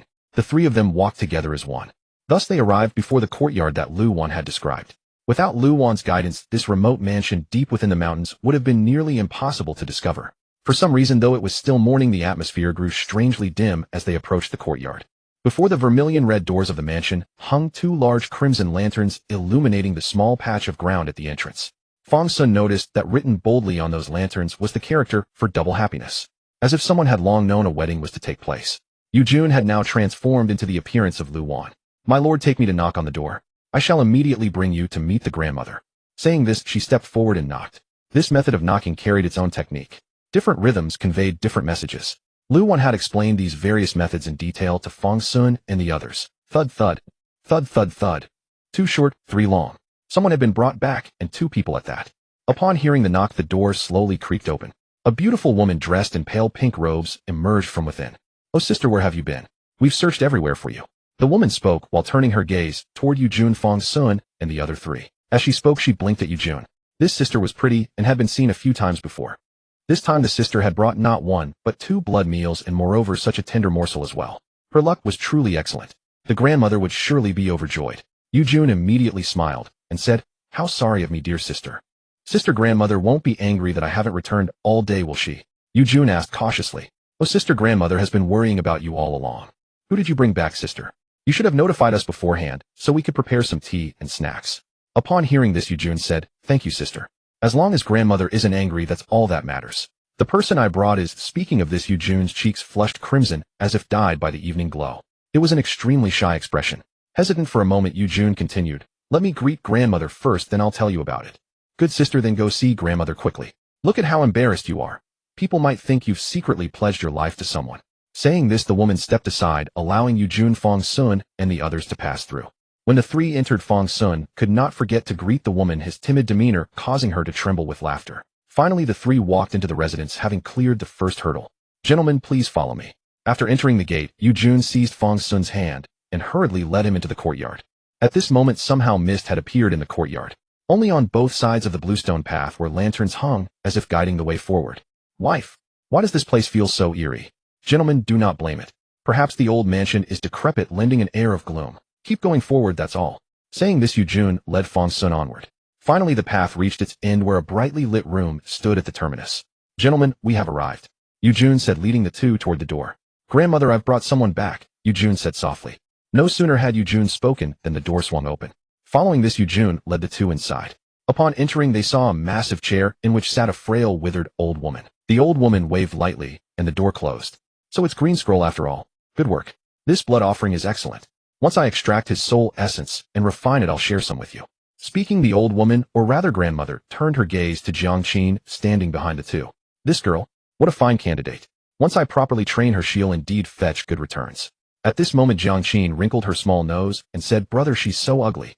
"She is rather unattractive," Fang Xun commented. "Moi." Hearing this, grandmother's brows immediately knitted together. On her already deeply lined face, wrinkles rose like mountains and valleys. She was about to speak when she saw Fang Xun actually walking toward her. Seeing this, grandmother knew at once that he was coming to provoke her. In an instant, she raised her hand and a massive tentacle shot out from beneath her body, flying toward Fang Xun, aiming to pierce straight into his body. Fang Xun raised an eyebrow. He extended his fist, which had already turned a bluish-black hue. Aura! With a thunderous shout, Fang Xun's fist smashed into the tentacle. One punch, just one punch. This single strike utterly destroyed the tentacle. The tentacle exploded, dissolving into wandering Yin energy. Determined not to waste a single bit, Fang Xun took a deep breath. Yin energy absorbed. Cultivation 3. Seeing this, grandmother exclaimed in shock, "You're a ghost cultivator. A Yin devouring physique. Are you here specifically to devour me?" Grandmother panicked. Such an unorthodox Dao body she had heard of since the very first day she became a ghostly entity. Among her subordinates, there was once an old ghost who had drifted in from elsewhere. According to that old ghost, this physique had once appeared in a secret realm 5 years prior. That time, that person had nearly devoured every ghostly entity within the entire realm. That old ghost had survived only because it had witnessed the power of this physique and fled in advance. And now had grandmother encountered it. But after a moment, grandmother forcibly composed herself. It wasn't necessarily so. Such a physique was exceedingly rare. How could she be so unlucky? Unnoticed, the alarm had already been sent out. The ghostly entities within this mansion had surged forward en masse. Lu Laonai had managed these grounds for over a decade. Her command encompassed more than 100 ghosts.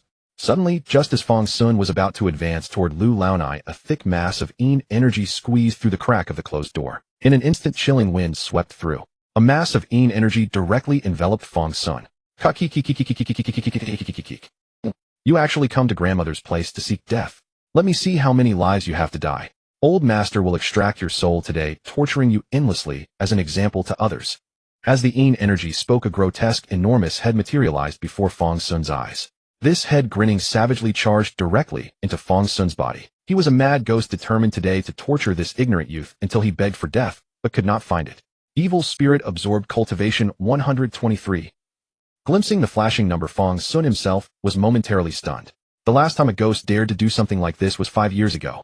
After witnessing Mad Ghost's heroic performance, the ghostly entities that had now completely surrounded the room erupted in excitement. Not even pausing to cheer for Mad Ghost's valor, they immediately rushed to the battlefield. Hundreds of ghosts emerged en masse. Countless ghostly entities screamed and roared, swarming forward. What a perfect opportunity. Grandmother was right before their eyes, having issued the command while the one who had enraged her lay stunned, too frightened to move. Only that look of astonishment on his face made the ghosts burst into unrestrained laughter. At the thought that their heroic performance would earn grandmother's praise this time, they were trembling with excitement from top to bottom. In that instant, countless ghosts flooded in. Fang Xun's comparatively tiny figure was almost unimaginable to contain so many ghosts. Watching the crowds of ghosts revel, grandmother's eyes flickered, and secretly her soul detached from her body, preparing to flee from the room. Only the empty shell of the old woman remained here. At this moment, Fang Xun had long since grown weary of ignoring the stream of notifications scrolling past. His Dao body had already outgrown caring for such paltry morsels. This amount of Yin energy couldn't even trigger his Dao body's autonomous transformation. Meanwhile, some ghosts outside were frantically pacing, wondering when they'd get to share in the spoils, since the seniors had already gone into feast. But just as they were growing anxious, Fang Xun moved. In 3 quick steps, he darted to the old woman's side and reached out, directly grasping a strand of divine soul. He directly stuffed this soul back into the old woman's shell and grabbed her by the neck. A golden core stage ghost entity, still only the second one I've encountered. At this moment, outside the door, a powerful ghostly entity arrived late. Grandmother, I come to aid you. Holy crap, it's that beast. Without even turning his head, the old ghost strode away swiftly. As far away as possible, as fast as he could. Back then, even the entire sea of wrathful spirits had been devoured by this beast. Now this handful of people here probably wouldn't even count as a snack.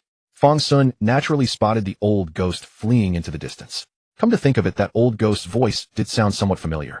But this old ghost was truly cautious. He still hadn't seemed to have devoured any humans. Had that bastard cursed him back then too? There was no aura of resentful souls or death clinging to him.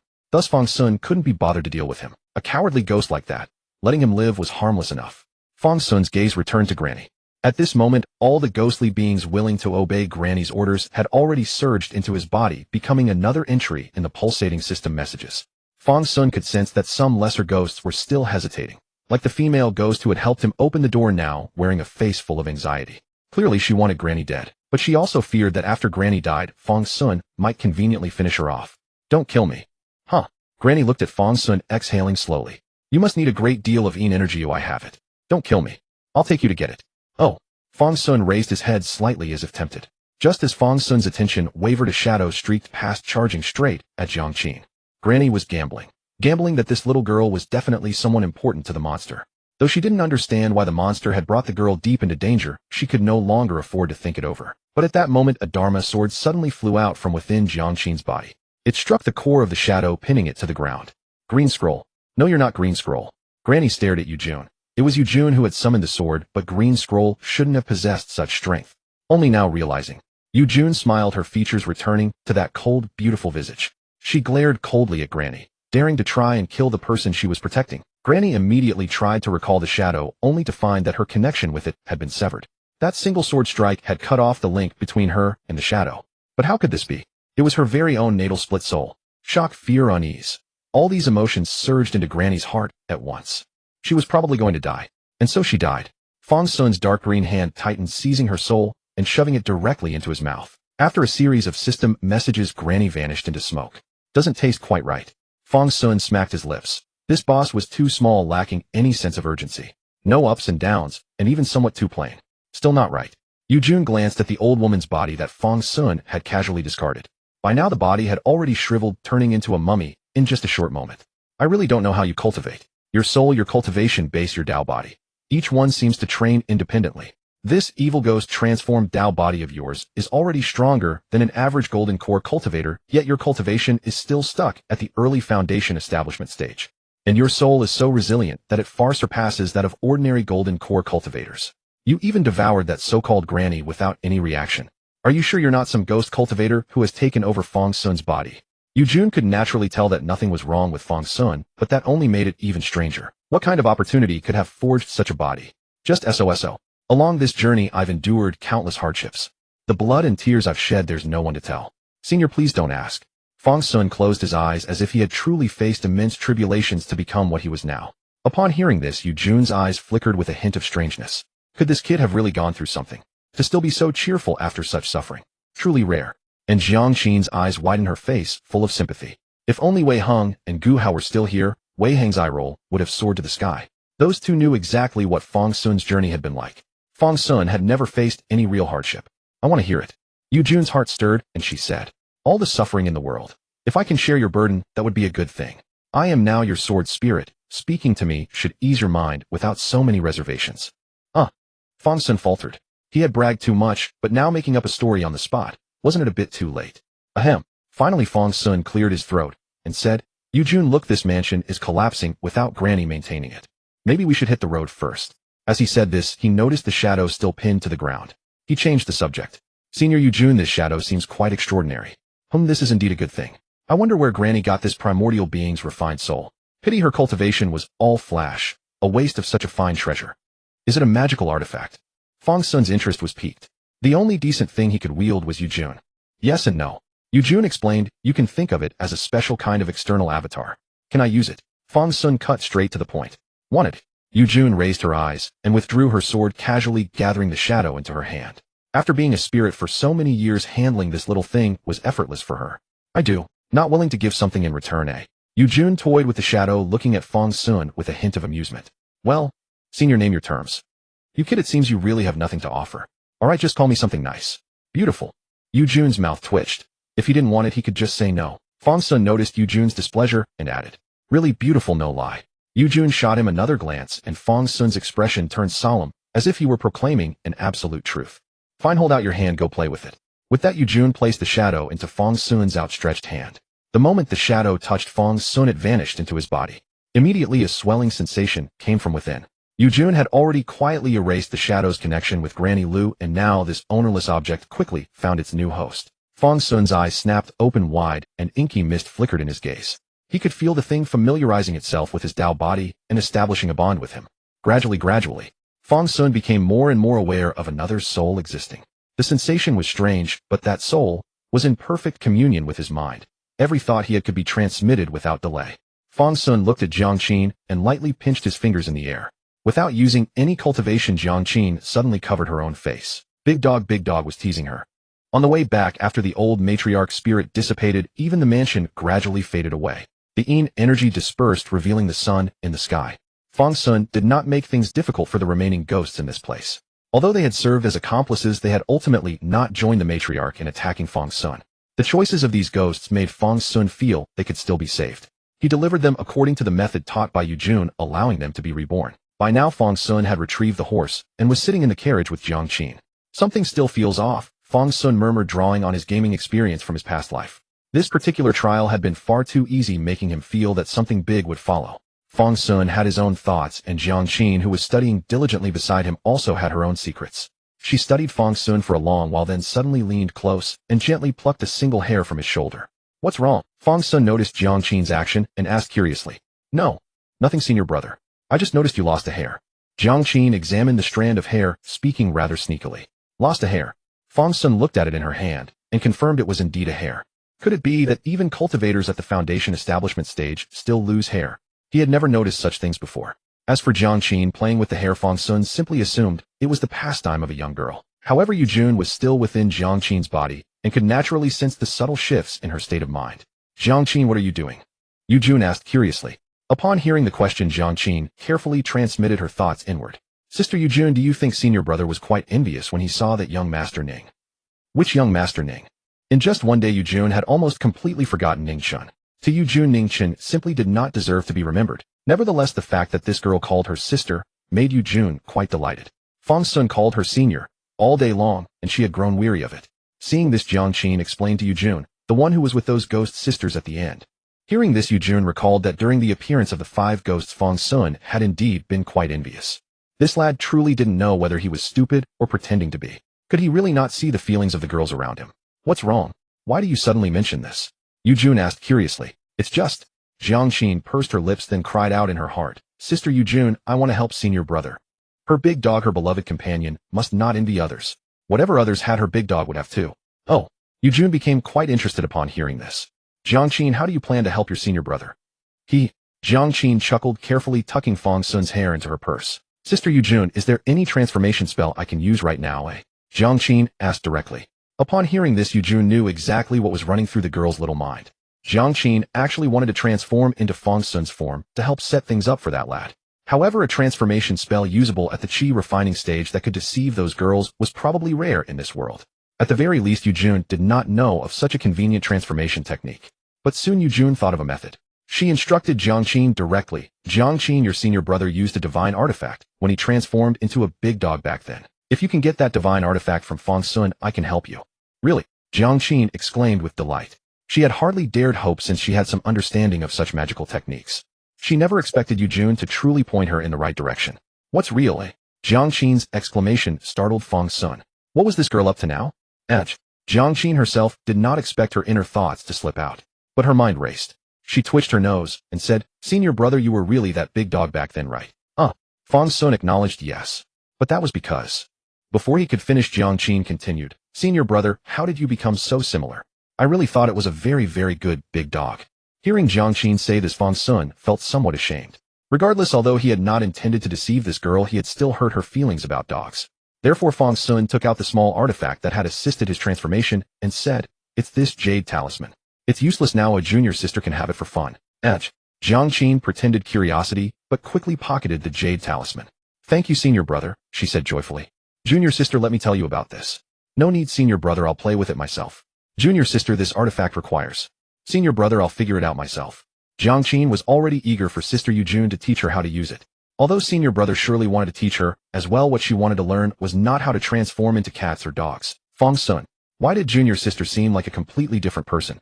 Had she only brought this up to get the jade talisman? Surely not. Fang Xun shook his head, feeling he was overthinking. What could this little girl possibly understand? After a brief moment's thought, Fang Xun decided not to concern himself further with the girl. He carefully reviewed his system messages, hoping to find something he might have missed. His sense of unease grew increasingly prominent. There must be something he had overlooked. But no matter how Fang Xun reviewed and replayed the events, he could not identify the source of his unease. Finally, Fang Xun gave up. He cast one last glance at Jiang Qin, applied a wakefulness spell to himself, and began to sleep soundly. Junior sister is so well-behaved, never forgetting to cultivate, even on the journey. What a reassuring junior sister. Once Fang Xun closed his eyes, Jiang Qin's eyes snapped open. She retrieved the strand of hair and the jade talisman from her purse. Then she carefully wrapped the hair around the jade talisman. The next moment, Jiang Qin's gaze darkened briefly before brightening again.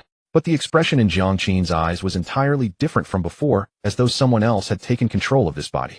Oh my, what a long-lost feeling after so many years. Jiang Qin took a deep breath. Even this ordinary, slightly dusty air suddenly seemed delightful. Sister Yujun, quickly help me refine this jade talisman.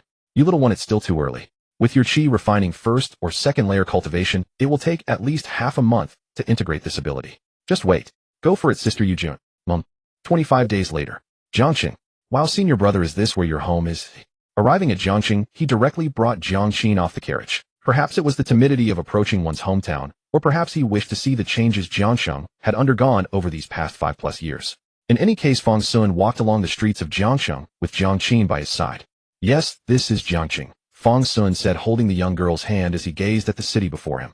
Familiar, yet carrying an edge of unfamiliarity, and gradually made his way inside. Heading north through the city, if things went according to plan, he might run into that girl selling counterfeit wine. What was her name again? Miao Miao. Back then, without her help, pursuing the path of cultivation would have required considerably more effort. Junior sister, let me show you around the Jiangsheng, where I reside. Perhaps you'll come to like it as well. Jiang Qin nodded enthusiastically. As for Big Dog's Den, she naturally intended to conduct a thorough inspection. Not long after the two of them arrived at a wine stall. At that moment, a delicate young girl was lounging at the table, idly flipping through a storybook with an air of boredom. This was the hour when laborers were busy with their work, so the wine stall was naturally quiet and empty. Xiao Xiao Xiao Xiao. Stop reading that novel, and come help me out. Mix some water into this wine. A slightly more mature voice called from within the inner chamber. A woman in her mid-20s emerged from the back room. She wore practical linen work clothes, and still had that blue headscarf tied in her hair. However, she no longer managed this small enterprise alone. The Wang Xiao Xiao of years past had grown up, and could now assist her with diluting the wine. Boss lady, bring us 2 jin of your finest wine. Fang Xun led Jiang Qin over, and took a seat, tapping the table. Jiang Qin, though unsure of the reason for the detour, sat beside him out of curiosity. Hearing Fang Xun's order, Wang Miao Miao's voice immediately rang out. Greetings, honored customer. We're a modest establishment with strict policies. No credit payment first. Surely you don't think I'd flee without paying. Honored customer, please don't say that. Before there was a little thief who, far from running off without paying, actually dared to rob us directly. As Wang Miao Miao spoke, she had already approached. She placed the menu before Fang Xun while casting a glance at him. Then she glanced again, and once more. Fang Xun chuckled. I only stole 2 jars of wine. Was it really worth your mentioning it for so many years? It truly is you. Wang Miao Miao, though somewhat prepared, still appeared quite startled and even stepped back half a pace. What's wrong? Am I not considered a customer now? Fang Xun glanced at the menu. The selections were few, mostly homestyle dishes. Speaking of which, he had never yet tasted this girl's cooking. At that moment, Wang Xiaoqiao came pattering over. Sister, who is this? Do you know each other? Wang Xiaoqiao clearly didn't recognize Fang Xun and asked curiously upon seeing him chatting with her sister. This is the one who threw your cicada at you back then. That terrible boy. Wang Xiaoqiao's eyes widened instantly. She would remember this incident for the rest of her life. Wang Xiaoqiao puffed her cheeks in indignation, refusing to serve the villain's business. Jiang Qin, watching from the side, glanced between Wang Xiaoqiao and Wang Miao Miao, then back at Fang Xun. She found Fang Xun had buried his head in embarrassment. Oh no, he had been so focused on reuniting with an old friend that he forgot his dark history here. This time he had truly lost face in front of his junior sister. Without hesitation, Fang Xun pulled Jiang Qin up, casually left some silver coins on the table, and made a swift escape. Boss lady, farewell. In the blink of an eye, Fang Xun had disappeared. Wang Miao Miao glanced at the silver on the table, then at the direction in which Fang Xun had fled. What was that supposed to mean? Senior brother, why are we running? Jiang Qin had just been wondering what story was coming next, but Fang Xun had dragged her away before she could find out. Jiang Qin simply could not fathom that her former senior brother would once bully children. Nothing, I just suddenly remembered something urgent at home and wanted to head back first. Fang Xun absolutely did not want to tell Jiang Qin about his past misdeeds of snatching wine and tossing cicadas at that little girl. That behavior was far too juvenile. Oh. Jiang Qin saw that Fang Xun clearly did not wish to discuss it, so she dropped the matter. She was also quite looking forward to seeing Fang Xun's home. And once they had a place to stay, she could test the effects of that form transformation technique. A few days prior, Sister Yujun had already helped her refine the jade token. She was already growing quite impatient. Moreover, after seeing the Wang sisters, Jiang Qin had formed an idea. Perhaps she could start by testing it on the Wang sisters. Besides, she still had a strategist. It was said that Sister Yujun had experienced several passionate romances 1,000 years ago, captivating those involved so deeply they were swept away by love. With Sister Yujun's guidance, helping Big Dog charm a few women would be a piece of cake. As Jiang Qin pondered these thoughts, she felt she was truly bending over backwards for Big Dog's sake, just as she was proudly lifting her chin, her little tail nearly reaching the sky. Fang Xun stopped. Sai, what's wrong, senior brother? Jiang Qin glanced at Fang Xun, then noticed they had actually arrived before a vermilion red gate. The gate was currently closed. Jiang Qin looked up and saw 2 giant characters inscribed on the massive plaque above the door. Pei residence. Senior brother, why are we heading this way? Is this the home of a friend of yours? Fang Xun was surnamed Fang, so Jiang Qin naturally assumed he would be returning to the Fang family. No. Fang Xun took a deep breath. This is my home. Upon saying this, Fang Xun climbed the steps and knocked on the gate. Uncle Lu, are you there? It's Fang Xun, I'm back. No sooner had Fang Xun spoken than the door swung open. Uncle Lu's weathered face slowly appeared at the doorway, tears streaming down his cheeks. Uncle Lu bowed deeply to Fang Xun. Young master, you finally returned. These past 5 years this old servant has missed you so dearly. Some time ago Madam and Miss returned, and I thought you'd be coming back soon as well. Today I finally get to see you. Oh Uncle Lu, I merely went to seek immortality, I didn't perish. Please don't be so emotional. Fang Xun said this while supporting the elderly man with both hands. Very well, Uncle Lu. Let me first take junior sister to meet my mother. I'll be staying home for some time, so please don't find me bothersome. Young master must be jesting. Upon hearing Fang Xun speak thus, a smile spread across Uncle Lu's weathered face. Then he noticed Jiang Qin and bowed again. Is this young master's junior sister? This humble one pays respects to the little fairy. Greetings, Uncle Lu, Jiang Qin replied politely with a respectful nod. Right, Uncle Lu. This is my junior sister. I brought her here to visit. Her name is Jiang Qin. Well then, Uncle Lu, I'll go inside first. With that, Fang Xun was about to lead Jiang Qin inside. But before he could take a single step, a figure came sprinting from within the courtyard. Before Fang Xun could react, that figure had already thrown himself into his arms. Fang Xun, why are you taking so long to return? Sister, I was just delayed by some matters I was originally going to. The person who rushed over so urgently and embraced Fang Xun was naturally none other than Pei Ruanruan. Fang Xun was holding Pei Ruanruan, originally intending to explain himself to her. But he suddenly came to his senses, grabbed Pei Ruanruan's head, and asked in bewilderment, aren't you supposed to be in the imperial capital right now? Can I miss home? Pei Ruanruan said, giving Fang Xun a dissatisfied punch on the chest. It was then that Fang Xun noticed Pei Yihan and the others approaching from behind. Pei Yihan walked at the front with Wei Heng and Gu Hao following behind her. They had already arrived home. Although within the sect these were all personally appointed senior fellow disciples outside those gates before Pei Ruanruan, they preferred to regard themselves as juniors. Mother, Fang Xun called out to Pei Ruanruan. Pei Ruanruan pouted discontentedly and released Fang Xun. You're back. Pei Ruanruan's eyes were also filled with joy, but she just stood before Fang Xun gently tidying the hair that Pei Ruanruan had messed up. How was the journey? Are you tired? Let's go inside first and talk slowly. As she spoke, Pei Ruanruan took Fang Xun's hand and led him towards the house. Along the way they exchanged greetings. This time Wei Heng and the others were much smarter. They had directly sent a message to Pei Ruanruan and then stayed in the Pei mansion. Even when they went out to play, they never revealed their names. After all, the names of Wei Heng and Gu Hao were already well known in Jiangqing. Who didn't know that 5 years ago 2 immortals had eliminated the Huayin secret realm and erased the great calamity of Jiangqing? Now the portraits of Wei Heng and Gu Hao were still selling like hotcakes in Jiangqing. The only fortunate thing was that the painters had hardly ever seen the two, so they simply leaned towards the image of celestial beings who were both ethereal and fond of the mortal world. Pei Ruanruan and Pei Ruanruan, upon hearing the news from Wei Heng and the others, had casually found an excuse to leave Baiyun sect and return to the Pei mansion. Once they were in the room, everyone took their seats. Then Pei Ruanruan looked at Jiang Qin and said, "Sooner, aren't you going to introduce this girl to us?" Although she had already learned from Wei Heng and the others about Fang Xun's new junior sister, Pei Ruanruan still wanted to hear Fang Xun tell it himself. "Oh right, this is Jiang Qin." Fang Xun pulled Jiang Qin up beside him and said, "This girl is a new registered disciple of Master. Girl, quickly call senior sister." Although Fang Xun hesitated, Jiang Qin still said obediently, "Hello, senior sister." Quite obedient. Pei Ruanruan looked at Jiang Qin with satisfaction. But Pei Ruanruan, looking at Jiang Qin, felt a strange sensation. This little girl, how could she seem somewhat similar to her former self? Especially the subtle change in her eyes when she was pulled up by Fang Xun, which carried a hint of her own past demeanor. Thinking of this, Pei Ruanruan recalled that strange feeling from a few days ago. If the water turned hot and cold while bathing, it must be because someone was sharing the hot water. It was this little girl who had secretly bathed. Her gaze towards Jiang Qin suddenly became scrutinizing. This seemingly harmless little girl was definitely a formidable opponent. At this moment, Jiang Qin was also secretly observing Pei Ruanruan. Pei Ruanruan's surname was Pei, and the big dog's surname was Fang. They definitely weren't biological siblings. Moreover, judging by the sister's attitude, she clearly liked the big dog a lot. Thinking this, Jiang Qin narrowed her eyes slightly. "Let's start with you. I will definitely conquer you for the big dog." At this moment, Pei Ruanruan also noticed the change in Jiang Qin's expression. This looked truly not to be underestimated. This girl must also be secretly in love with the younger brother, right? But she's just a little girl. Not worth worrying about. Although she already regarded Jiang Qin as a formidable opponent, Pei Ruanruan still mentally despised her.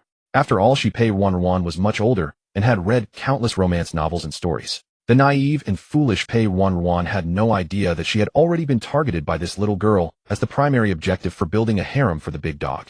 While Pei Ruanruan and Jiang Qin were silently competing, Fang Xun looked at Wei Heng and the others and said, "Senior brother, aren't you supposed to be in the imperial capital? How come you're here? And you're even faster than me." Wei Heng was about to speak when Gu Hao, who was beside him, gave him a small pinch on the back.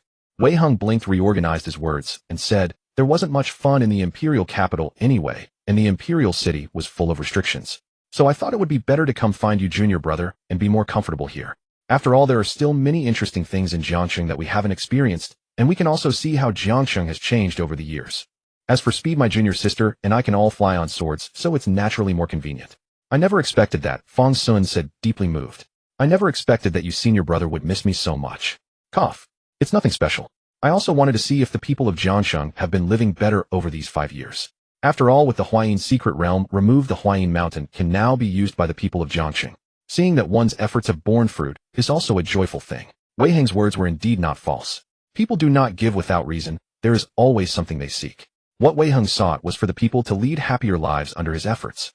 Moreover, this time, he was quite satisfied. Although the changes in Jiangqing were not significant, it had become better than before. Even so, during his strolls in Jiangqing these past few days, Wei Heng had seen merchants from other prefectures doing business here. This was very good. Fang Xun, you've been on the road for so long. Have you encountered anything interesting?" Seeing the two had talked so much, Gu Hao could no longer hold back. She looked at Fang Xun and asked. Hearing Gu Hao's question, Fang Xun indeed had something to share. "Ah, there really is." Fang Xun began.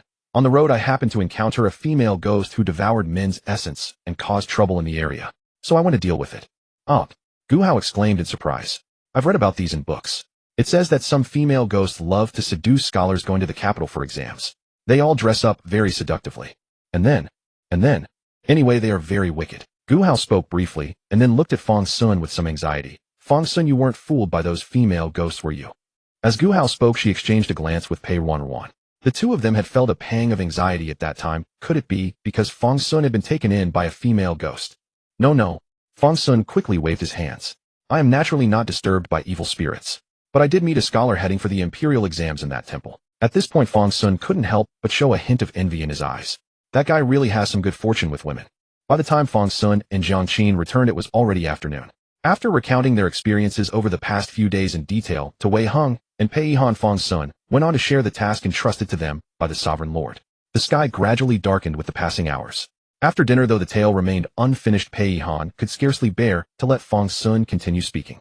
Sunura, you've endured a long and weary journey. Rest tonight, she said. As you say, mother. Fang Xun smiled gently at Pei Yihan. His heart swelled with warmth toward Pei Yihan's care. Then let us rest together as well, Wei Heng added. The hour was late, and it was time to retire. Just the thing. Fang Xun replied immediately, and the group departed the room together, heading toward their respective quarters. Though the Pei residence's guest rooms were not far from Fang Xun's own chambers, they lay in separate wings. Fang Xun entrusted Jiang Qin to Pei Ruanruan, asking the elder sister to lead the servants in finding a vacant room for her. Finally, he bid farewell to the others and returned alone to his quarters. As he sank onto the soft, immaculately prepared bed, Fang Xun felt his mind finally empty of all burdens. There was truly no comfort quite like one's own home. While Fang Xun tossed and turned upon his mattress, basking in its plush comfort, a mischievous grin spread across Jiang Qin's face inside one of the guest rooms. She paid no mind to her quarters. After all, it was merely a place to sleep. What mattered now was the task ahead. Jiang Qin had already produced the jade talisman. Through Yu Jun's refinement, and given that the sword was originally Fang Xun's beloved blade, it knew its master inside and out. In particular, that single strand of Fang Xun's hair had provided the final touch to the flawless likeness. Even his aura mirrored his own perfectly, save for being slightly more subdued. Ready, girl? Yu Jun's visage surfaced from within Jiang Qin's form. I'm ready. Bracing herself, Jiang Qin yielded her body to the sword's control. Without Yu Jun's meticulous guidance, her nascent qi condensation cultivation would never have permitted such a transformation. As Yu Jun withdrew its presence, Jiang Qin's eyes flickered with a sudden shift. It stripped away every garment before delving its spiritual energy into the jade talisman. Under Yu Jun's precise manipulation, not a whisper of Jiang Qin's spiritual energy was wasted. Slowly her frame expanded and her features reshaped. Within moments, a figure bearing Fang Xun's likeness stood within the guest room. When Jiang Qin opened her eyes once more, their earlier sharpness had melted back into youthful innocence. Good heavens! Jiang Qin gasped, throwing back the covers as an immediate sense of unease washed over her. Sister Yu Jun. Jiang Qin trembled with sudden alarm. Calm yourself, Yu Jun murmured, casting a weary glance at what had startled her. It serves no purpose. Jiang Qin looked again, but remained anxious. Rest assured, it simply won't bite you. Yu Jun paused, replying with stern seriousness. Very well. Though still apprehensive, Jiang Qin decided to ignore it. Naturally, during their travels, Jiang Qin had already procured Fang Xun's garments through subtle means, aided by Yu Jun. Dressed in his attire, she bore an unmistakable resemblance to him, were it not for the expression upon her face. After adjusting her countenance before the mirror until she deemed it sufficiently convincing, she nodded firmly and stepped out. 2 steps from the door, she paused to adjust her trousers. Sister. It's nothing. Oh. Jiang Qin murmured, wondering why Sister Yu Jun had to be so fierce before pushing the door open. Alas, Jiang Qin knew not where Pei Ruanruan resided. After a moment's thought, she resolved to simply intercept someone and ask. She had been away from home for years and the estate was sprawling. It was only natural to momentarily forget the layout, wasn't it? The decision was made. With that, she closed her door and strode toward the courtyard gate, only to be met by the familiar creak of wood. A sudden chill ran through her, and she whipped around. Instead of relief, a hushed voice thick with surprise greeted her ears. Fang Xun, what are you doing here? Ah. Gu Hao stared at Jiang Qin, who stared right back. Jiang Qin knew little of Gu Hao beyond her status as the sect master's direct disciple and Fang Xun's senior martial sister. Yu Jun, however, understood her fully and knew of the affection Gu Hao harbored for Fang Xun. Yet she kept this knowledge to herself, eager to witness how this delicate situation would unfold. Senior sister. Hesitating briefly, Jiang Qin offered a formal greeting. Though the gesture struck Gu Hao as odd, Fang Xun was often eccentric, so she dismissed it. Fang Xun, whom have you come to see? Did you come to check whether little Jiang Qin found her room? At this hour, what else could he possibly want besides concern for Jiang Qin? Bounding forward in 3 swift steps, Gu Hao declared. Fang Xun, come, I'll take you there. Little Jiang Qin is nearby, and her lamp is still burning. She surely hasn't slept yet. With that, she moved to escort the disguised Fang Xun. Up. Panic seized Jiang Qin. She dared not let Gu Hao approach the door. Instinctively, she grasped Gu Hao's hand and cried no. At that moment, she felt the hand she held tremble faintly. Jiang Qin blinked in confusion. Gu Hao stood frozen. Fang Xun had pulled her hand before, but only ever in passing haste, never with such deliberate grip. Usually he would release it immediately. This firm intimate hold was unprecedented. Gu Hao remained still, but a feverish heat was already rising through her. A blush of rouge spread from her neck down to her fingertips. Fang Xun, weren't you coming to see little Jiang Qin? Her voice was barely a whisper, so faint Jiang Qin nearly missed it. No, Jiang Qin hurriedly replied. She could hardly admit she was looking for Jiang Qin, nor could she produce another one on the spot. Otherwise her disguise would surely be exposed. Then, Fang Xun, are you here to see me? Speaking those words required every ounce of courage Gu Hao possessed. Her heart hammered against her ribs. Terrified of a flat denial, all the tender anxieties of a maiden surged within her. Gu Hao already regretted putting the question to him. The deeper the affection, the sharper the fear. Only those who cared least could utter such words so lightly. Jiang Qin blinked, bewildered by senior sister Gu's sudden timidity, but caught as she was, she had to weave a lie to cover her tracks. Gathering a crowd would only complicate matters further. It would be simpler to claim she had come for senior sister Gu. So after a fleeting moment of thought, Jiang Qin declared plainly, "Yes, senior sister. I came specifically for you." The instant the words left her lips, Gu Hao snatched her hand away. In the next breath, she had retreated to the threshold of her own chamber. Fang Xun, wait for me, just a moment. She slammed her door shut. Jiang Qin tilted her head, hearing a stifled chuckle resonate within her mind. What is it, Sister Yujun? Senior Sister Gu feels rather strange today. Jiang Qin frowned. It seems Senior Sister Gu did not take kindly to Big Dog. Yujun of course perceived the ripple in Jiang Qin's emotions. Oh, you believe Gu Hao dislikes Fang Xun? Yujun asked, amused. Exactly, Jiang Qin reasoned innocently. If she liked him, she'd be like Sister Pei Ruanruan, who lunged at Big Dog the moment she saw him. Senior Sister Gu heard I was coming for her, yet she bolted instantly. She's keeping her distance. Jiang Qin pouted. Hearing this, Yujun could barely contain her grin. How delightfully naive this child was regarding matters of the heart. And precisely because of that, the outcome promised to be most entertaining. Then wait a while, but won't be long, Yujun advised. Indeed, I've already made a promise. Jiang Qin was a girl who always kept her word. Saying this, she walked toward Gu Hao's door. True to Yujun's words, Gu Hao did not tarry long. The moment Jiang Qin arrived, a narrow slit opened in her door. Fang Xun, come in. By now Gu Hao's voice had steadied considerably. In that brief interval, she had recited dozens of calming incantations to settle her racing mind. She had tapped her forehead so forcefully that a faint red mark had appeared upon her pale skin. Jiang Qin entered as invited. The moment she crossed the threshold, a subtle fragrance wafted toward her. The pleasant aroma relaxed Jiang Qin's nerves. Gu Hao glanced at Fang Xun's hand, but hesitated, ultimately choosing not to reach for it. To initiate contact now would be far too forward. Fang Xun, I just tidied the room. You haven't had to wait long, have you? Not at all, Jiang Qin replied, politely waving a hand. Then, Gu Hao ventured cautiously, what brings you to me this evening? Jiang Qin racked her brains, her mind racing before answering. I simply wish to chat. I've grown rather bored. Then that's wonderful, Gu Hao stammered. Her eyes sparkled. Fang Xun had thought of her first when bored. How joyful. That night, they spoke intimately for hours. Within those walls, Jiang Qin and Gu Hao engaged in simple conversation.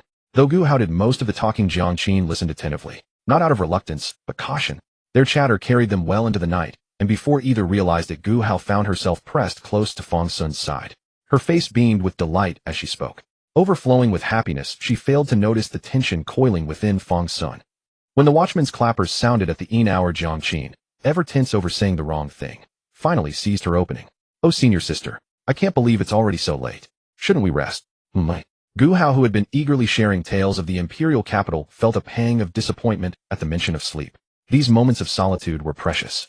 Yet listening to the night watch, she knew the hour was indeed late. Fang Xun, shall I walk you back? Rising to see him off, she was instead caught firmly by Fang Xun. In one swift motion, Fang Xun drew her onto his bed and gently guided her to lie down. This single gesture sent her heart soaring, beating frantically against her chest. Fang Xun, was he suggesting they sleep together? Such thoughts flooded her mind uncontrollably. Her delicate face flushed the color of a ripe peach. Before she could even whimper, Jiang Qin draped the covers over her. Senior sister, rest well. I'm returning now, no need to see me out. Jiang Qin performed these actions specifically to prevent Gu Hao from escorting her to the door. She had no idea where Fang Xun's quarters were located. If she were truly seen out, she would surely lose her way, which would be disastrous. Thus Jiang Qin had acted as she did, hoping to render Gu Hao incapable of leaving her bed first. Having said this, Jiang Qin bolted. Terrified Gu Hao might actually give chase, she only exhaled in relief once the door clicked shut, then hurried back to her own room. At this hour she lacked the energy to seek out Pei Ruanruan. That senior sister Gu Hao was truly mischievous. Meanwhile, Gu Hao lay dazed beneath her covers, though Fang Xun had not lain beside her. In fact, she had been tucked in while still fully clothed. Fang Xun had thoughtfully smoothed her blankets. Even when her senior brother used to coax her to sleep in childhood, he had never done such a thing. He would only command her to finish reading and go to bed.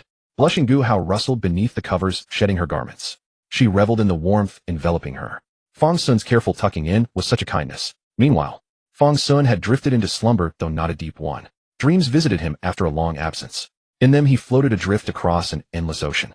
Endless waves crashed upon him in a relentless tide. He could only struggle desperately within the vortex they formed. Eventually the maelstrom swallowed him whole. At the very instant he sank into that boundless darkness, Fang Xun jolted awake. Great heavens! He cried out only to find himself gazing at a room bathed in pale moonlight. Upon confirming he was still home, Fang Xun felt a flicker of unexpected relief. He had actually dreamed. Could this be considered a favorable sign? But what on earth was that dream about? Fang Xun furrowed his brow. As the saying goes, dreams are but the inverse of reality. If he was consumed by a vortex in the dream, what did that foreshadow in waking life? Washed ashore after falling into the river. Fang Xun pondered in vain. He let out a heavy yawn, choosing to relinquish the thought. The next day Fang Xun rose from bed with his weary frame. He truly had not slept well the night before, yet got up at first light. The previous evening had been plagued by nightmare upon nightmare. At one point he had even dreamed of being dismembered, though he could not make out the faces of those who did so. Upon rising his memories grew even hazier. Fang Xun could only recall that the white silk stockings had been stained filthy with his own blood. What on earth were those terrible dreams? Fang Xun rose and stretched languidly, preparing to venture out for a stroll to clear his mind. Before leaving he walked to the table and took a sip of tea to rinse his mouth. With the tea swishing in his mouth, Fang Xun pushed open his door, intending to spit into the courtyard. But the moment the door creaked open, a delicate little face appeared before him. Good-do-do-do-do. Gu Hao. Fang Xun hurried forward, sidestepping Gu Hao to reach the flower bed, where he spat out the tea water. Gu Hao, what is wrong at this early hour? Do you need something? Fang Xun spoke as he approached her. Meanwhile, he kept craning his neck, hoping to spot Wei Heng nearby. Whenever Gu Hao was around, Wei Heng was never far behind. Yet Fang Xun searched around, but found no trace of him. Just then Gu Hao called out to him once more. Fang Xun. My. Gathering her courage, she recalled the intimate manner in which Fang Xun had sought her out the night before. She reached out and took his hand. Her expression grew earnest. Both her small hands enveloped Fang Xun's larger one. She cupped Fang Xun's hand gently within her palms. Watching her movements, Fang Xun also noticed her cheeks gradually flushing pink. Suspicious, Fang Xun raised his free hand and pressed it against her forehead. He tested the temperature of Gu Hao's forehead, then his own. Was she running a fever? He was still not entirely certain. So he lowered his head, preparing to press his forehead against hers to compare temperatures. Fang Xun's gesture completely caught Gu Hao off guard. She watched his face leaning toward hers, that handsome countenance that always stirred her heart, drawing ever closer, her eyes widening with each passing moment. Finally skin met skin as Fang Xun pressed his forehead against the girl's. Their noses nearly touched, warm breaths mingling together. Gu Hao could feel the gentle warmth of his breathing against her. Finally Gu Hao's delicate face flushed crimson. She released Fang Xun's hand and fled in panic. In a flurry of movement, her figure disappeared. Fang Xun blinked. The girl's forehead was indeed warm. She seemed to have a slight fever. But why such an exaggerated reaction? He shrugged it off. She certainly had plenty of pills, so whatever problem she had could be resolved with a couple of them. Scarcely had Gu Hao departed, when Fang Xun, strolling through his courtyard and reminiscing about its familiar charm, was approached by another visitor. Fang Xun, time to eat. Pei Ruanruan came sprinting toward him with fierce energy. Although it was early morning, meal times at the Pei estate were quite early. Previously both of them had lessons to attend to, so they ate early. This habit had simply carried on. Only now did he realize that getting up so early back then had been for the sake of proper cultivation to pass the White Cloud Sect's preliminary trial. Recalling those days was truly melancholic. At this moment, the White Cloud Sect meant nothing to Fang Xun except for childhood memories tinted with a powerful nostalgic filter. Eat. As Pei Ruanruan dragged him along, Fang Xun suddenly remembered something. Has everyone woken up? I surely had the maids go rouse them. Don't worry, Pei Ruanruan continued speaking as she pulled Fang Xun toward the dining hall. By the time they arrived, everyone was already seated. Except for Gu Hao. Where's Gu Hao? Fang Xun asked, scanning the room. Had that girl run off so quickly that she was simply missed when everyone was called? Chunlan, standing beside Pei Ihan, hastily replied. Young Master Fairy Gu says she is not feeling well and wishes to rest in her room for a while. Upon hearing this, Fang Xun glanced at Wei Heng sitting to one side and asked, Senior brother, why did you not go check on her? Wei Heng shot Fang Xun a rather resentful look and said, the girl wouldn't let me enter. Fang Xun thought, wait, she didn't let you in, so why are you giving me the cold shoulder? Fang Xun rolled his eyes at Wei Heng and said, fine. Let us eat first. Chunlan, prepare some light dishes and send a portion to Gu Hao as well. Yes, young master. Chunlan bowed slightly and withdrew. Having said this, Fang Xun took his seat beside Jiang Qin. At that moment Jiang Qin was diligently tackling the chicken leg in her bowl, which Pei Ruanruan had specially served her. Did you sleep well last night? Fang Xun casually ruffled the girl's hair. Oh, fine. Upon hearing Fang Xun mention the previous night, Jiang Qin's face fell. She had stayed up half the night to no avail, only to be roused at dawn. If she had known, she would have claimed illness like senior sister Gu Hao. In Jiang Qin's eyes, Gu Hao certainly had skipped breakfast merely to sleep in. Besides, not eating meant someone would deliver food to her room. Jiang Qin deeply regretted her choice now. Only this chicken leg could bring her a trace of warmth. About the time it takes for an incense stick to burn, everyone had finished their meal. Of course no wine was consumed. Since the incident with the fake liquor, the Pei estate had banned alcohol. After the meal, everyone originally intended to visit Gu Hao together to see what was wrong. But Pei Ruanruan persuaded them to hold off. If senior sister Gu does not wish to see anyone, wouldn't all of you visiting at once only make things more uncomfortable for her? Let us wait. Senior sister Gu will surely be fine. Let her rest alone for now. Everyone agreed with Pei Ruanruan's words. Thus they changed their plans and prepared to explore Jiang City. Especially Jiang Qin, who was overjoyed at the prospect of going out to play. However, as the group prepared to leave together, Fang Xun was held back by Pei Ruanruan. Ruanruan, take senior brother Wei and junior sister Jiang Qin out to play. I have something to discuss with your senior brother. Pei Ruanruan expressed surprise, but still happily led the others away. Once everyone had departed, Fang Xun stood obediently before Pei Ruanruan. What is it, mother? Nothing much. This morning did senior sister Gu visit your courtyard? Yes. Fang Xun felt there was nothing to conceal. What did you two talk about? Pei Ruanruan asked with interest. She too had risen early that morning and originally hoped to speak with Fang Xun, but someone had beaten her to it. Nothing much. I thought Gu Hao had a fever, so I checked her temperature, and then she ran off. Checked her temperature? Pei Ruanruan immediately recalled how she used to check Fang Xun's temperature. Yes, just like you used to pressing foreheads together. Fang Xun found this perfectly normal. It was only then that Pei Ruanruan realized her son might have a slight defect. Pei Ruanruan's eyes shifted and she reached out, pressing her hand against the back of Fang Xun's head and pressed her forehead against his. Is this how it is done? Chapter 149, Senior Brother, come to my room. Oh, how delightful. Moments later, Fang Xun emerged from the small hall with a contented expression. Just now Pei Ruanruan had embraced him, granting him a brief moment of warmth. Being held by his mother, Fang Xun felt a profound sense of peace, a feeling he had not experienced in quite some time. But why did mother let go so quickly? Fang Xun was puzzled. She would usually cling to him longer. Now that Wei Heng and the others had gone out to play, Fang Xun considered visiting Gu Hao to see if she had eaten properly. However, upon arriving at her residence, he was similarly turned away by Gu Hao. Fang Xun, I am not feeling well. Well, that was the standard excuse. Hearing Gu Hao say this, Fang Xun could only offer a few comforting words and tell her to rest well before departing slowly. That day, Fang Xun caught up with the street procession and enjoyed himself thoroughly.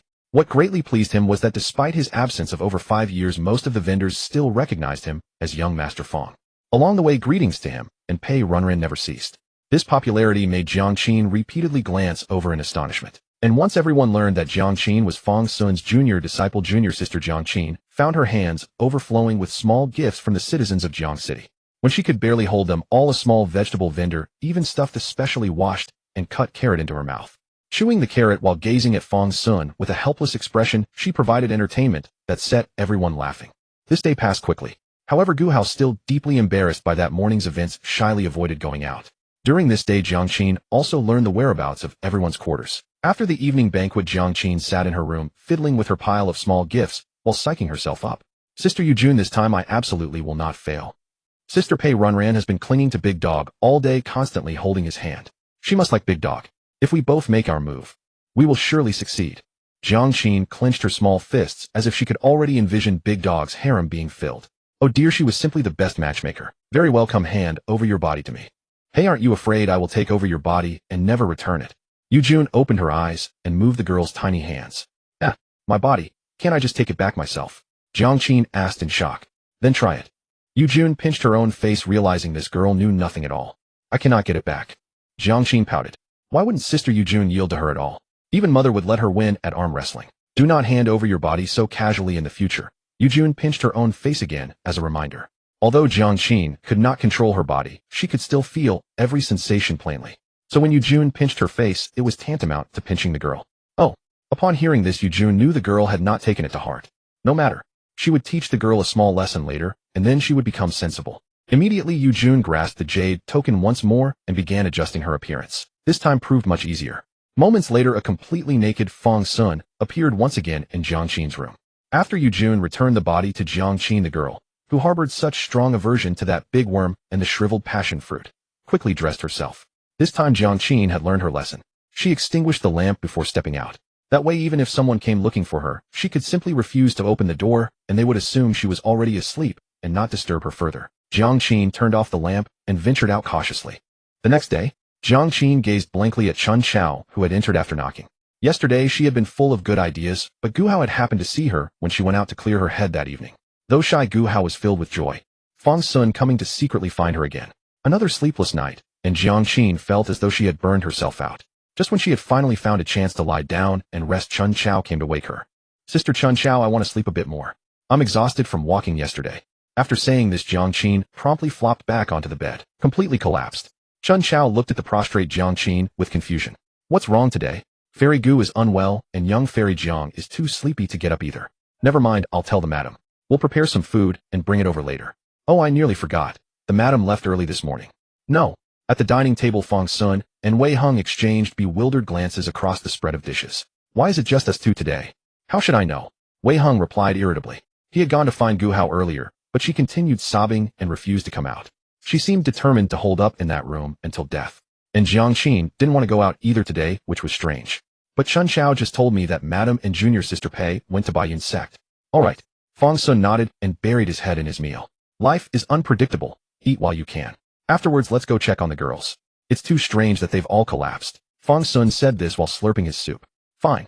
You can take this chance to properly investigate what's wrong with good girl. Wei Hung reminded him. Why don't you look? Upon hearing this, Wei Hung rolled his eyes and ignored him.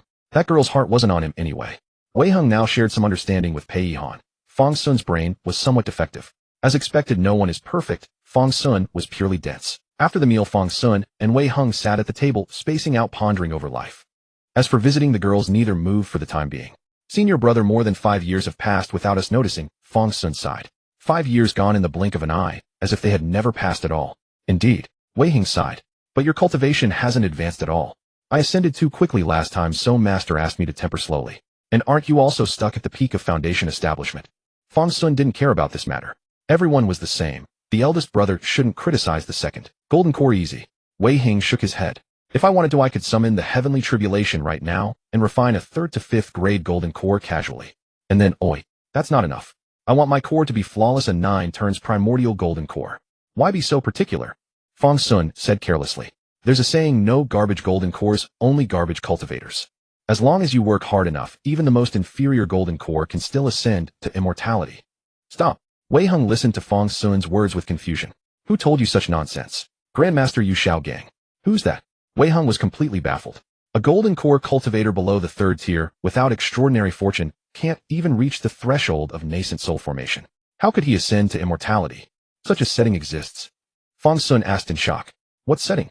Wei Hung said solemnly. In the cultivation world, if enough hard work could accomplish everything, then why would spiritual roots be divided into grades A? A cultivator with an inferior spiritual root would struggle their entire life merely to reach the completion of qi condensation. The resources and effort required to break through to foundation establishment are many times greater than those needed for superior-rooted cultivators. And even if a lower-grade root cultivator manages to reach foundation establishment relatively easily, forming a golden core still requires profound fortuitous encounters. Even with a medium-grade spiritual root, after accumulating sufficient resources, forming a golden core might not be difficult, but most only barely reach the 3rd-tier threshold, gazing longingly at nascent soul from afar. What I've described are achievements reachable only by those who exert the utmost effort. And you boy achieved foundation establishment in barely over a month. Have you ever considered what cultivators with inferior roots, who spend their entire lives unable to reach foundation establishment, think? Their whole lifetime amounts to less than a month of your cultivation. Hearing this, Wei Hung shook his head again. Never mind.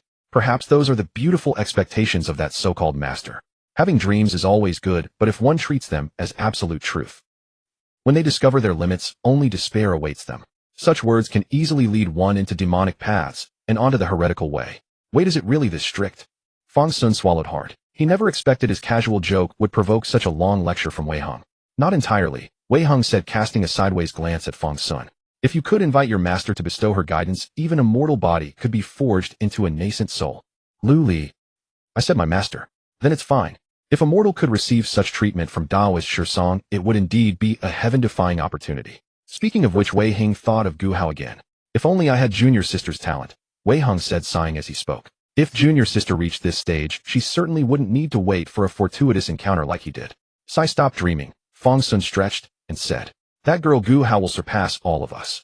With that said, Fang Xun stood up. "Let's go check on the girls. Why have they all collapsed? Fine, let's go look." Wei Heng responded and rose together with Fang Xun. The two set off toward the guest rooms. On the way, Wei Heng suddenly asked, "By the way, do you know what Madam and Junior Sister Pei went out for?" "I have no idea. I woke up and came straight to eat." "I know nothing. You're no good. Your family has affairs and they don't include you." Wei Heng seized the chance to tease him. "Tisk, and you're the eldest disciple. Didn't Moyu end up not in your hands?" The two bickered back and forth as they arrived outside the courtyard. Just as the two were about to walk toward the courtyard where the guest rooms were located, they saw two graceful figures approaching from ahead. Upon seeing the two, the figures immediately greeted them. "Sun'er, Senior Brother Wei. Have you eaten yet?" "Greetings, madam. We have." Wei Heng replied immediately. "We've eaten very well." Fang Xun also responded, but his eyes were looking behind the two figures. Behind Pei Yihan and Pei Ruanruan, there was another person. "Who's come?" Fang Xun asked curiously. "He young, immortal Fang Young, immortal Wei. It's me." This person stepped forward while speaking. This person was none other than the sect master of Baiyun's sect Li Daniu. "Sect leader Li?" Wei Heng asked in surprise. "Sect leader Li, why have you come?" Li Daniu coughed dryly. "Twice, Senior Wei, to be honest. I have a request for Madame Pei, so." Li Daniu paused. "So, cough." Li Daniu coughed again. Madame Pei said she didn't know if she should and wanted to ask your opinion, Senior. "What is it?" Fang Xun asked curiously. What could be so important that they needed to ask Wei Heng specifically? Li Daniu glanced at Pei Ruanruan, then turned back and said, "I want to invite Miss Pei as an external helper for our Baiyun sect to participate in a small secret realm trial." "No problem at all." Wei Heng nodded immediately. "It's not a bad thing. Let Junior Sister Pei go." "Thank you, Senior." Li Daniu bowed. "With Miss Pei's help, our Qi refining disciples' rankings will surely rise even higher." "Sect leader Li, you don't need to call me Senior. Just call me Wei Heng. Aunt Pei is also my elder. It's a bit strange to keep calling me Senior." "Well, all right." Li Daniu hesitated for a moment, then addressed him anew. "Then thank you for your help, Wei Heng." Wei Heng nodded and asked with interest, "But is it only for the new generation of Qi refining disciples?" Li Daniu scratched his head awkwardly. "Actually, there are also foundation establishment trials. But we don't have suitable disciples left, and those secret realms for foundation establishment are mostly contested by medium and large sects. Our Baiyun sect is still somewhat weak. Even when inviting external help, it's not easy." Wei Heng was puzzled. "I recall Senior Brother Wang has already reached foundation establishment, hasn't he? Is he not participating?" "Senior Brother Wang." Li Daniu was startled for a moment, then quickly realized who Wei Heng was referring to. Li Daniu hadn't expected Wei Heng to still remember. With a mix of surprise and regret, he said that boy Wang Yang encountered a bottleneck when breaking through to the 7th layer of foundation establishment, so he applied for a position as an elder to mentor newcomers. "I see." Wei Heng nodded. "When I last saw Senior Brother Wang, he was at the 5th layer of foundation establishment. His progress is not slow. He has a chance at the golden core. Yes, that boy is quite diligent."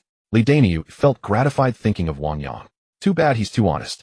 In the future, Wang Yang might become a pillar of the sect, but the position of sect leader is beyond his reach. At this moment, Pei Ruanruan pouted. "So I'll go in alone while you all watch. Then let Jiang Qin accompany you." Fang Xun thought for a moment and suggested Jiang Qin has already passed the Qi initiation stage and is at the 1st layer of Qi refining.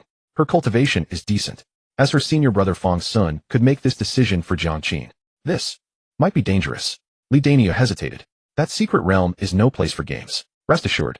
Fang Xun said, "After thinking, I'll protect that girl." Li Daniu finally nodded. "If the young lady Jiang Qin is willing, she can go with Pei. There are still spots." "All right." Fang Xun waved his hand. "Let's go together." "Wake her up." Chun Xiao said she's just lazy and should be getting up by now. As Fang Xun finished speaking, Li Daniu gave him a few extra glances. He remembered that Fang Xun had also gone to the sword sect, but didn't know the outcome. He had seen Fang Xun's talent, so he didn't dare ask about Fang Xun's situation to avoid embarrassing Pei Yihan. But now it seemed Fang Xun was doing quite well. He heard that his junior sister had already entered Qi refining. Fang Xun must be at least at the 2nd or 3rd layer. Li Daniu felt happy for Pei Yihan in his heart. Effort never fails. Out of politeness, he had no intention of probing their cultivation levels, which was a fortunate oversight. On the way, Wei Heng asked again, "Sect leader Li, who organized this trial? It sounds quite large scale." "It's not exactly organized by someone. Wei Heng, you should know of the corpse puppet sect." "I've heard of it." Wei Heng nodded. "What's that?" Fang Xun knew nothing about it. "Nothing much.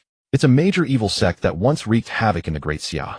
This sect specializes in corpse refining techniques. Actually, there are many sects that dabble in such things. They consume energy in refining corpses.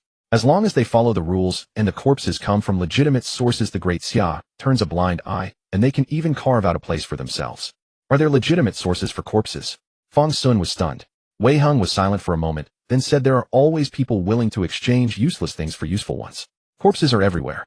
All right, Fang Xun nodded. So what about the corpse puppet sect? Did they go beyond? They went far beyond improper. Wei Heng said the corpse puppet sect's corpse refining technique is extremely exquisite.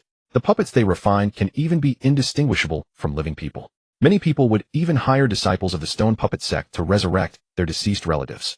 Such a miraculous technique even earned the admiration of the master. But because of this, the corpse puppet sect gradually infiltrated the mortal world. In one entire prefecture spanning hundreds of li, only 30% were humans, while 70% were corpses.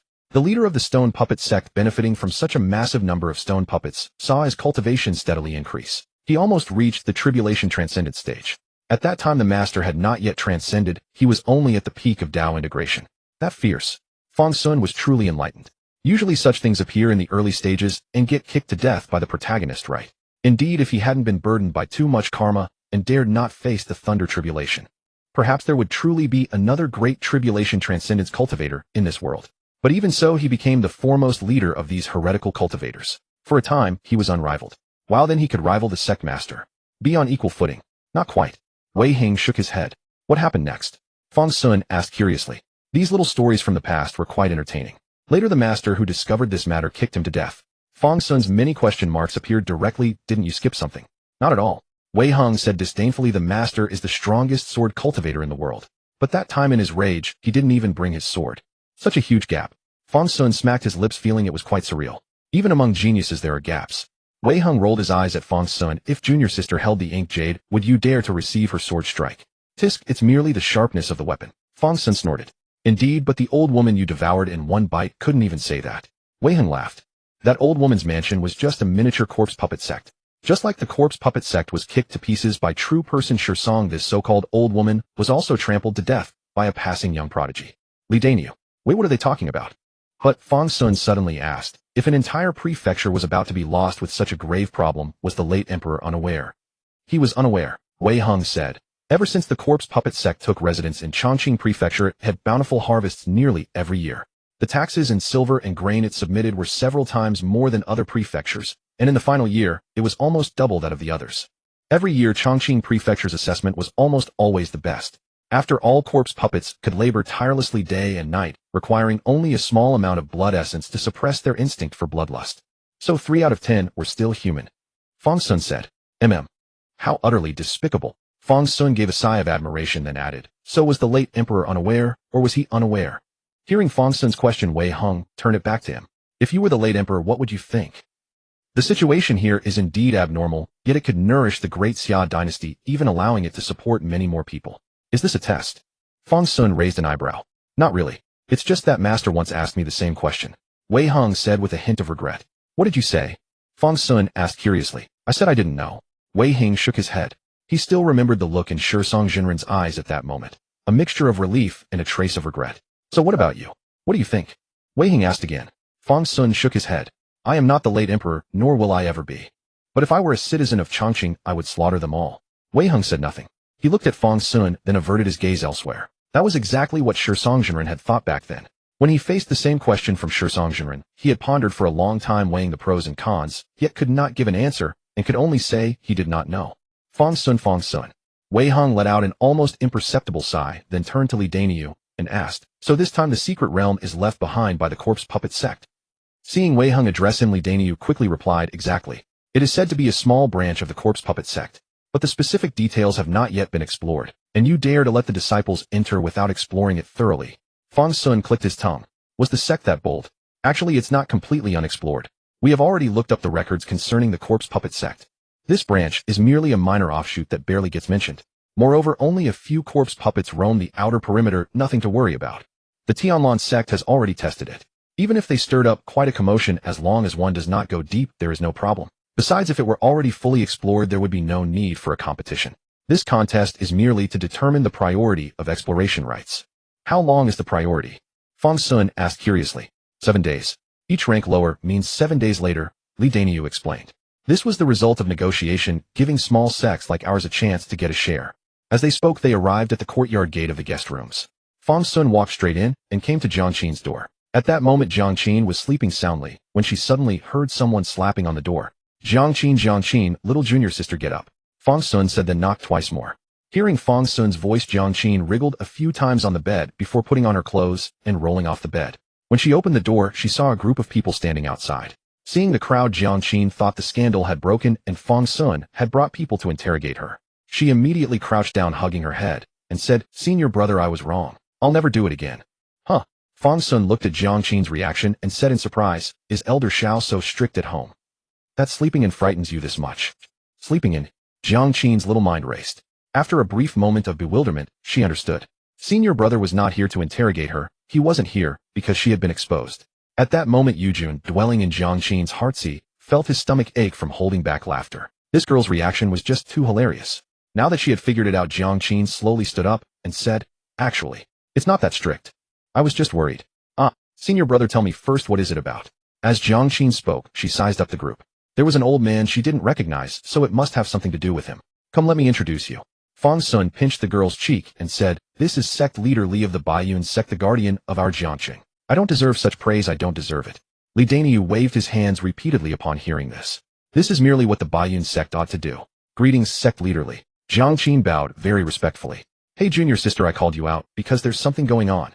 Fang Xun pinched the girl's cheek again. "What is it?" "You've reached Qi refining after all this time. There happens to be a secret realm. You can go with your senior sister Pei and take a look. Don't worry about any tasks, it's all about participation." Fang Xun explained. "Senior brother, aren't you coming?" Jiangqin glanced at Pei Ruanruan beside her. Though she had failed twice, Jiangqin had not yet given up. But if Fang Xun wasn't there, wouldn't Fang Xun have no reason to appear? That wouldn't be good. "Senior brother, won't you come along? Please, can we go together?" "Together?"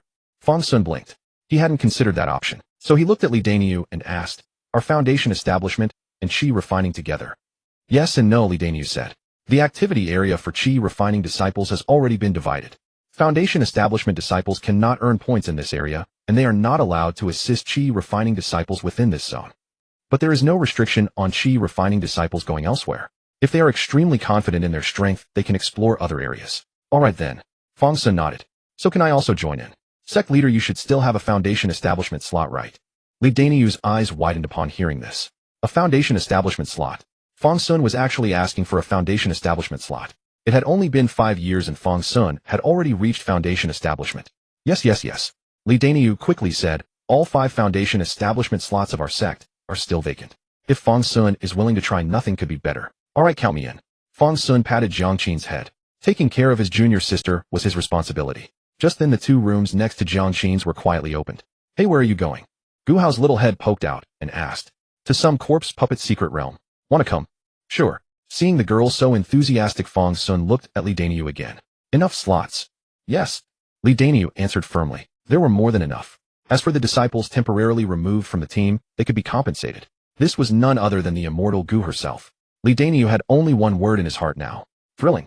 What stronger outside help could there be? Even the major sects couldn't boast such formidable backing. And then Li Daniu heard an even more delightful voice. Wei Heng spoke up. "Count me in too."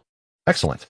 That single word, "excellent," made Li Daniu feel an intense satisfaction surging from his toes to the crown of his head upon hearing Wei Heng's words. This formidable figure had already been capable of confronting a golden core cultivator back when he arrived 5 years ago, and had even directly shattered that Huayin secret realm. In these 5 years, regardless of whether there had been significant progress, the mere presence of his former strength made him an existence that Foundation Establishment cultivators from their minor sects could never match. Even if he had to give away more than half of the resources obtained after ranking in the exploration to Wei Heng and the others, it would still be far better than scavenging whatever scraps remained. At the very least, selling this preliminary quota alone would yield a substantial amount of resources. Agreed. Li Daniu immediately responded, his reply coming so swiftly that it nearly merged with Wei Heng's voice.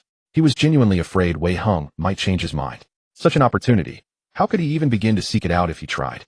Then, when shall we enter the secret realm? With the matter settled, Fang Xun asked. "Now," Li Daniu stated directly. "Tomorrow is the appointed day, but we had best arrive there today. Otherwise, if we wait until tomorrow, it will be too late." Some disciples from the sect also wished to accompany them to witness the competition and broaden their horizons. Why not return to Baiyun sect first? Very well. Wei Heng nodded in agreement. Seeing Wei Heng's consent, Li Daniu swept his sleeve and lifted everyone into the air. "Please follow me." With those words, he led the group soaring into the sky, transforming into a streak of light as they departed. Baiyun sect was not far from Jiangqing, and within moments, everyone had returned to Baiyun sect. To be honest, this was Fang Xun's first proper visit to Baiyun sect. Back then he had believed Baiyun sect to be the greatest sect under heaven, and becoming a disciple of Baiyun was the dream every person cherished. But now that he beheld Baiyun sect in person, its seemingly vast territory was merely a single mountain range. To ordinary people this mountain would indeed appear enormous. In truth, all of it combined was still less than half the size of Tianqian Peak. Soon Li Daniu brought the group down upon Baiyun Plaza. At this moment many people were already waiting at the plaza. Most of them were various elders accompanied by their disciples. Wang Yang was among them as well. The moment he saw Li Daniu descend, Wang Yang stepped forward 2 paces to pay his respects. Master, you have returned. Oh, Senior Brother Wei is here as well. Greetings, Senior Brother Wang. Wei Heng smiled. 5 years had passed, yet Wang Yang remained exactly as before. Li Daniu also nodded, then turned to the group and said, I have already invited the upper sect disciples back. When the time comes, observe how the upper sect disciples cultivate. It will greatly benefit you all. Yes. In unison the crowd responded after Li Daniu spoke. Yet more of their attention was occupied with curiously observing Fang Xun and the others, as though trying to discern what made these upper sect disciples different from themselves. Meanwhile, Fang Xun was fixated on several disciples standing at the front. Although it had been years since he last saw them, they still looked somewhat familiar. At this moment, behind an elder standing at the very front, several young disciples were gathered. Some were male, some female. Fang Xun did not recognize most of them, but there was one female cultivator he certainly recognized. Han Xiao, the young maiden who had once drawn a circle with her brush and shown him ill omens, had now grown into a graceful and poised woman.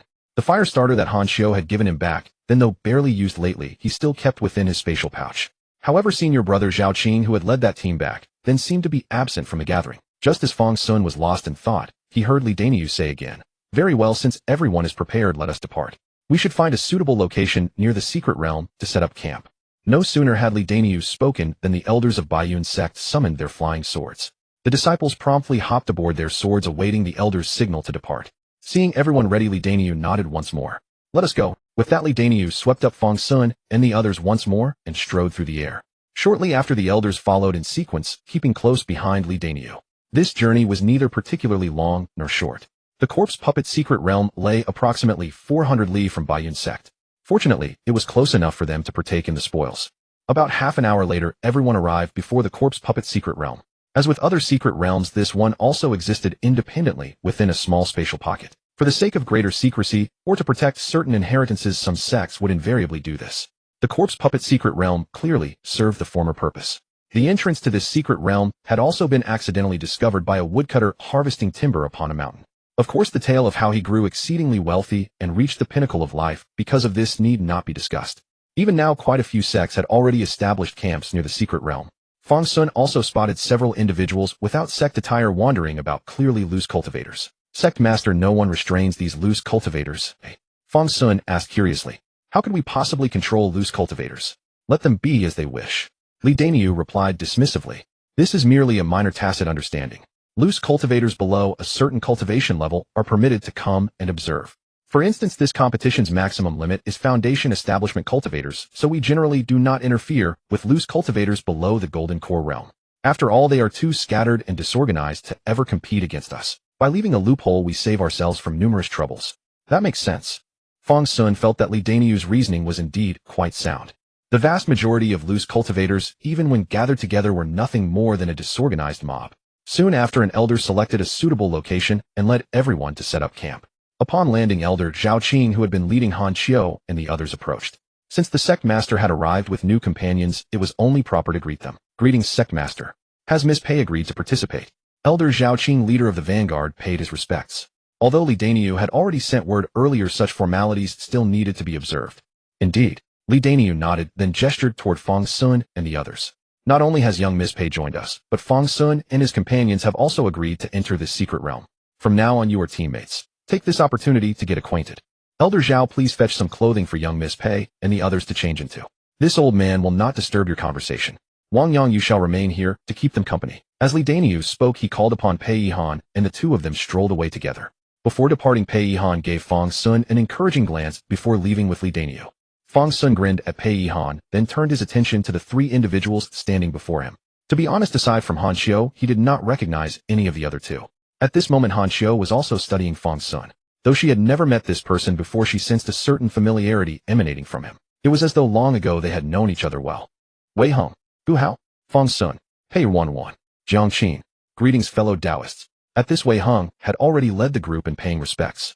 Wang Yang, seeing this, also led his junior brothers and sisters in greeting Han Xiu, Chen Sheng, Chu Nan. Greetings, fellow Taoists. After the greetings, the three beside Wang Yang finally reacted. Hadn't those called Wei Hung and Gu Hao come 5 years ago? You have come before. Han Xiu asked nervously. Back then, Elder Wei Hung was surrounded by elders seated on the highest platform to watch the Baiyun trial. She could only gaze from afar. I have come. Wei Hung nodded and looked at Wang Yang, saying, Senior brother Wang, since our last parting your cultivation has improved. Wang Yang rubbed his head. It was going well, but now I've hit a bottleneck. Senior brother Wei, when you broke through to the 8th layer back, then did you encounter any trouble? No, Wei Hung stated frankly. What a pity, otherwise I could have sought your advice, Wang Yang said, looking regretful.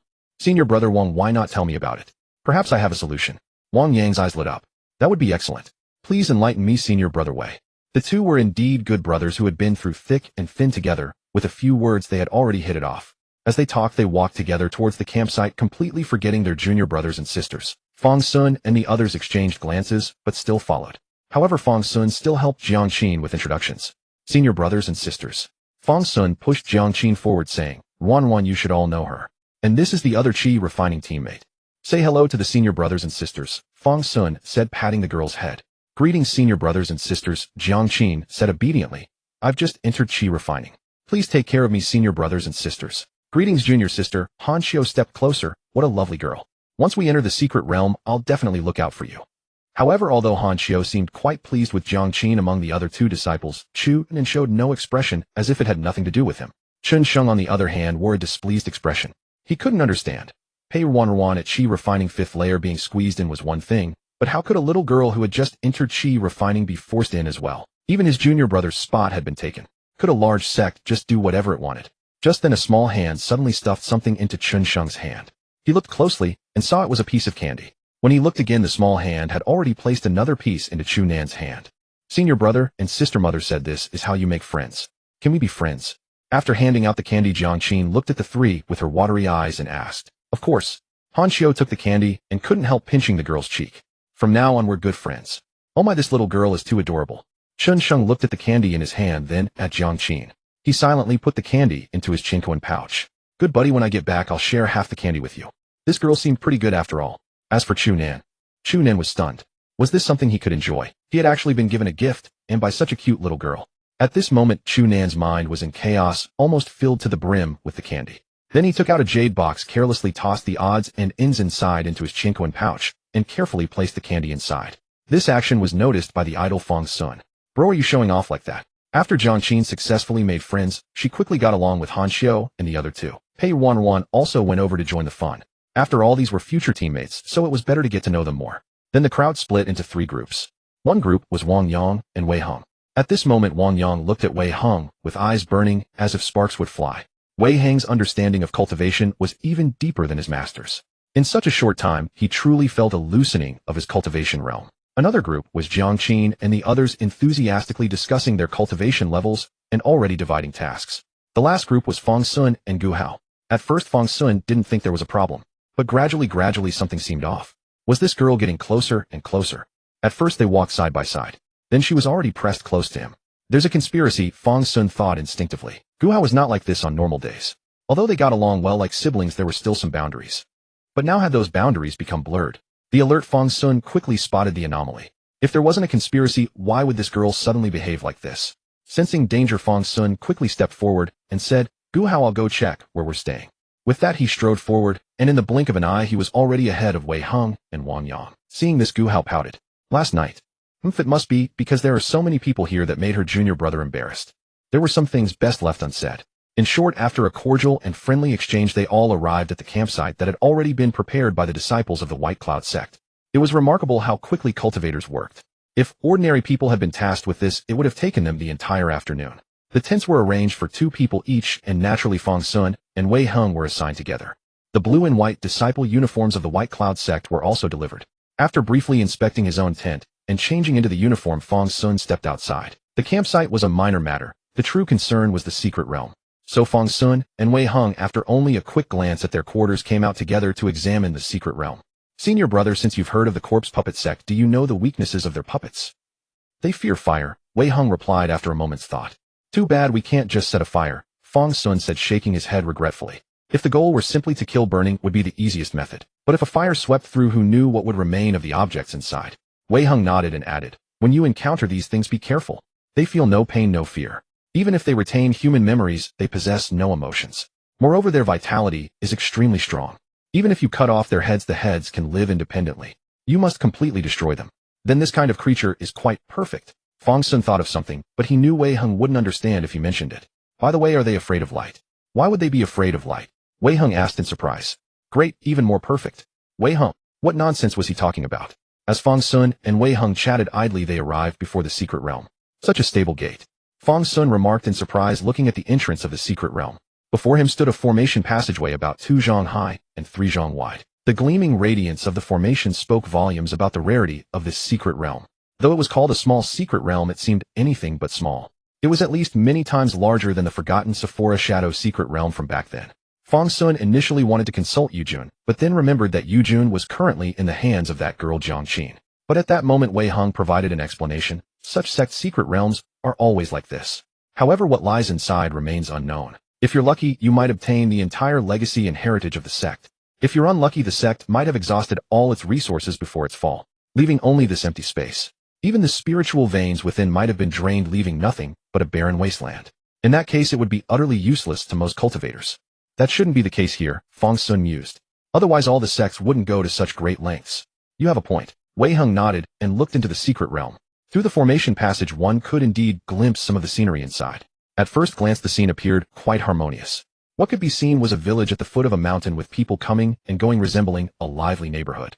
Fang Xun meanwhile looked around. There were quite a few cultivators gathered here. Most wore the standard uniforms of various sects, and many independent cultivators were also observing. As Li Danyo had said, they did not restrict independent cultivators from entering. However, they did impose restrictions on their cultivation levels. When Fang Xun and Wei Heng arrived, many people glanced at them. But after seeing the uniforms, they looked away with indifference. The White Cloud Sect drew no attention. Senior brother, do you think anyone will die this time? Fang Xun asked, surveying the crowd. Blades and swords had no mercy, and the corpse puppets in the secret realm cared even less about who you were. Casualties were likely inevitable. There will be deaths, Wei Heng nodded. Even disciples of the Sword Sect cannot guarantee zero casualties when pioneering a secret realm. They just make thorough preparations to minimize losses. Makes sense. Fang Xun nodded, then greeted Wei Heng and headed back. Soon he arrived at the tent where Pei Ruanruan and Jiang Qin were staying. Thump thump thump. Fang Xun knocked on the fabric curtain. Who is it? Pei Ruanruan asked curiously. It's me, senior brother. Why are you here? With a swish, Jiang Qin's head poked through the curtain. I came to find you too, Fang Xun said, patting the girl's head. Can I come in? Sure. Jiang Qin agreed immediately. Then Jiang Qin pulled Fang Xun inside. Once inside, Fang Xun realized the two girls had just finished changing. On their bedding lay the clothes they had taken off. The female disciple uniform of the White Cloud Sect was a neat yet attractive short skirt. It wasn't too short though, the hem covered most of the thighs, a length that Fang Xun found quite satisfactory. Longer was always better than shorter. Senior brother, what are you here for? Jiang Qin asked as she pulled Fang Xun to sit beside Pei Ruanruan, even nudging him closer to her. Nothing much, just came to tell you something. So saying, Fang Xun looked left and right and said very seriously, once inside the secret realm, don't separate no matter what. If anything happens, I can know immediately through Senior Yujun. Senior Yujun. Pei Ruanruan knew of this senior, but had rarely seen her. It's me. Yujun, hearing Fang Xun call her, popped her head out from Jiang Qin's belly. This sudden movement startled Pei Ruanruan. I've told you not to do that, senior. It's scary, Fang Xun said helplessly. TCH, you're just a coward. Yujun rolled her eyes. After spending so much time with this kid, she was becoming more and more like a living person. Don't worry, I'll keep an eye on them. Yujun summoned her sword, the Yujun Dharma sword, and made it circle around the two girls. Then she vanished back into Jiang Qin's body. Fang Xun felt much more at ease after getting Yujun's promise. With Yujun's help, even if they encountered something extraordinarily powerful, they could hold on for a quarter of an hour. That would be enough time for him to come to their rescue. If they encountered something that even Yujun couldn't withstand for a moment, well, his presence or absence wouldn't make much difference. I still don't have enough life-saving items. At that moment, Fang Xun thought of Gu Hao's black jade. If he had something on the level of that black jade, he could truly feel at ease. At least Gu Hao could wander around so casually, and it was definitely thanks to having the black jade by his side. And Wei Heng's entire set of spiritual treasures was an indescribable luxury. Even if they turned this shabby secret realm upside down, it would never match the value of those two siblings. After giving instructions to the two girls, Fang Xun returned to his tent alone. He had originally planned to go back with Wei Heng, but Wei Heng was intercepted by Wang Yang, who came over. Fang Xun sat alone in his tent, spending a little time studying the dark shadow he had recently acquired, or rather the split soul. Ever since that day when he had taken it out to tease Jiang Qin in the about-to-disappear manner of his grandmother, Fang Xun had not paid much attention to this thing. Today happened to be just right. He could sharpen his weapon before battle and also experiment with this new toy. Fang Xun had a premonition that this might actually prove more useful than Yujun. Fang Xun focused his mind, and the split soul gradually emerged beneath his spiritual consciousness. He had already sensed that the strength of this thing was closely tied to his own spirit. It was almost an extension of his spiritual essence. So the stronger and more resilient his spirit became, the more powerful this would grow. Truly a fine treasure. Fang Xun praised it aloud and slapped his own sea of consciousness. Spiritual energy. Damn. His vision went black and he fainted. While Fang Xun lay unconscious, Jiang Qin had come to call him several times around mealtime. Seeing that Fang Xun was sleeping so soundly, she thoughtfully covered him with a blanket. When Wei Hung returned later, he noticed Fang Xun was still in a deep slumber and decided not to disturb him. The next day, when Wei Hung shook him awake, Fang Xun still hadn't figured out what had happened. What is wrong here?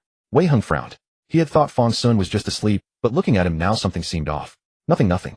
I just cultivated too hard yesterday. Fang Xun checked on the split soul and found it had indeed become somewhat more condensed. But this method unfortunately could not be used frequently. With Fang Xun's current spiritual strength, hitting too lightly had no effect, while hitting too hard was unbearable. And this sensation was even more unbearable than when he struck the demonic pill. Cultivation. Wei Hing glanced at Fang Xun once, then glanced again. What kind of cultivation could leave him in such a state of exhaustion? Where had he gone wrong with his cultivation? Never mind, let's go. The girls are already waiting, we should set out. All right. Fang Xun called out and rose to his feet. The two stepped outside and found the disciples of the White Cloud Sect already lined up in formation. Li Daniu was leading the group, waiting only for them. Fang Xun felt somewhat embarrassed, so he and Wei Hung quickened their pace and ran over together. Fang Xun over here. Gu Hao spotted Fang Xun approaching and immediately waved at him. Coming. Fang Xun called back, pulling Wei Hung along as he ran over. How's it going? We're not too late, are we? Fang Xun took a look and noticed Pei Ruanruan and Jiang Qin were already standing properly in Han Xiu's formation.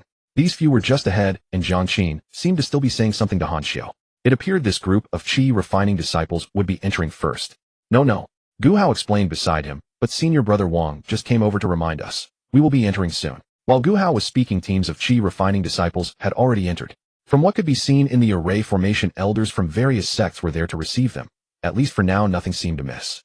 As Jiang Qin and Pei Ruanruan entered, they both remembered to turn back and wave to Fang Xun and the others before going in. At that moment, Li Daniu and Pei Yihan walked over together. Fang Xun and also Wei Hung. Li Daniu had almost called him Immortal Elder, but remembering Wei Heng's words, he called him Wei Hung instead. Noticing everyone's gaze turned to him, Li Daniu instructed, you were not here just now, so I will explain the rules again. This secret realm scores based on corpse puppet cores. Each puppet has a control core in its brain, and the points awarded vary depending on cultivation level. Qi refining stage puppets score 1 to 3 points. Foundation establishment stage score 10 to 100. Golden core stage score 1,000 to 100,000. Nascent soul stage. There is actually no option for that. Anyway, just remember to retrieve those cores. Oh right, the barrier of this secret realm opens on a 7-day cycle. Once we go in, we can only leave after 7 days. After that small joke from Li Daniu, he had initially wanted to say some encouraging words to help everyone relax, but thinking about their lineup, he swallowed those words back. At this point, Pei Yihan, standing aside, looked at everyone and said, waiting for your return. Yes, mother. Fang Xun clasped his fist in greeting. At this moment, Pei Yihan was not a registered disciple of the Sword Sect, but rather an elder to all of them. Yes, auntie. Everyone spoke in unison, bowing at the same time. Then the few of them watched the Foundation establishment team getting ready to move and walked together toward the array gateway. Along the way, quite a few people turned to look their direction. There were still teams roughly matching the White Cloud Sect strength paying attention to this group. Actually, their interest stemmed more from astonishment at the team numbers. Everyone was struggling to scrape together a handful of disciples, yet somehow this group had assembled 4 Foundation establishment cultivators all at once. How? On what grounds? Does the White Cloud Sect have some hidden strength that nobody knows about?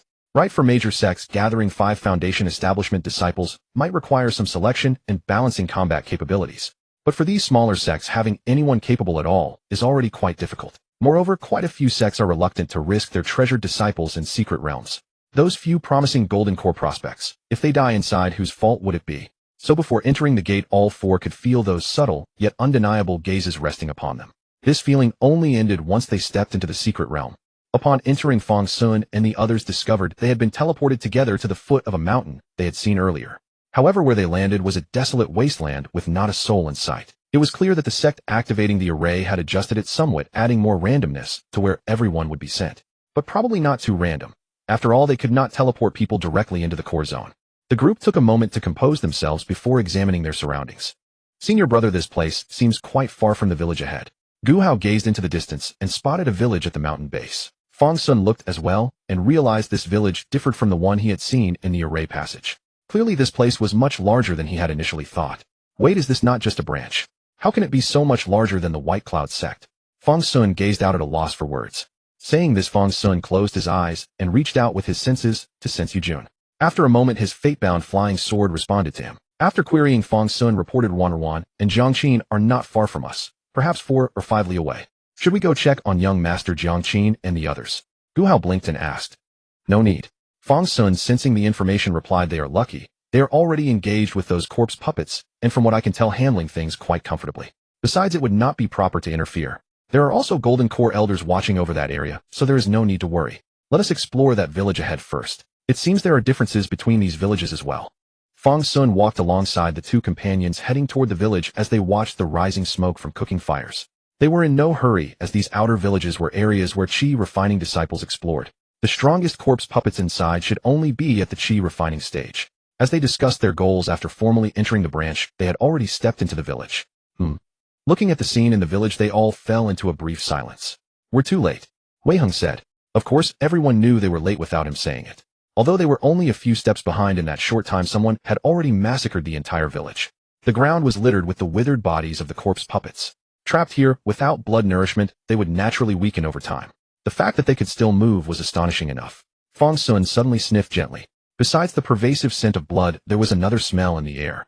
After distinguishing it, he said, it seems it's their mealtime now.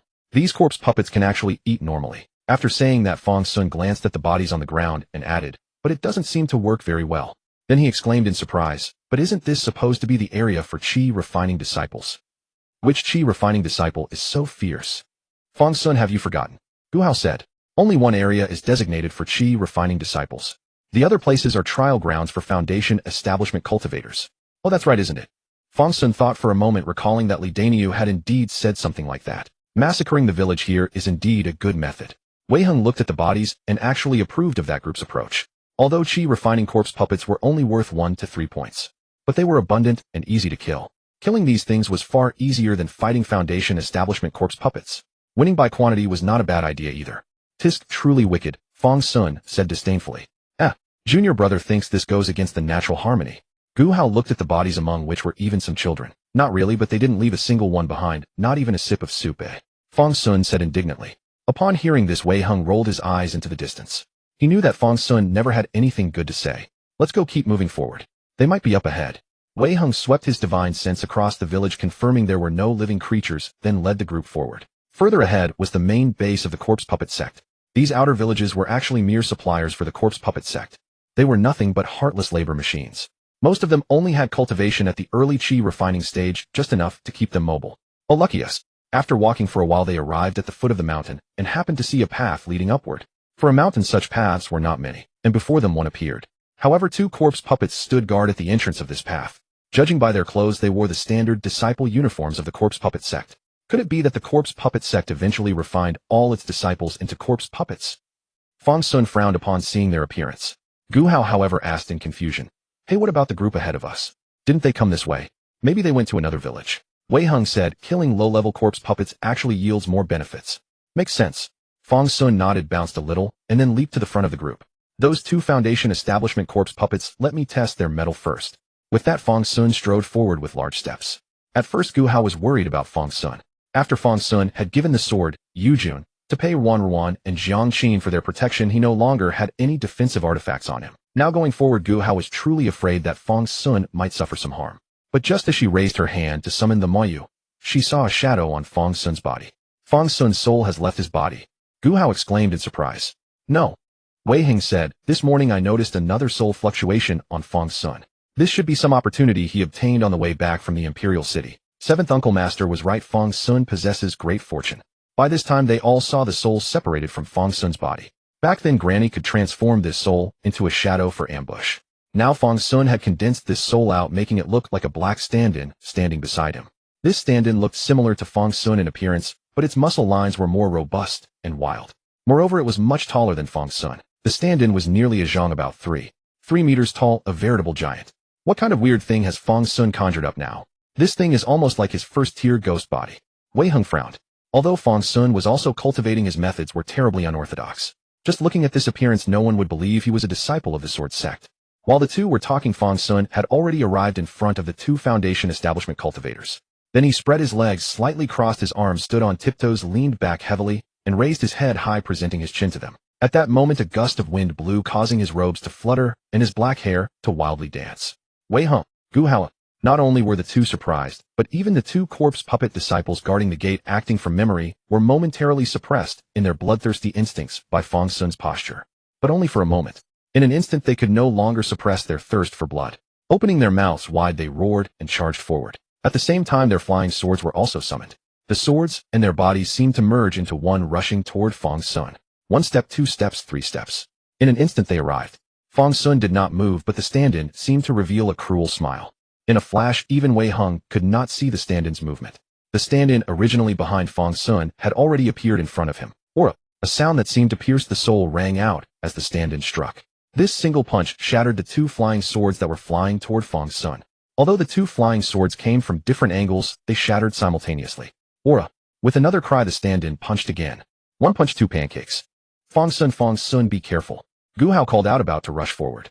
After Fang Xun's substitute smashed the two corpse puppets into pancakes with 1 punch, a sudden change occurred. But Wei Heng grabbed the girl back. Don't worry, only you are so anxious. At this moment, Fang Xun also noticed the anomaly of those pancakes. The flesh and blood of these two pancakes mingled together, slowly reshaping. Still trying to revive? Fang Xun snorted coldly, and his substitute directly unleashed a barrage of heavy blows. After a series of aura sounds, the flesh had been beaten into a pulp, but the two crystal cores were carefully preserved by the substitute. The substitute carefully picked up the two crystal cores and handed them to Fang Xun. Fang Xun had never seen such things before. Upon closer inspection, he couldn't discern anything special. All he could see was that within the crystal cores, brilliant light flowed. By the way, senior brother, Fang Xun called to Wei Heng. Besides scoring, do we have to hand these over? Not sure, I forgot to ask. Wei Heng shook his head. He really hadn't paid attention to that. We can ask Han Xiu and the others later. They should know. Having said that, Wei Heng looked at Fang Xun again and said, what kind of messy cultivation are you doing? By now, Wei Heng had also noticed some clues. Like Yu Jun, his assessment of Fang Xun was similar. Dao body, divine soul, and Qi Si. These three were cultivated separately, almost completely unrelated. As long as it works. Fang Xun waved his hand dismissively. Did he really think he didn't want to cultivate properly? At first, Fang Xun thought the slack-off cultivation method was a huge blessing. Who could resist sleeping and still increasing cultivation? But later, Fang Xun discovered that the progress of slack-off cultivation was far too slow. Admittedly, his progress in the Baiyun sect would have been enough to be worshipped as an ancestor. But compared to Wei Heng and the others, it was awkward. Just slacking off, he really couldn't match these guys. He even thought about trying some poison pills or something, but his mutated Dao body now had absurdly high poison resistance, and he dared not try stronger medicines. He was truly afraid that trying would lead to his demise. So now most of his cultivation wasn't from slacking, but from eating opportunities. This directly led to his various cultivation progresses being completely mismatched. It all depended on what he could eat. Like whatever he ate, that part got strengthened. Come, let's have a spar. Seeing Fang Xun's sole substitute, Wei Heng was genuinely intrigued. He had never encountered such a thing before and wanted to test it out to see what it felt like. Now, Fang Xun looked at Wei Heng. Was this timing appropriate? Yeah, it won't take much time. Wei Heng said nonchalantly. He really wanted to see what exactly Fang Xun's thing was. Fang Xun raised an eyebrow and said, then I won't hold back. Senior Yu Jun said that the strength of my soul far exceeds the level of an ordinary golden core stage. Don't act like you're the only genius. Watch my sword. Wei Heng had already gripped his sword. He knew that Fang Xun's combat power was no weaker than a golden core cultivator. He had known this ever since Fang Xun overpowered that late-stage golden core cultivator. Although that golden core was a rogue cultivator, just using his realm to suppress others was not something ordinary people could withstand.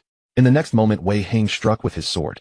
This sword was not launched as a sword chi. Wei Heng infused his spiritual rhythm into the blade, merging his body with the sword, and slashed out man and sword as one. This sword strike already used a fraction of his true power. For him and Fang Xun, terms like Foundation Establishment Initial Stage or Late Stage were just names of realms. Wei Heng had already regarded Fang Xun as a peer-level opponent. In the blink of an eye, the sword edge was already in front of Fang Xun. Fang Xun's expression turned dark and his substitute's form expanded again. Within a breath, it was already 2 zhang tall. The substitute knelt on one knee behind Fang Xun, and its fist, even larger than a wok, smashed down. All this happened in the blink of an eye. Boom. After a huge explosion, a deep pit several zhang in diameter was blasted in front of Fang Xun. The cracks spreading from the deep pit forced the girls to retreat again and again. Fang Xun hovered in midair on a stream of spiritual energy while Wei Heng had disappeared. The shockwave from the blast flattened everything nearby, leaving not even a single burr. A huge cloud of dust rose, as if a small mushroom cloud had erupted. The two girls were holding down their wildly fluttering skirts and looking over in shock. This strike was not something a Foundation establishment cultivator could deliver. Even if one could deliver it, it wouldn't be so casual. Fang Xun clearly wasn't using his full strength. Before the two girls could react, the Dark Shadow substitute threw another punch behind Fang Xun. With a clang, a dazzling sword light burst forth. Aura. A heavy punch followed by another piercing metallic screech. Boom. This punch's force was split in two on the spot, slamming heavily into the bluestone steps. Crash. The shattered mountain debris slid down in large piles. But Fang Xun's punches did not stop. One punch after another. Just like when he overwhelmed that golden core cultivator, his punches grew faster and heavier. Correspondingly, the sword light also increased in power step by step. Sword after sword, the light seemed chaotic, but each strike precisely decomposed Fang Xun's punch force. Only after the sword light, the endless punch force hit the mountain. Finally, it shattered the bluestone path and blasted out a cave. The cave continued to expand. Finally, just as Fang Xun was enjoying the fight, and his body grew again, while his soul substitute also kept expanding. A sword light that Fang Xun had never seen before appeared in front of him. Void Severance. A calm utterance, but an extraordinary sword strike. That sword strike came instantly, making Fang Xun sense danger. This sword was slightly slower than Jingzha, but it seemed to cut through space. The substitute's fist fell, and Fang Xun's heart tightened. This sword was wrong, and this punch was also wrong. But at this moment, Fang Xun's punch had already been thrown and couldn't be retracted. See. Fang Xun only uttered a syllable before drawing in a sharp breath. The substitute's fist was split into two halves. Not only was the punch force split, but the substitute's fist from fingers to wrist to elbow was directly split vertically. To think he had previously clashed with Wei Heng's sword blade without being injured. What is this thing? Fang Xun said as he glanced at the fleeting system message. After seeing the message, Fang Xun breathed a sigh of relief. Even the substitute was considered part of him. Unlike ordinary swords, the substitute could also benefit from the reverse refinement effect, so he only felt a slight pain in his soul, and the substitute's strength actually increased a bit. Void Severance. Wei Heng chuckled proudly. My divine ability, not bad, huh? Just as Wei Heng was about to boast in front of Fang Xun, a graceful figure flew to Fang Xun's side. Gu Hao carefully took Fang Xun's hand, blew on it with some concern, and said, Fang Xun, are you hurt? Senior brother's sword is very powerful. Senior brother's divine ability is quite formidable. After Gu Hao examined his arm, Fang Xun made the remark. Though he could still fight, the outcome was already decided. Fang Xun's current strength was still no match for Wei Heng. Only God knew how many divine abilities Wei Heng, the sect master's direct disciple, still concealed. Even a single void-shattering strike Fang Xun had yet to find a counter. Wei Heng rolled his eyes at him, too lazy to respond. At this moment, Wei Heng was also taken aback. Fang Xun had only obtained that divine ability for less than a month, yet had already cultivated it to such a degree. His talent was quite astonishing. Given time, who knew what kind of monster this kid would become? As Wei Heng turned his head away, the dust had already settled somewhat, revealing the mountainside behind. At this point, the mountain had almost been blasted into a gigantic cave. Unfortunately, there were no hidden passages or other surprises within this cave, though instead it had directly severed the bluestone path. Alright, let's continue going up. Those two guards appeared to have merely been chi-refining disciples originally. Only after being refined into corpse puppets did they barely reach the appearance of Foundation establishment. The core of a corpse puppet at this level likely won't be worth much. Fine. Fang Xun immediately responded, and the bluish-black color on his body gradually faded. By now, Fang Xun no longer needed to use that ghostly smoke as a guide. He could freely control the mutations in his body. Let's go, Fang Xun said, tugging at Gu Hao's sleeve. Wei Heng stepped onto his sword first, and then Fang Xun and the others quickly followed. After the three had walked upward for a short, while several groups of people came from this direction. The commotion here was indeed quite loud, attracting some of the braver teams in the vicinity. A group of cultivators in red and green robes arrived first, but they only dared to observe from a distance. One of the disciples looked at their senior brother and said, Senior brother Zhang, which sect do you think these disciples belong to? Judging by the scene, they must have encountered a corpse puppet with extremely high cultivation. Indeed. Senior brother Zhang looked at the battlefield and nodded. That was definitely an extraordinary corpse puppet. There are no traces of people left here anymore. The disciples who encountered the corpse puppet are probably dead already. Look at this cave, it was clearly smashed out with bare fists. Apart from a corpse puppet, I don't think any other cultivator could have achieved this through brute force. After saying this, senior brother Han's expression changed. Let's go, we should leave first and detour around here.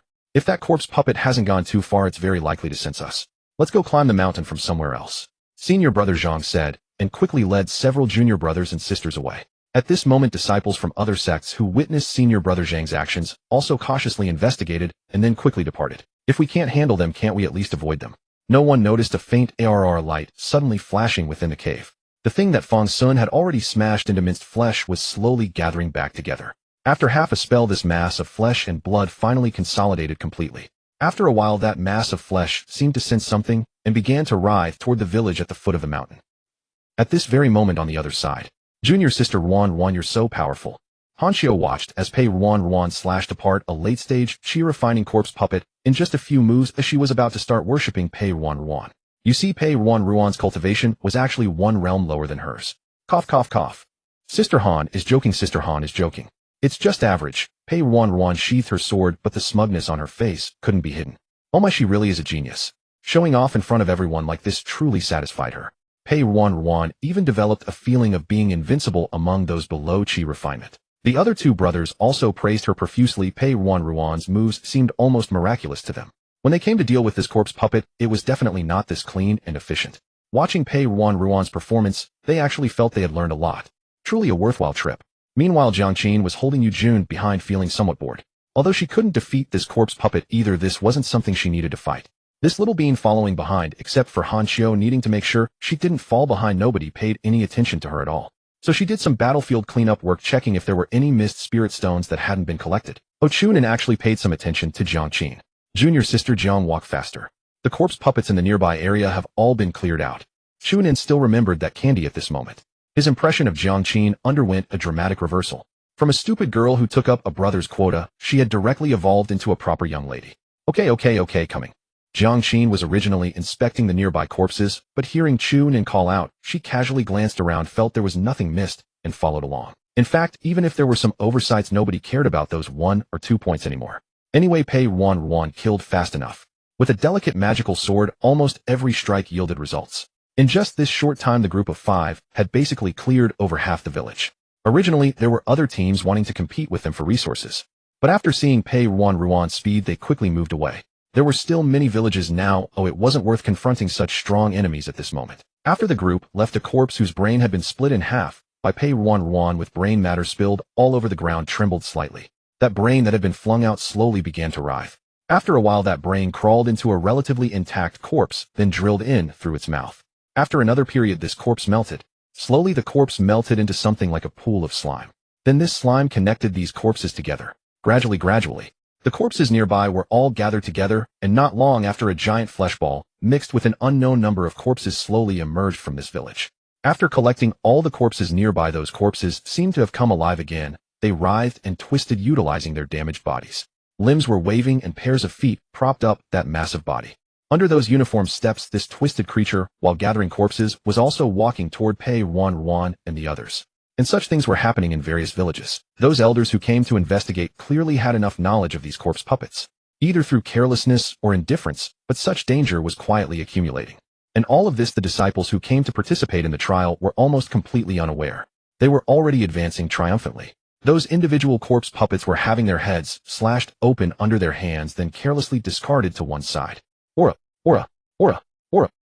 Fang Xun struck a pose he thought was impressive, standing motionless on the shattered rubble. Beside him, the towering Threezhong soul clone of his avatar kept punching.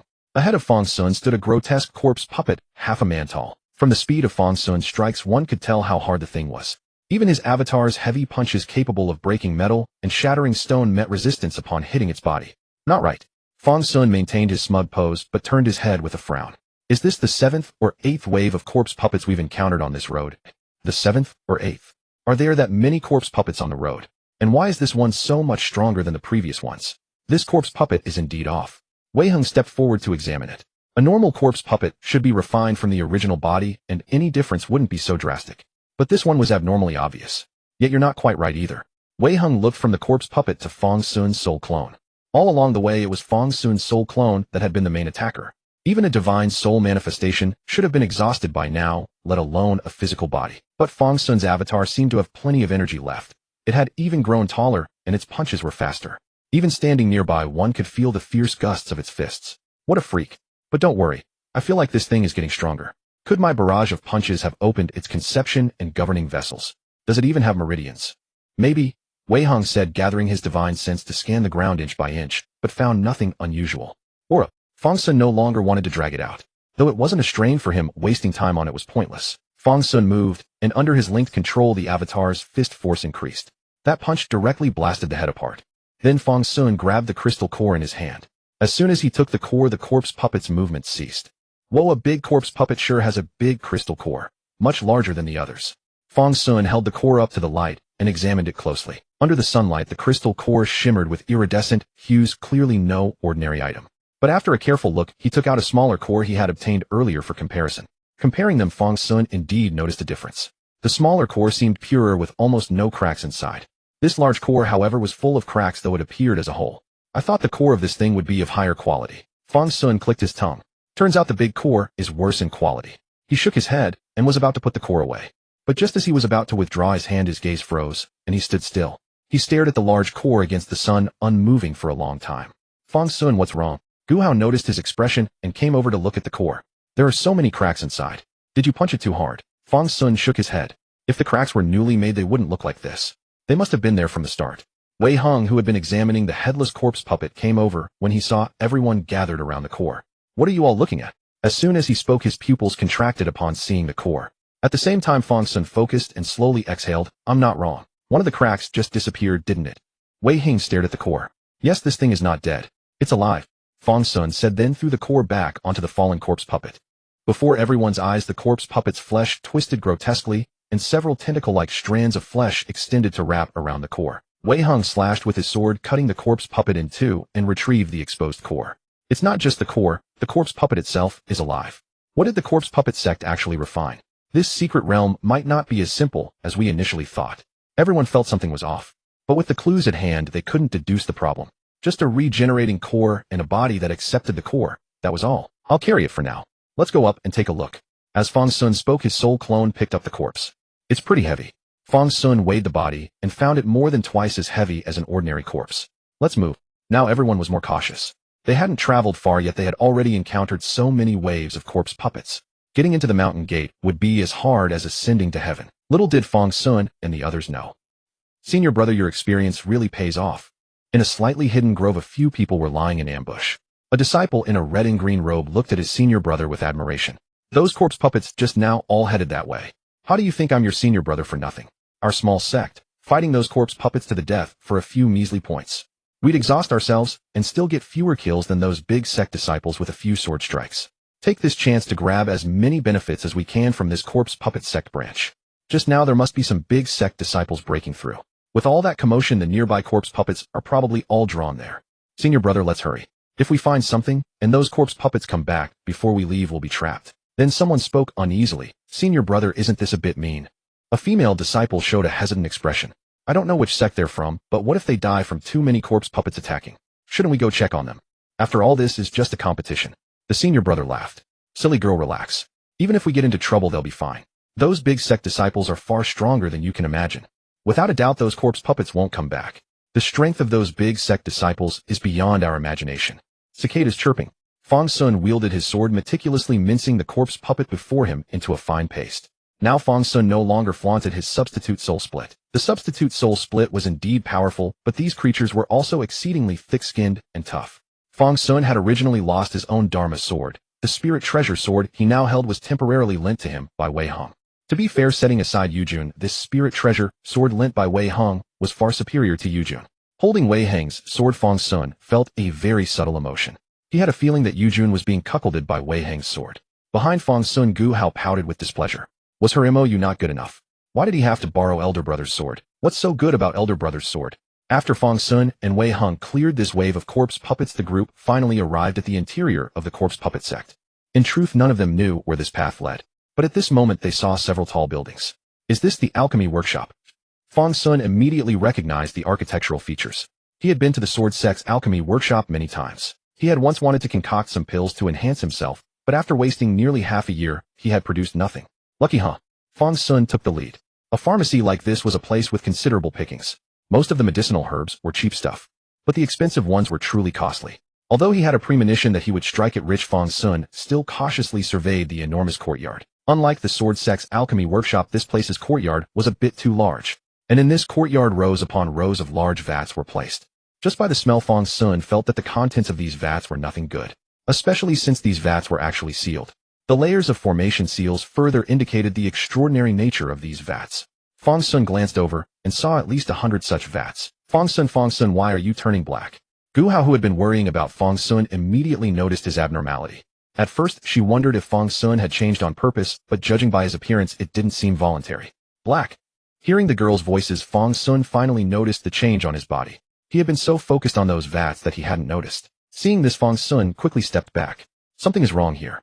Just as Fang Xun hesitated whether to break a vat to test the situation, suddenly a piercing scream echoed from within the alchemy workshop. The sound was unmistakably human, yet it didn't seem to come from a human. Fall back. At this command, Wei Heng had already pulled Gu Hao backward. 7 flying swords aligned in front of them, forming a barrier. Fang Xun also retreated swiftly to a distance. As they moved, a cultivator with the aura of late Foundation establishment was dragging a male and a female cultivator retreating from the alchemy workshop. The female cultivator being dragged was crying profusely, looking extremely reluctant. The other person shouted in despair, "Elder brother, go. If we don't leave now, none of us will make it." The man pulling them quickened his pace, afraid to slacken even a bit. Such speed made his red and green uniform flutter and crackle in the wind. As he passed by Fang Xun and the others, he saw the dark blackened Fang Xun and the bluestone path behind them. In an instant, he realized who these people were. Then with a thud, he knelt down right before Fang Xun, Wei Heng, and the others. The bluestone ground shattered under his knees. The 2 junior brothers and sisters he was holding were also pressed to the ground, producing another thud. "I beg you, fellow Taoists, save my life." As the saying goes, a man's knees are worth gold, but at this moment, he desperately wished it were true. "I beg you, fellow Taoists, save my senior brother's life." He suppressed the excitement and despair in his voice, speaking with calm, yet utmost entreaty. The junior brother and sister beside him did not react at first. However, when they looked up and saw the group, especially the 7 flying swords controlled by Wei Heng, they too bowed their heads again. "We beg the immortals, save our senior brother and sister's lives. Please, we beg you." In the blink of an eye, all this happened in an instant. Gu Hao originally wanted to help them up, but Wei Heng stopped her. "What's inside?" Wei Heng asked. Then he casually grabbed Fang Xun, who was craning his neck to look inside again. "You can't play the hero carelessly, or you'll end up buried in there. My senior brother and sister are both inside. Our senior sister was parasitized by that crystal core, and our senior brother is fighting her," the man quickly said. "Crystal core parasitization? What happened?" I don't know. We killed several corpse puppets on the way, and our senior sister was studying the crystal core in her hand. But the crystal core somehow merged into her hand. Even though she immediately cut off her arm, it still clung to her, like broken lotus roots." Huh. Fang Xun's heart stirred upon hearing this. Could it be edible? Thinking this, he could no longer restrain his desire. He no longer wanted to be human. "How many crystal cores did you get?" Fang Xun asked directly. 3 at Foundation establishment level, and about a dozen at Qi refining level. The disciple quickly answered. "I'll take them all." Fang Xun looked at him. The moment Fang Xun finished speaking, the man's face lit up with surprise. He hurriedly said, "Senior brother, you can take as many as you want, but the crystal cores are all with our senior sister. And your senior sister is inside, right?" "Yes." "All right." Fang Xun nodded. "All right. What's all right?" Wei Heng grabbed Fang Xun's clothes from behind. "There's definitely danger inside. We've all handled those crystal cores before, and they were fine. Why did they go wrong as soon as they got here? Have you thought about it?" "Why? There's something big inside." Fang Xun had naturally thought of that. There's definitely something inside, a person or a corpse puppet, that can influence these crystal cores. "So why are you playing the hero?" Wei Heng frowned. "Elder brother, oh elder brother," Fang Xun laughed. "Back in the Huayin secret realm in Jiang City, for the sake of the people of Jiang City, even when facing that golden core ghost king, you didn't say so much. How is that the same?" Wei Heng frowned at the massive building. At this moment, the screams inside became more frequent, but the sounds of battle grew fainter. Maybe someone was still holding on inside, but clearly not for long. "The people of Jiang City are the people of Jiang City. It is our duty as cultivators to protect the mortal world. But among cultivators, all fortune and suffering are decreed by fate. Live if you live, die if you die." Hearing Wei Heng's words, the 3 cultivators in red and green robes gradually dimmed in their eyes. Wei Heng's words were indeed correct. They had seen the danger of this place. At this moment, they were only grasping at a sliver of hope, trying to clutch the last straw. If nothing unexpected happened, their senior brother and sister would probably not be saved. Or rather, the senior sister was already beyond saving. And the senior brother stayed behind to hold off their now bloodthirsty, frenzied senior sister for their sake. If not for them, perhaps both senior brother and sister would have been fine. But Wei Heng, having said this, pulled Fang Xun back and placed him beside Gu Hao. "But since there are so many points inside, it's a waste not to take them." Wei Heng then said to Gu Hao, "Keep an eye on this kid. Wait for me to return." With that, Wei Heng casually summoned the spirit treasure sword from Fang Xun's hand back to his own. Then 12 Dharma swords appeared one after another, slowly circling around him. His aura gradually settled into a deep calm. If one wasn't careful, they might even mistake Wei Hung for a strange, unyielding rock. Simultaneously, one spell after another fell upon Wei Hung, just as when he had faced the Golden Cord Ghost King. Wei Hung had prepared thoroughly. At last he stepped into the courtyard. Watching Wei Hung enter the courtyard, Fang Xun shook his head and said to Gu Hao, who was holding him, "I think your elder brother won't be able to become the Litian sect leader. I was fooled by his nonsense at first, thinking he was really good leadership material." Huh. Gu Hao was confused by Fang Xun's words, not understanding why he said that. Wasn't elder brother doing well? Fang Xun didn't explain anything to Gu Hao's puzzled query. Instead, he observed the movements in the alchemy workshop. After Wei Hung entered, the screams became noticeably more intense, even causing the vats in the courtyard to tremble. As Fang Xun watched, he sent a message to Yujun through their spiritual connection. Fang Xun warned the girls to be careful with the crystal cores. Once those things were placed in the Qinquan pouch, they should not be taken out easily. Fang Xun conveyed the abnormality of these objects word by word. Fang Xun's serious demeanor surprised the girls, but they all indicated they had taken note. After ensuring that the girls were cautious about this matter, Fang Xun turned his attention back to the alchemy workshop. Huh. Not long after Fang Xun let out a huh. The commotion in the alchemy workshop had ceased, and Wei Hung walked out quite gracefully. 2 Dharma swords floated beside him, one on each side, each carrying a person. The condition of these two was not good, especially the female cultivator in the red and green dress. Her clothes were almost entirely torn, with only a few shreds covering her body. However, this nearly naked body evoked no erotic feeling. Instead, it appeared especially horrifying. One of her hands and one leg had been severed, and even one eye had been gouged out. Her body was covered in bloody holes of various sizes. Clearly something had ruthlessly gouged out the flesh from her body. Judging by Wei Heng's expression, these actions were clearly his doing. In a few steps, Wei Heng reached the group and placed the two on the ground. "Your senior brother is fine. Just like you, he only has corpse poison in his body, which will cost him some cultivation. As for your senior sister, she still has a life left." Wei Heng's words were not pleasant, but to the ears of those people, they sounded like celestial music. "Thank you, senior brother, for saving us." A weak voice came from the man who had just been rescued. Being able to keep his life was already more than enough for him. And for his junior sister to be alive was already the best outcome. "Thank you, senior brother, for saving us." At this moment, the three still kneeling finally realized that their senior brother and sister had been rescued. They quickly expressed their thanks, and then helped their senior brother and sister up. Bottle after bottle of pills were poured into their mouths. "All right, take your senior brother and sister and leave. This place is no longer suitable for you to explore. Go to the training area for chi refining disciples. There are Golden Core elders watching over. Report to them, and you will surely be properly taken care of." Wei Hung shook his head and sighed. It was a pity that this secret realm was open for 7 days and could not be freely traveled. Otherwise, they should go out now and summon people to come in and clear this damn place out. At this moment, the senior brother who was being supported took out his Qinquan pouch, intending to take something out. They had entered the alchemy workshop first, so they had naturally gained something. Otherwise, they wouldn't have gone so deep. If they hadn't been so greedy, perhaps the outcome wouldn't have been like this. "All right, keep it yourself." Wei Heng shook his head again. "Meeting us is your fortune. The things inside might be precious to you, but to me they are nothing special. Go now. There's no need for these gifts." Hearing Wei Heng's words, it was impossible for them not to be moved. The person supporting their senior brother asked seriously, "May I ask your name, senior brother? We will surely repay you one day." "No need. If fate allows, we'll meet again." In the end, they never learned Wei Heng's name, only etched his appearance into their hearts. One day they would be able to repay him. "Elder brother, what's inside?" After those people left, Gu Hao asked eagerly. Seeing that Wei Heng didn't look too relaxed, Gu Hao was really curious. "Let's not talk about that for now," Wei Heng said with some headache. "This secret realm might be a big trouble. It truly lives up to its reputation as a sect that was specially crushed by Master back then.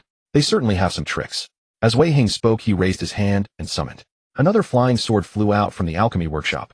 This sword was wrapped in a clump of flesh and blood. Within that clump of flesh were the crystal cores.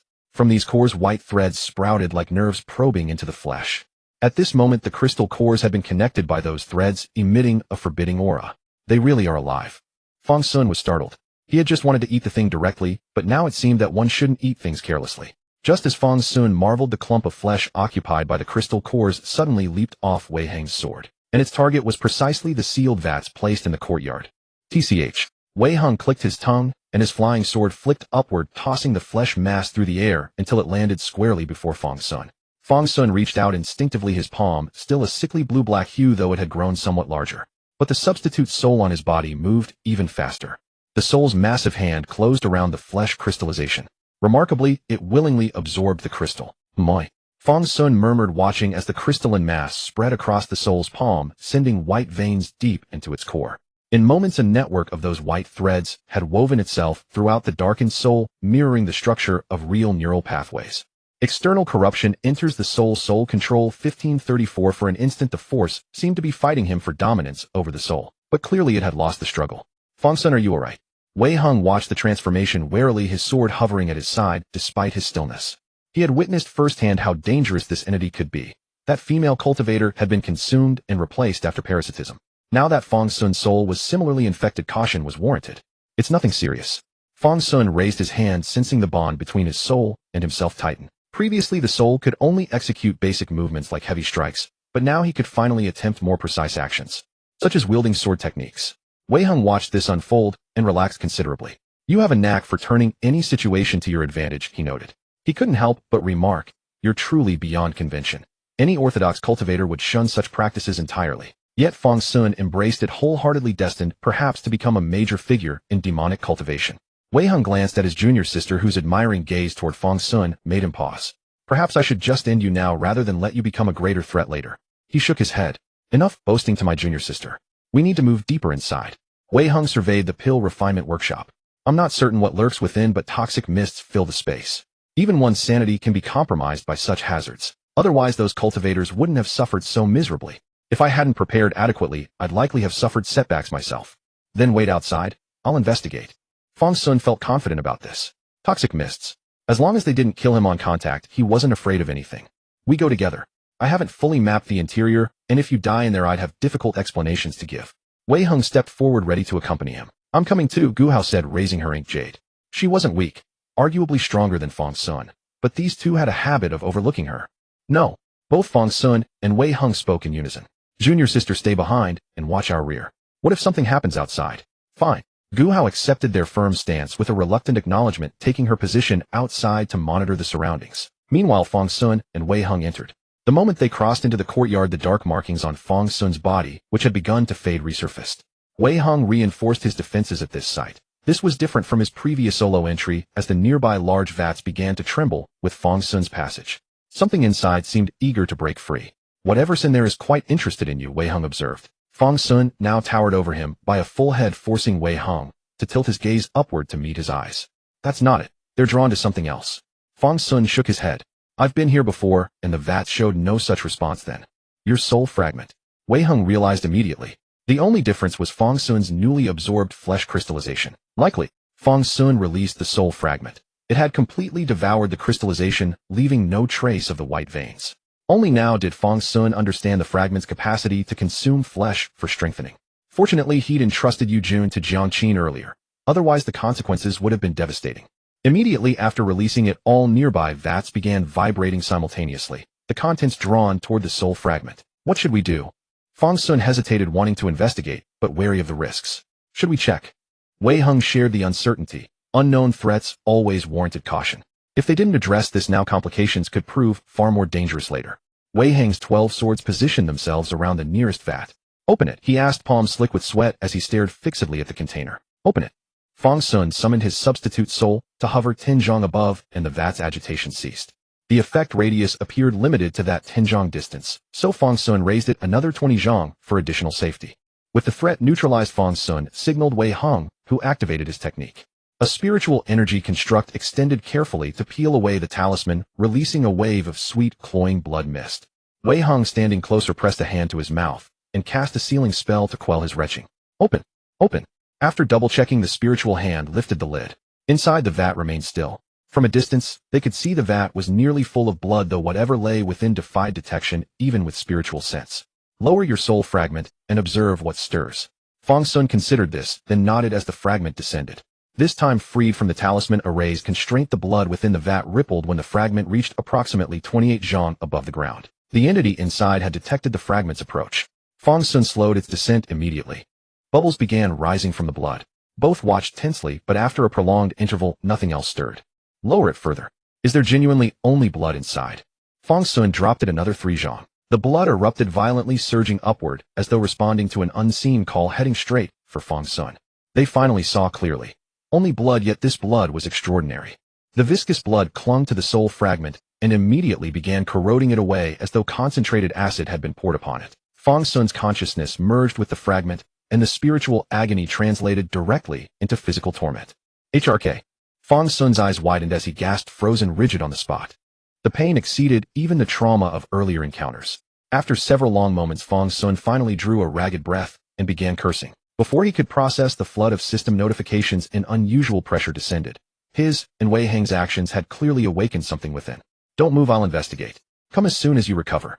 Wei Hang rarely took such risks, but entities that had slept for eons were most vulnerable upon awakening. If he didn't act now, he might never get another chance.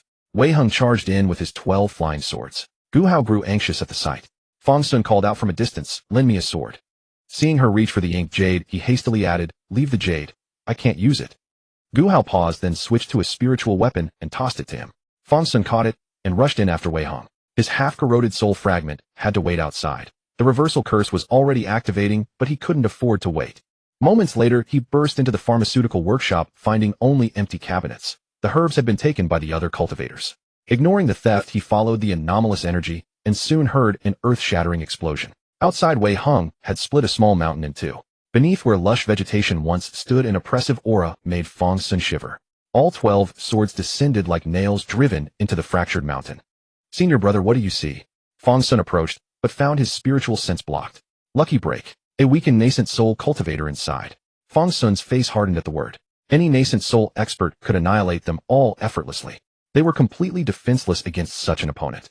"Run!" Fang Xun turned to flee, but Wei Hang seized him. "I said lucky." Wei Hang dispelled the dust, revealing a meditation chamber beneath the shattered mountain. Inside, a desiccated elder regarded them with malignant eyes, 12 spirit-grade swords sealing his vital acupoints. The nascent soul cultivator had been immobilized by Wei Hang's formation. Fortunately, all 12 are spirit-grade treasures, Wei Hang noted with relief. Even a severely weakened nascent soul was still a nascent soul. The elder had been immobile here too long, having refined himself into a corpse puppet. Only in his half-conscious state had Wei Hang found this opening. One step slower, and they would have fled for their lives. That's remarkably fortunate. Fang Xun observed the elder's immobility before relaxing. Beneath the old man lay a massive formation array. The array resembled the talismans sealing the hundreds of vats outside, which explained why removing them awakened the elder. "Good thing you acted decisively," Fang Xun praised. The vats outside must have stored nutrients to sustain the elder. Had they fled, they'd have faced certain death once the elder recovered. Yet strangely, the blood food was stored outside rather than kept close. Does it need sunlight? Fang Xun puzzled. Wait, does this secret realm even have a sun? Unable to reconcile the contradiction, he simply dismissed the question. Can we kill him? Fang Xun asked, glancing at the elder impaled by 12 swords, but uncertain if any method could slay a nascent soul cultivator. No, Wei Hang shook his head. These swords must remain planted for several days. Besides, he's already a corpse puppet. Then we're truly in trouble. Fang Xun glanced at the elder again. This is merely a pill workshop with a nascent soul expert.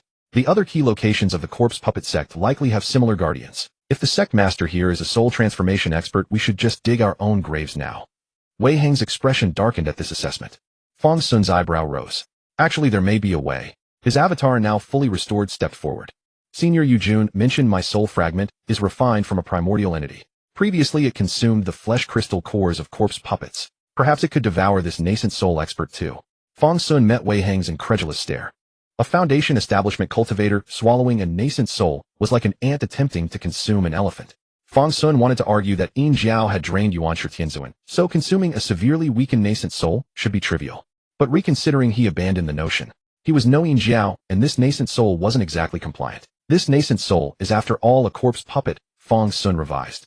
My spiritual sense may not match it directly, but if I can exert partial control through my soul fragment, that would suffice. Summoning his soul fragment, Fang Xun cautiously approached the nascent soul corpse puppet, while Wei Hang took position beside him to provide protection. While Fang Xun was cautiously using his soul fragment to probe this nascent soul cultivator, an unexpected visitor arrived outside the medicinal pharmacy. Perhaps it would be more appropriate to call them competitors. The group consisted of 10 people in total, with one team carrying banner-type magical artifacts, and the other team wielding long spears. Sects that use long spears as their core magical artifacts are not numerous. These sects generally have connections with the military camps of Great Xia. Obviously, they came to this place with a clear objective in mind. Jidao Sect Wei Zhong. Greetings to both of you. Among the Jidao Sect members wielding long spears, the leader stepped forward upon seeing Gu Hao and bowed to the two. Seeing Gu Hao resting here, he deduced there must be some reason. He stopped his advance and bowed to the two. Huntian Sect, Gu Tianqing.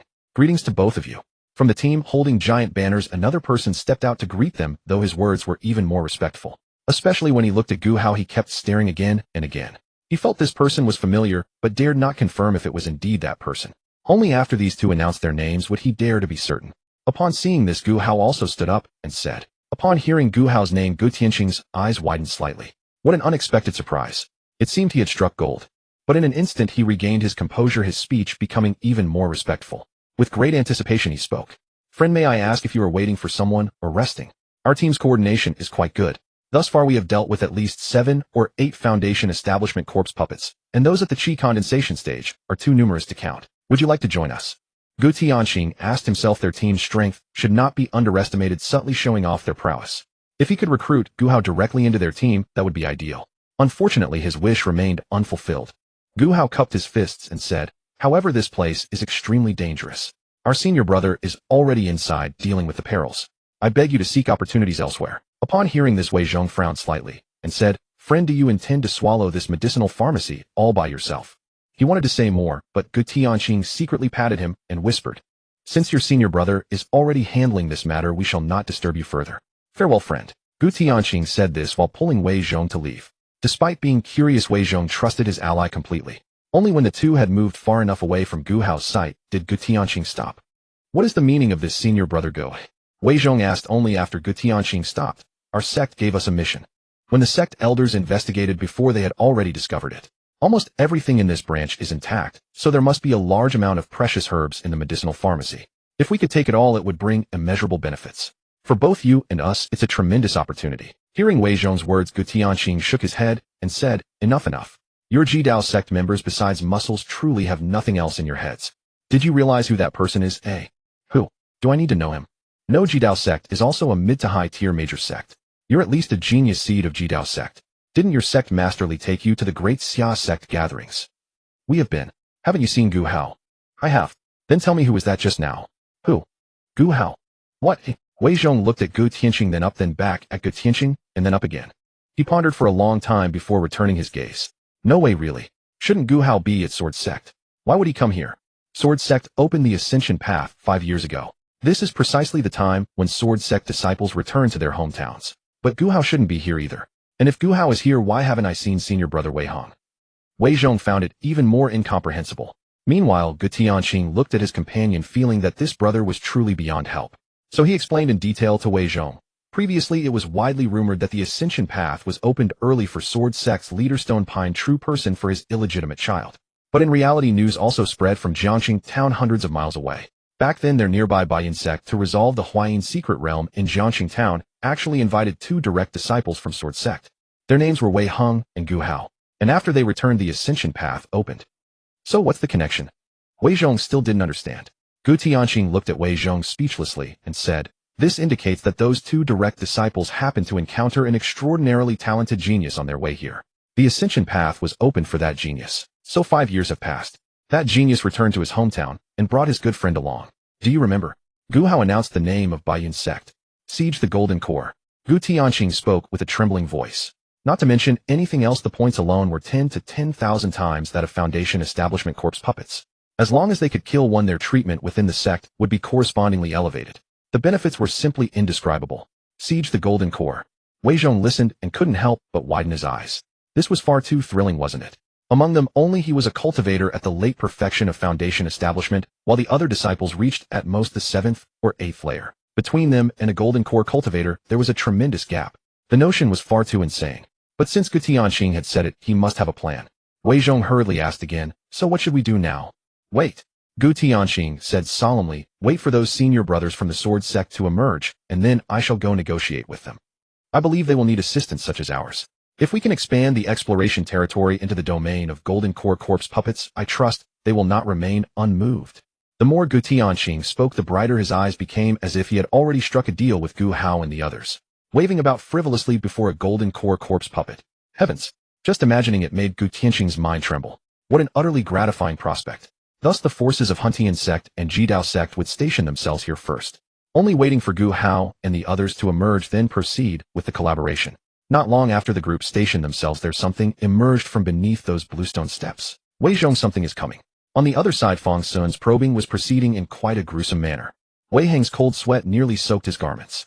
Fang Xun, perhaps we should stop testing. If you perish here, I shall have no face to answer to the third master uncle.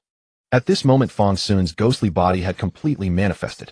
Fang Xun's Dao body over a zhang tall appeared as a massive mound, even while seated cross-legged. Beside Fang Xun, ink-black blood pooled across the ground, and the contaminated area continued to expand.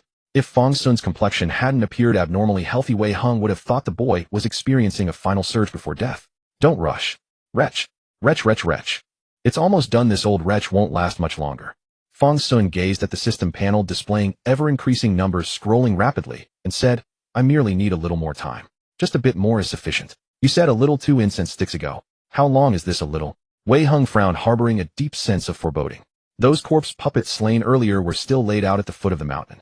Nowadays it was hard to say whether those things were truly dead. Delay would breed complications. No rush. Fang Xun calculated the time, though he himself did not know how long it would take to erase this nascent soul's divine sense. Even after squandering centuries, he had grown so weakened.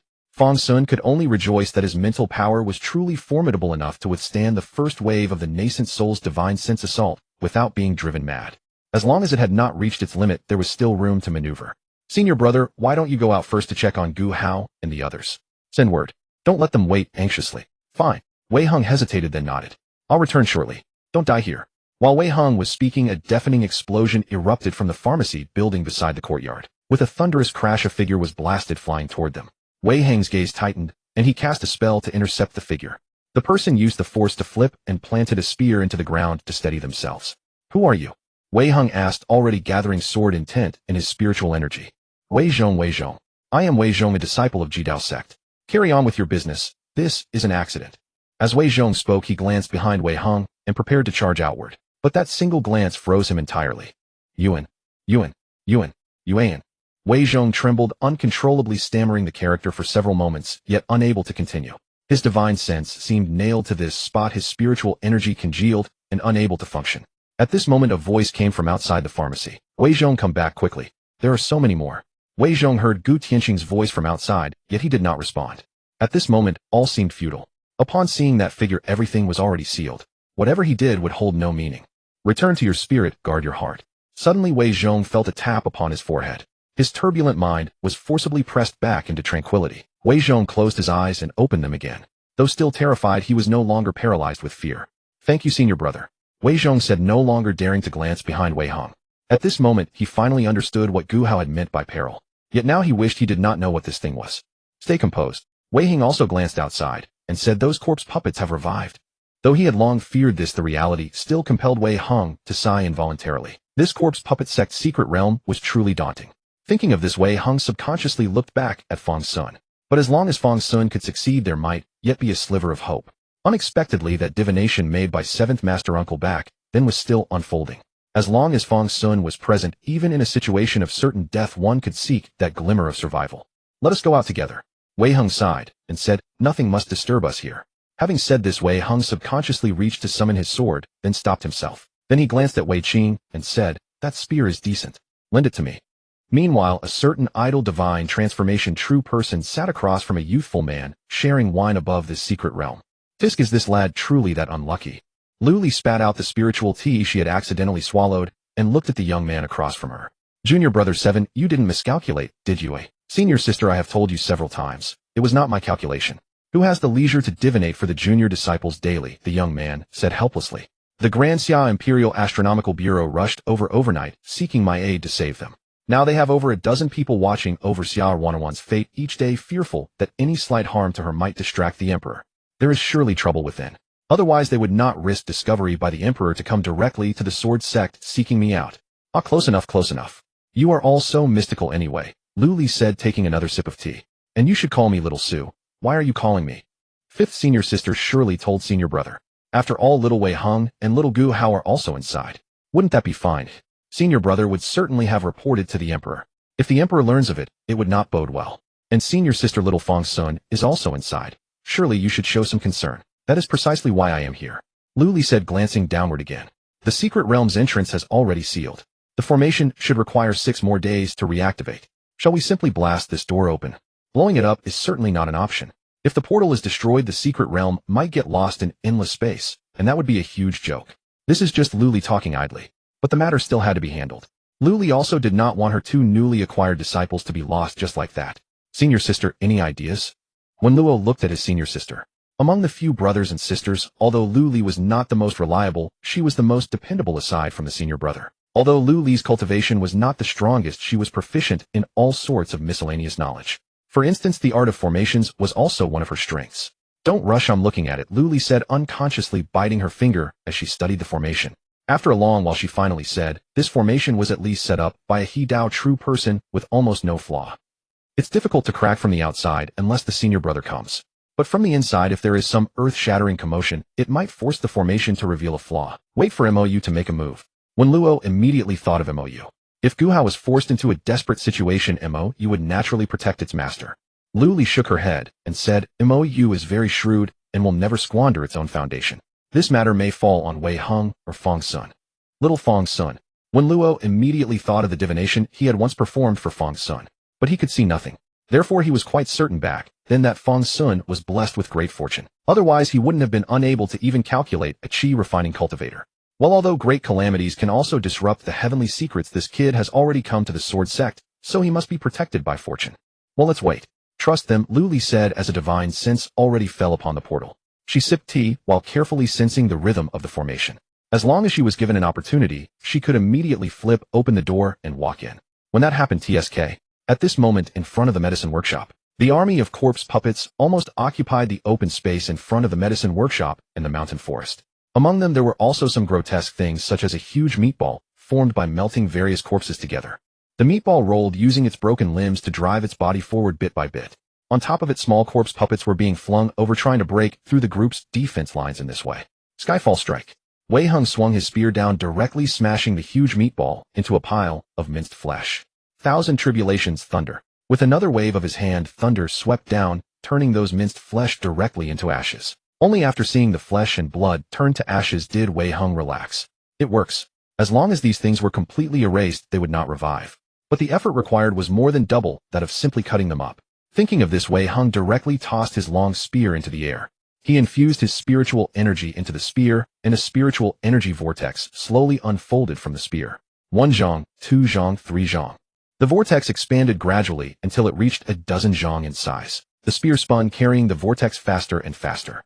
When Wei Heng sensed that the range was about right, a spiritual flame sprang from his fingertip. The spiritual flame fell into the vortex. In an instant the spear was thrown. Fire fueled the wind, and wind aided the fire. Break! Boom! With Wei Heng's shout, the dense sea of corpse puppets before everyone's eyes was directly smashed into a cleared area dozens of zhang in radius by this spear. On the ground, spiritual fire blazed fiercely, using every corpse puppet that stepped into the range as fuel. This strike almost wiped out all the corpse puppets in front of the medicine workshop. Such a strike also made the corpse puppet army tremble for a moment, not daring to move. But unfortunately, it was only a moment. After that moment, the corpse puppets still in the mountain forest that had not charged rushed towards the group like mad. Even though spiritual fire was burning on the ground, they trampled over their companions' bodies and charged forward. Wei Heng shook his head helplessly and raised his hand to retrieve the spear. The number of corpse puppets is simply too many. It can only be a prolonged war. Thinking this, Wei Heng turned back to glance at the interior of the medicine workshop. He had already realized that the goal of these corpse puppets was very clear. That is, they wanted to rush in and devour Fang Xun, who was engaged in a spiritual battle with the nascent soul corpse puppet. But the more this happened, the more relieved Wei Heng became. That nascent soul even had to divert some energy to use these tricks. It seemed that in the battle with Fang Xun, if not at a disadvantage, it certainly had not gained any advantage. This kid Fang Xun really has some skills. At this moment, Wei Zhong, Gu Tianqing, and the others had also formed a defense line, clearing the corpse puppets that Wei Heng and Gu Hao had missed. They also called out locations to help first killing the most threatening targets. At this moment, the group was even somewhat numb. Strong, too strong. When Wei Heng first unleashed that kind of attack, they marveled. Is this the strength of the sword sect disciples? Indeed, it was beyond their comparison. When Wei Heng unleashed that kind of attack a second time, they were amazed. As expected of a peerless prodigy, such an attack could actually be used twice in a row. Wei Heng, like an unceasing artillery platform, killed every corpse puppet that spread over blow by blow, even pushing the defense line forward more than 10 zhang. The group was somewhat numb. Is this really something a foundation establishment disciple can do? Especially that last attack, dreamlike and illusory. Even the giant meatball that Wei Heng casually wiped out had at least the combat power of a peak foundation establishment. Wei Zhong and Gu Tianqing exchanged a glance. Gu Tianqing suddenly recalled that the previous target of besieging a golden core initial stage might have been set too low. By the way, Gu Tianqing finally had time to ask Wei Zhong. Senior brother, when you entered the medicine workshop and waited a while, did you see the danger inside? What was it? What danger could be greater than this? Gu Tianqing sighed as he said this, looking at the sea of corpse puppets outside. But I don't know why senior brother Wei and the others insist on stopping this corpse tide. We don't necessarily have to stop these things, do we? As soon as Gu Tianqing finished speaking, Wei Zhong slapped his hand on his shoulder. We can't leave. Wei Zhong took a deep breath and said, we must stop these things even if we die. Oh. Gu Tianqing first exclaimed in surprise, then immediately understood. What's inside? Is it more dangerous than this corpse tide? Wei Zhong opened his mouth, but didn't want to say those two words. Even now he still felt a lingering fear. Finally Wei Zhong spoke. No matter how many these things are, they are not worth a fraction of that thing inside. You mean? Gu Tianqing's eyes widened. Wei Zhong nodded. Understanding was enough. Golden core, great perfection. Wei Zhong let out a sigh. So this was the extent of senior brother Ji's ambition. But it was fine. Not knowing the truth, at least he wouldn't feel despair. He gave Gu Tianqing a knowing look, then continued guarding his position. The situation here had reached a stalemate. Meanwhile, on the other side, senior sister Ruanruan, why have all the corpse puppets around here disappeared? Han Xiu, following behind Pei Ruanruan, tossed the collected spirit cores into his chinquan pouch. But the cores were becoming fewer and fewer. At first they could easily encounter clusters of corpse puppets, but now after searching for a long time, they only found one stuck in a corner. Indeed, Pei Ruanruan nodded, activated a flame talisman, and dropped it onto the corpse puppet's body, setting it ablaze. Fang Xun had specifically sent word for her to burn all the corpses they encountered. Although Fang Xun hadn't explained why Pei Ruanruan went ahead and did it. Yet for some reason, when she went back to burn those corpses, they had all disappeared. She wondered if the elder stationed here had gathered the corpses. Hey, is this corpse moving? Jiang Qin, who was watching the flames dance though scared of the corpse, couldn't help but stare at the leaping fire. Children were always drawn to such things. Just as Jiang Qin was watching intently, they saw the corpse twitch within the roaring flames. Hearing Jiang Qin's voice, the others turned their gaze. Could it be a reflex caused by burning the muscles? Shu Nan, who had some knowledge of the human body, said, maybe it's burning something, a reflex of the flesh. Why? It's definitely moving. Yujun, who was inside Jiang Qin's body, naturally noticed the movement and spoke up. Who? Suddenly, an unfamiliar cold female voice startled even Shu Nan. Shu Nan then looked toward the source of the voice and saw above Jiang Qin's head another beautiful head peering out, staring at the corpse. Hearing Shu Nan's voice, Yujun glanced back. A sword spirit, never seen one. With that, Yujun pulled herself out of Jiang Qin's body. She had been cooped up inside Jiang Qin for a while, so she took the chance to come out for some air. But the way she emerged was indeed rather eerie. A sword spirit. Han Xiu and the others were stunned. So this was a sword spirit. But the sword spirits they had heard of were not like this. So sword spirits could be this free. Alright, stop being surprised. I was wondering what that mysterious fellow Fang Xun was talking about. So it's this kind of technique. I thought this technique had already died out. As Yujun spoke, her beautiful brows furrowed, clearly displeased. What technique? Pei Ruanruan asked, curious. It's something sinister that should have been eradicated in my era. Those afflicted by this evil technique have their souls shattered, trapped within their bodies. To survive, they seek out all living things and devour them. Moreover, because their souls are shattered and scattered throughout every part of the body, each piece of their flesh can be considered an independent entity merely assembled together. If you cut them into pieces and throw them together, who knows what hideous abomination might mix and form. That's the nature of this evil technique. The spirit cores you've been collecting are not the core of controlling the corpse puppets at all. They are merely small tools used to corrode their flesh and link their souls to make them obedient. I never thought I'd see this disgusting thing again here. No wonder those things disappeared. They've probably broken free from control and merged together. You're probably no match for them now. Hurry, this place is no longer safe. Go find Fang Xun and the others. This damn mission is no longer doable. With that, Yujun paused and glanced behind them. Wait, someone's coming. How is there a Foundation establishment cultivator here? Quite a few people. Edge, Pei Ruanruan exclaimed, and the others turned to look behind them. They saw several cultivators in red and green robes hurrying toward them. Behind them followed a group of cultivators in various robes. Pei Ruanruan roughly counted. There were disciples from at least 3 or 4 different sects. Originally, they should have been searching for spirit cores in various villages, but now they had all gathered together. When the crowd approached, the leading cultivator in red and green said, so there are still people here. Hurry. This place is no longer safe. These red and green robed cultivators were the ones from the herbal workshop. Who are you? Han Xiu immediately asked. As they approached, Han Xiu could see their appearance clearly. The leading cultivator looked exhausted, as if just recovering from a serious illness. Beside him, a female cultivator was being supported by others. Her face was pale, and one arm and one leg were missing. Judging from her miserable state, she had clearly just lost those limbs. Hearing Han Xiu's question, the leading cultivator said, I am Gan Ming, a disciple of the Northern Medicine Sect. These are my junior brothers and sisters. Take my advice, leave now. Those damn things are coming. As he spoke, Gan Ming raised his hand to send a surge of spiritual energy to whisk everyone away. But recalling what had happened before, Gan Ming had to withdraw his hand. Some things simply wouldn't be believed unless seen with one's own eyes. Earlier they had tried to forcibly bring some disciples along, but those disciples turned and ran straight into the approaching bizarre corpse puppets.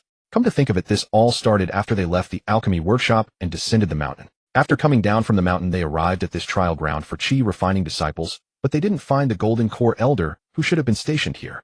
But by chance they also discovered the mutation of these abandoned corpses. A group of chi refining disciples were being overwhelmed by the mutated corpses, retreating step by step.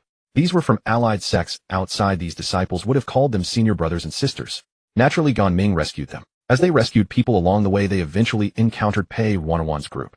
But unlike the others, Pei Ruanruan and her companions seemed to be handling the situation with ease, which surprised him a bit. As he pondered, Gan Ming noticed the burning corpse beside them. He wasn't stupid. He immediately connected the dots. This fire. You already know something is wrong with these things. He said this with some surprise. Forget that for now, Yujun said, glancing behind the crowd. Those things you mentioned are coming. How many are there? As Yujun's words fell before Gan Ming could explain, Yujun had already spotted the dust cloud in the distance. Alright, you don't need to say it. I've already seen them. So many. Can't fight them. Let's go. It was too late to leave. Gan Ming had only arrived after noticing the movement of the corpse puppets in this area. Meanwhile, Pei Ruanruan and the others had wasted some time searching for the corpse puppets, lingering here for a while. The corpse puppets, no longer bound by their spirit cores, were already creeping forward by instinct. You go first, we'll hold them off, Gan Ming said, waving his hand to urge the others to leave ahead. He wielded his brush to sketch the heavens, and a talisman shimmering with faint spiritual light materialized in midair. A character denoting swift movement was inscribed and settled upon everyone. This was the rushing steps technique of the Bathe sect, common yet remarkably effective. Upon casting the spell, most of the chi refining disciples bowed gratefully to one another, then departed together. Seeing this, Han Xiu also wanted to lead her junior brothers to safety. But Pei Ruanruan showed no intention of retreating. Senior sister Pei, come on. The Foundation establishment seniors can handle this. Han Xiu watched the corpse puppets flying toward them, anxiety rising in her voice. These corpse puppets grew increasingly frenzied upon sighting their target, and in the blink of an eye they had already drawn near. Go! Pei Ruanruan glanced at the 5 figures blocking the way ahead of the others, then turned and left without hesitation. She could not help here. Their decisive departure brought a sigh of relief to Gan Ming and his companions. They only needed to buy some time, not fight to the death. At this moment, the tide of corpse puppets pressed forward. Gan Ming led his junior brothers and sisters, wielding his brush to inscribe a flame character that settled around them. The flames rose, setting all nearby buildings ablaze. While these creatures feared ordinary fire, not the flames would at least make them hesitant. The fire drove the corpse puppets into a tight mass, surging forward along the main path. Gan Ming and his companions finally drew their swords, engaging in direct combat. Fortunately, though, these things fought with reckless abandon. Their strength was merely equivalent to chi refining cultivators. After clearing these corpse puppets, Gan Ming calculated his remaining energy and was about to lead his junior brothers away when shouts rang out from behind. Senior brother Gan Ming, senior sister Shen Miao, there are more over here. We're blocked. A throng of people came running back. Some tried to step onto their swords and fly away, but as chi refining cultivators they could not travel far or high enough. Among the corpse puppets, several used their companions as launching pads, hurling themselves upward to grapple their prey. The person fell directly into the horde of corpse puppets, and after struggling briefly, was devoured whole. What? Gan Ming turned around just in time to see those people running back again. Jiang Qin had been pulled by Han Xiu and was running the fastest, while the rest of the Baiyun sect members had disappeared. This is bad. Gan Ming's brows knitted together. They could escape. Even among this tide of chi refining corpse puppets there were a few Foundation establishment cultivators who could not stop them. But these people certainly could not. Senior brother, what do we do? Shen Miao asked. Shen Miao was the female cultivator with limb prostheses and had been the strongest combatant in the group. Gan Ming pondered for a moment. Take those who can be saved, and for those who cannot, we go. Gan Ming could not let his compassion cost the lives of his junior brothers and sisters. Already he had caused harm to a junior sister through negligence. If more were lost here, he could never forgive himself. Changing his mind, Gan Ming called out loudly, follow us. I'll lead you through. As soon as the words left his lips, Gan Ming struck with his sword, shattering a burning house to rubble. Amidst the smoke and dust, Gan Ming and the others charged inside with the group. Blocked by flames and walls, this seemingly impassable path became the optimal route. Han Xiu, running the fastest, saw these people genuinely helping and tossed Jiang Qin forward. Jiang Qin, I'll go back for senior sister, and Chu Nan and the others. Follow these Bathe sect seniors. Stay close and don't wander. Having spoken, Han Xiu immediately sprinted back. They were able to retreat at all precisely because Pei Ruanruan and the others had deliberately stayed behind to hold them off. She needed to return and assist. As Han Xiu turned, Yu Jun appeared beside Jiang Qin. How does it feel? Want to lend me your body, so I can carry you back into battle? Yu Jun smiled. Yes. Jiang Qin replied, without hesitation. How delightful, pity I cannot. You still need to train. Your cultivation is far too weak. Yu Jun patted the girl's head as if teasing her playfully. This light-hearted exchange between senior and junior stirred no one's attention. Gan Ming pushed himself to his fastest pace, clearing the path ahead. Sword after sword, the passage grew longer and longer. Yet Gan Ming's unease did not lessen in the slightest. Their progress was still being slowed. Finally, the last house was cleaved to dust, and Gan Ming led everyone charging out. But upon emerging from the smoke, he froze in place. Senior brother, go. Shen Miao stepped out a moment later, assuming Gan Ming waited for them. But once she emerged, she too was stunned. It was over. All was lost. A robed Taoist regarded them with bloodthirsty cruelty, his features contorted with anger and ferocity. Wrath!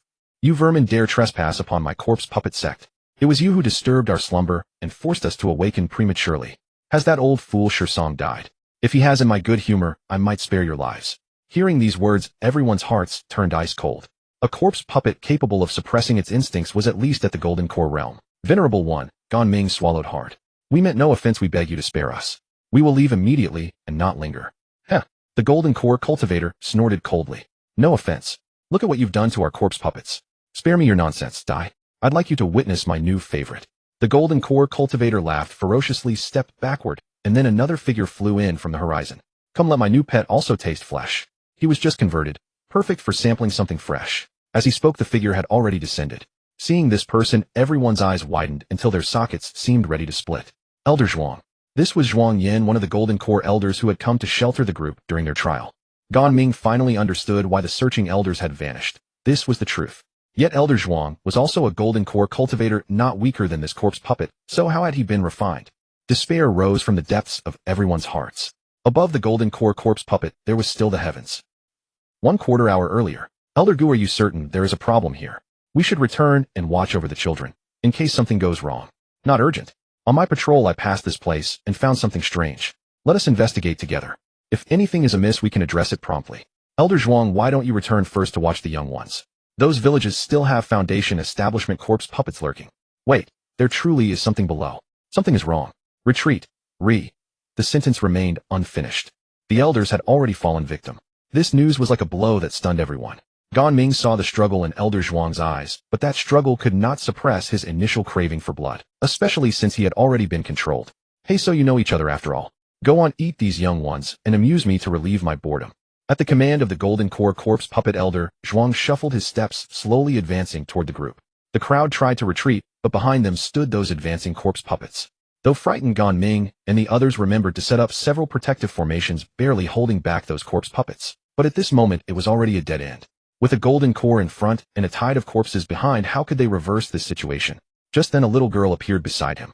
This was the same little girl from the team, who also sensed something unusual about these corpse puppets. Carrying her sword, she approached him and asked, "Hey, how about handing your body over to me?" Gan Ming opened his mouth, confused about what the girl could possibly mean at such a moment. Could she possess some secret treasure from her sect? Just as he was considering whether to agree, the little girl suddenly gave him a look of disdain. Not taking a man's body feels weird anyway. After saying this, she walked past him and came to Shen Miao's side. She repeated, "Hey, how about giving me your body?" Shen Miao was equally startled, but they were in a desperate situation. If there was any chance of turning things around, she would seize it. So she easily agreed to what seemed like an absurd request. Immediately she saw the girl hand her the sword. A cool female voice echoed in her mind. "Relax and don't resist."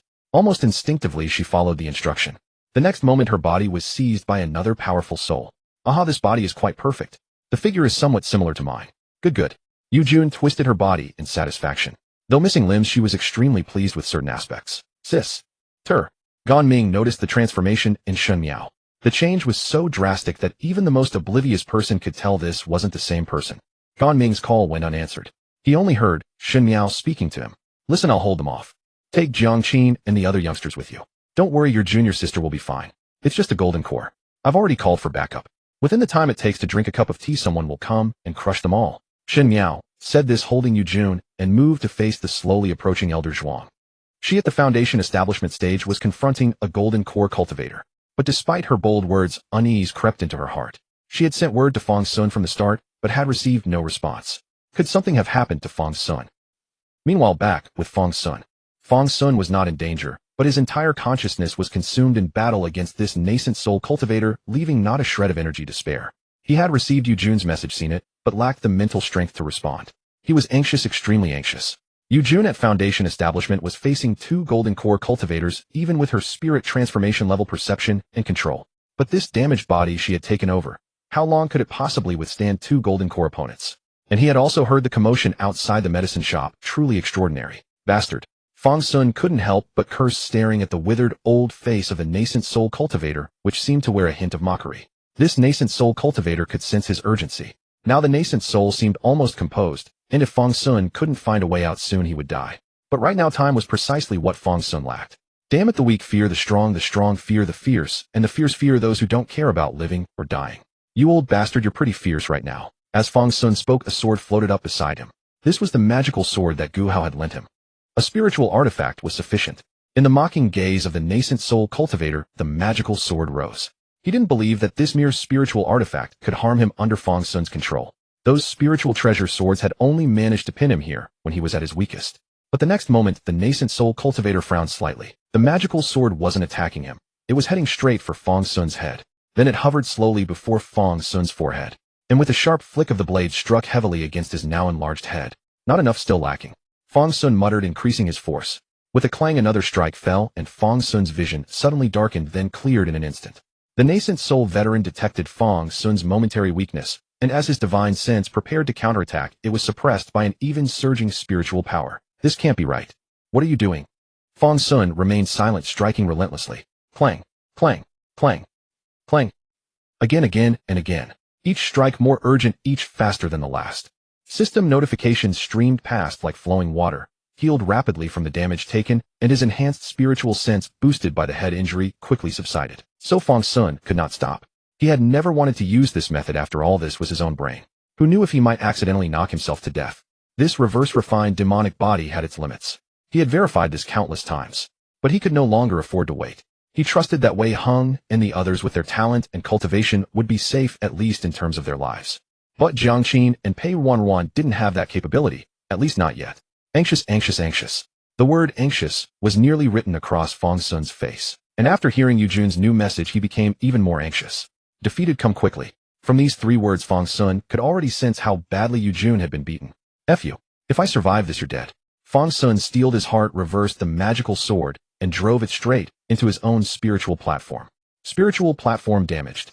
Fang Xun had no time to read the message. He only knew that he seemed to see a void. This sudden surge of spiritual power left him disoriented, almost as if floating among the clouds. Now when Fang Xun looked at the nascent soul cultivator, his spiritual sense no longer seemed so terrifying.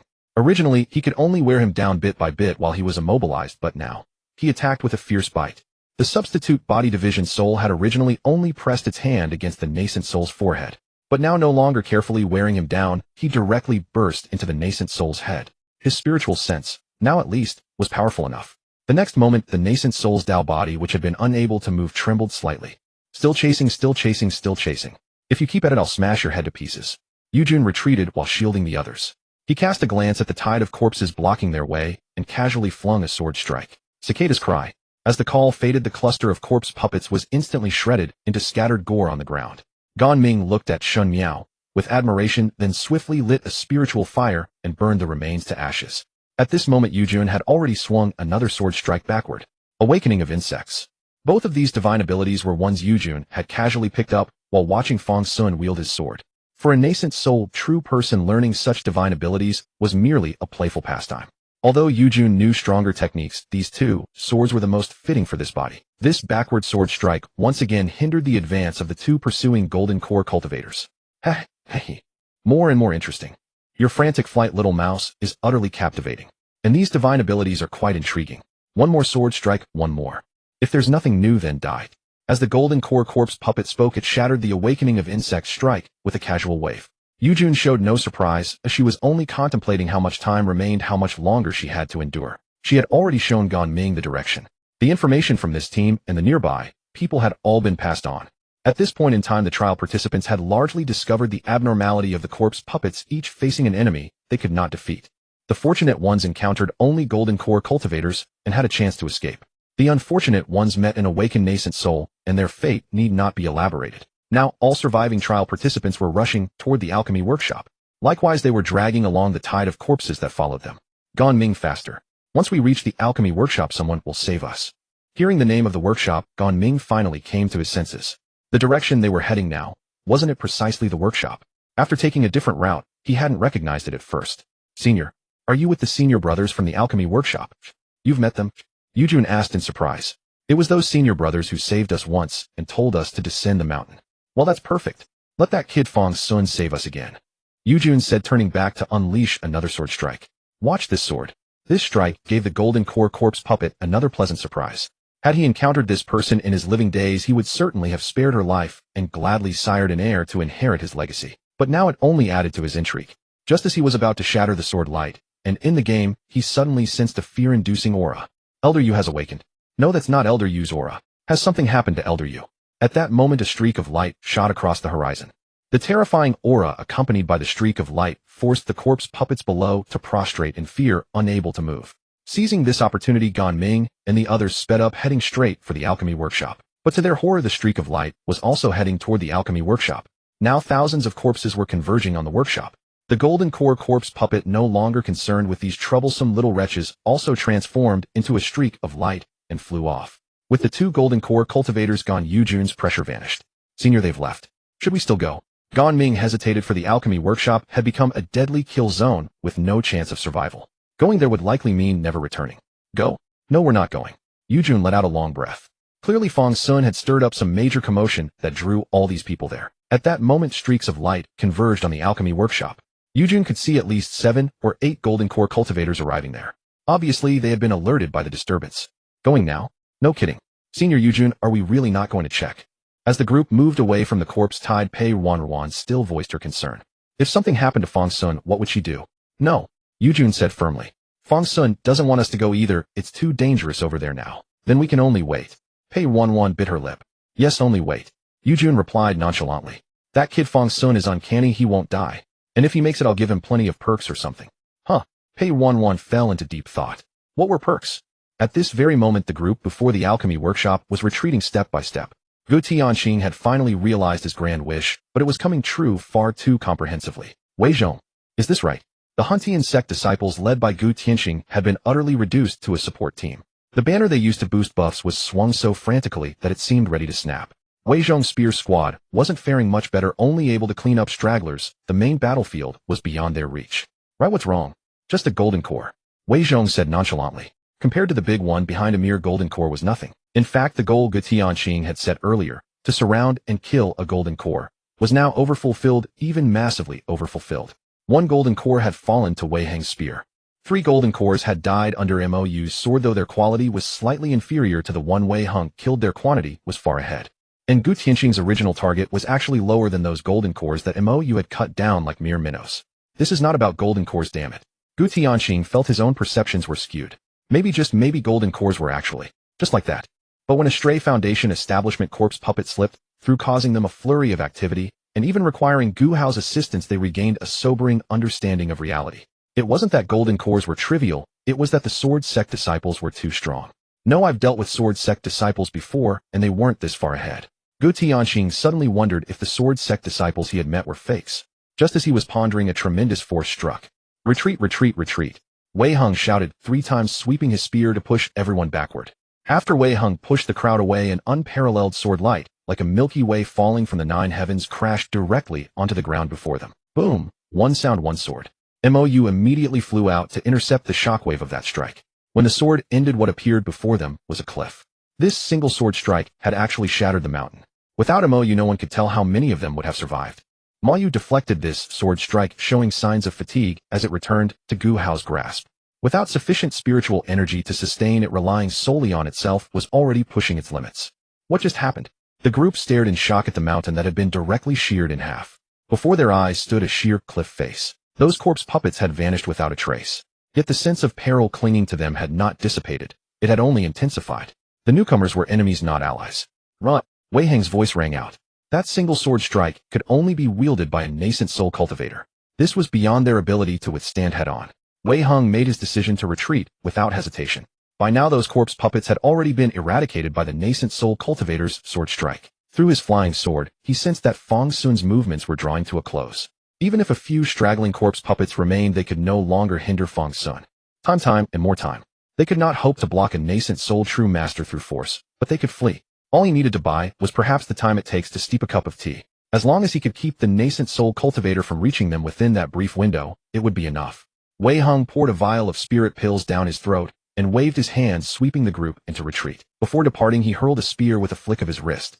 It's just another corpse puppet anyway, die. His mockery was open and unmasked.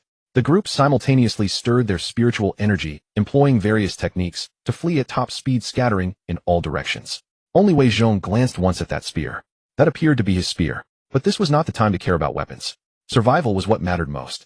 Gu Hao cast a glance toward that direction, as she knew exactly how to lure this group. Mo Yu swung another sword strike, unleashing the aura of the immortal treasure without reservation. An immortal artifact as bait. No cultivator in the world could resist such temptation. Especially when a foundation establishment expert like Gu Hao held such an immortal treasure, much like a child wandering through the market carrying gold. Even those not naturally wicked would be consumed by greed. And these were followers of the corpse puppet sect.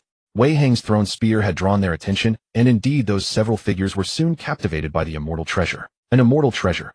The approaching nascent soul cultivator had noticed the commotion and came to investigate casually. Unexpectedly, there was a bonus. No wonder you dared to come to Old Man Yu's herbal shop. Was this your confidence? Today truly is my lucky day. Run. Hand over the immortal treasure and take your own life. I'll refine you into corpse puppets and you can retain your memories and live together in harmony. How wonderful would that be? Wei Hung said nothing, simply redoubling his efforts to speed away. If anyone could possibly hold back a nascent soul cultivator at this moment, there was one person in this place who could. Their distance was merely 3 or 5 li. Tracing the spiritual aura in the blink of an eye, he had already arrived with Gu Hao and the others. Brat, wait for me.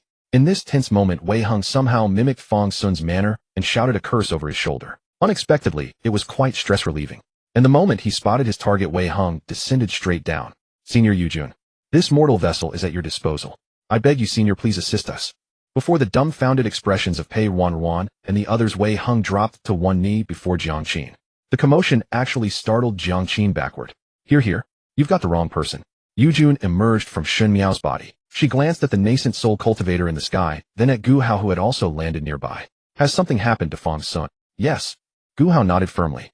Tisk, I'm nothing but a damaged Dao soul, yet you youngsters treat me like a beast of burden. When we return, if you don't make it up to me properly, I'll be displeased. Coincidentally, this also gives me a chance to exercise my immortal sword. An immortal sword, truly the first time I've handled one. As Yujun spoke, she pressed a finger to Gu Hao's brow and merged into her body. Yujun chose Gu Hao for 2 reasons. First, she disliked Wei Hung. Second, no matter how strong Wei Hung, with strength alone paled beside an immortal treasure. Moreover, Wei Hang's entire collection of spirit treasures lay elsewhere. Playing tricks. Though the group appeared to have exchanged much, all of this occurred in the blink of an eye. In that brief moment, the nascent soul cultivator, accompanied by those golden core cultivators, had already arrived within striking distance. If you won't obey, then die where you stand. Another sword fell like a galactic river cascading from the heavens. Yet this strike was blocked by a seemingly petite young woman wielding her sword. Immortal treasures are truly something else, Yujun chuckled softly. Thank you, little Gu Hao, for being so cooperative. Once this is over, I'll surely put in a good word for you with Fang Xun. Even at such a critical moment, Yujun was still teasing Gu Hao. These words directly shook Gu Hao's soul, which even shrank into a tiny ball, too flustered to know how to respond. Then Yujun took up her sword and advanced. According to the information she had coordinated with Fang Xun earlier, they only needed to hold out for a brief moment. He would arrive shortly. A mere moment, she could endure it.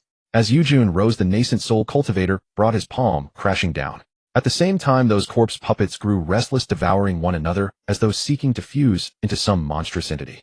The nascent soul cultivator's palm fell like a mountain range descending. Observing the overwhelming pressure bearing down upon her, Yujun suddenly realized she might not be able to hold out that long. Yujun immediately called out, Wei Hung, you all go. But this time no one moved. Even Han Xiao and the others remained rooted to the spot. Around Wei Hung, those 12 spirit treasure flying swords had inexplicably returned to his side. He stepped upon his sword, rising to join Yujun. Or rather, Gu Hao. No, I could never abandon the young lady here. They've returned, and almost there. Fang Xun is already coming. With these words, the 12 flying swords unfurled before him, positioning themselves alongside Mo Yu. Then another wave of flying swords took flight. It was Han Xiao and the others.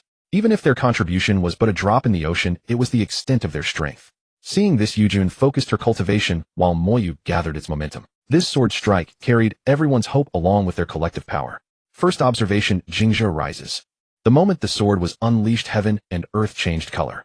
Clouds gathered, rain descended. Yujun's voice resonated like thunder cracking across the heavens. This sword strike was flawlessly perfect. In that instant, all sound fell silent. The blade cleaved through that colossal hand, sword light piercing the clouds. Wei Hang's 12 flying swords rode the momentum forward, surging directly toward the nascent soul cultivator. The nascent soul cultivator's brows furrowed slightly, but his eyes revealed a glint of delight as he beheld the 12 flying swords. Old Man Yu's aura. These swords have wounded Old Man Yu before. Hell, all these years and Old Man Yu has actually been injured by youngsters like you. No wonder. TSK. Even as he spoke, he directly gathered all 12 flying swords into his grasp. Wei Hang's maneuver seemed little more than offering him a treasure as a gift. You do have some skill, I'll give you that. The nascent soul cultivator cast another glance at the group below, who were staring intently at him. But that's where it ends. This time, Doc. With those words, he brought another palm strike down. This blow was heavier, swifter, and far more powerful than before. To Han Xiu and the others, despair filled their eyes. Only Wei Hung and Yujun waited, expecting something. Tisk, don't tell me you still think someone will come save you. Stop dreaming. Those golden core elders of yours have already been refined into corpse puppets. After killing you, I'll go mock Old Man Yu. Huh. Just then a somewhat flippant voice suddenly rang out from the horizon. Mock whom? I said, who the hell are you laughing at? A river of blood descended from the sky, actually blocking that palm strike upon its surface. The giant hand plunged into the blood river, stirring up towering waves. But all the force of that hand was completely dissolved by the blood river, not a single ounce falling upon Wei Hung and the others. A colossal, ghostly body 5 zhang in height rode the blood river forward, and in its palm was held a withered Taoist. Before him, even that nascent soul appeared utterly insignificant, as if one punch could shatter it to pieces. Old Ghost Yu. The nascent soul frowned upon seeing Fang Xun, then noticed the withered Taoist cradled in his hand. You're awake. No, if you're awake, why haven't you devoured this blood nourishment? At this, the nascent soul narrowed his eyes. Heh, fell into a ditch after all, you old bastard. You got counter-controlled by a ghostly creature. As soon as the nascent soul finished speaking, the blood river trembled, clearly displeased by his words. Oh.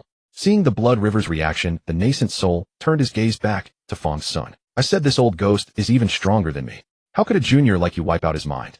Though I don't know what trick you used to temporarily control Old Ghost Yu, I advise you to release him. Otherwise you'll know what it means to wish you were dead. No need for your concern. Right now you die. As soon as Fang Xun arrived, he had already seen the state of everyone.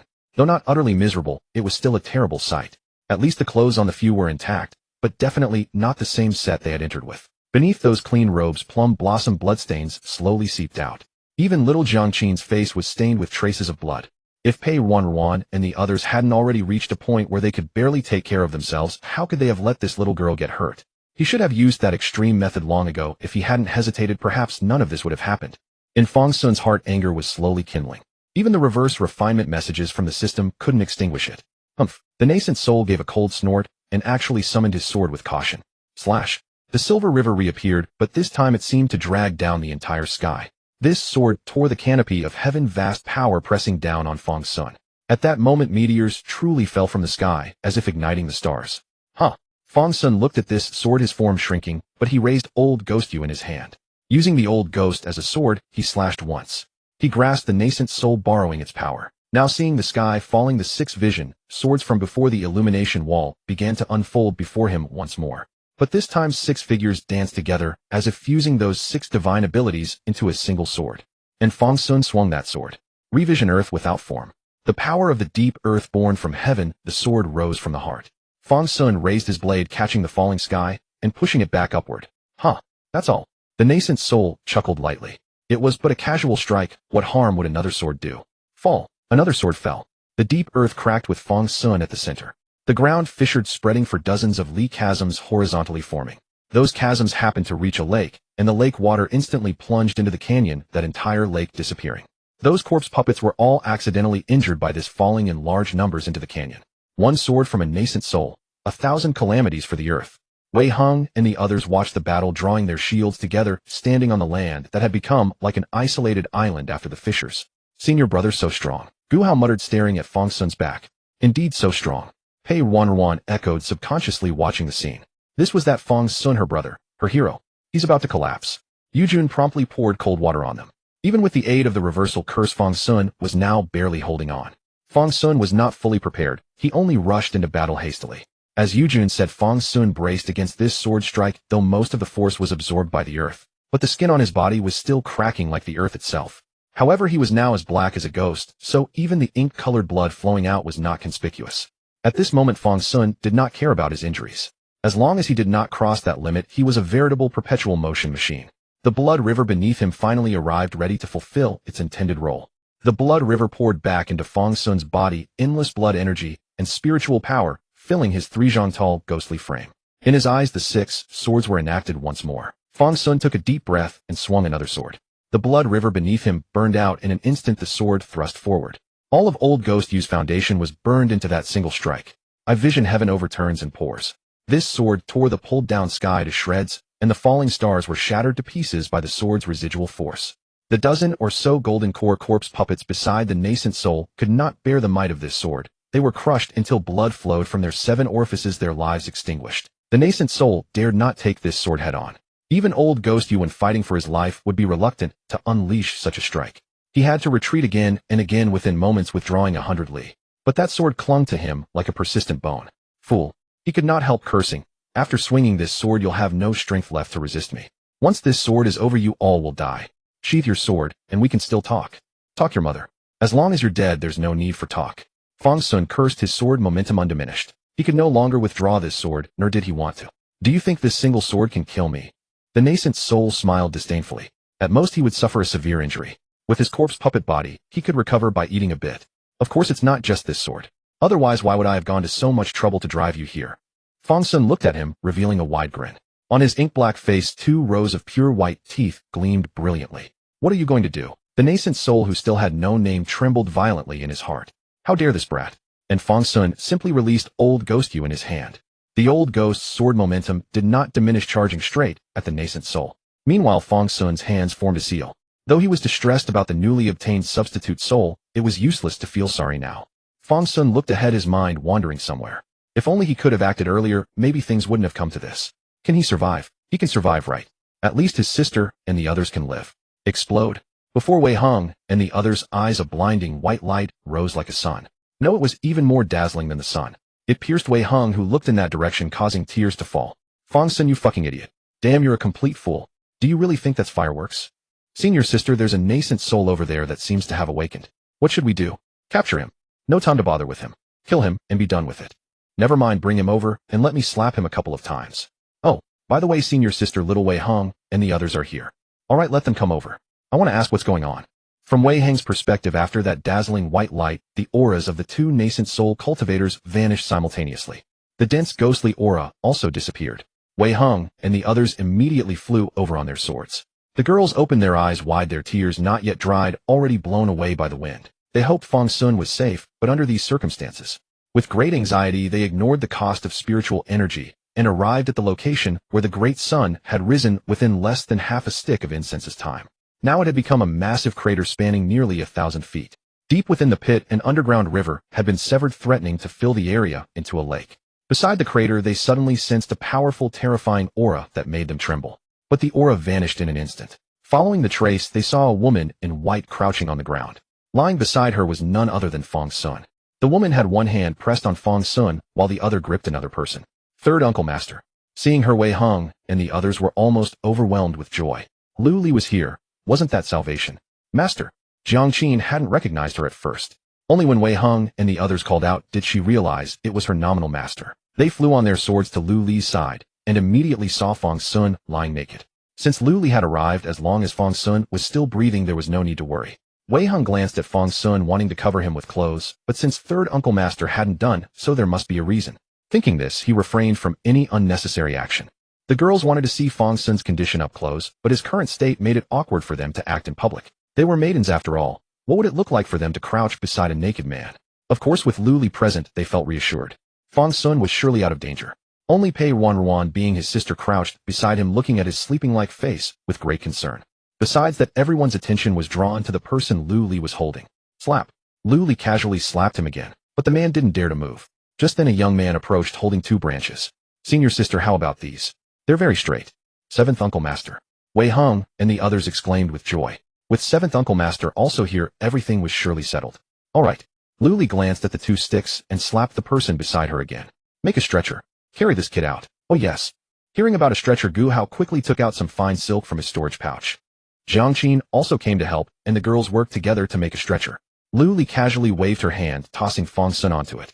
Wei Heng, noticing Lu Li's seeming indifference, asked, "Uncle Master, can't Fang Xun wear clothes yet?" "Oh, I forgot." Lu Li slapped her forehead as if she had just remembered. This matter was barely settled. After they got out, Wei Heng and the others learned that the one Lu Li was holding like a chicken, occasionally slapping, was the highest authority of the corpse puppet secret realm. The acting sect master of corpse puppet sect. Gan Ming and the others protected Jiang Qin and the rest along the way. After hearing their reports, Lu Li naturally treated them well. Seeing Shun Miao's damaged body, Lu Li gave her a life-giving creation pill, restoring her Dao body and cleansing some hidden injuries. The others also received some pills as encouragement. As for Wei Zhong, who had lent his spear to Wei Heng, his spear was lost. The young cultivator Wei Heng's seventh uncle master Wen Luo searched his storage pouch for a long time and finally pulled out a top-grade spirit spear as compensation for Wei Zhong. Gu Tianqing and the others also received rewards, but nothing substantial. Wen Luo, under Lu Li's direction, gave them pointers on their cultivation flaws, which was considered their reward. Yet this reward was a treasure to Gu Tianqing and the others. Wen Luo's understanding of heavenly evolution and Dao cultivation surpassed even their sect leader.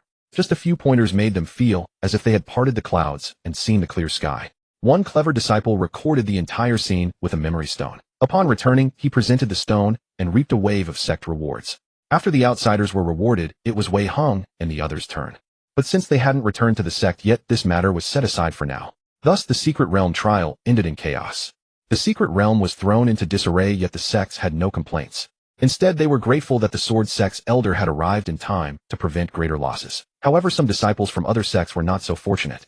The Golden Core elders sent by the major sects died one after another, and they could only blame their luck. Who told them to merely glance around during inspection and declare the corpse puppet secret realm a low-hazard one. Not long after, at the Pei residence, everyone arrived at the Pei residence together, not through the main gate, but landing directly in the small courtyard before Fang Xun's room. Gu Hao and Pei Ruanruan carried the stretcher inside. Jiang Qin hurried ahead to open the door for them, and the three girls together placed Fang Xun on the bed. But despite all this commotion, Fang Xun still hadn't woken up. That was not a good sign. While they were busy, the room was soon crowded with people. When Luo took a glance, saw Fang Xun was not in serious trouble, and slipped away. He didn't want to be burdened with more trivial tasks by Lu Li. The others asked anxiously, "Third Uncle Master, is Fang Xun all right?" "Not a big problem," Lu Li said after a pause. "At least he's not dead." "Not dead?" Coming from Lu Li, that was serious indeed. "Third Uncle Master, what exactly is Fang Xun's condition?" Gu Hao asked urgently. "Really no big deal. It's just that his soul got blown away somewhere. I arrived a little too late. I pieced his body back together, but couldn't retrieve his soul. Don't worry, the kid is safe. I saw him quite spirited when he was blown away. He's just temporarily lost." Hey. Darkness, darkness, darkness. It was all still darkness. Within this darkness, there were moments of stillness and moments of chaos. But no matter what kind of darkness it was, it left him utterly lost. What place was this? Where exactly was he? Why had he ended up here, and why was he trapped here? Where should he go? There seemed to be no path here. With no road ahead, where could he possibly go? He pondered, he perceived. Finally, it all became clear to him. What did it matter if there was a path? What if there was no path? If there were no road ahead, he would forge his own way. If he deserved a name, then it would be Super Invincible Tyrannosaurus Warrior. "Boss, how much for this corpse?" A melodious voice suddenly awakened the Super Invincible Tyrannosaurus Warrior, who had lain dormant for far too long. For the longest while, this was the clearest voice he had ever heard. And in that moment, everything opened up. Voices of all kinds rushed past his ears like a torrent. But what caught the Super Invincible Tyrannosaurus Warrior's attention most were the closest and clearest voices. 300 taels. Then how much for this one? It was a girl's voice. The Super Invincible Tyrannosaurus Warrior couldn't explain why he knew it belonged to a girl, but he just knew. 500 taels. 300. 500. How dare you not rob me? The girl finally cried out in astonishment. It's just a corpse. That much money could buy me a dozen living people. Oh dear girl, don't say that. We are practitioners of the righteous path after all. The righteous path. These corpses come from pure and clean sources. Righteous path corpses don't come this cheap. Dead people can be more expensive than the living. The girl was nearly furious with anger. Miss, once you leave Great Xia, dead bodies won't be worth much. But within Great Xia's borders, these dead are more valuable than the living. Why don't you ask around? Our stall is famous for fair prices and honest dealings. And these are corpses with faint spiritual roots, not ordinary ones. Young lady, judging by your attire, you must be an outer sect disciple of the In Corpse sect, correct? This corpse would be perfect for disciples like you who have just joined the sect to refine into a corpse warrior. This price is already quite favorable. Or would you prefer to pay in spirit stones? I can work out a discount for you. I just joined the sect. Where would I get spirit stones? 23 taels, take it or leave it. The girl shook a small pouch, and the silver coins inside chimed brightly. The boss eyed the silver coins greedily. All right then. He pointed to a pile nearby. Those corpses over there go for 20 taels each. Add 9 more taels, and you can pick whichever one you want. Normally you'd need to add 10 taels for that privilege. I'm giving you a 1-tael discount, how's that?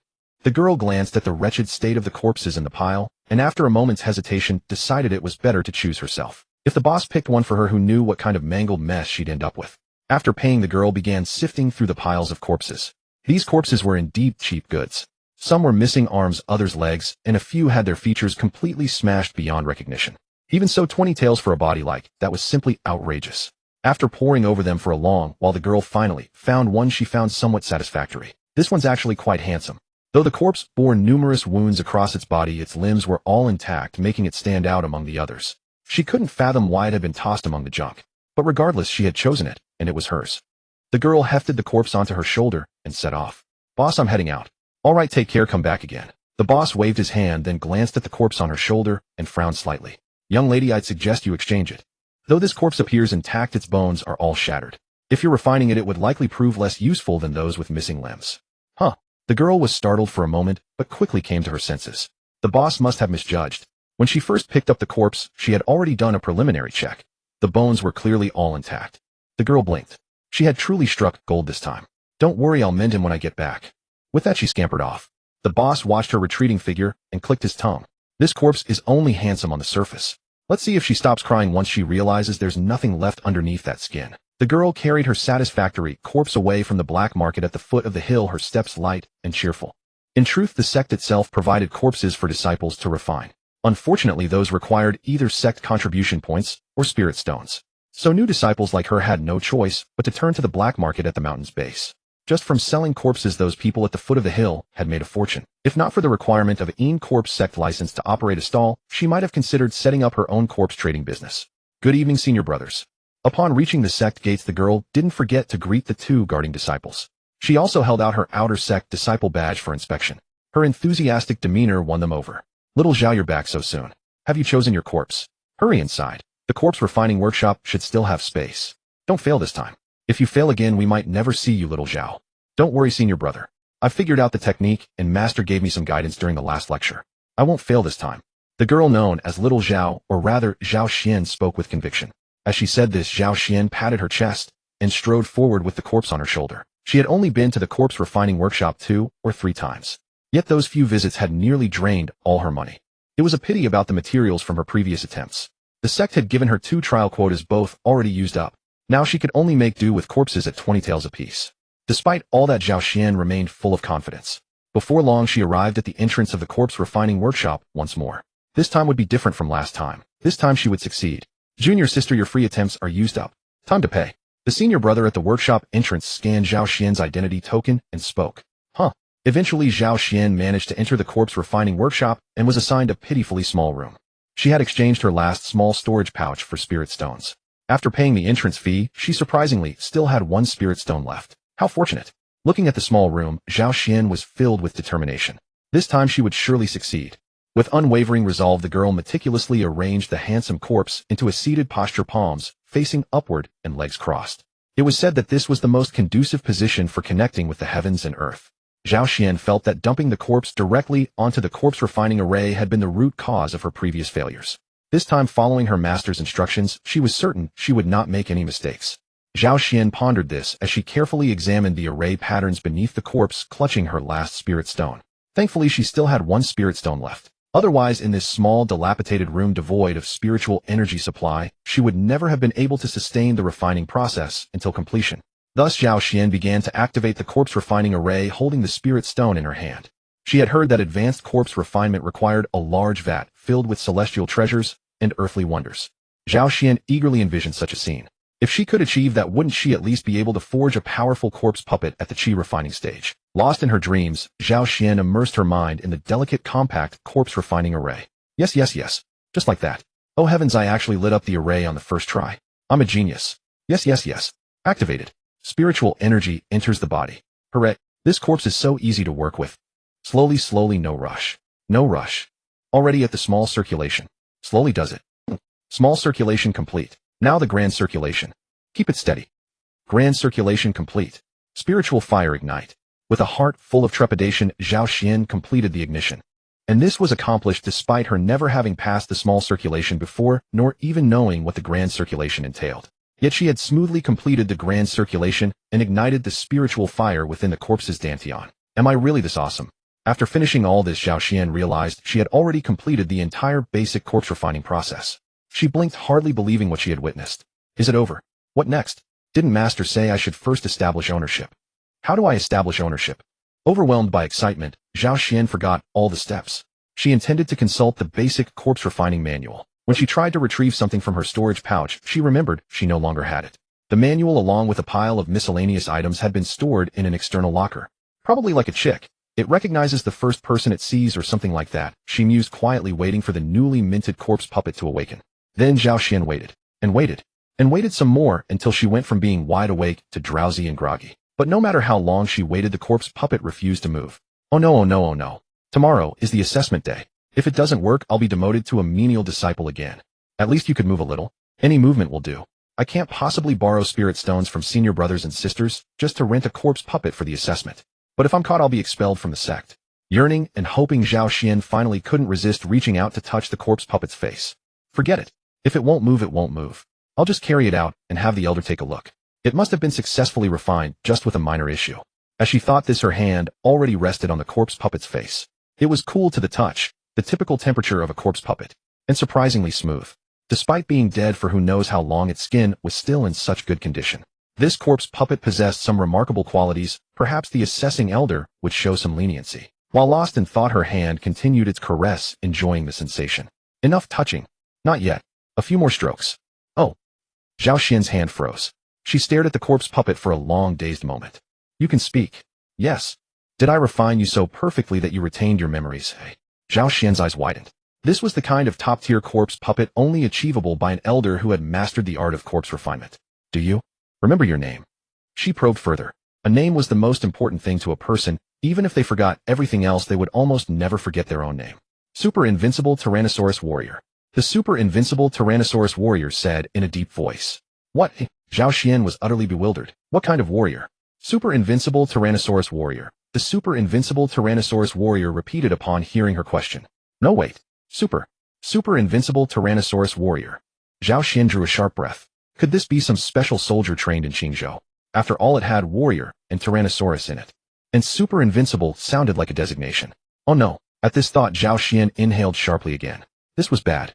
So the black market really was a black market. They had actually managed to acquire a soldier who died in the Qingzhou War. That old fellow certainly had some bold connections. Everyone said black market goods were shady, but this shady. No, no, no, no. Zhao Xian vigorously shook her head. This was clearly a code name, and she couldn't let this demonic subject reveal it. You can't be called Super. Dragon Warrior. Super Invincible Tyrannosaurus Warrior. The Super Invincible Tyrannosaurus Warrior corrected. Right, anyway, you can't be called that. Zhao Xian rubbed her forehead and looked at the Super Invincible Tyrannosaurus. I am your master, you must obey me. That name is no good, or we need to change it. With that, Zhao Xian quickly thought of a new name. What about Super?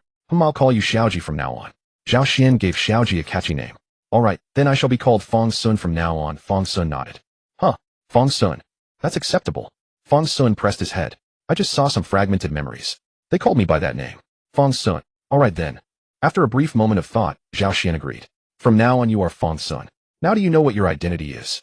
After confirming his name, Zhao Xian appraised her corpse puppet with satisfaction. Not only was he handsome in appearance, but his body was also remarkably perfect. Otherwise she would never have been able to refine him so easily. Before his death, he must have been quite a talent. Identity. Fang Xun was puzzled. What other identity could there be? Ha! Zhao Xian said triumphantly. That would be I am the master, you are the servant. Identity. Fang Xun looked confused. What other identity could there be? Ha! Zhao Xian said triumphantly. That is I am the master, you are the servant. I am the master, you are the servant. Master and servant. Owner and owned. With those words, a smug grin spread across Zhao Xian's face. She had her own corpse puppet at last. But soon she noticed a look of confusion on Fang Xun's face, as though he still didn't grasp his new status. Zhao Xian blinked. She had studied this properly after all. For instance, how exactly one should control a corpse puppet after refinement. Stand up, Zhao Xian shouted, and then stood up herself. Sit, Zhao Xian shouted again, and then sat down. Something was wrong. Something was terribly wrong. Zhao Xian looked at Fang Xun, then looked back at Fang Xun. Stand up. Zhao Xian ventured cautiously, and then stood up. What does this mean? Fang Xun watched Zhao Xian repeatedly stand and sit shouting a slogan, each time wondering if this was some sort of special ritual. Wait, why aren't you under my control? Zhao Xian was completely flummoxed. She disregarded the taboos of corpse refining and marched straight over, placing her hand directly on Fang Xun's forehead. Using her meager spiritual energy, she sensed Fang Xun's condition. The corpse refining had indeed ended. This corpse was already a corpse puppet. But why? Why did she feel like such a fool? Can you follow orders? Zhao Xian pondered for a long moment. Although something was certainly wrong, fortunately the corpse puppet could understand human speech. As long as he was willing to obey, it wasn't a complete failure. Moi. Fang Xun looked at the girl before him, unsure of what she intended. Could you do me a favor? Zhao Xian said, miserably gripping Fang Xun's hand. Look, I refined you out, I helped you right. You need to help me too. During the outer disciples assessment you have to help me pass. Fang Xun was Zhao Xian's last lifeline. She would clutch at it whether she wanted to or not. The dignity of a corpse-controlling cultivator. She tossed it aside without a second thought. Fang Xun thought about it. This woman had indeed helped him. Without her he would never have awakened. So Fang Xun answered assentingly. Very well. You speak and I will act. Excellent. Seeing Fang Xun agree, Zhao Xian excitedly pinched her finger seal and said, first stand up. Zhao Xian stood up. Fang Xun looked bewildered as he rose. This girl was definitely a bit off. Why did she have to shout a slogan before every action? Zhao Xian. Anyway, let's go out first. I left some things outside and need to retrieve them. With that, Zhao Xian led Fang Xun out. Along the way there were quite a few people like Zhao Xian. However, most walked briskly, clearly having things to attend to. But a small minority walked alongside a corpse. These were mostly just refined, their first corpse puppet unable to resist showing it off. These corpse puppets varied widely, but most looked half dead. Right now Zhao Xian's tail would have been puffing straight to the heavens if she had won. Her corpse puppet was the best.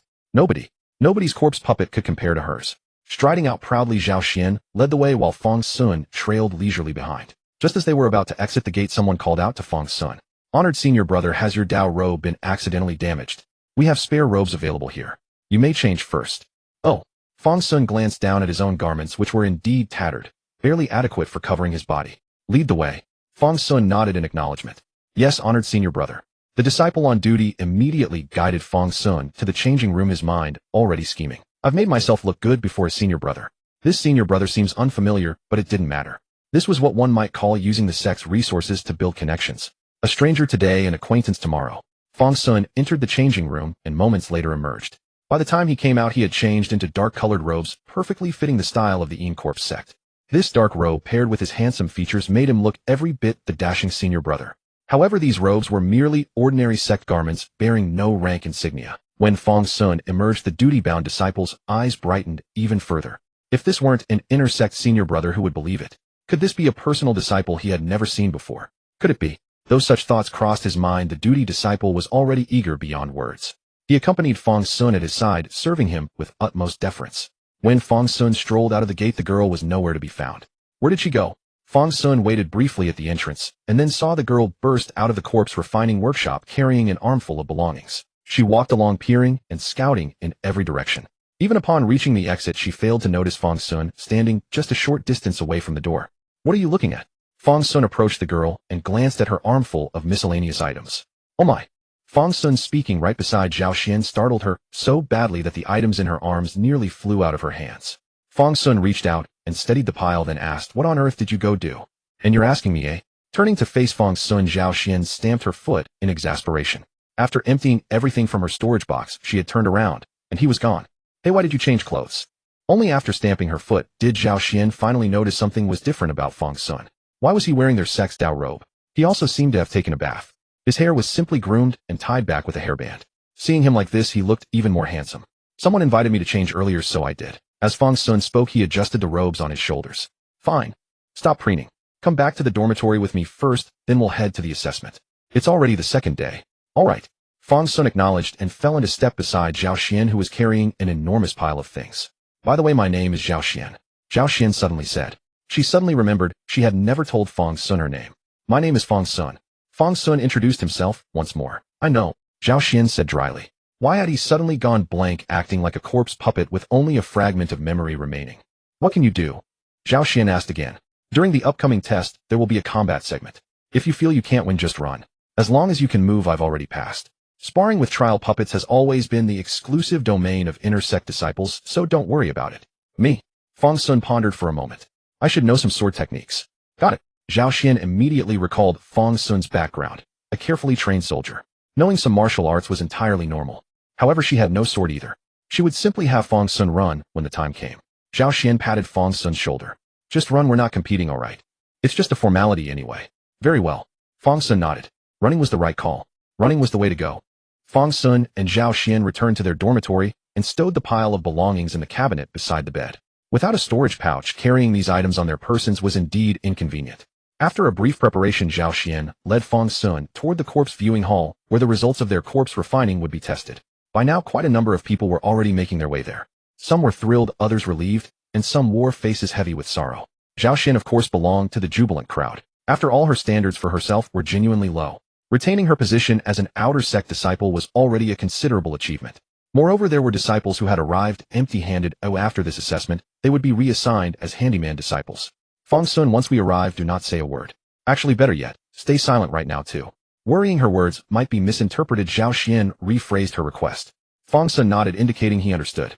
And true to his word, he kept completely silent. Seeing this, Zhao Xian was utterly satisfied. A corpse puppet with memory was indeed far easier to communicate with. No wonder the dream of every corpse refiner was to craft a puppet endowed with spiritual awareness. Unfortunately, Fang Xun did not appear to possess much of it. Carrying this faint suspicion, Zhao Xian led Fang Xun to the entrance of the corpse viewing hall. By now, a large gathering of outer sect disciples had already assembled. Most of them brought their refined corpse puppets, and many had even styled their puppets with striking appearances. Of course, some had equipped theirs with full sets of armor to enhance their combat strength. Such preparations naturally bolstered the puppet's power. Poor Zhao Xian, however, had already spent herself bare and had nothing left to adorn Fang Xun with. If not for someone having provided Fang Xun with a set of clothes, Zhao Xian would have dressed him in one of her own loose skirts. We're here. Remember, absolutely no talking. Concerned that her earlier reminder might not stick, Zhao Xian added another. Fang Xun nodded again, showing he understood. Very well. Zhao Xian nodded in return and led Fang Xun inside. Within the hall, numerous handyman disciples were on duty to receive the senior brothers and sisters attending the ceremony. After all, this annual assessment was no trivial matter for the disciples. Many senior brothers, sisters, and even elders from various factions wished to scout for promising talents. Should they find any, they would not hesitate to establish favorable connections beforehand. As soon as Zhao Xian and Fang Xun entered, a handyman disciple approached them. This senior brother, please follow me. By the way, senior brother, your corpse puppet must be stored away first. There was an incident last time where someone cheated by substituting an external puppet, so releasing puppets inside the hall is strictly prohibited. The disciple spoke while guiding Fang Xun toward the elegant seating on the second floor, adding cautiously, "Who are you calling a corpse puppet?" Hearing this, Zhao Xian instantly bristled. Who is she, a corpse puppet? Huh? The disciple, startled by Zhao Xian's indignant outburst, was taken aback. Yet he could clearly smell the aura of a corpse puppet on this young woman. How could she not be one's senior sister? Humph. Zhao Xian sniffed disdainfully, pulled Fang Xun, and cast a glare at the disciple. I have no time for you. I must go take the exam. With that, Zhao Xian dragged Fang Xun toward the testing area on the first floor. The testing ground spanned roughly 100 meters across, not a small space by any means. At this moment, nearly hundreds of people were already standing within the grounds. All of them were newly initiated disciples of the White Cloud Sect. Judging from the number of newcomers, the White Cloud Sect still carried the aura of a major faction. Remember, don't speak. Zhao Xian reminded him once more. If Fang Xun truly spoke up, it would undoubtedly draw the elders' attention. If Fang Xun were genuinely under her control, being noticed by the elders would have been delightful. But the problem was that Fang Xun was beyond her control. Should he come under their scrutiny, whether he would still belong to her was uncertain. Fang Xun silently nodded in agreement. Watching him remain completely speechless throughout the entire journey, Zhao Xian's worries gradually eased. She had truly struck gold. With her heart settled, Zhao Xian took Fang Xun to stand in the corner of the formation. As long as they stayed inconspicuous, they would be fine. However, once positioned, Zhao Xian noticed that the formation taking the assessment did not consist of only their group. Opposite them, several hundred people were also gradually assembling. These newcomers arrived slightly later, but soon gathered in near complete numbers. Hey, why has the Insol branch shown up today? Zhao Xian blinked. Were they about to compete with them again, overtly or covertly? In truth, the name of the White Cloud Sect itself was derived from these two branches, Insol and Corpse Refining. Taking one character from each gave rise to the name White Corpse. Though the two factions operated under the same roof, neither held the other in high regard. The Insol branch regarded corpse refiners as vermin lurking in dark sewers, while the corpse refining branch viewed the Insol practitioners as fortune-telling charlatans. In short, the two simply could not get along. With both branches' outer sect disciples undergoing assessment together today, claiming there was no desire to compete would be a blatant lie. No wonder there are so many people today, Zhao Xian murmured. In that case, it was understandable why the handyman disciples mistook Fang Xun for a senior intersect brother. Who knew whether this handsome, unfamiliar youth might be an intersect senior from the rival branch? Yet ironically this made Zhao Xian feel even more at ease. The more people there were, the less conspicuous she would be. As long as she could slip through this, all would be well. Just as Zhao Xian was pondering this, members from both sides had fully assembled. Since the corpse puppets were kept alongside their respective corpse refining disciples, the corpse refining branch appeared to outnumber the opposing side by more than double. Their momentum was certainly formidable. Very well, everyone is here. Ahem. Since all are present, I shall co-host this final assessment alongside Elder Shi. Haha, Elder Yang speaks wisely. Today both our branches gather as one for a joint assessment. Fear not, disciples. Simply act as you normally would. Show the distinctive spirit of our corpse refining branch. Yes. The corpse refining disciples cheered in unison. At this point Elder Yang spoke again. Haha, did you hear what Elder Shi said? Stay sharp. Raise your soul banners high. Let your fellow corpse refining disciples see how many souls you have subdued. Yes. While Zhao Xian kept her mouth shut, she failed to notice something. Fang Xun was staring intently at the soul banners held by the disciples of the Yin soul branch opposite them. As the saying goes, two stories unfold simultaneously. Let us set aside Fang Xun's current situation for a moment and return to the Pei residence. At this point over a month had passed since Fang Xun lost his divine sense. During this period, everyone took turns tending to Fang Xun's remains, or rather his deserted vessel. You really do enjoy privilege, kid. Wei Hong, having spent several days by Fang Xun's side and looking visibly weary, escorted Gu Hao out and took a seat on the small stool beside the bed that still retained warmth. The little stool was perfectly sized for the young women, but somewhat cramped for him. Nevertheless, Wei Hong had no intention of fetching a proper chair and simply remained seated as is. Wei Hong murmured softly, "When are you coming back, kid?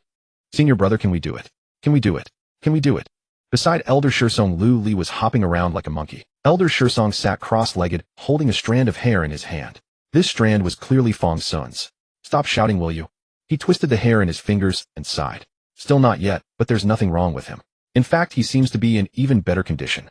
Elder Shirsong put the hair aside and said, "I've told you little Fang Xun won't have any trouble.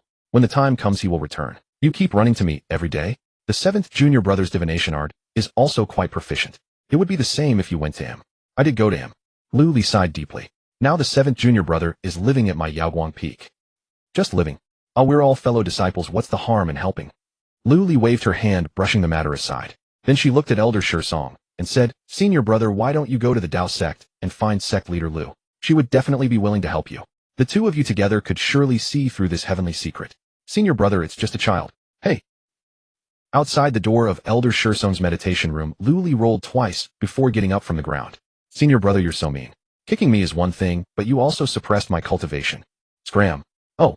Meanwhile, Pei Ruanruan had returned to the imperial capital. She clutched the hem of her clothes and walked toward the imperial city.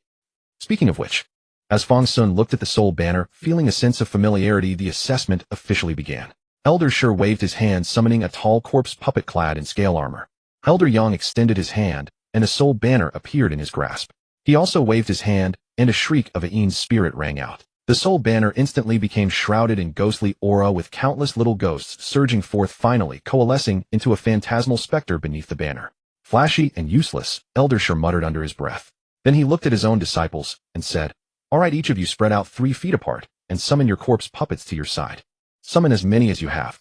Now is not the time to hold back. The more you show, the broader your prospects." Elder Shi wasn't lying. They were currently competing with the Yin spirit lineage. If they could show off, it would naturally bring many benefits. Seeing this, the disciples all displayed their best. Those who considered themselves outstanding stood confidently at the front, displaying their corpse puppets, and even making them perform a few moves to demonstrate their control. Zhao Xian, however, slipped into the crowd at the back, pulling Fang Xun to stand beside her. But as soon as they stood there, Zhao Xian suddenly realized there was a big problem. The corpse puppets in the back row couldn't be said to be completely inhuman, but they were barely humanoid. Fang Xun standing among them was like a crane among chickens. She wanted to move forward with Fang Xun to blend into the more ordinary group. But everyone had already taken their positions, and they couldn't move. Once they were settled, the Yin spirit lineage also released the Yin spirits they had captured. In that one area, it was a cacophony of ghostly wails and howls with dark clouds gathering. It was hard to say anything else, but the visual effect was absolutely top-notch. "Ha ha ha, Elder Shi, look at my unworthy disciples. These Yin spirits they captured are still not tamed properly. I hope the noise hasn't disturbed you, Elder Shi. Ha, no harm done. Young people should be full of energy." Elder Shi glanced at the dark clouds gathered by the Yin spirits and gave a light click of his tongue. It looked impressive, but when it came to a real fight, no one could say who was stronger. However, these corpse puppets looked dull and were not very pleasing to the eye. Thinking this, Elder Shi glanced at the second floor. After a moment of deliberation, he spoke. Elder Yang, since the assessments of our two lineages are gathered together, why not make this assessment a bit more interesting? Oh, Elder Yang's eyes flickered. He had been thinking the same thing. He had prepared well today to show off to the corpse refining lineage. What do you have in mind, Elder Shi? Ahem. Elder Shi cleared his throat. In our assessment, the top 10 of the final exam each year will enter the inner sect and become inner disciples. Our two lineages have a total of 20 inner disciple slots. This time, why not put our disciples together for a small elimination tournament? The top 10, regardless of which lineage they belong to, can enter the inner sect. The other 10 will be selected by us 5 from each lineage based on good performance. This serves as a safety net so we don't eliminate some excellent but unlucky disciples. What do you think, Elder Yang? Ha ha ha. Elder Yang laughed heartily. It seems Elder Shi has great confidence in his own disciples. Elder Shi, seeing Elder Yang's relaxed demeanor, also laughed. Ha ha ha, of course one should have confidence in one's own disciples. And even if they don't do well this time, it doesn't mean they won't next time. Well, Elder Yang, if you think it's acceptable, shall we open the assessment grounds in the corpse viewing hall together? Of course. Ordinary assessments are just paper data. Only actual combat can reveal who truly has strength. Shall we begin then? Begin. Elder Shi nodded, and together with Elder Yang activated the formation within the corpse viewing hall. The corpse viewing hall itself was a place for assessments. Naturally, it had various assessment grounds prepared for different exams. Activating the corresponding formation would teleport everyone in the hall to the relevant grounds. However, the consumption of such a large-scale group teleportation formation was enormous, and even a golden core true person could not sustain it alone. Thus, the two elders Yang and Shi combined their efforts to activate the formation and teleport everyone out. At the same time, dozens of mystical water mirrors silently condensed within the hall, displaying the appearance of the assessment grounds. After the formation was activated, everyone was instantly teleported. Before Zhao Xian could react, a blinding white light appeared before her eyes. When the white light faded, she found herself in a forested mountain. Beside her, a glowing jade talisman floated out of nowhere. Oh! Zhao Xian was dumbfounded. What was this? Where have I been sent? She looked around, and thankfully Fang Xun was still beside her. She had just heard the two elders chattering, and then they were teleported. At that moment, the voices of Elder Shi and Elder Yang reached her ears. All disciples, listen up. The assessment lasts 3 shurchen 6 hours. Every half shurchen the assessment area will shrink. Anyone not within the area by the time limit will be eliminated directly. Please hang the jade talisman on your left waist in a visible spot. If the talisman is shattered, you are considered eliminated. The assessment ends when only 10 remain. I wish you all a triumphant victory in advance. Triumph, my foot. Hearing this voice, Zhao Xian's heart immediately relaxed. If she were eliminated, so be it. She had already succeeded in refining the corpse. All she needed to do was lie flat on the ground and wait for elimination. Upon hearing this, Zhao Xian hung the jade token at her waist and lay down comfortably. Zhao Xian waited to be naturally eliminated. She hadn't dared to crush the jade token herself. But unfortunately, despite the fair competition, there were always underhanded tricks. The elders wanted to enliven the disciples and showcase their spirit. But it wasn't just rewards that drove them. Where there are prizes, there are also punishments. Just as Zhao Xian was lying on the ground, plucking some broad leaves to cover herself before taking a short nap, she heard Elder Shi's separate transmission to their branch. Pay attention, everyone. Stay sharp. A total of 386 disciples from the corpse refining branch have arrived. With my authority, that's just enough to round to a nice number. The top few who eliminate the most from the Yin Soul branch will be recommended for inner sect membership. 5 spots available. Handle it however you see fit. But the first 86 from our branch to be eliminated will be sent to the servants' quarters to empty the garbage. The thought of emptying garbage echoed endlessly. Those final words struck Zhao Xian like a thunderous bell tolling in her ears. Wasn't the deal just to succeed in corpse refining to pass the assessment? I'm only an outer sect disciple. How can they be treating me like an inner sect candidate? Zhao Xian glanced at the enormous leaf she'd just draped over herself, then at Fang Xun standing nearby scanning their surroundings. A sudden sense of dread settled over her. No, she had to save herself. Zhao Xian sat up abruptly and began thinking through her options. She understood how these assessments worked. Every half hour the assessment boundary would randomly contract and a light barrier would signal the change. As she thought this, she turned her head and spotted the faint shimmering barrier. The marker for the next boundary was already visible. All she needed to do was reach it before the current barrier closed in around her. Actually, this wasn't too difficult. Zhao Xian looked toward the next barrier and set off immediately. Fang Xun, let's go. She called out and led the way. Still, Zhao Xian remained cautious, sticking to dense thickets and avoiding both main paths and side trails. Several times, she even startled herself with passing monkeys. Finally, after a series of false alarms, she guided Fang Xun into the next zone. The moment she crossed the barrier, Zhao Xian dropped to the ground. Sounds of conflict echoed nearby. Someone was fighting. Move. Zhao Xian ordered, leading them away from the disturbance. She had no interest in getting involved. Her only concern was surviving past the first 86 eliminations. She wouldn't end up in the servants' quarters. Unbeknownst to Zhao Xian, someone watched from a tall tree in the distance. Senior brother, there's a little rat running over there. Two unremarkable figures lay concealed in the tree's dense canopy, offering excellent vantage point while keeping them hidden. Well, I'll be damned. The senior brother squinted and spotted a little mouse skulking through the underbrush, clearly terrified. Following close behind was another mouse, though clumsier, and mimicking her movements step for step. He looked both dull and foolish. Haha, since we're here anyway, let's show our fellow disciples what the Een Soul branch can do. Junior brother, send over a Een Soul to spook her first. You got it. The junior brother grinned and waved his soul banner, releasing a wandering Een spirit. The Een spirit slithered through the shadows toward its target. Meanwhile, Zhao Xian continued her cheerful stealth, convinced her movements were completely undetectable. She'd specifically instructed Fang Xun to follow her path carefully. Fang Xun, over here quick. This tree is perfect. Zhao Xian reached the massive tree and took her position. Fang Xun followed suit, mirroring her stance beneath the trunk. The moment they stopped, the Een spirit hidden in the tree's shadows leapt forward, aiming to strike Zhao Xian. But as it passed Fang Xun, he simply blinked and caught it midair. The Een spirit paused, confused. While Zhao Xian was still checking behind them for safety, Fang Xun quickly rolled the Een spirit into a ball and swallowed it whole. Fang Xun didn't understand why this came so naturally to him, but he knew one thing. He could do it. Phew. As soon as he finished swallowing the Een spirit, Zhao Xian suddenly shivered. Why do I feel such a chill? Zhao Xian pulled her robes tighter. It was all because the sect elders dressed improperly. The male disciples' uniforms were perfectly adequate, but the female cultivator's attire left much to be desired. Even just the upper garments were absurdly short, revealing flashes of skin whenever she moved her slender waist. Raising her arms would expose even more. And if the tops were this bad, the skirts were undoubtedly worse.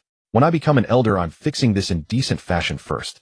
Zhao Xian spat on the ground and tugged at her own clothes. Hey, what are you doing? She turned around and saw Fang Xun wiping his mouth. That gesture immediately put her on guard. Were you drooling over my waist just now? Fang Xun, senior brother, something's wrong. In the tree above, the junior brother's face went pale. The Een spirit he'd captured had been destroyed, causing him pain in return. Though not severely, it made his chest tighten and blood cough from his lips. Seeing his junior brother's condition, the senior brother immediately understood. The Een spirit had been destroyed. That female cultivator. She's actually quite ruthless. Could she have been an inner sect disciple? Looking over, he noticed Zhao Xian still wore that same blank expression, yet his heart pounded. She'd just been in combat and showed no signs of distress. Her composure was truly exceptional.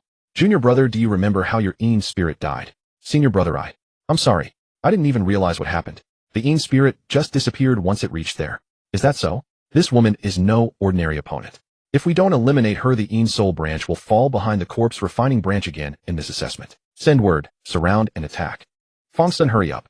The next light curtain has already appeared. I think we can rest after waiting for at most 2 more light curtains. Zhao Xian calculated in her mind. If it was all battles like the ones they had encountered before, where everyone was fighting to the death, then, after more than an hour, about a third should have been eliminated by now, right? By then she could lie around however she wanted. As Zhao Xian was calculating this, she stole another glance at Fang Xun. Stop staring. There's nothing interesting to see in these trees. Let's keep moving. The cheerful Zhao Xian led Fang Xun away happily. Fang Xun tossed the dark soul he had been squeezing into a small ball into his mouth casually. After one more glance at the forest, he caught up to Zhao Xian ahead. She knows. She really does know.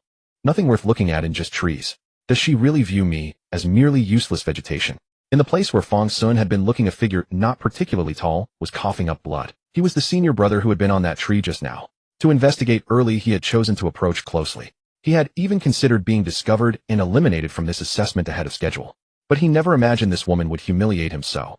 No, she hasn't humiliated me. She probably just doesn't care at all. He recalled Zhao Xian's expression again.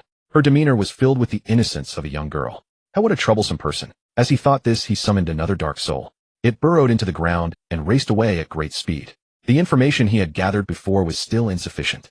He needed to be more cautious going forward. The scene from earlier had been completely recorded by him and transmitted through this dark soul.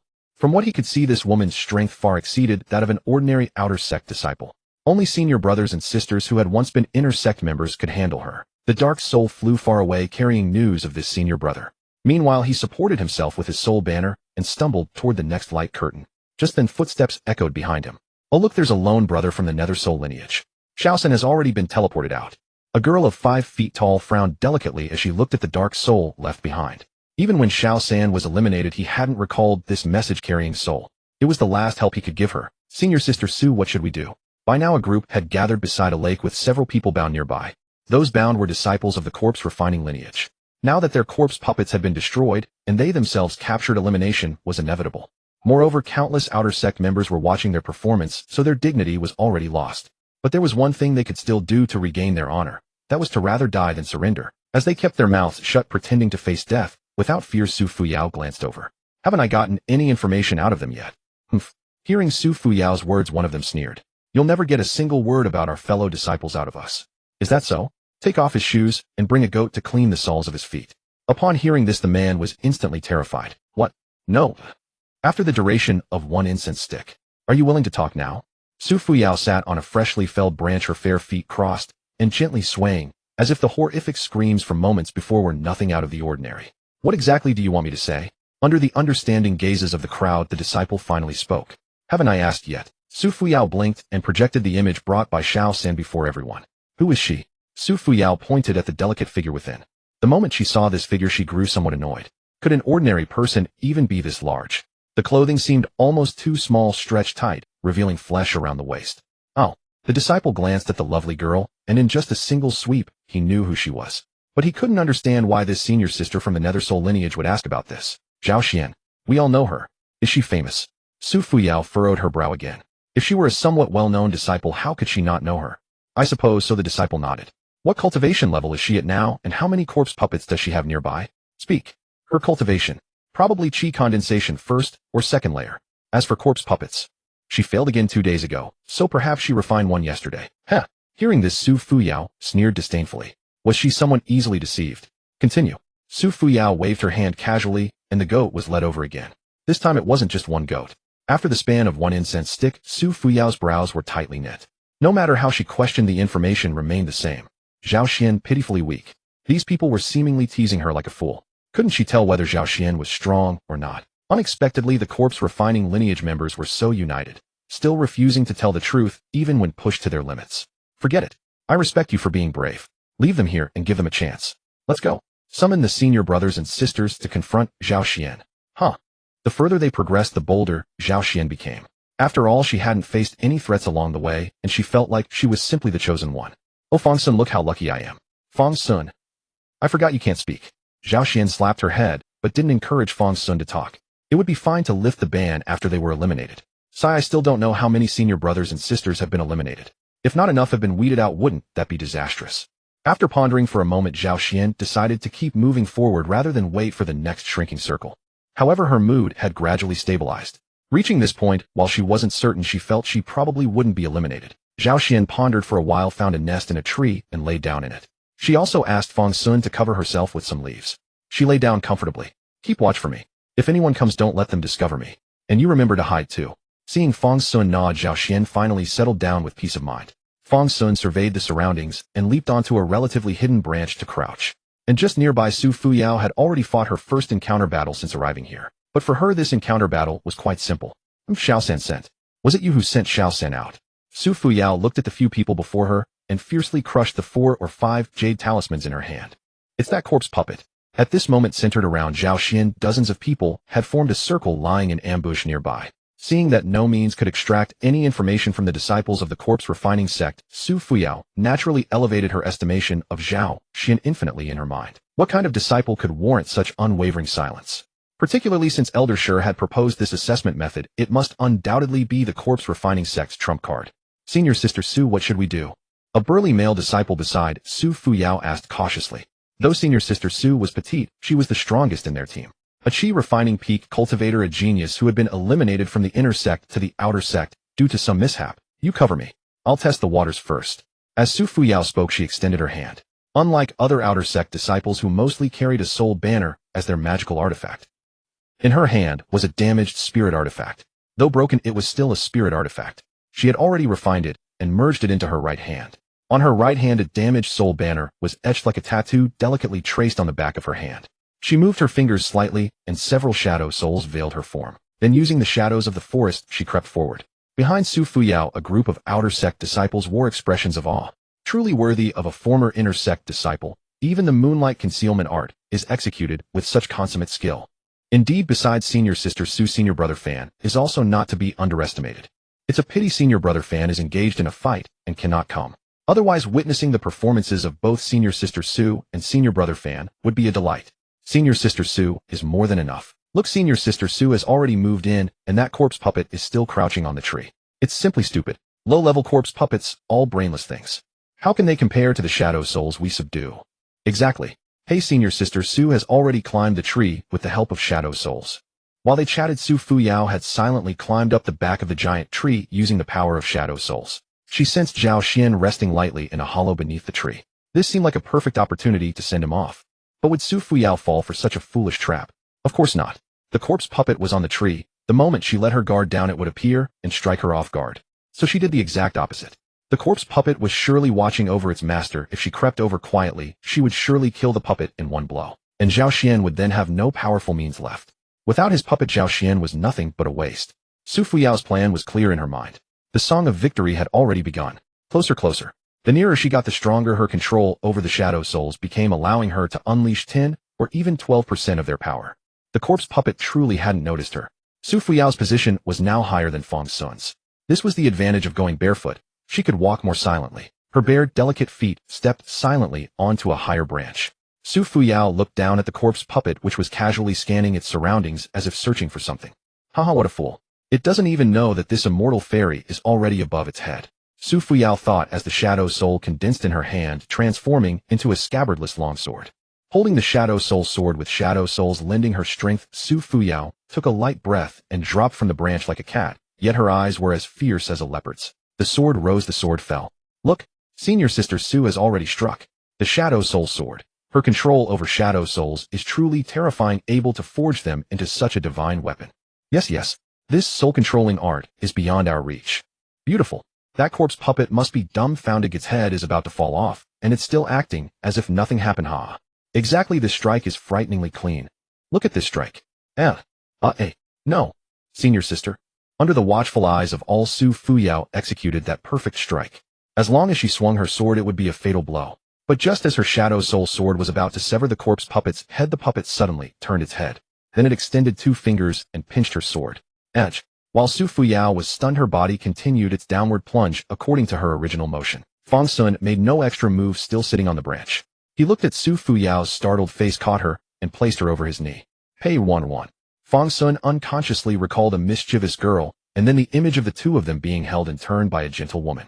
Fang Xun pressed Su Fuyao over his knee with one hand and lifted her skirt with the other. Then he raised his hand. Slap. It was hard to describe the sensation, but it even gave Fang Xun a phantom pain. That gentle woman back then had struck much harder. So hard that Fang Xun subconsciously held back some of his strength. Instantly, Su Fuyao's face flushed crimson. Even a mist rose from her hair. When had Su Fuyao ever suffered such humiliation? Zhao Xian, how dare you? Su Fuyao forced the words through gritted teeth. A corpse puppet of this level had no consciousness, let alone the ability to act on its own. Such agile movements could only be controlled by someone. And who else could be controlling it? Who else but Zhao Xian? Who else? Slap, slap, slap. 3 strikes, neither light nor heavy, but extremely humiliating. Su Fuyao clenched her silver teeth, twisting her head to see the face of the corpse puppet that had her pinned. Zhao Xian was a fellow disciple, but she would tear this puppet to pieces. Fang Xun held her down, suppressing the shadow souls on her, and spanked her. But he had no hand to stop her head. Su Fuyao turned her head and saw Fang Xun's face. Edge. Meanwhile, at this very moment, Pei Ruanruan had arrived at the emperor's study within the imperial city. The emperor casually set down his memorial, raised his head, and saw Pei Ruanruan standing there with her head bowed. For your brother, Today At the morning court session, after the usual discussions concluded, the sovereign descended from the dragon throne, yet did not depart, as was customary. Instead, he stepped down from the platform and stood before the assembled ministers. Hearing the sovereign speak, thus the ministers' hearts immediately tightened. The sovereign actually referred to himself as I, and he had even descended. The last time the sovereign did this, there had been no prior instance. Under the gaze of the ministers, the sovereign clasped his hands toward them. The moment his hands rose, the ground became a sea of bowing figures. Your Majesty, how can this be? Your Majesty's sacred person, how could we ever deserve such a salute from you? Your Majesty. A chorus of exclamations erupted. Enough, all rise. With you acting like this, I find it hard to speak. The sovereign sighed and said, We thank your Majesty. The crowd replied in unison and obediently stood up. After they had risen, the sovereign continued, Today Xia Chongqing makes an humble request. These words made the ministers even more tense. Xia Chongqing, the sovereign's personal name. Since his ascension, no one had ever uttered that name again. The titles used for the sovereign had been reduced to sovereign or your Majesty, honorifics. Today the sovereign had brought up his own name. This was an extremely sensitive signal. The matter at hand, whether great or small, was directly related to the sovereign. Or perhaps, The ministers remained silent, waiting for the sovereign to speak. The sovereign paused, his gaze sweeping across a small face standing behind the great hall. That face was filled with nervousness and immense anticipation. This is a private matter of mine, no need to be tense. The sovereign began. The Shirkuei sect. You all should still remember it. The catastrophe of the Shirkuei sect, where an entire prefecture fell. This event hung like a warning bell over Great Xia. The ministers naturally remembered. Seeing the ministers nod, the sovereign continued. You should also recall Fang Xun, a disciple of the Jian sect. Together with Lian he handled the diplomatic incident with Qingzhou for our Great Xia. That should be fresh in your memory. This was recent, so everyone knew of it. Seeing the ministers nod again, the sovereign nodded and said, not long ago Fang Xun, a disciple of the Jian sect, fought against the remnants of the Shirkuei sect within the secret realm they left behind. He perished together with a nascent soul true person. Although his physical body was intercepted by the Yaoguang peak master of the Jian sect, in time his soul drifted away, its whereabouts unknown. I too was once a disciple of the Jian sect. Fang Xun is a prodigy of the sect, and thus my junior nephew in a way. I wish to ask for your help. Perhaps we can find some trace of him. Yes, the ministers responded. The morning court seemed to end lightly. Only a small interlude of the sovereign's request remained. But this small interlude was far more significant to the ministers than all the affairs of the court. This request practically mobilized the entire nation's strength. From the sovereign's position, it could be deemed an utterly absurd command. Those censors would dare to remove their official hats, kneel on the ground, and dash their heads against pillars to prove their loyalty, begging the sovereign to rescind the order. But from the perspective of Xia Chongqing, Xia Chongqing's personal request, this was the first time. As the saying goes, listen to the tone, hear the drums. On the surface, the sovereign was saying, this is my junior nephew, he rendered meritorious service to Great Xia, and he was injured on the job, so I must find him, blah blah blah. But which of these well-informed old foxes didn't know that the ninth princess, Xia Lian, had entered the palace late at night? Not seeking earlier, not seeking later. The moment the ninth princess arrived, the sovereign began searching for his junior nephew. Moreover, to find a meritorious person, why use a personal identity? Was he really looking for a junior nephew? He was looking for the ninth princesses. Spit, spit, spit. Some thoughts shouldn't even be entertained. But come to think of it, Fang Xun was a foundation establishment cultivator, wasn't he? How could he possibly have perished together with a nascent soul? Within less than half an hour, some ministers had barely left the gate of the imperial city when they began sending messages. Not only the Great Xia officialdom. Within an hour, the news spread like falling snowflakes across the entire Great Xia. Even in the most remote dog kennel, a notice seeking Fang Xun would be posted. Even the various sects began to stir. The sects were also part of Great Xia. The number one Litian Jian sect, when searching for Fang Xun, could at most issue a bounty. A bounty is fine. But searching for a soul, that was like looking for a needle in the ocean. Yet the sovereign, with a single word, could mobilize the entire Great Xia. 2 hours later, in Jiangxing County Magistrate, he clutched the official directive and rushed to the gate of the Pei Mansion, knocking urgently. 3 hours later, Inshur sect. For this Fang Xun, the sovereign has gone to such great lengths. The sect master of Inshur sect read the message from the Jade Talisman. This was an opportunity for Inshur sect to advance. If they could accomplish this, saying there would be no extra policy support, even a dog wouldn't believe it. But the difficulty was too high. Only a name, a portrait, and a mere soul. And he was only a foundation establishment cultivator. How could a soul survive on its own? Were all Jian sect disciples this monstrous? We of Inshur sect do understand souls. The Inshur sect master mused for a moment and murmured, but the incident site is 1,000 li from here. Unless Fang Xun can come running here himself, this opportunity is lost to Inshur sect. The Inshur sect master shook his head, but still sent down orders. Talk is cheap. What if they actually found him? That would be a huge gain. Regarding the matter of Fang Xun, there were those who wished to seize this opportunity, and those who dismissed it with disdain. However, the farther from the incident site, the less people cared about the news. Only the Great Xia officialdom diligently posted notices, even on dog kennels. But after hearing the news, many sought to take shortcuts. Countless pieces of information about Fang Xun piled up on the officials' desks. If not for the fact that each official office had a cultivator as a consultant, merely browsing through these messages would be a headache. Even Fang Xun himself suddenly multiplied. You are Fang Xun. A county magistrate in some place looked at the man before him, his gavel clenched tightly. Yes, I am Fang Xun. The man knelt on the ground, swearing earnestly. The magistrate suppressed his anger and said, get out now. Don't let me see you again, or I'll have you beaten out. Seeing the magistrate's fury, the yamen runner beside him made as if to strike. The man, startled, scrambled out on all fours. After the man left, the nearby runner asked curiously, Your Honor, you didn't even question him. Aren't you afraid of making a mistake? A mistake? Even if the heavenly king himself came, he wouldn't be the Fang Xun the sovereign was seeking. Would a Jian sect disciple kneel before me the moment he entered? Forget the Jian sect. Even a disciple from the neighboring Liahu sect wouldn't kneel. Is he Fang Xun? Is he insane, or am I? All right, court dismissed. Everyone go. If anyone claims to be Fang Xun, drive them out. If Fang Xun could remember, he was a Jian sect disciple and had the energy to come here, he would have returned on his own. Why would he come to me? Court dismissed. The magistrate waved his hand aside and rose to walk toward the rear hall. What has gotten into the sovereign? How could he be so muddled as to issue such an order? Your Majesty, there is something I wish to say. I do not know if it is fitting to speak. Inside the study, Gao Yi, the emperor's personal senior eunuch, bent forward and spoke in a hushed tone. Speak. Your Majesty's actions today. Gao Yi chose his words carefully before continuing. Might it be that this humble servant has committed an offense? Half spoken, yet the meaning was clear. Gao Yi immediately knelt, awaiting the sovereign's judgment. Rise, said the emperor, or rather Xia Chongqing. You know that girl Ruanruan. The matter of your honor was also handled through your hands. I am not merely the emperor of this great Xia, I am also a father. I have always held dear affection for your honor. I was the one who failed her. Ruanruan bears such resemblance to her. Both inclined to keep everything bottled within. The fact that she dared to stand before me and speak is proof she mustered tremendous resolve. If only I had not acted so willfully and left the palace back then. If only it had not been me. Let us consider this yet another indulgence of mine. Yes. Gao Yi rose upon hearing this, his gaze toward the emperor, now carrying a trace of heartfelt sympathy. By the way, how is your honor doing now? The emperor suddenly spoke. She remains unchanged, though she still carries thoughts of the 9th princess. Gao Yi replied with his head bowed. I see.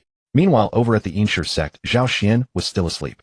The crisp sound of a slap did not disturb Zhao Xian's light slumber. That sharp noise, almost like celestial melody, somehow made her even more comfortable. Su Fuyao bit her lip, staring at Fang Xun, who was fixed upon her. Damn it, this corpse puppet is actually quite handsome. Slap. Humph. Su Fuyao narrowed her eyes slightly and hummed again, a hint of moisture gathering within her hazy gaze. This damn Zhao Xian actually dared to tease her. Who beats people like this? Damn it. Su Fuyao cursed under her breath, and the onlookers could no longer bear seeing their senior sister suffer such humiliation. Dozens of soul banners rose almost simultaneously. Nearly 100 Yin souls launched their fiercest assault. Nearly 100 Yin souls arrived within moments, employing their most skillful techniques. They all burrowed into Fang Xun's body, wreaking havoc from within. Fang Xun gazed at the floating message before his eyes. What did this mean? Just as Fang Xun was pondering, a low groaning sound reached his ears. Ugh! Nausea! How could this be? What manner of demon is this? In an instant, the dozens of Yin souls were annihilated, each suffering significant damage. Fang Xun considered his options. He could not speak, nor could he allow these people to discover Zhao Xian. But this woman certainly knew Zhao Xian's whereabouts. Fang Xun was uncertain whether to wait until Zhao Xian woke before deciding. Thinking thus, Fang Xun casually tore a piece from the inner lining of Su Fuyao's skirt. He then balled it up and stuffed it into her mouth. At first, Su Fuyao kept her mouth shut, glaring at him and shaking her head fiercely to resist. But after receiving another slap, she grew docile. Fang Xun carried Su Fuyao and descended lightly from the tree. Gazing at the disturbances concealed within the forest, a towering phantom figure slowly materialized behind him. So faint it was nearly imperceptible. With a mere thought from Fang Xun, the phantom shot straight into the dense woods. After a faint, barely audible flurry of strikes, the phantom gradually returned to Fang Xun's body. In just a brief moment, dozens of white light flashes erupted nearly simultaneously throughout the forest, teleporting these disciples of the Yin soul lineage away in complete bewilderment. Fang Xun nodded slightly and raised his hand, intending to render Su Fuyao unconscious first. At that moment, Su Fuyao dropped to her knees in a sliding motion. Wait! Slap! Su Fuyao fell into a peaceful slumber. Fang Xun carried Su Fuyao and patrolled the nearby area once more. Only after confirming no one else was present did he feel somewhat reassured, returning to sit upon the tree branch. He then casually placed Su Fuyao, draping her across a nearby branch. Half an hour later, new luminous circles had already defined their boundaries, while the existing ones gradually contracted. Zhao Xian yawned, pushed aside the leaves covering her, and stretched to her full extent. Fang Xun, where is Fang Xun? Zhao Xian rubbed her eyes and turned her neck around, but could not spot Fang Xun anywhere. When she stood up, Fang Xun suddenly appeared right before her, giving her a fright. Where did you just go? Did someone come here? Zhao Xian glanced at the approaching luminous barrier and asked absent-mindedly. Either way, she had not been eliminated yet, so it hardly mattered who came or went. What Zhao Xian did not anticipate, however, was that this question prompted Fang Xun to raise his hand. A figure who appeared to be a little girl was glaring at her. A wad of cloth had been forcefully stuffed into her mouth, making her lips bulge roundly. Who is this? Zhao Xian was stunned. How had Fang Xun captured a child while she was napping? She shared some connection with Fang Xun, and even without speaking, she could sense his intentions to some degree. This one came to fight us. You saw her, so you captured her first, and are waiting for me to decide. Weak. A trophy this one is. Zhao Xian was simply overjoyed. Although she had no intention of competing for rankings, who wouldn't be happy to claim a trophy? Zhao Xian immediately began searching Su Fuyao's body. To her surprise, Su Fuyao did not even possess a spatial pouch, let alone a soul banner. Tisk, how can she be weaker than me? Finding nothing, Zhao Xian naturally assumed this was a worthless nobody who lacked even a soul banner, had captured no souls, and had pawned her spatial pouch. If you ask Zhao Xian why she thought this way, do not ask. Asking too much would be impolite. Carry her, let's go. Zhao Xian looked at Su Fuyao as if she had found something for free and directly had Fang Xun take her along. Meanwhile, Su Fuyao widened her eyes and struggled fiercely. Her short legs kicked about, causing her skirt to flare upward. However, what rose just as high was Fang Xun's palm. Then the skirt slowly settled as she went still. Su Fuyao felt despair beyond measure. Her heart had grown numb. All she prayed for now was not to encounter anyone. To be seen carried like a chick would make life utterly unbearable. Of course, Su Fuyao's hopes were already shattered. At that moment, nearly half of the dozens of mystical viewing mirrors outside were focused on her and Zhao Xian. Centered around the jade talismans at their waists, they were being displayed in nearly 360 degrees. After those dozens of people were teleported out together, the corpse viewing hall erupted into chaos. Both the corpse refining lineage and the Yin Soul lineage were utterly bewildered. How had so many appeared all at once, and why did they all seem to belong to the same lineage? Those dozens of people were immediately taken away for questioning. After gaining some understanding, half of the mystical mirrors immediately locked onto Su Fuyao. Then everyone also paid attention to Zhao Xian. Su Fuyao, however, remained unaware. The way she was being carried by Fang Xun had already been thoroughly observed by disciples who had heard the news and rushed over to watch the spectacle. Word had spread beyond the outer sect, reaching even the inner sect. Even now, Su Fuyao was still being carried single-handedly by Fang Xun, held out level beside him. She occasionally kicked her legs to show she was still resisting.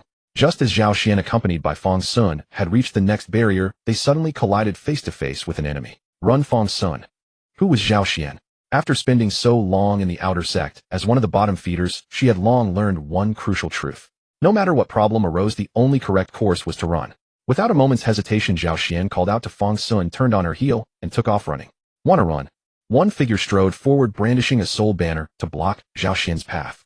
Zhao Xian was taken aback and started to change direction, but before she could turn around, a phantom figure bypassed her entirely and drove a fist into the man's head. This punch directly triggered the defensive mechanism of the jade talisman at the man's waist. A flash of radiance enveloped him, and he was teleported away.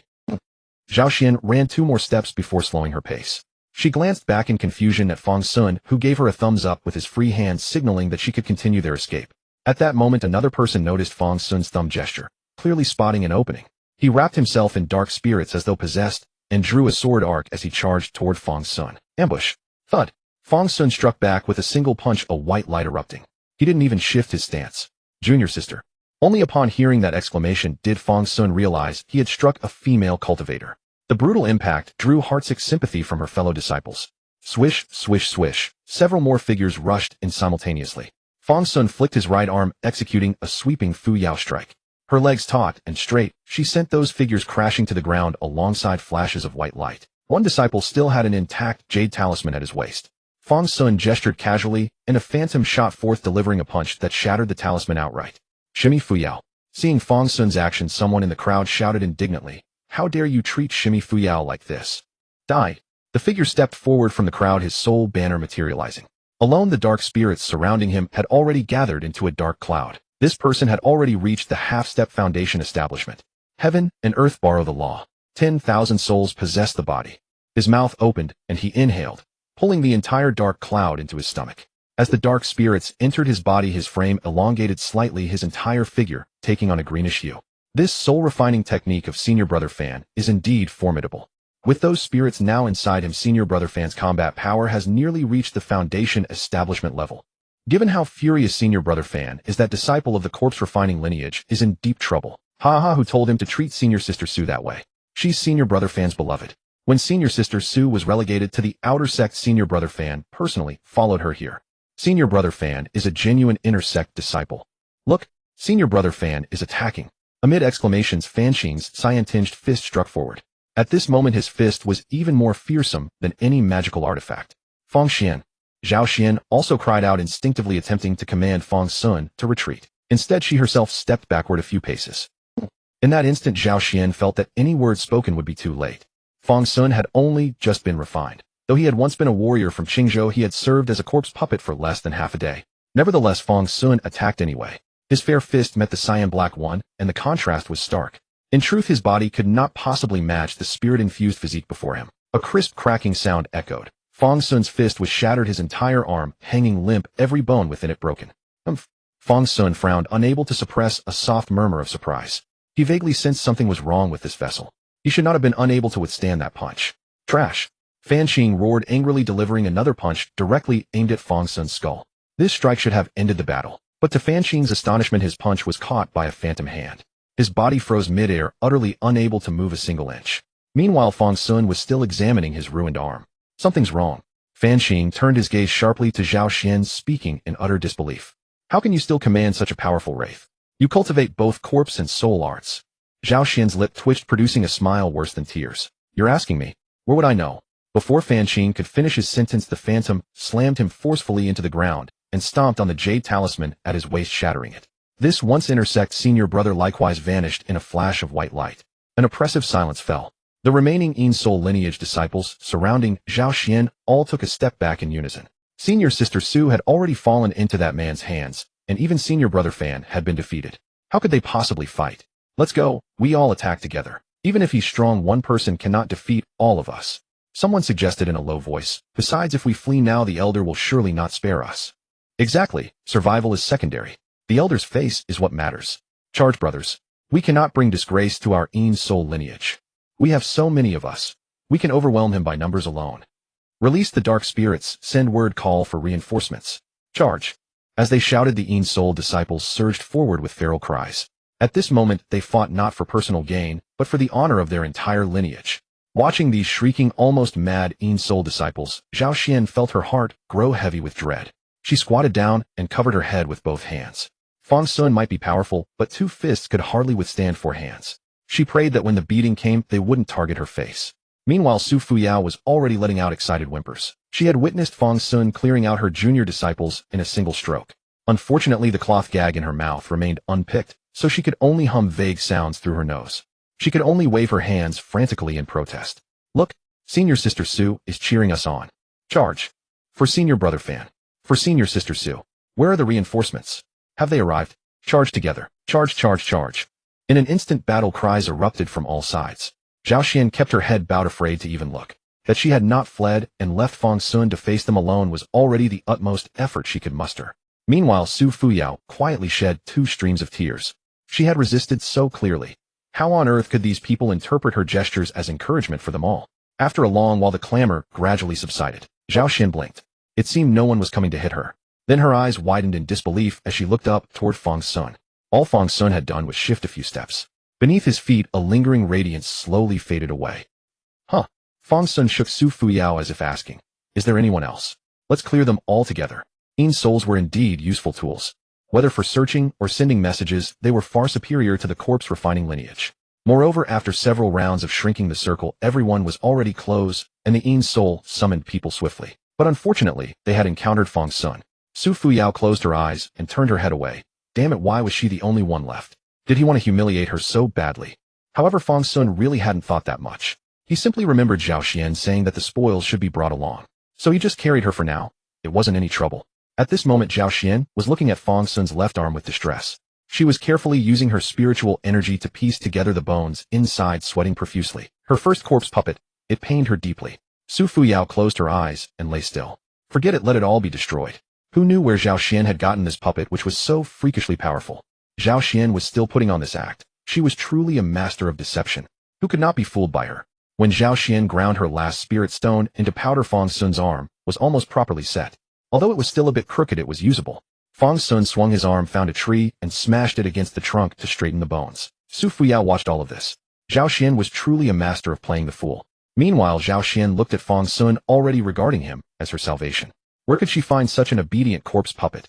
But in Zhao Xian's mind, a long series of scenarios had already played out. Scenes of forcible seizure, bullying Fang Xun, being taken away, and herself left weeping over tens of thousands of spirit stones. Such scenarios had happened before. The last disciple treated this way was now heartbroken. She could only hold those tens of thousands of spirit stones, become a nominal elder in the chore's courtyard, and spend her days teasing handsome male disciples to pass the time. She didn't want to degenerate like that. Fang Xun, when the circle shrinks again, let's find the disciples of the corpse refining lineage. We'll stick together and advance and retreat as one. Zhao Xian had made up her mind. If they could go out with a group, maybe they could fish in troubled waters. She didn't know if it would work, but it was better than going alone. Fang Xun, drop her. Taking her along will be hard to explain later, Zhao Xian said reluctantly, looking at her trophy. Finally having a little sister weaker than herself, but bringing her along would draw too much attention. As soon as Zhao Xian spoke, Su Fuyao was dropped to the ground with a thud. Su Fuyao didn't even react before she hit the ground face first, eating dirt. By the time she scrambled up, Fang Xun and Zhao Xian were already far away. Watching the two walk together, Su Fuyao clenched her silver teeth, hesitated for a long time, and finally trailed behind them. Now she had no idea where else to go but to follow them. Fang Xun caught a glimpse of her and unconsciously thought of a term, Stockholm Syndrome. But the thought vanished, quickly dismissed from his mind. Zhao Xian, on the other hand, didn't notice. She was busily searching for nearby corpse refining disciples ready to form an alliance. But unfortunately, Zhao Xian couldn't find a single corpse refining disciple. Not even until the final circle shrank did she see any. She almost thought she was the only one left of the corpse refining lineage. In the end, the light curtain shrank and the last safe zone turned out to be a medium-sized lake. Zhao Xian walked to the lake shore, wondering if she was truly alone, when suddenly there was movement in the forest. Just as the light curtain shrank to the lake surface, and Zhao Xian hesitated whether to tread water, two figures suddenly burst out of the forest and plunged into the lake with a splash. Zhao Xian's eyes snapped open. What kind of lurker was that? That person was less than 2 zhang away from her, yet she hadn't sensed him at all. But she immediately thought that it must be someone from her corpse refining lineage. Otherwise they wouldn't have jumped into the water instead of ambushing her. As she thought this, splash, splash, 2 more sounds. Others couldn't hold out any longer and jumped into the lake with their corpse puppets. Zhao Xian, were there so many lurkers? And this wasn't the end. The light curtain continued to shrink and the forest area grew smaller. Splash, splash, splash, splash. Like dumplings being dropped into a pot, everyone in the forest was forced out by the light curtain. The light curtain finally stopped, enclosing an area about 10 zhang in diameter, leaving space for the remaining disciples to compete. For a moment, a sea of heads surged on the lake surface. The water splashed without cease. What is this? Zhao Xian was stunned. Who knew that this forest could hold over 200 people? Where had they all been hiding before? Why hadn't she seen a single one? The light curtain pressed closer, and Zhao Xian had no choice but to step into the chilly lake water. But compared to those junior brothers who jumped in, she was much more graceful. Seeing this, Zhao Xian felt oddly reassured. Everyone was still here. That was great. Zhao Xian was utterly inconspicuous. Hooray. Thinking this, Zhao Xian swam over to a few familiar fellow disciples. At that moment, they were discussing curiously. What happened? Where are the Soul disciples? Could they have been eliminated for being too slow? Those people waving their broken banners just don't have the stamina. We can have our corpse puppets carry us. Tisk, maybe they were crushed by Senior Brother and the others. Does this mean we all advanced? Look, Senior Brother Wang and his corpse puppets are all here. Unscathed Senior Brother Wang. It must be Senior Brother Wang who showed his might, haha. I saw those Soul disciples running wildly earlier, and now they're all gone, haha. But what now? Only 10 people can advance. Suddenly, a very real problem confronted everyone. Although the Soul disciples seemed to be gone. After all, the entire area was now lake. The Soul disciples couldn't have been hiding in the water all along, could they? But the spots were limited. Internal conflict was inevitable. For a moment, the looks everyone exchanged changed. This was a chance to enter the inner sect. No one would give it up. Just at this critical moment, a person stood up on his corpse puppet rising above the water. This person was none other than the recognized strongest among the outer sect newcomer, Senior Brother Wang. We are all disciples of the same lineage. Let's not harm our harmony over this. Senior Brother Wang looked around and said, let's decide by cultivation level. The weakest withdraw first, one by one. That way I believe no one will object. If we really fight, the elders won't think well of us afterward. We are fellow disciples. Let's part with dignity. How about it? When Senior Brother Wang finished, the murmurs gradually died down. Those 10 spots had nothing to do with most of them anyway. With Senior Brother Wang's suggestion, they had a graceful way to step back. Haha, since no one objects, I'll start by picking someone at random. Let's begin with you, junior sister. Please step out of the circle.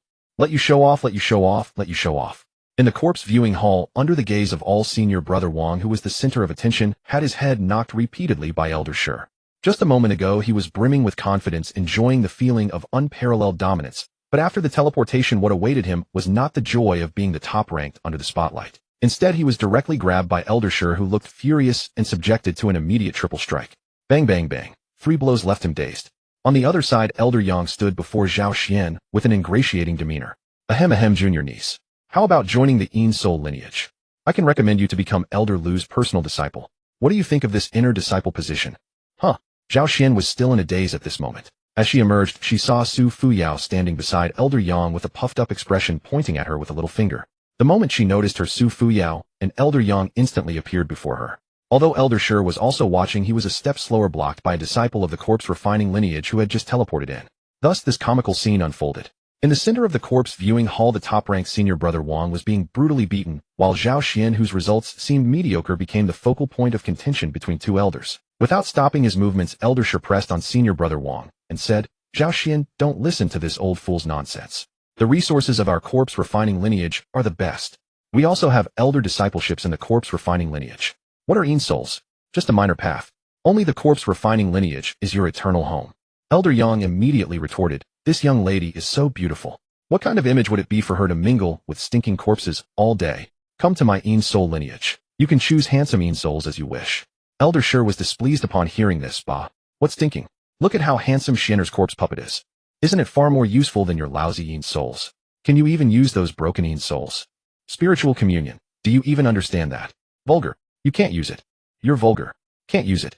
Vulgar." The two elders bickered passionately, but Zhao Xian was not as detached from worldly affairs as the two old men. At this moment, she glanced at Fang Xun, her face turning crimson. What, use it or not? She had no such thoughts at all. Meanwhile, many people were entering from outside the hall. The news that the corpse refining lineage had refined a top-grade corpse puppet had already spread. Unfortunately, both elders were right in front of Zhao Xian, or else they would have tried to get closer. Senior sister Zhao was no longer someone they could aspire to reach. Finally, both elders ran out of spittle from arguing. They turned to Zhao Xian and asked, "How about it?" "This? Zhao Xian hesitated and said, "I'd rather stay." Before she could finish, another person entered from outside. "Soul and corpse dual cultivation. Why not join my sect?" The voice was not loud, yet it silenced almost all the chatter. It seemed that when she appeared, she became the center of this small world. Elders Shi and Yang immediately reacted, and in unison they spoke with utmost reverence. "Greetings, Supreme Elder." The Supreme Elder. Most disciples of the Corpse sect had only heard of such an existence, but she rarely appeared except in times of life or death crisis for the sect. At this moment, although most disciples had not yet seen the Supreme Elder's figure, they did not hesitate to bow deeply and say, "Greetings, Supreme Elder." As everyone paid their respects, she merely raised a hand lazily and said, "Rise." Then as she walked forward, the disciples parted to make way, until she stood before Zhao Xian. "Are you willing to become my disciple?" Xian looked at the girl before her and saw through her background with a single glance. Chi refining layer 1 mediocre talent. Yet on her body there was indeed a corpse puppet imprint linking to the corpse puppet beside her. She was truly curious about how this girl had managed it.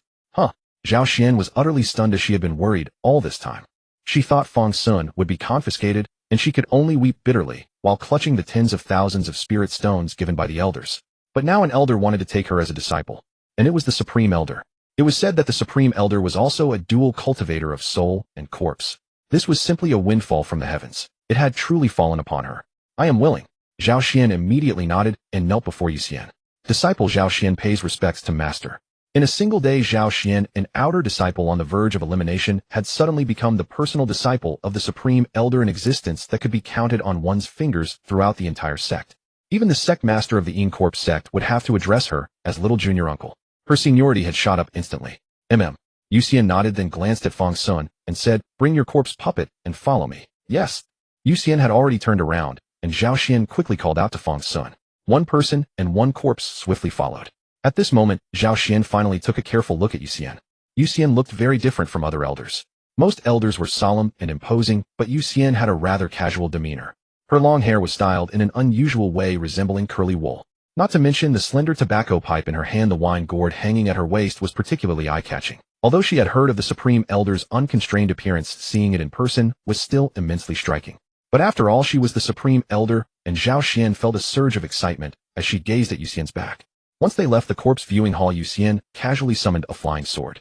With a sweep beneath the feet of Zhao Xian and Fang Xun, she lifted the person and the corpse onto the sword and soared into the sky. When they were a little farther away, Xian asked, "Where did this corpse puppet come from?" Replying to master, it was from the black market at the foot of the mountain. Zhao Xian dared not conceal the truth and spoke directly. "Oh, how many spirit stones?" Xian became more interested upon hearing it was from the black market. 29 silver taels. Zhao Xian said cautiously. "Originally priced at 20 silver, the extra 9 was the fee for picking it myself." 20 taels? 20 taels. Picked it yourself? Picked it myself. You little girl. Xian's face broke into a rare smile. "Although your talent is mediocre, your fortune is indeed not shallow." Zhao Xian opened her mouth, but couldn't find any words. However, Xian didn't wait for her to speak, and continued, "I have already viewed the recording from the Mystic Light Mirror. Your corpse puppet is far from ordinary. Its performance reminds me of the foremost corpse refining sect of the past. Our Corpse sect once aspired to be like that sect, and even many of our techniques were borrowed from them. The Corpse Puppet Sect. As a disciple of the Corpse Sect, Zhao Xian naturally knew of the Corpse Puppet Sect. Yes, your corpse puppet seems to have originated from the Corpse Puppet Sect. Master, I truly refined it myself. Zhao Xian raised her hand. That probably isn't the case. Yu Xian turned back to glance at Fang Xun and said, isn't that right? Zhao Xian can't speak. Yu Qian said suspiciously, that's odd. As Yu Qian pondered, Fang Xun cast a glance at Zhao Xian. Not quite obedient. Let him speak then. I have no designs on your corpse puppet. Back when the Corpse Puppet Sect was still around, I had seen plenty of puppets of this caliber. You've been fortunate, girl, to have stumbled upon relics of the Corpse Puppet Sect. Where is the Corpse Puppet Sect? After Zhao Xian nodded, Fang Xun's first words were to ask about this. Upon hearing those 3 words, Fang Xun felt as though some memory was about to surface, yet it remained just out of reach, elusive and frustrating. He could only recall that it held great significance. Could he be a disciple of the Corpse Puppet Sect? From the expressions of these two, it seemed quite likely. You've forgotten. Yu Qian blinked and replied, though I've remained secluded within the sect, I still keep abreast of worldly affairs. Recently, a secret realm belonging to the Corpse Puppet Sect's northern branch has surfaced. The highest level soul transformation corpse puppet within it was captured by a sword sect elder, and the secret realm itself was completely destroyed. The relics within the secret realm were divided among nearby sects and wandering cultivators. You must be one of those relics then. Do you still remember your name? Fang Xun nodded in response. Huh. Yu Qian let out a laugh upon hearing the name. She then burst into loud laughter as though she'd heard something amusing. Ha ha. What did you say your name is? Fang Xun repeated. Do you know who Fang Xun is? Hey. Yu Qian asked with a smile. It's me. Then it can't be you. It is me. Do you think that's possible, eh? Why not? Look, do you even resemble each other? Yu Qian spoke, then reached into her robes and produced a scroll. Upon it was painted Fang Xun's likeness, rendered with meticulous brushstrokes of remarkable delicacy. Yet clearly the portrait differed vastly from the current Fang Xun. Very similar, Fang Xun remarked upon glancing at the scroll, feeling as though it depicted him exactly. Zhao Xian watched their exchange, feeling utterly excluded. Why did his master seem so indifferent to him, only interested in conversing with his corpse puppet? Seems your impression of Fang Xun runs deep indeed. That information must be genuine then. Yu Qian nodded, acknowledging. At that moment, Zhao Xian finally seized the opportunity to interject with his own question. What news, master? Fang Xun is truly a prodigy among prodigies. With merely a foundation establishment cultivation base, he dared to clash with a nascent soul elder within that secret realm. In the end, to shield his fellow disciples, he recklessly detonated his own cultivation, obliterating that nascent soul entirely. One cannot fathom what empowered him to achieve such a feat. This alone qualifies as a miraculous achievement. If you encountered someone of such caliber, it's understandable that your impression would run deep. Yu Qian remarked, her voice filled with admiration. Speaking of Fang Xun's profound fortune and potential, it's enough to stir envy in anyone. Within the sword sect, he enjoyed the particular favor of the sect master's personal teachings. It is said that Wei Heng, designated as the sole heir apparent to the sect master, has remained constantly at his side to attend to him. As she spoke, a certain ambiguity flickered in Yu Qian's eyes.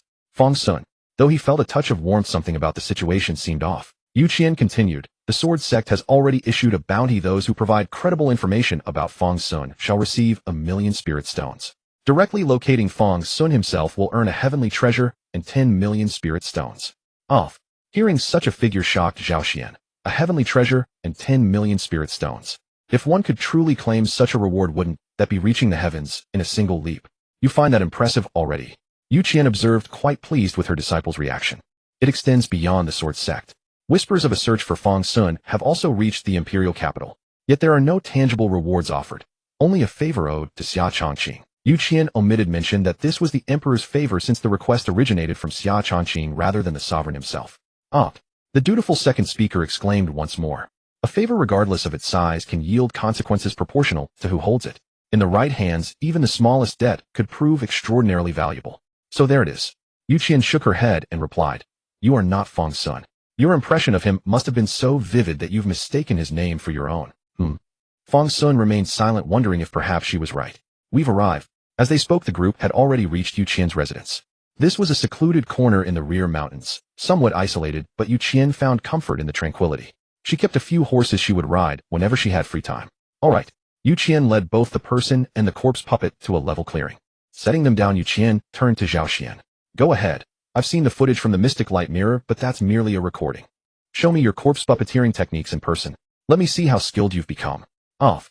Zhao Xian's eyes widened at Yu Qian's words. How could she possibly know anything about controlling corpses? Just try it. Don't be shy. I walked this same path step by step myself. Rest assured, I've traversed every road you've encountered. Yu Qian nodded with a smile. This youth possessed considerable fortune, even with mediocre aptitude, a skilled teacher could shape a worthy disciple. Even a clump of mud, she believed, could be plastered onto a wall with enough guidance. Now let our Fang Xun take a few steps first. Really, master? Zhao Xian bit his lip with worry. Yes, start with something simple, so I can observe more clearly. Then I'll proceed. Indeed, proceed. But in Yu Qian's view, Zhao Xian himself marched through several perfectly executed goose steps. Yu Qian, I didn't ask you to walk. I meant for Fang Xun to move. Never mind, perhaps let Fang Xun jump instead. Yet again, it was Zhao Xian who found himself hopping in Yu Qian's sight. Yu Qian. She finally realized Zhao Xian was indeed channeling his technique to control Fang Xun's movements, but somehow her own body responded to the commands instead. Witnessing Yu Qian's bewildered expression, Zhao Xian approached with a distressed look. Master, have you ever walked this path yourself? Yu Qian. Thus began the joyous journey between master and disciple. Yu Qian tried every method she could think of attempting to plaster this clay onto the wall. Each attempt ended in failure. The sole consolation was that corpse puppets from the Corpse Puppet Sect proved remarkably effective. Regardless of what happened behind closed doors, bringing Fang Xun out in public always earned ample respect. Word even spread that the Corpse Sect had produced another peerless genius. Time slipped away moment by moment. Despite Wei Heng, Gu Hao, and the others exhausting every avenue, no useful intelligence about Fang Xun emerged, until 3 months later when a revelation struck like lightning. Fang Xun had been located once more. Senior brother, this news must be true. Gu Hao slammed the door open and excitedly looked at Wei Heng, who was standing beside Fang Xun's bed. Since entering the palace, Pei Ruanruan had not returned. The only ones left to take care of Fang Xun here were Pei Han, Wei Heng, and Gu Hao. Of course, there were also Chun Chao and the rest of the maids. Lu Li occasionally stopped by to check on Fang Xun, but mostly he was busy traveling about with Jiang Qin, gathering information wherever he could. Over 3 months, Lu Li and Jiang Qin had nearly traversed half of Great Xia. There were many leads, but not a single one proved true. As the months passed, the fervor surrounding the search for Fang Xun gradually subsided. And today Gu Hao had obtained yet another reliable piece of news. The last time something truly turned out to be real was yesterday. Wei Heng turned his head to glance at his junior sister. This girl always preferred action over caution. Over the past several months, she had encountered nearly 100 such messages claiming to be truly true. They were all false, yet Gu Hao would rally herself each time and leap right into the trap again. To pursue these leads, she had nearly exhausted her 100,000 spirit stone savings. But senior brother, this time is different. Gu Hao said earnestly. This one is different from before. In what way? Wei Heng sighed. It was always different each time, yet the outcome never changed. Gu Hao replied. It's just different. Oh, senior brother, please come with me first, okay? All right. Seeing his junior sister's excitement, Wei Heng smiled. Since there's reliable news, let us go take a look. Yage. Gu Hao clenched her fist. Going out to investigate was always better than staying put. How else would they know whether the news was true or false? Chun Chao. Wei Heng called out toward the door. Please come in and keep an eye on your young master. Tell Auntie that Gu Hao and I will be going out and won't be back for dinner. Yes. Chun Chao entered from outside. The maids had been waiting just beyond the door this whole time. They were deeply concerned about their young master. After Chun Chao entered, Wei Heng gave a few brief instructions and left with Gu Hao. Senior brother, I've got this. The moment they stepped outside, Gu Hao summoned Moyu. Ever since Moyu had protected her during the corpse puppet secret realm, their bond had grown ever closer. She could now command Moyu with greater ease, and the spiritual energy consumed was greatly reduced. Her sword riding had reached nearly the level of a golden core cultivator. Her spiritual energy cycled continuously, inexhaustible. Even Wei Heng could not match this. Let's go. Wei Heng stepped onto Moyu. In an instant, a streak of light shot into the sky. Meanwhile, at the Corpse Sect, Zhao Xian, accompanied by Yu Qian, was also going to join the commotion. Master Fang Xun has actually been found. Zhao Xian called out in astonishment. It was quite remarkable. Fang Xun had been discovered not elsewhere, but in Lianyu City near the Corpse Sect. Who knows? Perhaps, Yu Qian replied indifferently. But he doesn't claim to be Fang Xun. He calls himself Seeking Fang. Seeking Fang. Zhao Xian frowned in confusion. Fang Xun is Fang Xun. Oh, what is Seeking Fang? Who knows? Let's go see for ourselves. Between truth and falsehood, there were quite a few imposters claiming to be Fang Xun. Many had taken their rewards and vanished. This one, calling himself Seeking Fang, carried a degree of credibility. Master, do you think it's real or fake? Zhao Xian asked curiously. I don't know. Either way, we can just go along for the entertainment. Yu Qian spoke, pulling Zhao Xian down the mountain. Having a disciple was not without its merits, otherwise she was usually too lazy to leave home. Since Zhao Xian had arrived, although she had caused no shortage of frustration in cultivation matters, she had brought a touch of liveliness to Yu Qian's days. And Yu Qian's own appearances had considerably boosted the Corpse Sect's reputation. After all, a nascent soul elder like her was already a formidable presence simply by being alive. Soon after Yu Qian arrived at Lianyu City with Zhao Xian, the city lived up to its name, though not entirely agreeably.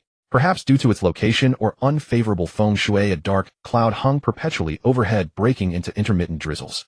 As Yu Qian and Zhao Xian entered Lianyu City, the sky remained as gloomy as ever. Master, where is this seeking Fang?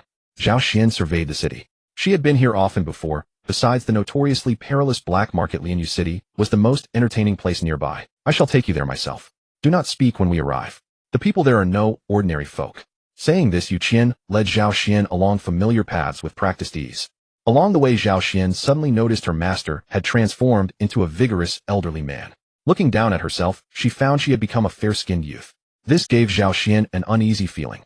Where could her master possibly be taking them if such precautions were necessary? Zhao Xian instinctively glanced at Fang Xun beside her.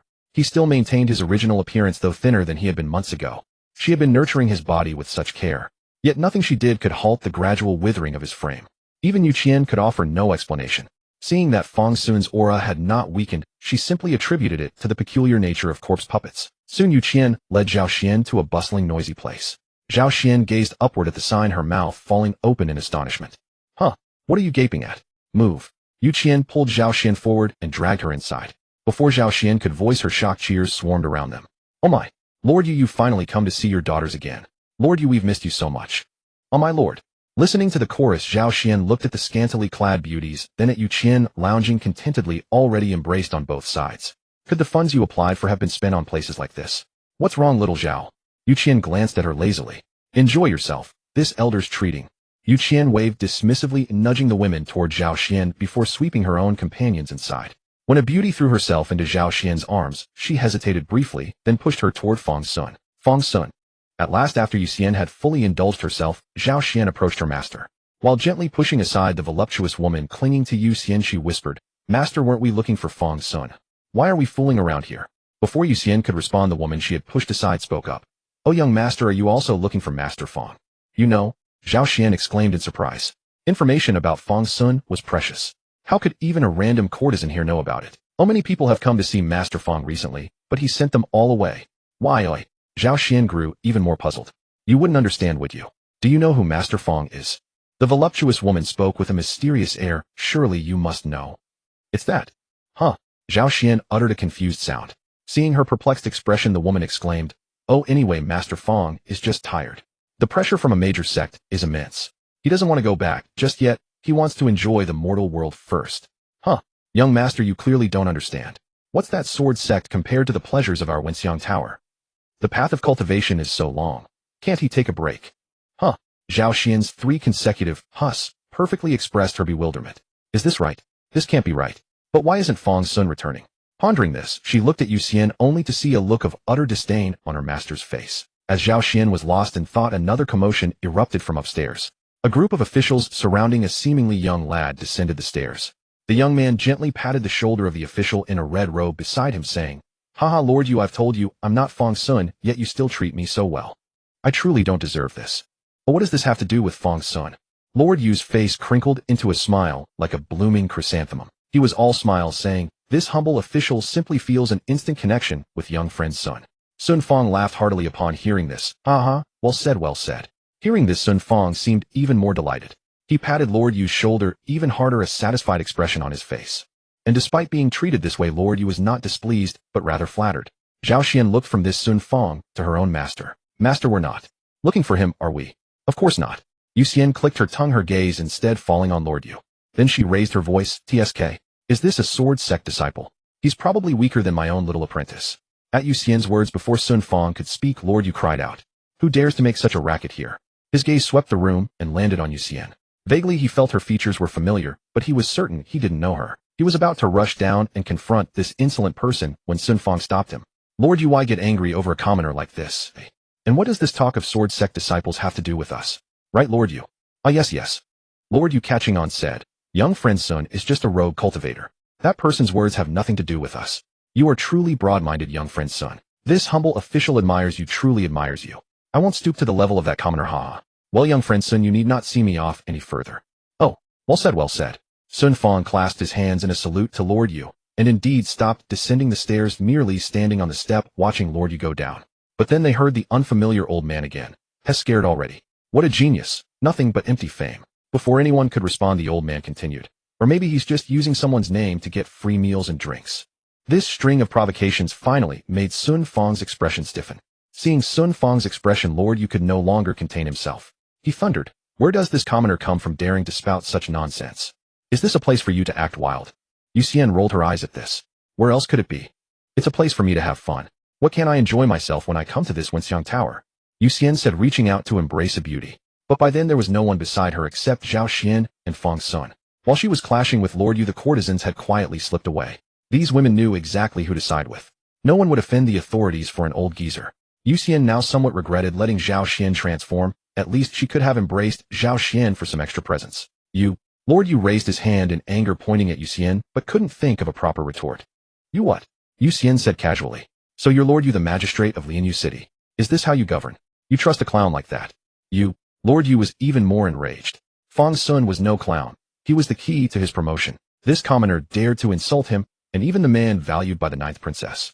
How could he tolerate that? Just as Lord Yu was about to explode, a hand reached out and stopped him again. Don't be hasty, Lord Yu. Once again, Sun Fang intervened. He shook his head and smiled. Why bother with such a commoner? No matter what he says, it won't affect our relationship, will it? Edge. Hearing the words, our relationship, Lord Yu's mind went blank. A wave of pleasure surged from the soles of his feet to the top of his head. What was his relationship with Fang Xun? He didn't know, but since Fang Xun said so, it existed. Instantly, all of Lord Yu's anger vanished. He cast a contemptuous glance at Yu Xian, too lazy to even speak to her. A mere buffoon. How could he understand the magnanimity of young friend Sun and myself? Lord Yu said, first bowing respectfully to Sun Fang, then descended the stairs with a pleased expression. As he descended, he didn't forget to instruct the madam who had arrived at the commotion. Don't let any riffraff into this elegant place, lest they spoil everyone's enjoyment. And just as he passed by Yu Xian, a few spittle-laden melon seed shells were spat onto his face. Fool. Idiot. This exclamation was a direct venting of his feelings. Lord Yu's fury was thoroughly ignited. In his 30-plus years of service in Lianyu City, no one had ever dared to insult him so. Guards, Lord Yu commanded. Suddenly more than a dozen soldiers in plain clothes emerged from within the Wenxiang Pavilion. Though they were clad in civilian attire, their fierce expressions revealed they were no ordinary men. Seize this insolent commoner, he barked. The dozen men immediately surged forward, intending to pin Yu Xian to the ground. At that moment, Yu Xian let out a disdainful click of her tongue. Zhao Xian, don't let them disturb us. Yes. Hearing his master's command, Zhao Xian immediately looked at Fang Xun. Fang Xun understood, and as he saw the men charging, he swung his fist. One punch launched, and 10 men knelt. No one had seen how Fang Xun threw the punch, yet those men had already knelt, collapsing limply to the ground. Murder! Murder! Kill! In an instant, cries of alarm erupted on all sides. The great escorts in the Wenxiang Pavilion, who had been watching the spectacle, now dared not continue their idle curiosity. They immediately surged toward the entrance of the Wenxiang Pavilion. A vast surging crowd took a while to squeeze out. Not only the great escorts, but the girls of the Wenxiang Pavilion also fled into their rooms, with only the boldest peeking out from their windows. At this moment, aside from Lord Yu Xian and their retainers, the main hall was completely empty. You dare attack soldiers of the Great Xia? You've gone too far.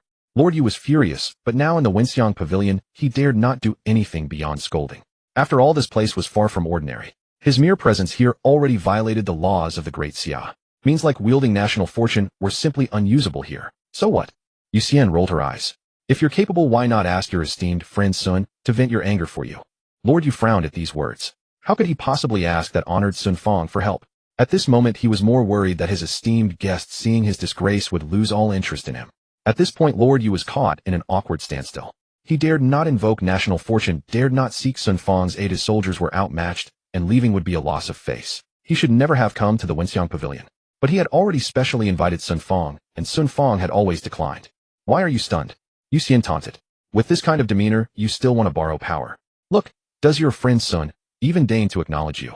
Yu Xian's words struck a chord in Lord Yu's heart. Indeed, he had been the one fawning over Sun Fang, yet Sun Fang had never shown any sign of reciprocation. He had always assumed it was a tacit understanding. But at this very moment, when he was in such a predicament, Sun Fang still made no move. Had the relationship he thought he had built actually been forged? With this thought, Lord Yu cast a sidelong glance at Sun Fang, who still stood on the staircase. At this moment, Sun Fang remained motionless. Lord Yu's heart sank halfway. Had he been directly abandoned by this immortal? While Lord Yu was pondering, Yu Xian spoke again. But this time she addressed Sun Fang. Oh my, are you just going to watch like this? Elder, what do you mean? I don't understand, Sun Fang replied with a slight frown, yet still forcing a smile. Our local magistrate is being led around by the nose, and you have nothing to say. Elder, you are mistaken. I have never deceived Lord Yu, Sun Fang said, smiling again, his expression infinitely gentle. Seeing that smile, a chill ran through Lord Yu's heart. Sun Fang was right. He had never lied to him, it was merely his own wishful thinking. But Yu Xian paid no heed. She clapped her hands and said, I've heard that an immortal from the Sword Sect has arrived in Lianyu City. The very same Fang Xun who perished along with a nascent soul cultivator in the corpse puppet secret realm. Even our local magistrate holds him in high esteem. Now that I see you today. At this, Yu Xian snorted, Heh. If you were that Fang Xun, then the puppet refined by my little disciple would be more like Fang Xun than you are. Perhaps the corpse puppet of my little disciple holds a fragment of Fang Xun's lost soul. Oh, Sun Fang replied with a light laugh. I said I am not Fang Xun. If you seek Fang Xun, you may leave now. That won't do. Besides seeking pleasure, I have one more thing to do today. Elder, please speak, Sun Fang said respectfully. Beat you up. Yu Xian narrowed her eyes. At this moment, you'd better be Fang Xun. Zhao Xian, go. With that, Yu Xian shoved Zhao Xian forward. Seeing Zhao Xian pushed out, Fang Xun quickly moved to her side. Zhao Xian looked at Sun Fang, then at her master. Don't stare, hit him. What if he really is him, master? Zhao Xian hesitated. Even if your Fang Xun is him, he cannot be, Yu Xian said directly. But he looks exactly like the portrait master. Zhao Xian even pulled out a painting. Sun Fang, standing on the steps, indeed bore an identical likeness to the Fang Xun in the portrait. Never mind that.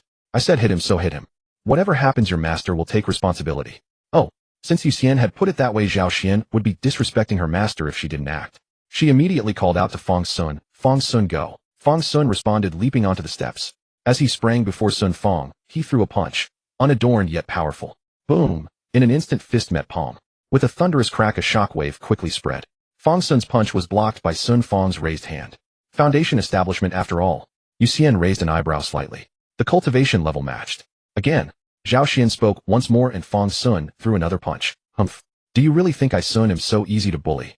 Seeing Fang Xun coming with another punch, Sun Fang raised his hand and summoned a magical sword. With a single sweep, the blade was already at Fang Xun's throat. But when he tried to press further, the sword could not descend any lower. A somewhat ethereal hand reached out from Fang Xun's body and grasped the blade. A possessed soul attached to you. Sun Fang frowned. A corpse puppet and a possessed soul. Are you people from the nearby Cultivation sect? Scared, aren't you? Zhao Xian immediately put her hands on her hips. Scared? Then surrender quickly. Heh. At the mention of the Cultivation sect, Sun Fang snorted again. I Sun am a man of upright spirit. I fear nothing from crooked paths like yours. Once I return to my sect, I will surely report your oppression and lawlessness. It's not too late to turn back now. Zhao Xian blinked at these words. This man truly seemed righteous. She looked at Yu Xian, her eyes conveying only one thought. It seems we've kicked a real one. What now? Just then a delighted voice rang out from the entrance of the Wenxiang Pavilion. Fang Xun, you're here. This clear, lively female voice drew everyone's gaze. Immediately they saw a young girl rush in from outside, brimming with excitement. Behind her, a man with a stern countenance walked in slowly. Unlike the girl's exuberant attitude, the man's demeanor was exceedingly cold. The moment he entered, he saw the two people struggling on the steps, and fixed his gaze on Sun Fang's face.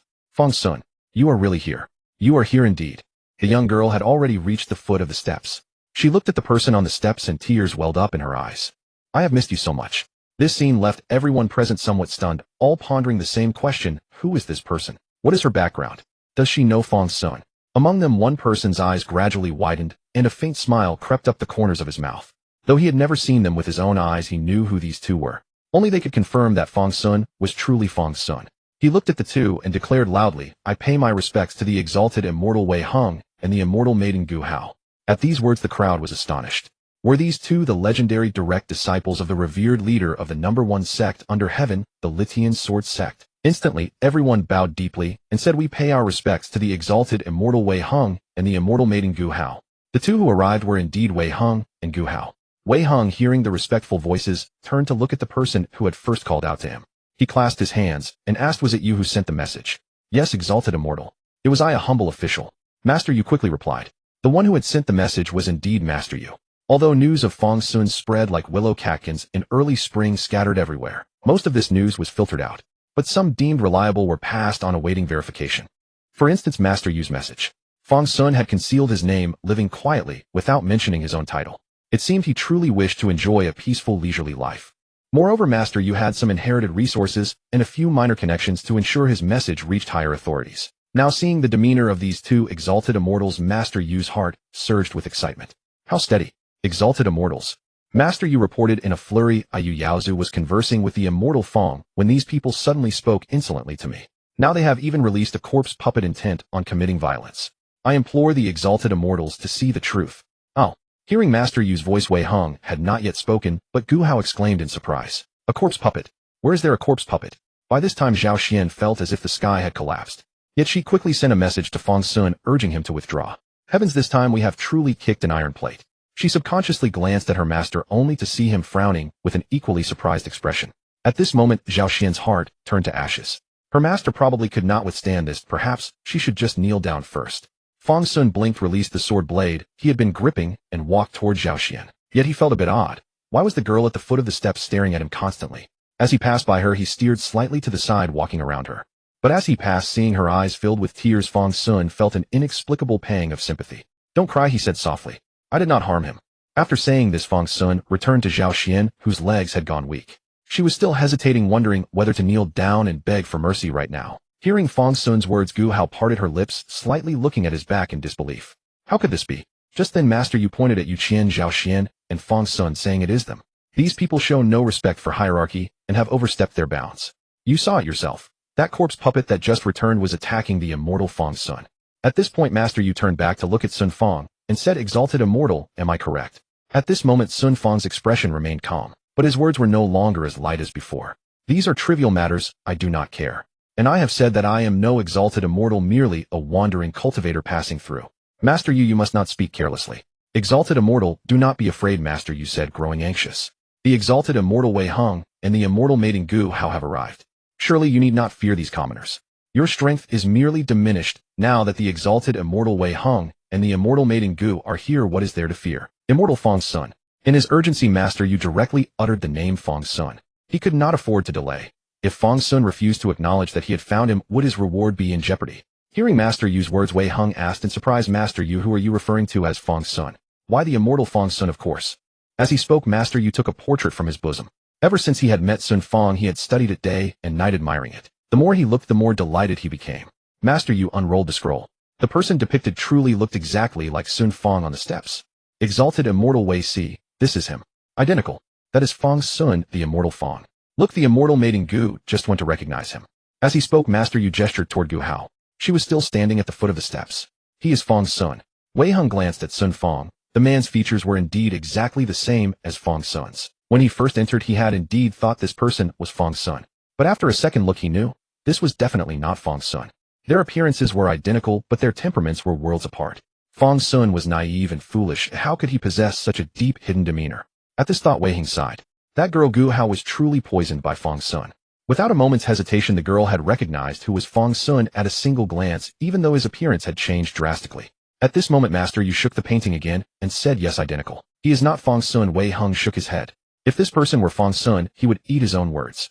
At these words, Master Yu took 2 steps back. He frowned and asked, are you truly the exalted immortal Wei Hung? Wei Hung. While Wei Hung and Master Yu were chatting idly, the tears finally fell from Gu Hao's eyes. She walked to Fang Xun's side, and under Zhao Xian's astonished gaze, said with a sob, do you not remember me anymore? Zhao Xian stood there utterly bewildered. She was still struggling to comprehend her present circumstances. The figure beside her was indeed the corpse puppet she had crafted from the remains she had picked up. Correct. She had personally retrieved those remains. There was no doubt about that. Yet why did this breathtakingly beautiful young immortal lady seem to recognize him? And wasn't this immortal lady here to find Fang Xun? Here to find Fang Xun. Here to find Fang Xun. Here to find Fang Xun. These words echoed relentlessly within Zhao Xian's mind, stirring an inexplicable sense of foreboding. She therefore spoke, immortal lady, you must have mistaken him. He is merely my corpse puppet. He is Fang Xun. Gu Hao reached out, attempting to grasp Fang Xun. But her outstretched hand was halted by Zhao Xian. He is my corpse puppet, Zhao Xian said firmly. If he truly were Fang Xun, how would such a prodigy ever resign himself to becoming a puppet controlled by another? At this, Wei Hung, who had been listening, could not help but remark, this kid enjoys playing dog so enthusiastically. What's wrong with being a corpse puppet? Zhao Xian. Whether he is Fang Xun or not can be verified by a test. Wei Hung wasted no more words. With a mere gesture, 12 spiritual treasure swords materialized around him in formation. A trace of golden core, true man's aura, radiated outward. Following their previous encounter, Wei Hung had finally touched the threshold of the golden core stage and obtained that connection. He had merely been tending to Fang Xun's remains, which is why he had not yet broken through to condense that flawless golden core. This aura caused Yu Qian to sit upright immediately. Everything else could be feigned, but the scent of a genius cannot be faked. Could these truly be the two disciples from the Sword Sect? Moments later, Wei Hung raised a single finger and flicked it. One spiritual treasure, sword, shot forth through the air. This strike from a cultivation establishment peak cultivator stirred winds and clouds, generating a fierce gale within the hall that sent everyone's garments fluttering into disarray. Junior sister, do not help him. Wei Hung rebuked, adding even more spiritual power to his attack. Having cared for this brat for so long, he harbored a certain resentment toward him. Regardless of whether the boy was pretending to be foolish or truly was, he would not escape this beating. In the next instant, Fang Xun pulled both Gu Hao and Zhao Xian behind him, who had attempted to shield him. As he moved, a phantom image manifested upon his body. That sword strike was directly grasped by the phantom. The overwhelmingly majestic sword was halted between just 2 fingers of the apparition. That nascent soul's soul spirit has indeed granted you considerable benefits. Wei Hung scoffed, abandoning further probing. The remaining 11 flying swords shot forth in unison, all targeting Fang Xun. Meanwhile, he raised his hand once more, summoning another sword. A wisp of golden core energy condensed within his grasp. A spiritual energy law sword appeared in his hand. He swung and struck. Upon witnessing this, Fang Xun clenched his fist. By his side, the complete phantom was finally forced into manifestation. Under the overwhelming pressure of the 12 spiritual treasure swords, that phantom grew increasingly solid and towering. At last, a complete ink-black figure appeared before everyone's eyes. The figure stood 9 zhang tall, hunching over to avoid piercing through the roof of Wenxiang Tower. Beholding this ink-black form, Wei Hang's eyes blazed with excitement. He had known Fang Xun could not have perished at the hands of a nascent soul. Judging by the intensity of this avatar, Fang Xun's tempering of his soul spirit had reached levels Wei Hung himself found unimaginable. Wei Hung laughed heartily upon seeing this. Ha ha. Not bad. Truly impressive. Fang Xun, it is indeed you. This strike held back nothing. Boom. Flash. Their battle inevitably devastated the entire Wenxiang Tower. Of course, Wei Hang's reckless conduct was partly due to the presence of a legitimate nascent soul true man among them. Moreover, this nascent soul cultivator appeared to be a righteous cultivator. Yu Qian intervened, shielding all the patrons of Wenxiang Tower. She led them all outside the tower. Upon the ruins of Wenxiang Tower, the battleground between Wei Hung and Fang Xun had already ascended into the heavens. Their clash was so fierce that it dispersed the perennial gloomy clouds hanging over Lianyu City. Waves of spiritual energy ripples stirred the entire city, drawing every resident's gaze upward to witness the combat. A seemingly frail young cultivator was contending against a monstrous ghost towering over 10 zhang tall. Senior martial brother, my corpse puppet may be destroyed. Zhao Xian gazed skyward, her heart heavy with despair. At this moment, she fully understood. She had truly been extraordinarily fortunate to have picked up Fang Xun, whose name had caused such a stir. Indeed, Yu Qian nodded. However, that spiritual treasure, the 10 million spirit stones, and Xia Chongqing's promise served as excellent compensation. Zhao Xian. The battle continued for over an hour. It unfolded like a spectacular performance, thoroughly entertaining the onlookers. Only Master Yu appeared as though all his vitality had been drained. He glanced at Sun Fang, who watched the spectacle alongside them. Sun Fang truly was merely Sun Fang, not Fang Xun. Oh. Sun Fang noticed Master Yu looking at him and raised his hands in greeting. Master Yu, with my residence destroyed, I have lost my enthusiasm for leisure. Farewell, Master Yu. After speaking, Sun Fang turned and departed. As if the events occurring here were merely a trivial episode to him, he showed no concern. Master Yu wished to stop him, but ultimately refrained. His own assumptions were his own making. Who could blame others? Finally, a figure descended with a howling rush, crashing into the ground and smashing a massive crater into the bluestone pavement. Moments later, Wei Hung slowly descended from the sky. However, his expression was far from relaxed. Fang Xun, did senior brother hurt you too badly? Gu Hao hurried to the crater and saw the tattered remains of Fang Xun. Do not worry. He resides within this corpse puppet now. His physical body cannot feel pain. Upon hearing this, Wei Hung stretched his limbs. Satisfying.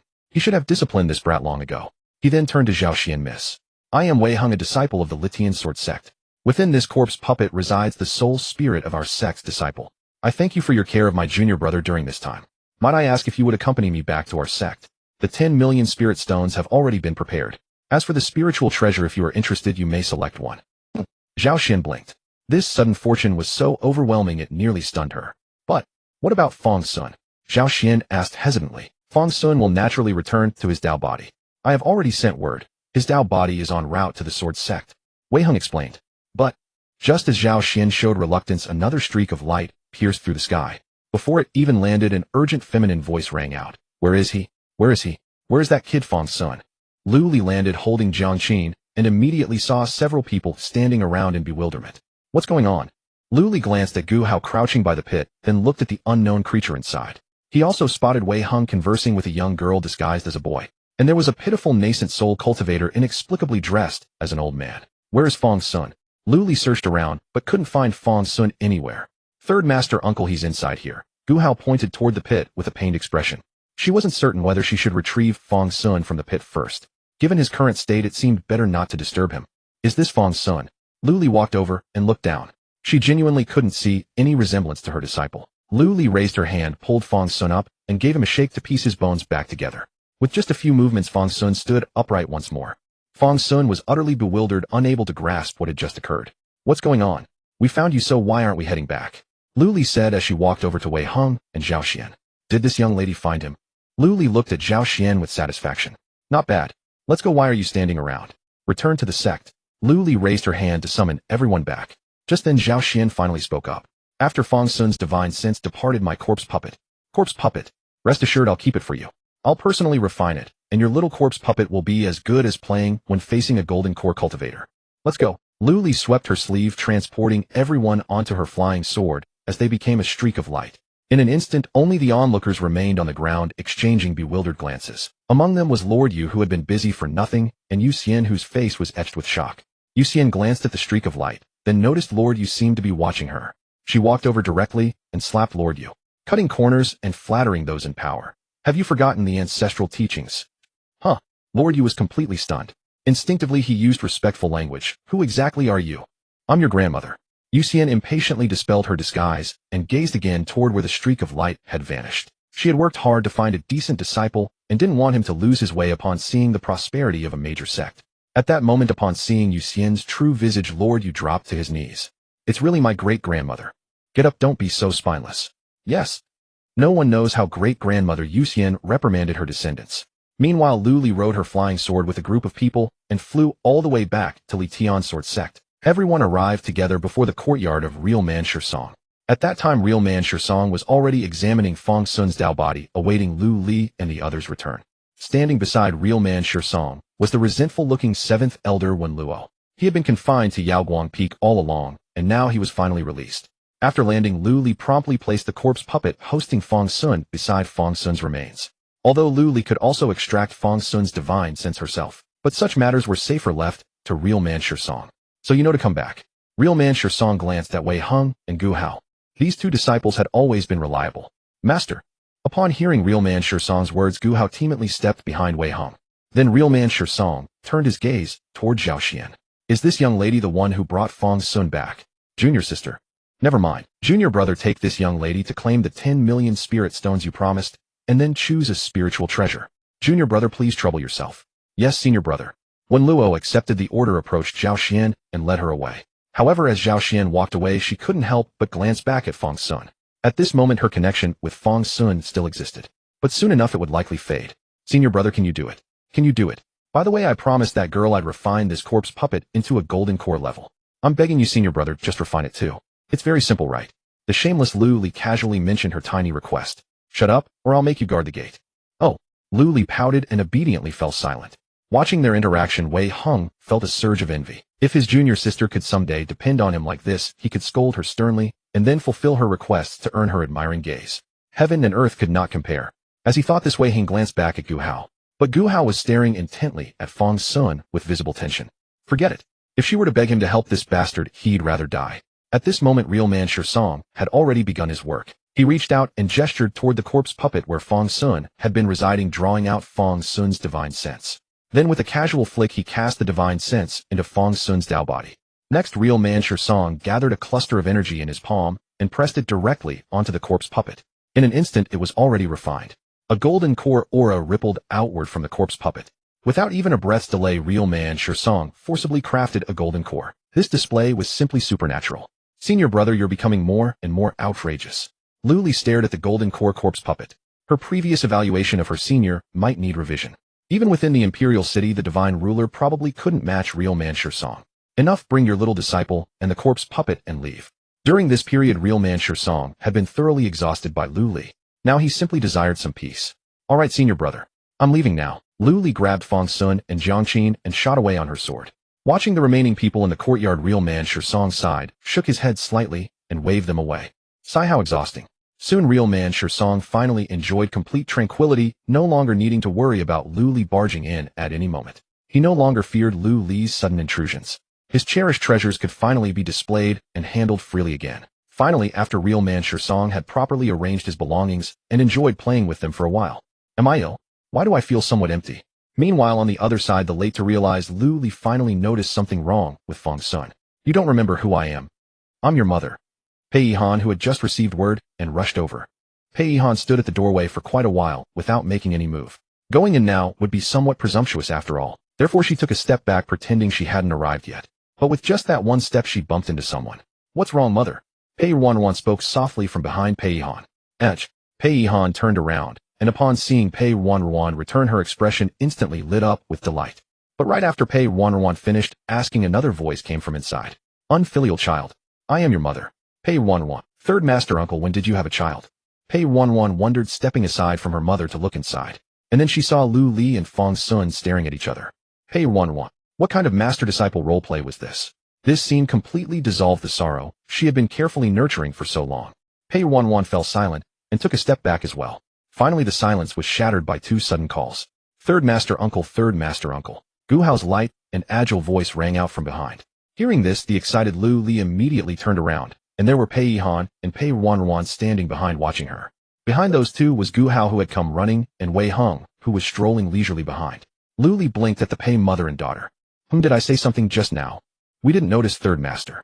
Both mother and daughter spoke in unison, their hearts perfectly aligned at that moment. Hearing this, Lu Li was greatly pleased. Ahem, good. Come in quickly. Fang Xun seems to have some issue with his mind, come take a look. Hearing this, the two felt even more concerned and quickly stepped inside. By then Gu Hao and Wei Heng also caught up, greeted Lu Li, and together they came to Fang Xun's bedside. Fang Xun immediately spotted Pei Han and Pei Ruanruan. Pei Ruanruan. Mother. Though his memory was still hazy, he remembered both of them. He remembered when Pei Han had hung him up and beaten him, and also when he and Pei Ruanruan had been hung up together and beaten. Back then he and Pei Ruanruan had screamed miserably. Fang Xun, it's such a relief to see you're okay. Seeing Fang Xun in this state, Pei Ruanruan immediately threw herself onto him, wrapping her arms around him tightly. She rubbed Fang Xun's body forcefully, as if only then could she confirm that Fang Xun was truly by her side. Pei Han watched this scene, her foot slightly raised then slowly lowered again. She turned to look at Lu Li and said, Third master, Aunt, you just mentioned Fang Xun had some problem. What kind of problem? It's not a major problem. Lu Li scratched her head and said, he seems to have lost some memories. Uh-huh. Gu Hao responded upon hearing this. Fang Xun seems unable to remember us. Yes. Wei Heng agreed as well. Mother, sister. Fang Xun gently patted Pei Ruanruan's back, then added, I remember everything now. Really? Gu Hao was overjoyed at this and asked excitedly, Who am I? Who am I? Hearing Fang Xun's words, Gu Hao quickly leaned over. Fang Xun looked at Gu Hao's face and a series of images flashed through his mind. These scenes were beautiful. You're a rabbit girl, where are your ears? Fang Xun looked at Gu Hao again, but found that Gu Hao had neither red eyes nor those pure white rabbit ears. Where did you remember that from? Wei Heng leaned over and couldn't help but tease. His junior sister only transformed into a rabbit girl once, and this kid had already fixed his sights on her. Although that form of his junior sister was indeed very cute, wasn't she cute normally too? You're Taigu. Fang Xun looked at Wei Heng seriously. Wei Heng, couldn't you remember something more human about me? Where is Zhao Xian? Where did she go? After saying this, Fang Xun looked back again, but didn't see Zhao Xian's figure. In fact, he could no longer sense his connection with Zhao Xian. That girl. Wei Heng thought for a moment, and said, Seventh Master Uncle has already helped her select a protective spiritual treasure that suits her well, and took her back to Immersed sect. You don't need to worry about her, she's fine. Can I see her? Fang Xun still remembered that at first Zhao Xian had told him many times about such things. She had said, Fang Xun, if one day you can't see me anymore, don't be afraid. You've just gone to a better place. I'll also live better, rest assured. If I sold you, I'd have lots of money. I'll live super well. Fang Xun had always thought this was just Zhao Xian's fantasy, because during the time that followed at Immersed sect, nothing like this had ever happened. Later, Zhao Xian never mentioned it again. Unexpectedly, not too much time had passed before this prophecy came true. Who was Zhao Xian? Pei Han asked in confusion. She didn't know about Zhao Xian's existence yet. She's the owner of the corpse puppet that Fang Xun inhabited. Wei Heng explained, now that corpse puppet has been refined by our master, and was also given to Zhao Xian to take back. Will she be sad? Fang Xun looked at Wei Heng and asked, that girl lacks a sense of security, did she cry? Probably not. Wei Heng was somewhat uncertain. But that girl now possessed a great deal. A golden core corpse puppet far stronger than before, a protective spiritual treasure she might never have been able to touch in this lifetime, and tens of millions of spirit stones, an astronomical figure for a chi condensation cultivator. She should be happy, right? Did she sell me? Fang Xun looked into Wei Heng's eyes and asked. No. Wei Heng shook his head and said, she just brought you back. I see. Then, Fang Xun was conversing with Wei Heng, learning about everything around him from Wei Heng's words. But Lu Li was murmuring to herself in her heart. This disciple of hers, although she had been brought back, that was correct. But why did she feel he wasn't really her disciple anymore? When could that brat ever be this proper? The previous Fang Xun was just a ruffian. His current demeanor actually resembled a gentleman. Could her sect produce a gentleman? That wasn't very good. So she quietly approached Pei Han and pulled her outside the room. Fang Xun wasn't like this before, right? Lu Li gestured and said, not this polite. Third Master Aunt, what are you talking about? Pei Han asked in surprise upon hearing this. Hasn't Sunner always been so well-mannered and reasonable? Lu Li, your Sunner, and the sooner you understand, might have quite a large deviation. Meanwhile, on the other side, Zhao Xian returned to Inshur sect with a brand new golden core corpse puppet. When Luo handed Zhao Xian over to Yu Qian's legs nearly went weak. A He Daozhenren personally sent her disciple back. I thank you on behalf of the sword sect. When Luo smiled, set down, Zhao Xian bowed to Yu Qian and then mounted her flying sword and turned to leave. At this moment, Yu Qian swallowed hard and looked at her own disciple. Well, did the sword sect really give spirit stones and spiritual treasures? Yes. Zhao Xian responded, then released the corpse puppet again. The sect master of the sword sect also refined it for me. It's now at the golden core stage. Good heavens. Yu Qian looked at this corpse puppet, her eyes lighting up. This time Inshur sect had made a huge profit. Just as Yu Qian wanted to ask for more details, she saw tears sliding down Zhao Xian's cheeks. I didn't get to say goodbye. Senior brother, you don't remember me at all. Jiangqin and Yu Jun had arrived a bit too late. By the time the little girl reached them, everyone had largely accepted the reality of Fang Xun's amnesia. Moreover, it seemed Fang Xun's condition went beyond mere memory loss, as if one of his 3 souls and 7 spirits had been torn away. He had not only grown noticeably duller, but had also become unusually formal in his manners. Though the old Fang Xun also knew propriety, he had never been so affected among his own kin. But now, I apologize, miss. I have no memory of you. Fang Xun gazed at the tiny figure before him. Though he felt a vague sense of familiarity, that feeling was indistinct and fleeting. Until Yu Jun emerged from within the girl's body. Even that faint sense of familiarity vanished entirely. Amnesia. Yu Jun stepped out from Jiangqin's body. With Lu Li's silent permission and Fang Xun's acquiescence, she extended her hand toward his forehead. Oh. Upon touching him, Yu Jun let out an audible gasp. Has this boy's divine sense grown so formidable? After careful examination, Yu Jun already had a few thoughts forming. Senior, what do you see? Lu Li asked anxiously. When it came to understanding the divine sense, no one was more experienced than this lingering remnant of Yu Jun's soul. Nothing grave. He simply consumed too much and overwhelmed his own mind. Given time, he should recover. Yu Jun withdrew her hand. She had little other remedy for such matters. If only Fang Xun's swallowed nascent soul divine sense could be separated out, the cure would be immediate. Yet even real person Song would not dare meddle with another's cultivation on the spiritual plane. Then we simply wait. Looking at Fang Xun as he sat there, each person present harbored different thoughts. If his amnesia were only temporary, then perhaps this was not entirely unfavorable. Others may have known nothing, but Gu Hao's little mind was already brimming with untold schemes. To her, this was nothing short of a magnificent opportunity. Without memories, her elder sister and mother would be nothing but hollow symbols. After all affection requires remembrance to sustain it. Strip away the memories, and there can be no bond of sentiment. Fang Xun had lost his recollection. Apart from herself, who else cherished him as she did? That mere Pei Ruanruan. Her identity as elder sister already formed an insurmountable chasm, and now presented the perfect moment. Gu Hao's eyes sparkled with mischief. Pei Ruanruan meanwhile harbored nearly identical thoughts. However, her reasoning differed somewhat. Her dear younger brother only remembered her, and their mother her brother he. Pei Ruanruan had already planned what she would do tonight. Upon learning that Fang Xun required time to recover, most chose to withdraw and give him space to rest. Only Jiangqin, deeply worried that her beloved big dog had forgotten her, continued chattering beside him. Eventually, even Jiangqin was dragged away by Lu Li. All that remained before Fang Xun was a pair of resentful eyes. Jiangqin would return. Once everyone had departed, the room fell silent, with only Fang Xun remaining. He sat quietly upon the bed as though he had always sat vigil beside Zhao Xian's bedside. He could sense the genuine care from Wei Heng and the others, knowing they must be among his closest companions. Yet none of it stirred any emotion within him. They were but familiar strangers. After sitting for a while, a small head poked through the doorway. Big dog, big dog. Seeing that Fang Xun's room was unoccupied, Jiangqin leaped inside with a great bound. In her hand, she clutching a silk ribbon. It was with this very ribbon that she had once bound Big Dog to her side. Big Dog, you really don't remember me. Jiangqin approached with exaggerated caution, her small hands clasped behind her back, the ribbon quivering with anticipation. I don't. Fang Xun shook his head upon seeing this. Then you must remember this. Before he could react, Jiang Qin swiftly looped the ribbon around his neck in one smooth motion. Haha, I am Jiang Qin, and you will remember that. I am your most glorious master. Saying this, she tied a knot upon his neck. The slender ribbon fluttered about Fang Xun's neck, as though proclaiming Jiang Qin's sovereignty. At that moment a voice suddenly came from outside the door. Jiang Qin, where has that girl gone?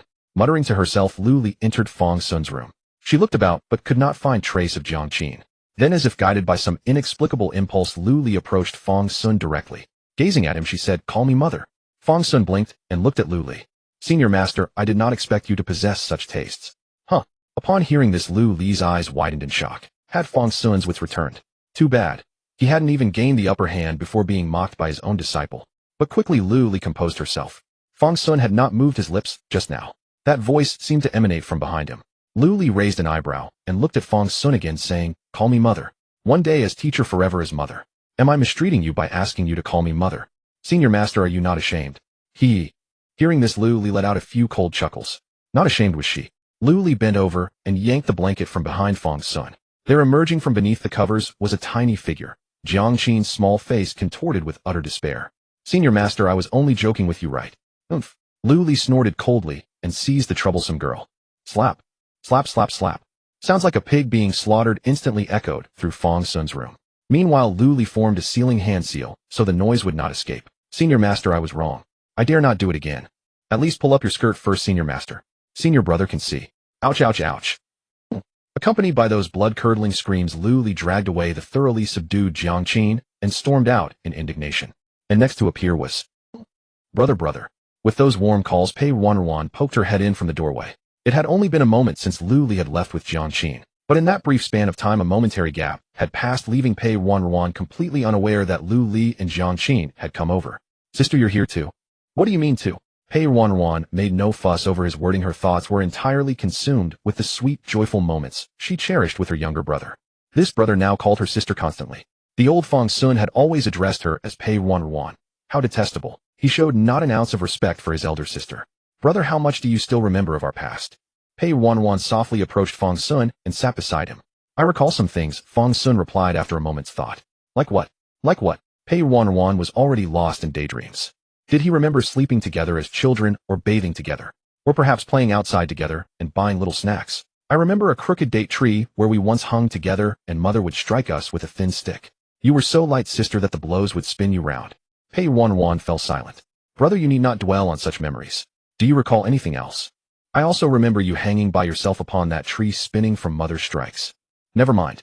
Let me tell you what really happened." Pei Ruanruan spoke solemnly. But barely had she begun when her cheeks flushed crimson. "It's just, The moment she thought about what she intended to say, Pei Ruanruan found herself tongue-tied with shame.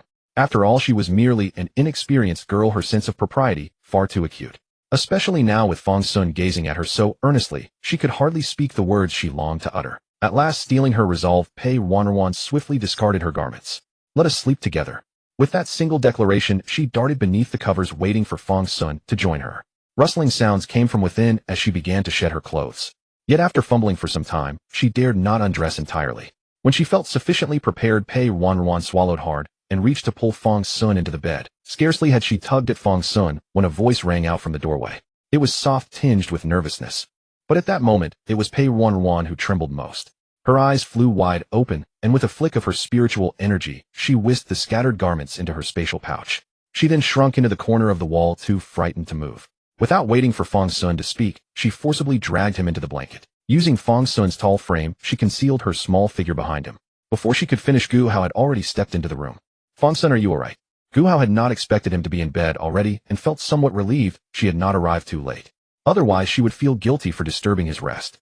"Hurry and say you're fine," Pei Ruanruan whispered from behind Fang Xun upon hearing that voice.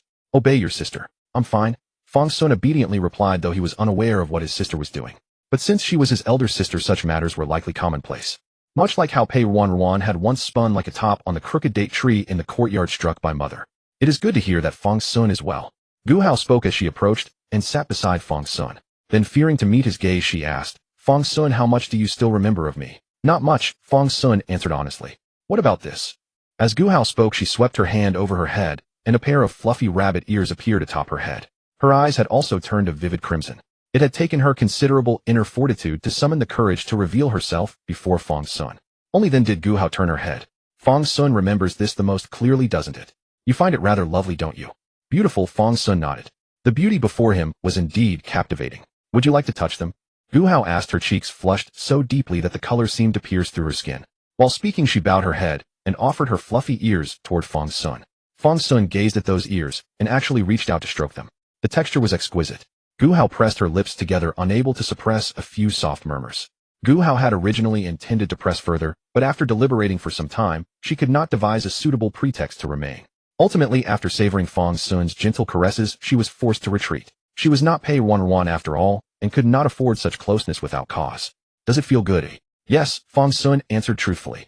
I will let you touch them whenever you wish if you like. Gu Hao murmured so softly that she could barely hear herself, yet fortunately Fang Xun caught her words. Very well, Fang Xun acquiesced. At last, summoning every ounce of her courage for that single response, Gu Hao fled the room as though pursued. Shy Gu Hao simply could not bear to linger another moment. Even without any outward foe, Gu Hao had been thoroughly defeated. After Gu Hao departed, Pei Ruanruan finally exhaled in relief. The sky had grown dark by then. Now that evening had fallen, surely no one could disturb the tender moments she shared with her beloved brother. Just as Pei Ruanruan was wrapping her arms around Fang Xun's waist and drawing him closer to her chest, a sound echoed from the doorway once more. Sooner, are you asleep? Pei Yihan had pondered for a long while, yet remained uneasy about Fang Xun's condition. Though she wished for him to rest quietly, she had ultimately come anyway. Upon entering, she saw Fang Xun lying upon the bed, appearing ready for slumber. Mother, why have you come? Fang Xun beheld Pei Yihan's worried countenance, and a pang of tenderness struck his heart. Once again he had caused his mother distress. How splendid it would be if he still remembered everything. I came to check on you. Are you resting well? As Pei Yihan spoke, she sat beside Fang Xun and tucked the quilt around him. You child, you are already lying down, and yet you have not even removed your garments. Can you possibly be comfortable thus? Rise and at least take off your outer robe. While speaking, Pei Yihan reached to lift the covers from Fang Xun. Such a foolish child, truly no different from when he was young. Clumsy and entirely incapable of caring for himself. Pei Yihan smiled helplessly and tugged at Fang Xun's quilt. She pulled and pulled, but it would not budge. Blinking in surprise, she regarded Fang Xun with mild amusement. So he truly had lost his memory, still shy even before his own mother. What is this? Are you embarrassed before your mother? Your clothes are fully on, are they not? Pei Yihan spoke as she tugged forcefully at the quilt. But someone was gripping it tightly, rendering it immovable. What? Will your mother not even be permitted to draw back the covers for you? Pei Yihan furrowed her brow slightly. This boy had never behaved thus before. Had they grown so distant? Speaking thus, Pei Yihan yanked the quilt with all her strength. Denied even the sight of him clothed. Was this still her precious Xun'er? At last the covering was drawn aside, revealing Fang Xun fully dressed beneath. And there, in a state far less dignified, lay Pei Ruanruan. Pei Yihan. Oh mother, you have come. Life is but a dream, and a dream spans 1,000 years. Alas, how long have you cultivated? Fang Xun gazed at the youth before him, who appeared to be a mere boy. Fang Xun recognized the garment the youth wore. It was the attire of the Dantian sword sect. This crimson and white robe could only be donned by the patriarch's direct disciples. He too had once been a member of the sword sect, but that was 1,000 years ago. Demon, returned my master's life. The youth did not answer Fang Xun's question. Instead, he trampled over the corpses strewn across the battlefield, charging straight at Fang Xun. The sword in his hand was the sword sect's supreme treasure, the immortal sword Mou. Mou bloomed with radiance, and a sword light that seemed to pierce the heavens enveloped Fang Xun. For a moment it felt as if nothing existed in the world but this single sword strike. Even time itself froze. Gazing at this sword, Fang Xun's mind wandered to many things. One familiar name after another flashed through Fang Xun's mind, yet he could not discern what those names were. You're not bad. Fang Xun did not move. Behind him, a giant that seemed to hold up the heavens crushed the sword light. Though only 500 years old, you've already reached the Tao integration realm. You deserve the title of Heavenly Prodigy. But it's still not enough. Fang Xun shook his head and reached out, intending to crush the youth. Just then, from beyond the heavens, a faint voice echoed, somehow reaching this battlefield piled with corpses and rivers of blood. Wake up, Fang Xun. Hey, wake up, wake up. In an instant, in the youth's eyes, the world-destroying demon lord before him vanished without a trace. Fang Xun forced his eyes open. The voice was strangely familiar. Taigu. Though he didn't know why, the moment he heard the voice, a faint sense of guilt welled up in Fang Xun. What Taigu? Wei Heng. My name is Wei Heng. Wei Heng couldn't help rolling his eyes. Hearing that Taigu gave him the illusion that this brat had returned. Wei Heng shook his head, dispelling the feeling, and knocked on the door again. How was your rest yesterday? If there's no problem, get up quickly. You really have a thick face, making so many people busy over your affairs. The emperor has also heard of your situation. For your sake, the emperor came specially. Now third uncle and the others are receiving the emperor. You should get up too, and we'll go see the emperor together. With that, Wei Hung left the doorway and waited in the courtyard. After a moment of thought, Fang Xun threw off the covers. It was late time to get up. The moment the covers were lifted, Pei Ruanruan, who had been curled up in the bed enjoying the peace of being near Fang Xun, was assaulted by the light streaming through the window. "Oh, put the covers back. I'm dying," Pei Ruanruan shrieked, and pulled the covers back over herself. Meanwhile, Pei Yihan rose and helped Fang Xun up. Pei Yihan patted Fang Xun's head. "Sir, if you have matters, go ahead quickly. Ruanruan and I will leave on our own later." With that, Pei Yihan also got out of bed. Nothing had happened the night before. They had merely nestled together as a family and rested. Only Pei Ruanruan was extremely displeased that her mother had come to join the fun. If not for her mother, she might have tricked Fang Xun into eating her that very night. What a pity, what a pity. Yes, mother. Fang Xun responded, got out of bed, and pushed open the door. Behind him came Pei Ruanruan's screams. "Mother, weren't we fine yesterday? Why are you suddenly hitting me? Mother, aren't we on the same side? We're family, mother." Pei Ruanruan's voice started loud, then faded into silence. Hearing the commotion behind him, Fang Xun found it rather endearing. It seemed that mother was disciplining sister. A pity there was no crooked tree here, or he could have enjoyed watching Pei Ruanruan spin like a top under Pei Yihan's lashing. At that moment, Wei Hung was waiting in the courtyard. As Fang Xun approached, Wei Hung naturally heard Pei Ruanruan's cries of ouch ouch. Though he couldn't make out the words clearly, he could sense the plaintive, sorrowful tone. Curiously, he glanced toward Fang Xun's room. He had arrived early, thinking he was the first to seek Fang Xun today. Now it seemed Fang Xun's mother and sister cared for him even more. But the commotion inside left Wei Hung puzzled. What was going on? "Annie, why are you disciplining your daughter so early in the morning?" "Junior sister Pei, what's wrong?" Wei Hung felt he shouldn't ask, but couldn't contain his curiosity. "She's being hung up and beaten," Fang Xun replied concisely. Wei Hung, no matter how curious he was, Wei Hung had to suppress his curiosity for now. Given that they could raise someone as eccentric as Fang Xun, it was only natural that the whole family was a bit eccentric.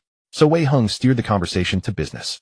"Let's go. Since the emperor came specially, he must have some ideas. We'll go together. It wouldn't be good to be late." As they spoke, Wei Hung waved his sleeve and whisked Fang Xun away toward Shishang Jinren's other courtyard.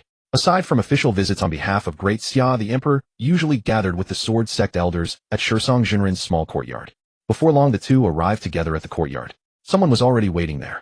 Gu Hao was waiting in the yard. The moment Gu Hao saw Fang Xun, her pretty face flushed scarlet.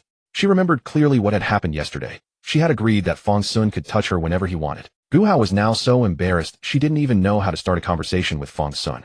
Fortunately, a voice from inside Shishang Jinren's room rescued her. "Everyone's here. Then come in." As soon as they entered the room, they found that not many people were inside. Wei Hung mentioned that Lu Li had also come to greet the Emperor Lord, but at this moment Lu Li was not in the room. At that moment, only real man Shishang and the Emperor Lord were sitting face to face in the room drinking tea. This atmosphere made Fang Xun feel somewhat inexplicably nervous, although he himself did not know where this nervousness came from. "Greetings, Emperor Lord." "Greetings, Master," Gu Hao and Wei Hung said reverently. Fang Xun observed the two and bowed in turn. "Greetings, Emperor Lord." "Greetings, Sect Master." Upon hearing this, real man Shishang nodded and said, "Very well. Since you are all here, take your seats first." This time it was the Emperor Lord who came to find you. "Let us have a brief conversation with the Emperor Lord." "Yes." The three responded and found places to sit. Gu Hao, Wei Hung, and Fang Xun sat in a row, appearing extremely well behaved. At this point, the Emperor Lord finally looked at the group and spoke. "You are all among the most outstanding young talents of Great Xia. I am quite satisfied with you all." Having spoken these words that were both sincere and ceremonial, the Emperor Lord then directed his gaze solely at Fang Xun. "You have lost your memory." Those few words carried an extraordinary sense of oppression pressing upon Fang Xun until he could barely breathe. "I believe so." Fang Xun nodded. He indeed had lost some of his memories. The person he remembered most clearly was Zhao Xian, yet he could not see her. The Emperor Lord nodded again and said, "I have already heard from my senior brother about your situation. Your constitution cannot be treated through ordinary means. However, we are not proficient in unconventional methods. But there is one thing that regardless of constitution anyone can accept. Please elaborate, Emperor Lord." Upon hearing this, Fang Xun became even more respectful. Seeing the Emperor Lord come in person, he vaguely guessed something yet was not entirely certain. He had long heard that the mortal realm and the Tao were incompatible. "I intend to appoint you as the Wanderer of Great Xia. Wherever evil exists, eradicate it. Wherever demons appear, destroy them. I grant you the imperial token for eliminating evil, empowering you to execute and pardon at your discretion without the need for prior report." This. Before any of the young ones could speak, real man Shishang furrowed his brow slightly and turned to look at the Emperor Lord. Wasn't this authority somewhat excessive? Moreover, if Fang Xun were to commit any wrongs, all the karmic consequences would fall upon the Emperor Lord to bear. "It is of no consequence," the Emperor Lord dismissed with a wave of his hand. Fang Xun, I shall reclaim this token for eliminating evil once you recover your memories. What say you? Fang Xun opened his mouth, but before he could say anything, Gu Hao was the first to speak. Emperor Lord, what do you desire? What is given must be returned, the Emperor Lord smiled. I desire the blessings upon him, and I also desire the blessings upon you all. You are the prodigies of Great Xia in the Central Continent. The land of the Central Continent will guide your growth. An invisible force will push you to do whatever helps you grow. Have you not noticed that since you came together matters have increased? Moreover, these matters have grown ever more arduous and perilous. A single misstep could plunge you into an unfathomable abyss. You may even encounter adversaries far beyond what you can handle. It is pushing you to grow. You are among the seeds chosen by it. It seems to hold great expectations for you. I wish to seize this opportunity to ask you to root out the parasites within Great Xia, this towering tree. Hearing the Emperor Lord's words, everyone fell silent. The Emperor Lord was right. The matters they had encountered were indeed growing ever more complex, and the strength of the enemies they faced was stronger each time. If not for Lu Li saving them last time, they would all have died in that corpse puppet secret realm. After all, no one could have expected a nascent soul-level combatant within that secret realm. Do not be fooled by watching Lu Li strike that person, her palms ringing like cracking whips. That nascent soul cultivator was as helpless as a chick. But if it were any of them facing such a nascent soul true person, a casual slap would leave them nothing but bones. How can I recover my memories? Fang Xun, having listened to the Emperor Lord's words, asked this crucial question. Though the Emperor Lord had spoken much, he had not mentioned anything about his memories. That depends on how much popular support you can gather. With its guidance and your virtuous character, I believe you. You all will surely accomplish something for Great Xia. The Emperor Lord smiled. This was also one reason why he dared to let Fang Xun act freely. As long as Fang Xun wished to restore his memories, he would need to benefit the people of Great Xia. The heavenly Tao of the 9 provinces shows a special favor toward the people of the 9 provinces. Treat them well, and it shall treat you well in return. Your memories have not vanished, they have merely been buried. When your strength becomes sufficient to unearth them, they will naturally return. Well, that was said, and yet not said at all. What must I do? Fang Xun asked again. You need not do anything special. Those matters will come seeking you out. Or rather, you will find them. By the way, when you descend the mountain this time, do not bring Xiaojiu. Her blessings are somewhat shallow. There are certain things she cannot withstand. Saying this, the Emperor Lord paused, and added, there is one more matter. Zhao Xian. Upon hearing this name, Fang Xun immediately became attentive. I once promised that whoever finds you, I shall owe them a favor. I have already sent people to seek her out. She has already used that favor. The Emperor Lord looked at Fang Xun and said, are you not curious about where she used it? Is your coming here related to that favor? Fang Xun asked. Partly yes, partly no. The Emperor Lord's answer was deliberately ambiguous. I understand. Fang Xun bowed respectfully, but asked no further questions. Go. The Emperor Lord nodded, drew a dark, ink-colored imperial token from his robes, and gently released it. It floated directly before Fang Xun. Accept this token for eliminating evil, and you shall possess the greatest authority for execution within Great Xia. Even among the 8 princes, those who deserve death shall die. At the same time, I will proclaim to the world that you, the wanderer of Great Xia, shall enter the mortal realm. By then, countless souls will place their hopes upon your shoulders. I hope you understand. Whether you accept or not is your choice. Fang Xun nodded and accepted the token for eliminating evil without hesitation.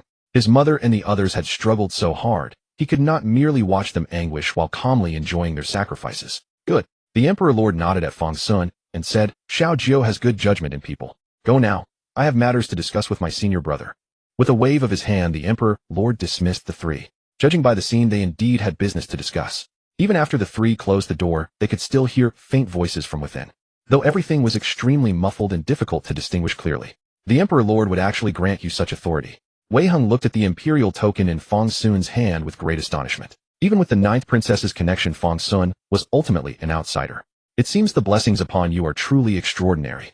The Emperor Lord clearly holds you in high regard. Wei Heng could not help but think of the events they had encountered during this period. Indeed, everything seemed to stem from meeting Fang Xun. If they had not met Fang Xun, he and his junior sister would still be cultivating in leisurely ease day after day.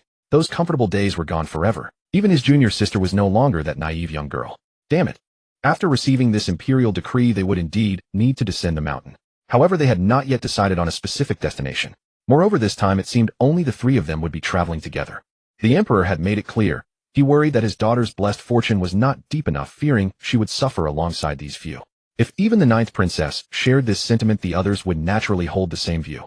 Fang Xun therefore sought out Pei Han before descending the mountain, merely explaining that the Emperor had found a solution and he needed to accompany his senior brothers and sisters on this journey. When he returned, all his memories would be restored.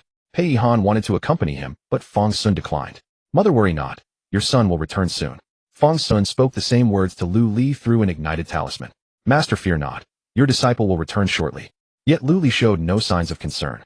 Even Jiang Qin's initial desire to venture out with Dego had been reined in by Lu Li. You foolish girl, do you really think going out with that foolish senior brother of yours is a good idea? Last time he returned home, he nearly lost himself in some ruined secret realm. When you first met him, he was nearly surrounded by 3 nascent soul cultivators. If I hadn't been watching over him, he would have perished long ago. Don't you realize how ominous it is to follow him? Should anything happen to you while accompanying him, our entire lineage would be left with nothing but ashes. Lu Li spoke with grave seriousness, her words heavy with earnest admonition. But master, there are so many disciples on the mountain. Yao Guang Peak alone has numerous intersect brothers who are far more capable than me, Jiang Qin said indifferently. Whether I come or not, it makes little difference. She genuinely wanted to go out and play with Dego. It wouldn't matter if she were one less person on the mountain, but what would become of Dego without her? Perhaps without Lu Li watching over them, she might even get to sleep with Dego. Get out of here. That's completely different. Lu Li could not help but roll her eyes. Although they were all called disciples, the gap between favorites and outcasts, inner and outer sect members, direct and non-direct transmissions was vast. In theory, the entire sect belonged to Senior Brother as their sect leader. Yet aside from Gu Hao and Wei Hung, few disciples caught Senior Brother's attention. Master, aren't you being partial? Jiang Qin pouted. Slap. Lu Li slapped Jiang Qin's thigh hard. Master, you're the best master. Master, you're not biased at all. Master, you're kind to me. Master, I'm still here. I haven't left yet. Fang Xun watched the scene before him and suddenly did not wish to know what affectionate little stories had unfolded within his own sect. Oh, then why haven't you left yet? As Lu Li spoke, she happened to massage Jiang Qin's thigh. Jiang Qin's tears flowed even more from the pain. How is the reputation of Yao Guang Peak? After bidding farewell to his family, Fang Xun reunited with Wei Hung and Gu Hao once more. This time the group had already arrived at the carriage waiting at the foot of the mountain. The outing had no specific destination in mind, but as Fang Xun packed his belongings, he discovered a small booklet he had kept specially preserved. It recorded entirely incidents of Lu Li brawling with others, allocating considerable space to document these events. To compile such scandalous conduct into a book and distribute it to one's own disciples speaks volumes about that person's character. And worse, he had actually preserved such matters reverently before. Combined with the fact that Lu Li had just spanked Jiang Qin's bottom right in front of him, Fang Xun deduced that their sect must be utterly detested and despised within the larger sect. Therefore, upon seeing Wei Hung and Gu Hao, Fang Xun's first question was precisely this. The reputation. It's quite good, Wei Hung replied with evident confusion. Really? Fang Xun asked skeptically. Yes, indeed, everyone dearly loves third uncle. Gu Hao nodded in agreement. Though third uncle can be rather eccentric at times. Yet whenever public opinion surveys are conducted, third uncle consistently receives the highest praise. Each time he gets to boast before master for quite a while. Is that truly so? Fang Xun gazed at both Gu Hao and Wei Hung, and a troubling notion suddenly took root. What kind of sect would have disciples so thrilled at the mere thought of being beaten? This sect was clearly not right.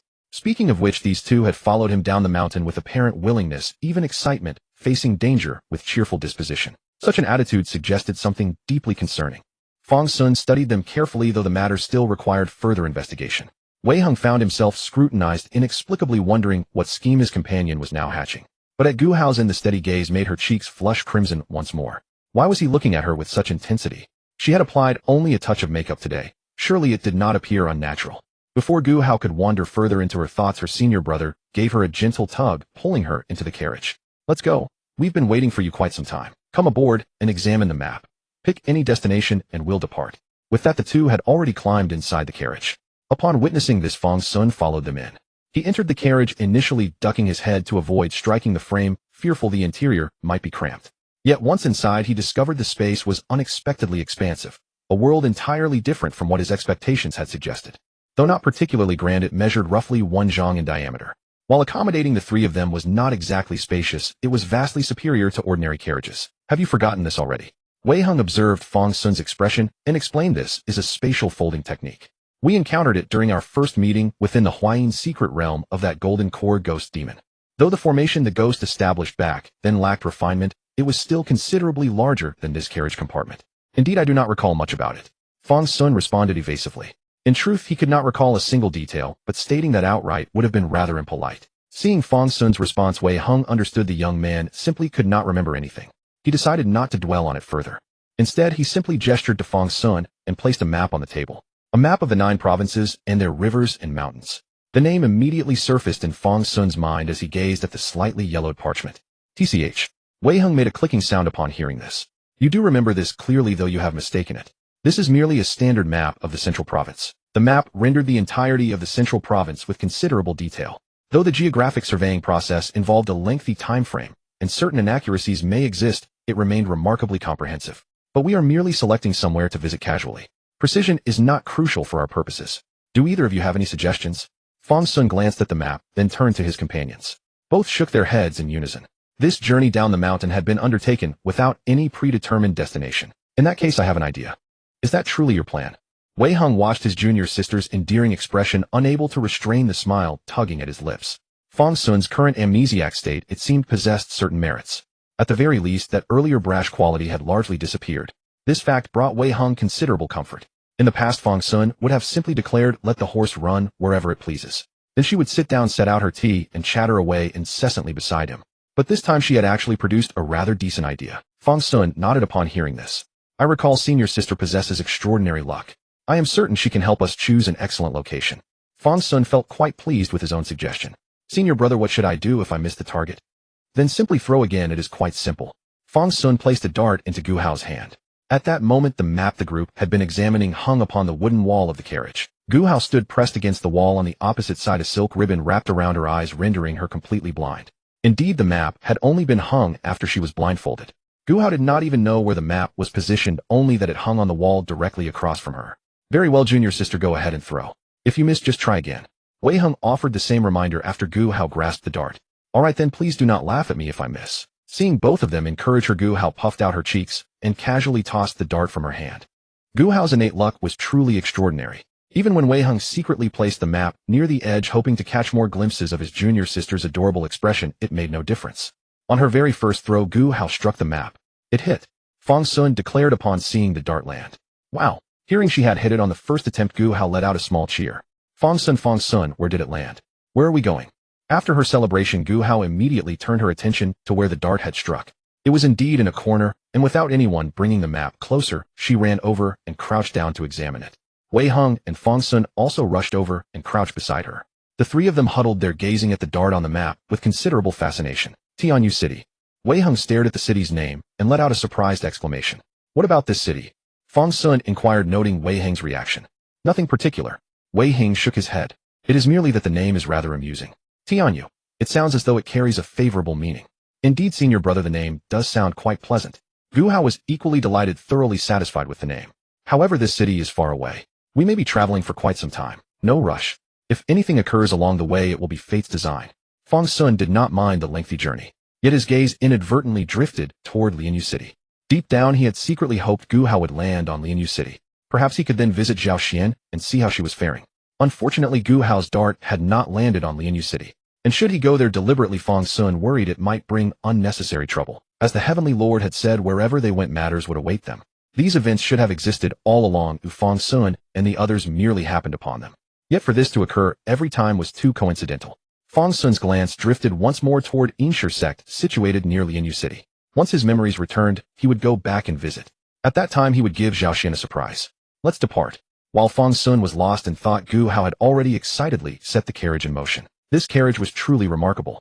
Once a location was marked on the map, it would navigate itself, guiding the horses toward the designated destination. It even plotted the route independently, ensuring the horses ate and drank as needed without delay. Inside the carriage, each person engaged in their own pursuits. Wei Heng closed his eyes to rest, cradling a spiritual treasure in his hands while quietly nurturing his sword intent. Meanwhile, Gu Hao held a small mirror, examining her makeup. A flicker of crimson occasionally danced in her eyes, suggesting she was still practicing the transformation technique. Judging from her demeanor, her proficiency with the art was steadily increasing. As for Fang Xun, a phantom image detached from his body and sat opposite him. Fang Xun was playing rock, paper, scissors with this specter. Unfortunately, every round ended in a draw. This spectral projection of his divided soul clearly lacked independent consciousness. Fang Xun's actions were no different from gazing into a mirror, unless Fang Xun exerted deliberate control over it. But when he did, the experience became even more dull, far less engaging than simply watching his reflection. "Fang Xun, why don't you cooperate with Senior Yujun?" Gu Hao observed him curiously. "Yujun?" Fang Xun recognized the name, but could not quite recall the details. "You have forgotten, you do not remember anymore, do you?" Gu Hao explained. Senior Yujun is the remnant soul of a soul transformation cultivator. If Fang Xun wishes, Senior Yujun could help control this divided soul. Senior Yujun is incredibly powerful. Gu Hao still remembered how Yujun had once manipulated her body. The spiritual energy exhibited such exquisite precision that she had never witnessed anything comparable. With a single portion of spiritual energy, Senior Yujun could exert tenfold the force. Since Senior Yujun was himself a remnant soul, controlling this divided soul would come as naturally as a fish in water. Senior Yujun would never agree. Even with his eyes closed, Wei Hung doused the notion with cold water. If Senior Yujun merged with this entity, he would be completely dominated by his junior brother. Senior Yujun is merely being kind-hearted, not foolish. Alright. Gu Hao blinked, having nearly overlooked this crucial point. Even though this divided soul had grown remarkably powerful, so much so that it suppressed some of Fang Xun's memories, it remained entirely under his control. This demonstrated that the divided soul possessed virtually no autonomy whatsoever. Otherwise, the remnant soul of that nascent soul cultivator would long have devoured Fang Xun's divine sense. If Senior Yujun merged with it, wouldn't Fang Xun be able to do whatever he wished? As Gu Hao pondered these thoughts, her eyes slowly widened in realization. Then she decisively shook her head, chiding herself. Gu Hao, you have read too many idle novels these past days. How can you think such things? While Gu Hao told herself not to think such things, she could not help but dwell on them anyway. Suddenly the carriage came to an abrupt halt. Then from outside the carriage came a powerful roar. I opened this mountain, I planted these trees. If you wish to pass through, leave a toll. Fang Xun, Wei Hung, Gu Hao. After months of traveling with stops and starts, Fang Xun and his companions had been on the road for nearly 6 or 7 months. Along the way they had witnessed quite a bit. The emperor had indeed issued an edict widely announcing Fang Xun's title as the envoy of Great Xia. Combined with the emperor's previous empire-wide search for Fang Xun, he was now known to every last person within the territories of Great Xia and even throughout the surrounding regions of Zhongzhou. Therefore, along the journey, Fang Xun and the others had to travel under assumed names just to avoid the grand receptions that awaited them at every destination. At the very least, there was no longer the spectacle of arriving at a city only to have the prefect personally come out for a fateful chance encounter. That kind of extravagant hospitality had once forced Fang Xun and his companions to flee under cover of night, dragging their carriage behind them. For the first time, Fang Xun could truly relate to what Wei Henggu had once felt.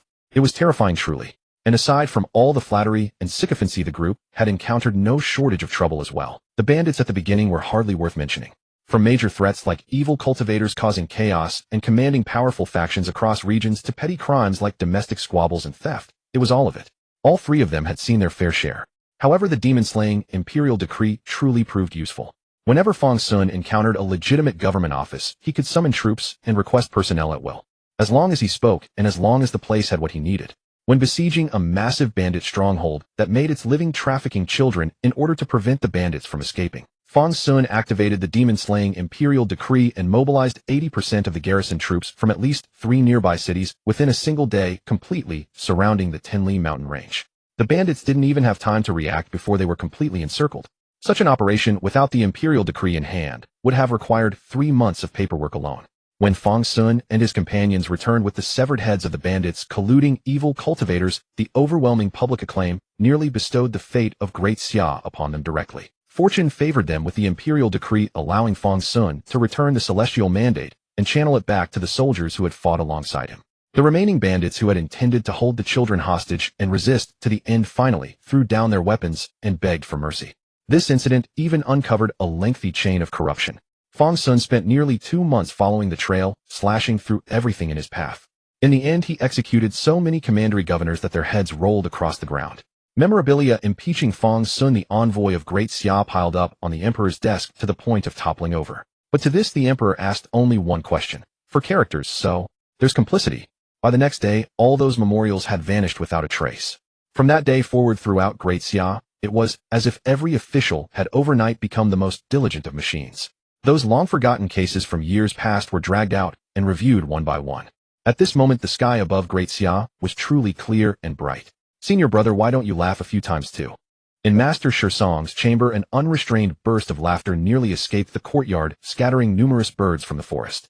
Master Shursong looked at his junior sister and could only helplessly reply, "There's nothing funny about it." "That's enough, junior sister. Stop laughing." "Ha ha ha ha, I'm serious." Lu Li, hearing Shursong speak, finally patted her chest to catch her breath. "I mean, don't you really think so?" Great Xia had flourished for so many years, appearing prosperous and ever rising. Zhongzhou had even subtly become the premier of the 9 provinces, with Great Xia itself ranking first among all 9. And yet beneath the branches and leaves of such a towering tree, there were so many woodworms. Isn't that amusing? "Junior sister, I'm still here." The emperor glanced at Lu Li and shook his head. Setting aside his imperial status, this senior sister of his held little reverence for him. Especially now that he was away from the imperial capital, this third senior sister would genuinely dare to fight him if she believed she could win. The problem was if a real fight broke out, he truly could not defeat her. Ahem. Luli finally remembered she ought to give the emperor at least some face. But she immediately added, well then, were you pleased this time? Those corrupt officials deserve to die. If it were up to her, she wouldn't have warned little Fang Xun in the first place. Once he got carried away with killing, he could have just kept going. She saw how satisfying it was for him. A show of force was more than enough, the emperor sighed. Too many executions, and Great Xia itself will grow unstable. What kind of talk is that? Great Xia has countless talented people who just fill the positions and move on, Luli said dismissively. Filling them requires time to train. Though there are many talented individuals, everyone has their own interests. What one person can accomplish, another may not. As the saying goes, the king of hell is easy to deal with, but his minor demons are difficult, the emperor explained. If even one person refuses to cooperate, governance grinds to a halt. Then just replace anyone who doesn't cooperate, Luli said indifferently. There will always be those willing to comply. Junior sister. At this moment, Song suddenly asked, if I recall correctly, since little Fang Xun lost his memory, you've been holding his personal imperial appointment. Have you handed it over to him? Upon hearing this, Li's eyes widened instantly. How could those be the same? I'm his master. If I hadn't pulled him from that backlash, his soul would have been gone. Anyone who doesn't cooperate. Master Song mused thoughtfully. Luli, senior brother. Using me as an example isn't very appropriate, is it? Fine, I understand. Luli never expected the boomerang to come flying back so quickly. So the affairs beneath Great Xia are even more deeply entrenched and extraordinarily complex beyond words. You mean this, right? Luli couldn't help but roll her eyes. Never mind, never mind. Do your warning taps if you must. As long as my disciple benefits, that's all that matters. By the way, about that imperial decree, give me one too, will you? My disciple has one, and it would be terribly embarrassing if his own master didn't. The emperor. Meanwhile, Fang Xun and his companions had finally arrived at their destination. Gazing upon the place named Tianyu City, Fang Xun actually felt a sense of relief wash over him. Let's go, get off the carriage. As Fang Xun spoke, he climbed down from the carriage. He then casually caught Gu Hao, who had jumped down directly. Gu Hao stood beside Fang Xun with a suppressed smile, watching as Wei Heng prepared to descend. Wei Heng merely rolled his eyes before hopping down from the carriage. Over the past few days, the rapport between the two of them had grown increasingly seamless. Hello, these are our official seals. Wei Heng was the first to hand over their credentials. These documents had been forged by the magistrate of the previous city. They dared not use their real identities. As for why the authorities themselves were complicit in forging documents, don't ask. The answer was simply the decree to exorcise evil. Wei Tej. The gatekeeper scrutinized the name, finding it peculiar. Yes, Wei Heng replied with a stoic nod. Originally, he had intended to call himself Wei Tai, but a slip of the tongue turned it into Tej. By the time he realized the mistake, the seal had already been engraved, and he felt too embarrassed to change it. Fortunately, he was the one in charge of forging the seals. So at least he had company in this embarrassment. Come forth. My friend. Fang Daoj. The gatekeeper glanced at Fang Xun, wondering if their parents had conspired. Yes, Fang Xun had no objection. It was just a name. Gu Tutu. The gatekeeper looked at Gu Hao. This name was slightly better, but who named their child Tutu? Surely it was a nickname. Gu Hao nodded. She was only moderately satisfied with the name. Though Tutu was adorable, it lost its charm when used as a formal name. She truly couldn't fathom her senior brother's thoughts. All outsiders, are you here for the wedding or just passing through? The gatekeeper jotted down their names in the register. Just passing through, Wei Heng replied, eyeing the register. Yet he was curious. Why would one need to register at the gate just to attend a wedding in this city? Could it be that some great figure or their offspring was getting married? Passing through then. Go on, but don't cause any trouble. After the registration, the gatekeeper waved them through without further hindrance. Wei Heng's mind lingered on the wedding. If there truly was a wedding, perhaps they could offer a gift and bum a meal. In a few moments, they had crossed the towering gate and entered the city. There really is a wedding. Gu Tutu was awestruck by the city's festive decorations. The entire city had been transformed into a sea of red. Such extravagance. Could it be the city lord himself is getting married? Wei Heng was equally astonished. No wonder the gatekeeper had asked. The number of wedding guests must be substantial. Is there something wrong with this wedding? Fang Xun suddenly interjected with a dampening remark. What could be wrong? Did you notice something? Gu Hao asked, intrigued. I didn't notice anything, but this is our destination. Given our journey, so far, anything out of the ordinary spells trouble. This wedding is unusually extravagant. There might be something peculiar about it. Fang Xun's reasoning was simple and blunt, following one principle. Wherever they went, trouble followed, so here too something was bound to happen. Don't be so paranoid. It's a joyous occasion. Even if we're unlucky, we can't be unlucky on such a happy day. Wei Heng saw the wedding as an auspicious sign. Why else would the wedding be held precisely when they arrived? Don't overthink it. We've weathered storms together. Perhaps Tianyu City is simply a rest stop for us. Maybe the heavens want us to take a break here. Exactly. Gu Hao nodded. Fang Xun, it's so lively here. Let's stay a few days. We can watch the wedding. I've never seen one before. Gu Hao was fascinated by the idea of marriage. What maiden doesn't dream of such a grand ceremony? Following Gu Hao's suggestion, they found an inn and settled in. They booked 3 superior rooms. Gu Hao eagerly took the middle room with Wei Heng and Fang Xun on either side. After a brief rest, they gathered in the lobby downstairs. They ordered tea and snacks and ate slowly, listening, and they hoped to overhear diners discussing the wedding. Locals always knew more. But they sat for a long time without anyone mentioning the wedding. The patrons chatted happily among themselves about their own affairs. Some talked about their children, others about good deeds they'd done, some about what they'd learned recently, and a few about their reckless younger days. All sorts of topics, but none useful. Only one patron mentioned that his child was an innocent person, prompting congratulations from the others. What's so praiseworthy about that? Fang Xun wondered. Did the city's children take such pride in wrongdoing that innocence became a virtue? Hard to say. Wei Heng shook his head. Every place had its own peculiarities and unique expressions. Perhaps innocent person was just a special term with no deeper meaning. Shall we ask? Gu Hao was forthright, but Fang Xun and Wei Heng thought it imprudent. Asking about others' private matters would be rude. No rush, let's just listen. So they continued their casual conversation while straining their ears. This time they caught something useful, or rather amusing. For instance, all thanks to the Jade Emperor's blessing. If not for his personal matchmaking, how could we have gotten such a wonderful child?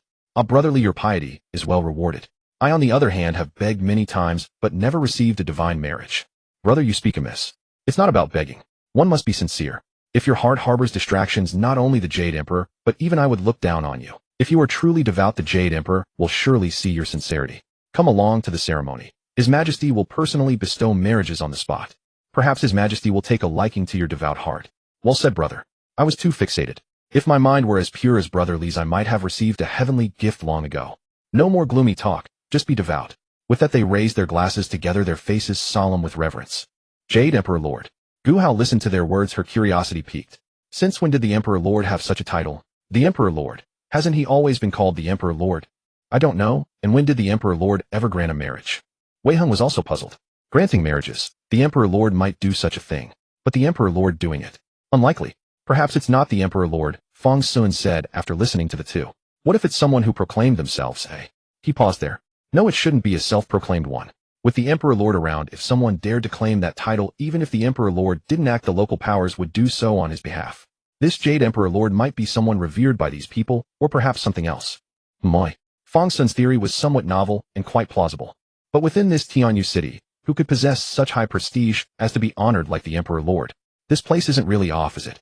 Wei Heng said, glancing aside, and when he turned back he saw the very people they had been discussing.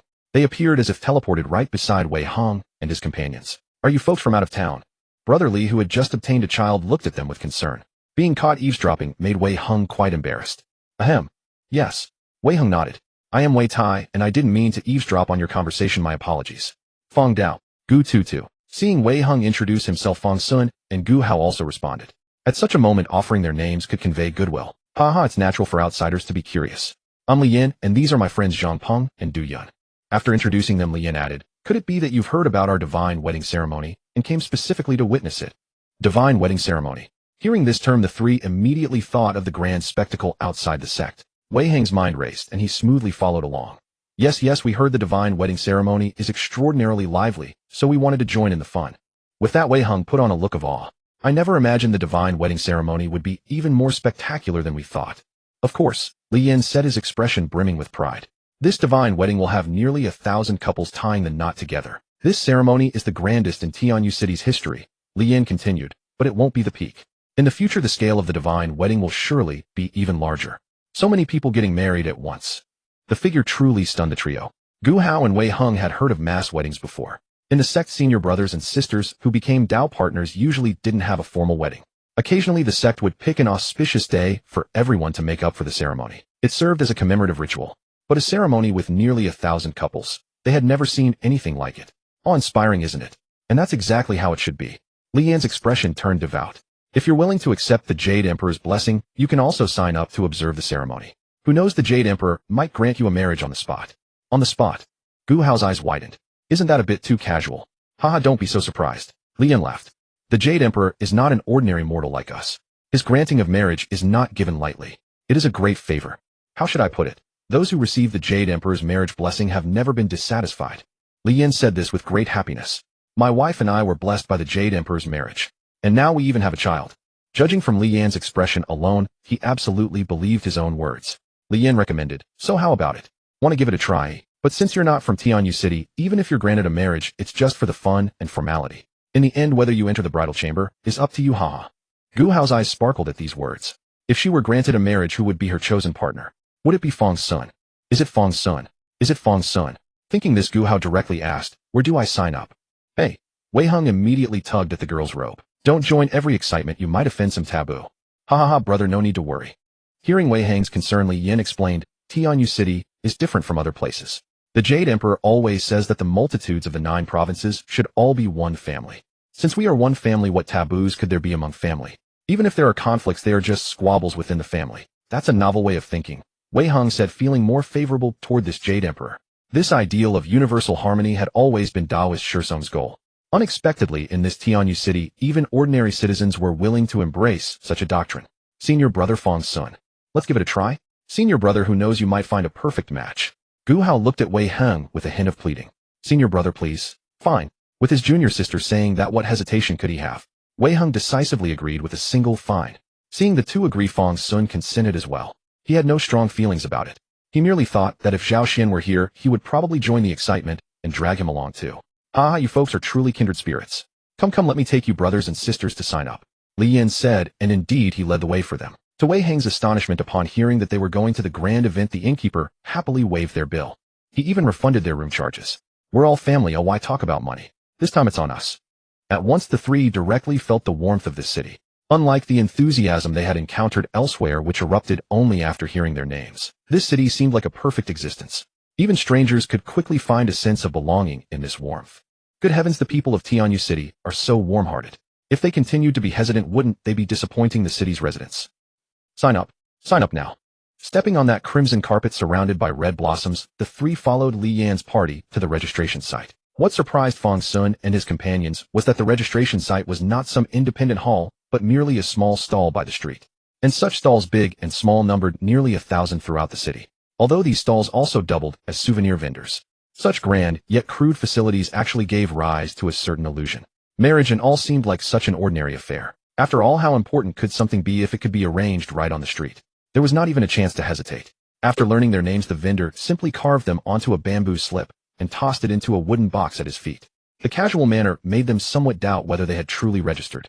After this procedure ended, Li Yan and the others left with smiles, as if duty discharged. Meanwhile, Fang Xun and the others each had a red thread tied to their wrist by the vendor, as if waiting for someone to draw this thread from 1,000 miles away. 1,000 miles of fate bound by a single thread.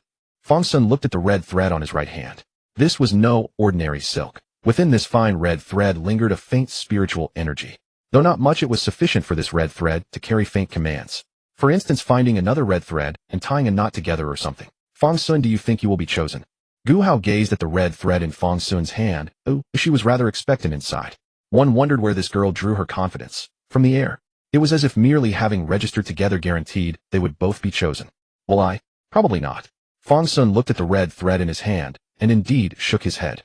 Though this red thread was somewhat intriguing, Fang Xun did not wish to court trouble. Senior brother, what do you think? Seeing Fang Xun did not care, Gu Hao turned and asked Wei Heng. Senior brother, what kind of wife would you like? You impudent girl. Wei Heng casually summoned a willow branch and lightly tapped Gu Hao's forehead. Senior brother, I have no intention of seeking a Tao companion. I plan like master to serve this world, to serve all living beings. Before Wei Heng could finish, Gu Hao interrupted him. But senior brother, master trained you specifically so that one day you might step down as sect leader and form a Tao union with true person Lu. Do you not know? Wei Heng, how could he not know about such a matter? After Gu Hao revealed this to him, Wei Heng became quite haggard. To the extent that along the entire journey he did not speak at all. Even when returning to his room, he was listless. This appearance was as if he had suffered some mental shock. Senior sister, when did you learn this news? Why didn't senior brother know? When parting from Gu Hao to return to his room, Fang Xun also curiously asked. Oh, it was that day I ascended the mountain. After accepting me, master directly took me back to Qingyan Dao sect. Master was also cringing, apologizing to sect leader Lu. Honestly, Fang Xun could truly not imagine what Shizong true person looked like when cringing and apologizing to someone. After simple words, the three returned to their rooms carrying their own thoughts. Gu Hao was full of anticipation. Wei Heng's reverence was shattered. Fang Xun, however, felt that something was not quite right. Perhaps that period when he was a corpse puppet had made his heart turn cold. Or perhaps during this time he had killed too many thieves, demons, and officials. Far too many. to let his guard down. Where one feasts, another bears the weight. This city was too beautiful. So beautiful it seemed almost unreal. Then who bore the weight for this city? During this period the three were indeed quite comfortable. The innkeeper waived their lodging and meal costs. Li Yin and the others helplessly secured the registration place for them at no charge, even that spiritual thread being provided gratis. Setting aside other matters, just that spiritual thread to craft it so exquisitely was already worth a considerable sum.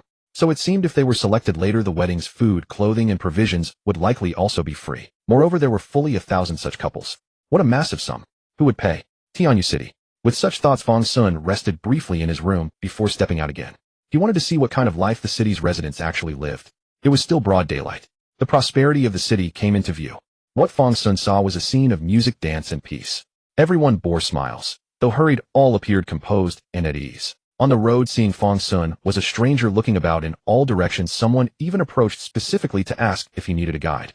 Of course, all of this was free. This city was exceedingly friendly to outsiders. Just as Li Yin had said, everyone was family. This was all expected. This city was dedicated to making life more beautiful. And they were indeed doing so. Fang Xun walked a bit further and happened upon a newlywed couple. This newlywed couple was happily discussing today's festivities, also debating what kind of child they should raise. We too shall bring forth innocent children. Our child will surely live an exceedingly happy life, even happier than us. Do you think our child will be a boy or a girl? Either is fine. Whatever our child is, they will all be blessed. Innocent person. This was the second time Fang Xun had heard this name. Fang Xun glanced at the two, merely noting this in silence without asking. He had a premonition. Even without asking, he would soon understand what an innocent person was. Keeping his distance from the newlyweds, Fang Xun walked toward the city's edge. Generally speaking, the farther from the center, the poorer it became. Also the place where prosperity struggled to reach. As Fang Xun approached nearby, he unconsciously thought of a name. Wang Miao Miao. If young Wang Miao Miao were here, she would surely thrive like a fish in water, flourishing magnificently. But unfortunately she was not here. Oh, why did I suddenly remember this name? Fang Xun paused. Had some of his fragmented memories begun to loosen? Not bad. Fang Xun nodded and continued walking inward. Then Fang Xun discovered that although this area was somewhat poor, it only involved mundane household matters, not any true suffering. In fact, these poor people seemed to live quite happily and at ease. At least Fang Xun watched an elderly woman leading a burly man home. This burly man carried a sack of rice on his shoulder. From their conversation, Fang Xun learned these two shared no particular relation. It was simply that this burly man had given the rice to the old woman and helped her carry it home. Well, it's really quite pleasant. Fang Xun murmured with some confusion. Fang Xun had initially thought he would uncover some darkness within this city. Yet after wandering around, he found himself gaining a degree of approval for it. From the inside out, the entire city radiated harmony and prosperity. When Fang Xun finished his stroll and returned to the inn at nightfall, he headed back to his room. Just as he was about to enter, he noticed Wei Hung approaching from behind. Been out exploring too. Any discoveries? Wei Hung, seeing Fang Xun about to retire, naturally assumed he had also taken a walk. This city seems not bad. Fang Xun nodded, though still uncertain. Wei Hung nodded in agreement. That's what I observed as well. In this short span, I've traversed nearly the entire city. Every corner is delightful. At that moment, Gu Hao, hearing the commotion outside, poked her head out from her room. You're finally back. I thought you might not return. Any findings? Fang Xun and Wei Hung exchanged a glance, then together walked toward Gu Hao's room. Seeing their synchronized movement, Gu Hao was puzzled, but didn't object. Inside her room, she poured tea for the two weary gentlemen, listening to their accounts. After hearing their stories, Gu Hao unconsciously rubbed her arm and shivered. What's wrong? Fang Xun asked, noticing her odd expression. Don't you find it strange? Gu Hao mused. Listening to you two reminds me of the corpse puppet secret realm. Only puppets would have such uniform thoughts, wouldn't they? The entire city filled with such benign faces. Not even the whole city, but Gu Hao initially thought of the delicate schemes she and the princess constantly wove in their strategic alliance. But of course that couldn't be brought up. So after a moment's thought, she rephrased, even in our sword sect, people make mistakes every day. A city where no one errs, isn't that terrifying? Isn't that a good thing? Fang Xun nodded vigorously. Wei Hung frowned slightly at Fang Xun's demeanor. This kid's personality seems to have regressed a bit. I preferred his cold, aloof side. Tisk, is he going to revert to that insufferable state again? Forget it, let's not dwell on it. Wei Hung cast another glance at Fang Xun. The better this city is, the better. If nothing untoward happens, consider it a vacation. After that so-called divine wedding celebration, Inns will relax a few days, then move on to other places. Wei Hang's words settled the matter. Fang Xun had no objections. He too was quite satisfied with the city. Only Gu Hao still sensed something amiss. As a woman, she understood human pettiness. It was not so easily avoided. Even she and the princess had to engage in superficial pleasantries. Though harmless, they each harbored their own secrets. How could a city of this size be so unrealistically perfect? With this doubt lingering, Gu Hao saw Fang Xun and Wei Heng retire, so she also went to bed. A lone girl at night, she dared not venture out alone. The next day before dawn, the clamor of gongs and drums erupted outside. Fang Xun was startled awake by the noise. Counting the days, the divine wedding ceremony was still at least 3 days away. Why were the drums already beating? He rose and looked out the window. A long procession stretched below. At its head, a purple-robed official held a bouquet, bestowing blessings upon the gathered crowd. Huh! Fang Xun couldn't help but exclaim.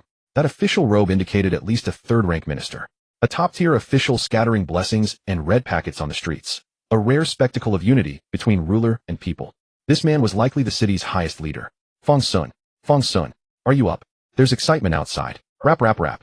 His door was knocked loudly. Clearly Gu Hao had spotted the commotion and came straight to drag him along. Fang Xun, care to join us downstairs? Wei Heng's voice followed. He too had risen promptly upon hearing Gu Hao's racket. Urged by the pair, Fang Xun left the window and opened the door. Sure enough, the tall and short figures of Wei Heng and Gu Hao stood outside. Let's go. Let's watch together. It's so lively down there. Gu Hao tugged at Fang Xun's sleeve, then pulled her own senior brother, and they descended. By the time they reached the ground floor, a crowd had already gathered at the entrance. Evidently, even in this harmonious city, the city lord's appearance was a rare event. And even rarer was his act of personally distributing blessings on the street. As they stepped outside, they happened to be in time for the city lord's red packet toss. Gu Hao, quick-eyed and nimble, snatched several. She then shared them with Fang Xun and Wei Heng. Wei Heng treated his like a treasure, layering it with several preservation spells before carefully storing it in a brocade box. Fang Xun gave Wei Heng a sidelong glance. Hopeless siscon. He'll never find a Tao partner in this life. He opened his own packet, just a few copper coins. But the joy of good fortune made it worthwhile. Gu Hao let out a delighted gasp. Her packet contained a 10-tael silver note. It must have been one of the rare big prizes. Gu Hao's luck remained impeccable. By then the official had moved on, scattering blessings all along the way. Suddenly Wei Heng's eyes sharpened. A sword energy hand seal formed in his fingers. Murderous intent. He swept his divine sense around, but detected no spiritual energy. At that moment, a phantom silhouette rose from Fang Xun, his split soul keener than Wei Heng's divine sense. Then Fang Xun sensed it. Not good. Fang Xun darted forward, parting the crowd still absorbed in the spectacle. He soared into the air, fixing his gaze on the purple-robed official still surrounded by attendants, and not far away. A youth wriggled out from between someone's legs and darted to the official's side. No one anticipated his intention. Most assumed he merely wanted to grab a red packet up close. In that instant the youth turned his palm, revealing a crude crossbow from his loose sleeve. He raised it and fired at the purple-robed official. The bolts scattered like a blossom, engulfing the official. Those nearby reacted instantly, pulling him aside. But in the path of retreat, the youth produced another crossbow and fired again. The distance between them was merely 3 paces. No escape. For some reason, from Fang Xun's perspective, blocking these 2 attacks seemed extraordinarily effortless. Yet he did not intercept all the arrows. He only made sure that the chaotic arrows did not fly toward the surrounding civilians. In the blink of an eye, apart from the purple-robed official, no one was injured. Stop the thief! Stop the thief! After a moment of silence, the nearby soldiers finally reacted. The cries to catch the thief rose and fell one after another. But the young man had already vanished somewhere. When Wei Heng reached the purple-robed official, he found that the official had stopped breathing. He's dead. Wei Heng's face turned grave. The highest leader of a city being killed was an earth-shattering piece of news. What? Gu Hao watched the scene, her small mouth slightly agape in shock. No one could have imagined that on this joyous day their city lord would be struck down by 2 arrows from an unknown youth who suddenly appeared. How could this be? Yet such a surreal event happened on this very day. For a moment chaos erupted. Wei Heng immediately looked at Fang Xun. The exorcist imperial decree was in Fang Xun's hands, making him the most suitable person to face the situation. But Fang Xun shook his head at Wei Heng, showing no intention of stepping forward. Instead, he tilted his head toward the outside, signaling them to leave. After a moment of thought, Wei Heng placed the corpse in the hands of the surrounding soldiers and retreated. Some tried to stop him, but they were mere mortals and could not possibly catch Wei Heng. Thus Fang Xun, Wei Heng, and Gu Hao left the chaotic scene and went to a small alley. Fang Xun, why didn't you stop it? Wei Heng couldn't help feeling anxious about what had just happened. That was a living human life. Moreover, that life was especially crucial to this city. Wei Heng knew that with Fang Xun's strength, the moment the arrows were shot, his soul avatar could have moved in an instant to intercept all the arrows and subdue that young man. The fact that none of the scattered arrows had injured anyone proved that Fang Xun had enough time. Yes, Fang Xun, why didn't you stop him? Gu Hao was also puzzled, but she was more willing to believe that Fang Xun wouldn't do something without reason. She instinctively felt that he had his own considerations. As for what those considerations were, they would figure it out later. Because of this, Fang Xun beckoned toward the depth of the alley. His soul avatar dragged a young man out. So you caught him? Wei Heng raised an eyebrow. He had searched for the young man after the incident, but found no trace. Unexpectedly, Fang Xun had taken him away at the very first moment. Any news? Wei Hung looked at the young man and roughly guessed Fang Xun's intention. The worry from his junior sister yesterday had likely become reality. This young man was one of the sacrifices beneath the prosperity.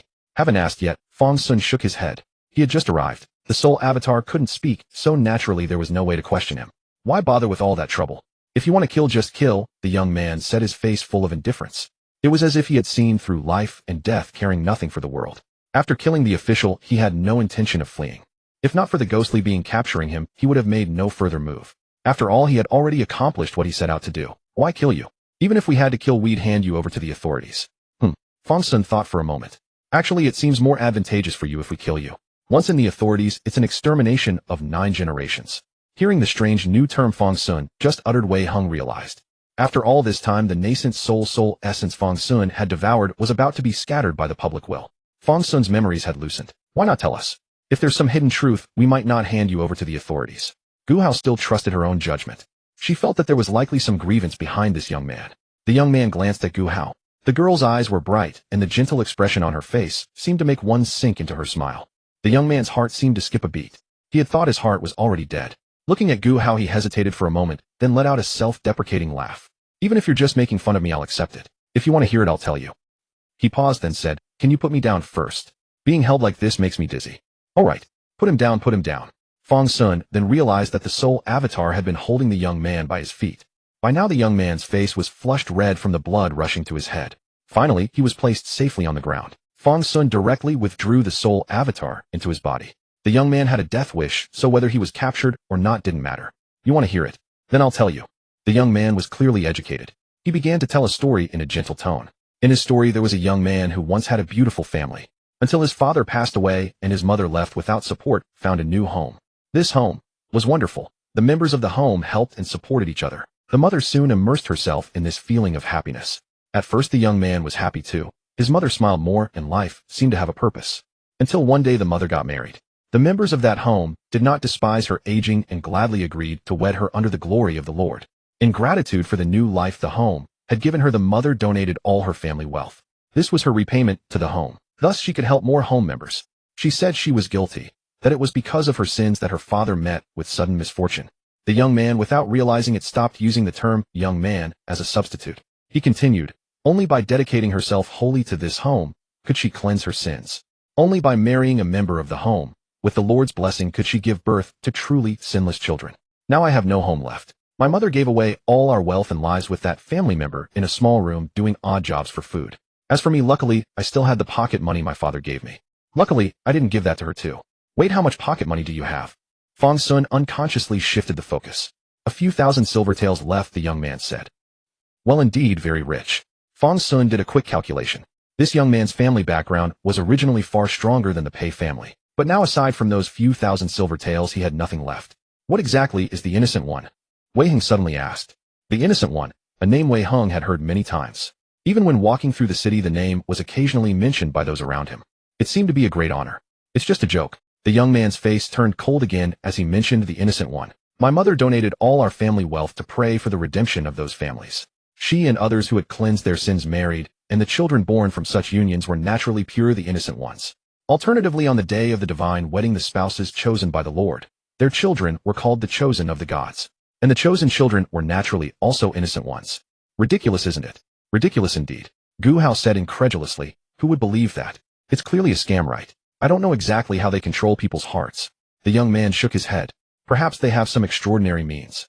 I haven't delved deep into it, so I'm not clear. My description must be far from the truth of being inside. Indeed, Fang Xun nodded. Everyone knows the 3 sentences that made a man spend 1800 on a woman. But no one knows how much groundwork and preparation lay behind those 3 sentences, and how much effort it took to find such a perfect fool. People only see the 3 sentences and the 180000. Give me the address. Fang Xun patted the young man's shoulder. I'd like to see how this place brainwashes people. As Fang Xun finished speaking, Wei Hung said, no need for the address. Even without this incident, we would have unknowingly fallen into this city. Wei Hung thought about what had happened recently. Even though they had been vigilant, they still felt a slight sinking into this bliss. This was even with their current mission. If they were truly ordinary people who wouldn't want to bring their whole family to enjoy such a city, subtly wouldn't it be normal for capable people to help other family members? And when all wealth was gone, they would probably still be immersed in the illusion. because new family members would come to help you.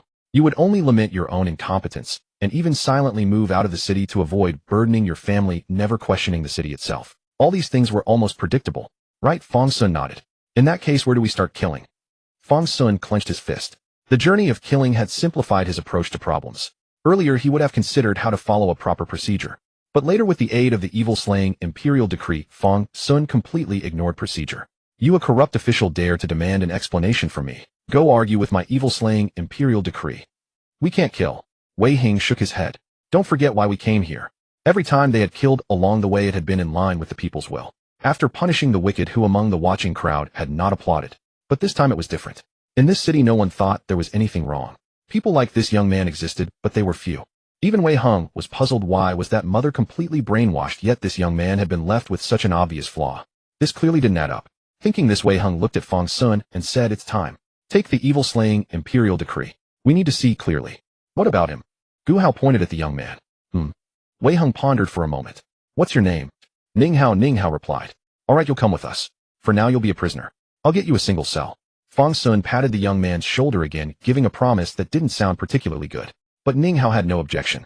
He already wanted to die, so it didn't matter where he stayed. Even if Fang Xun said he would take him back and kill him on the spot, he would have no problem. Soon Fang Xun and the others carried Ning Hao to the county office of Tianyu City. The Yamen runners at the gate initially wanted to ask what they were doing. Then Fang Xun pulled out the evil-slaying imperial decree. The imperial authority immediately made the runners recognize the situation and ushered them inside. However, the highest official here had already passed away, and the one greeting them was the chief clerk of the Yamen. Commissioner Fang. You are Commissioner Fang. The voice came before the person was seen. As soon as they sat down in the main hall, they heard the shout.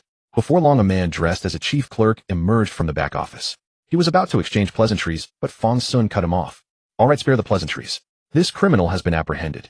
Throw him into the death cell and behead him in the autumn. Fang Xun casually pushed Ning Hao forward. The Yamen runner prepared to put a heavy kang on Ning Hao. Hey, wait. Fang Xun raised his hand. With his frail body, that heavy kang might kill him. Then I won't be able to explain to the emperor. So no kang.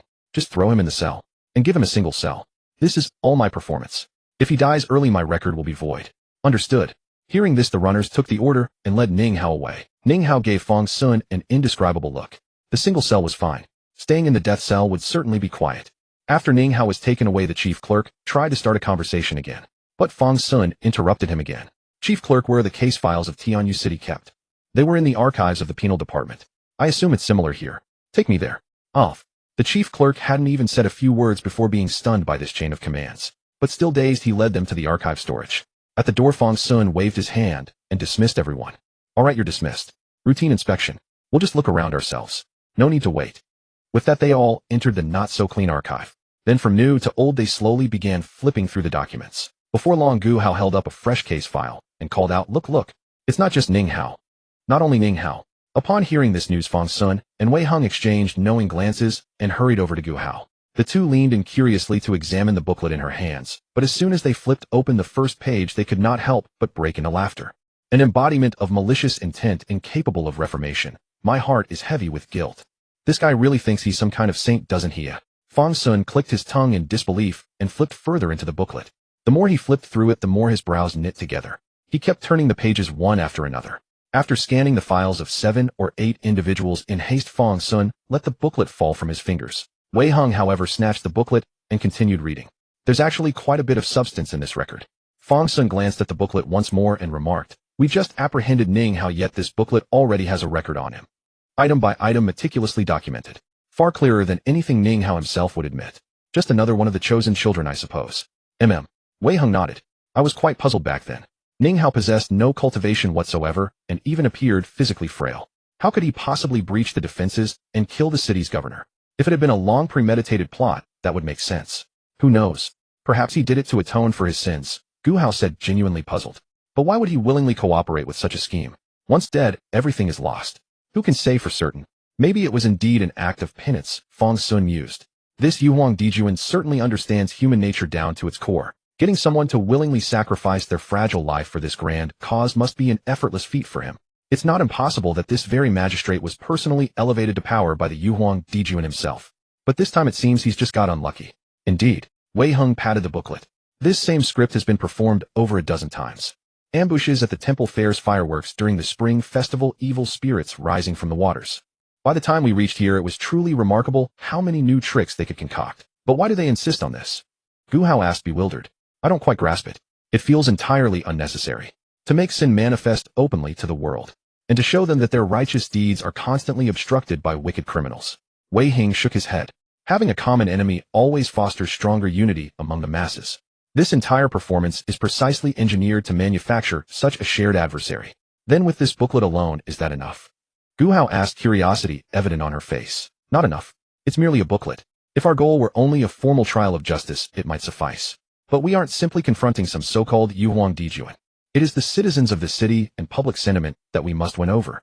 What truly matters is not how many atrocities the Yuhuang Dijuan has committed, but rather ensuring the people here believe he is evil. Going against the grain of public opinion would hardly be favorable for Fang Xun. Yet we cannot simply walk away and leave it be. Wei Hing sighed. Since fate has brought us here, turning a blind eye would trouble my Dao heart. All of them were disciples of the Sword Sect. Uprooting tyranny, aiding the weak, punishing treachery, and eradicating evil. These were the very duties handed down by their sect. How about we summon Third Uncle over here? Gu Hao suggested. Wouldn't it just make things worse if Third Uncle came?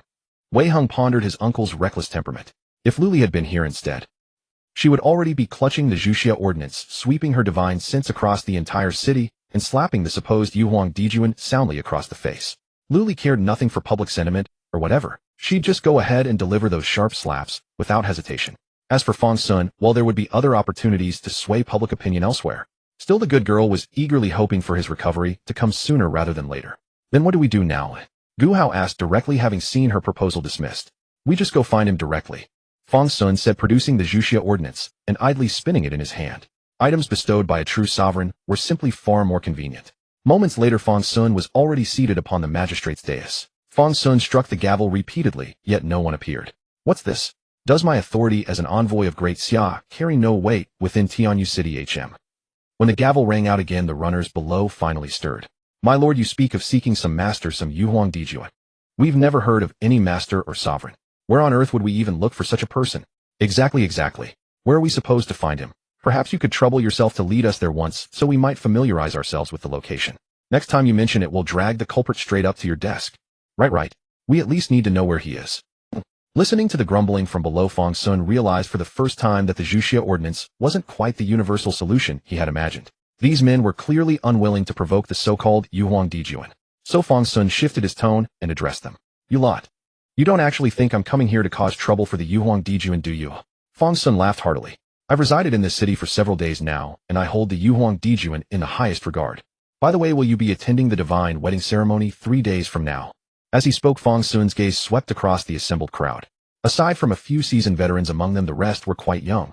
With that thought in mind, Fang Xun raised his right hand. His sleeve slid back, revealing the crimson thread concealed beneath. See this?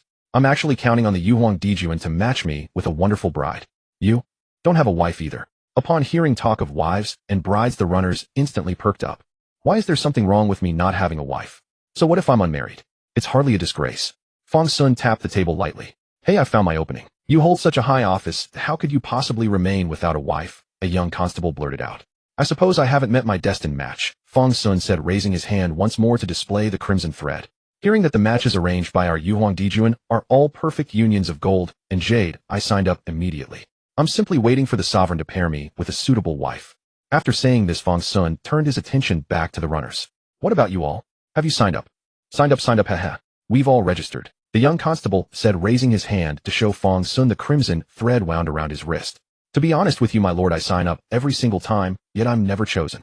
Then you must try harder, Fang Xun said, adopting a sage-like demeanor. Look, aside from the marriages ordained by the Yuhuang Dijuan, there are nearly 1,000 couples marrying this time around. Others manage to find a partner, yet you don't. Isn't that because you haven't put in enough effort? Oh my lord, you mustn't speak thus. The runner quickly waved his hands dismissively. Voluntary marriage requires those who are pure, and even then one must undergo a 7-day purification ritual at Lord Yuhuang's hands before the wedding. Among people like us, how many could possibly claim to be pure? That's why we're left waiting for a bestowed marriage. The runner said this with a profoundly sorrowful expression, as though he had suffered some great injustice. Then tell me, in what way are you not pure? Where is it unclean? The young constable paused upon hearing this. Anyway, it's just unclean. How could it possibly be unclean? The young constable could only insist it was unclean, yet he truly could not pinpoint where. It simply was unclean. Don't you bathe? Fang Xun asked directly. I do bathe. I even bathed today. Hearing this, the constable hastily explained, I have several sets of clothes to rotate, all perfectly clean. Smoking, drinking, dyeing your hair. Any vices like gambling or drugs? No. Though the constable did not understand the meaning of dyeing hair, he certainly did not indulge in smoking, drinking, gambling, or drugs. As a constable, he barely had enough money. Just enough to eat well and stay warm was already a blessing. Those indulgences all cost a fortune. Have you ever had a criminal record? Fang Xun asked again. Oh my lord, you jest. Everyone standing here today is above reproach. My ancestors for 3 generations have all been honest folk. At Fang Xun's question, the constable nearly grew flustered. Loves cleanliness, no bad habits, no criminal record. Fang Xun listed each point slowly, then looked at him steadily and asked, then tell me, where exactly are you unclean? This. Fang Xun's words struck straight at the constable's heart. Indeed, where was he unclean? He had lived his entire life with caution and trepidation, never even daring to argue with another soul. He feared getting entangled in any lawsuit and losing the position his ancestors had passed down. Where was he unclean? Just then the older constable beside him suddenly nudged him with his elbow and whispered, stop overthinking. Whatever the officials say, we just listen. We should just do our duties and not dwell on useless thoughts. In that moment, it was as if the young constable had been awakened from a dream. Indeed, why was he thinking so much? My lord, it simply is unclean. Whatever the superiors say, we obey. The young constable replied respectfully. That will do. Fang Xun cast a rather helpless glance at the constables below. Trying to correct beliefs instilled since childhood with merely a few words was still far too naive. Very well, enough idle talk. I am new to this place and unfamiliar with the surroundings. I only wish to pay my respects to the Jade Emperor. Do you truly not know where the Jade Emperor resides? We do not know, the constables answered in unison. Enough, dismissed. Fang Xun waved his hand and dismissed the constables outright. There was no point in continuing the questioning. Fang Xun had not expected to finish so quickly. By now Wei Heng and Gu Hao had already gone out. They were not going anywhere else. They had gone to visit Ning Hao's mother. Since neither Wei Heng nor Gu Hao had returned, Fang Xun idly tapped the table, stretched his limbs, and prepared to leave. But just as Fang Xun rose from his seat, someone peeked cautiously through the doorway of the hall. It was the young constable he had questioned earlier. If you have something to say, come in and speak. Fang Xun glanced at him and raised an eyebrow. Yes, my lord. The young constable bowed respectfully and hurried forward. What is it? Fang Xun asked. After a moment's hesitation, the young constable looked at him with hope and asked, my lord, do you think I am clean? Fang Xun looked at him for a long while. After a pause that made the young constable growingly uneasy, Fang Xun finally spoke. What do you think? Meanwhile, Fang Xun was engaged in conversation with the constable. On the other side, Wei Heng and Gu Hao had arrived at a low courtyard wall. After visiting Ning Hao in the death row prison, they had found their way here. This was where Ning Hao's mother lived, a home she had purchased by exhausting her family's wealth, though she already had a family before. Senior brother, is this the place? Gu Hao stood on her tiptoes, peering over the low wall into the courtyard. The courtyard was quite small, with firewood stacked outside, exposed to the rain. Yet the yard was clean, suggesting the owner was a diligent person. Knock, knock, knock. After confirming once more, Gu Hao knocked on the wooden door. Is anyone there? Is anyone there? After calling out twice, a small wooden door inside the courtyard creaked open. A woman in her mid-30s emerged, carrying a broom. Who are you looking for? She shook the dust from her broom and regarded Wei Heng and Gu Hao warily. Hello, auntie. Gu Hao peeked through the low fence from outside and said, we are looking for Ning Hao. We are his friends. Do you know where he is? Ning Hao's friends. Upon hearing this, a smile flickered across the woman's face. Did Ning Hao say this is his home? The woman spoke and hurried over, opening the door for them. Come in, come in. Ning Hao left early this morning and has not returned yet. Sit and rest. You may be back soon. Oh, Gu Hao said in surprise. Ning Hao went out. Do you know where he went? Probably went to join the festivities. Today is a fine day. Our city's Master Qian is here blessing the people. Thank you, auntie. Gu Hao's docile demeanor greatly pleased the woman. After leading them inside, the woman served them 2 cups of water. How did you meet Hao? Once seated, the woman began chatting with Wei Heng and Gu Hao. Her questions were thoughtful and measured, avoiding private matters and easy to answer. After speaking with the woman for a few moments, Wei Heng could confirm that she had indeed once been a lady from a prominent family.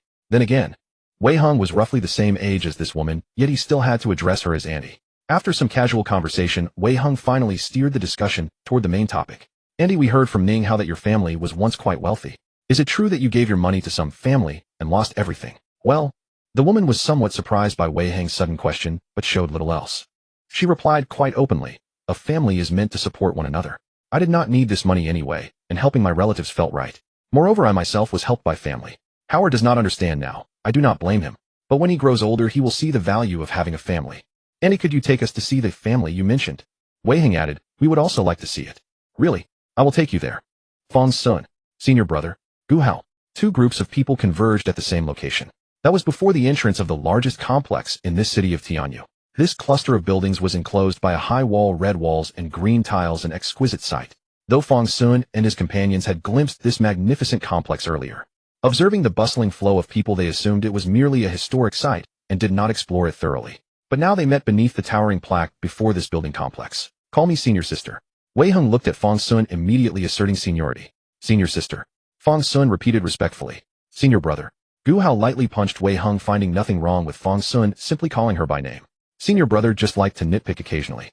But Wei Heng merely twisted his neck comfortably. His junior sister's gentle strike was of no consequence, and being able to find fault with Fang Xun from time to time was truly refreshing. He looked at Fang Xun and said, "What's the matter, Fang Xun? Weren't you at the county office? Why have you come here? Senior brother, weren't you also visiting Ning Hao's family? How did you end up here?" As they spoke, they exchanged glances and looked at the people accompanying each other. "A clue, too." "Indeed, too," they asked and answered simultaneously. Such synchronized harmony elicited hearty laughter from both. Gu Hao rolled her eyes almost imperceptibly at the two, wondering why they suddenly acted so foolish. "Senior brother, you go first." Fang Xun made a gesture of invitation, signaling Wei Heng to proceed. "All right, let's talk while walking." Wei Heng waved for everyone to follow, and they entered the building. Once inside, it felt as if they had stepped into another world. "Auntie told us that this is the heart of the family." As Wei Heng spoke, the newcomers looked around with curiosity. The scene here was indeed somewhat reminiscent of a scenic area. On the walls were inscriptions by scholars and artists and exquisite paintings that blended seamlessly with the surroundings. Many visitors paused to admire these calligraphy and paintings. Near the peculiar rocks and stones stood numerous stone carvings. Before some larger carvings were small incense burners where offerings were made. Wei Heng glanced at the carvings, then at the elderly woman accompanying him and Gu Hao. "Auntie, you said that one of these stone carvings is of you, right?" "Yes." The woman nodded and led them to a secluded rockery. She said happily, "Those who have made significant contributions to this family are forever enshrined here." With that, the woman searched for a moment and found a small, unrefined stone carving in the corner of the rockery. This carving was about the size of a baby's fist. It depicted a mother holding a child. The child's features were barely discernible, but the mother's resemblance to the woman was striking. "Is this you?" Before Fang Xun and the others could express their astonishment, the Yamen runner beside Fang Xun exclaimed, "It's you. I thought you had passed away." "Off." Hearing the runner's voice, everyone was stunned. "What do you mean?" Fang Xun asked. "You know this, Annie?" "Yes, I do." The runner immediately said, "I once received your help. My father was gravely ill. You donated the funds that saved his life. I even came here to burn incense before. Your great kindness I will never forget." The runner knelt and kowtowed to the woman several times. "No need, no need. It was the right thing to do." The woman's eyes shone with joy. She quickly helped the young runner up and said, "I gave my wealth hoping to help families in need. Seeing it put to good use truly makes me happy." The woman beamed. "From your attire, your father must be old Constable Chui. He worked too hard and fell ill. Though it took great effort to raise the funds, as long as old Constable survived, it was worth it." "Thank you, madam." The young runner wept. "Don't thank me. Thank the Jade Emperor Lord. It was the Emperor Lord who made me understand the importance of family." The woman supported the young runner, her face full of gentle smiles. Seeing the two so emotional, Wei Heng and Fang Xun exchanged glances, quietly conferred, and then each went to the person they had brought. All right, you can catch up later. Let's go further inside. We haven't seen the Jade Emperor Lord yet." Fang Xun said this while separating the two with Wei Heng. After parting, Fang Xun quietly asked the young runner, "Back then, how much did it cost for old Constable Chui?" The young runner's expression turned somber. "At that time, it cost over 40 taels of silver. We runners earn only a dozen or so taels a year, and after daily expenses and supporting a family, we could never have saved that much. If not for that kind-hearted madam, my father would have died." Indeed, the Jade Emperor Lord is a man of action. Fang Xun patted the young man's shoulder and glanced at Wei Heng. Wei Heng had also gathered information from the woman and looked back at Fang Xun. "What's the situation?" Fang Xun transmitted with his mind. 100,000 taels plus a blood jade dragon ginseng. Wei Heng was succinct. "Over 40 taels spent." That might buy the tip of one of its roots to soak in water." Fang Xun did not mince words. No rush. Let's continue looking inside," Wei Heng said, smiling as he resumed casual conversation with the woman. Fang Xun in turn comforted the young runner. Soon they all arrived at the largest and most opulent hall in the complex. While this could rival the Emperor Lord's own Golden Hall, Fang Xun looked up, awestruck by the hall. Though the hall had no carved dragons or phoenixes, it lacked nothing in grandeur. The gold leaf adorning the walls and pillars was beyond measure. So vast, and so many people. Initially, Fang Xun had not felt such awe before entering. Once inside, he could not help but let out that sigh. He had imagined there might be an enormous statue inside. After all, a figure as great as the Jade Emperor Lord deserved a monumental representation. But upon seeing it in reality, Fang Xun was still stunned. It was truly colossal. This golden statue seated in meditation towered 10 zhang high. The oppressive aura almost activated Fang Xun's reverse refinement body. Moreover, this statue, seemingly cast from gold, was not merely large. Its posture was also extraordinary. With a solemn countenance, one hand was held flat before the chest. This hand supported the multitudes. The other hand was raised high above the head. This hand upheld the heavens. The statue, entirely covered in gold leaf, seemed to bear the very sky. Formidable. Fang Xun gazed at the statue, uttering this as his genuine praise. With such a sight, even non-believers would feel compelled to pay respects. Master, we must wait here. The people inside haven't finished their worship yet. It will be our turn soon. Fang Xun stepped forward, but was stopped by the young runner. Only then did Fang Xun notice that the hall was densely packed with kneeling worshippers. At least 1,000 people were there, kneeling in absolute silence. Initially captivated by the golden statue, Fang Xun had failed to notice the crowd. At last Fang Xun could not help but ask, is this Jade Emperor Lord merely a statue, or does he truly exist? Master, of course the Jade Emperor Lord is real. But a figure like the Emperor Lord is not something we commoners can see daily. To worship here and pray is already a great blessing. The young runner assumed a devout expression, gazing at the golden statue, hands clasped, murmuring prayers. Upon arriving, his reverence for the Jade Emperor Lord had deepened. Fang Xun initially wanted to pull the young runner aside and activate the exorcism command art. He intended to directly enter the inner sanctum of the Golden Hall. But while the young runner prayed, Fang Xun noticed something unusual. The young man's spiritual energy was fluctuating. The fluctuation was so subtle that ordinary cultivators would never detect it. But unfortunately, Fang Xun was far from ordinary. Fang Xun's soul was still in a somewhat chaotic state, though mostly recovered. As it neared full restoration, it became increasingly sensitive and acute. What are you saying? Fang Xun slapped the young runner's shoulder, interrupting his prayer. Off. Interrupted the young man, seemed to come back to his senses. What did you say, master? I mean, what were you reciting just now? Fang Xun waved his hand above the young man's head. Once he stopped, the spiritual fluctuation vanished. Recite it again. Fang Xun probed. The young runner did not understand Fang Xun's intent, but since his master asked, he would comply. After a brief pause, the young man re-entered the previous state. As the indistinct words began, Fang Xun reached out and grasped that strand of spiritual energy. Weak, very weak, extremely weak. Had it not been for his nascent soul-level divine sense, he would never have captured it. And that spiritual energy was drifting toward the radiant golden statue. Excellent. Fang Xun looked at this phenomenon and could not help but admire. You truly know how to have it both ways. Plundering the wealthy's money while using it to gain faith from the common people. Using others' resources to accomplish your own ends. Even Lu Li would have to applaud. If it were only that, Fang Xun would genuinely admire him. It could even be treated as a pilot observation project. But unfortunately, this man was no true sage. He took too much and demanded too much. Take this spiritual energy, for instance. Fang Xun gently tugged at the strand. Instantly, the young runner showed a pained expression. It seemed he expended only a small amount of spiritual energy, but it was already at his limit. Fang Xun sensed that with each word the young man uttered, a portion of spiritual energy leaked out. The faster he recited, the more leaked. If he could not bear it, he would naturally slow down. All of this occurred without his awareness. A fine example of sustainable exploitation. Fang Xun clicked his tongue. If this continued, the young runner would live at most to 50, his spiritual energy depleted like an old man nearing death. Silently siphoning nearly a third or more of a person's lifespan while making them grateful. Truly a masterful business. Stop reciting. Fang Xun released his grip and pushed the spiritual energy back into the young runner's soul. Edge. The young man suddenly felt his spirit invigorated. He looked at the golden statue with even greater reverence. Fang Xun. All right, enough staring. Tell me, what were you reciting? Oh. The runner made the prayer gesture again. Master, you are new here, so it's understandable. Let me explain. It's quite simple, just 12 words. They are: embodiment of evil, incapable of enlightenment, my heart is ashamed. Moi. Hearing these words, Fang Xun immediately recalled the same phrase from the dossier. Then the young runner added, Master, these are the great vows of the Jade Emperor Lord. The Jade Emperor Lord wishes for a world without evil where all are enlightened. Alas, His Majesty says his power is too limited. Transforming Tianyu City into a sinless place has already exhausted his abilities. He is merely a catalyst for making the entire 9 provinces better. The rest must be created by each of us. Well said. Fang Xun nodded, truly a great benefactor. As he spoke, he pondered the 12 words and began to recite them aloud. Embodiment of evil, incapable of enlightenment, my heart is ashamed. But to his surprise, no spiritual energy was drawn from him.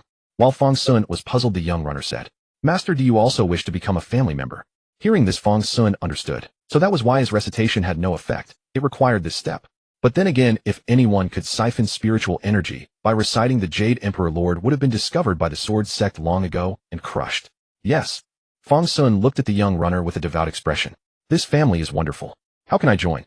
A moment later Fang Xun, Wei Hung, and Gu Hao arrived together before a side hall near the main great hall. The young constable and the matron had gone separately to bow before the main hall. Having received word, the three made their way to this side hall. Fang Xun, are we really going to join this family? Gu Hao asked, casting a glance at the plaque above the side hall's entrance. Family harmony brings prosperity to all. 5 large characters sprang vividly from the plaque. Of course we're joining, Fang Xun said, also looking up at the plaque. The calligraphy is quite impressive. As Fang Xun spoke, he stepped forward to enter. Compared to the other halls, this one was considerably quieter. Most likely the people here were already family and no longer needed such ceremonies. Thus, when the three stepped into the side hall together, all they saw besides a young man slacking off was nothing else. The moment they entered, the young man's head snapped up, and he flashed a perfect smile. Welcome, gentlemen and ladies. Have you come to join our loving family? What did you say? Fang Xun hadn't even processed it yet. What loving family? Our loving, harmonious family, the young man replied with a smile. My name is Luo Gaoxian. Fang Dao Ge, Wei Tai Ge, Gu Tutu. The three returned the greeting in kind. Ha, welcome, welcome. Luo Gaoxian recorded their names as he consulted the records, quickly finding information about the three's arrival. Might I ask if you'd like to purchase a property here in Tianyu City? No need, Fang Xun replied immediately. Luo Gaoxian nodded and made a note. How about starting a business? No. Entertainment? Not interested. Then what about you? I'll be enjoying the welfare benefits here. I hear they're quite generous. Don't they give out houses? Fang Xun said solemnly. Oh, Luo Gaoxian let out an oh, and glanced at Wei Hung and Gu Hao. And you too. Same. Oh, Luo Gaoxian took a deep breath and laid 3 small wooden tokens on the desk. He also opened a register, turned it around, and held it up before them. Write your names here, then take these prayer tokens. Return to your residence, and find a way to drip a single drop of blood upon each one. Then you may begin your prayers. Once sufficient time has passed, our dedicated personnel will seek you out and grant you whatever you desire. Bear true sincerity in your hearts. With genuine faith, all prayers shall be answered. Luo Gaoxian then reached beneath the desk and produced 3 small cloth bags. Each contains 1 tael of silver. Spend it wisely. It will cover your food and clothing for 2 to 3 months. Live well. You are now family, and we will help one another. Luo Gaoxian handed the 3 bags to them. He then narrowed his eyes, slightly awaiting the three's most elaborate expression of gratitude. Yet after a long while no sound came. When he opened his eyes in puzzlement, he found a hand waving in front of his face. What are you doing? Luo Gaoxian asked, perplexed. I eat a lot. Could you give me more family? Family, Fang Xun said very seriously. We are family now. Shouldn't we help one another? What are you implying? Isn't it obvious? Give us more family. Fang Xun spoke earnestly. Fine. Luo Gaoxian reached into his robes and produced another bag, but Fang Xun's eyes were already darting beneath the desk. So he handed over another one. Here, 2 more taels. This should sustain you for several months in Tianyu City. Remember, we are a loving family, and we cherish every family member. In return, every family member must love this family. Do you understand? Speaking thus, Luo Gaoxian actually felt his teeth grind in frustration. Understood, family. Fang Xun made an okay gesture, took the 3 tokens, and directly pulled Wei Hung and Gu Hao along as he walked out. Hey Fang Xun, are we really supposed to drip blood on these wooden tokens? Gu Hao looked at the tokens in Fang Xun's hand, somewhat hesitating. This was evidently a simple consecration technique. While such consecrations were mostly self-controlled, once the connection was established, others could sense it. Naturally, Fang Xun played with the 3 wooden tokens, but showed no intention of handing any to Wei Hung or Gu Hao. Jingzhe, Fang Xun whispered softly. A phantom shadow flickered across his body. It was his substitute spirit acting on his behalf. Without a sound, a deep gash opened across Fang Xun's palm, and the flowing blood instantly soaked through all 3 tokens. Fang Xun. Wei Hung narrowed his eyes. He had guessed what Fang Xun intended to do. You already know my constitution well enough, right? I'm the most suitable one to handle this. As he spoke, Fang Xun's blood had already been completely absorbed by the 3 tokens. These 3 cheap-looking yellowish-white wooden tokens instantly transformed into a dull blood-red color. Very good. Fang Xun concentrated and said the connection has been established. Even as he spoke, Fang Xun began reciting those 12 characters within his heart. Manifestation of malicious intent, unable to teach the incompetent. I am ashamed. Merely a quiet murmur spoken without sound. Yet Fang Xun could already see the golden statue. He then plucked a bit from that golden statue. Unfortunately, the timing was not yet right. Fang Xun did not dare to take too much. Fang Xun now understood as long as he recited those 12 characters, a connection with the golden statue would be established. Now that he knew this, Fang Xun felt somewhat regretful. With this intermediary link, he could not currently locate the Jade Emperor's whereabouts. But having this intermediary was also useful. It would give the others more time to prepare. Fang Xun, how is it? Any problems? Gu Hao, noticing the change in Fang Xun's expression, asked with some concern. No problems. Fang Xun spoke up. It's just that all the prayer power is condensed within that golden statue. To locate the Jade Emperor's true form, we must still wait a few days. By the time of the Divine Soul ceremony, the Jade Emperor will surely make his appearance. Let's go find those two first. Since we're already here, we should also pay our respects before the golden statue, lest others think we lack the sincerity to become true family. Fang Xun said this and glanced backward. That makes sense. Let's go pay our respects as well. Wei Hung agreed, and the three set off toward the Golden Hall once more. At this time there were still spots reserved for the three of them. These had been specially kept for them since they were about to join the great family. Otherwise the three might have had to start the queue all over again. Under the guidance of those inside the Golden Hall, the three took their positions and knelt upon the cushions placed beside the young constable and the matron. Kneeling in a seated posture, there was still a difference between that and full prostration. Thus the three felt no psychological discomfort. A moment later, everyone rose. But as they were standing up, Fang Xun suddenly sensed a gaze fall upon him. Fang Xun looked up toward the golden statue, but the feeling of being watched vanished. Turning his head in the direction the gaze had originated, Fang Xun found Gu Hao staring at him with wide eyes, her expression blankly cute. Fang Xun, what's wrong? Nothing. Did someone just look at you? Fang Xun glanced at Gu Hao, then at the golden statue. His intuition told him something was off, but why would this statue be staring at Gu Hao? It seems so. Gu Hao responded with a similar feeling. But with so many people here, it was inevitable that someone would glance over. Facing the gaze of others, Gu Hao felt nothing. She was used to being the center of attention. This golden statue might have some issues. Wei Hung sidled over, standing between Fang Xun and Gu Hao, and said seriously to Fang Xun, once this matter is settled, we must destroy this thing. Makes sense. Fang Xun nodded and followed the crowd out. After leaving the building, Fang Xun and his companions parted ways with the young constable and Ning Hao's mother. The young constable was reluctant, but said his farewells to Fang Xun with lingering attachment. The woman, however, looked embarrassed and said, I'm sorry, in the end, I didn't help you find Hao. It's fine, Fang Xun said earnestly. Young Master Ning will definitely return home. Fang Xun's words seemed strange, but by the time the woman wanted to ask for clarification, Fang Xun and the other two were already far away. Before long, Fang Xun and his two companions returned to the inn where they had been staying.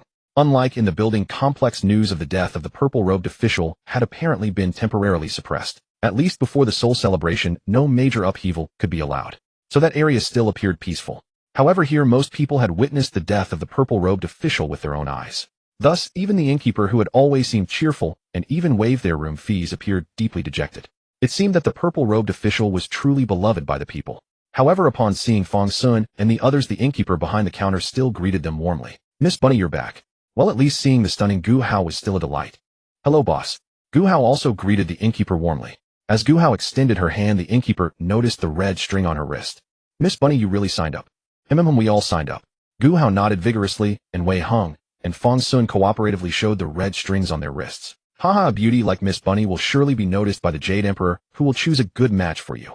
The innkeeper looked at the red strings on their wrists and complimented them cheerfully. But Gu Hao secretly glanced at Fang Xun, thinking, oh dear, what if the red string ends up tying her to her junior brother? At this thought, her cheeks flushed slightly. Shortly after, Fang Xun and the other two returned to their respective rooms. All that was left was to wait for the divine wedding to commence in a few days. Then they would finally see the true appearance of the Jade Emperor Lord, and they would expose his true face, and even twist his head off. Fang Xun sat in his room and took out the 3 wooden tokens again. Lining them up, he summoned the separated soul, using it as a springboard to infuse his foundation establishment-level spiritual energy into them. First, he probed a thread of energy to test the quality of the tokens. Soon Fang Xun saw the Great Hall again. Within the Golden Hall, the statue covered in golden paper seemed to smile gently at him. This time Fang Xun saw more clearly. Within the golden statue, not only was there the spiritual energy contributed by the citizens of Tianyu City, but also the accumulated incense offerings of the people. The sheer quantity was astonishing. It was only then that Fang Xun discovered the second function of the golden statue, intercepting the power of wishes and incense. The prayers of the Tianyu citizens were their sincere wishes, and the spiritual energy they offered inevitably carried the power of incense and wishes. For the path of incense worship deification, which protects a region, this was naturally a great blessing. However, for the Jade Emperor Lord, he clearly did not want to be bound to this Tianyu city. Thus, although the power of wishes was strong, he dared not take even a shred. He wanted to grow stronger while remaining free. If we smash this golden body and infuse all these wishes into the Jade Emperor Lord, perhaps we could create a Jade Emperor Lord whose heart contains only truth, goodness, and beauty. Fang Xun gazed at the wish power, contemplating the feasibility of this plan. Transforming a greedy and evil person into a good one. What great merit that would be. Forget it, we'll deal with it later. Maybe we can find a yellow immortal seeking deification and let him sit here. The path of incense worship deification, though it was also a path, but it clearly didn't mix with the path of cultivation. Fang Xun had no intention of sitting here as a god. He thought it was more like an earthbound spirit on a supersized territory. But why did the golden statue look at Gu Hao earlier? Fang Xun tried to see deeper inside, but suddenly sensed something probing over. He immediately stopped, and like an ordinary devotee, began chanting the 12 characters. He had realized that his casual siphoning of spiritual energy was hardly a scratch to the statue. For him, even though Fang Xun was a parasite, after all, Tianyu City had tens of thousands, or even hundreds of thousands of people supplying him every moment. Such a small loss was beneath his notice. Fang Xun muttered casually for a while, and then prepared to withdraw his mind. There was nothing more inside, he had learned enough. But just as he was about to withdraw, he suddenly heard a voice. Fang Xun. Zhao Xian. Hearing the voice tinged with doubt and confusion, Fang Xun immediately recognized who it was. But how could Zhao Xian be here? Fang Xun quickly realized that this Zhao Xian was fake. However, having not seen her for a long time, he really wanted to speak a few more words with her, even if she was fake.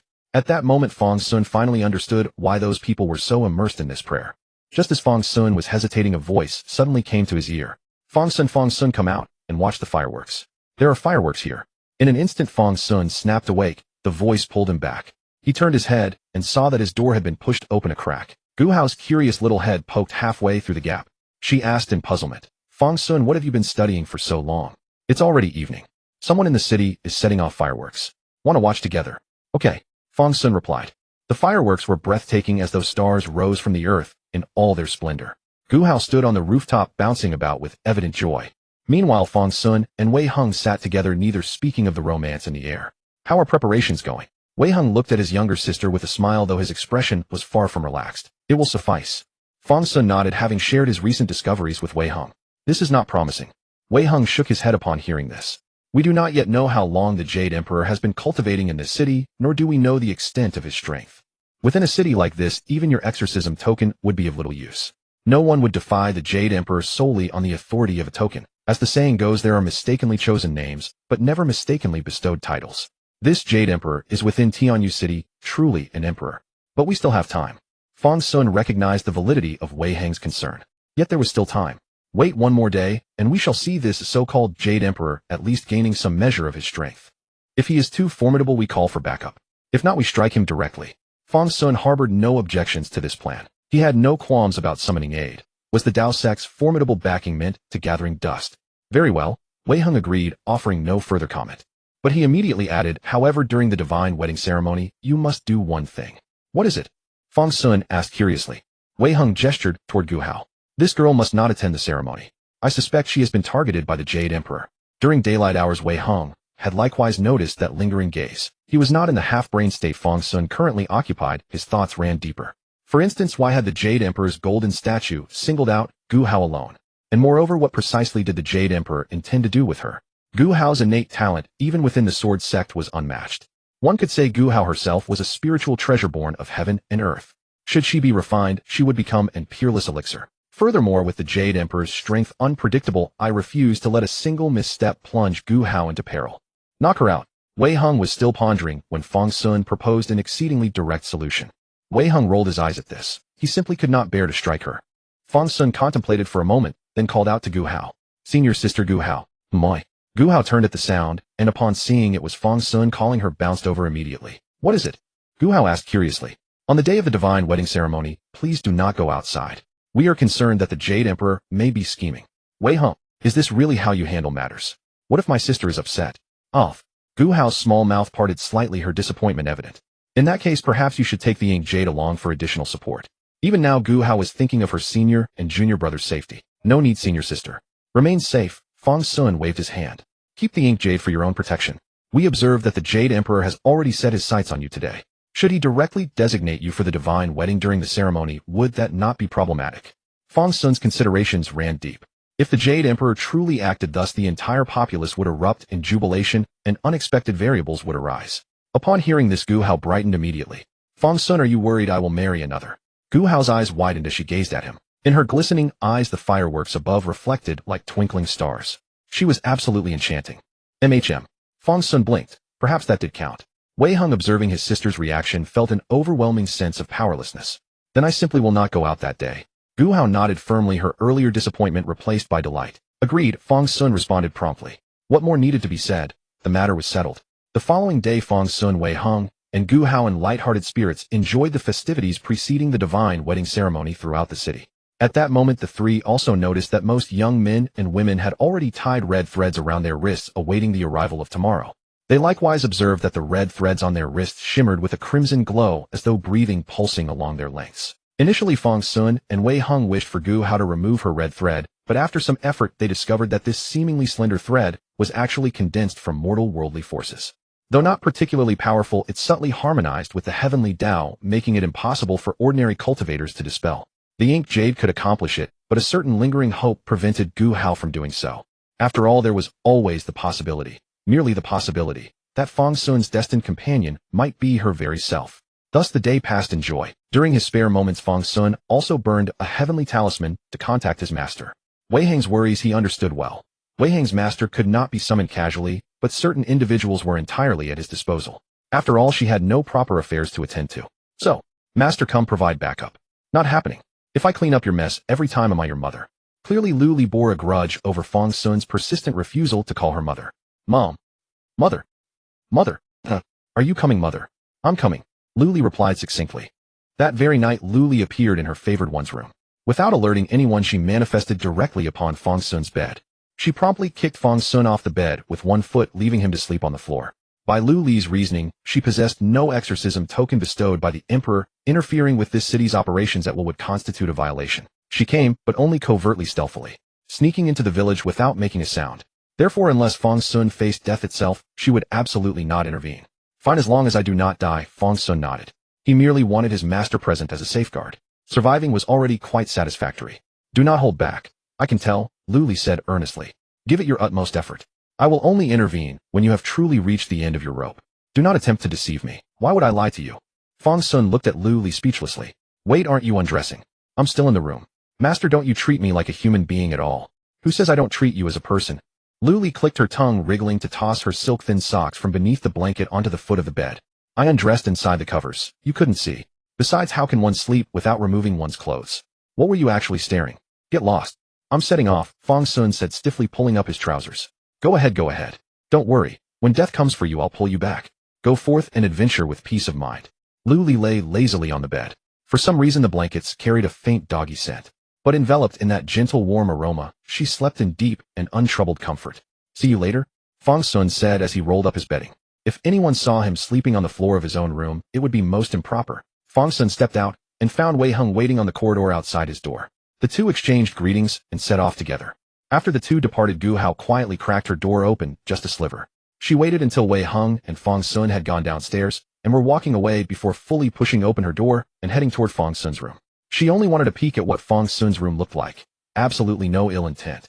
Gu Hao crept up to his door and gently pushed it open. The creak was about to sound when Gu Hao quickly muffled it with her hand. Then she slipped inside Fang Xun's room. Fang Xun, just got up. Gu Hao murmured softly and made her way to his bedside.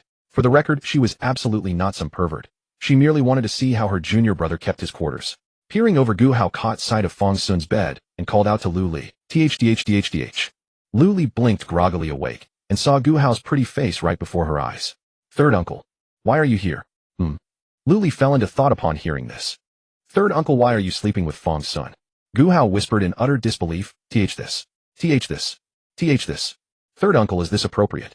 Is it a?" Lu Li's vague reply struck Gu Hao like a bolt of thunder. So Fang Xun had already been. By the third uncle. What? You don't really think I have something going on with little Fang Xun, do you? Lu Li finally came to her senses. Her brows rose, and she simply tugged Gu Hao onto the bed. Rest assured, your uncle isn't the sort to graze in his own backyard. It's early morning. Why is everyone up so early? Come, let's sleep together. Without another word, Lu Li wrapped Gu Hao in her arms, pulled the small quilt over them both, and completely cocooned the bewildered girl. Do we have to sleep together from now on? Gu Hao's tiny mind reeled with shock. Meanwhile, Fang Xun and Wei Heng had already arrived in the city. Tianyu City was alive with festoons and banners buzzing with cheer. A long red carpet stretched from one end of the main thoroughfare all the way to the other. At the far end of the red carpet lay the city's central square. Fresh petals, still glistening with dew, were scattered across the carpet. On the carpet, couples stood arm in arm, their faces glowing with happiness. Naturally, Wei Heng and Fang Xun kept their distance from the newlyweds and did not join the bustling crowd. Instead, they made their way first to the vicinity of the square.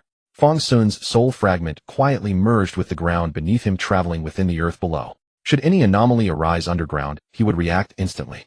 Wei Heng's divine sense meanwhile had split into threads and spread through the air above, leaving nothing unseen. Neither Fang Xun nor Wei Heng detected anything unusual. Time ticked slowly onward as celebratory music rang across heaven and earth. All the land seemed immersed in an ocean of joy. Nearly 1,000 pairs of newlyweds were slowly making their way onto the square.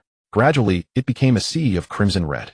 The master of ceremonies took his place and raised high a prayer tablet, as if summoning a deity, booming, presenting the heavenly emperor.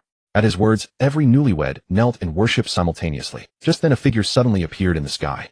Fang Xun and Wei Heng tensed instantly. They had not sensed how this person had arrived at all. Yet the elusive heavenly emperor finally revealed himself before all. He was an elderly man, perhaps in his late 70s. Though aged in face, his posture was straight and his spirit radiant. Smiling, he gazed down upon the people of Tianyu and descended slowly, until he stood among the newlyweds. "Long time no see, my family." His very first words were a warm greeting to those he cherished. This heartfelt salutation was met with a response like rivers and mountains roaring in affirmation. "Long time no see, sovereign heavenly emperor." The fervent cries echoed for a long while before finally subsiding. All eyes remained fixed on the sovereign heavenly emperor, the one they all most admired and revered. Witnessing this reaction, Fang Xun was nearly dumbfounded. This was like some fan meeting come to life. The heavenly emperor nodded, then looked at the thrilled citizens of Tianyu and declared, "The annual divine wedding festival begins now." Yes. Another wave of cheers erupted. As the clamor gradually faded, the heavenly emperor added, "But before we begin, there's still a little activity, isn't there?" With that, the heavenly emperor smiled warmly and turned his gaze upon the expectant crowd. Most of them had come for that very little activity, the bestowal of marriage by the heavenly emperor himself. Reading the eager expressions before him, the heavenly emperor raised his hand. "Is everyone ready? Prepared to meet the one who will walk beside you for the rest of your life?" "We're ready." The shout that erupted was unlike anything before. Every person poured their utmost passion into this once-in-a-lifetime occasion. Satisfied with their zeal, the heavenly emperor nodded and continued, "Then let us pray. Sincerity moves the heavens." As he spoke, the heavenly emperor drew his raised hand inward. Across Tianyu City, thousands upon thousands of crimson threads emerged from each person's wrist, crisscrossing through the sky above. In that moment, every soul recited those 12 characters with the utmost piety and devotion. Fang Xun and Wei Heng exchanged a glance, then looked down at the red threads floating up from their own wrists. Fang Xun nodded at Wei Heng and said, "I'll handle it." Having said this, Fang Xun poured the maximum extent of his spiritual sense into the 12-character chant. Gradually, the heavenly emperor's previously smiling expression shifted, revealing a flicker of confusion. "The embodiment of malice powerless to teach, my heart bears guilt. The embodiment of malice powerless to teach, my heart bears guilt. The embodiment of malice powerless to teach, my heart bears guilt. The embodiment of malice powerless to teach, my heart bears guilt." A murmuring voice echoed across the heavens. As the crowd whispered in unison, these faint mutterings converged, resonating throughout the entirety of Tianyu City. Wei Heng had already taken his place beside Fang Xun with 12 spirit treasure swords poised for action. Wei Heng gazed at the crimson thread on Fang Xun's wrist, so cautious that not even the faintest sound of breathing escaped him. Different, entirely different, incomparable. After Fang Xun uttered those 12 characters, the crimson thread upon his hand responded in a manner utterly distinct from that of the common citizens of Tianyu City. That crimson thread was pulsating abnormally. Fang Xun's incantation seemed to imbue it with genuine vitality. In his hands, the thread writhed as though cursed, dancing with frenzied intensity. Gradually, ever so gradually, the thread began to split apart in Wei Heng's eyes. 248, 16, 32, 64, 128. Initially, Wei Heng could still clearly discern just how many threads the crimson strand had divided into. But as time passed, Wei Heng no longer had the heart to count. He could clearly see one of the crimson threads extend toward him, resembling a spiritual serpent as it circled around him, then assertively bound itself to the crimson thread upon his wrist. At that moment, a voice resounded within his mind. "Fang Dao Ge, Wei Heng." Meanwhile, in another chamber, Gu Hao and Lu Li were sharing breakfast together. The meal had been ordered by Lu Li, though she had no intention of rising early. Having instead embraced her soft, fragrant junior disciple for an extra slumber, breakfast was nonetheless a necessity. As she savored the light side dishes, Lu Li regarded Gu Hao with an enigmatic half-smile. Well, little Gu Hao. Moi. Lu Li drew Gu Hao's hand toward her and observed the crimson thread upon it. "That crimson thread of yours. If you don't sever it, what are you waiting for?" "Eek!" Gu Hao let out a startled cry, her cheeks flushing crimson, as though a thief had been caught red-handed. "No, I'm not waiting for anything. I just wanted to see if this crimson thread is truly as miraculous as they say, capable of granting one's deepest desires. That thing. I mean that. Well, The more Gu Hao spoke, the more she felt she was painting herself into a corner, so like a frightened ostrich, she fell silent. Haha, this girl of yours. Lu Li seemed to perceive something gazing at Gu Hao and saying, could it be that? Just as Lu Li was about to speak further, suddenly something drifted in through the window. The object lunged violently toward the two, swooping past Lu Li and aiming directly for Gu Hao. What in the world? Lu Li casually deflected it, wrapping a crimson thread around her hand. Is this the crimson thread? Lu Li pinched the thread between her fingers, feeling its momentum. It was clearly directed toward Gu Hao. Were you waiting for this, little Gu Hao? Lu Li dangled the crimson thread before Gu Hao's eyes, simply wishing to tease her junior disciple. Third ant. Gu Hao swallowed hard as she stared at the crimson thread. She had truly been chosen, but whose thread was this? She did not know. At that moment, Gu Hao was consumed by equal parts anticipation and trepidation. Just as Gu Hao was about to speak again, the crimson thread seemed to lose its vigor.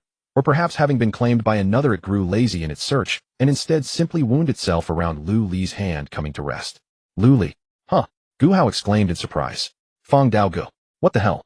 Lu Li too had naturally perceived the information contained within the crimson thread. Deep. Gu Hao's voice rang out sharply. Hearing this anomalous sound from Gu Hao, Lu Li immediately grasped the situation. This Fang Dao Ge, could it be Fang Xun? Lu Li waved the crimson thread in her hand, noticing her junior disciple's eyes growing dim with despair. Oh dear, I'll sever this thread right away. No need to worry, no need to worry. Speaking thus, Lu Li pulled hard on the thread, attempting to stretch it taut. But in doing so, she inadvertently yanked open the half-closed window. Bloody hell, this is intense. Lu Li rarely lost her composure with profanity, yet seeing the scene outside the window, she couldn't help but exclaim. Those crimson threads danced chaotically, unrestrained and arrogant.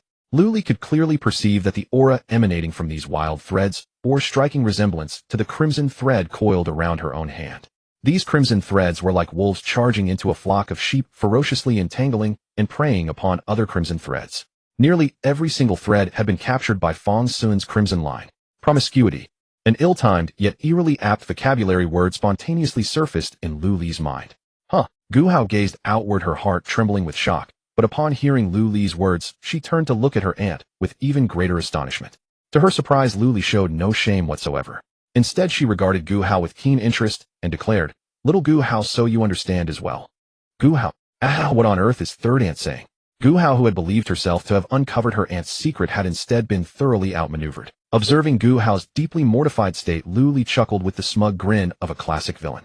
It's alright, these sorts of things are quite ordinary, aren't they? Exactly what was ordinary about this? Gu Hao desperately wished to retort. But just as she opened her mouth to complain, she noticed Lu Li's expression had grown grave. Third, and is something wrong? Gu Hao asked, puzzled. A great deal is wrong. Lu Li plucked one of the wildly dancing crimson threads at random. Originally, she had considered pressing it directly onto Gu Hao to give her a first-hand experience. But after hesitating, Lu Li refrained from doing so. This was something she had never witnessed before, and she genuinely did not know the consequences of such an action. Though Fang Xun had asked her to cover for him, she was not his senior brother and could not possibly handle everything. Perhaps she should call for help. In hundreds of years, this was the first time such a thought had crossed Lu Li's mind. But it mattered not. If she dared to think it, she dared to act upon it. And so Lu Li immediately summoned help. Senior brother. Senior brother. Lu Li called out for some time, but received no response. Watching Lu Li's demeanor, Gu Hao asked curiously, Third aunt, does master perhaps have some important matter at hand? Important matter? What important matter could he possibly have besides dating big dear? Lu Li glared. Only that old fool would dare ignore her messages. Had she bothered him too much these past days? But just as Lu Li was pondering this, a somewhat exasperated voice resounded from within the room. That of Fang Xun. What is it now, junior sister? If you continue calling out idly, I shall reduce this year's offerings to you, Peak Master of Yaoguang Peak, by 80%. Yet another cut. Spit it out then. Gu Hao is beside me. Very well, junior sister, proceed. I found it. I found it. Brother Fang Dao. Me too. I found it too, brother Fang Dao. What are you all fussing about? He's mine, brother Fang Dao. What are you talking about? Clearly he's mine. The Jade Emperor personally tied the red thread for me. Bullshit, what are you yapping about? Brother Fang Dao is obviously my wife. What? Brother Fang Dao is clearly my husband. Brother, where are you? Wife, where are you? Are you picking a fight? You're the one picking fights. Can't you look in a mirror at your pig-like face? You think the Jade Emperor would match you with a wife? You 200-pound, so dares call me that. After the chaos of the red threads erupted, everyone initially rejoiced secretly. This was a heaven-sent marriage, the red thread, personally guided by the Jade Emperor himself. But soon after, someone started boasting aloud, things took a turn for the worse. You say your fated match is brother Fang Dao. Then who is my brother Fang Dao? Can there really be two brother Fang Daos in this world? What, you're also brother Fang Dao? Has the Jade Emperor betrothed us all to brother Fang Dao? How can a man like you have Brother Fang Dao as your match? Chaos erupted instantly. Who was Brother Fang Dao? Though they had only just been connected by the red thread of fate for the first time, their understanding of it was far from shallow. Everyone knew that after the red thread guidance, they could immediately sense their other half's location within the crowd. But now where exactly was Brother Fang Dao? Here. No. Over there. No. Or perhaps over yonder. Still wrong. In that moment, these people suddenly realized Brother Fang Dao was everywhere. Fang Xun. Wei Hing stood right beside Fang Xun and naturally noticed something amiss. Placing his hand on Fang Xun's shoulder, he leaned close to his ear and whispered, "What are you doing? This doesn't look right." "It's nothing." Fang Xun's murmured prayer continued uninterrupted as he diverted a sliver of his consciousness to send a telepathic message to Wei Hong. "I've offered a sacrifice to that Jade Emperor using this fragmented soul power. While a few unexpected variables emerged, I'm managing to keep things under control." Hearing this, Wei Hong felt somewhat relieved, but as he gazed at the chaotic red threads nearly blanketing Tianyu City, it hardly looked like Fang Xun had everything under control. "What exactly are you doing? Have you discovered anything?" Yesterday, Wei Hong and Fang Xun had already agreed on their approach.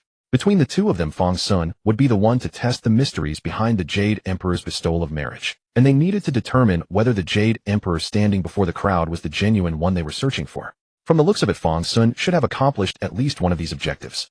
Fang Xun gave a slight nod. "The one up there is a fake. Just a puppet. Barely even a person." So it is true.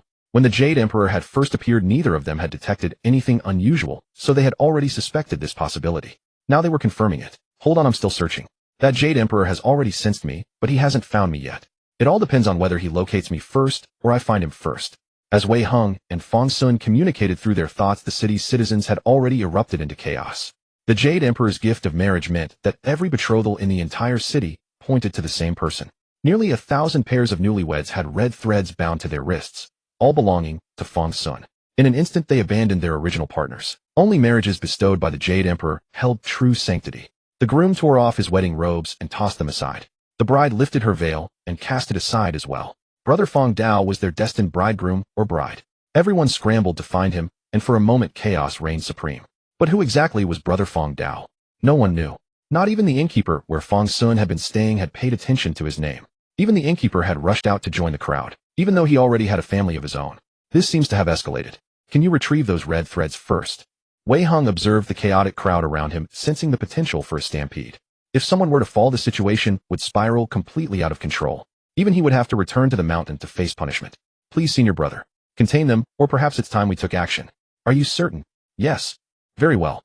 As the words left his lips, the sword rose. 12 flying swords surged into the air. Wei Hong unleashed his presence across the entire city without restraint.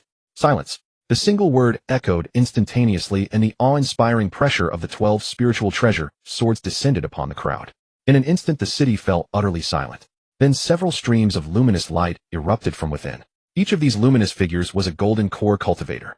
These were the city's resident cultivators. Every settlement under Great Xia maintained such practitioners. Normally, they spent their days in secluded cultivation, only responding when summoned by officials. They assisted officials with tasks like suppressing bandits. Faced with such unexpected expectations, they naturally had to act as well. Fang Xun naturally caught sight of these luminous streams. He casually tossed the demon-suppressing imperial decree, which landed in Wei Hong's hands. As the light drew near, Wei Hong unfurled the decree. They immediately sensed the faint aura of the heavenly sovereign. "What are you also serving that Jade Emperor?" Wei Hong asked, gripping the demon-suppressing imperial decree as he regarded them. Upon seeing the imperial decree, the cultivators froze mid-motion. Their glances darted fleetingly toward a certain direction before quickly retreating. They dared not offend the Jade Emperor, the Great Xia Sovereign, and even the Sword Sect. They dared not offend those either. "Apologies, Imperial Envoy." The leader among these Golden Core cultivators rarely showed a troubled expression as he spoke. "We brothers have served faithfully in this city, receiving our stipend and carrying out our duties without fault. We ask for your understanding on this occasion." Wei Hong gave a slight nod. "Begone. I won't hold this against you." "Thank you, Imperial Envoy." The man was overjoyed and signaled to his companions. In an instant, they vanished into the distance. Despite being Golden Core elders, they now carried an air of evident dishevelment. Yet the common folk below understood none of this. All they knew was that Wei Hong had driven away their protectors and pressed down upon the entire city. Wei Hong had become the enemy of every soul in the city. Were public sentiment given tangible form, he would already be pierced by 10,000 swords. Even without such power, he now stood squarely in the eye of the storm. At that very moment, the Jade Emperor standing amid the crowd seemed to only just register what had unfolded. Fixing his gaze on Wei Hong, he spoke. You dare to toy with my blessed subjects in such a manner. Moi. Wei Heng turned to look at him. Execute. Without another word, a single sword strike fell. What a lively scene, senior brother. Lu Li said cheerfully, her arm draped around Gu Hao as she looked at the young man who had just appeared in the room. Were it not for Lu Li addressing the youth as her senior brother, even Gu Hao would never have guessed that this young man was in fact the true form of Fang Xun. Simply put, the transformation was simply too drastic. The graceful and handsome youth before Gu Hao's eyes could not possibly be connected to the white-haired, aged, and prudent Fang Xun of before. Only his gaze remained as it always had, though now it carried an extra vitality only a young man could possess. Master, Gu Hao said in disbelief. Lu Li, still embracing Gu Hao, laughed. Don't be so surprised. I knew senior brother was out on a date with the Lu. He deliberately reshaped his appearance to return to his younger form. Senior brother, I had almost forgotten how handsome you used to be. Oomph, Fang Xun responded with a light snort. If not for little Gu Hao being present, he would have already made that wretch Lu Li understand the proper order of seniority and respect. If he were not holding the position of sect leader, he would not have deliberately allowed his appearance to age so markedly. So senior brother, how are things going with the Lu now? That's enough. Did you really bring me all this way just to chat about idle matters? Fang Xun sighed helplessly. When one reaches the extreme of helplessness, one can nearly laugh from exasperation. I was only showing you the situation, master. Little Fang Xun asked me to come provide support, but I'm concerned I won't be able to hold it together. Lu Li pointed toward the outside. Even you have situations you can't handle. Fang Xun casually glanced out the window and narrowed his eyes slightly. He had torn through space to appear beside Lu Li and hadn't even noticed what was happening outside. Upon looking, however, it brought back certain memories. After examining the scene carefully, Fang nodded and said, if you intend to only provide backup at the end, you truly won't be able to manage it. Lu Li, is that all you came here to tell me? But since Fang spoke so casually, Lu Li felt reassured. Whether she could handle it or not didn't matter, as long as her senior brother could handle it, that was enough. As she thought this, Lu Li sensed something and released Gu Hao, voluntarily stepping away from her side. Gu Hao, didn't third uncle usually enjoy holding her? Why had he suddenly left? Gu Hao blinked at Lu Li and she suddenly felt something was amiss. Just as Gu Hao was puzzled, a mass of red threads suddenly burst through the window, completely surrounding Gu Hao and carrying her away. In that fleeting moment, Gu Hao could only incredulously look between Lu Li and her own master. Had third uncle just left her side so that she would be easier to capture? To her surprise, Gu Hao discovered that while she could still see the two of them, she couldn't perceive their presence at all. Their aura had been completely concealed. As Gu Hao was dragged away, all she could see was her master's expression of restrained tenderness, and Lu Li giving a thumbs up. Lu Li's lips clearly formed the words, no problem at all. Gu Hao. The problem is quite large. Wei Heng gazed at the sky. This was after all within the territory of Daxia City. At this moment, public sentiment was surging like a tide. Even though the city was leaderless, the fortune of Daxia had already gathered, pressing down upon the city's skies, and the target of this Daxia national fortune was Wei Heng himself. Even though Wei Heng currently held the demon-slaying imperial edict granted by the Daxia emperor, it was of no avail. The emperor was the emperor of Daxia, but Daxia belonged to its people. Public sentiment comes first. Just moments ago, Wei Heng had severed the Jade Emperor with a single sword strike. What Wei Heng hadn't expected was that the Jade Emperor's puppet hadn't resisted in the slightest. With that strike, it fell into a pool of blood, wearing an expression of utter disbelief. Witnessing this scene, Wei Heng's heart sank. He knew that sword strike had been too hasty. And with that single blow, the emotions of the citizens of Tianyu City had been completely stirred. Moments ago, they had been fervently searching for Brother Fang Dao, and now their emotions had been driven to an even higher peak. Just now, the Jade Emperor, who had arranged their auspicious union, was dead, slain by that evil man in the sky. They hated him. Thief! Die! How dare you harm the Jade Emperor? Die! Die! Die! Jade Emperor! Please come back. Incarnation of malice, incapable of teaching. My heart fills with shame. Is this the warning the Jade Emperor gave us? Incarnation of malice. Incapable of teaching. My heart is filled with shame. But unless you die, my heart will find no peace. One voice called out, and 100 responded. Not far away, within the brilliantly golden temple, as if echoing these cries, golden light erupted, reaching straight to heaven and earth. The national fortune summoned by public sentiment immediately surged forth, intertwining with that golden light. In a daze, a somewhat ethereal figure emerged from within the golden light. It was the Jade Emperor. This man of no official position, blessed by public sentiment, had actually been condensed by the national fortune of Daxia. Wei Heng, merely looking at that phantom, already felt immense pressure. At this moment, he was not facing a single person, but an entire city. Wei Heng frowned, gazing at Fang Xun below. Now the surging crowds were heading toward that phantom, while Fang Xun alone remained standing, his divided soul protecting him and repelling the throngs from his person. Seeing Fang Xun still searching, Wei Heng understood. This phantom was not the true body of the Jade Emperor. The real Jade Emperor was still hidden. At this moment Wei Hung had two hypotheses about the Jade Emperor. The first was that the Jade Emperor's true body was frighteningly weak, daring not confront the two of them directly. The second was that he still had unfinished business and was waiting for an opportunity. As for what this opportunity was, Wei Hung did not know. But now neither hypothesis mattered. Wei Hung had to and could only advance first. As Wei Hung moved, the pressure upon him grew ever greater. The Jade Emperor's phantom watched Wei Hung approach with drawn sword and spoke silently. "You wicked immortal, you bear the majesty of the imperial mandate, yet you wield this so-called demon-slaying edict to plague this region. Today I shall follow the will of the people and respond to their hearts. I shall slay you." His shout, accompanied by the voice of the Jade Emperor, resonated throughout the entire city. "Slay this wicked immortal. Kill him. He dares to cause trouble at the divine marriage ceremony. Kill him. My brother Fang Dao." Meanwhile, Fang Xun was still searching within the chaotic red threads. The public sentiment and national fortune seemed to have nothing to do with him. What he held in his hand was the red dust, worldly affairs. Whether it was public sentiment or national fortune, they were all merely matters of the mortal world. Fang Xun could feel that those were merely means to disrupt this red dust. But what he intended to do, Fang Xun did not yet know. Just as Fang Xun was pulling at those threads of red dust, he suddenly heard a voice. "Fang Xun. Gu Hao. Gu Hao, why aren't you in the room? Where are you?" Fang Xun was startled by Gu Hao's voice. He and Wei Hung had deliberately left Gu Hao in the room, hoping to keep him out of the conflict. But now Gu Hao had clearly been drawn into the turmoil. Fang Xun immediately recalled the gaze he had sensed before the golden statue. Gu Hao was indeed being targeted. Damn it, he should have had Lu Li protect Gu Hao. He should have simply kept Gu Hao with Lu Li. Fang Xun, consumed by regret, was unaware that no sooner had he left than Lu Li and Gu Hao had embraced each other. When Fang Xun called out, however, there was no response. Fang Xun instinctively glanced toward Lu Li's position. His master had said she would safeguard them, and so she would.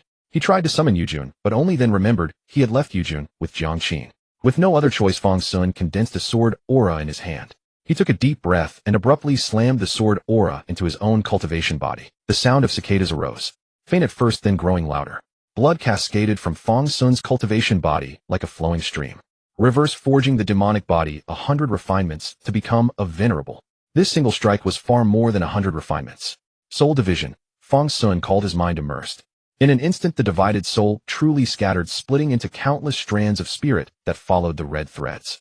Within moments, Fang Xun perceived the emotions of Tianyu City's inhabitants. Exalted, fervent, fanatical, yet utterly devoid of independent thought. Chaotic emotions flooded back through the red threads, pounding his mind into a throbbing pain. But Fang Xun furrowed his brow, enduring the piercing agony of his skull threatening to burst, and continued to extend his spirit further. He needed to extend more, search faster. Fang Xun dared not pause for a moment.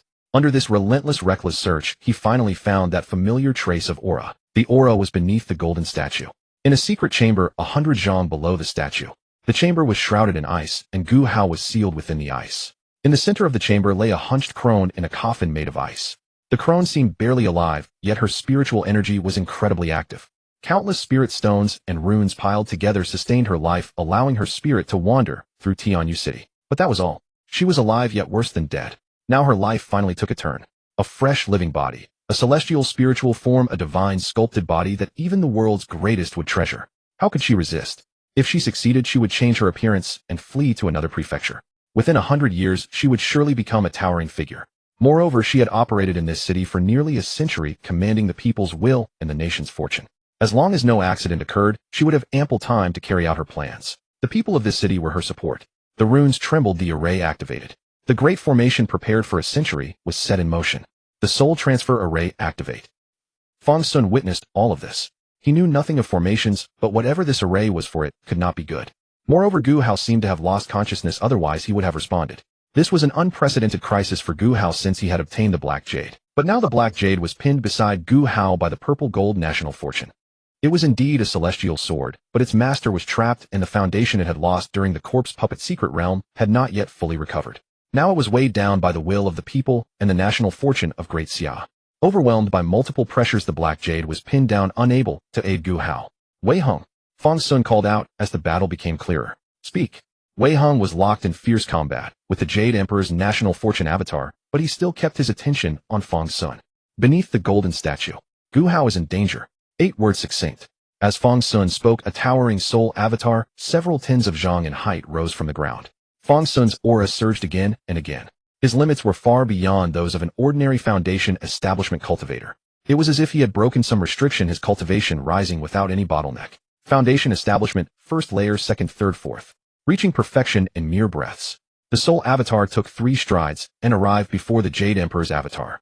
Wei Hung, upon hearing Fang Xun's words, even faltered in his attack, nearly struck by the purple gold national fortune. Gu Hao is in trouble. Wei Hung withdrew his sword and looked toward Gu Hao's room. Indeed, Gu Hao's aura was gone. Below, Fang Xun indicated. The Soul Avatar threw a punch, but the full power strike was easily blocked by the Jade Emperor's avatar. Fang Xun frowned. Had his senior brother been fighting this thing all along? As Fang Xun took over, Wei Heng's divine sense plunged arrogantly into the earth. The hidden area under Wei Heng's direct search revealed its secrets. Gu Hao. Wei Hung saw Gu Hao's state. He gritted his teeth.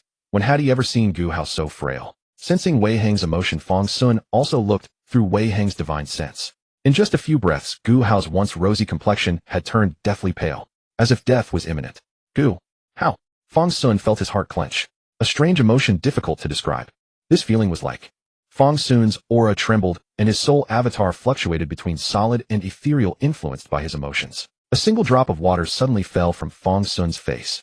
Then came a torrential downpour, crashing down violently. An aura of golden core cultivation rose from Wei Heng's side. Wei Hung was choosing this moment to form his golden core. Fang Xun glanced at Wei Hung, but saw that his eyes were fixed only on the underground chamber. Blocked by the Jade Emperor's national fortune avatar, Wei Hung had no other choice. Was this giving his all? Was this truly giving his all? In the midst of this battle, Fang Xun was unusually clear-headed. Senior brother, I thought I already held you in high regard before, he said softly. But you are even more of a man than I imagined. Wei Hung did not reply. He withdrew his gaze, raised his hand, and caught the first thunderbolt from the tribulation clouds. Fang Xun, go bring Gu Hao back. I'll handle this place. 5 years ago, when the three faced the Ghost King, Fang Xun had relied on Wei Hung. But back then Fang Xun had spoken as if joking. I'll handle it. Now Wei Hing had taken on that reliance. I'll handle this place. Oh, little Wei Hung has formed his golden core. Do you feel sorry for him?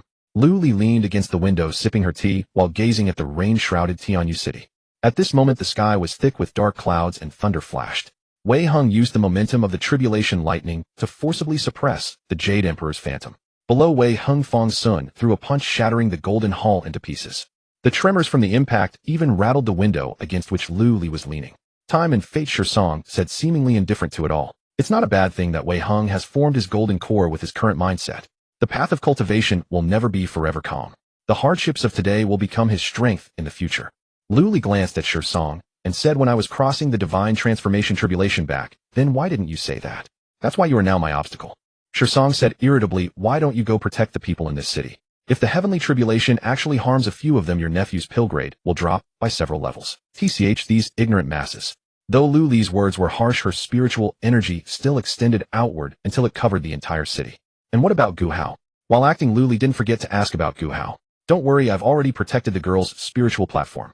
When the time comes, her soul can take refuge in the spiritual platform, Song said, looking in that direction without much concern. Suddenly Lu Li remarked, senior brother, don't you think we're a bit wicked? Wicked how? Little Wei Hung and little Fang Xun have been fighting tooth and nail only to find that their struggle was in vain. Doesn't that make them look foolish? So what? How many people in this world deserve Song to act alongside them? Besides, Song paused, then added, doing and not doing are two different things. At that moment, amid the torrential rain, the colossal soul avatar, dozens of zhang in height, descended with another punch in sync with Fang Xun's movement. Break. With a roar, not only did the golden hall turn to dust, but even the golden statue inside it was flattened into a pancake by Fang Xun. The power of the mundane world burst forth from the statue in an instant. Fang Xun had no intention of letting the Jade Emperor's phantom take control of that energy. He moved first, using a clone to meet the power head-on, opening his arms to devour all the mundane energy. Then Fang Xun unceremoniously threw another punch. Break, break, break. 3 shouts, 100 punches in succession. Fang Xun's fist struck each blow, smashing the golden hall, even further carving a massive crater into the ground. But this was not enough. The secret chamber was still far away. 100 punches was insufficient, so 1,000. 1,000 insufficient, then 10,000. 10,000 insufficient, then 100,000, a million. With every punch, Fang Xun gave his all, his fists moving so fast that even their afterimages were invisible. All that could be seen was the vast crater deepening rapidly. Even the rainwater that gathered there had no time to pool before being driven deeper by the blows. As another heavenly tribulation descended, striking both the Jade Emperor's phantom and Wei Hung simultaneously, Fang Xun's fist finally reached the rock wall outside the secret chamber. This rock wall had been reinforced by spells and was not something easily shattered. But Fang Xun's momentum did not diminish. 1,000,000 punches all condensed into one. Break, break, break. The rock wall made of unknown material was instantly covered in cracks. A deep chill seeped from the fissures, but was immediately suppressed by Fang Xun's scorching fist wind. Break. Another punch, and the rock shattered. With a thunderous crash, the stone wall was breached. Even the cold air was swept away by the blazing fist momentum. After landing, Fang Xun paid no attention to anything else in the icy secret chamber. He immediately went to the frozen Gu Hao, flicking a spiritual flame from his fingertip onto the ice. The fire blazed up fiercely to dispel the frost. As the flame burned, Fang Xun turned and threw a punch at the old woman piled with spirit stones and talismans. The punch landed without any resistance. The soul avatar's fist shattered the ice coffin, crushing the old woman inside into a pool of flesh. But after doing all this, Fang Xun froze. Amid the roaring thunder of the tribulation, Wei Hung was still locked in battle with the Jade Emperor's phantom. Smashing the old woman into a pulp had no effect on that phantom. What did this mean? Junior brother, what are you thinking? Shouldn't we go out together and face the Jade Emperor fiend alongside senior brother? Behind Fang Xun, Gu Hao had already broken free. She dragged her weakened body, yet still insisted on fighting the fiend alongside Fang Xun. Fang Xun was stunned. A jade-like arm rested on his shoulder. Then a soft body pressed against his, and the beauty behind him embraced him. Junior brother, you were so careless when you acted. Your spiritual flame burned the clothes right off your senior sister. Fang Xun was taken aback again. Indeed, after he realized that the old woman had been crushed into a bloody pulp, he had been distracted for a moment. In that instant, the spiritual flame slipped from his control, spreading like wildfire. Fortunately, it only damaged a few parts of Gu Hao's clothing. Junior brother, what, you don't dare to turn around and look at your senior sister? Do you think I'm not beautiful right now? The beauty behind Fang Xun spoke forcibly, turning him around.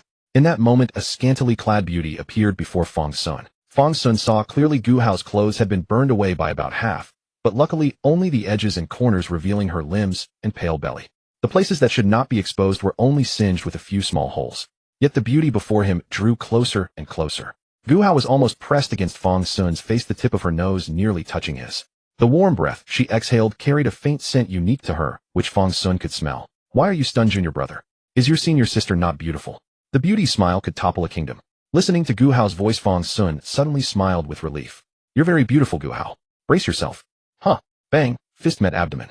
The solid punch striking the soft pale belly produced an unexpectedly loud sound. Fang Xun showed no mercy. This punch carried the power of his soul avatar. He slammed Gu Hao directly into the solid rock wall, creating a crater a full zhang deep. At that instant, even the Jade Emperor's phantom above was affected. Wei Hung seized the opportunity, and with the power of thunder drove his sword straight through its chest. A slightly ethereal voice drifted down from above. It was Wei Hang's voice of approval. Well done, Fang Xun. You're insane. Gu Hao looked at Fang Xun with disbelief. At this moment, the red threads on their wrists were all intertwined. Gu Hao could deeply sense her own feelings for Fang Xun. Similarly, she could also perceive that Fang Xun's feelings for her were far from indifferent. But even so, Fang Xun struck that punch without hesitation, not showing the slightest mercy. Crazy. No. Fang Xun suddenly spat out a mouthful of blood. This blood had been pent up in his abdomen for a long time, and only now did he have a moment to expel it. Fang Xun raised his fist, and the substitute behind him had already condensed into a solid form. If you want to live, come out of Gu Hao's body. I'll give you 3 breaths time. If you can escape, I'll give you a chance to live. Fang Xun clenched his fist, staring intently at Gu Hao. It was Gu Hao's body, Gu Hao's voice, Gu Hao's aura. This person looked like Gu Hao, felt like Gu Hao, sounded like Gu Hao. But she was not Gu Hao. Hearing Fang Xun's words, Gu Hao, or rather Yu Huang, let out a sneer, raised her hand, and flicked the red thread, saying, You've noticed. It seems this red thread isn't so foolproof after all. Perhaps it is indeed useful, Fang Xun scoffed. But unfortunately, I have far too many of these red threads on me. Fang Xun's mind stirred slightly, and the substitute soul casually waved its hand, revealing the countless red threads binding him. In this small space, it was almost completely filled with these red threads condensed from the mundane world. So it's you. Yu Huang's gaze sharpened. Her grand divine wedding ceremony had been thrown into chaos by this very person. If it weren't for this person's interference, she wouldn't have had to expend so much effort to create a Yu Huang projection, and her soul transfer array wouldn't have taken until now to complete. All of this should have gone smoothly.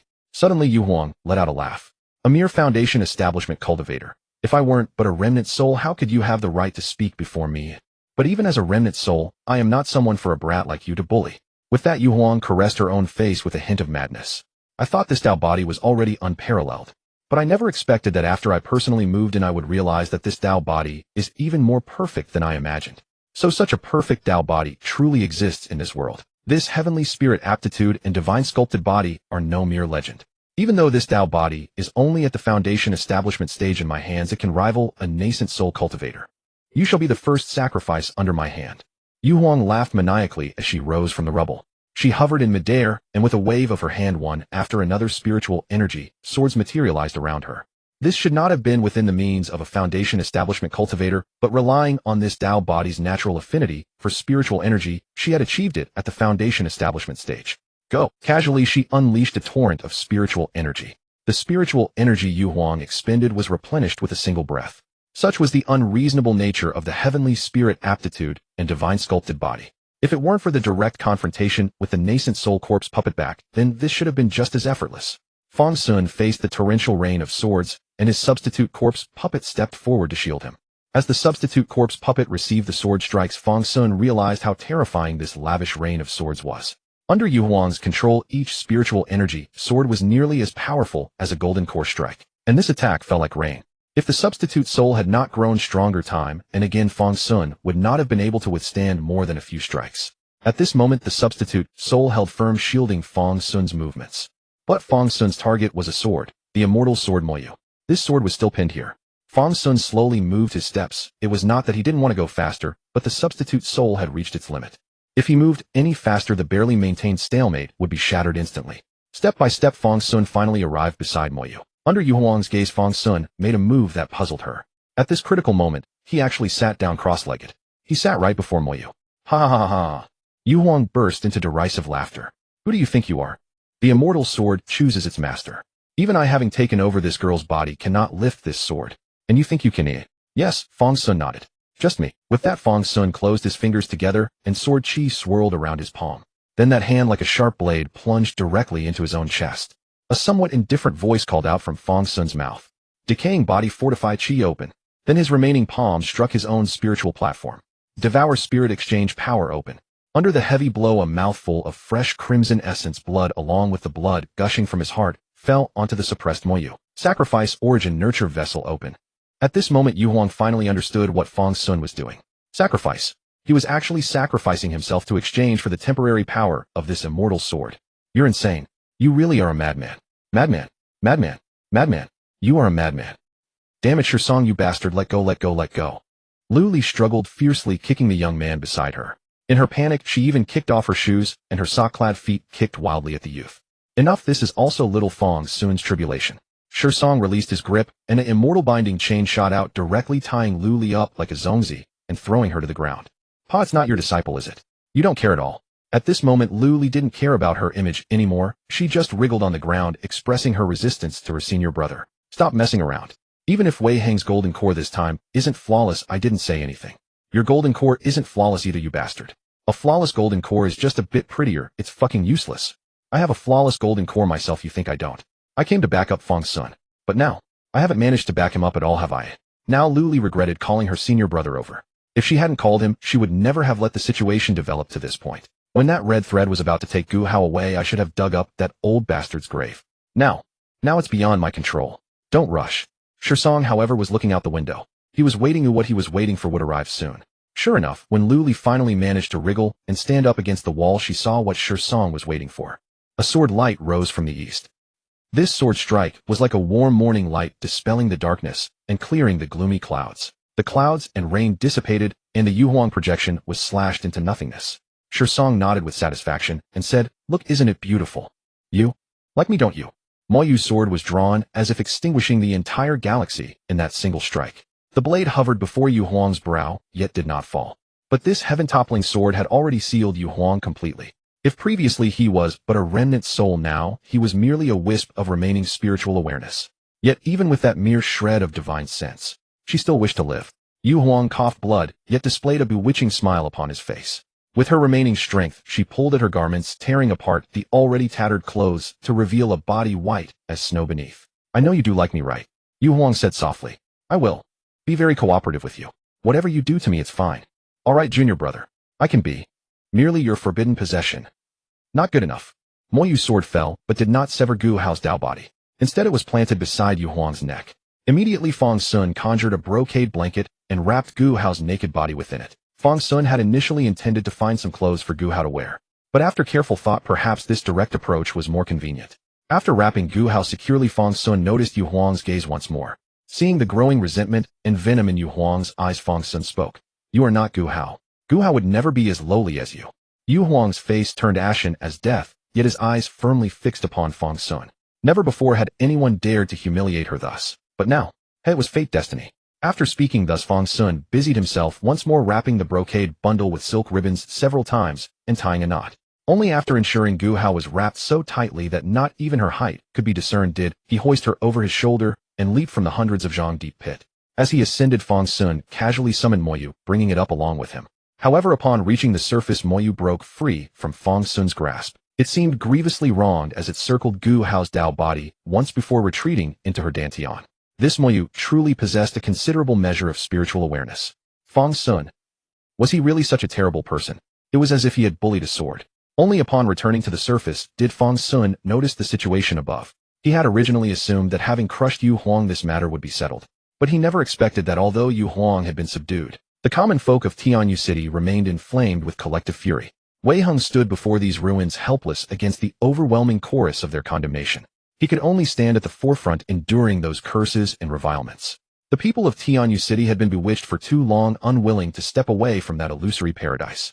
Indeed, who would willingly abandon such an easy and beautiful existence? At this moment, Wei Heng, who had shattered their happiness, was their greatest enemy. And just then Yu Huang's voice once again murmured seductively in Fang Xun's ear. See, they remain my believers. If I but give the word, they will obey everything I say, no matter what it is. How about it? Agreed. I can not only let you enjoy my service, but also grant you the title of king over this city. The women of this entire city shall all be yours. As long as you desire, as long as you ask, you shall be the most exalted sovereign of this city. Hearing these words before Fang Xun could respond, a voice, seemingly ground out between clenched teeth, reached his ears. Setting aside the tone, the voice itself was quite pleasant. So, exalted, is it? Fang Xun turned his head, and sure enough, Lu Li had somehow appeared without his notice. She was currently pinching Yu Huang's face with great force. Well, or rather Gu Hao's face. Senior brother, you've arrived, though. Fang Xun turned to look at Lu Li, nearly having forgotten that he had asked her to cover for him. But now that he saw Lu Li standing beside him, he felt a genuine sense of reassurance. I'm here, of course I'm here. How could I not come? Lu Li spoke, yet curiously, she dared not meet Fang Xun's gaze. After all, Fang Xun had truly suffered tremendously. She had come, yes, but her presence made little difference from non-existence. Fang Xun, however, was unaware of Lu Li's inner turmoil, nor was it what concerned him at the moment. Senior brother Wei has achieved golden core. Fang Xun pointed toward Wei Heng ahead. I have brought trouble upon him. Originally, he was destined to form a flawlessness grade golden core. As for now, Fang Xun looked at Wei Heng. Although he could discern that Wei Heng had reached the golden core realm, he could not determine the grade of his pill. It's fine, a flawlessness grade golden core isn't all that impressive. Don't worry about your senior brother. His master wasn't flawlessness either, merely a 7th grade golden core. Lu Li waved her hand comfortingly. Master, you really know how to comfort people. Fang Xun was genuinely moved. At least Lu Li had tried to console him, hadn't she? Just as Fang Xun and Lu Li were conversing, a young Taoist approached Wei Heng. Master. Without needing to turn his head, Wei Heng knew his own master had arrived. That footstep, he would never misidentify it in his entire life. Well, Song Jinren did not look at Wei Heng, but instead regarded the growing crowd of Tianyu City citizens who were emboldening themselves to approach. The pill formation. Wei Heng took a deep breath before slowly uttering those 2 words, 8th grade. He could have achieved flawlessness. He had truly made full preparations, even preparing more than one contingency. But most of those resources had been expended during his battle with that Yu Huang phantom. To achieve an 8th grade golden core under such circumstances was already his limit. Do you regret it, Song Jinren asked. If you regret, you may begin your cultivation anew. Half a year's time should suffice to recover. Song Jinren spoke lightly. Wei Heng knew well that to his master this matter truly was as simple as he claimed. Those half a years were the limit. Wei Heng himself could stabilize his cultivation, not Song Jinren's limit. If Song Jinren desired a golden core, it was as trivial as forming a golden core puppet, a wave of the hand, and it would be done. Yet Wei Heng still said no regrets. What comes to me is fortune, what departs is fate. I have reached this point and formed this golden core. All the experiences of this period have been refined into the patterns upon this pill. 8th grade, it is sufficient. Song Jinren nodded approvingly. Excellent. He raised his hand and placed it upon Wei Heng's shoulder. Your aptitude is not the finest, but your disposition, it is truly the finest among this generation of disciples. Excellent. However, 8th grade is not enough. After speaking, a stream of spiritual energy flowed through Wei Heng's meridians and entered his dantian. His 8th grade golden core, already nearly flawless, was infused with that spiritual power. Suddenly a bolt of golden tribulation lightning as thick as a water that descended from the heavens aimed squarely at Wei Heng's crown. Song Jinren raised his hand and casually, with effortless grace, seized the entire thunderous force within his palm, refining it in an instant. Immediately the refined tribulation lightning was sent into Wei Heng's Dao body, the blazing thunder rushing directly into his dantian and striking against the golden core. In the blink of an eye, the already formed golden core was reforged once more. The pill emerged, flawless. Fang Xun blinked vividly at the young man before him. Is that the sect leader? Yeah, who else would be so smug? Lu Li rolled her eyes at Song Jinren's antics. Showing off, showing off, showing off. The sect leader is truly impressive, Fang Xun praised. A golden core already condensed, yet he managed to condense it once more. Elsewhere this would be dismissed as a wild fantasy. But now in Fang Xun's eyes it was a tangible reality. If it's just average, Lu Li scoffed dismissively. Master, can you do it too? Then when I form my core, could you help me out? Fang Xun asked with genuine anticipation. Then you'd better pray for luck. Lu Li rolled her eyes so far they nearly disappeared. She could swallow her pride, kneel, and beg her senior brother. Maybe then it would work. Fang Xun looked at Lu Li and knew his plan of casually forming a core was doomed. But he wasn't too disheartened. He spun Gu Hao on his shoulder and set him down beside him. Master, that Jade Emperor is now inside Gu Hao's body. As he spoke, Fang Xun glanced at Lu Li's expression and saw her marveling at the sect leader's performance. Fang Xun felt reassured. Is Gu Hao alright? Though he had a sense of safety, he still asked with some worry. Don't worry, he's fine. Lu Li waved dismissively. My senior brother already placed a safeguard in Xiao Gu Hao's spiritual altar. He's just sheltered in a corner of the altar, unable to move. He can see everything happening outside. Rest assured. Hearing this, Fang Xun, who had been at ease, suddenly felt uneasy. He had just seen Gu Hao completely through. He assumed Gu Hao's consciousness was suppressed and wouldn't remember any of this. Though he had spoken with righteous indignation, appearing utterly unswayed, he had still stolen a few glances. If that were the case, all his actions would have been watched by Gu Hao. Fang Xun murmured under his breath, oh no. What's wrong? Lu Li glanced back at him upon hearing his voice. Why is Gu Hao wrapped in a blanket? What did you do? Damn, where are Xiao Gu Hao's clothes? While Fang Xun handed Gu Hao over to Lu Li to change his clothes, Song Jinren and Wei Heng had already finished. Wei Heng stared in astonishment at his golden core, then looked at Song Jinren with a hint of approval. Thank you, master. Song Jinren waved his hand. It's nothing. You're still young. No matter what you do, your master will stand behind you. By the way, master, Wei Heng cupped his hands and glanced at the people of Tianyu City. These people of Tianyu. Well, Fang Xun and I have slain the Jade Emperor. Wei Heng wanted to explain, but didn't know where to start. Enough, Song Jinren shook his head. I already know these matters. Don't worry. You, Fang Xun, and Gu Hao go back with your third uncle. I'll handle things here. As he spoke, Song Jinren waved his hand casually, and a ripple of energy spread throughout the city. In an instant, a heavy drowsiness washed over the minds of Tianyu's citizens. Within moments, the entire city had fallen into slumber. Song Jinren's methods were always breathtaking, no matter how many times one witnessed them. After finishing, he brought Wei Heng to Fang Xun. By then, Lu Li had already changed Gu Hao's clothes and brought a fresh-looking Gu Hao before them. Senior brother, all done. Take care of Xiao Gu Hao too. Lu Li held Gu Hao up to Song Jinren. Song Jinren nodded, tapped Gu Hao's brow, and extracted the remaining divine thought of the Jade Emperor. Gu Hao was then released directly. Apart from the change of clothes, Gu Hao had only lost a few strands of hair. Then he frowned slightly at Fang Xun. Fang Xun's situation was the most complicated among them. After a moment's thought, Song Jinren struck Fang Xun's chest with his palm. Fang Xun felt a pressure, expecting the Demon Lord system to howl a few times, but this time it cowered before Song Jinren. It didn't even make a sound, letting Song Jinren do as he pleased. Utterly submissive. Under this palm, Fang Xun's separated soul was driven out of his Dao body. Boy, don't just blindly follow your master's words from now on. Weigh everything carefully. Not everything can be fixed by us. Fortunately, the threads of mortal entanglement aren't deeply wound. Otherwise, your separated soul would remain in this city as a mortal Dao immortal. And it's also good that you have this separated soul. As he spoke, Song Jinren directly reached his hand into the separated soul. Fang Xun watched him do so, but felt nothing. Only when Song Jinren withdrew his hand did Fang Xun see the chaotic threads of mortal entanglement. Alright, this thing is not easy to deal with. Go on. I'll wait for someone here. Song Jinren looked at the threads with a satisfied expression. With that, he waved them away. Lu Li didn't stand on ceremony. She swept the group onto her summoned flying sword and turned into a streak of light. Master, what do you think the sect leader is going to do? Forge that red thread into the Jade Emperor and imprison her forever in Tianyu City? Fang Xun had seen Song Jinren hold the Jade Emperor in his hand. Who knows? Let's go, time to head home. But on the flying sword, two people were acting strangely. Fang Xun dared not look at Gu Hao, and Gu Hao dared not look at Fang Xun. Damn it, why did the Jade Emperor tear things apart so quickly?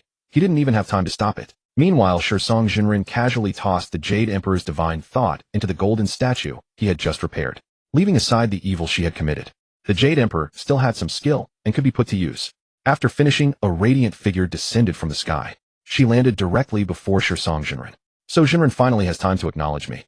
Am I someone you summon at will and dismiss at will? Ahem. Knowing he was in the wrong, Fang Xun coughed dryly and produced a prepared gift. Dear Xunren, I happen to acquire a thread of mortal entanglement and would like your esteemed opinion. I wonder if this mortal thread pleases your eyes. Dear Xunren looked. In Fang Xun's hand was a finely woven red hair tie. Dear Xunren chuckled softly, took the hair tie, and tied it in her hair. She tilted her head slightly, letting the bound hair sway. Does it look good, oi? Big dog. Big dog. Big dog. As soon as Fang Xun returned to Yaowang Peak, before he could even see his mother and elder sister, a little girl came to greet him. It was no wonder that Jiangqin was the first to receive the news.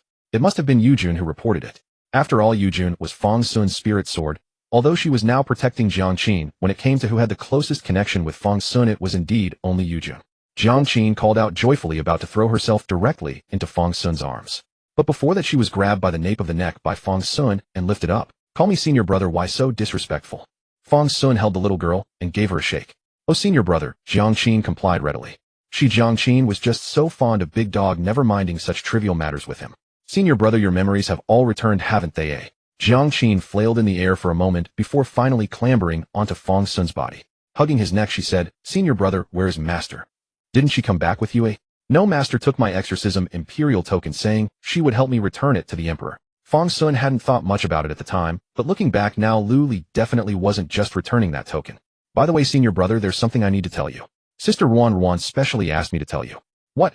There was something special that the little girl had to say. Why didn't his elder sister come over and tell him herself?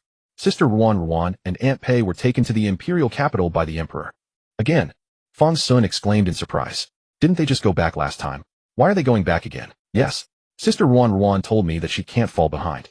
When she returns, she must be stronger than you, senior brother, just like when we were children. This? All right. Fang Xun nodded, hoping that his elder sister's heart not had been untied, or rather that the Emperor could open his mind. Having dealt with the Emperor not once or twice, Fang Xun now completely did not believe that the Emperor would be the kind of person who for personal gain would kill Pei Yuan and Zhao Dazhuan. Just, never mind, as long as my elder sister can come to terms with it. Senior brother, how was this trip? Was it fun? Wow, senior brother, your cultivation has finally increased. Jiangqin hugged Fang Xun affectionately, and while cuddling with her senior brother, she also noticed the change in him. Senior brother, what's your cultivation level now? Foundation establishment peak. Fang Xun extended his hand to sense the spiritual energy within his body. He had previously thought that this spiritual energy would be like before, just a temporary boost. But unexpectedly, this spiritual energy had truly stayed, and it showed no signs of instability. Wow. Upon hearing this, Jiangqin let out a wow.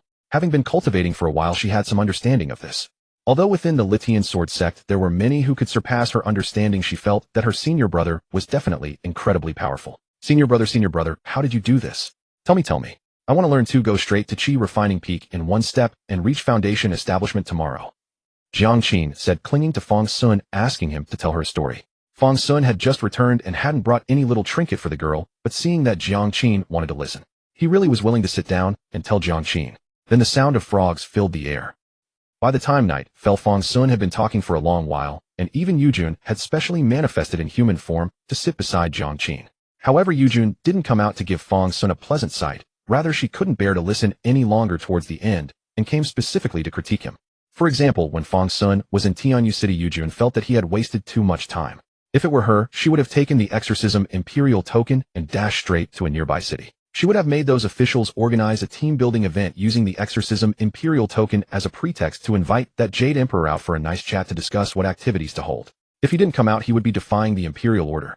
The people of Tianyu would imagine what the Jade Emperor had done to dare not show up. If he did come out, then couldn't they do whatever they wanted? Either way, Fang Xun had the advantage. Fang Xun pondered for a moment. He really hadn't thought of this plan that Yujun mentioned. The Hongmen banquet, such a classic stratagem. How had it never occurred to him at the time? Too young. Yujun clicked her tongue in appraisal, then leisurely slipped back into Jiangqin's body to rest. Fang Xun smacked his lips. Anyway, it was all in the past, and none of it mattered now. Just as Fang Xun was getting up, a streak of light shot across the sky. A figure that looked full of resentment landed in the courtyard. Fang Xun, seeing Lu Li's face filled with grievance, did not forget the important matter. Master, you're back? Did you return the exorcism imperial token? Humph. Lu Li snorted, said nothing, and directly tossed the token in her hand to Fang Xun. Fang Xun watched her action, raised his hand, and caught the token. Wasn't this the exorcism imperial token he had been carrying all this time? However, now it was clean and empty. Aside from carrying a faint scent of Luli, it had no aura at all. Fang Xun understood immediately that Luli must have wanted to use the exorcism imperial token to get some benefits from the emperor, and then the emperor simply revoked the token's authority. Well done, emperor. What's that look? Do you know your master was bullied? Luli immediately noticed the knowing expression on Fang Xun's face. She instantly felt underestimated. Ahem. Master, how were you bullied? Fang Xun asked, putting on a serious expression. Never mind, I can't be bothered to tell you, brat. I'm going to sleep. With that, Luli patted her rear and left, directly returning to her room. Fang Xun and Jiang Qin exchanged a glance, then seeing the time, each went back to their own room. After returning, Fang Xun fell right asleep. He had no intention of reviewing recent events. Besides, he had already recounted everything to Jiang Qin. The next day, Fang Xun woke up bright and energetic late in the morning. When he went out, he saw Luli teaching Jiang Qin sword dancing in the small courtyard. This sword dance was something Fang Xun had never seen before, so he moved a small stool and sat in the courtyard to watch. Jiang Qin seemed to have been learning for a while. Although the sword dance was not yet very smooth, it was already quite presentable. And Luli, she was beautiful. Luli had always been a great beauty, and now with her body stretching gracefully, she was even more captivating. Just watching her made Fang Xun feel at ease. Indeed, the secret to longevity was nothing more than this. But then Fang Xun turned his head and remembered something. Master, you've never taught me before, have you? Go away, go away. That was all Luli said in response to Fang Xun. Fang Xun was very indignant at such differential treatment. Hey master, I am a direct disciple, after all, a direct disciple. Do you even remember what a direct disciple means? At this point, Fang Xun was indeed a bit puzzled. Although he was not jealous of Jiang Qin, it just didn't seem right that registered disciples were given so much effort, while direct disciples were left to fend for themselves. Do you still need me to teach you? Luli said, gracefully rolling her eyes while practicing her sword. Just go learn on your own. You'll learn faster on your own than with me teaching you. Didn't I give you permission? Go to the library and read. I've already passed the secret manuals to you. As for the mountain peaks I've conquered, go and conquer them all. Teaching you here is nowhere near as fast as you going to fight and learning. Don't worry, here in the Litian Sword Sect, I've got your back. Once back home, Luli's aura was much stronger than when she was outside. At least in her choice of words, she was more confident than outside. At home, she doesn't even say shield anymore, she says cover. Where should I go fight? Fang Xun was speechless. What kind of master is this? First go to Tianquan Peak. Don't worry, if anything happens, just use my name. Oh, and take this. Luli handed Fang Xun a small brocade pouch. Remember, open it when you reach Tianquan Peak. This is a good treasure from your master. With that, Luli waved her hand and shooed Fang Xun away like a fly. Shooed away by Luli, Fang Xun actually went to Tianquan Peak. When he arrived at the foot of the mountain, recalling Luli's words, he casually opened the brocade pouch. As he opened the pouch, Fang Xun suddenly remembered. Isn't Tianquan Peak the main peak where the sect leader resides? Did that wretch Luli send him here to cause trouble? Moreover, Wei Heng and Gu Hao were up there, weren't they? By the time Fang Xun realized it, it was already too late. In his hand, a flagpole over 10 zhang tall suddenly stood up. A red flag was unfurled by the wind on the pole. At the same time, a signal arrow shot into the sky and exploded with a loud bang. Fang Xun heard the explosive noise and looked up at the fluttering red flag. On the red flag, golden characters read, Tianquan Peak, a motley crowd. Fang Xun was dumbfounded when he saw these words. While Fang Xun was stunned, several streaks of light arrived before him. Who dares to make noise here? Fang Xun hesitated for a long time, too embarrassed to give his name. This senior brother who had arrived was not familiar to him. Although Fang Xun had gained some fame within the sect, most people knew his name, but had never seen him, especially since Fang Xun rarely came to Tianquan Peak. Even when he did, he would go directly to see Shisong Jinren or Gu Hao and the others. Within Tianquan Peak, those who could recognize Fang Xun were even fewer. Seeing that Fang Xun refused to give his name, the senior brother took him for a petty troublemaker. Although he didn't know how Fang Xun got in, he decided to capture him first. Surrender, and you'll save yourself some trouble. With that, the senior brother immediately moved to capture him. 2 hours later, at the main hall of Tianquan Peak. Since Shisong Jinren was currently absent, most of the peak's affairs would be shown to Wei Heng for review. Although most didn't require his decision, showing them to Wei Heng was part of the procedure. This was also a way to familiarize Wei Heng with sect affairs. At this moment, Wei Heng was specially summoned to the main hall. Someone is causing trouble, already subdued. On the way, Wei Heng was quite curious. Who would dare to cause trouble on Tianquan Peak? Since he came to Litian apart from third uncle master, daring to be cheeky in front of the master, no one else seemed to dare cause trouble. Originally, Wei Heng had thought of calling Gu Hao to come and watch the fun. However, Gu Hao was still having some complex girlish emotions because of what happened in the secret chamber earlier. So this time, Wei Heng decided to let Gu Hao calm down first. Yes, senior brother. The disciple who had come to report to Wei Heng said, that person is probably also a disciple of our sect. But his attitude is extremely arrogant, no matter what he refuses to give his name. He has been subdued by senior brother Sure. He is now in the main hall awaiting punishment. Why wasn't he handed over to the law enforcement hall? Wei Heng asked curiously. The law enforcement elder for some reason seemed unwilling to take charge. The disciple was also puzzled.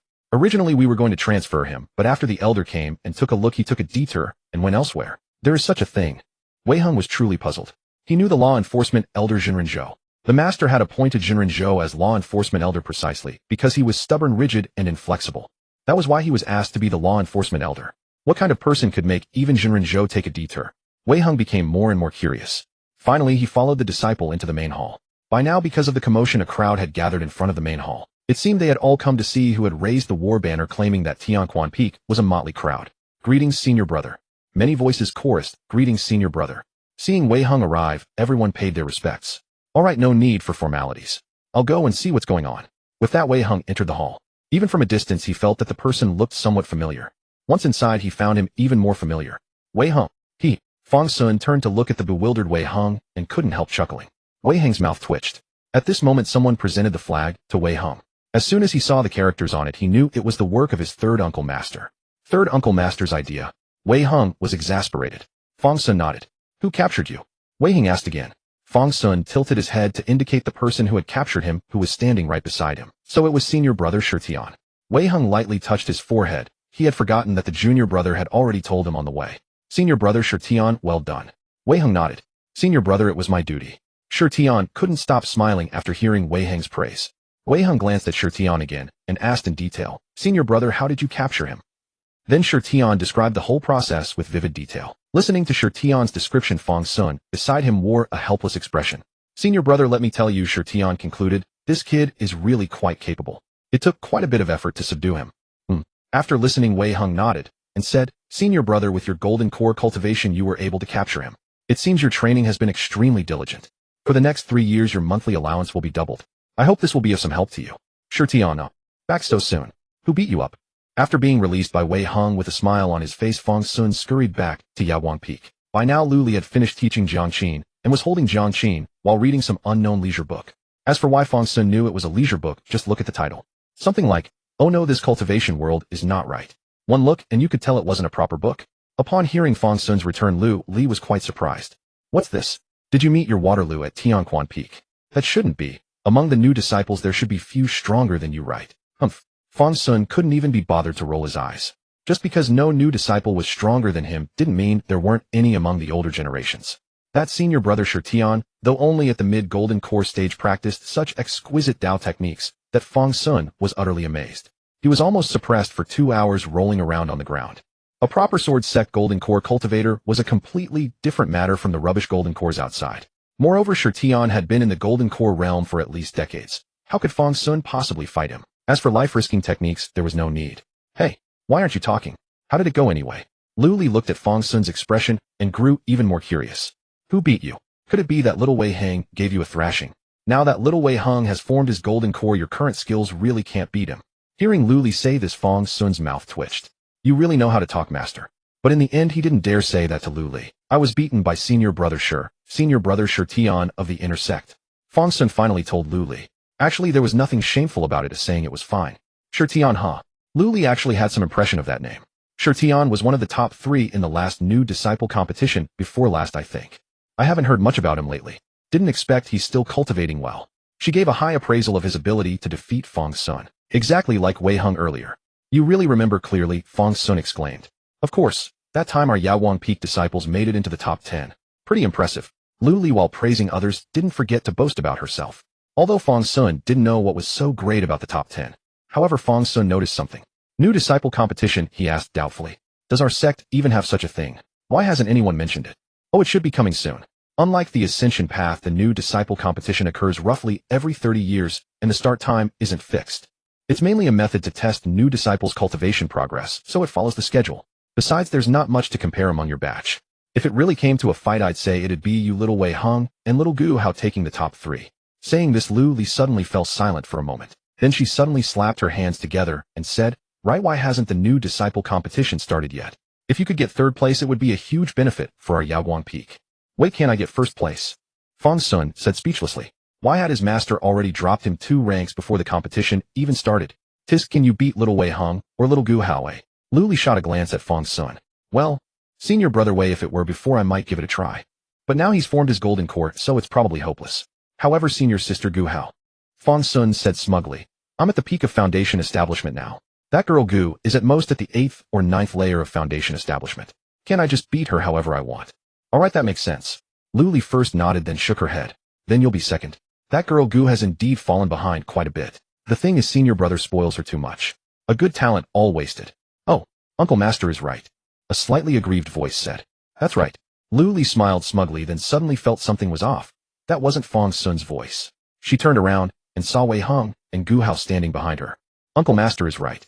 Wei Heng bowed but didn't seem to agree. Girls being a bit spoiled was fine. But Gu Hao clearly didn't think so. Senior brother Gu Hao, why are you here? Fang Xun asked in surprise. Just now, when Wei Heng let him go, he hadn't intended to follow. Now even Gu Hao had come along. The girl was still shy, not daring to look him straight in the eye, her gaze wandering, never meeting his eyes. Clearly Gu Hao hadn't recovered yet. Wei Heng, upon hearing Fang Xun's words, didn't answer directly, but looked at Lu Li and said, Third Uncle Master, did you just mention the new disciple competition? Lu Li nodded. I did mention it to Fang Xun. But the competition is under senior brother's jurisdiction. Who knows when he'll decide to hold another one. However, starting it too early would be unfair to you new disciples since you haven't been cultivating long. What Lu Li said about not cultivating long was indeed true.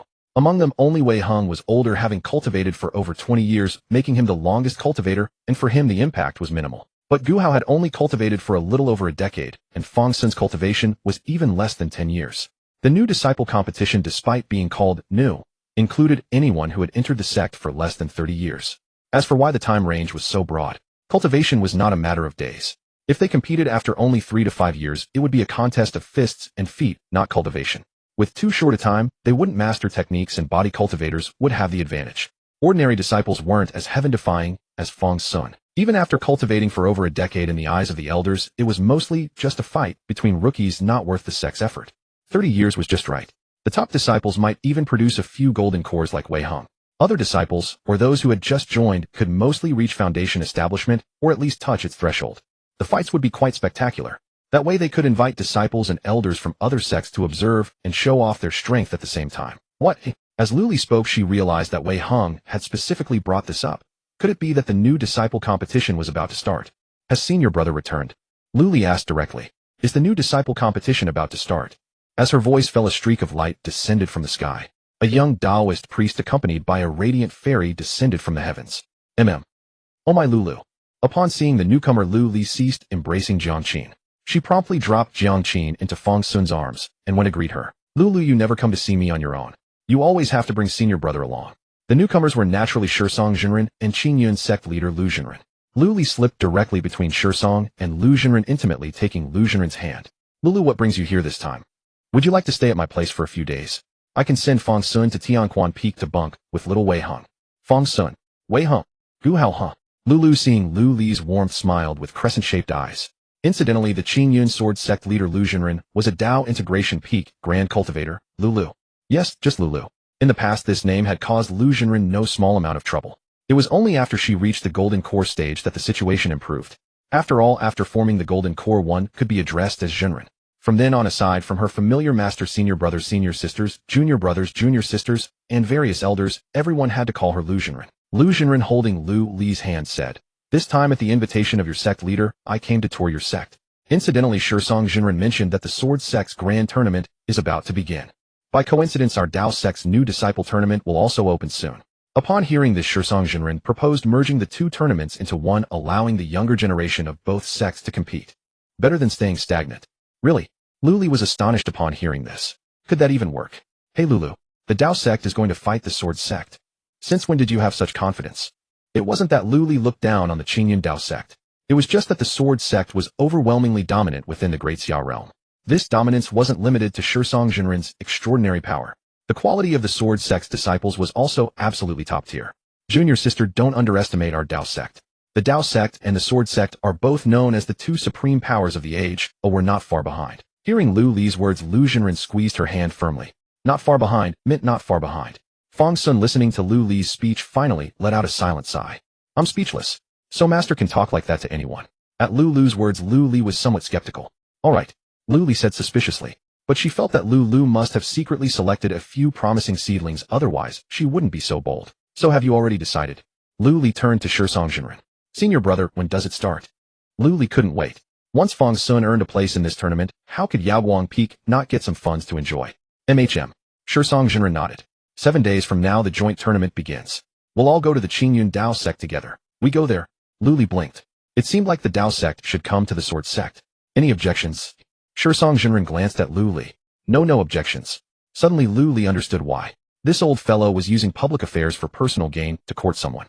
Otherwise, in terms of scale, facilities, and completeness, the match should have been held at the Sword Sect. But competing on the road was a small concession to the Dao Sect disciples, and Shisong clearly didn't care about that. He had only come to inform Lu Li. His main purpose was to take Lu Jinren on a tour of the peaks.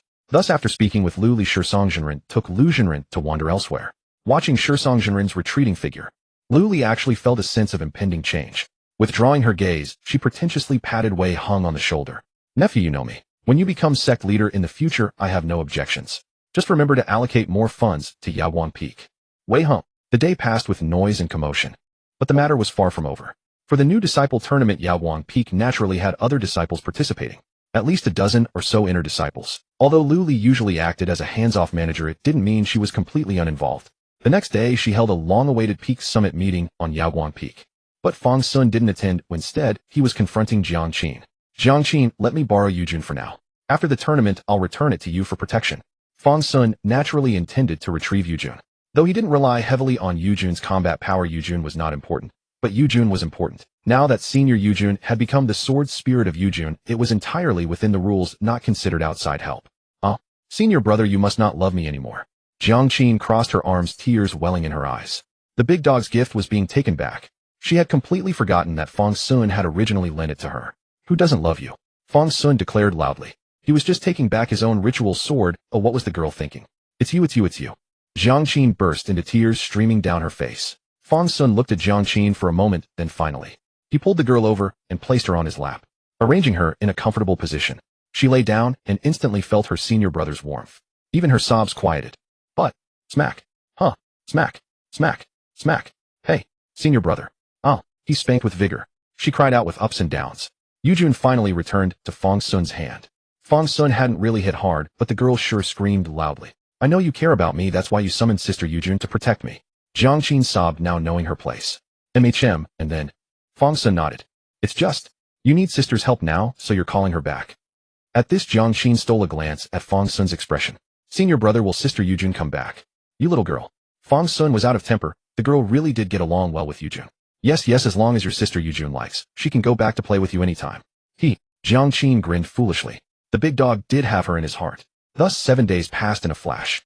This day before the mountain gates of Qingyun Dao Sect, flying boats of all sizes gathered in the sky, like dark clouds blotting out the light before the sect's entrance. And beyond these flying boats, the carriages and horses before the mountain gate were countless.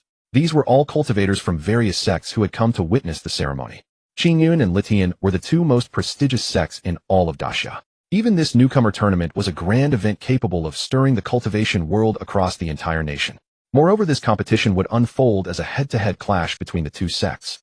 This obviously held far more dramatic appeal than ordinary intersect trials. After all, there was sect honor at stake. Beyond that, this grand tournament offered sects a rare opportunity to interact and exchange knowledge. Beyond such grand occasions, there was little chance for so many sect masters to gather. Yet now all eyes were fixed on one particular flying vessel's arrival. Naturally, it belonged to Litian's sword sect, the Futian flying boat already en route.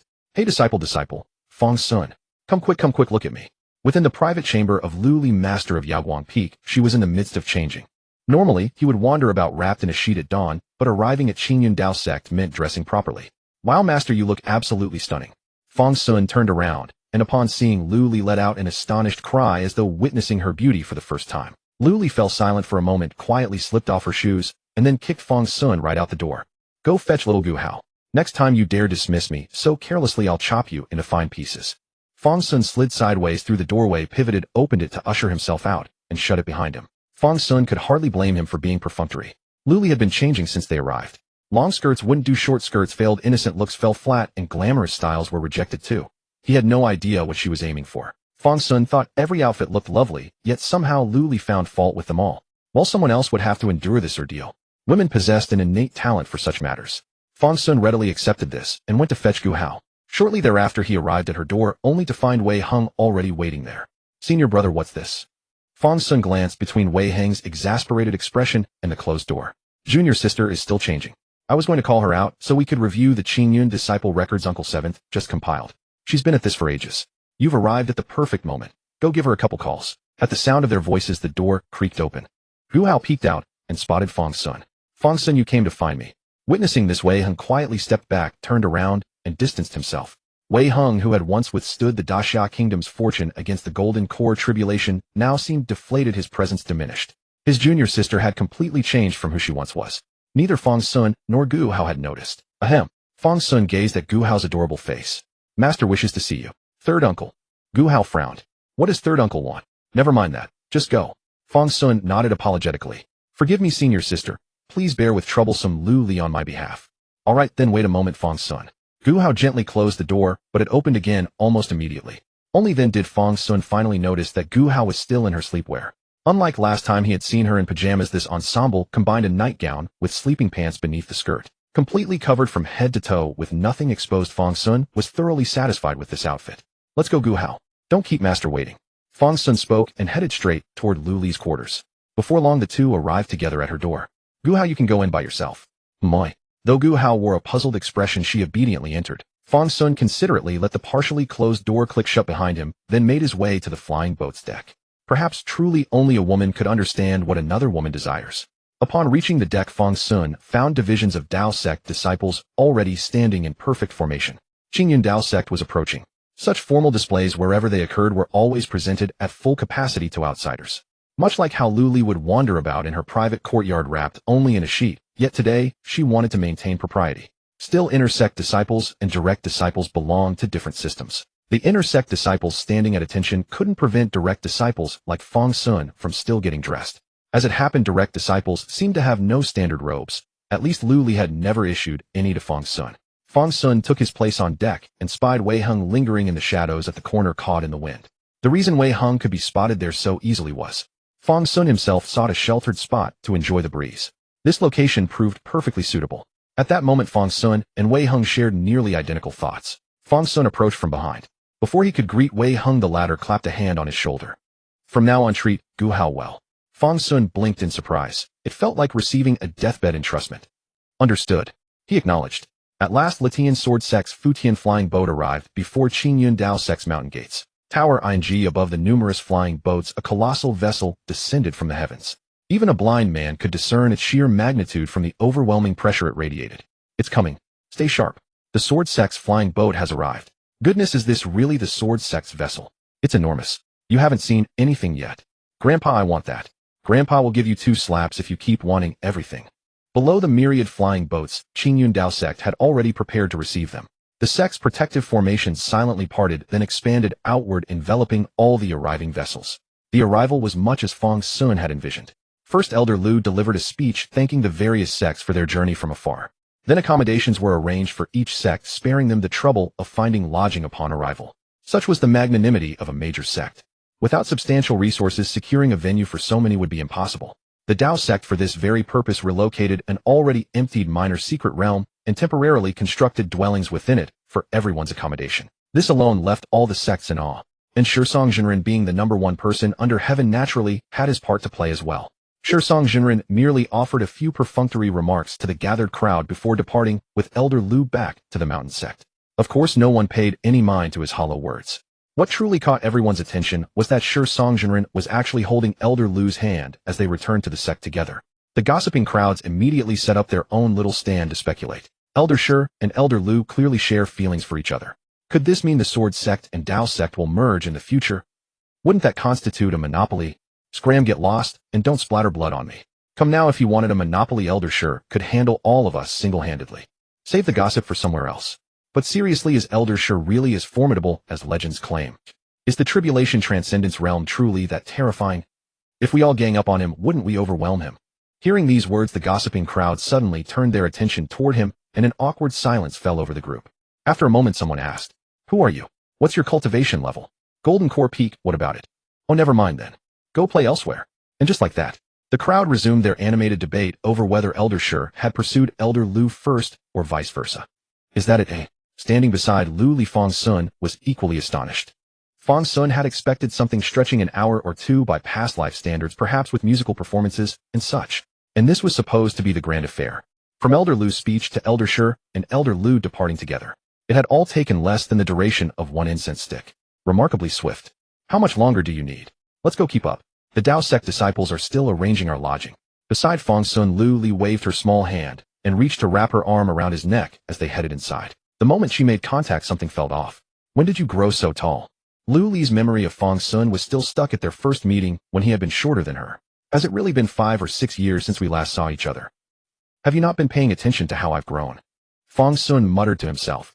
How could she not have noticed his growth when they lived and ate together? It felt like she hadn't been keeping track at all. TCH. Lu Li clicked her tongue and scooped up Jiang Qin, who had been watching the commotion from the side. Jiang Qin. She just wanted something to hold regardless.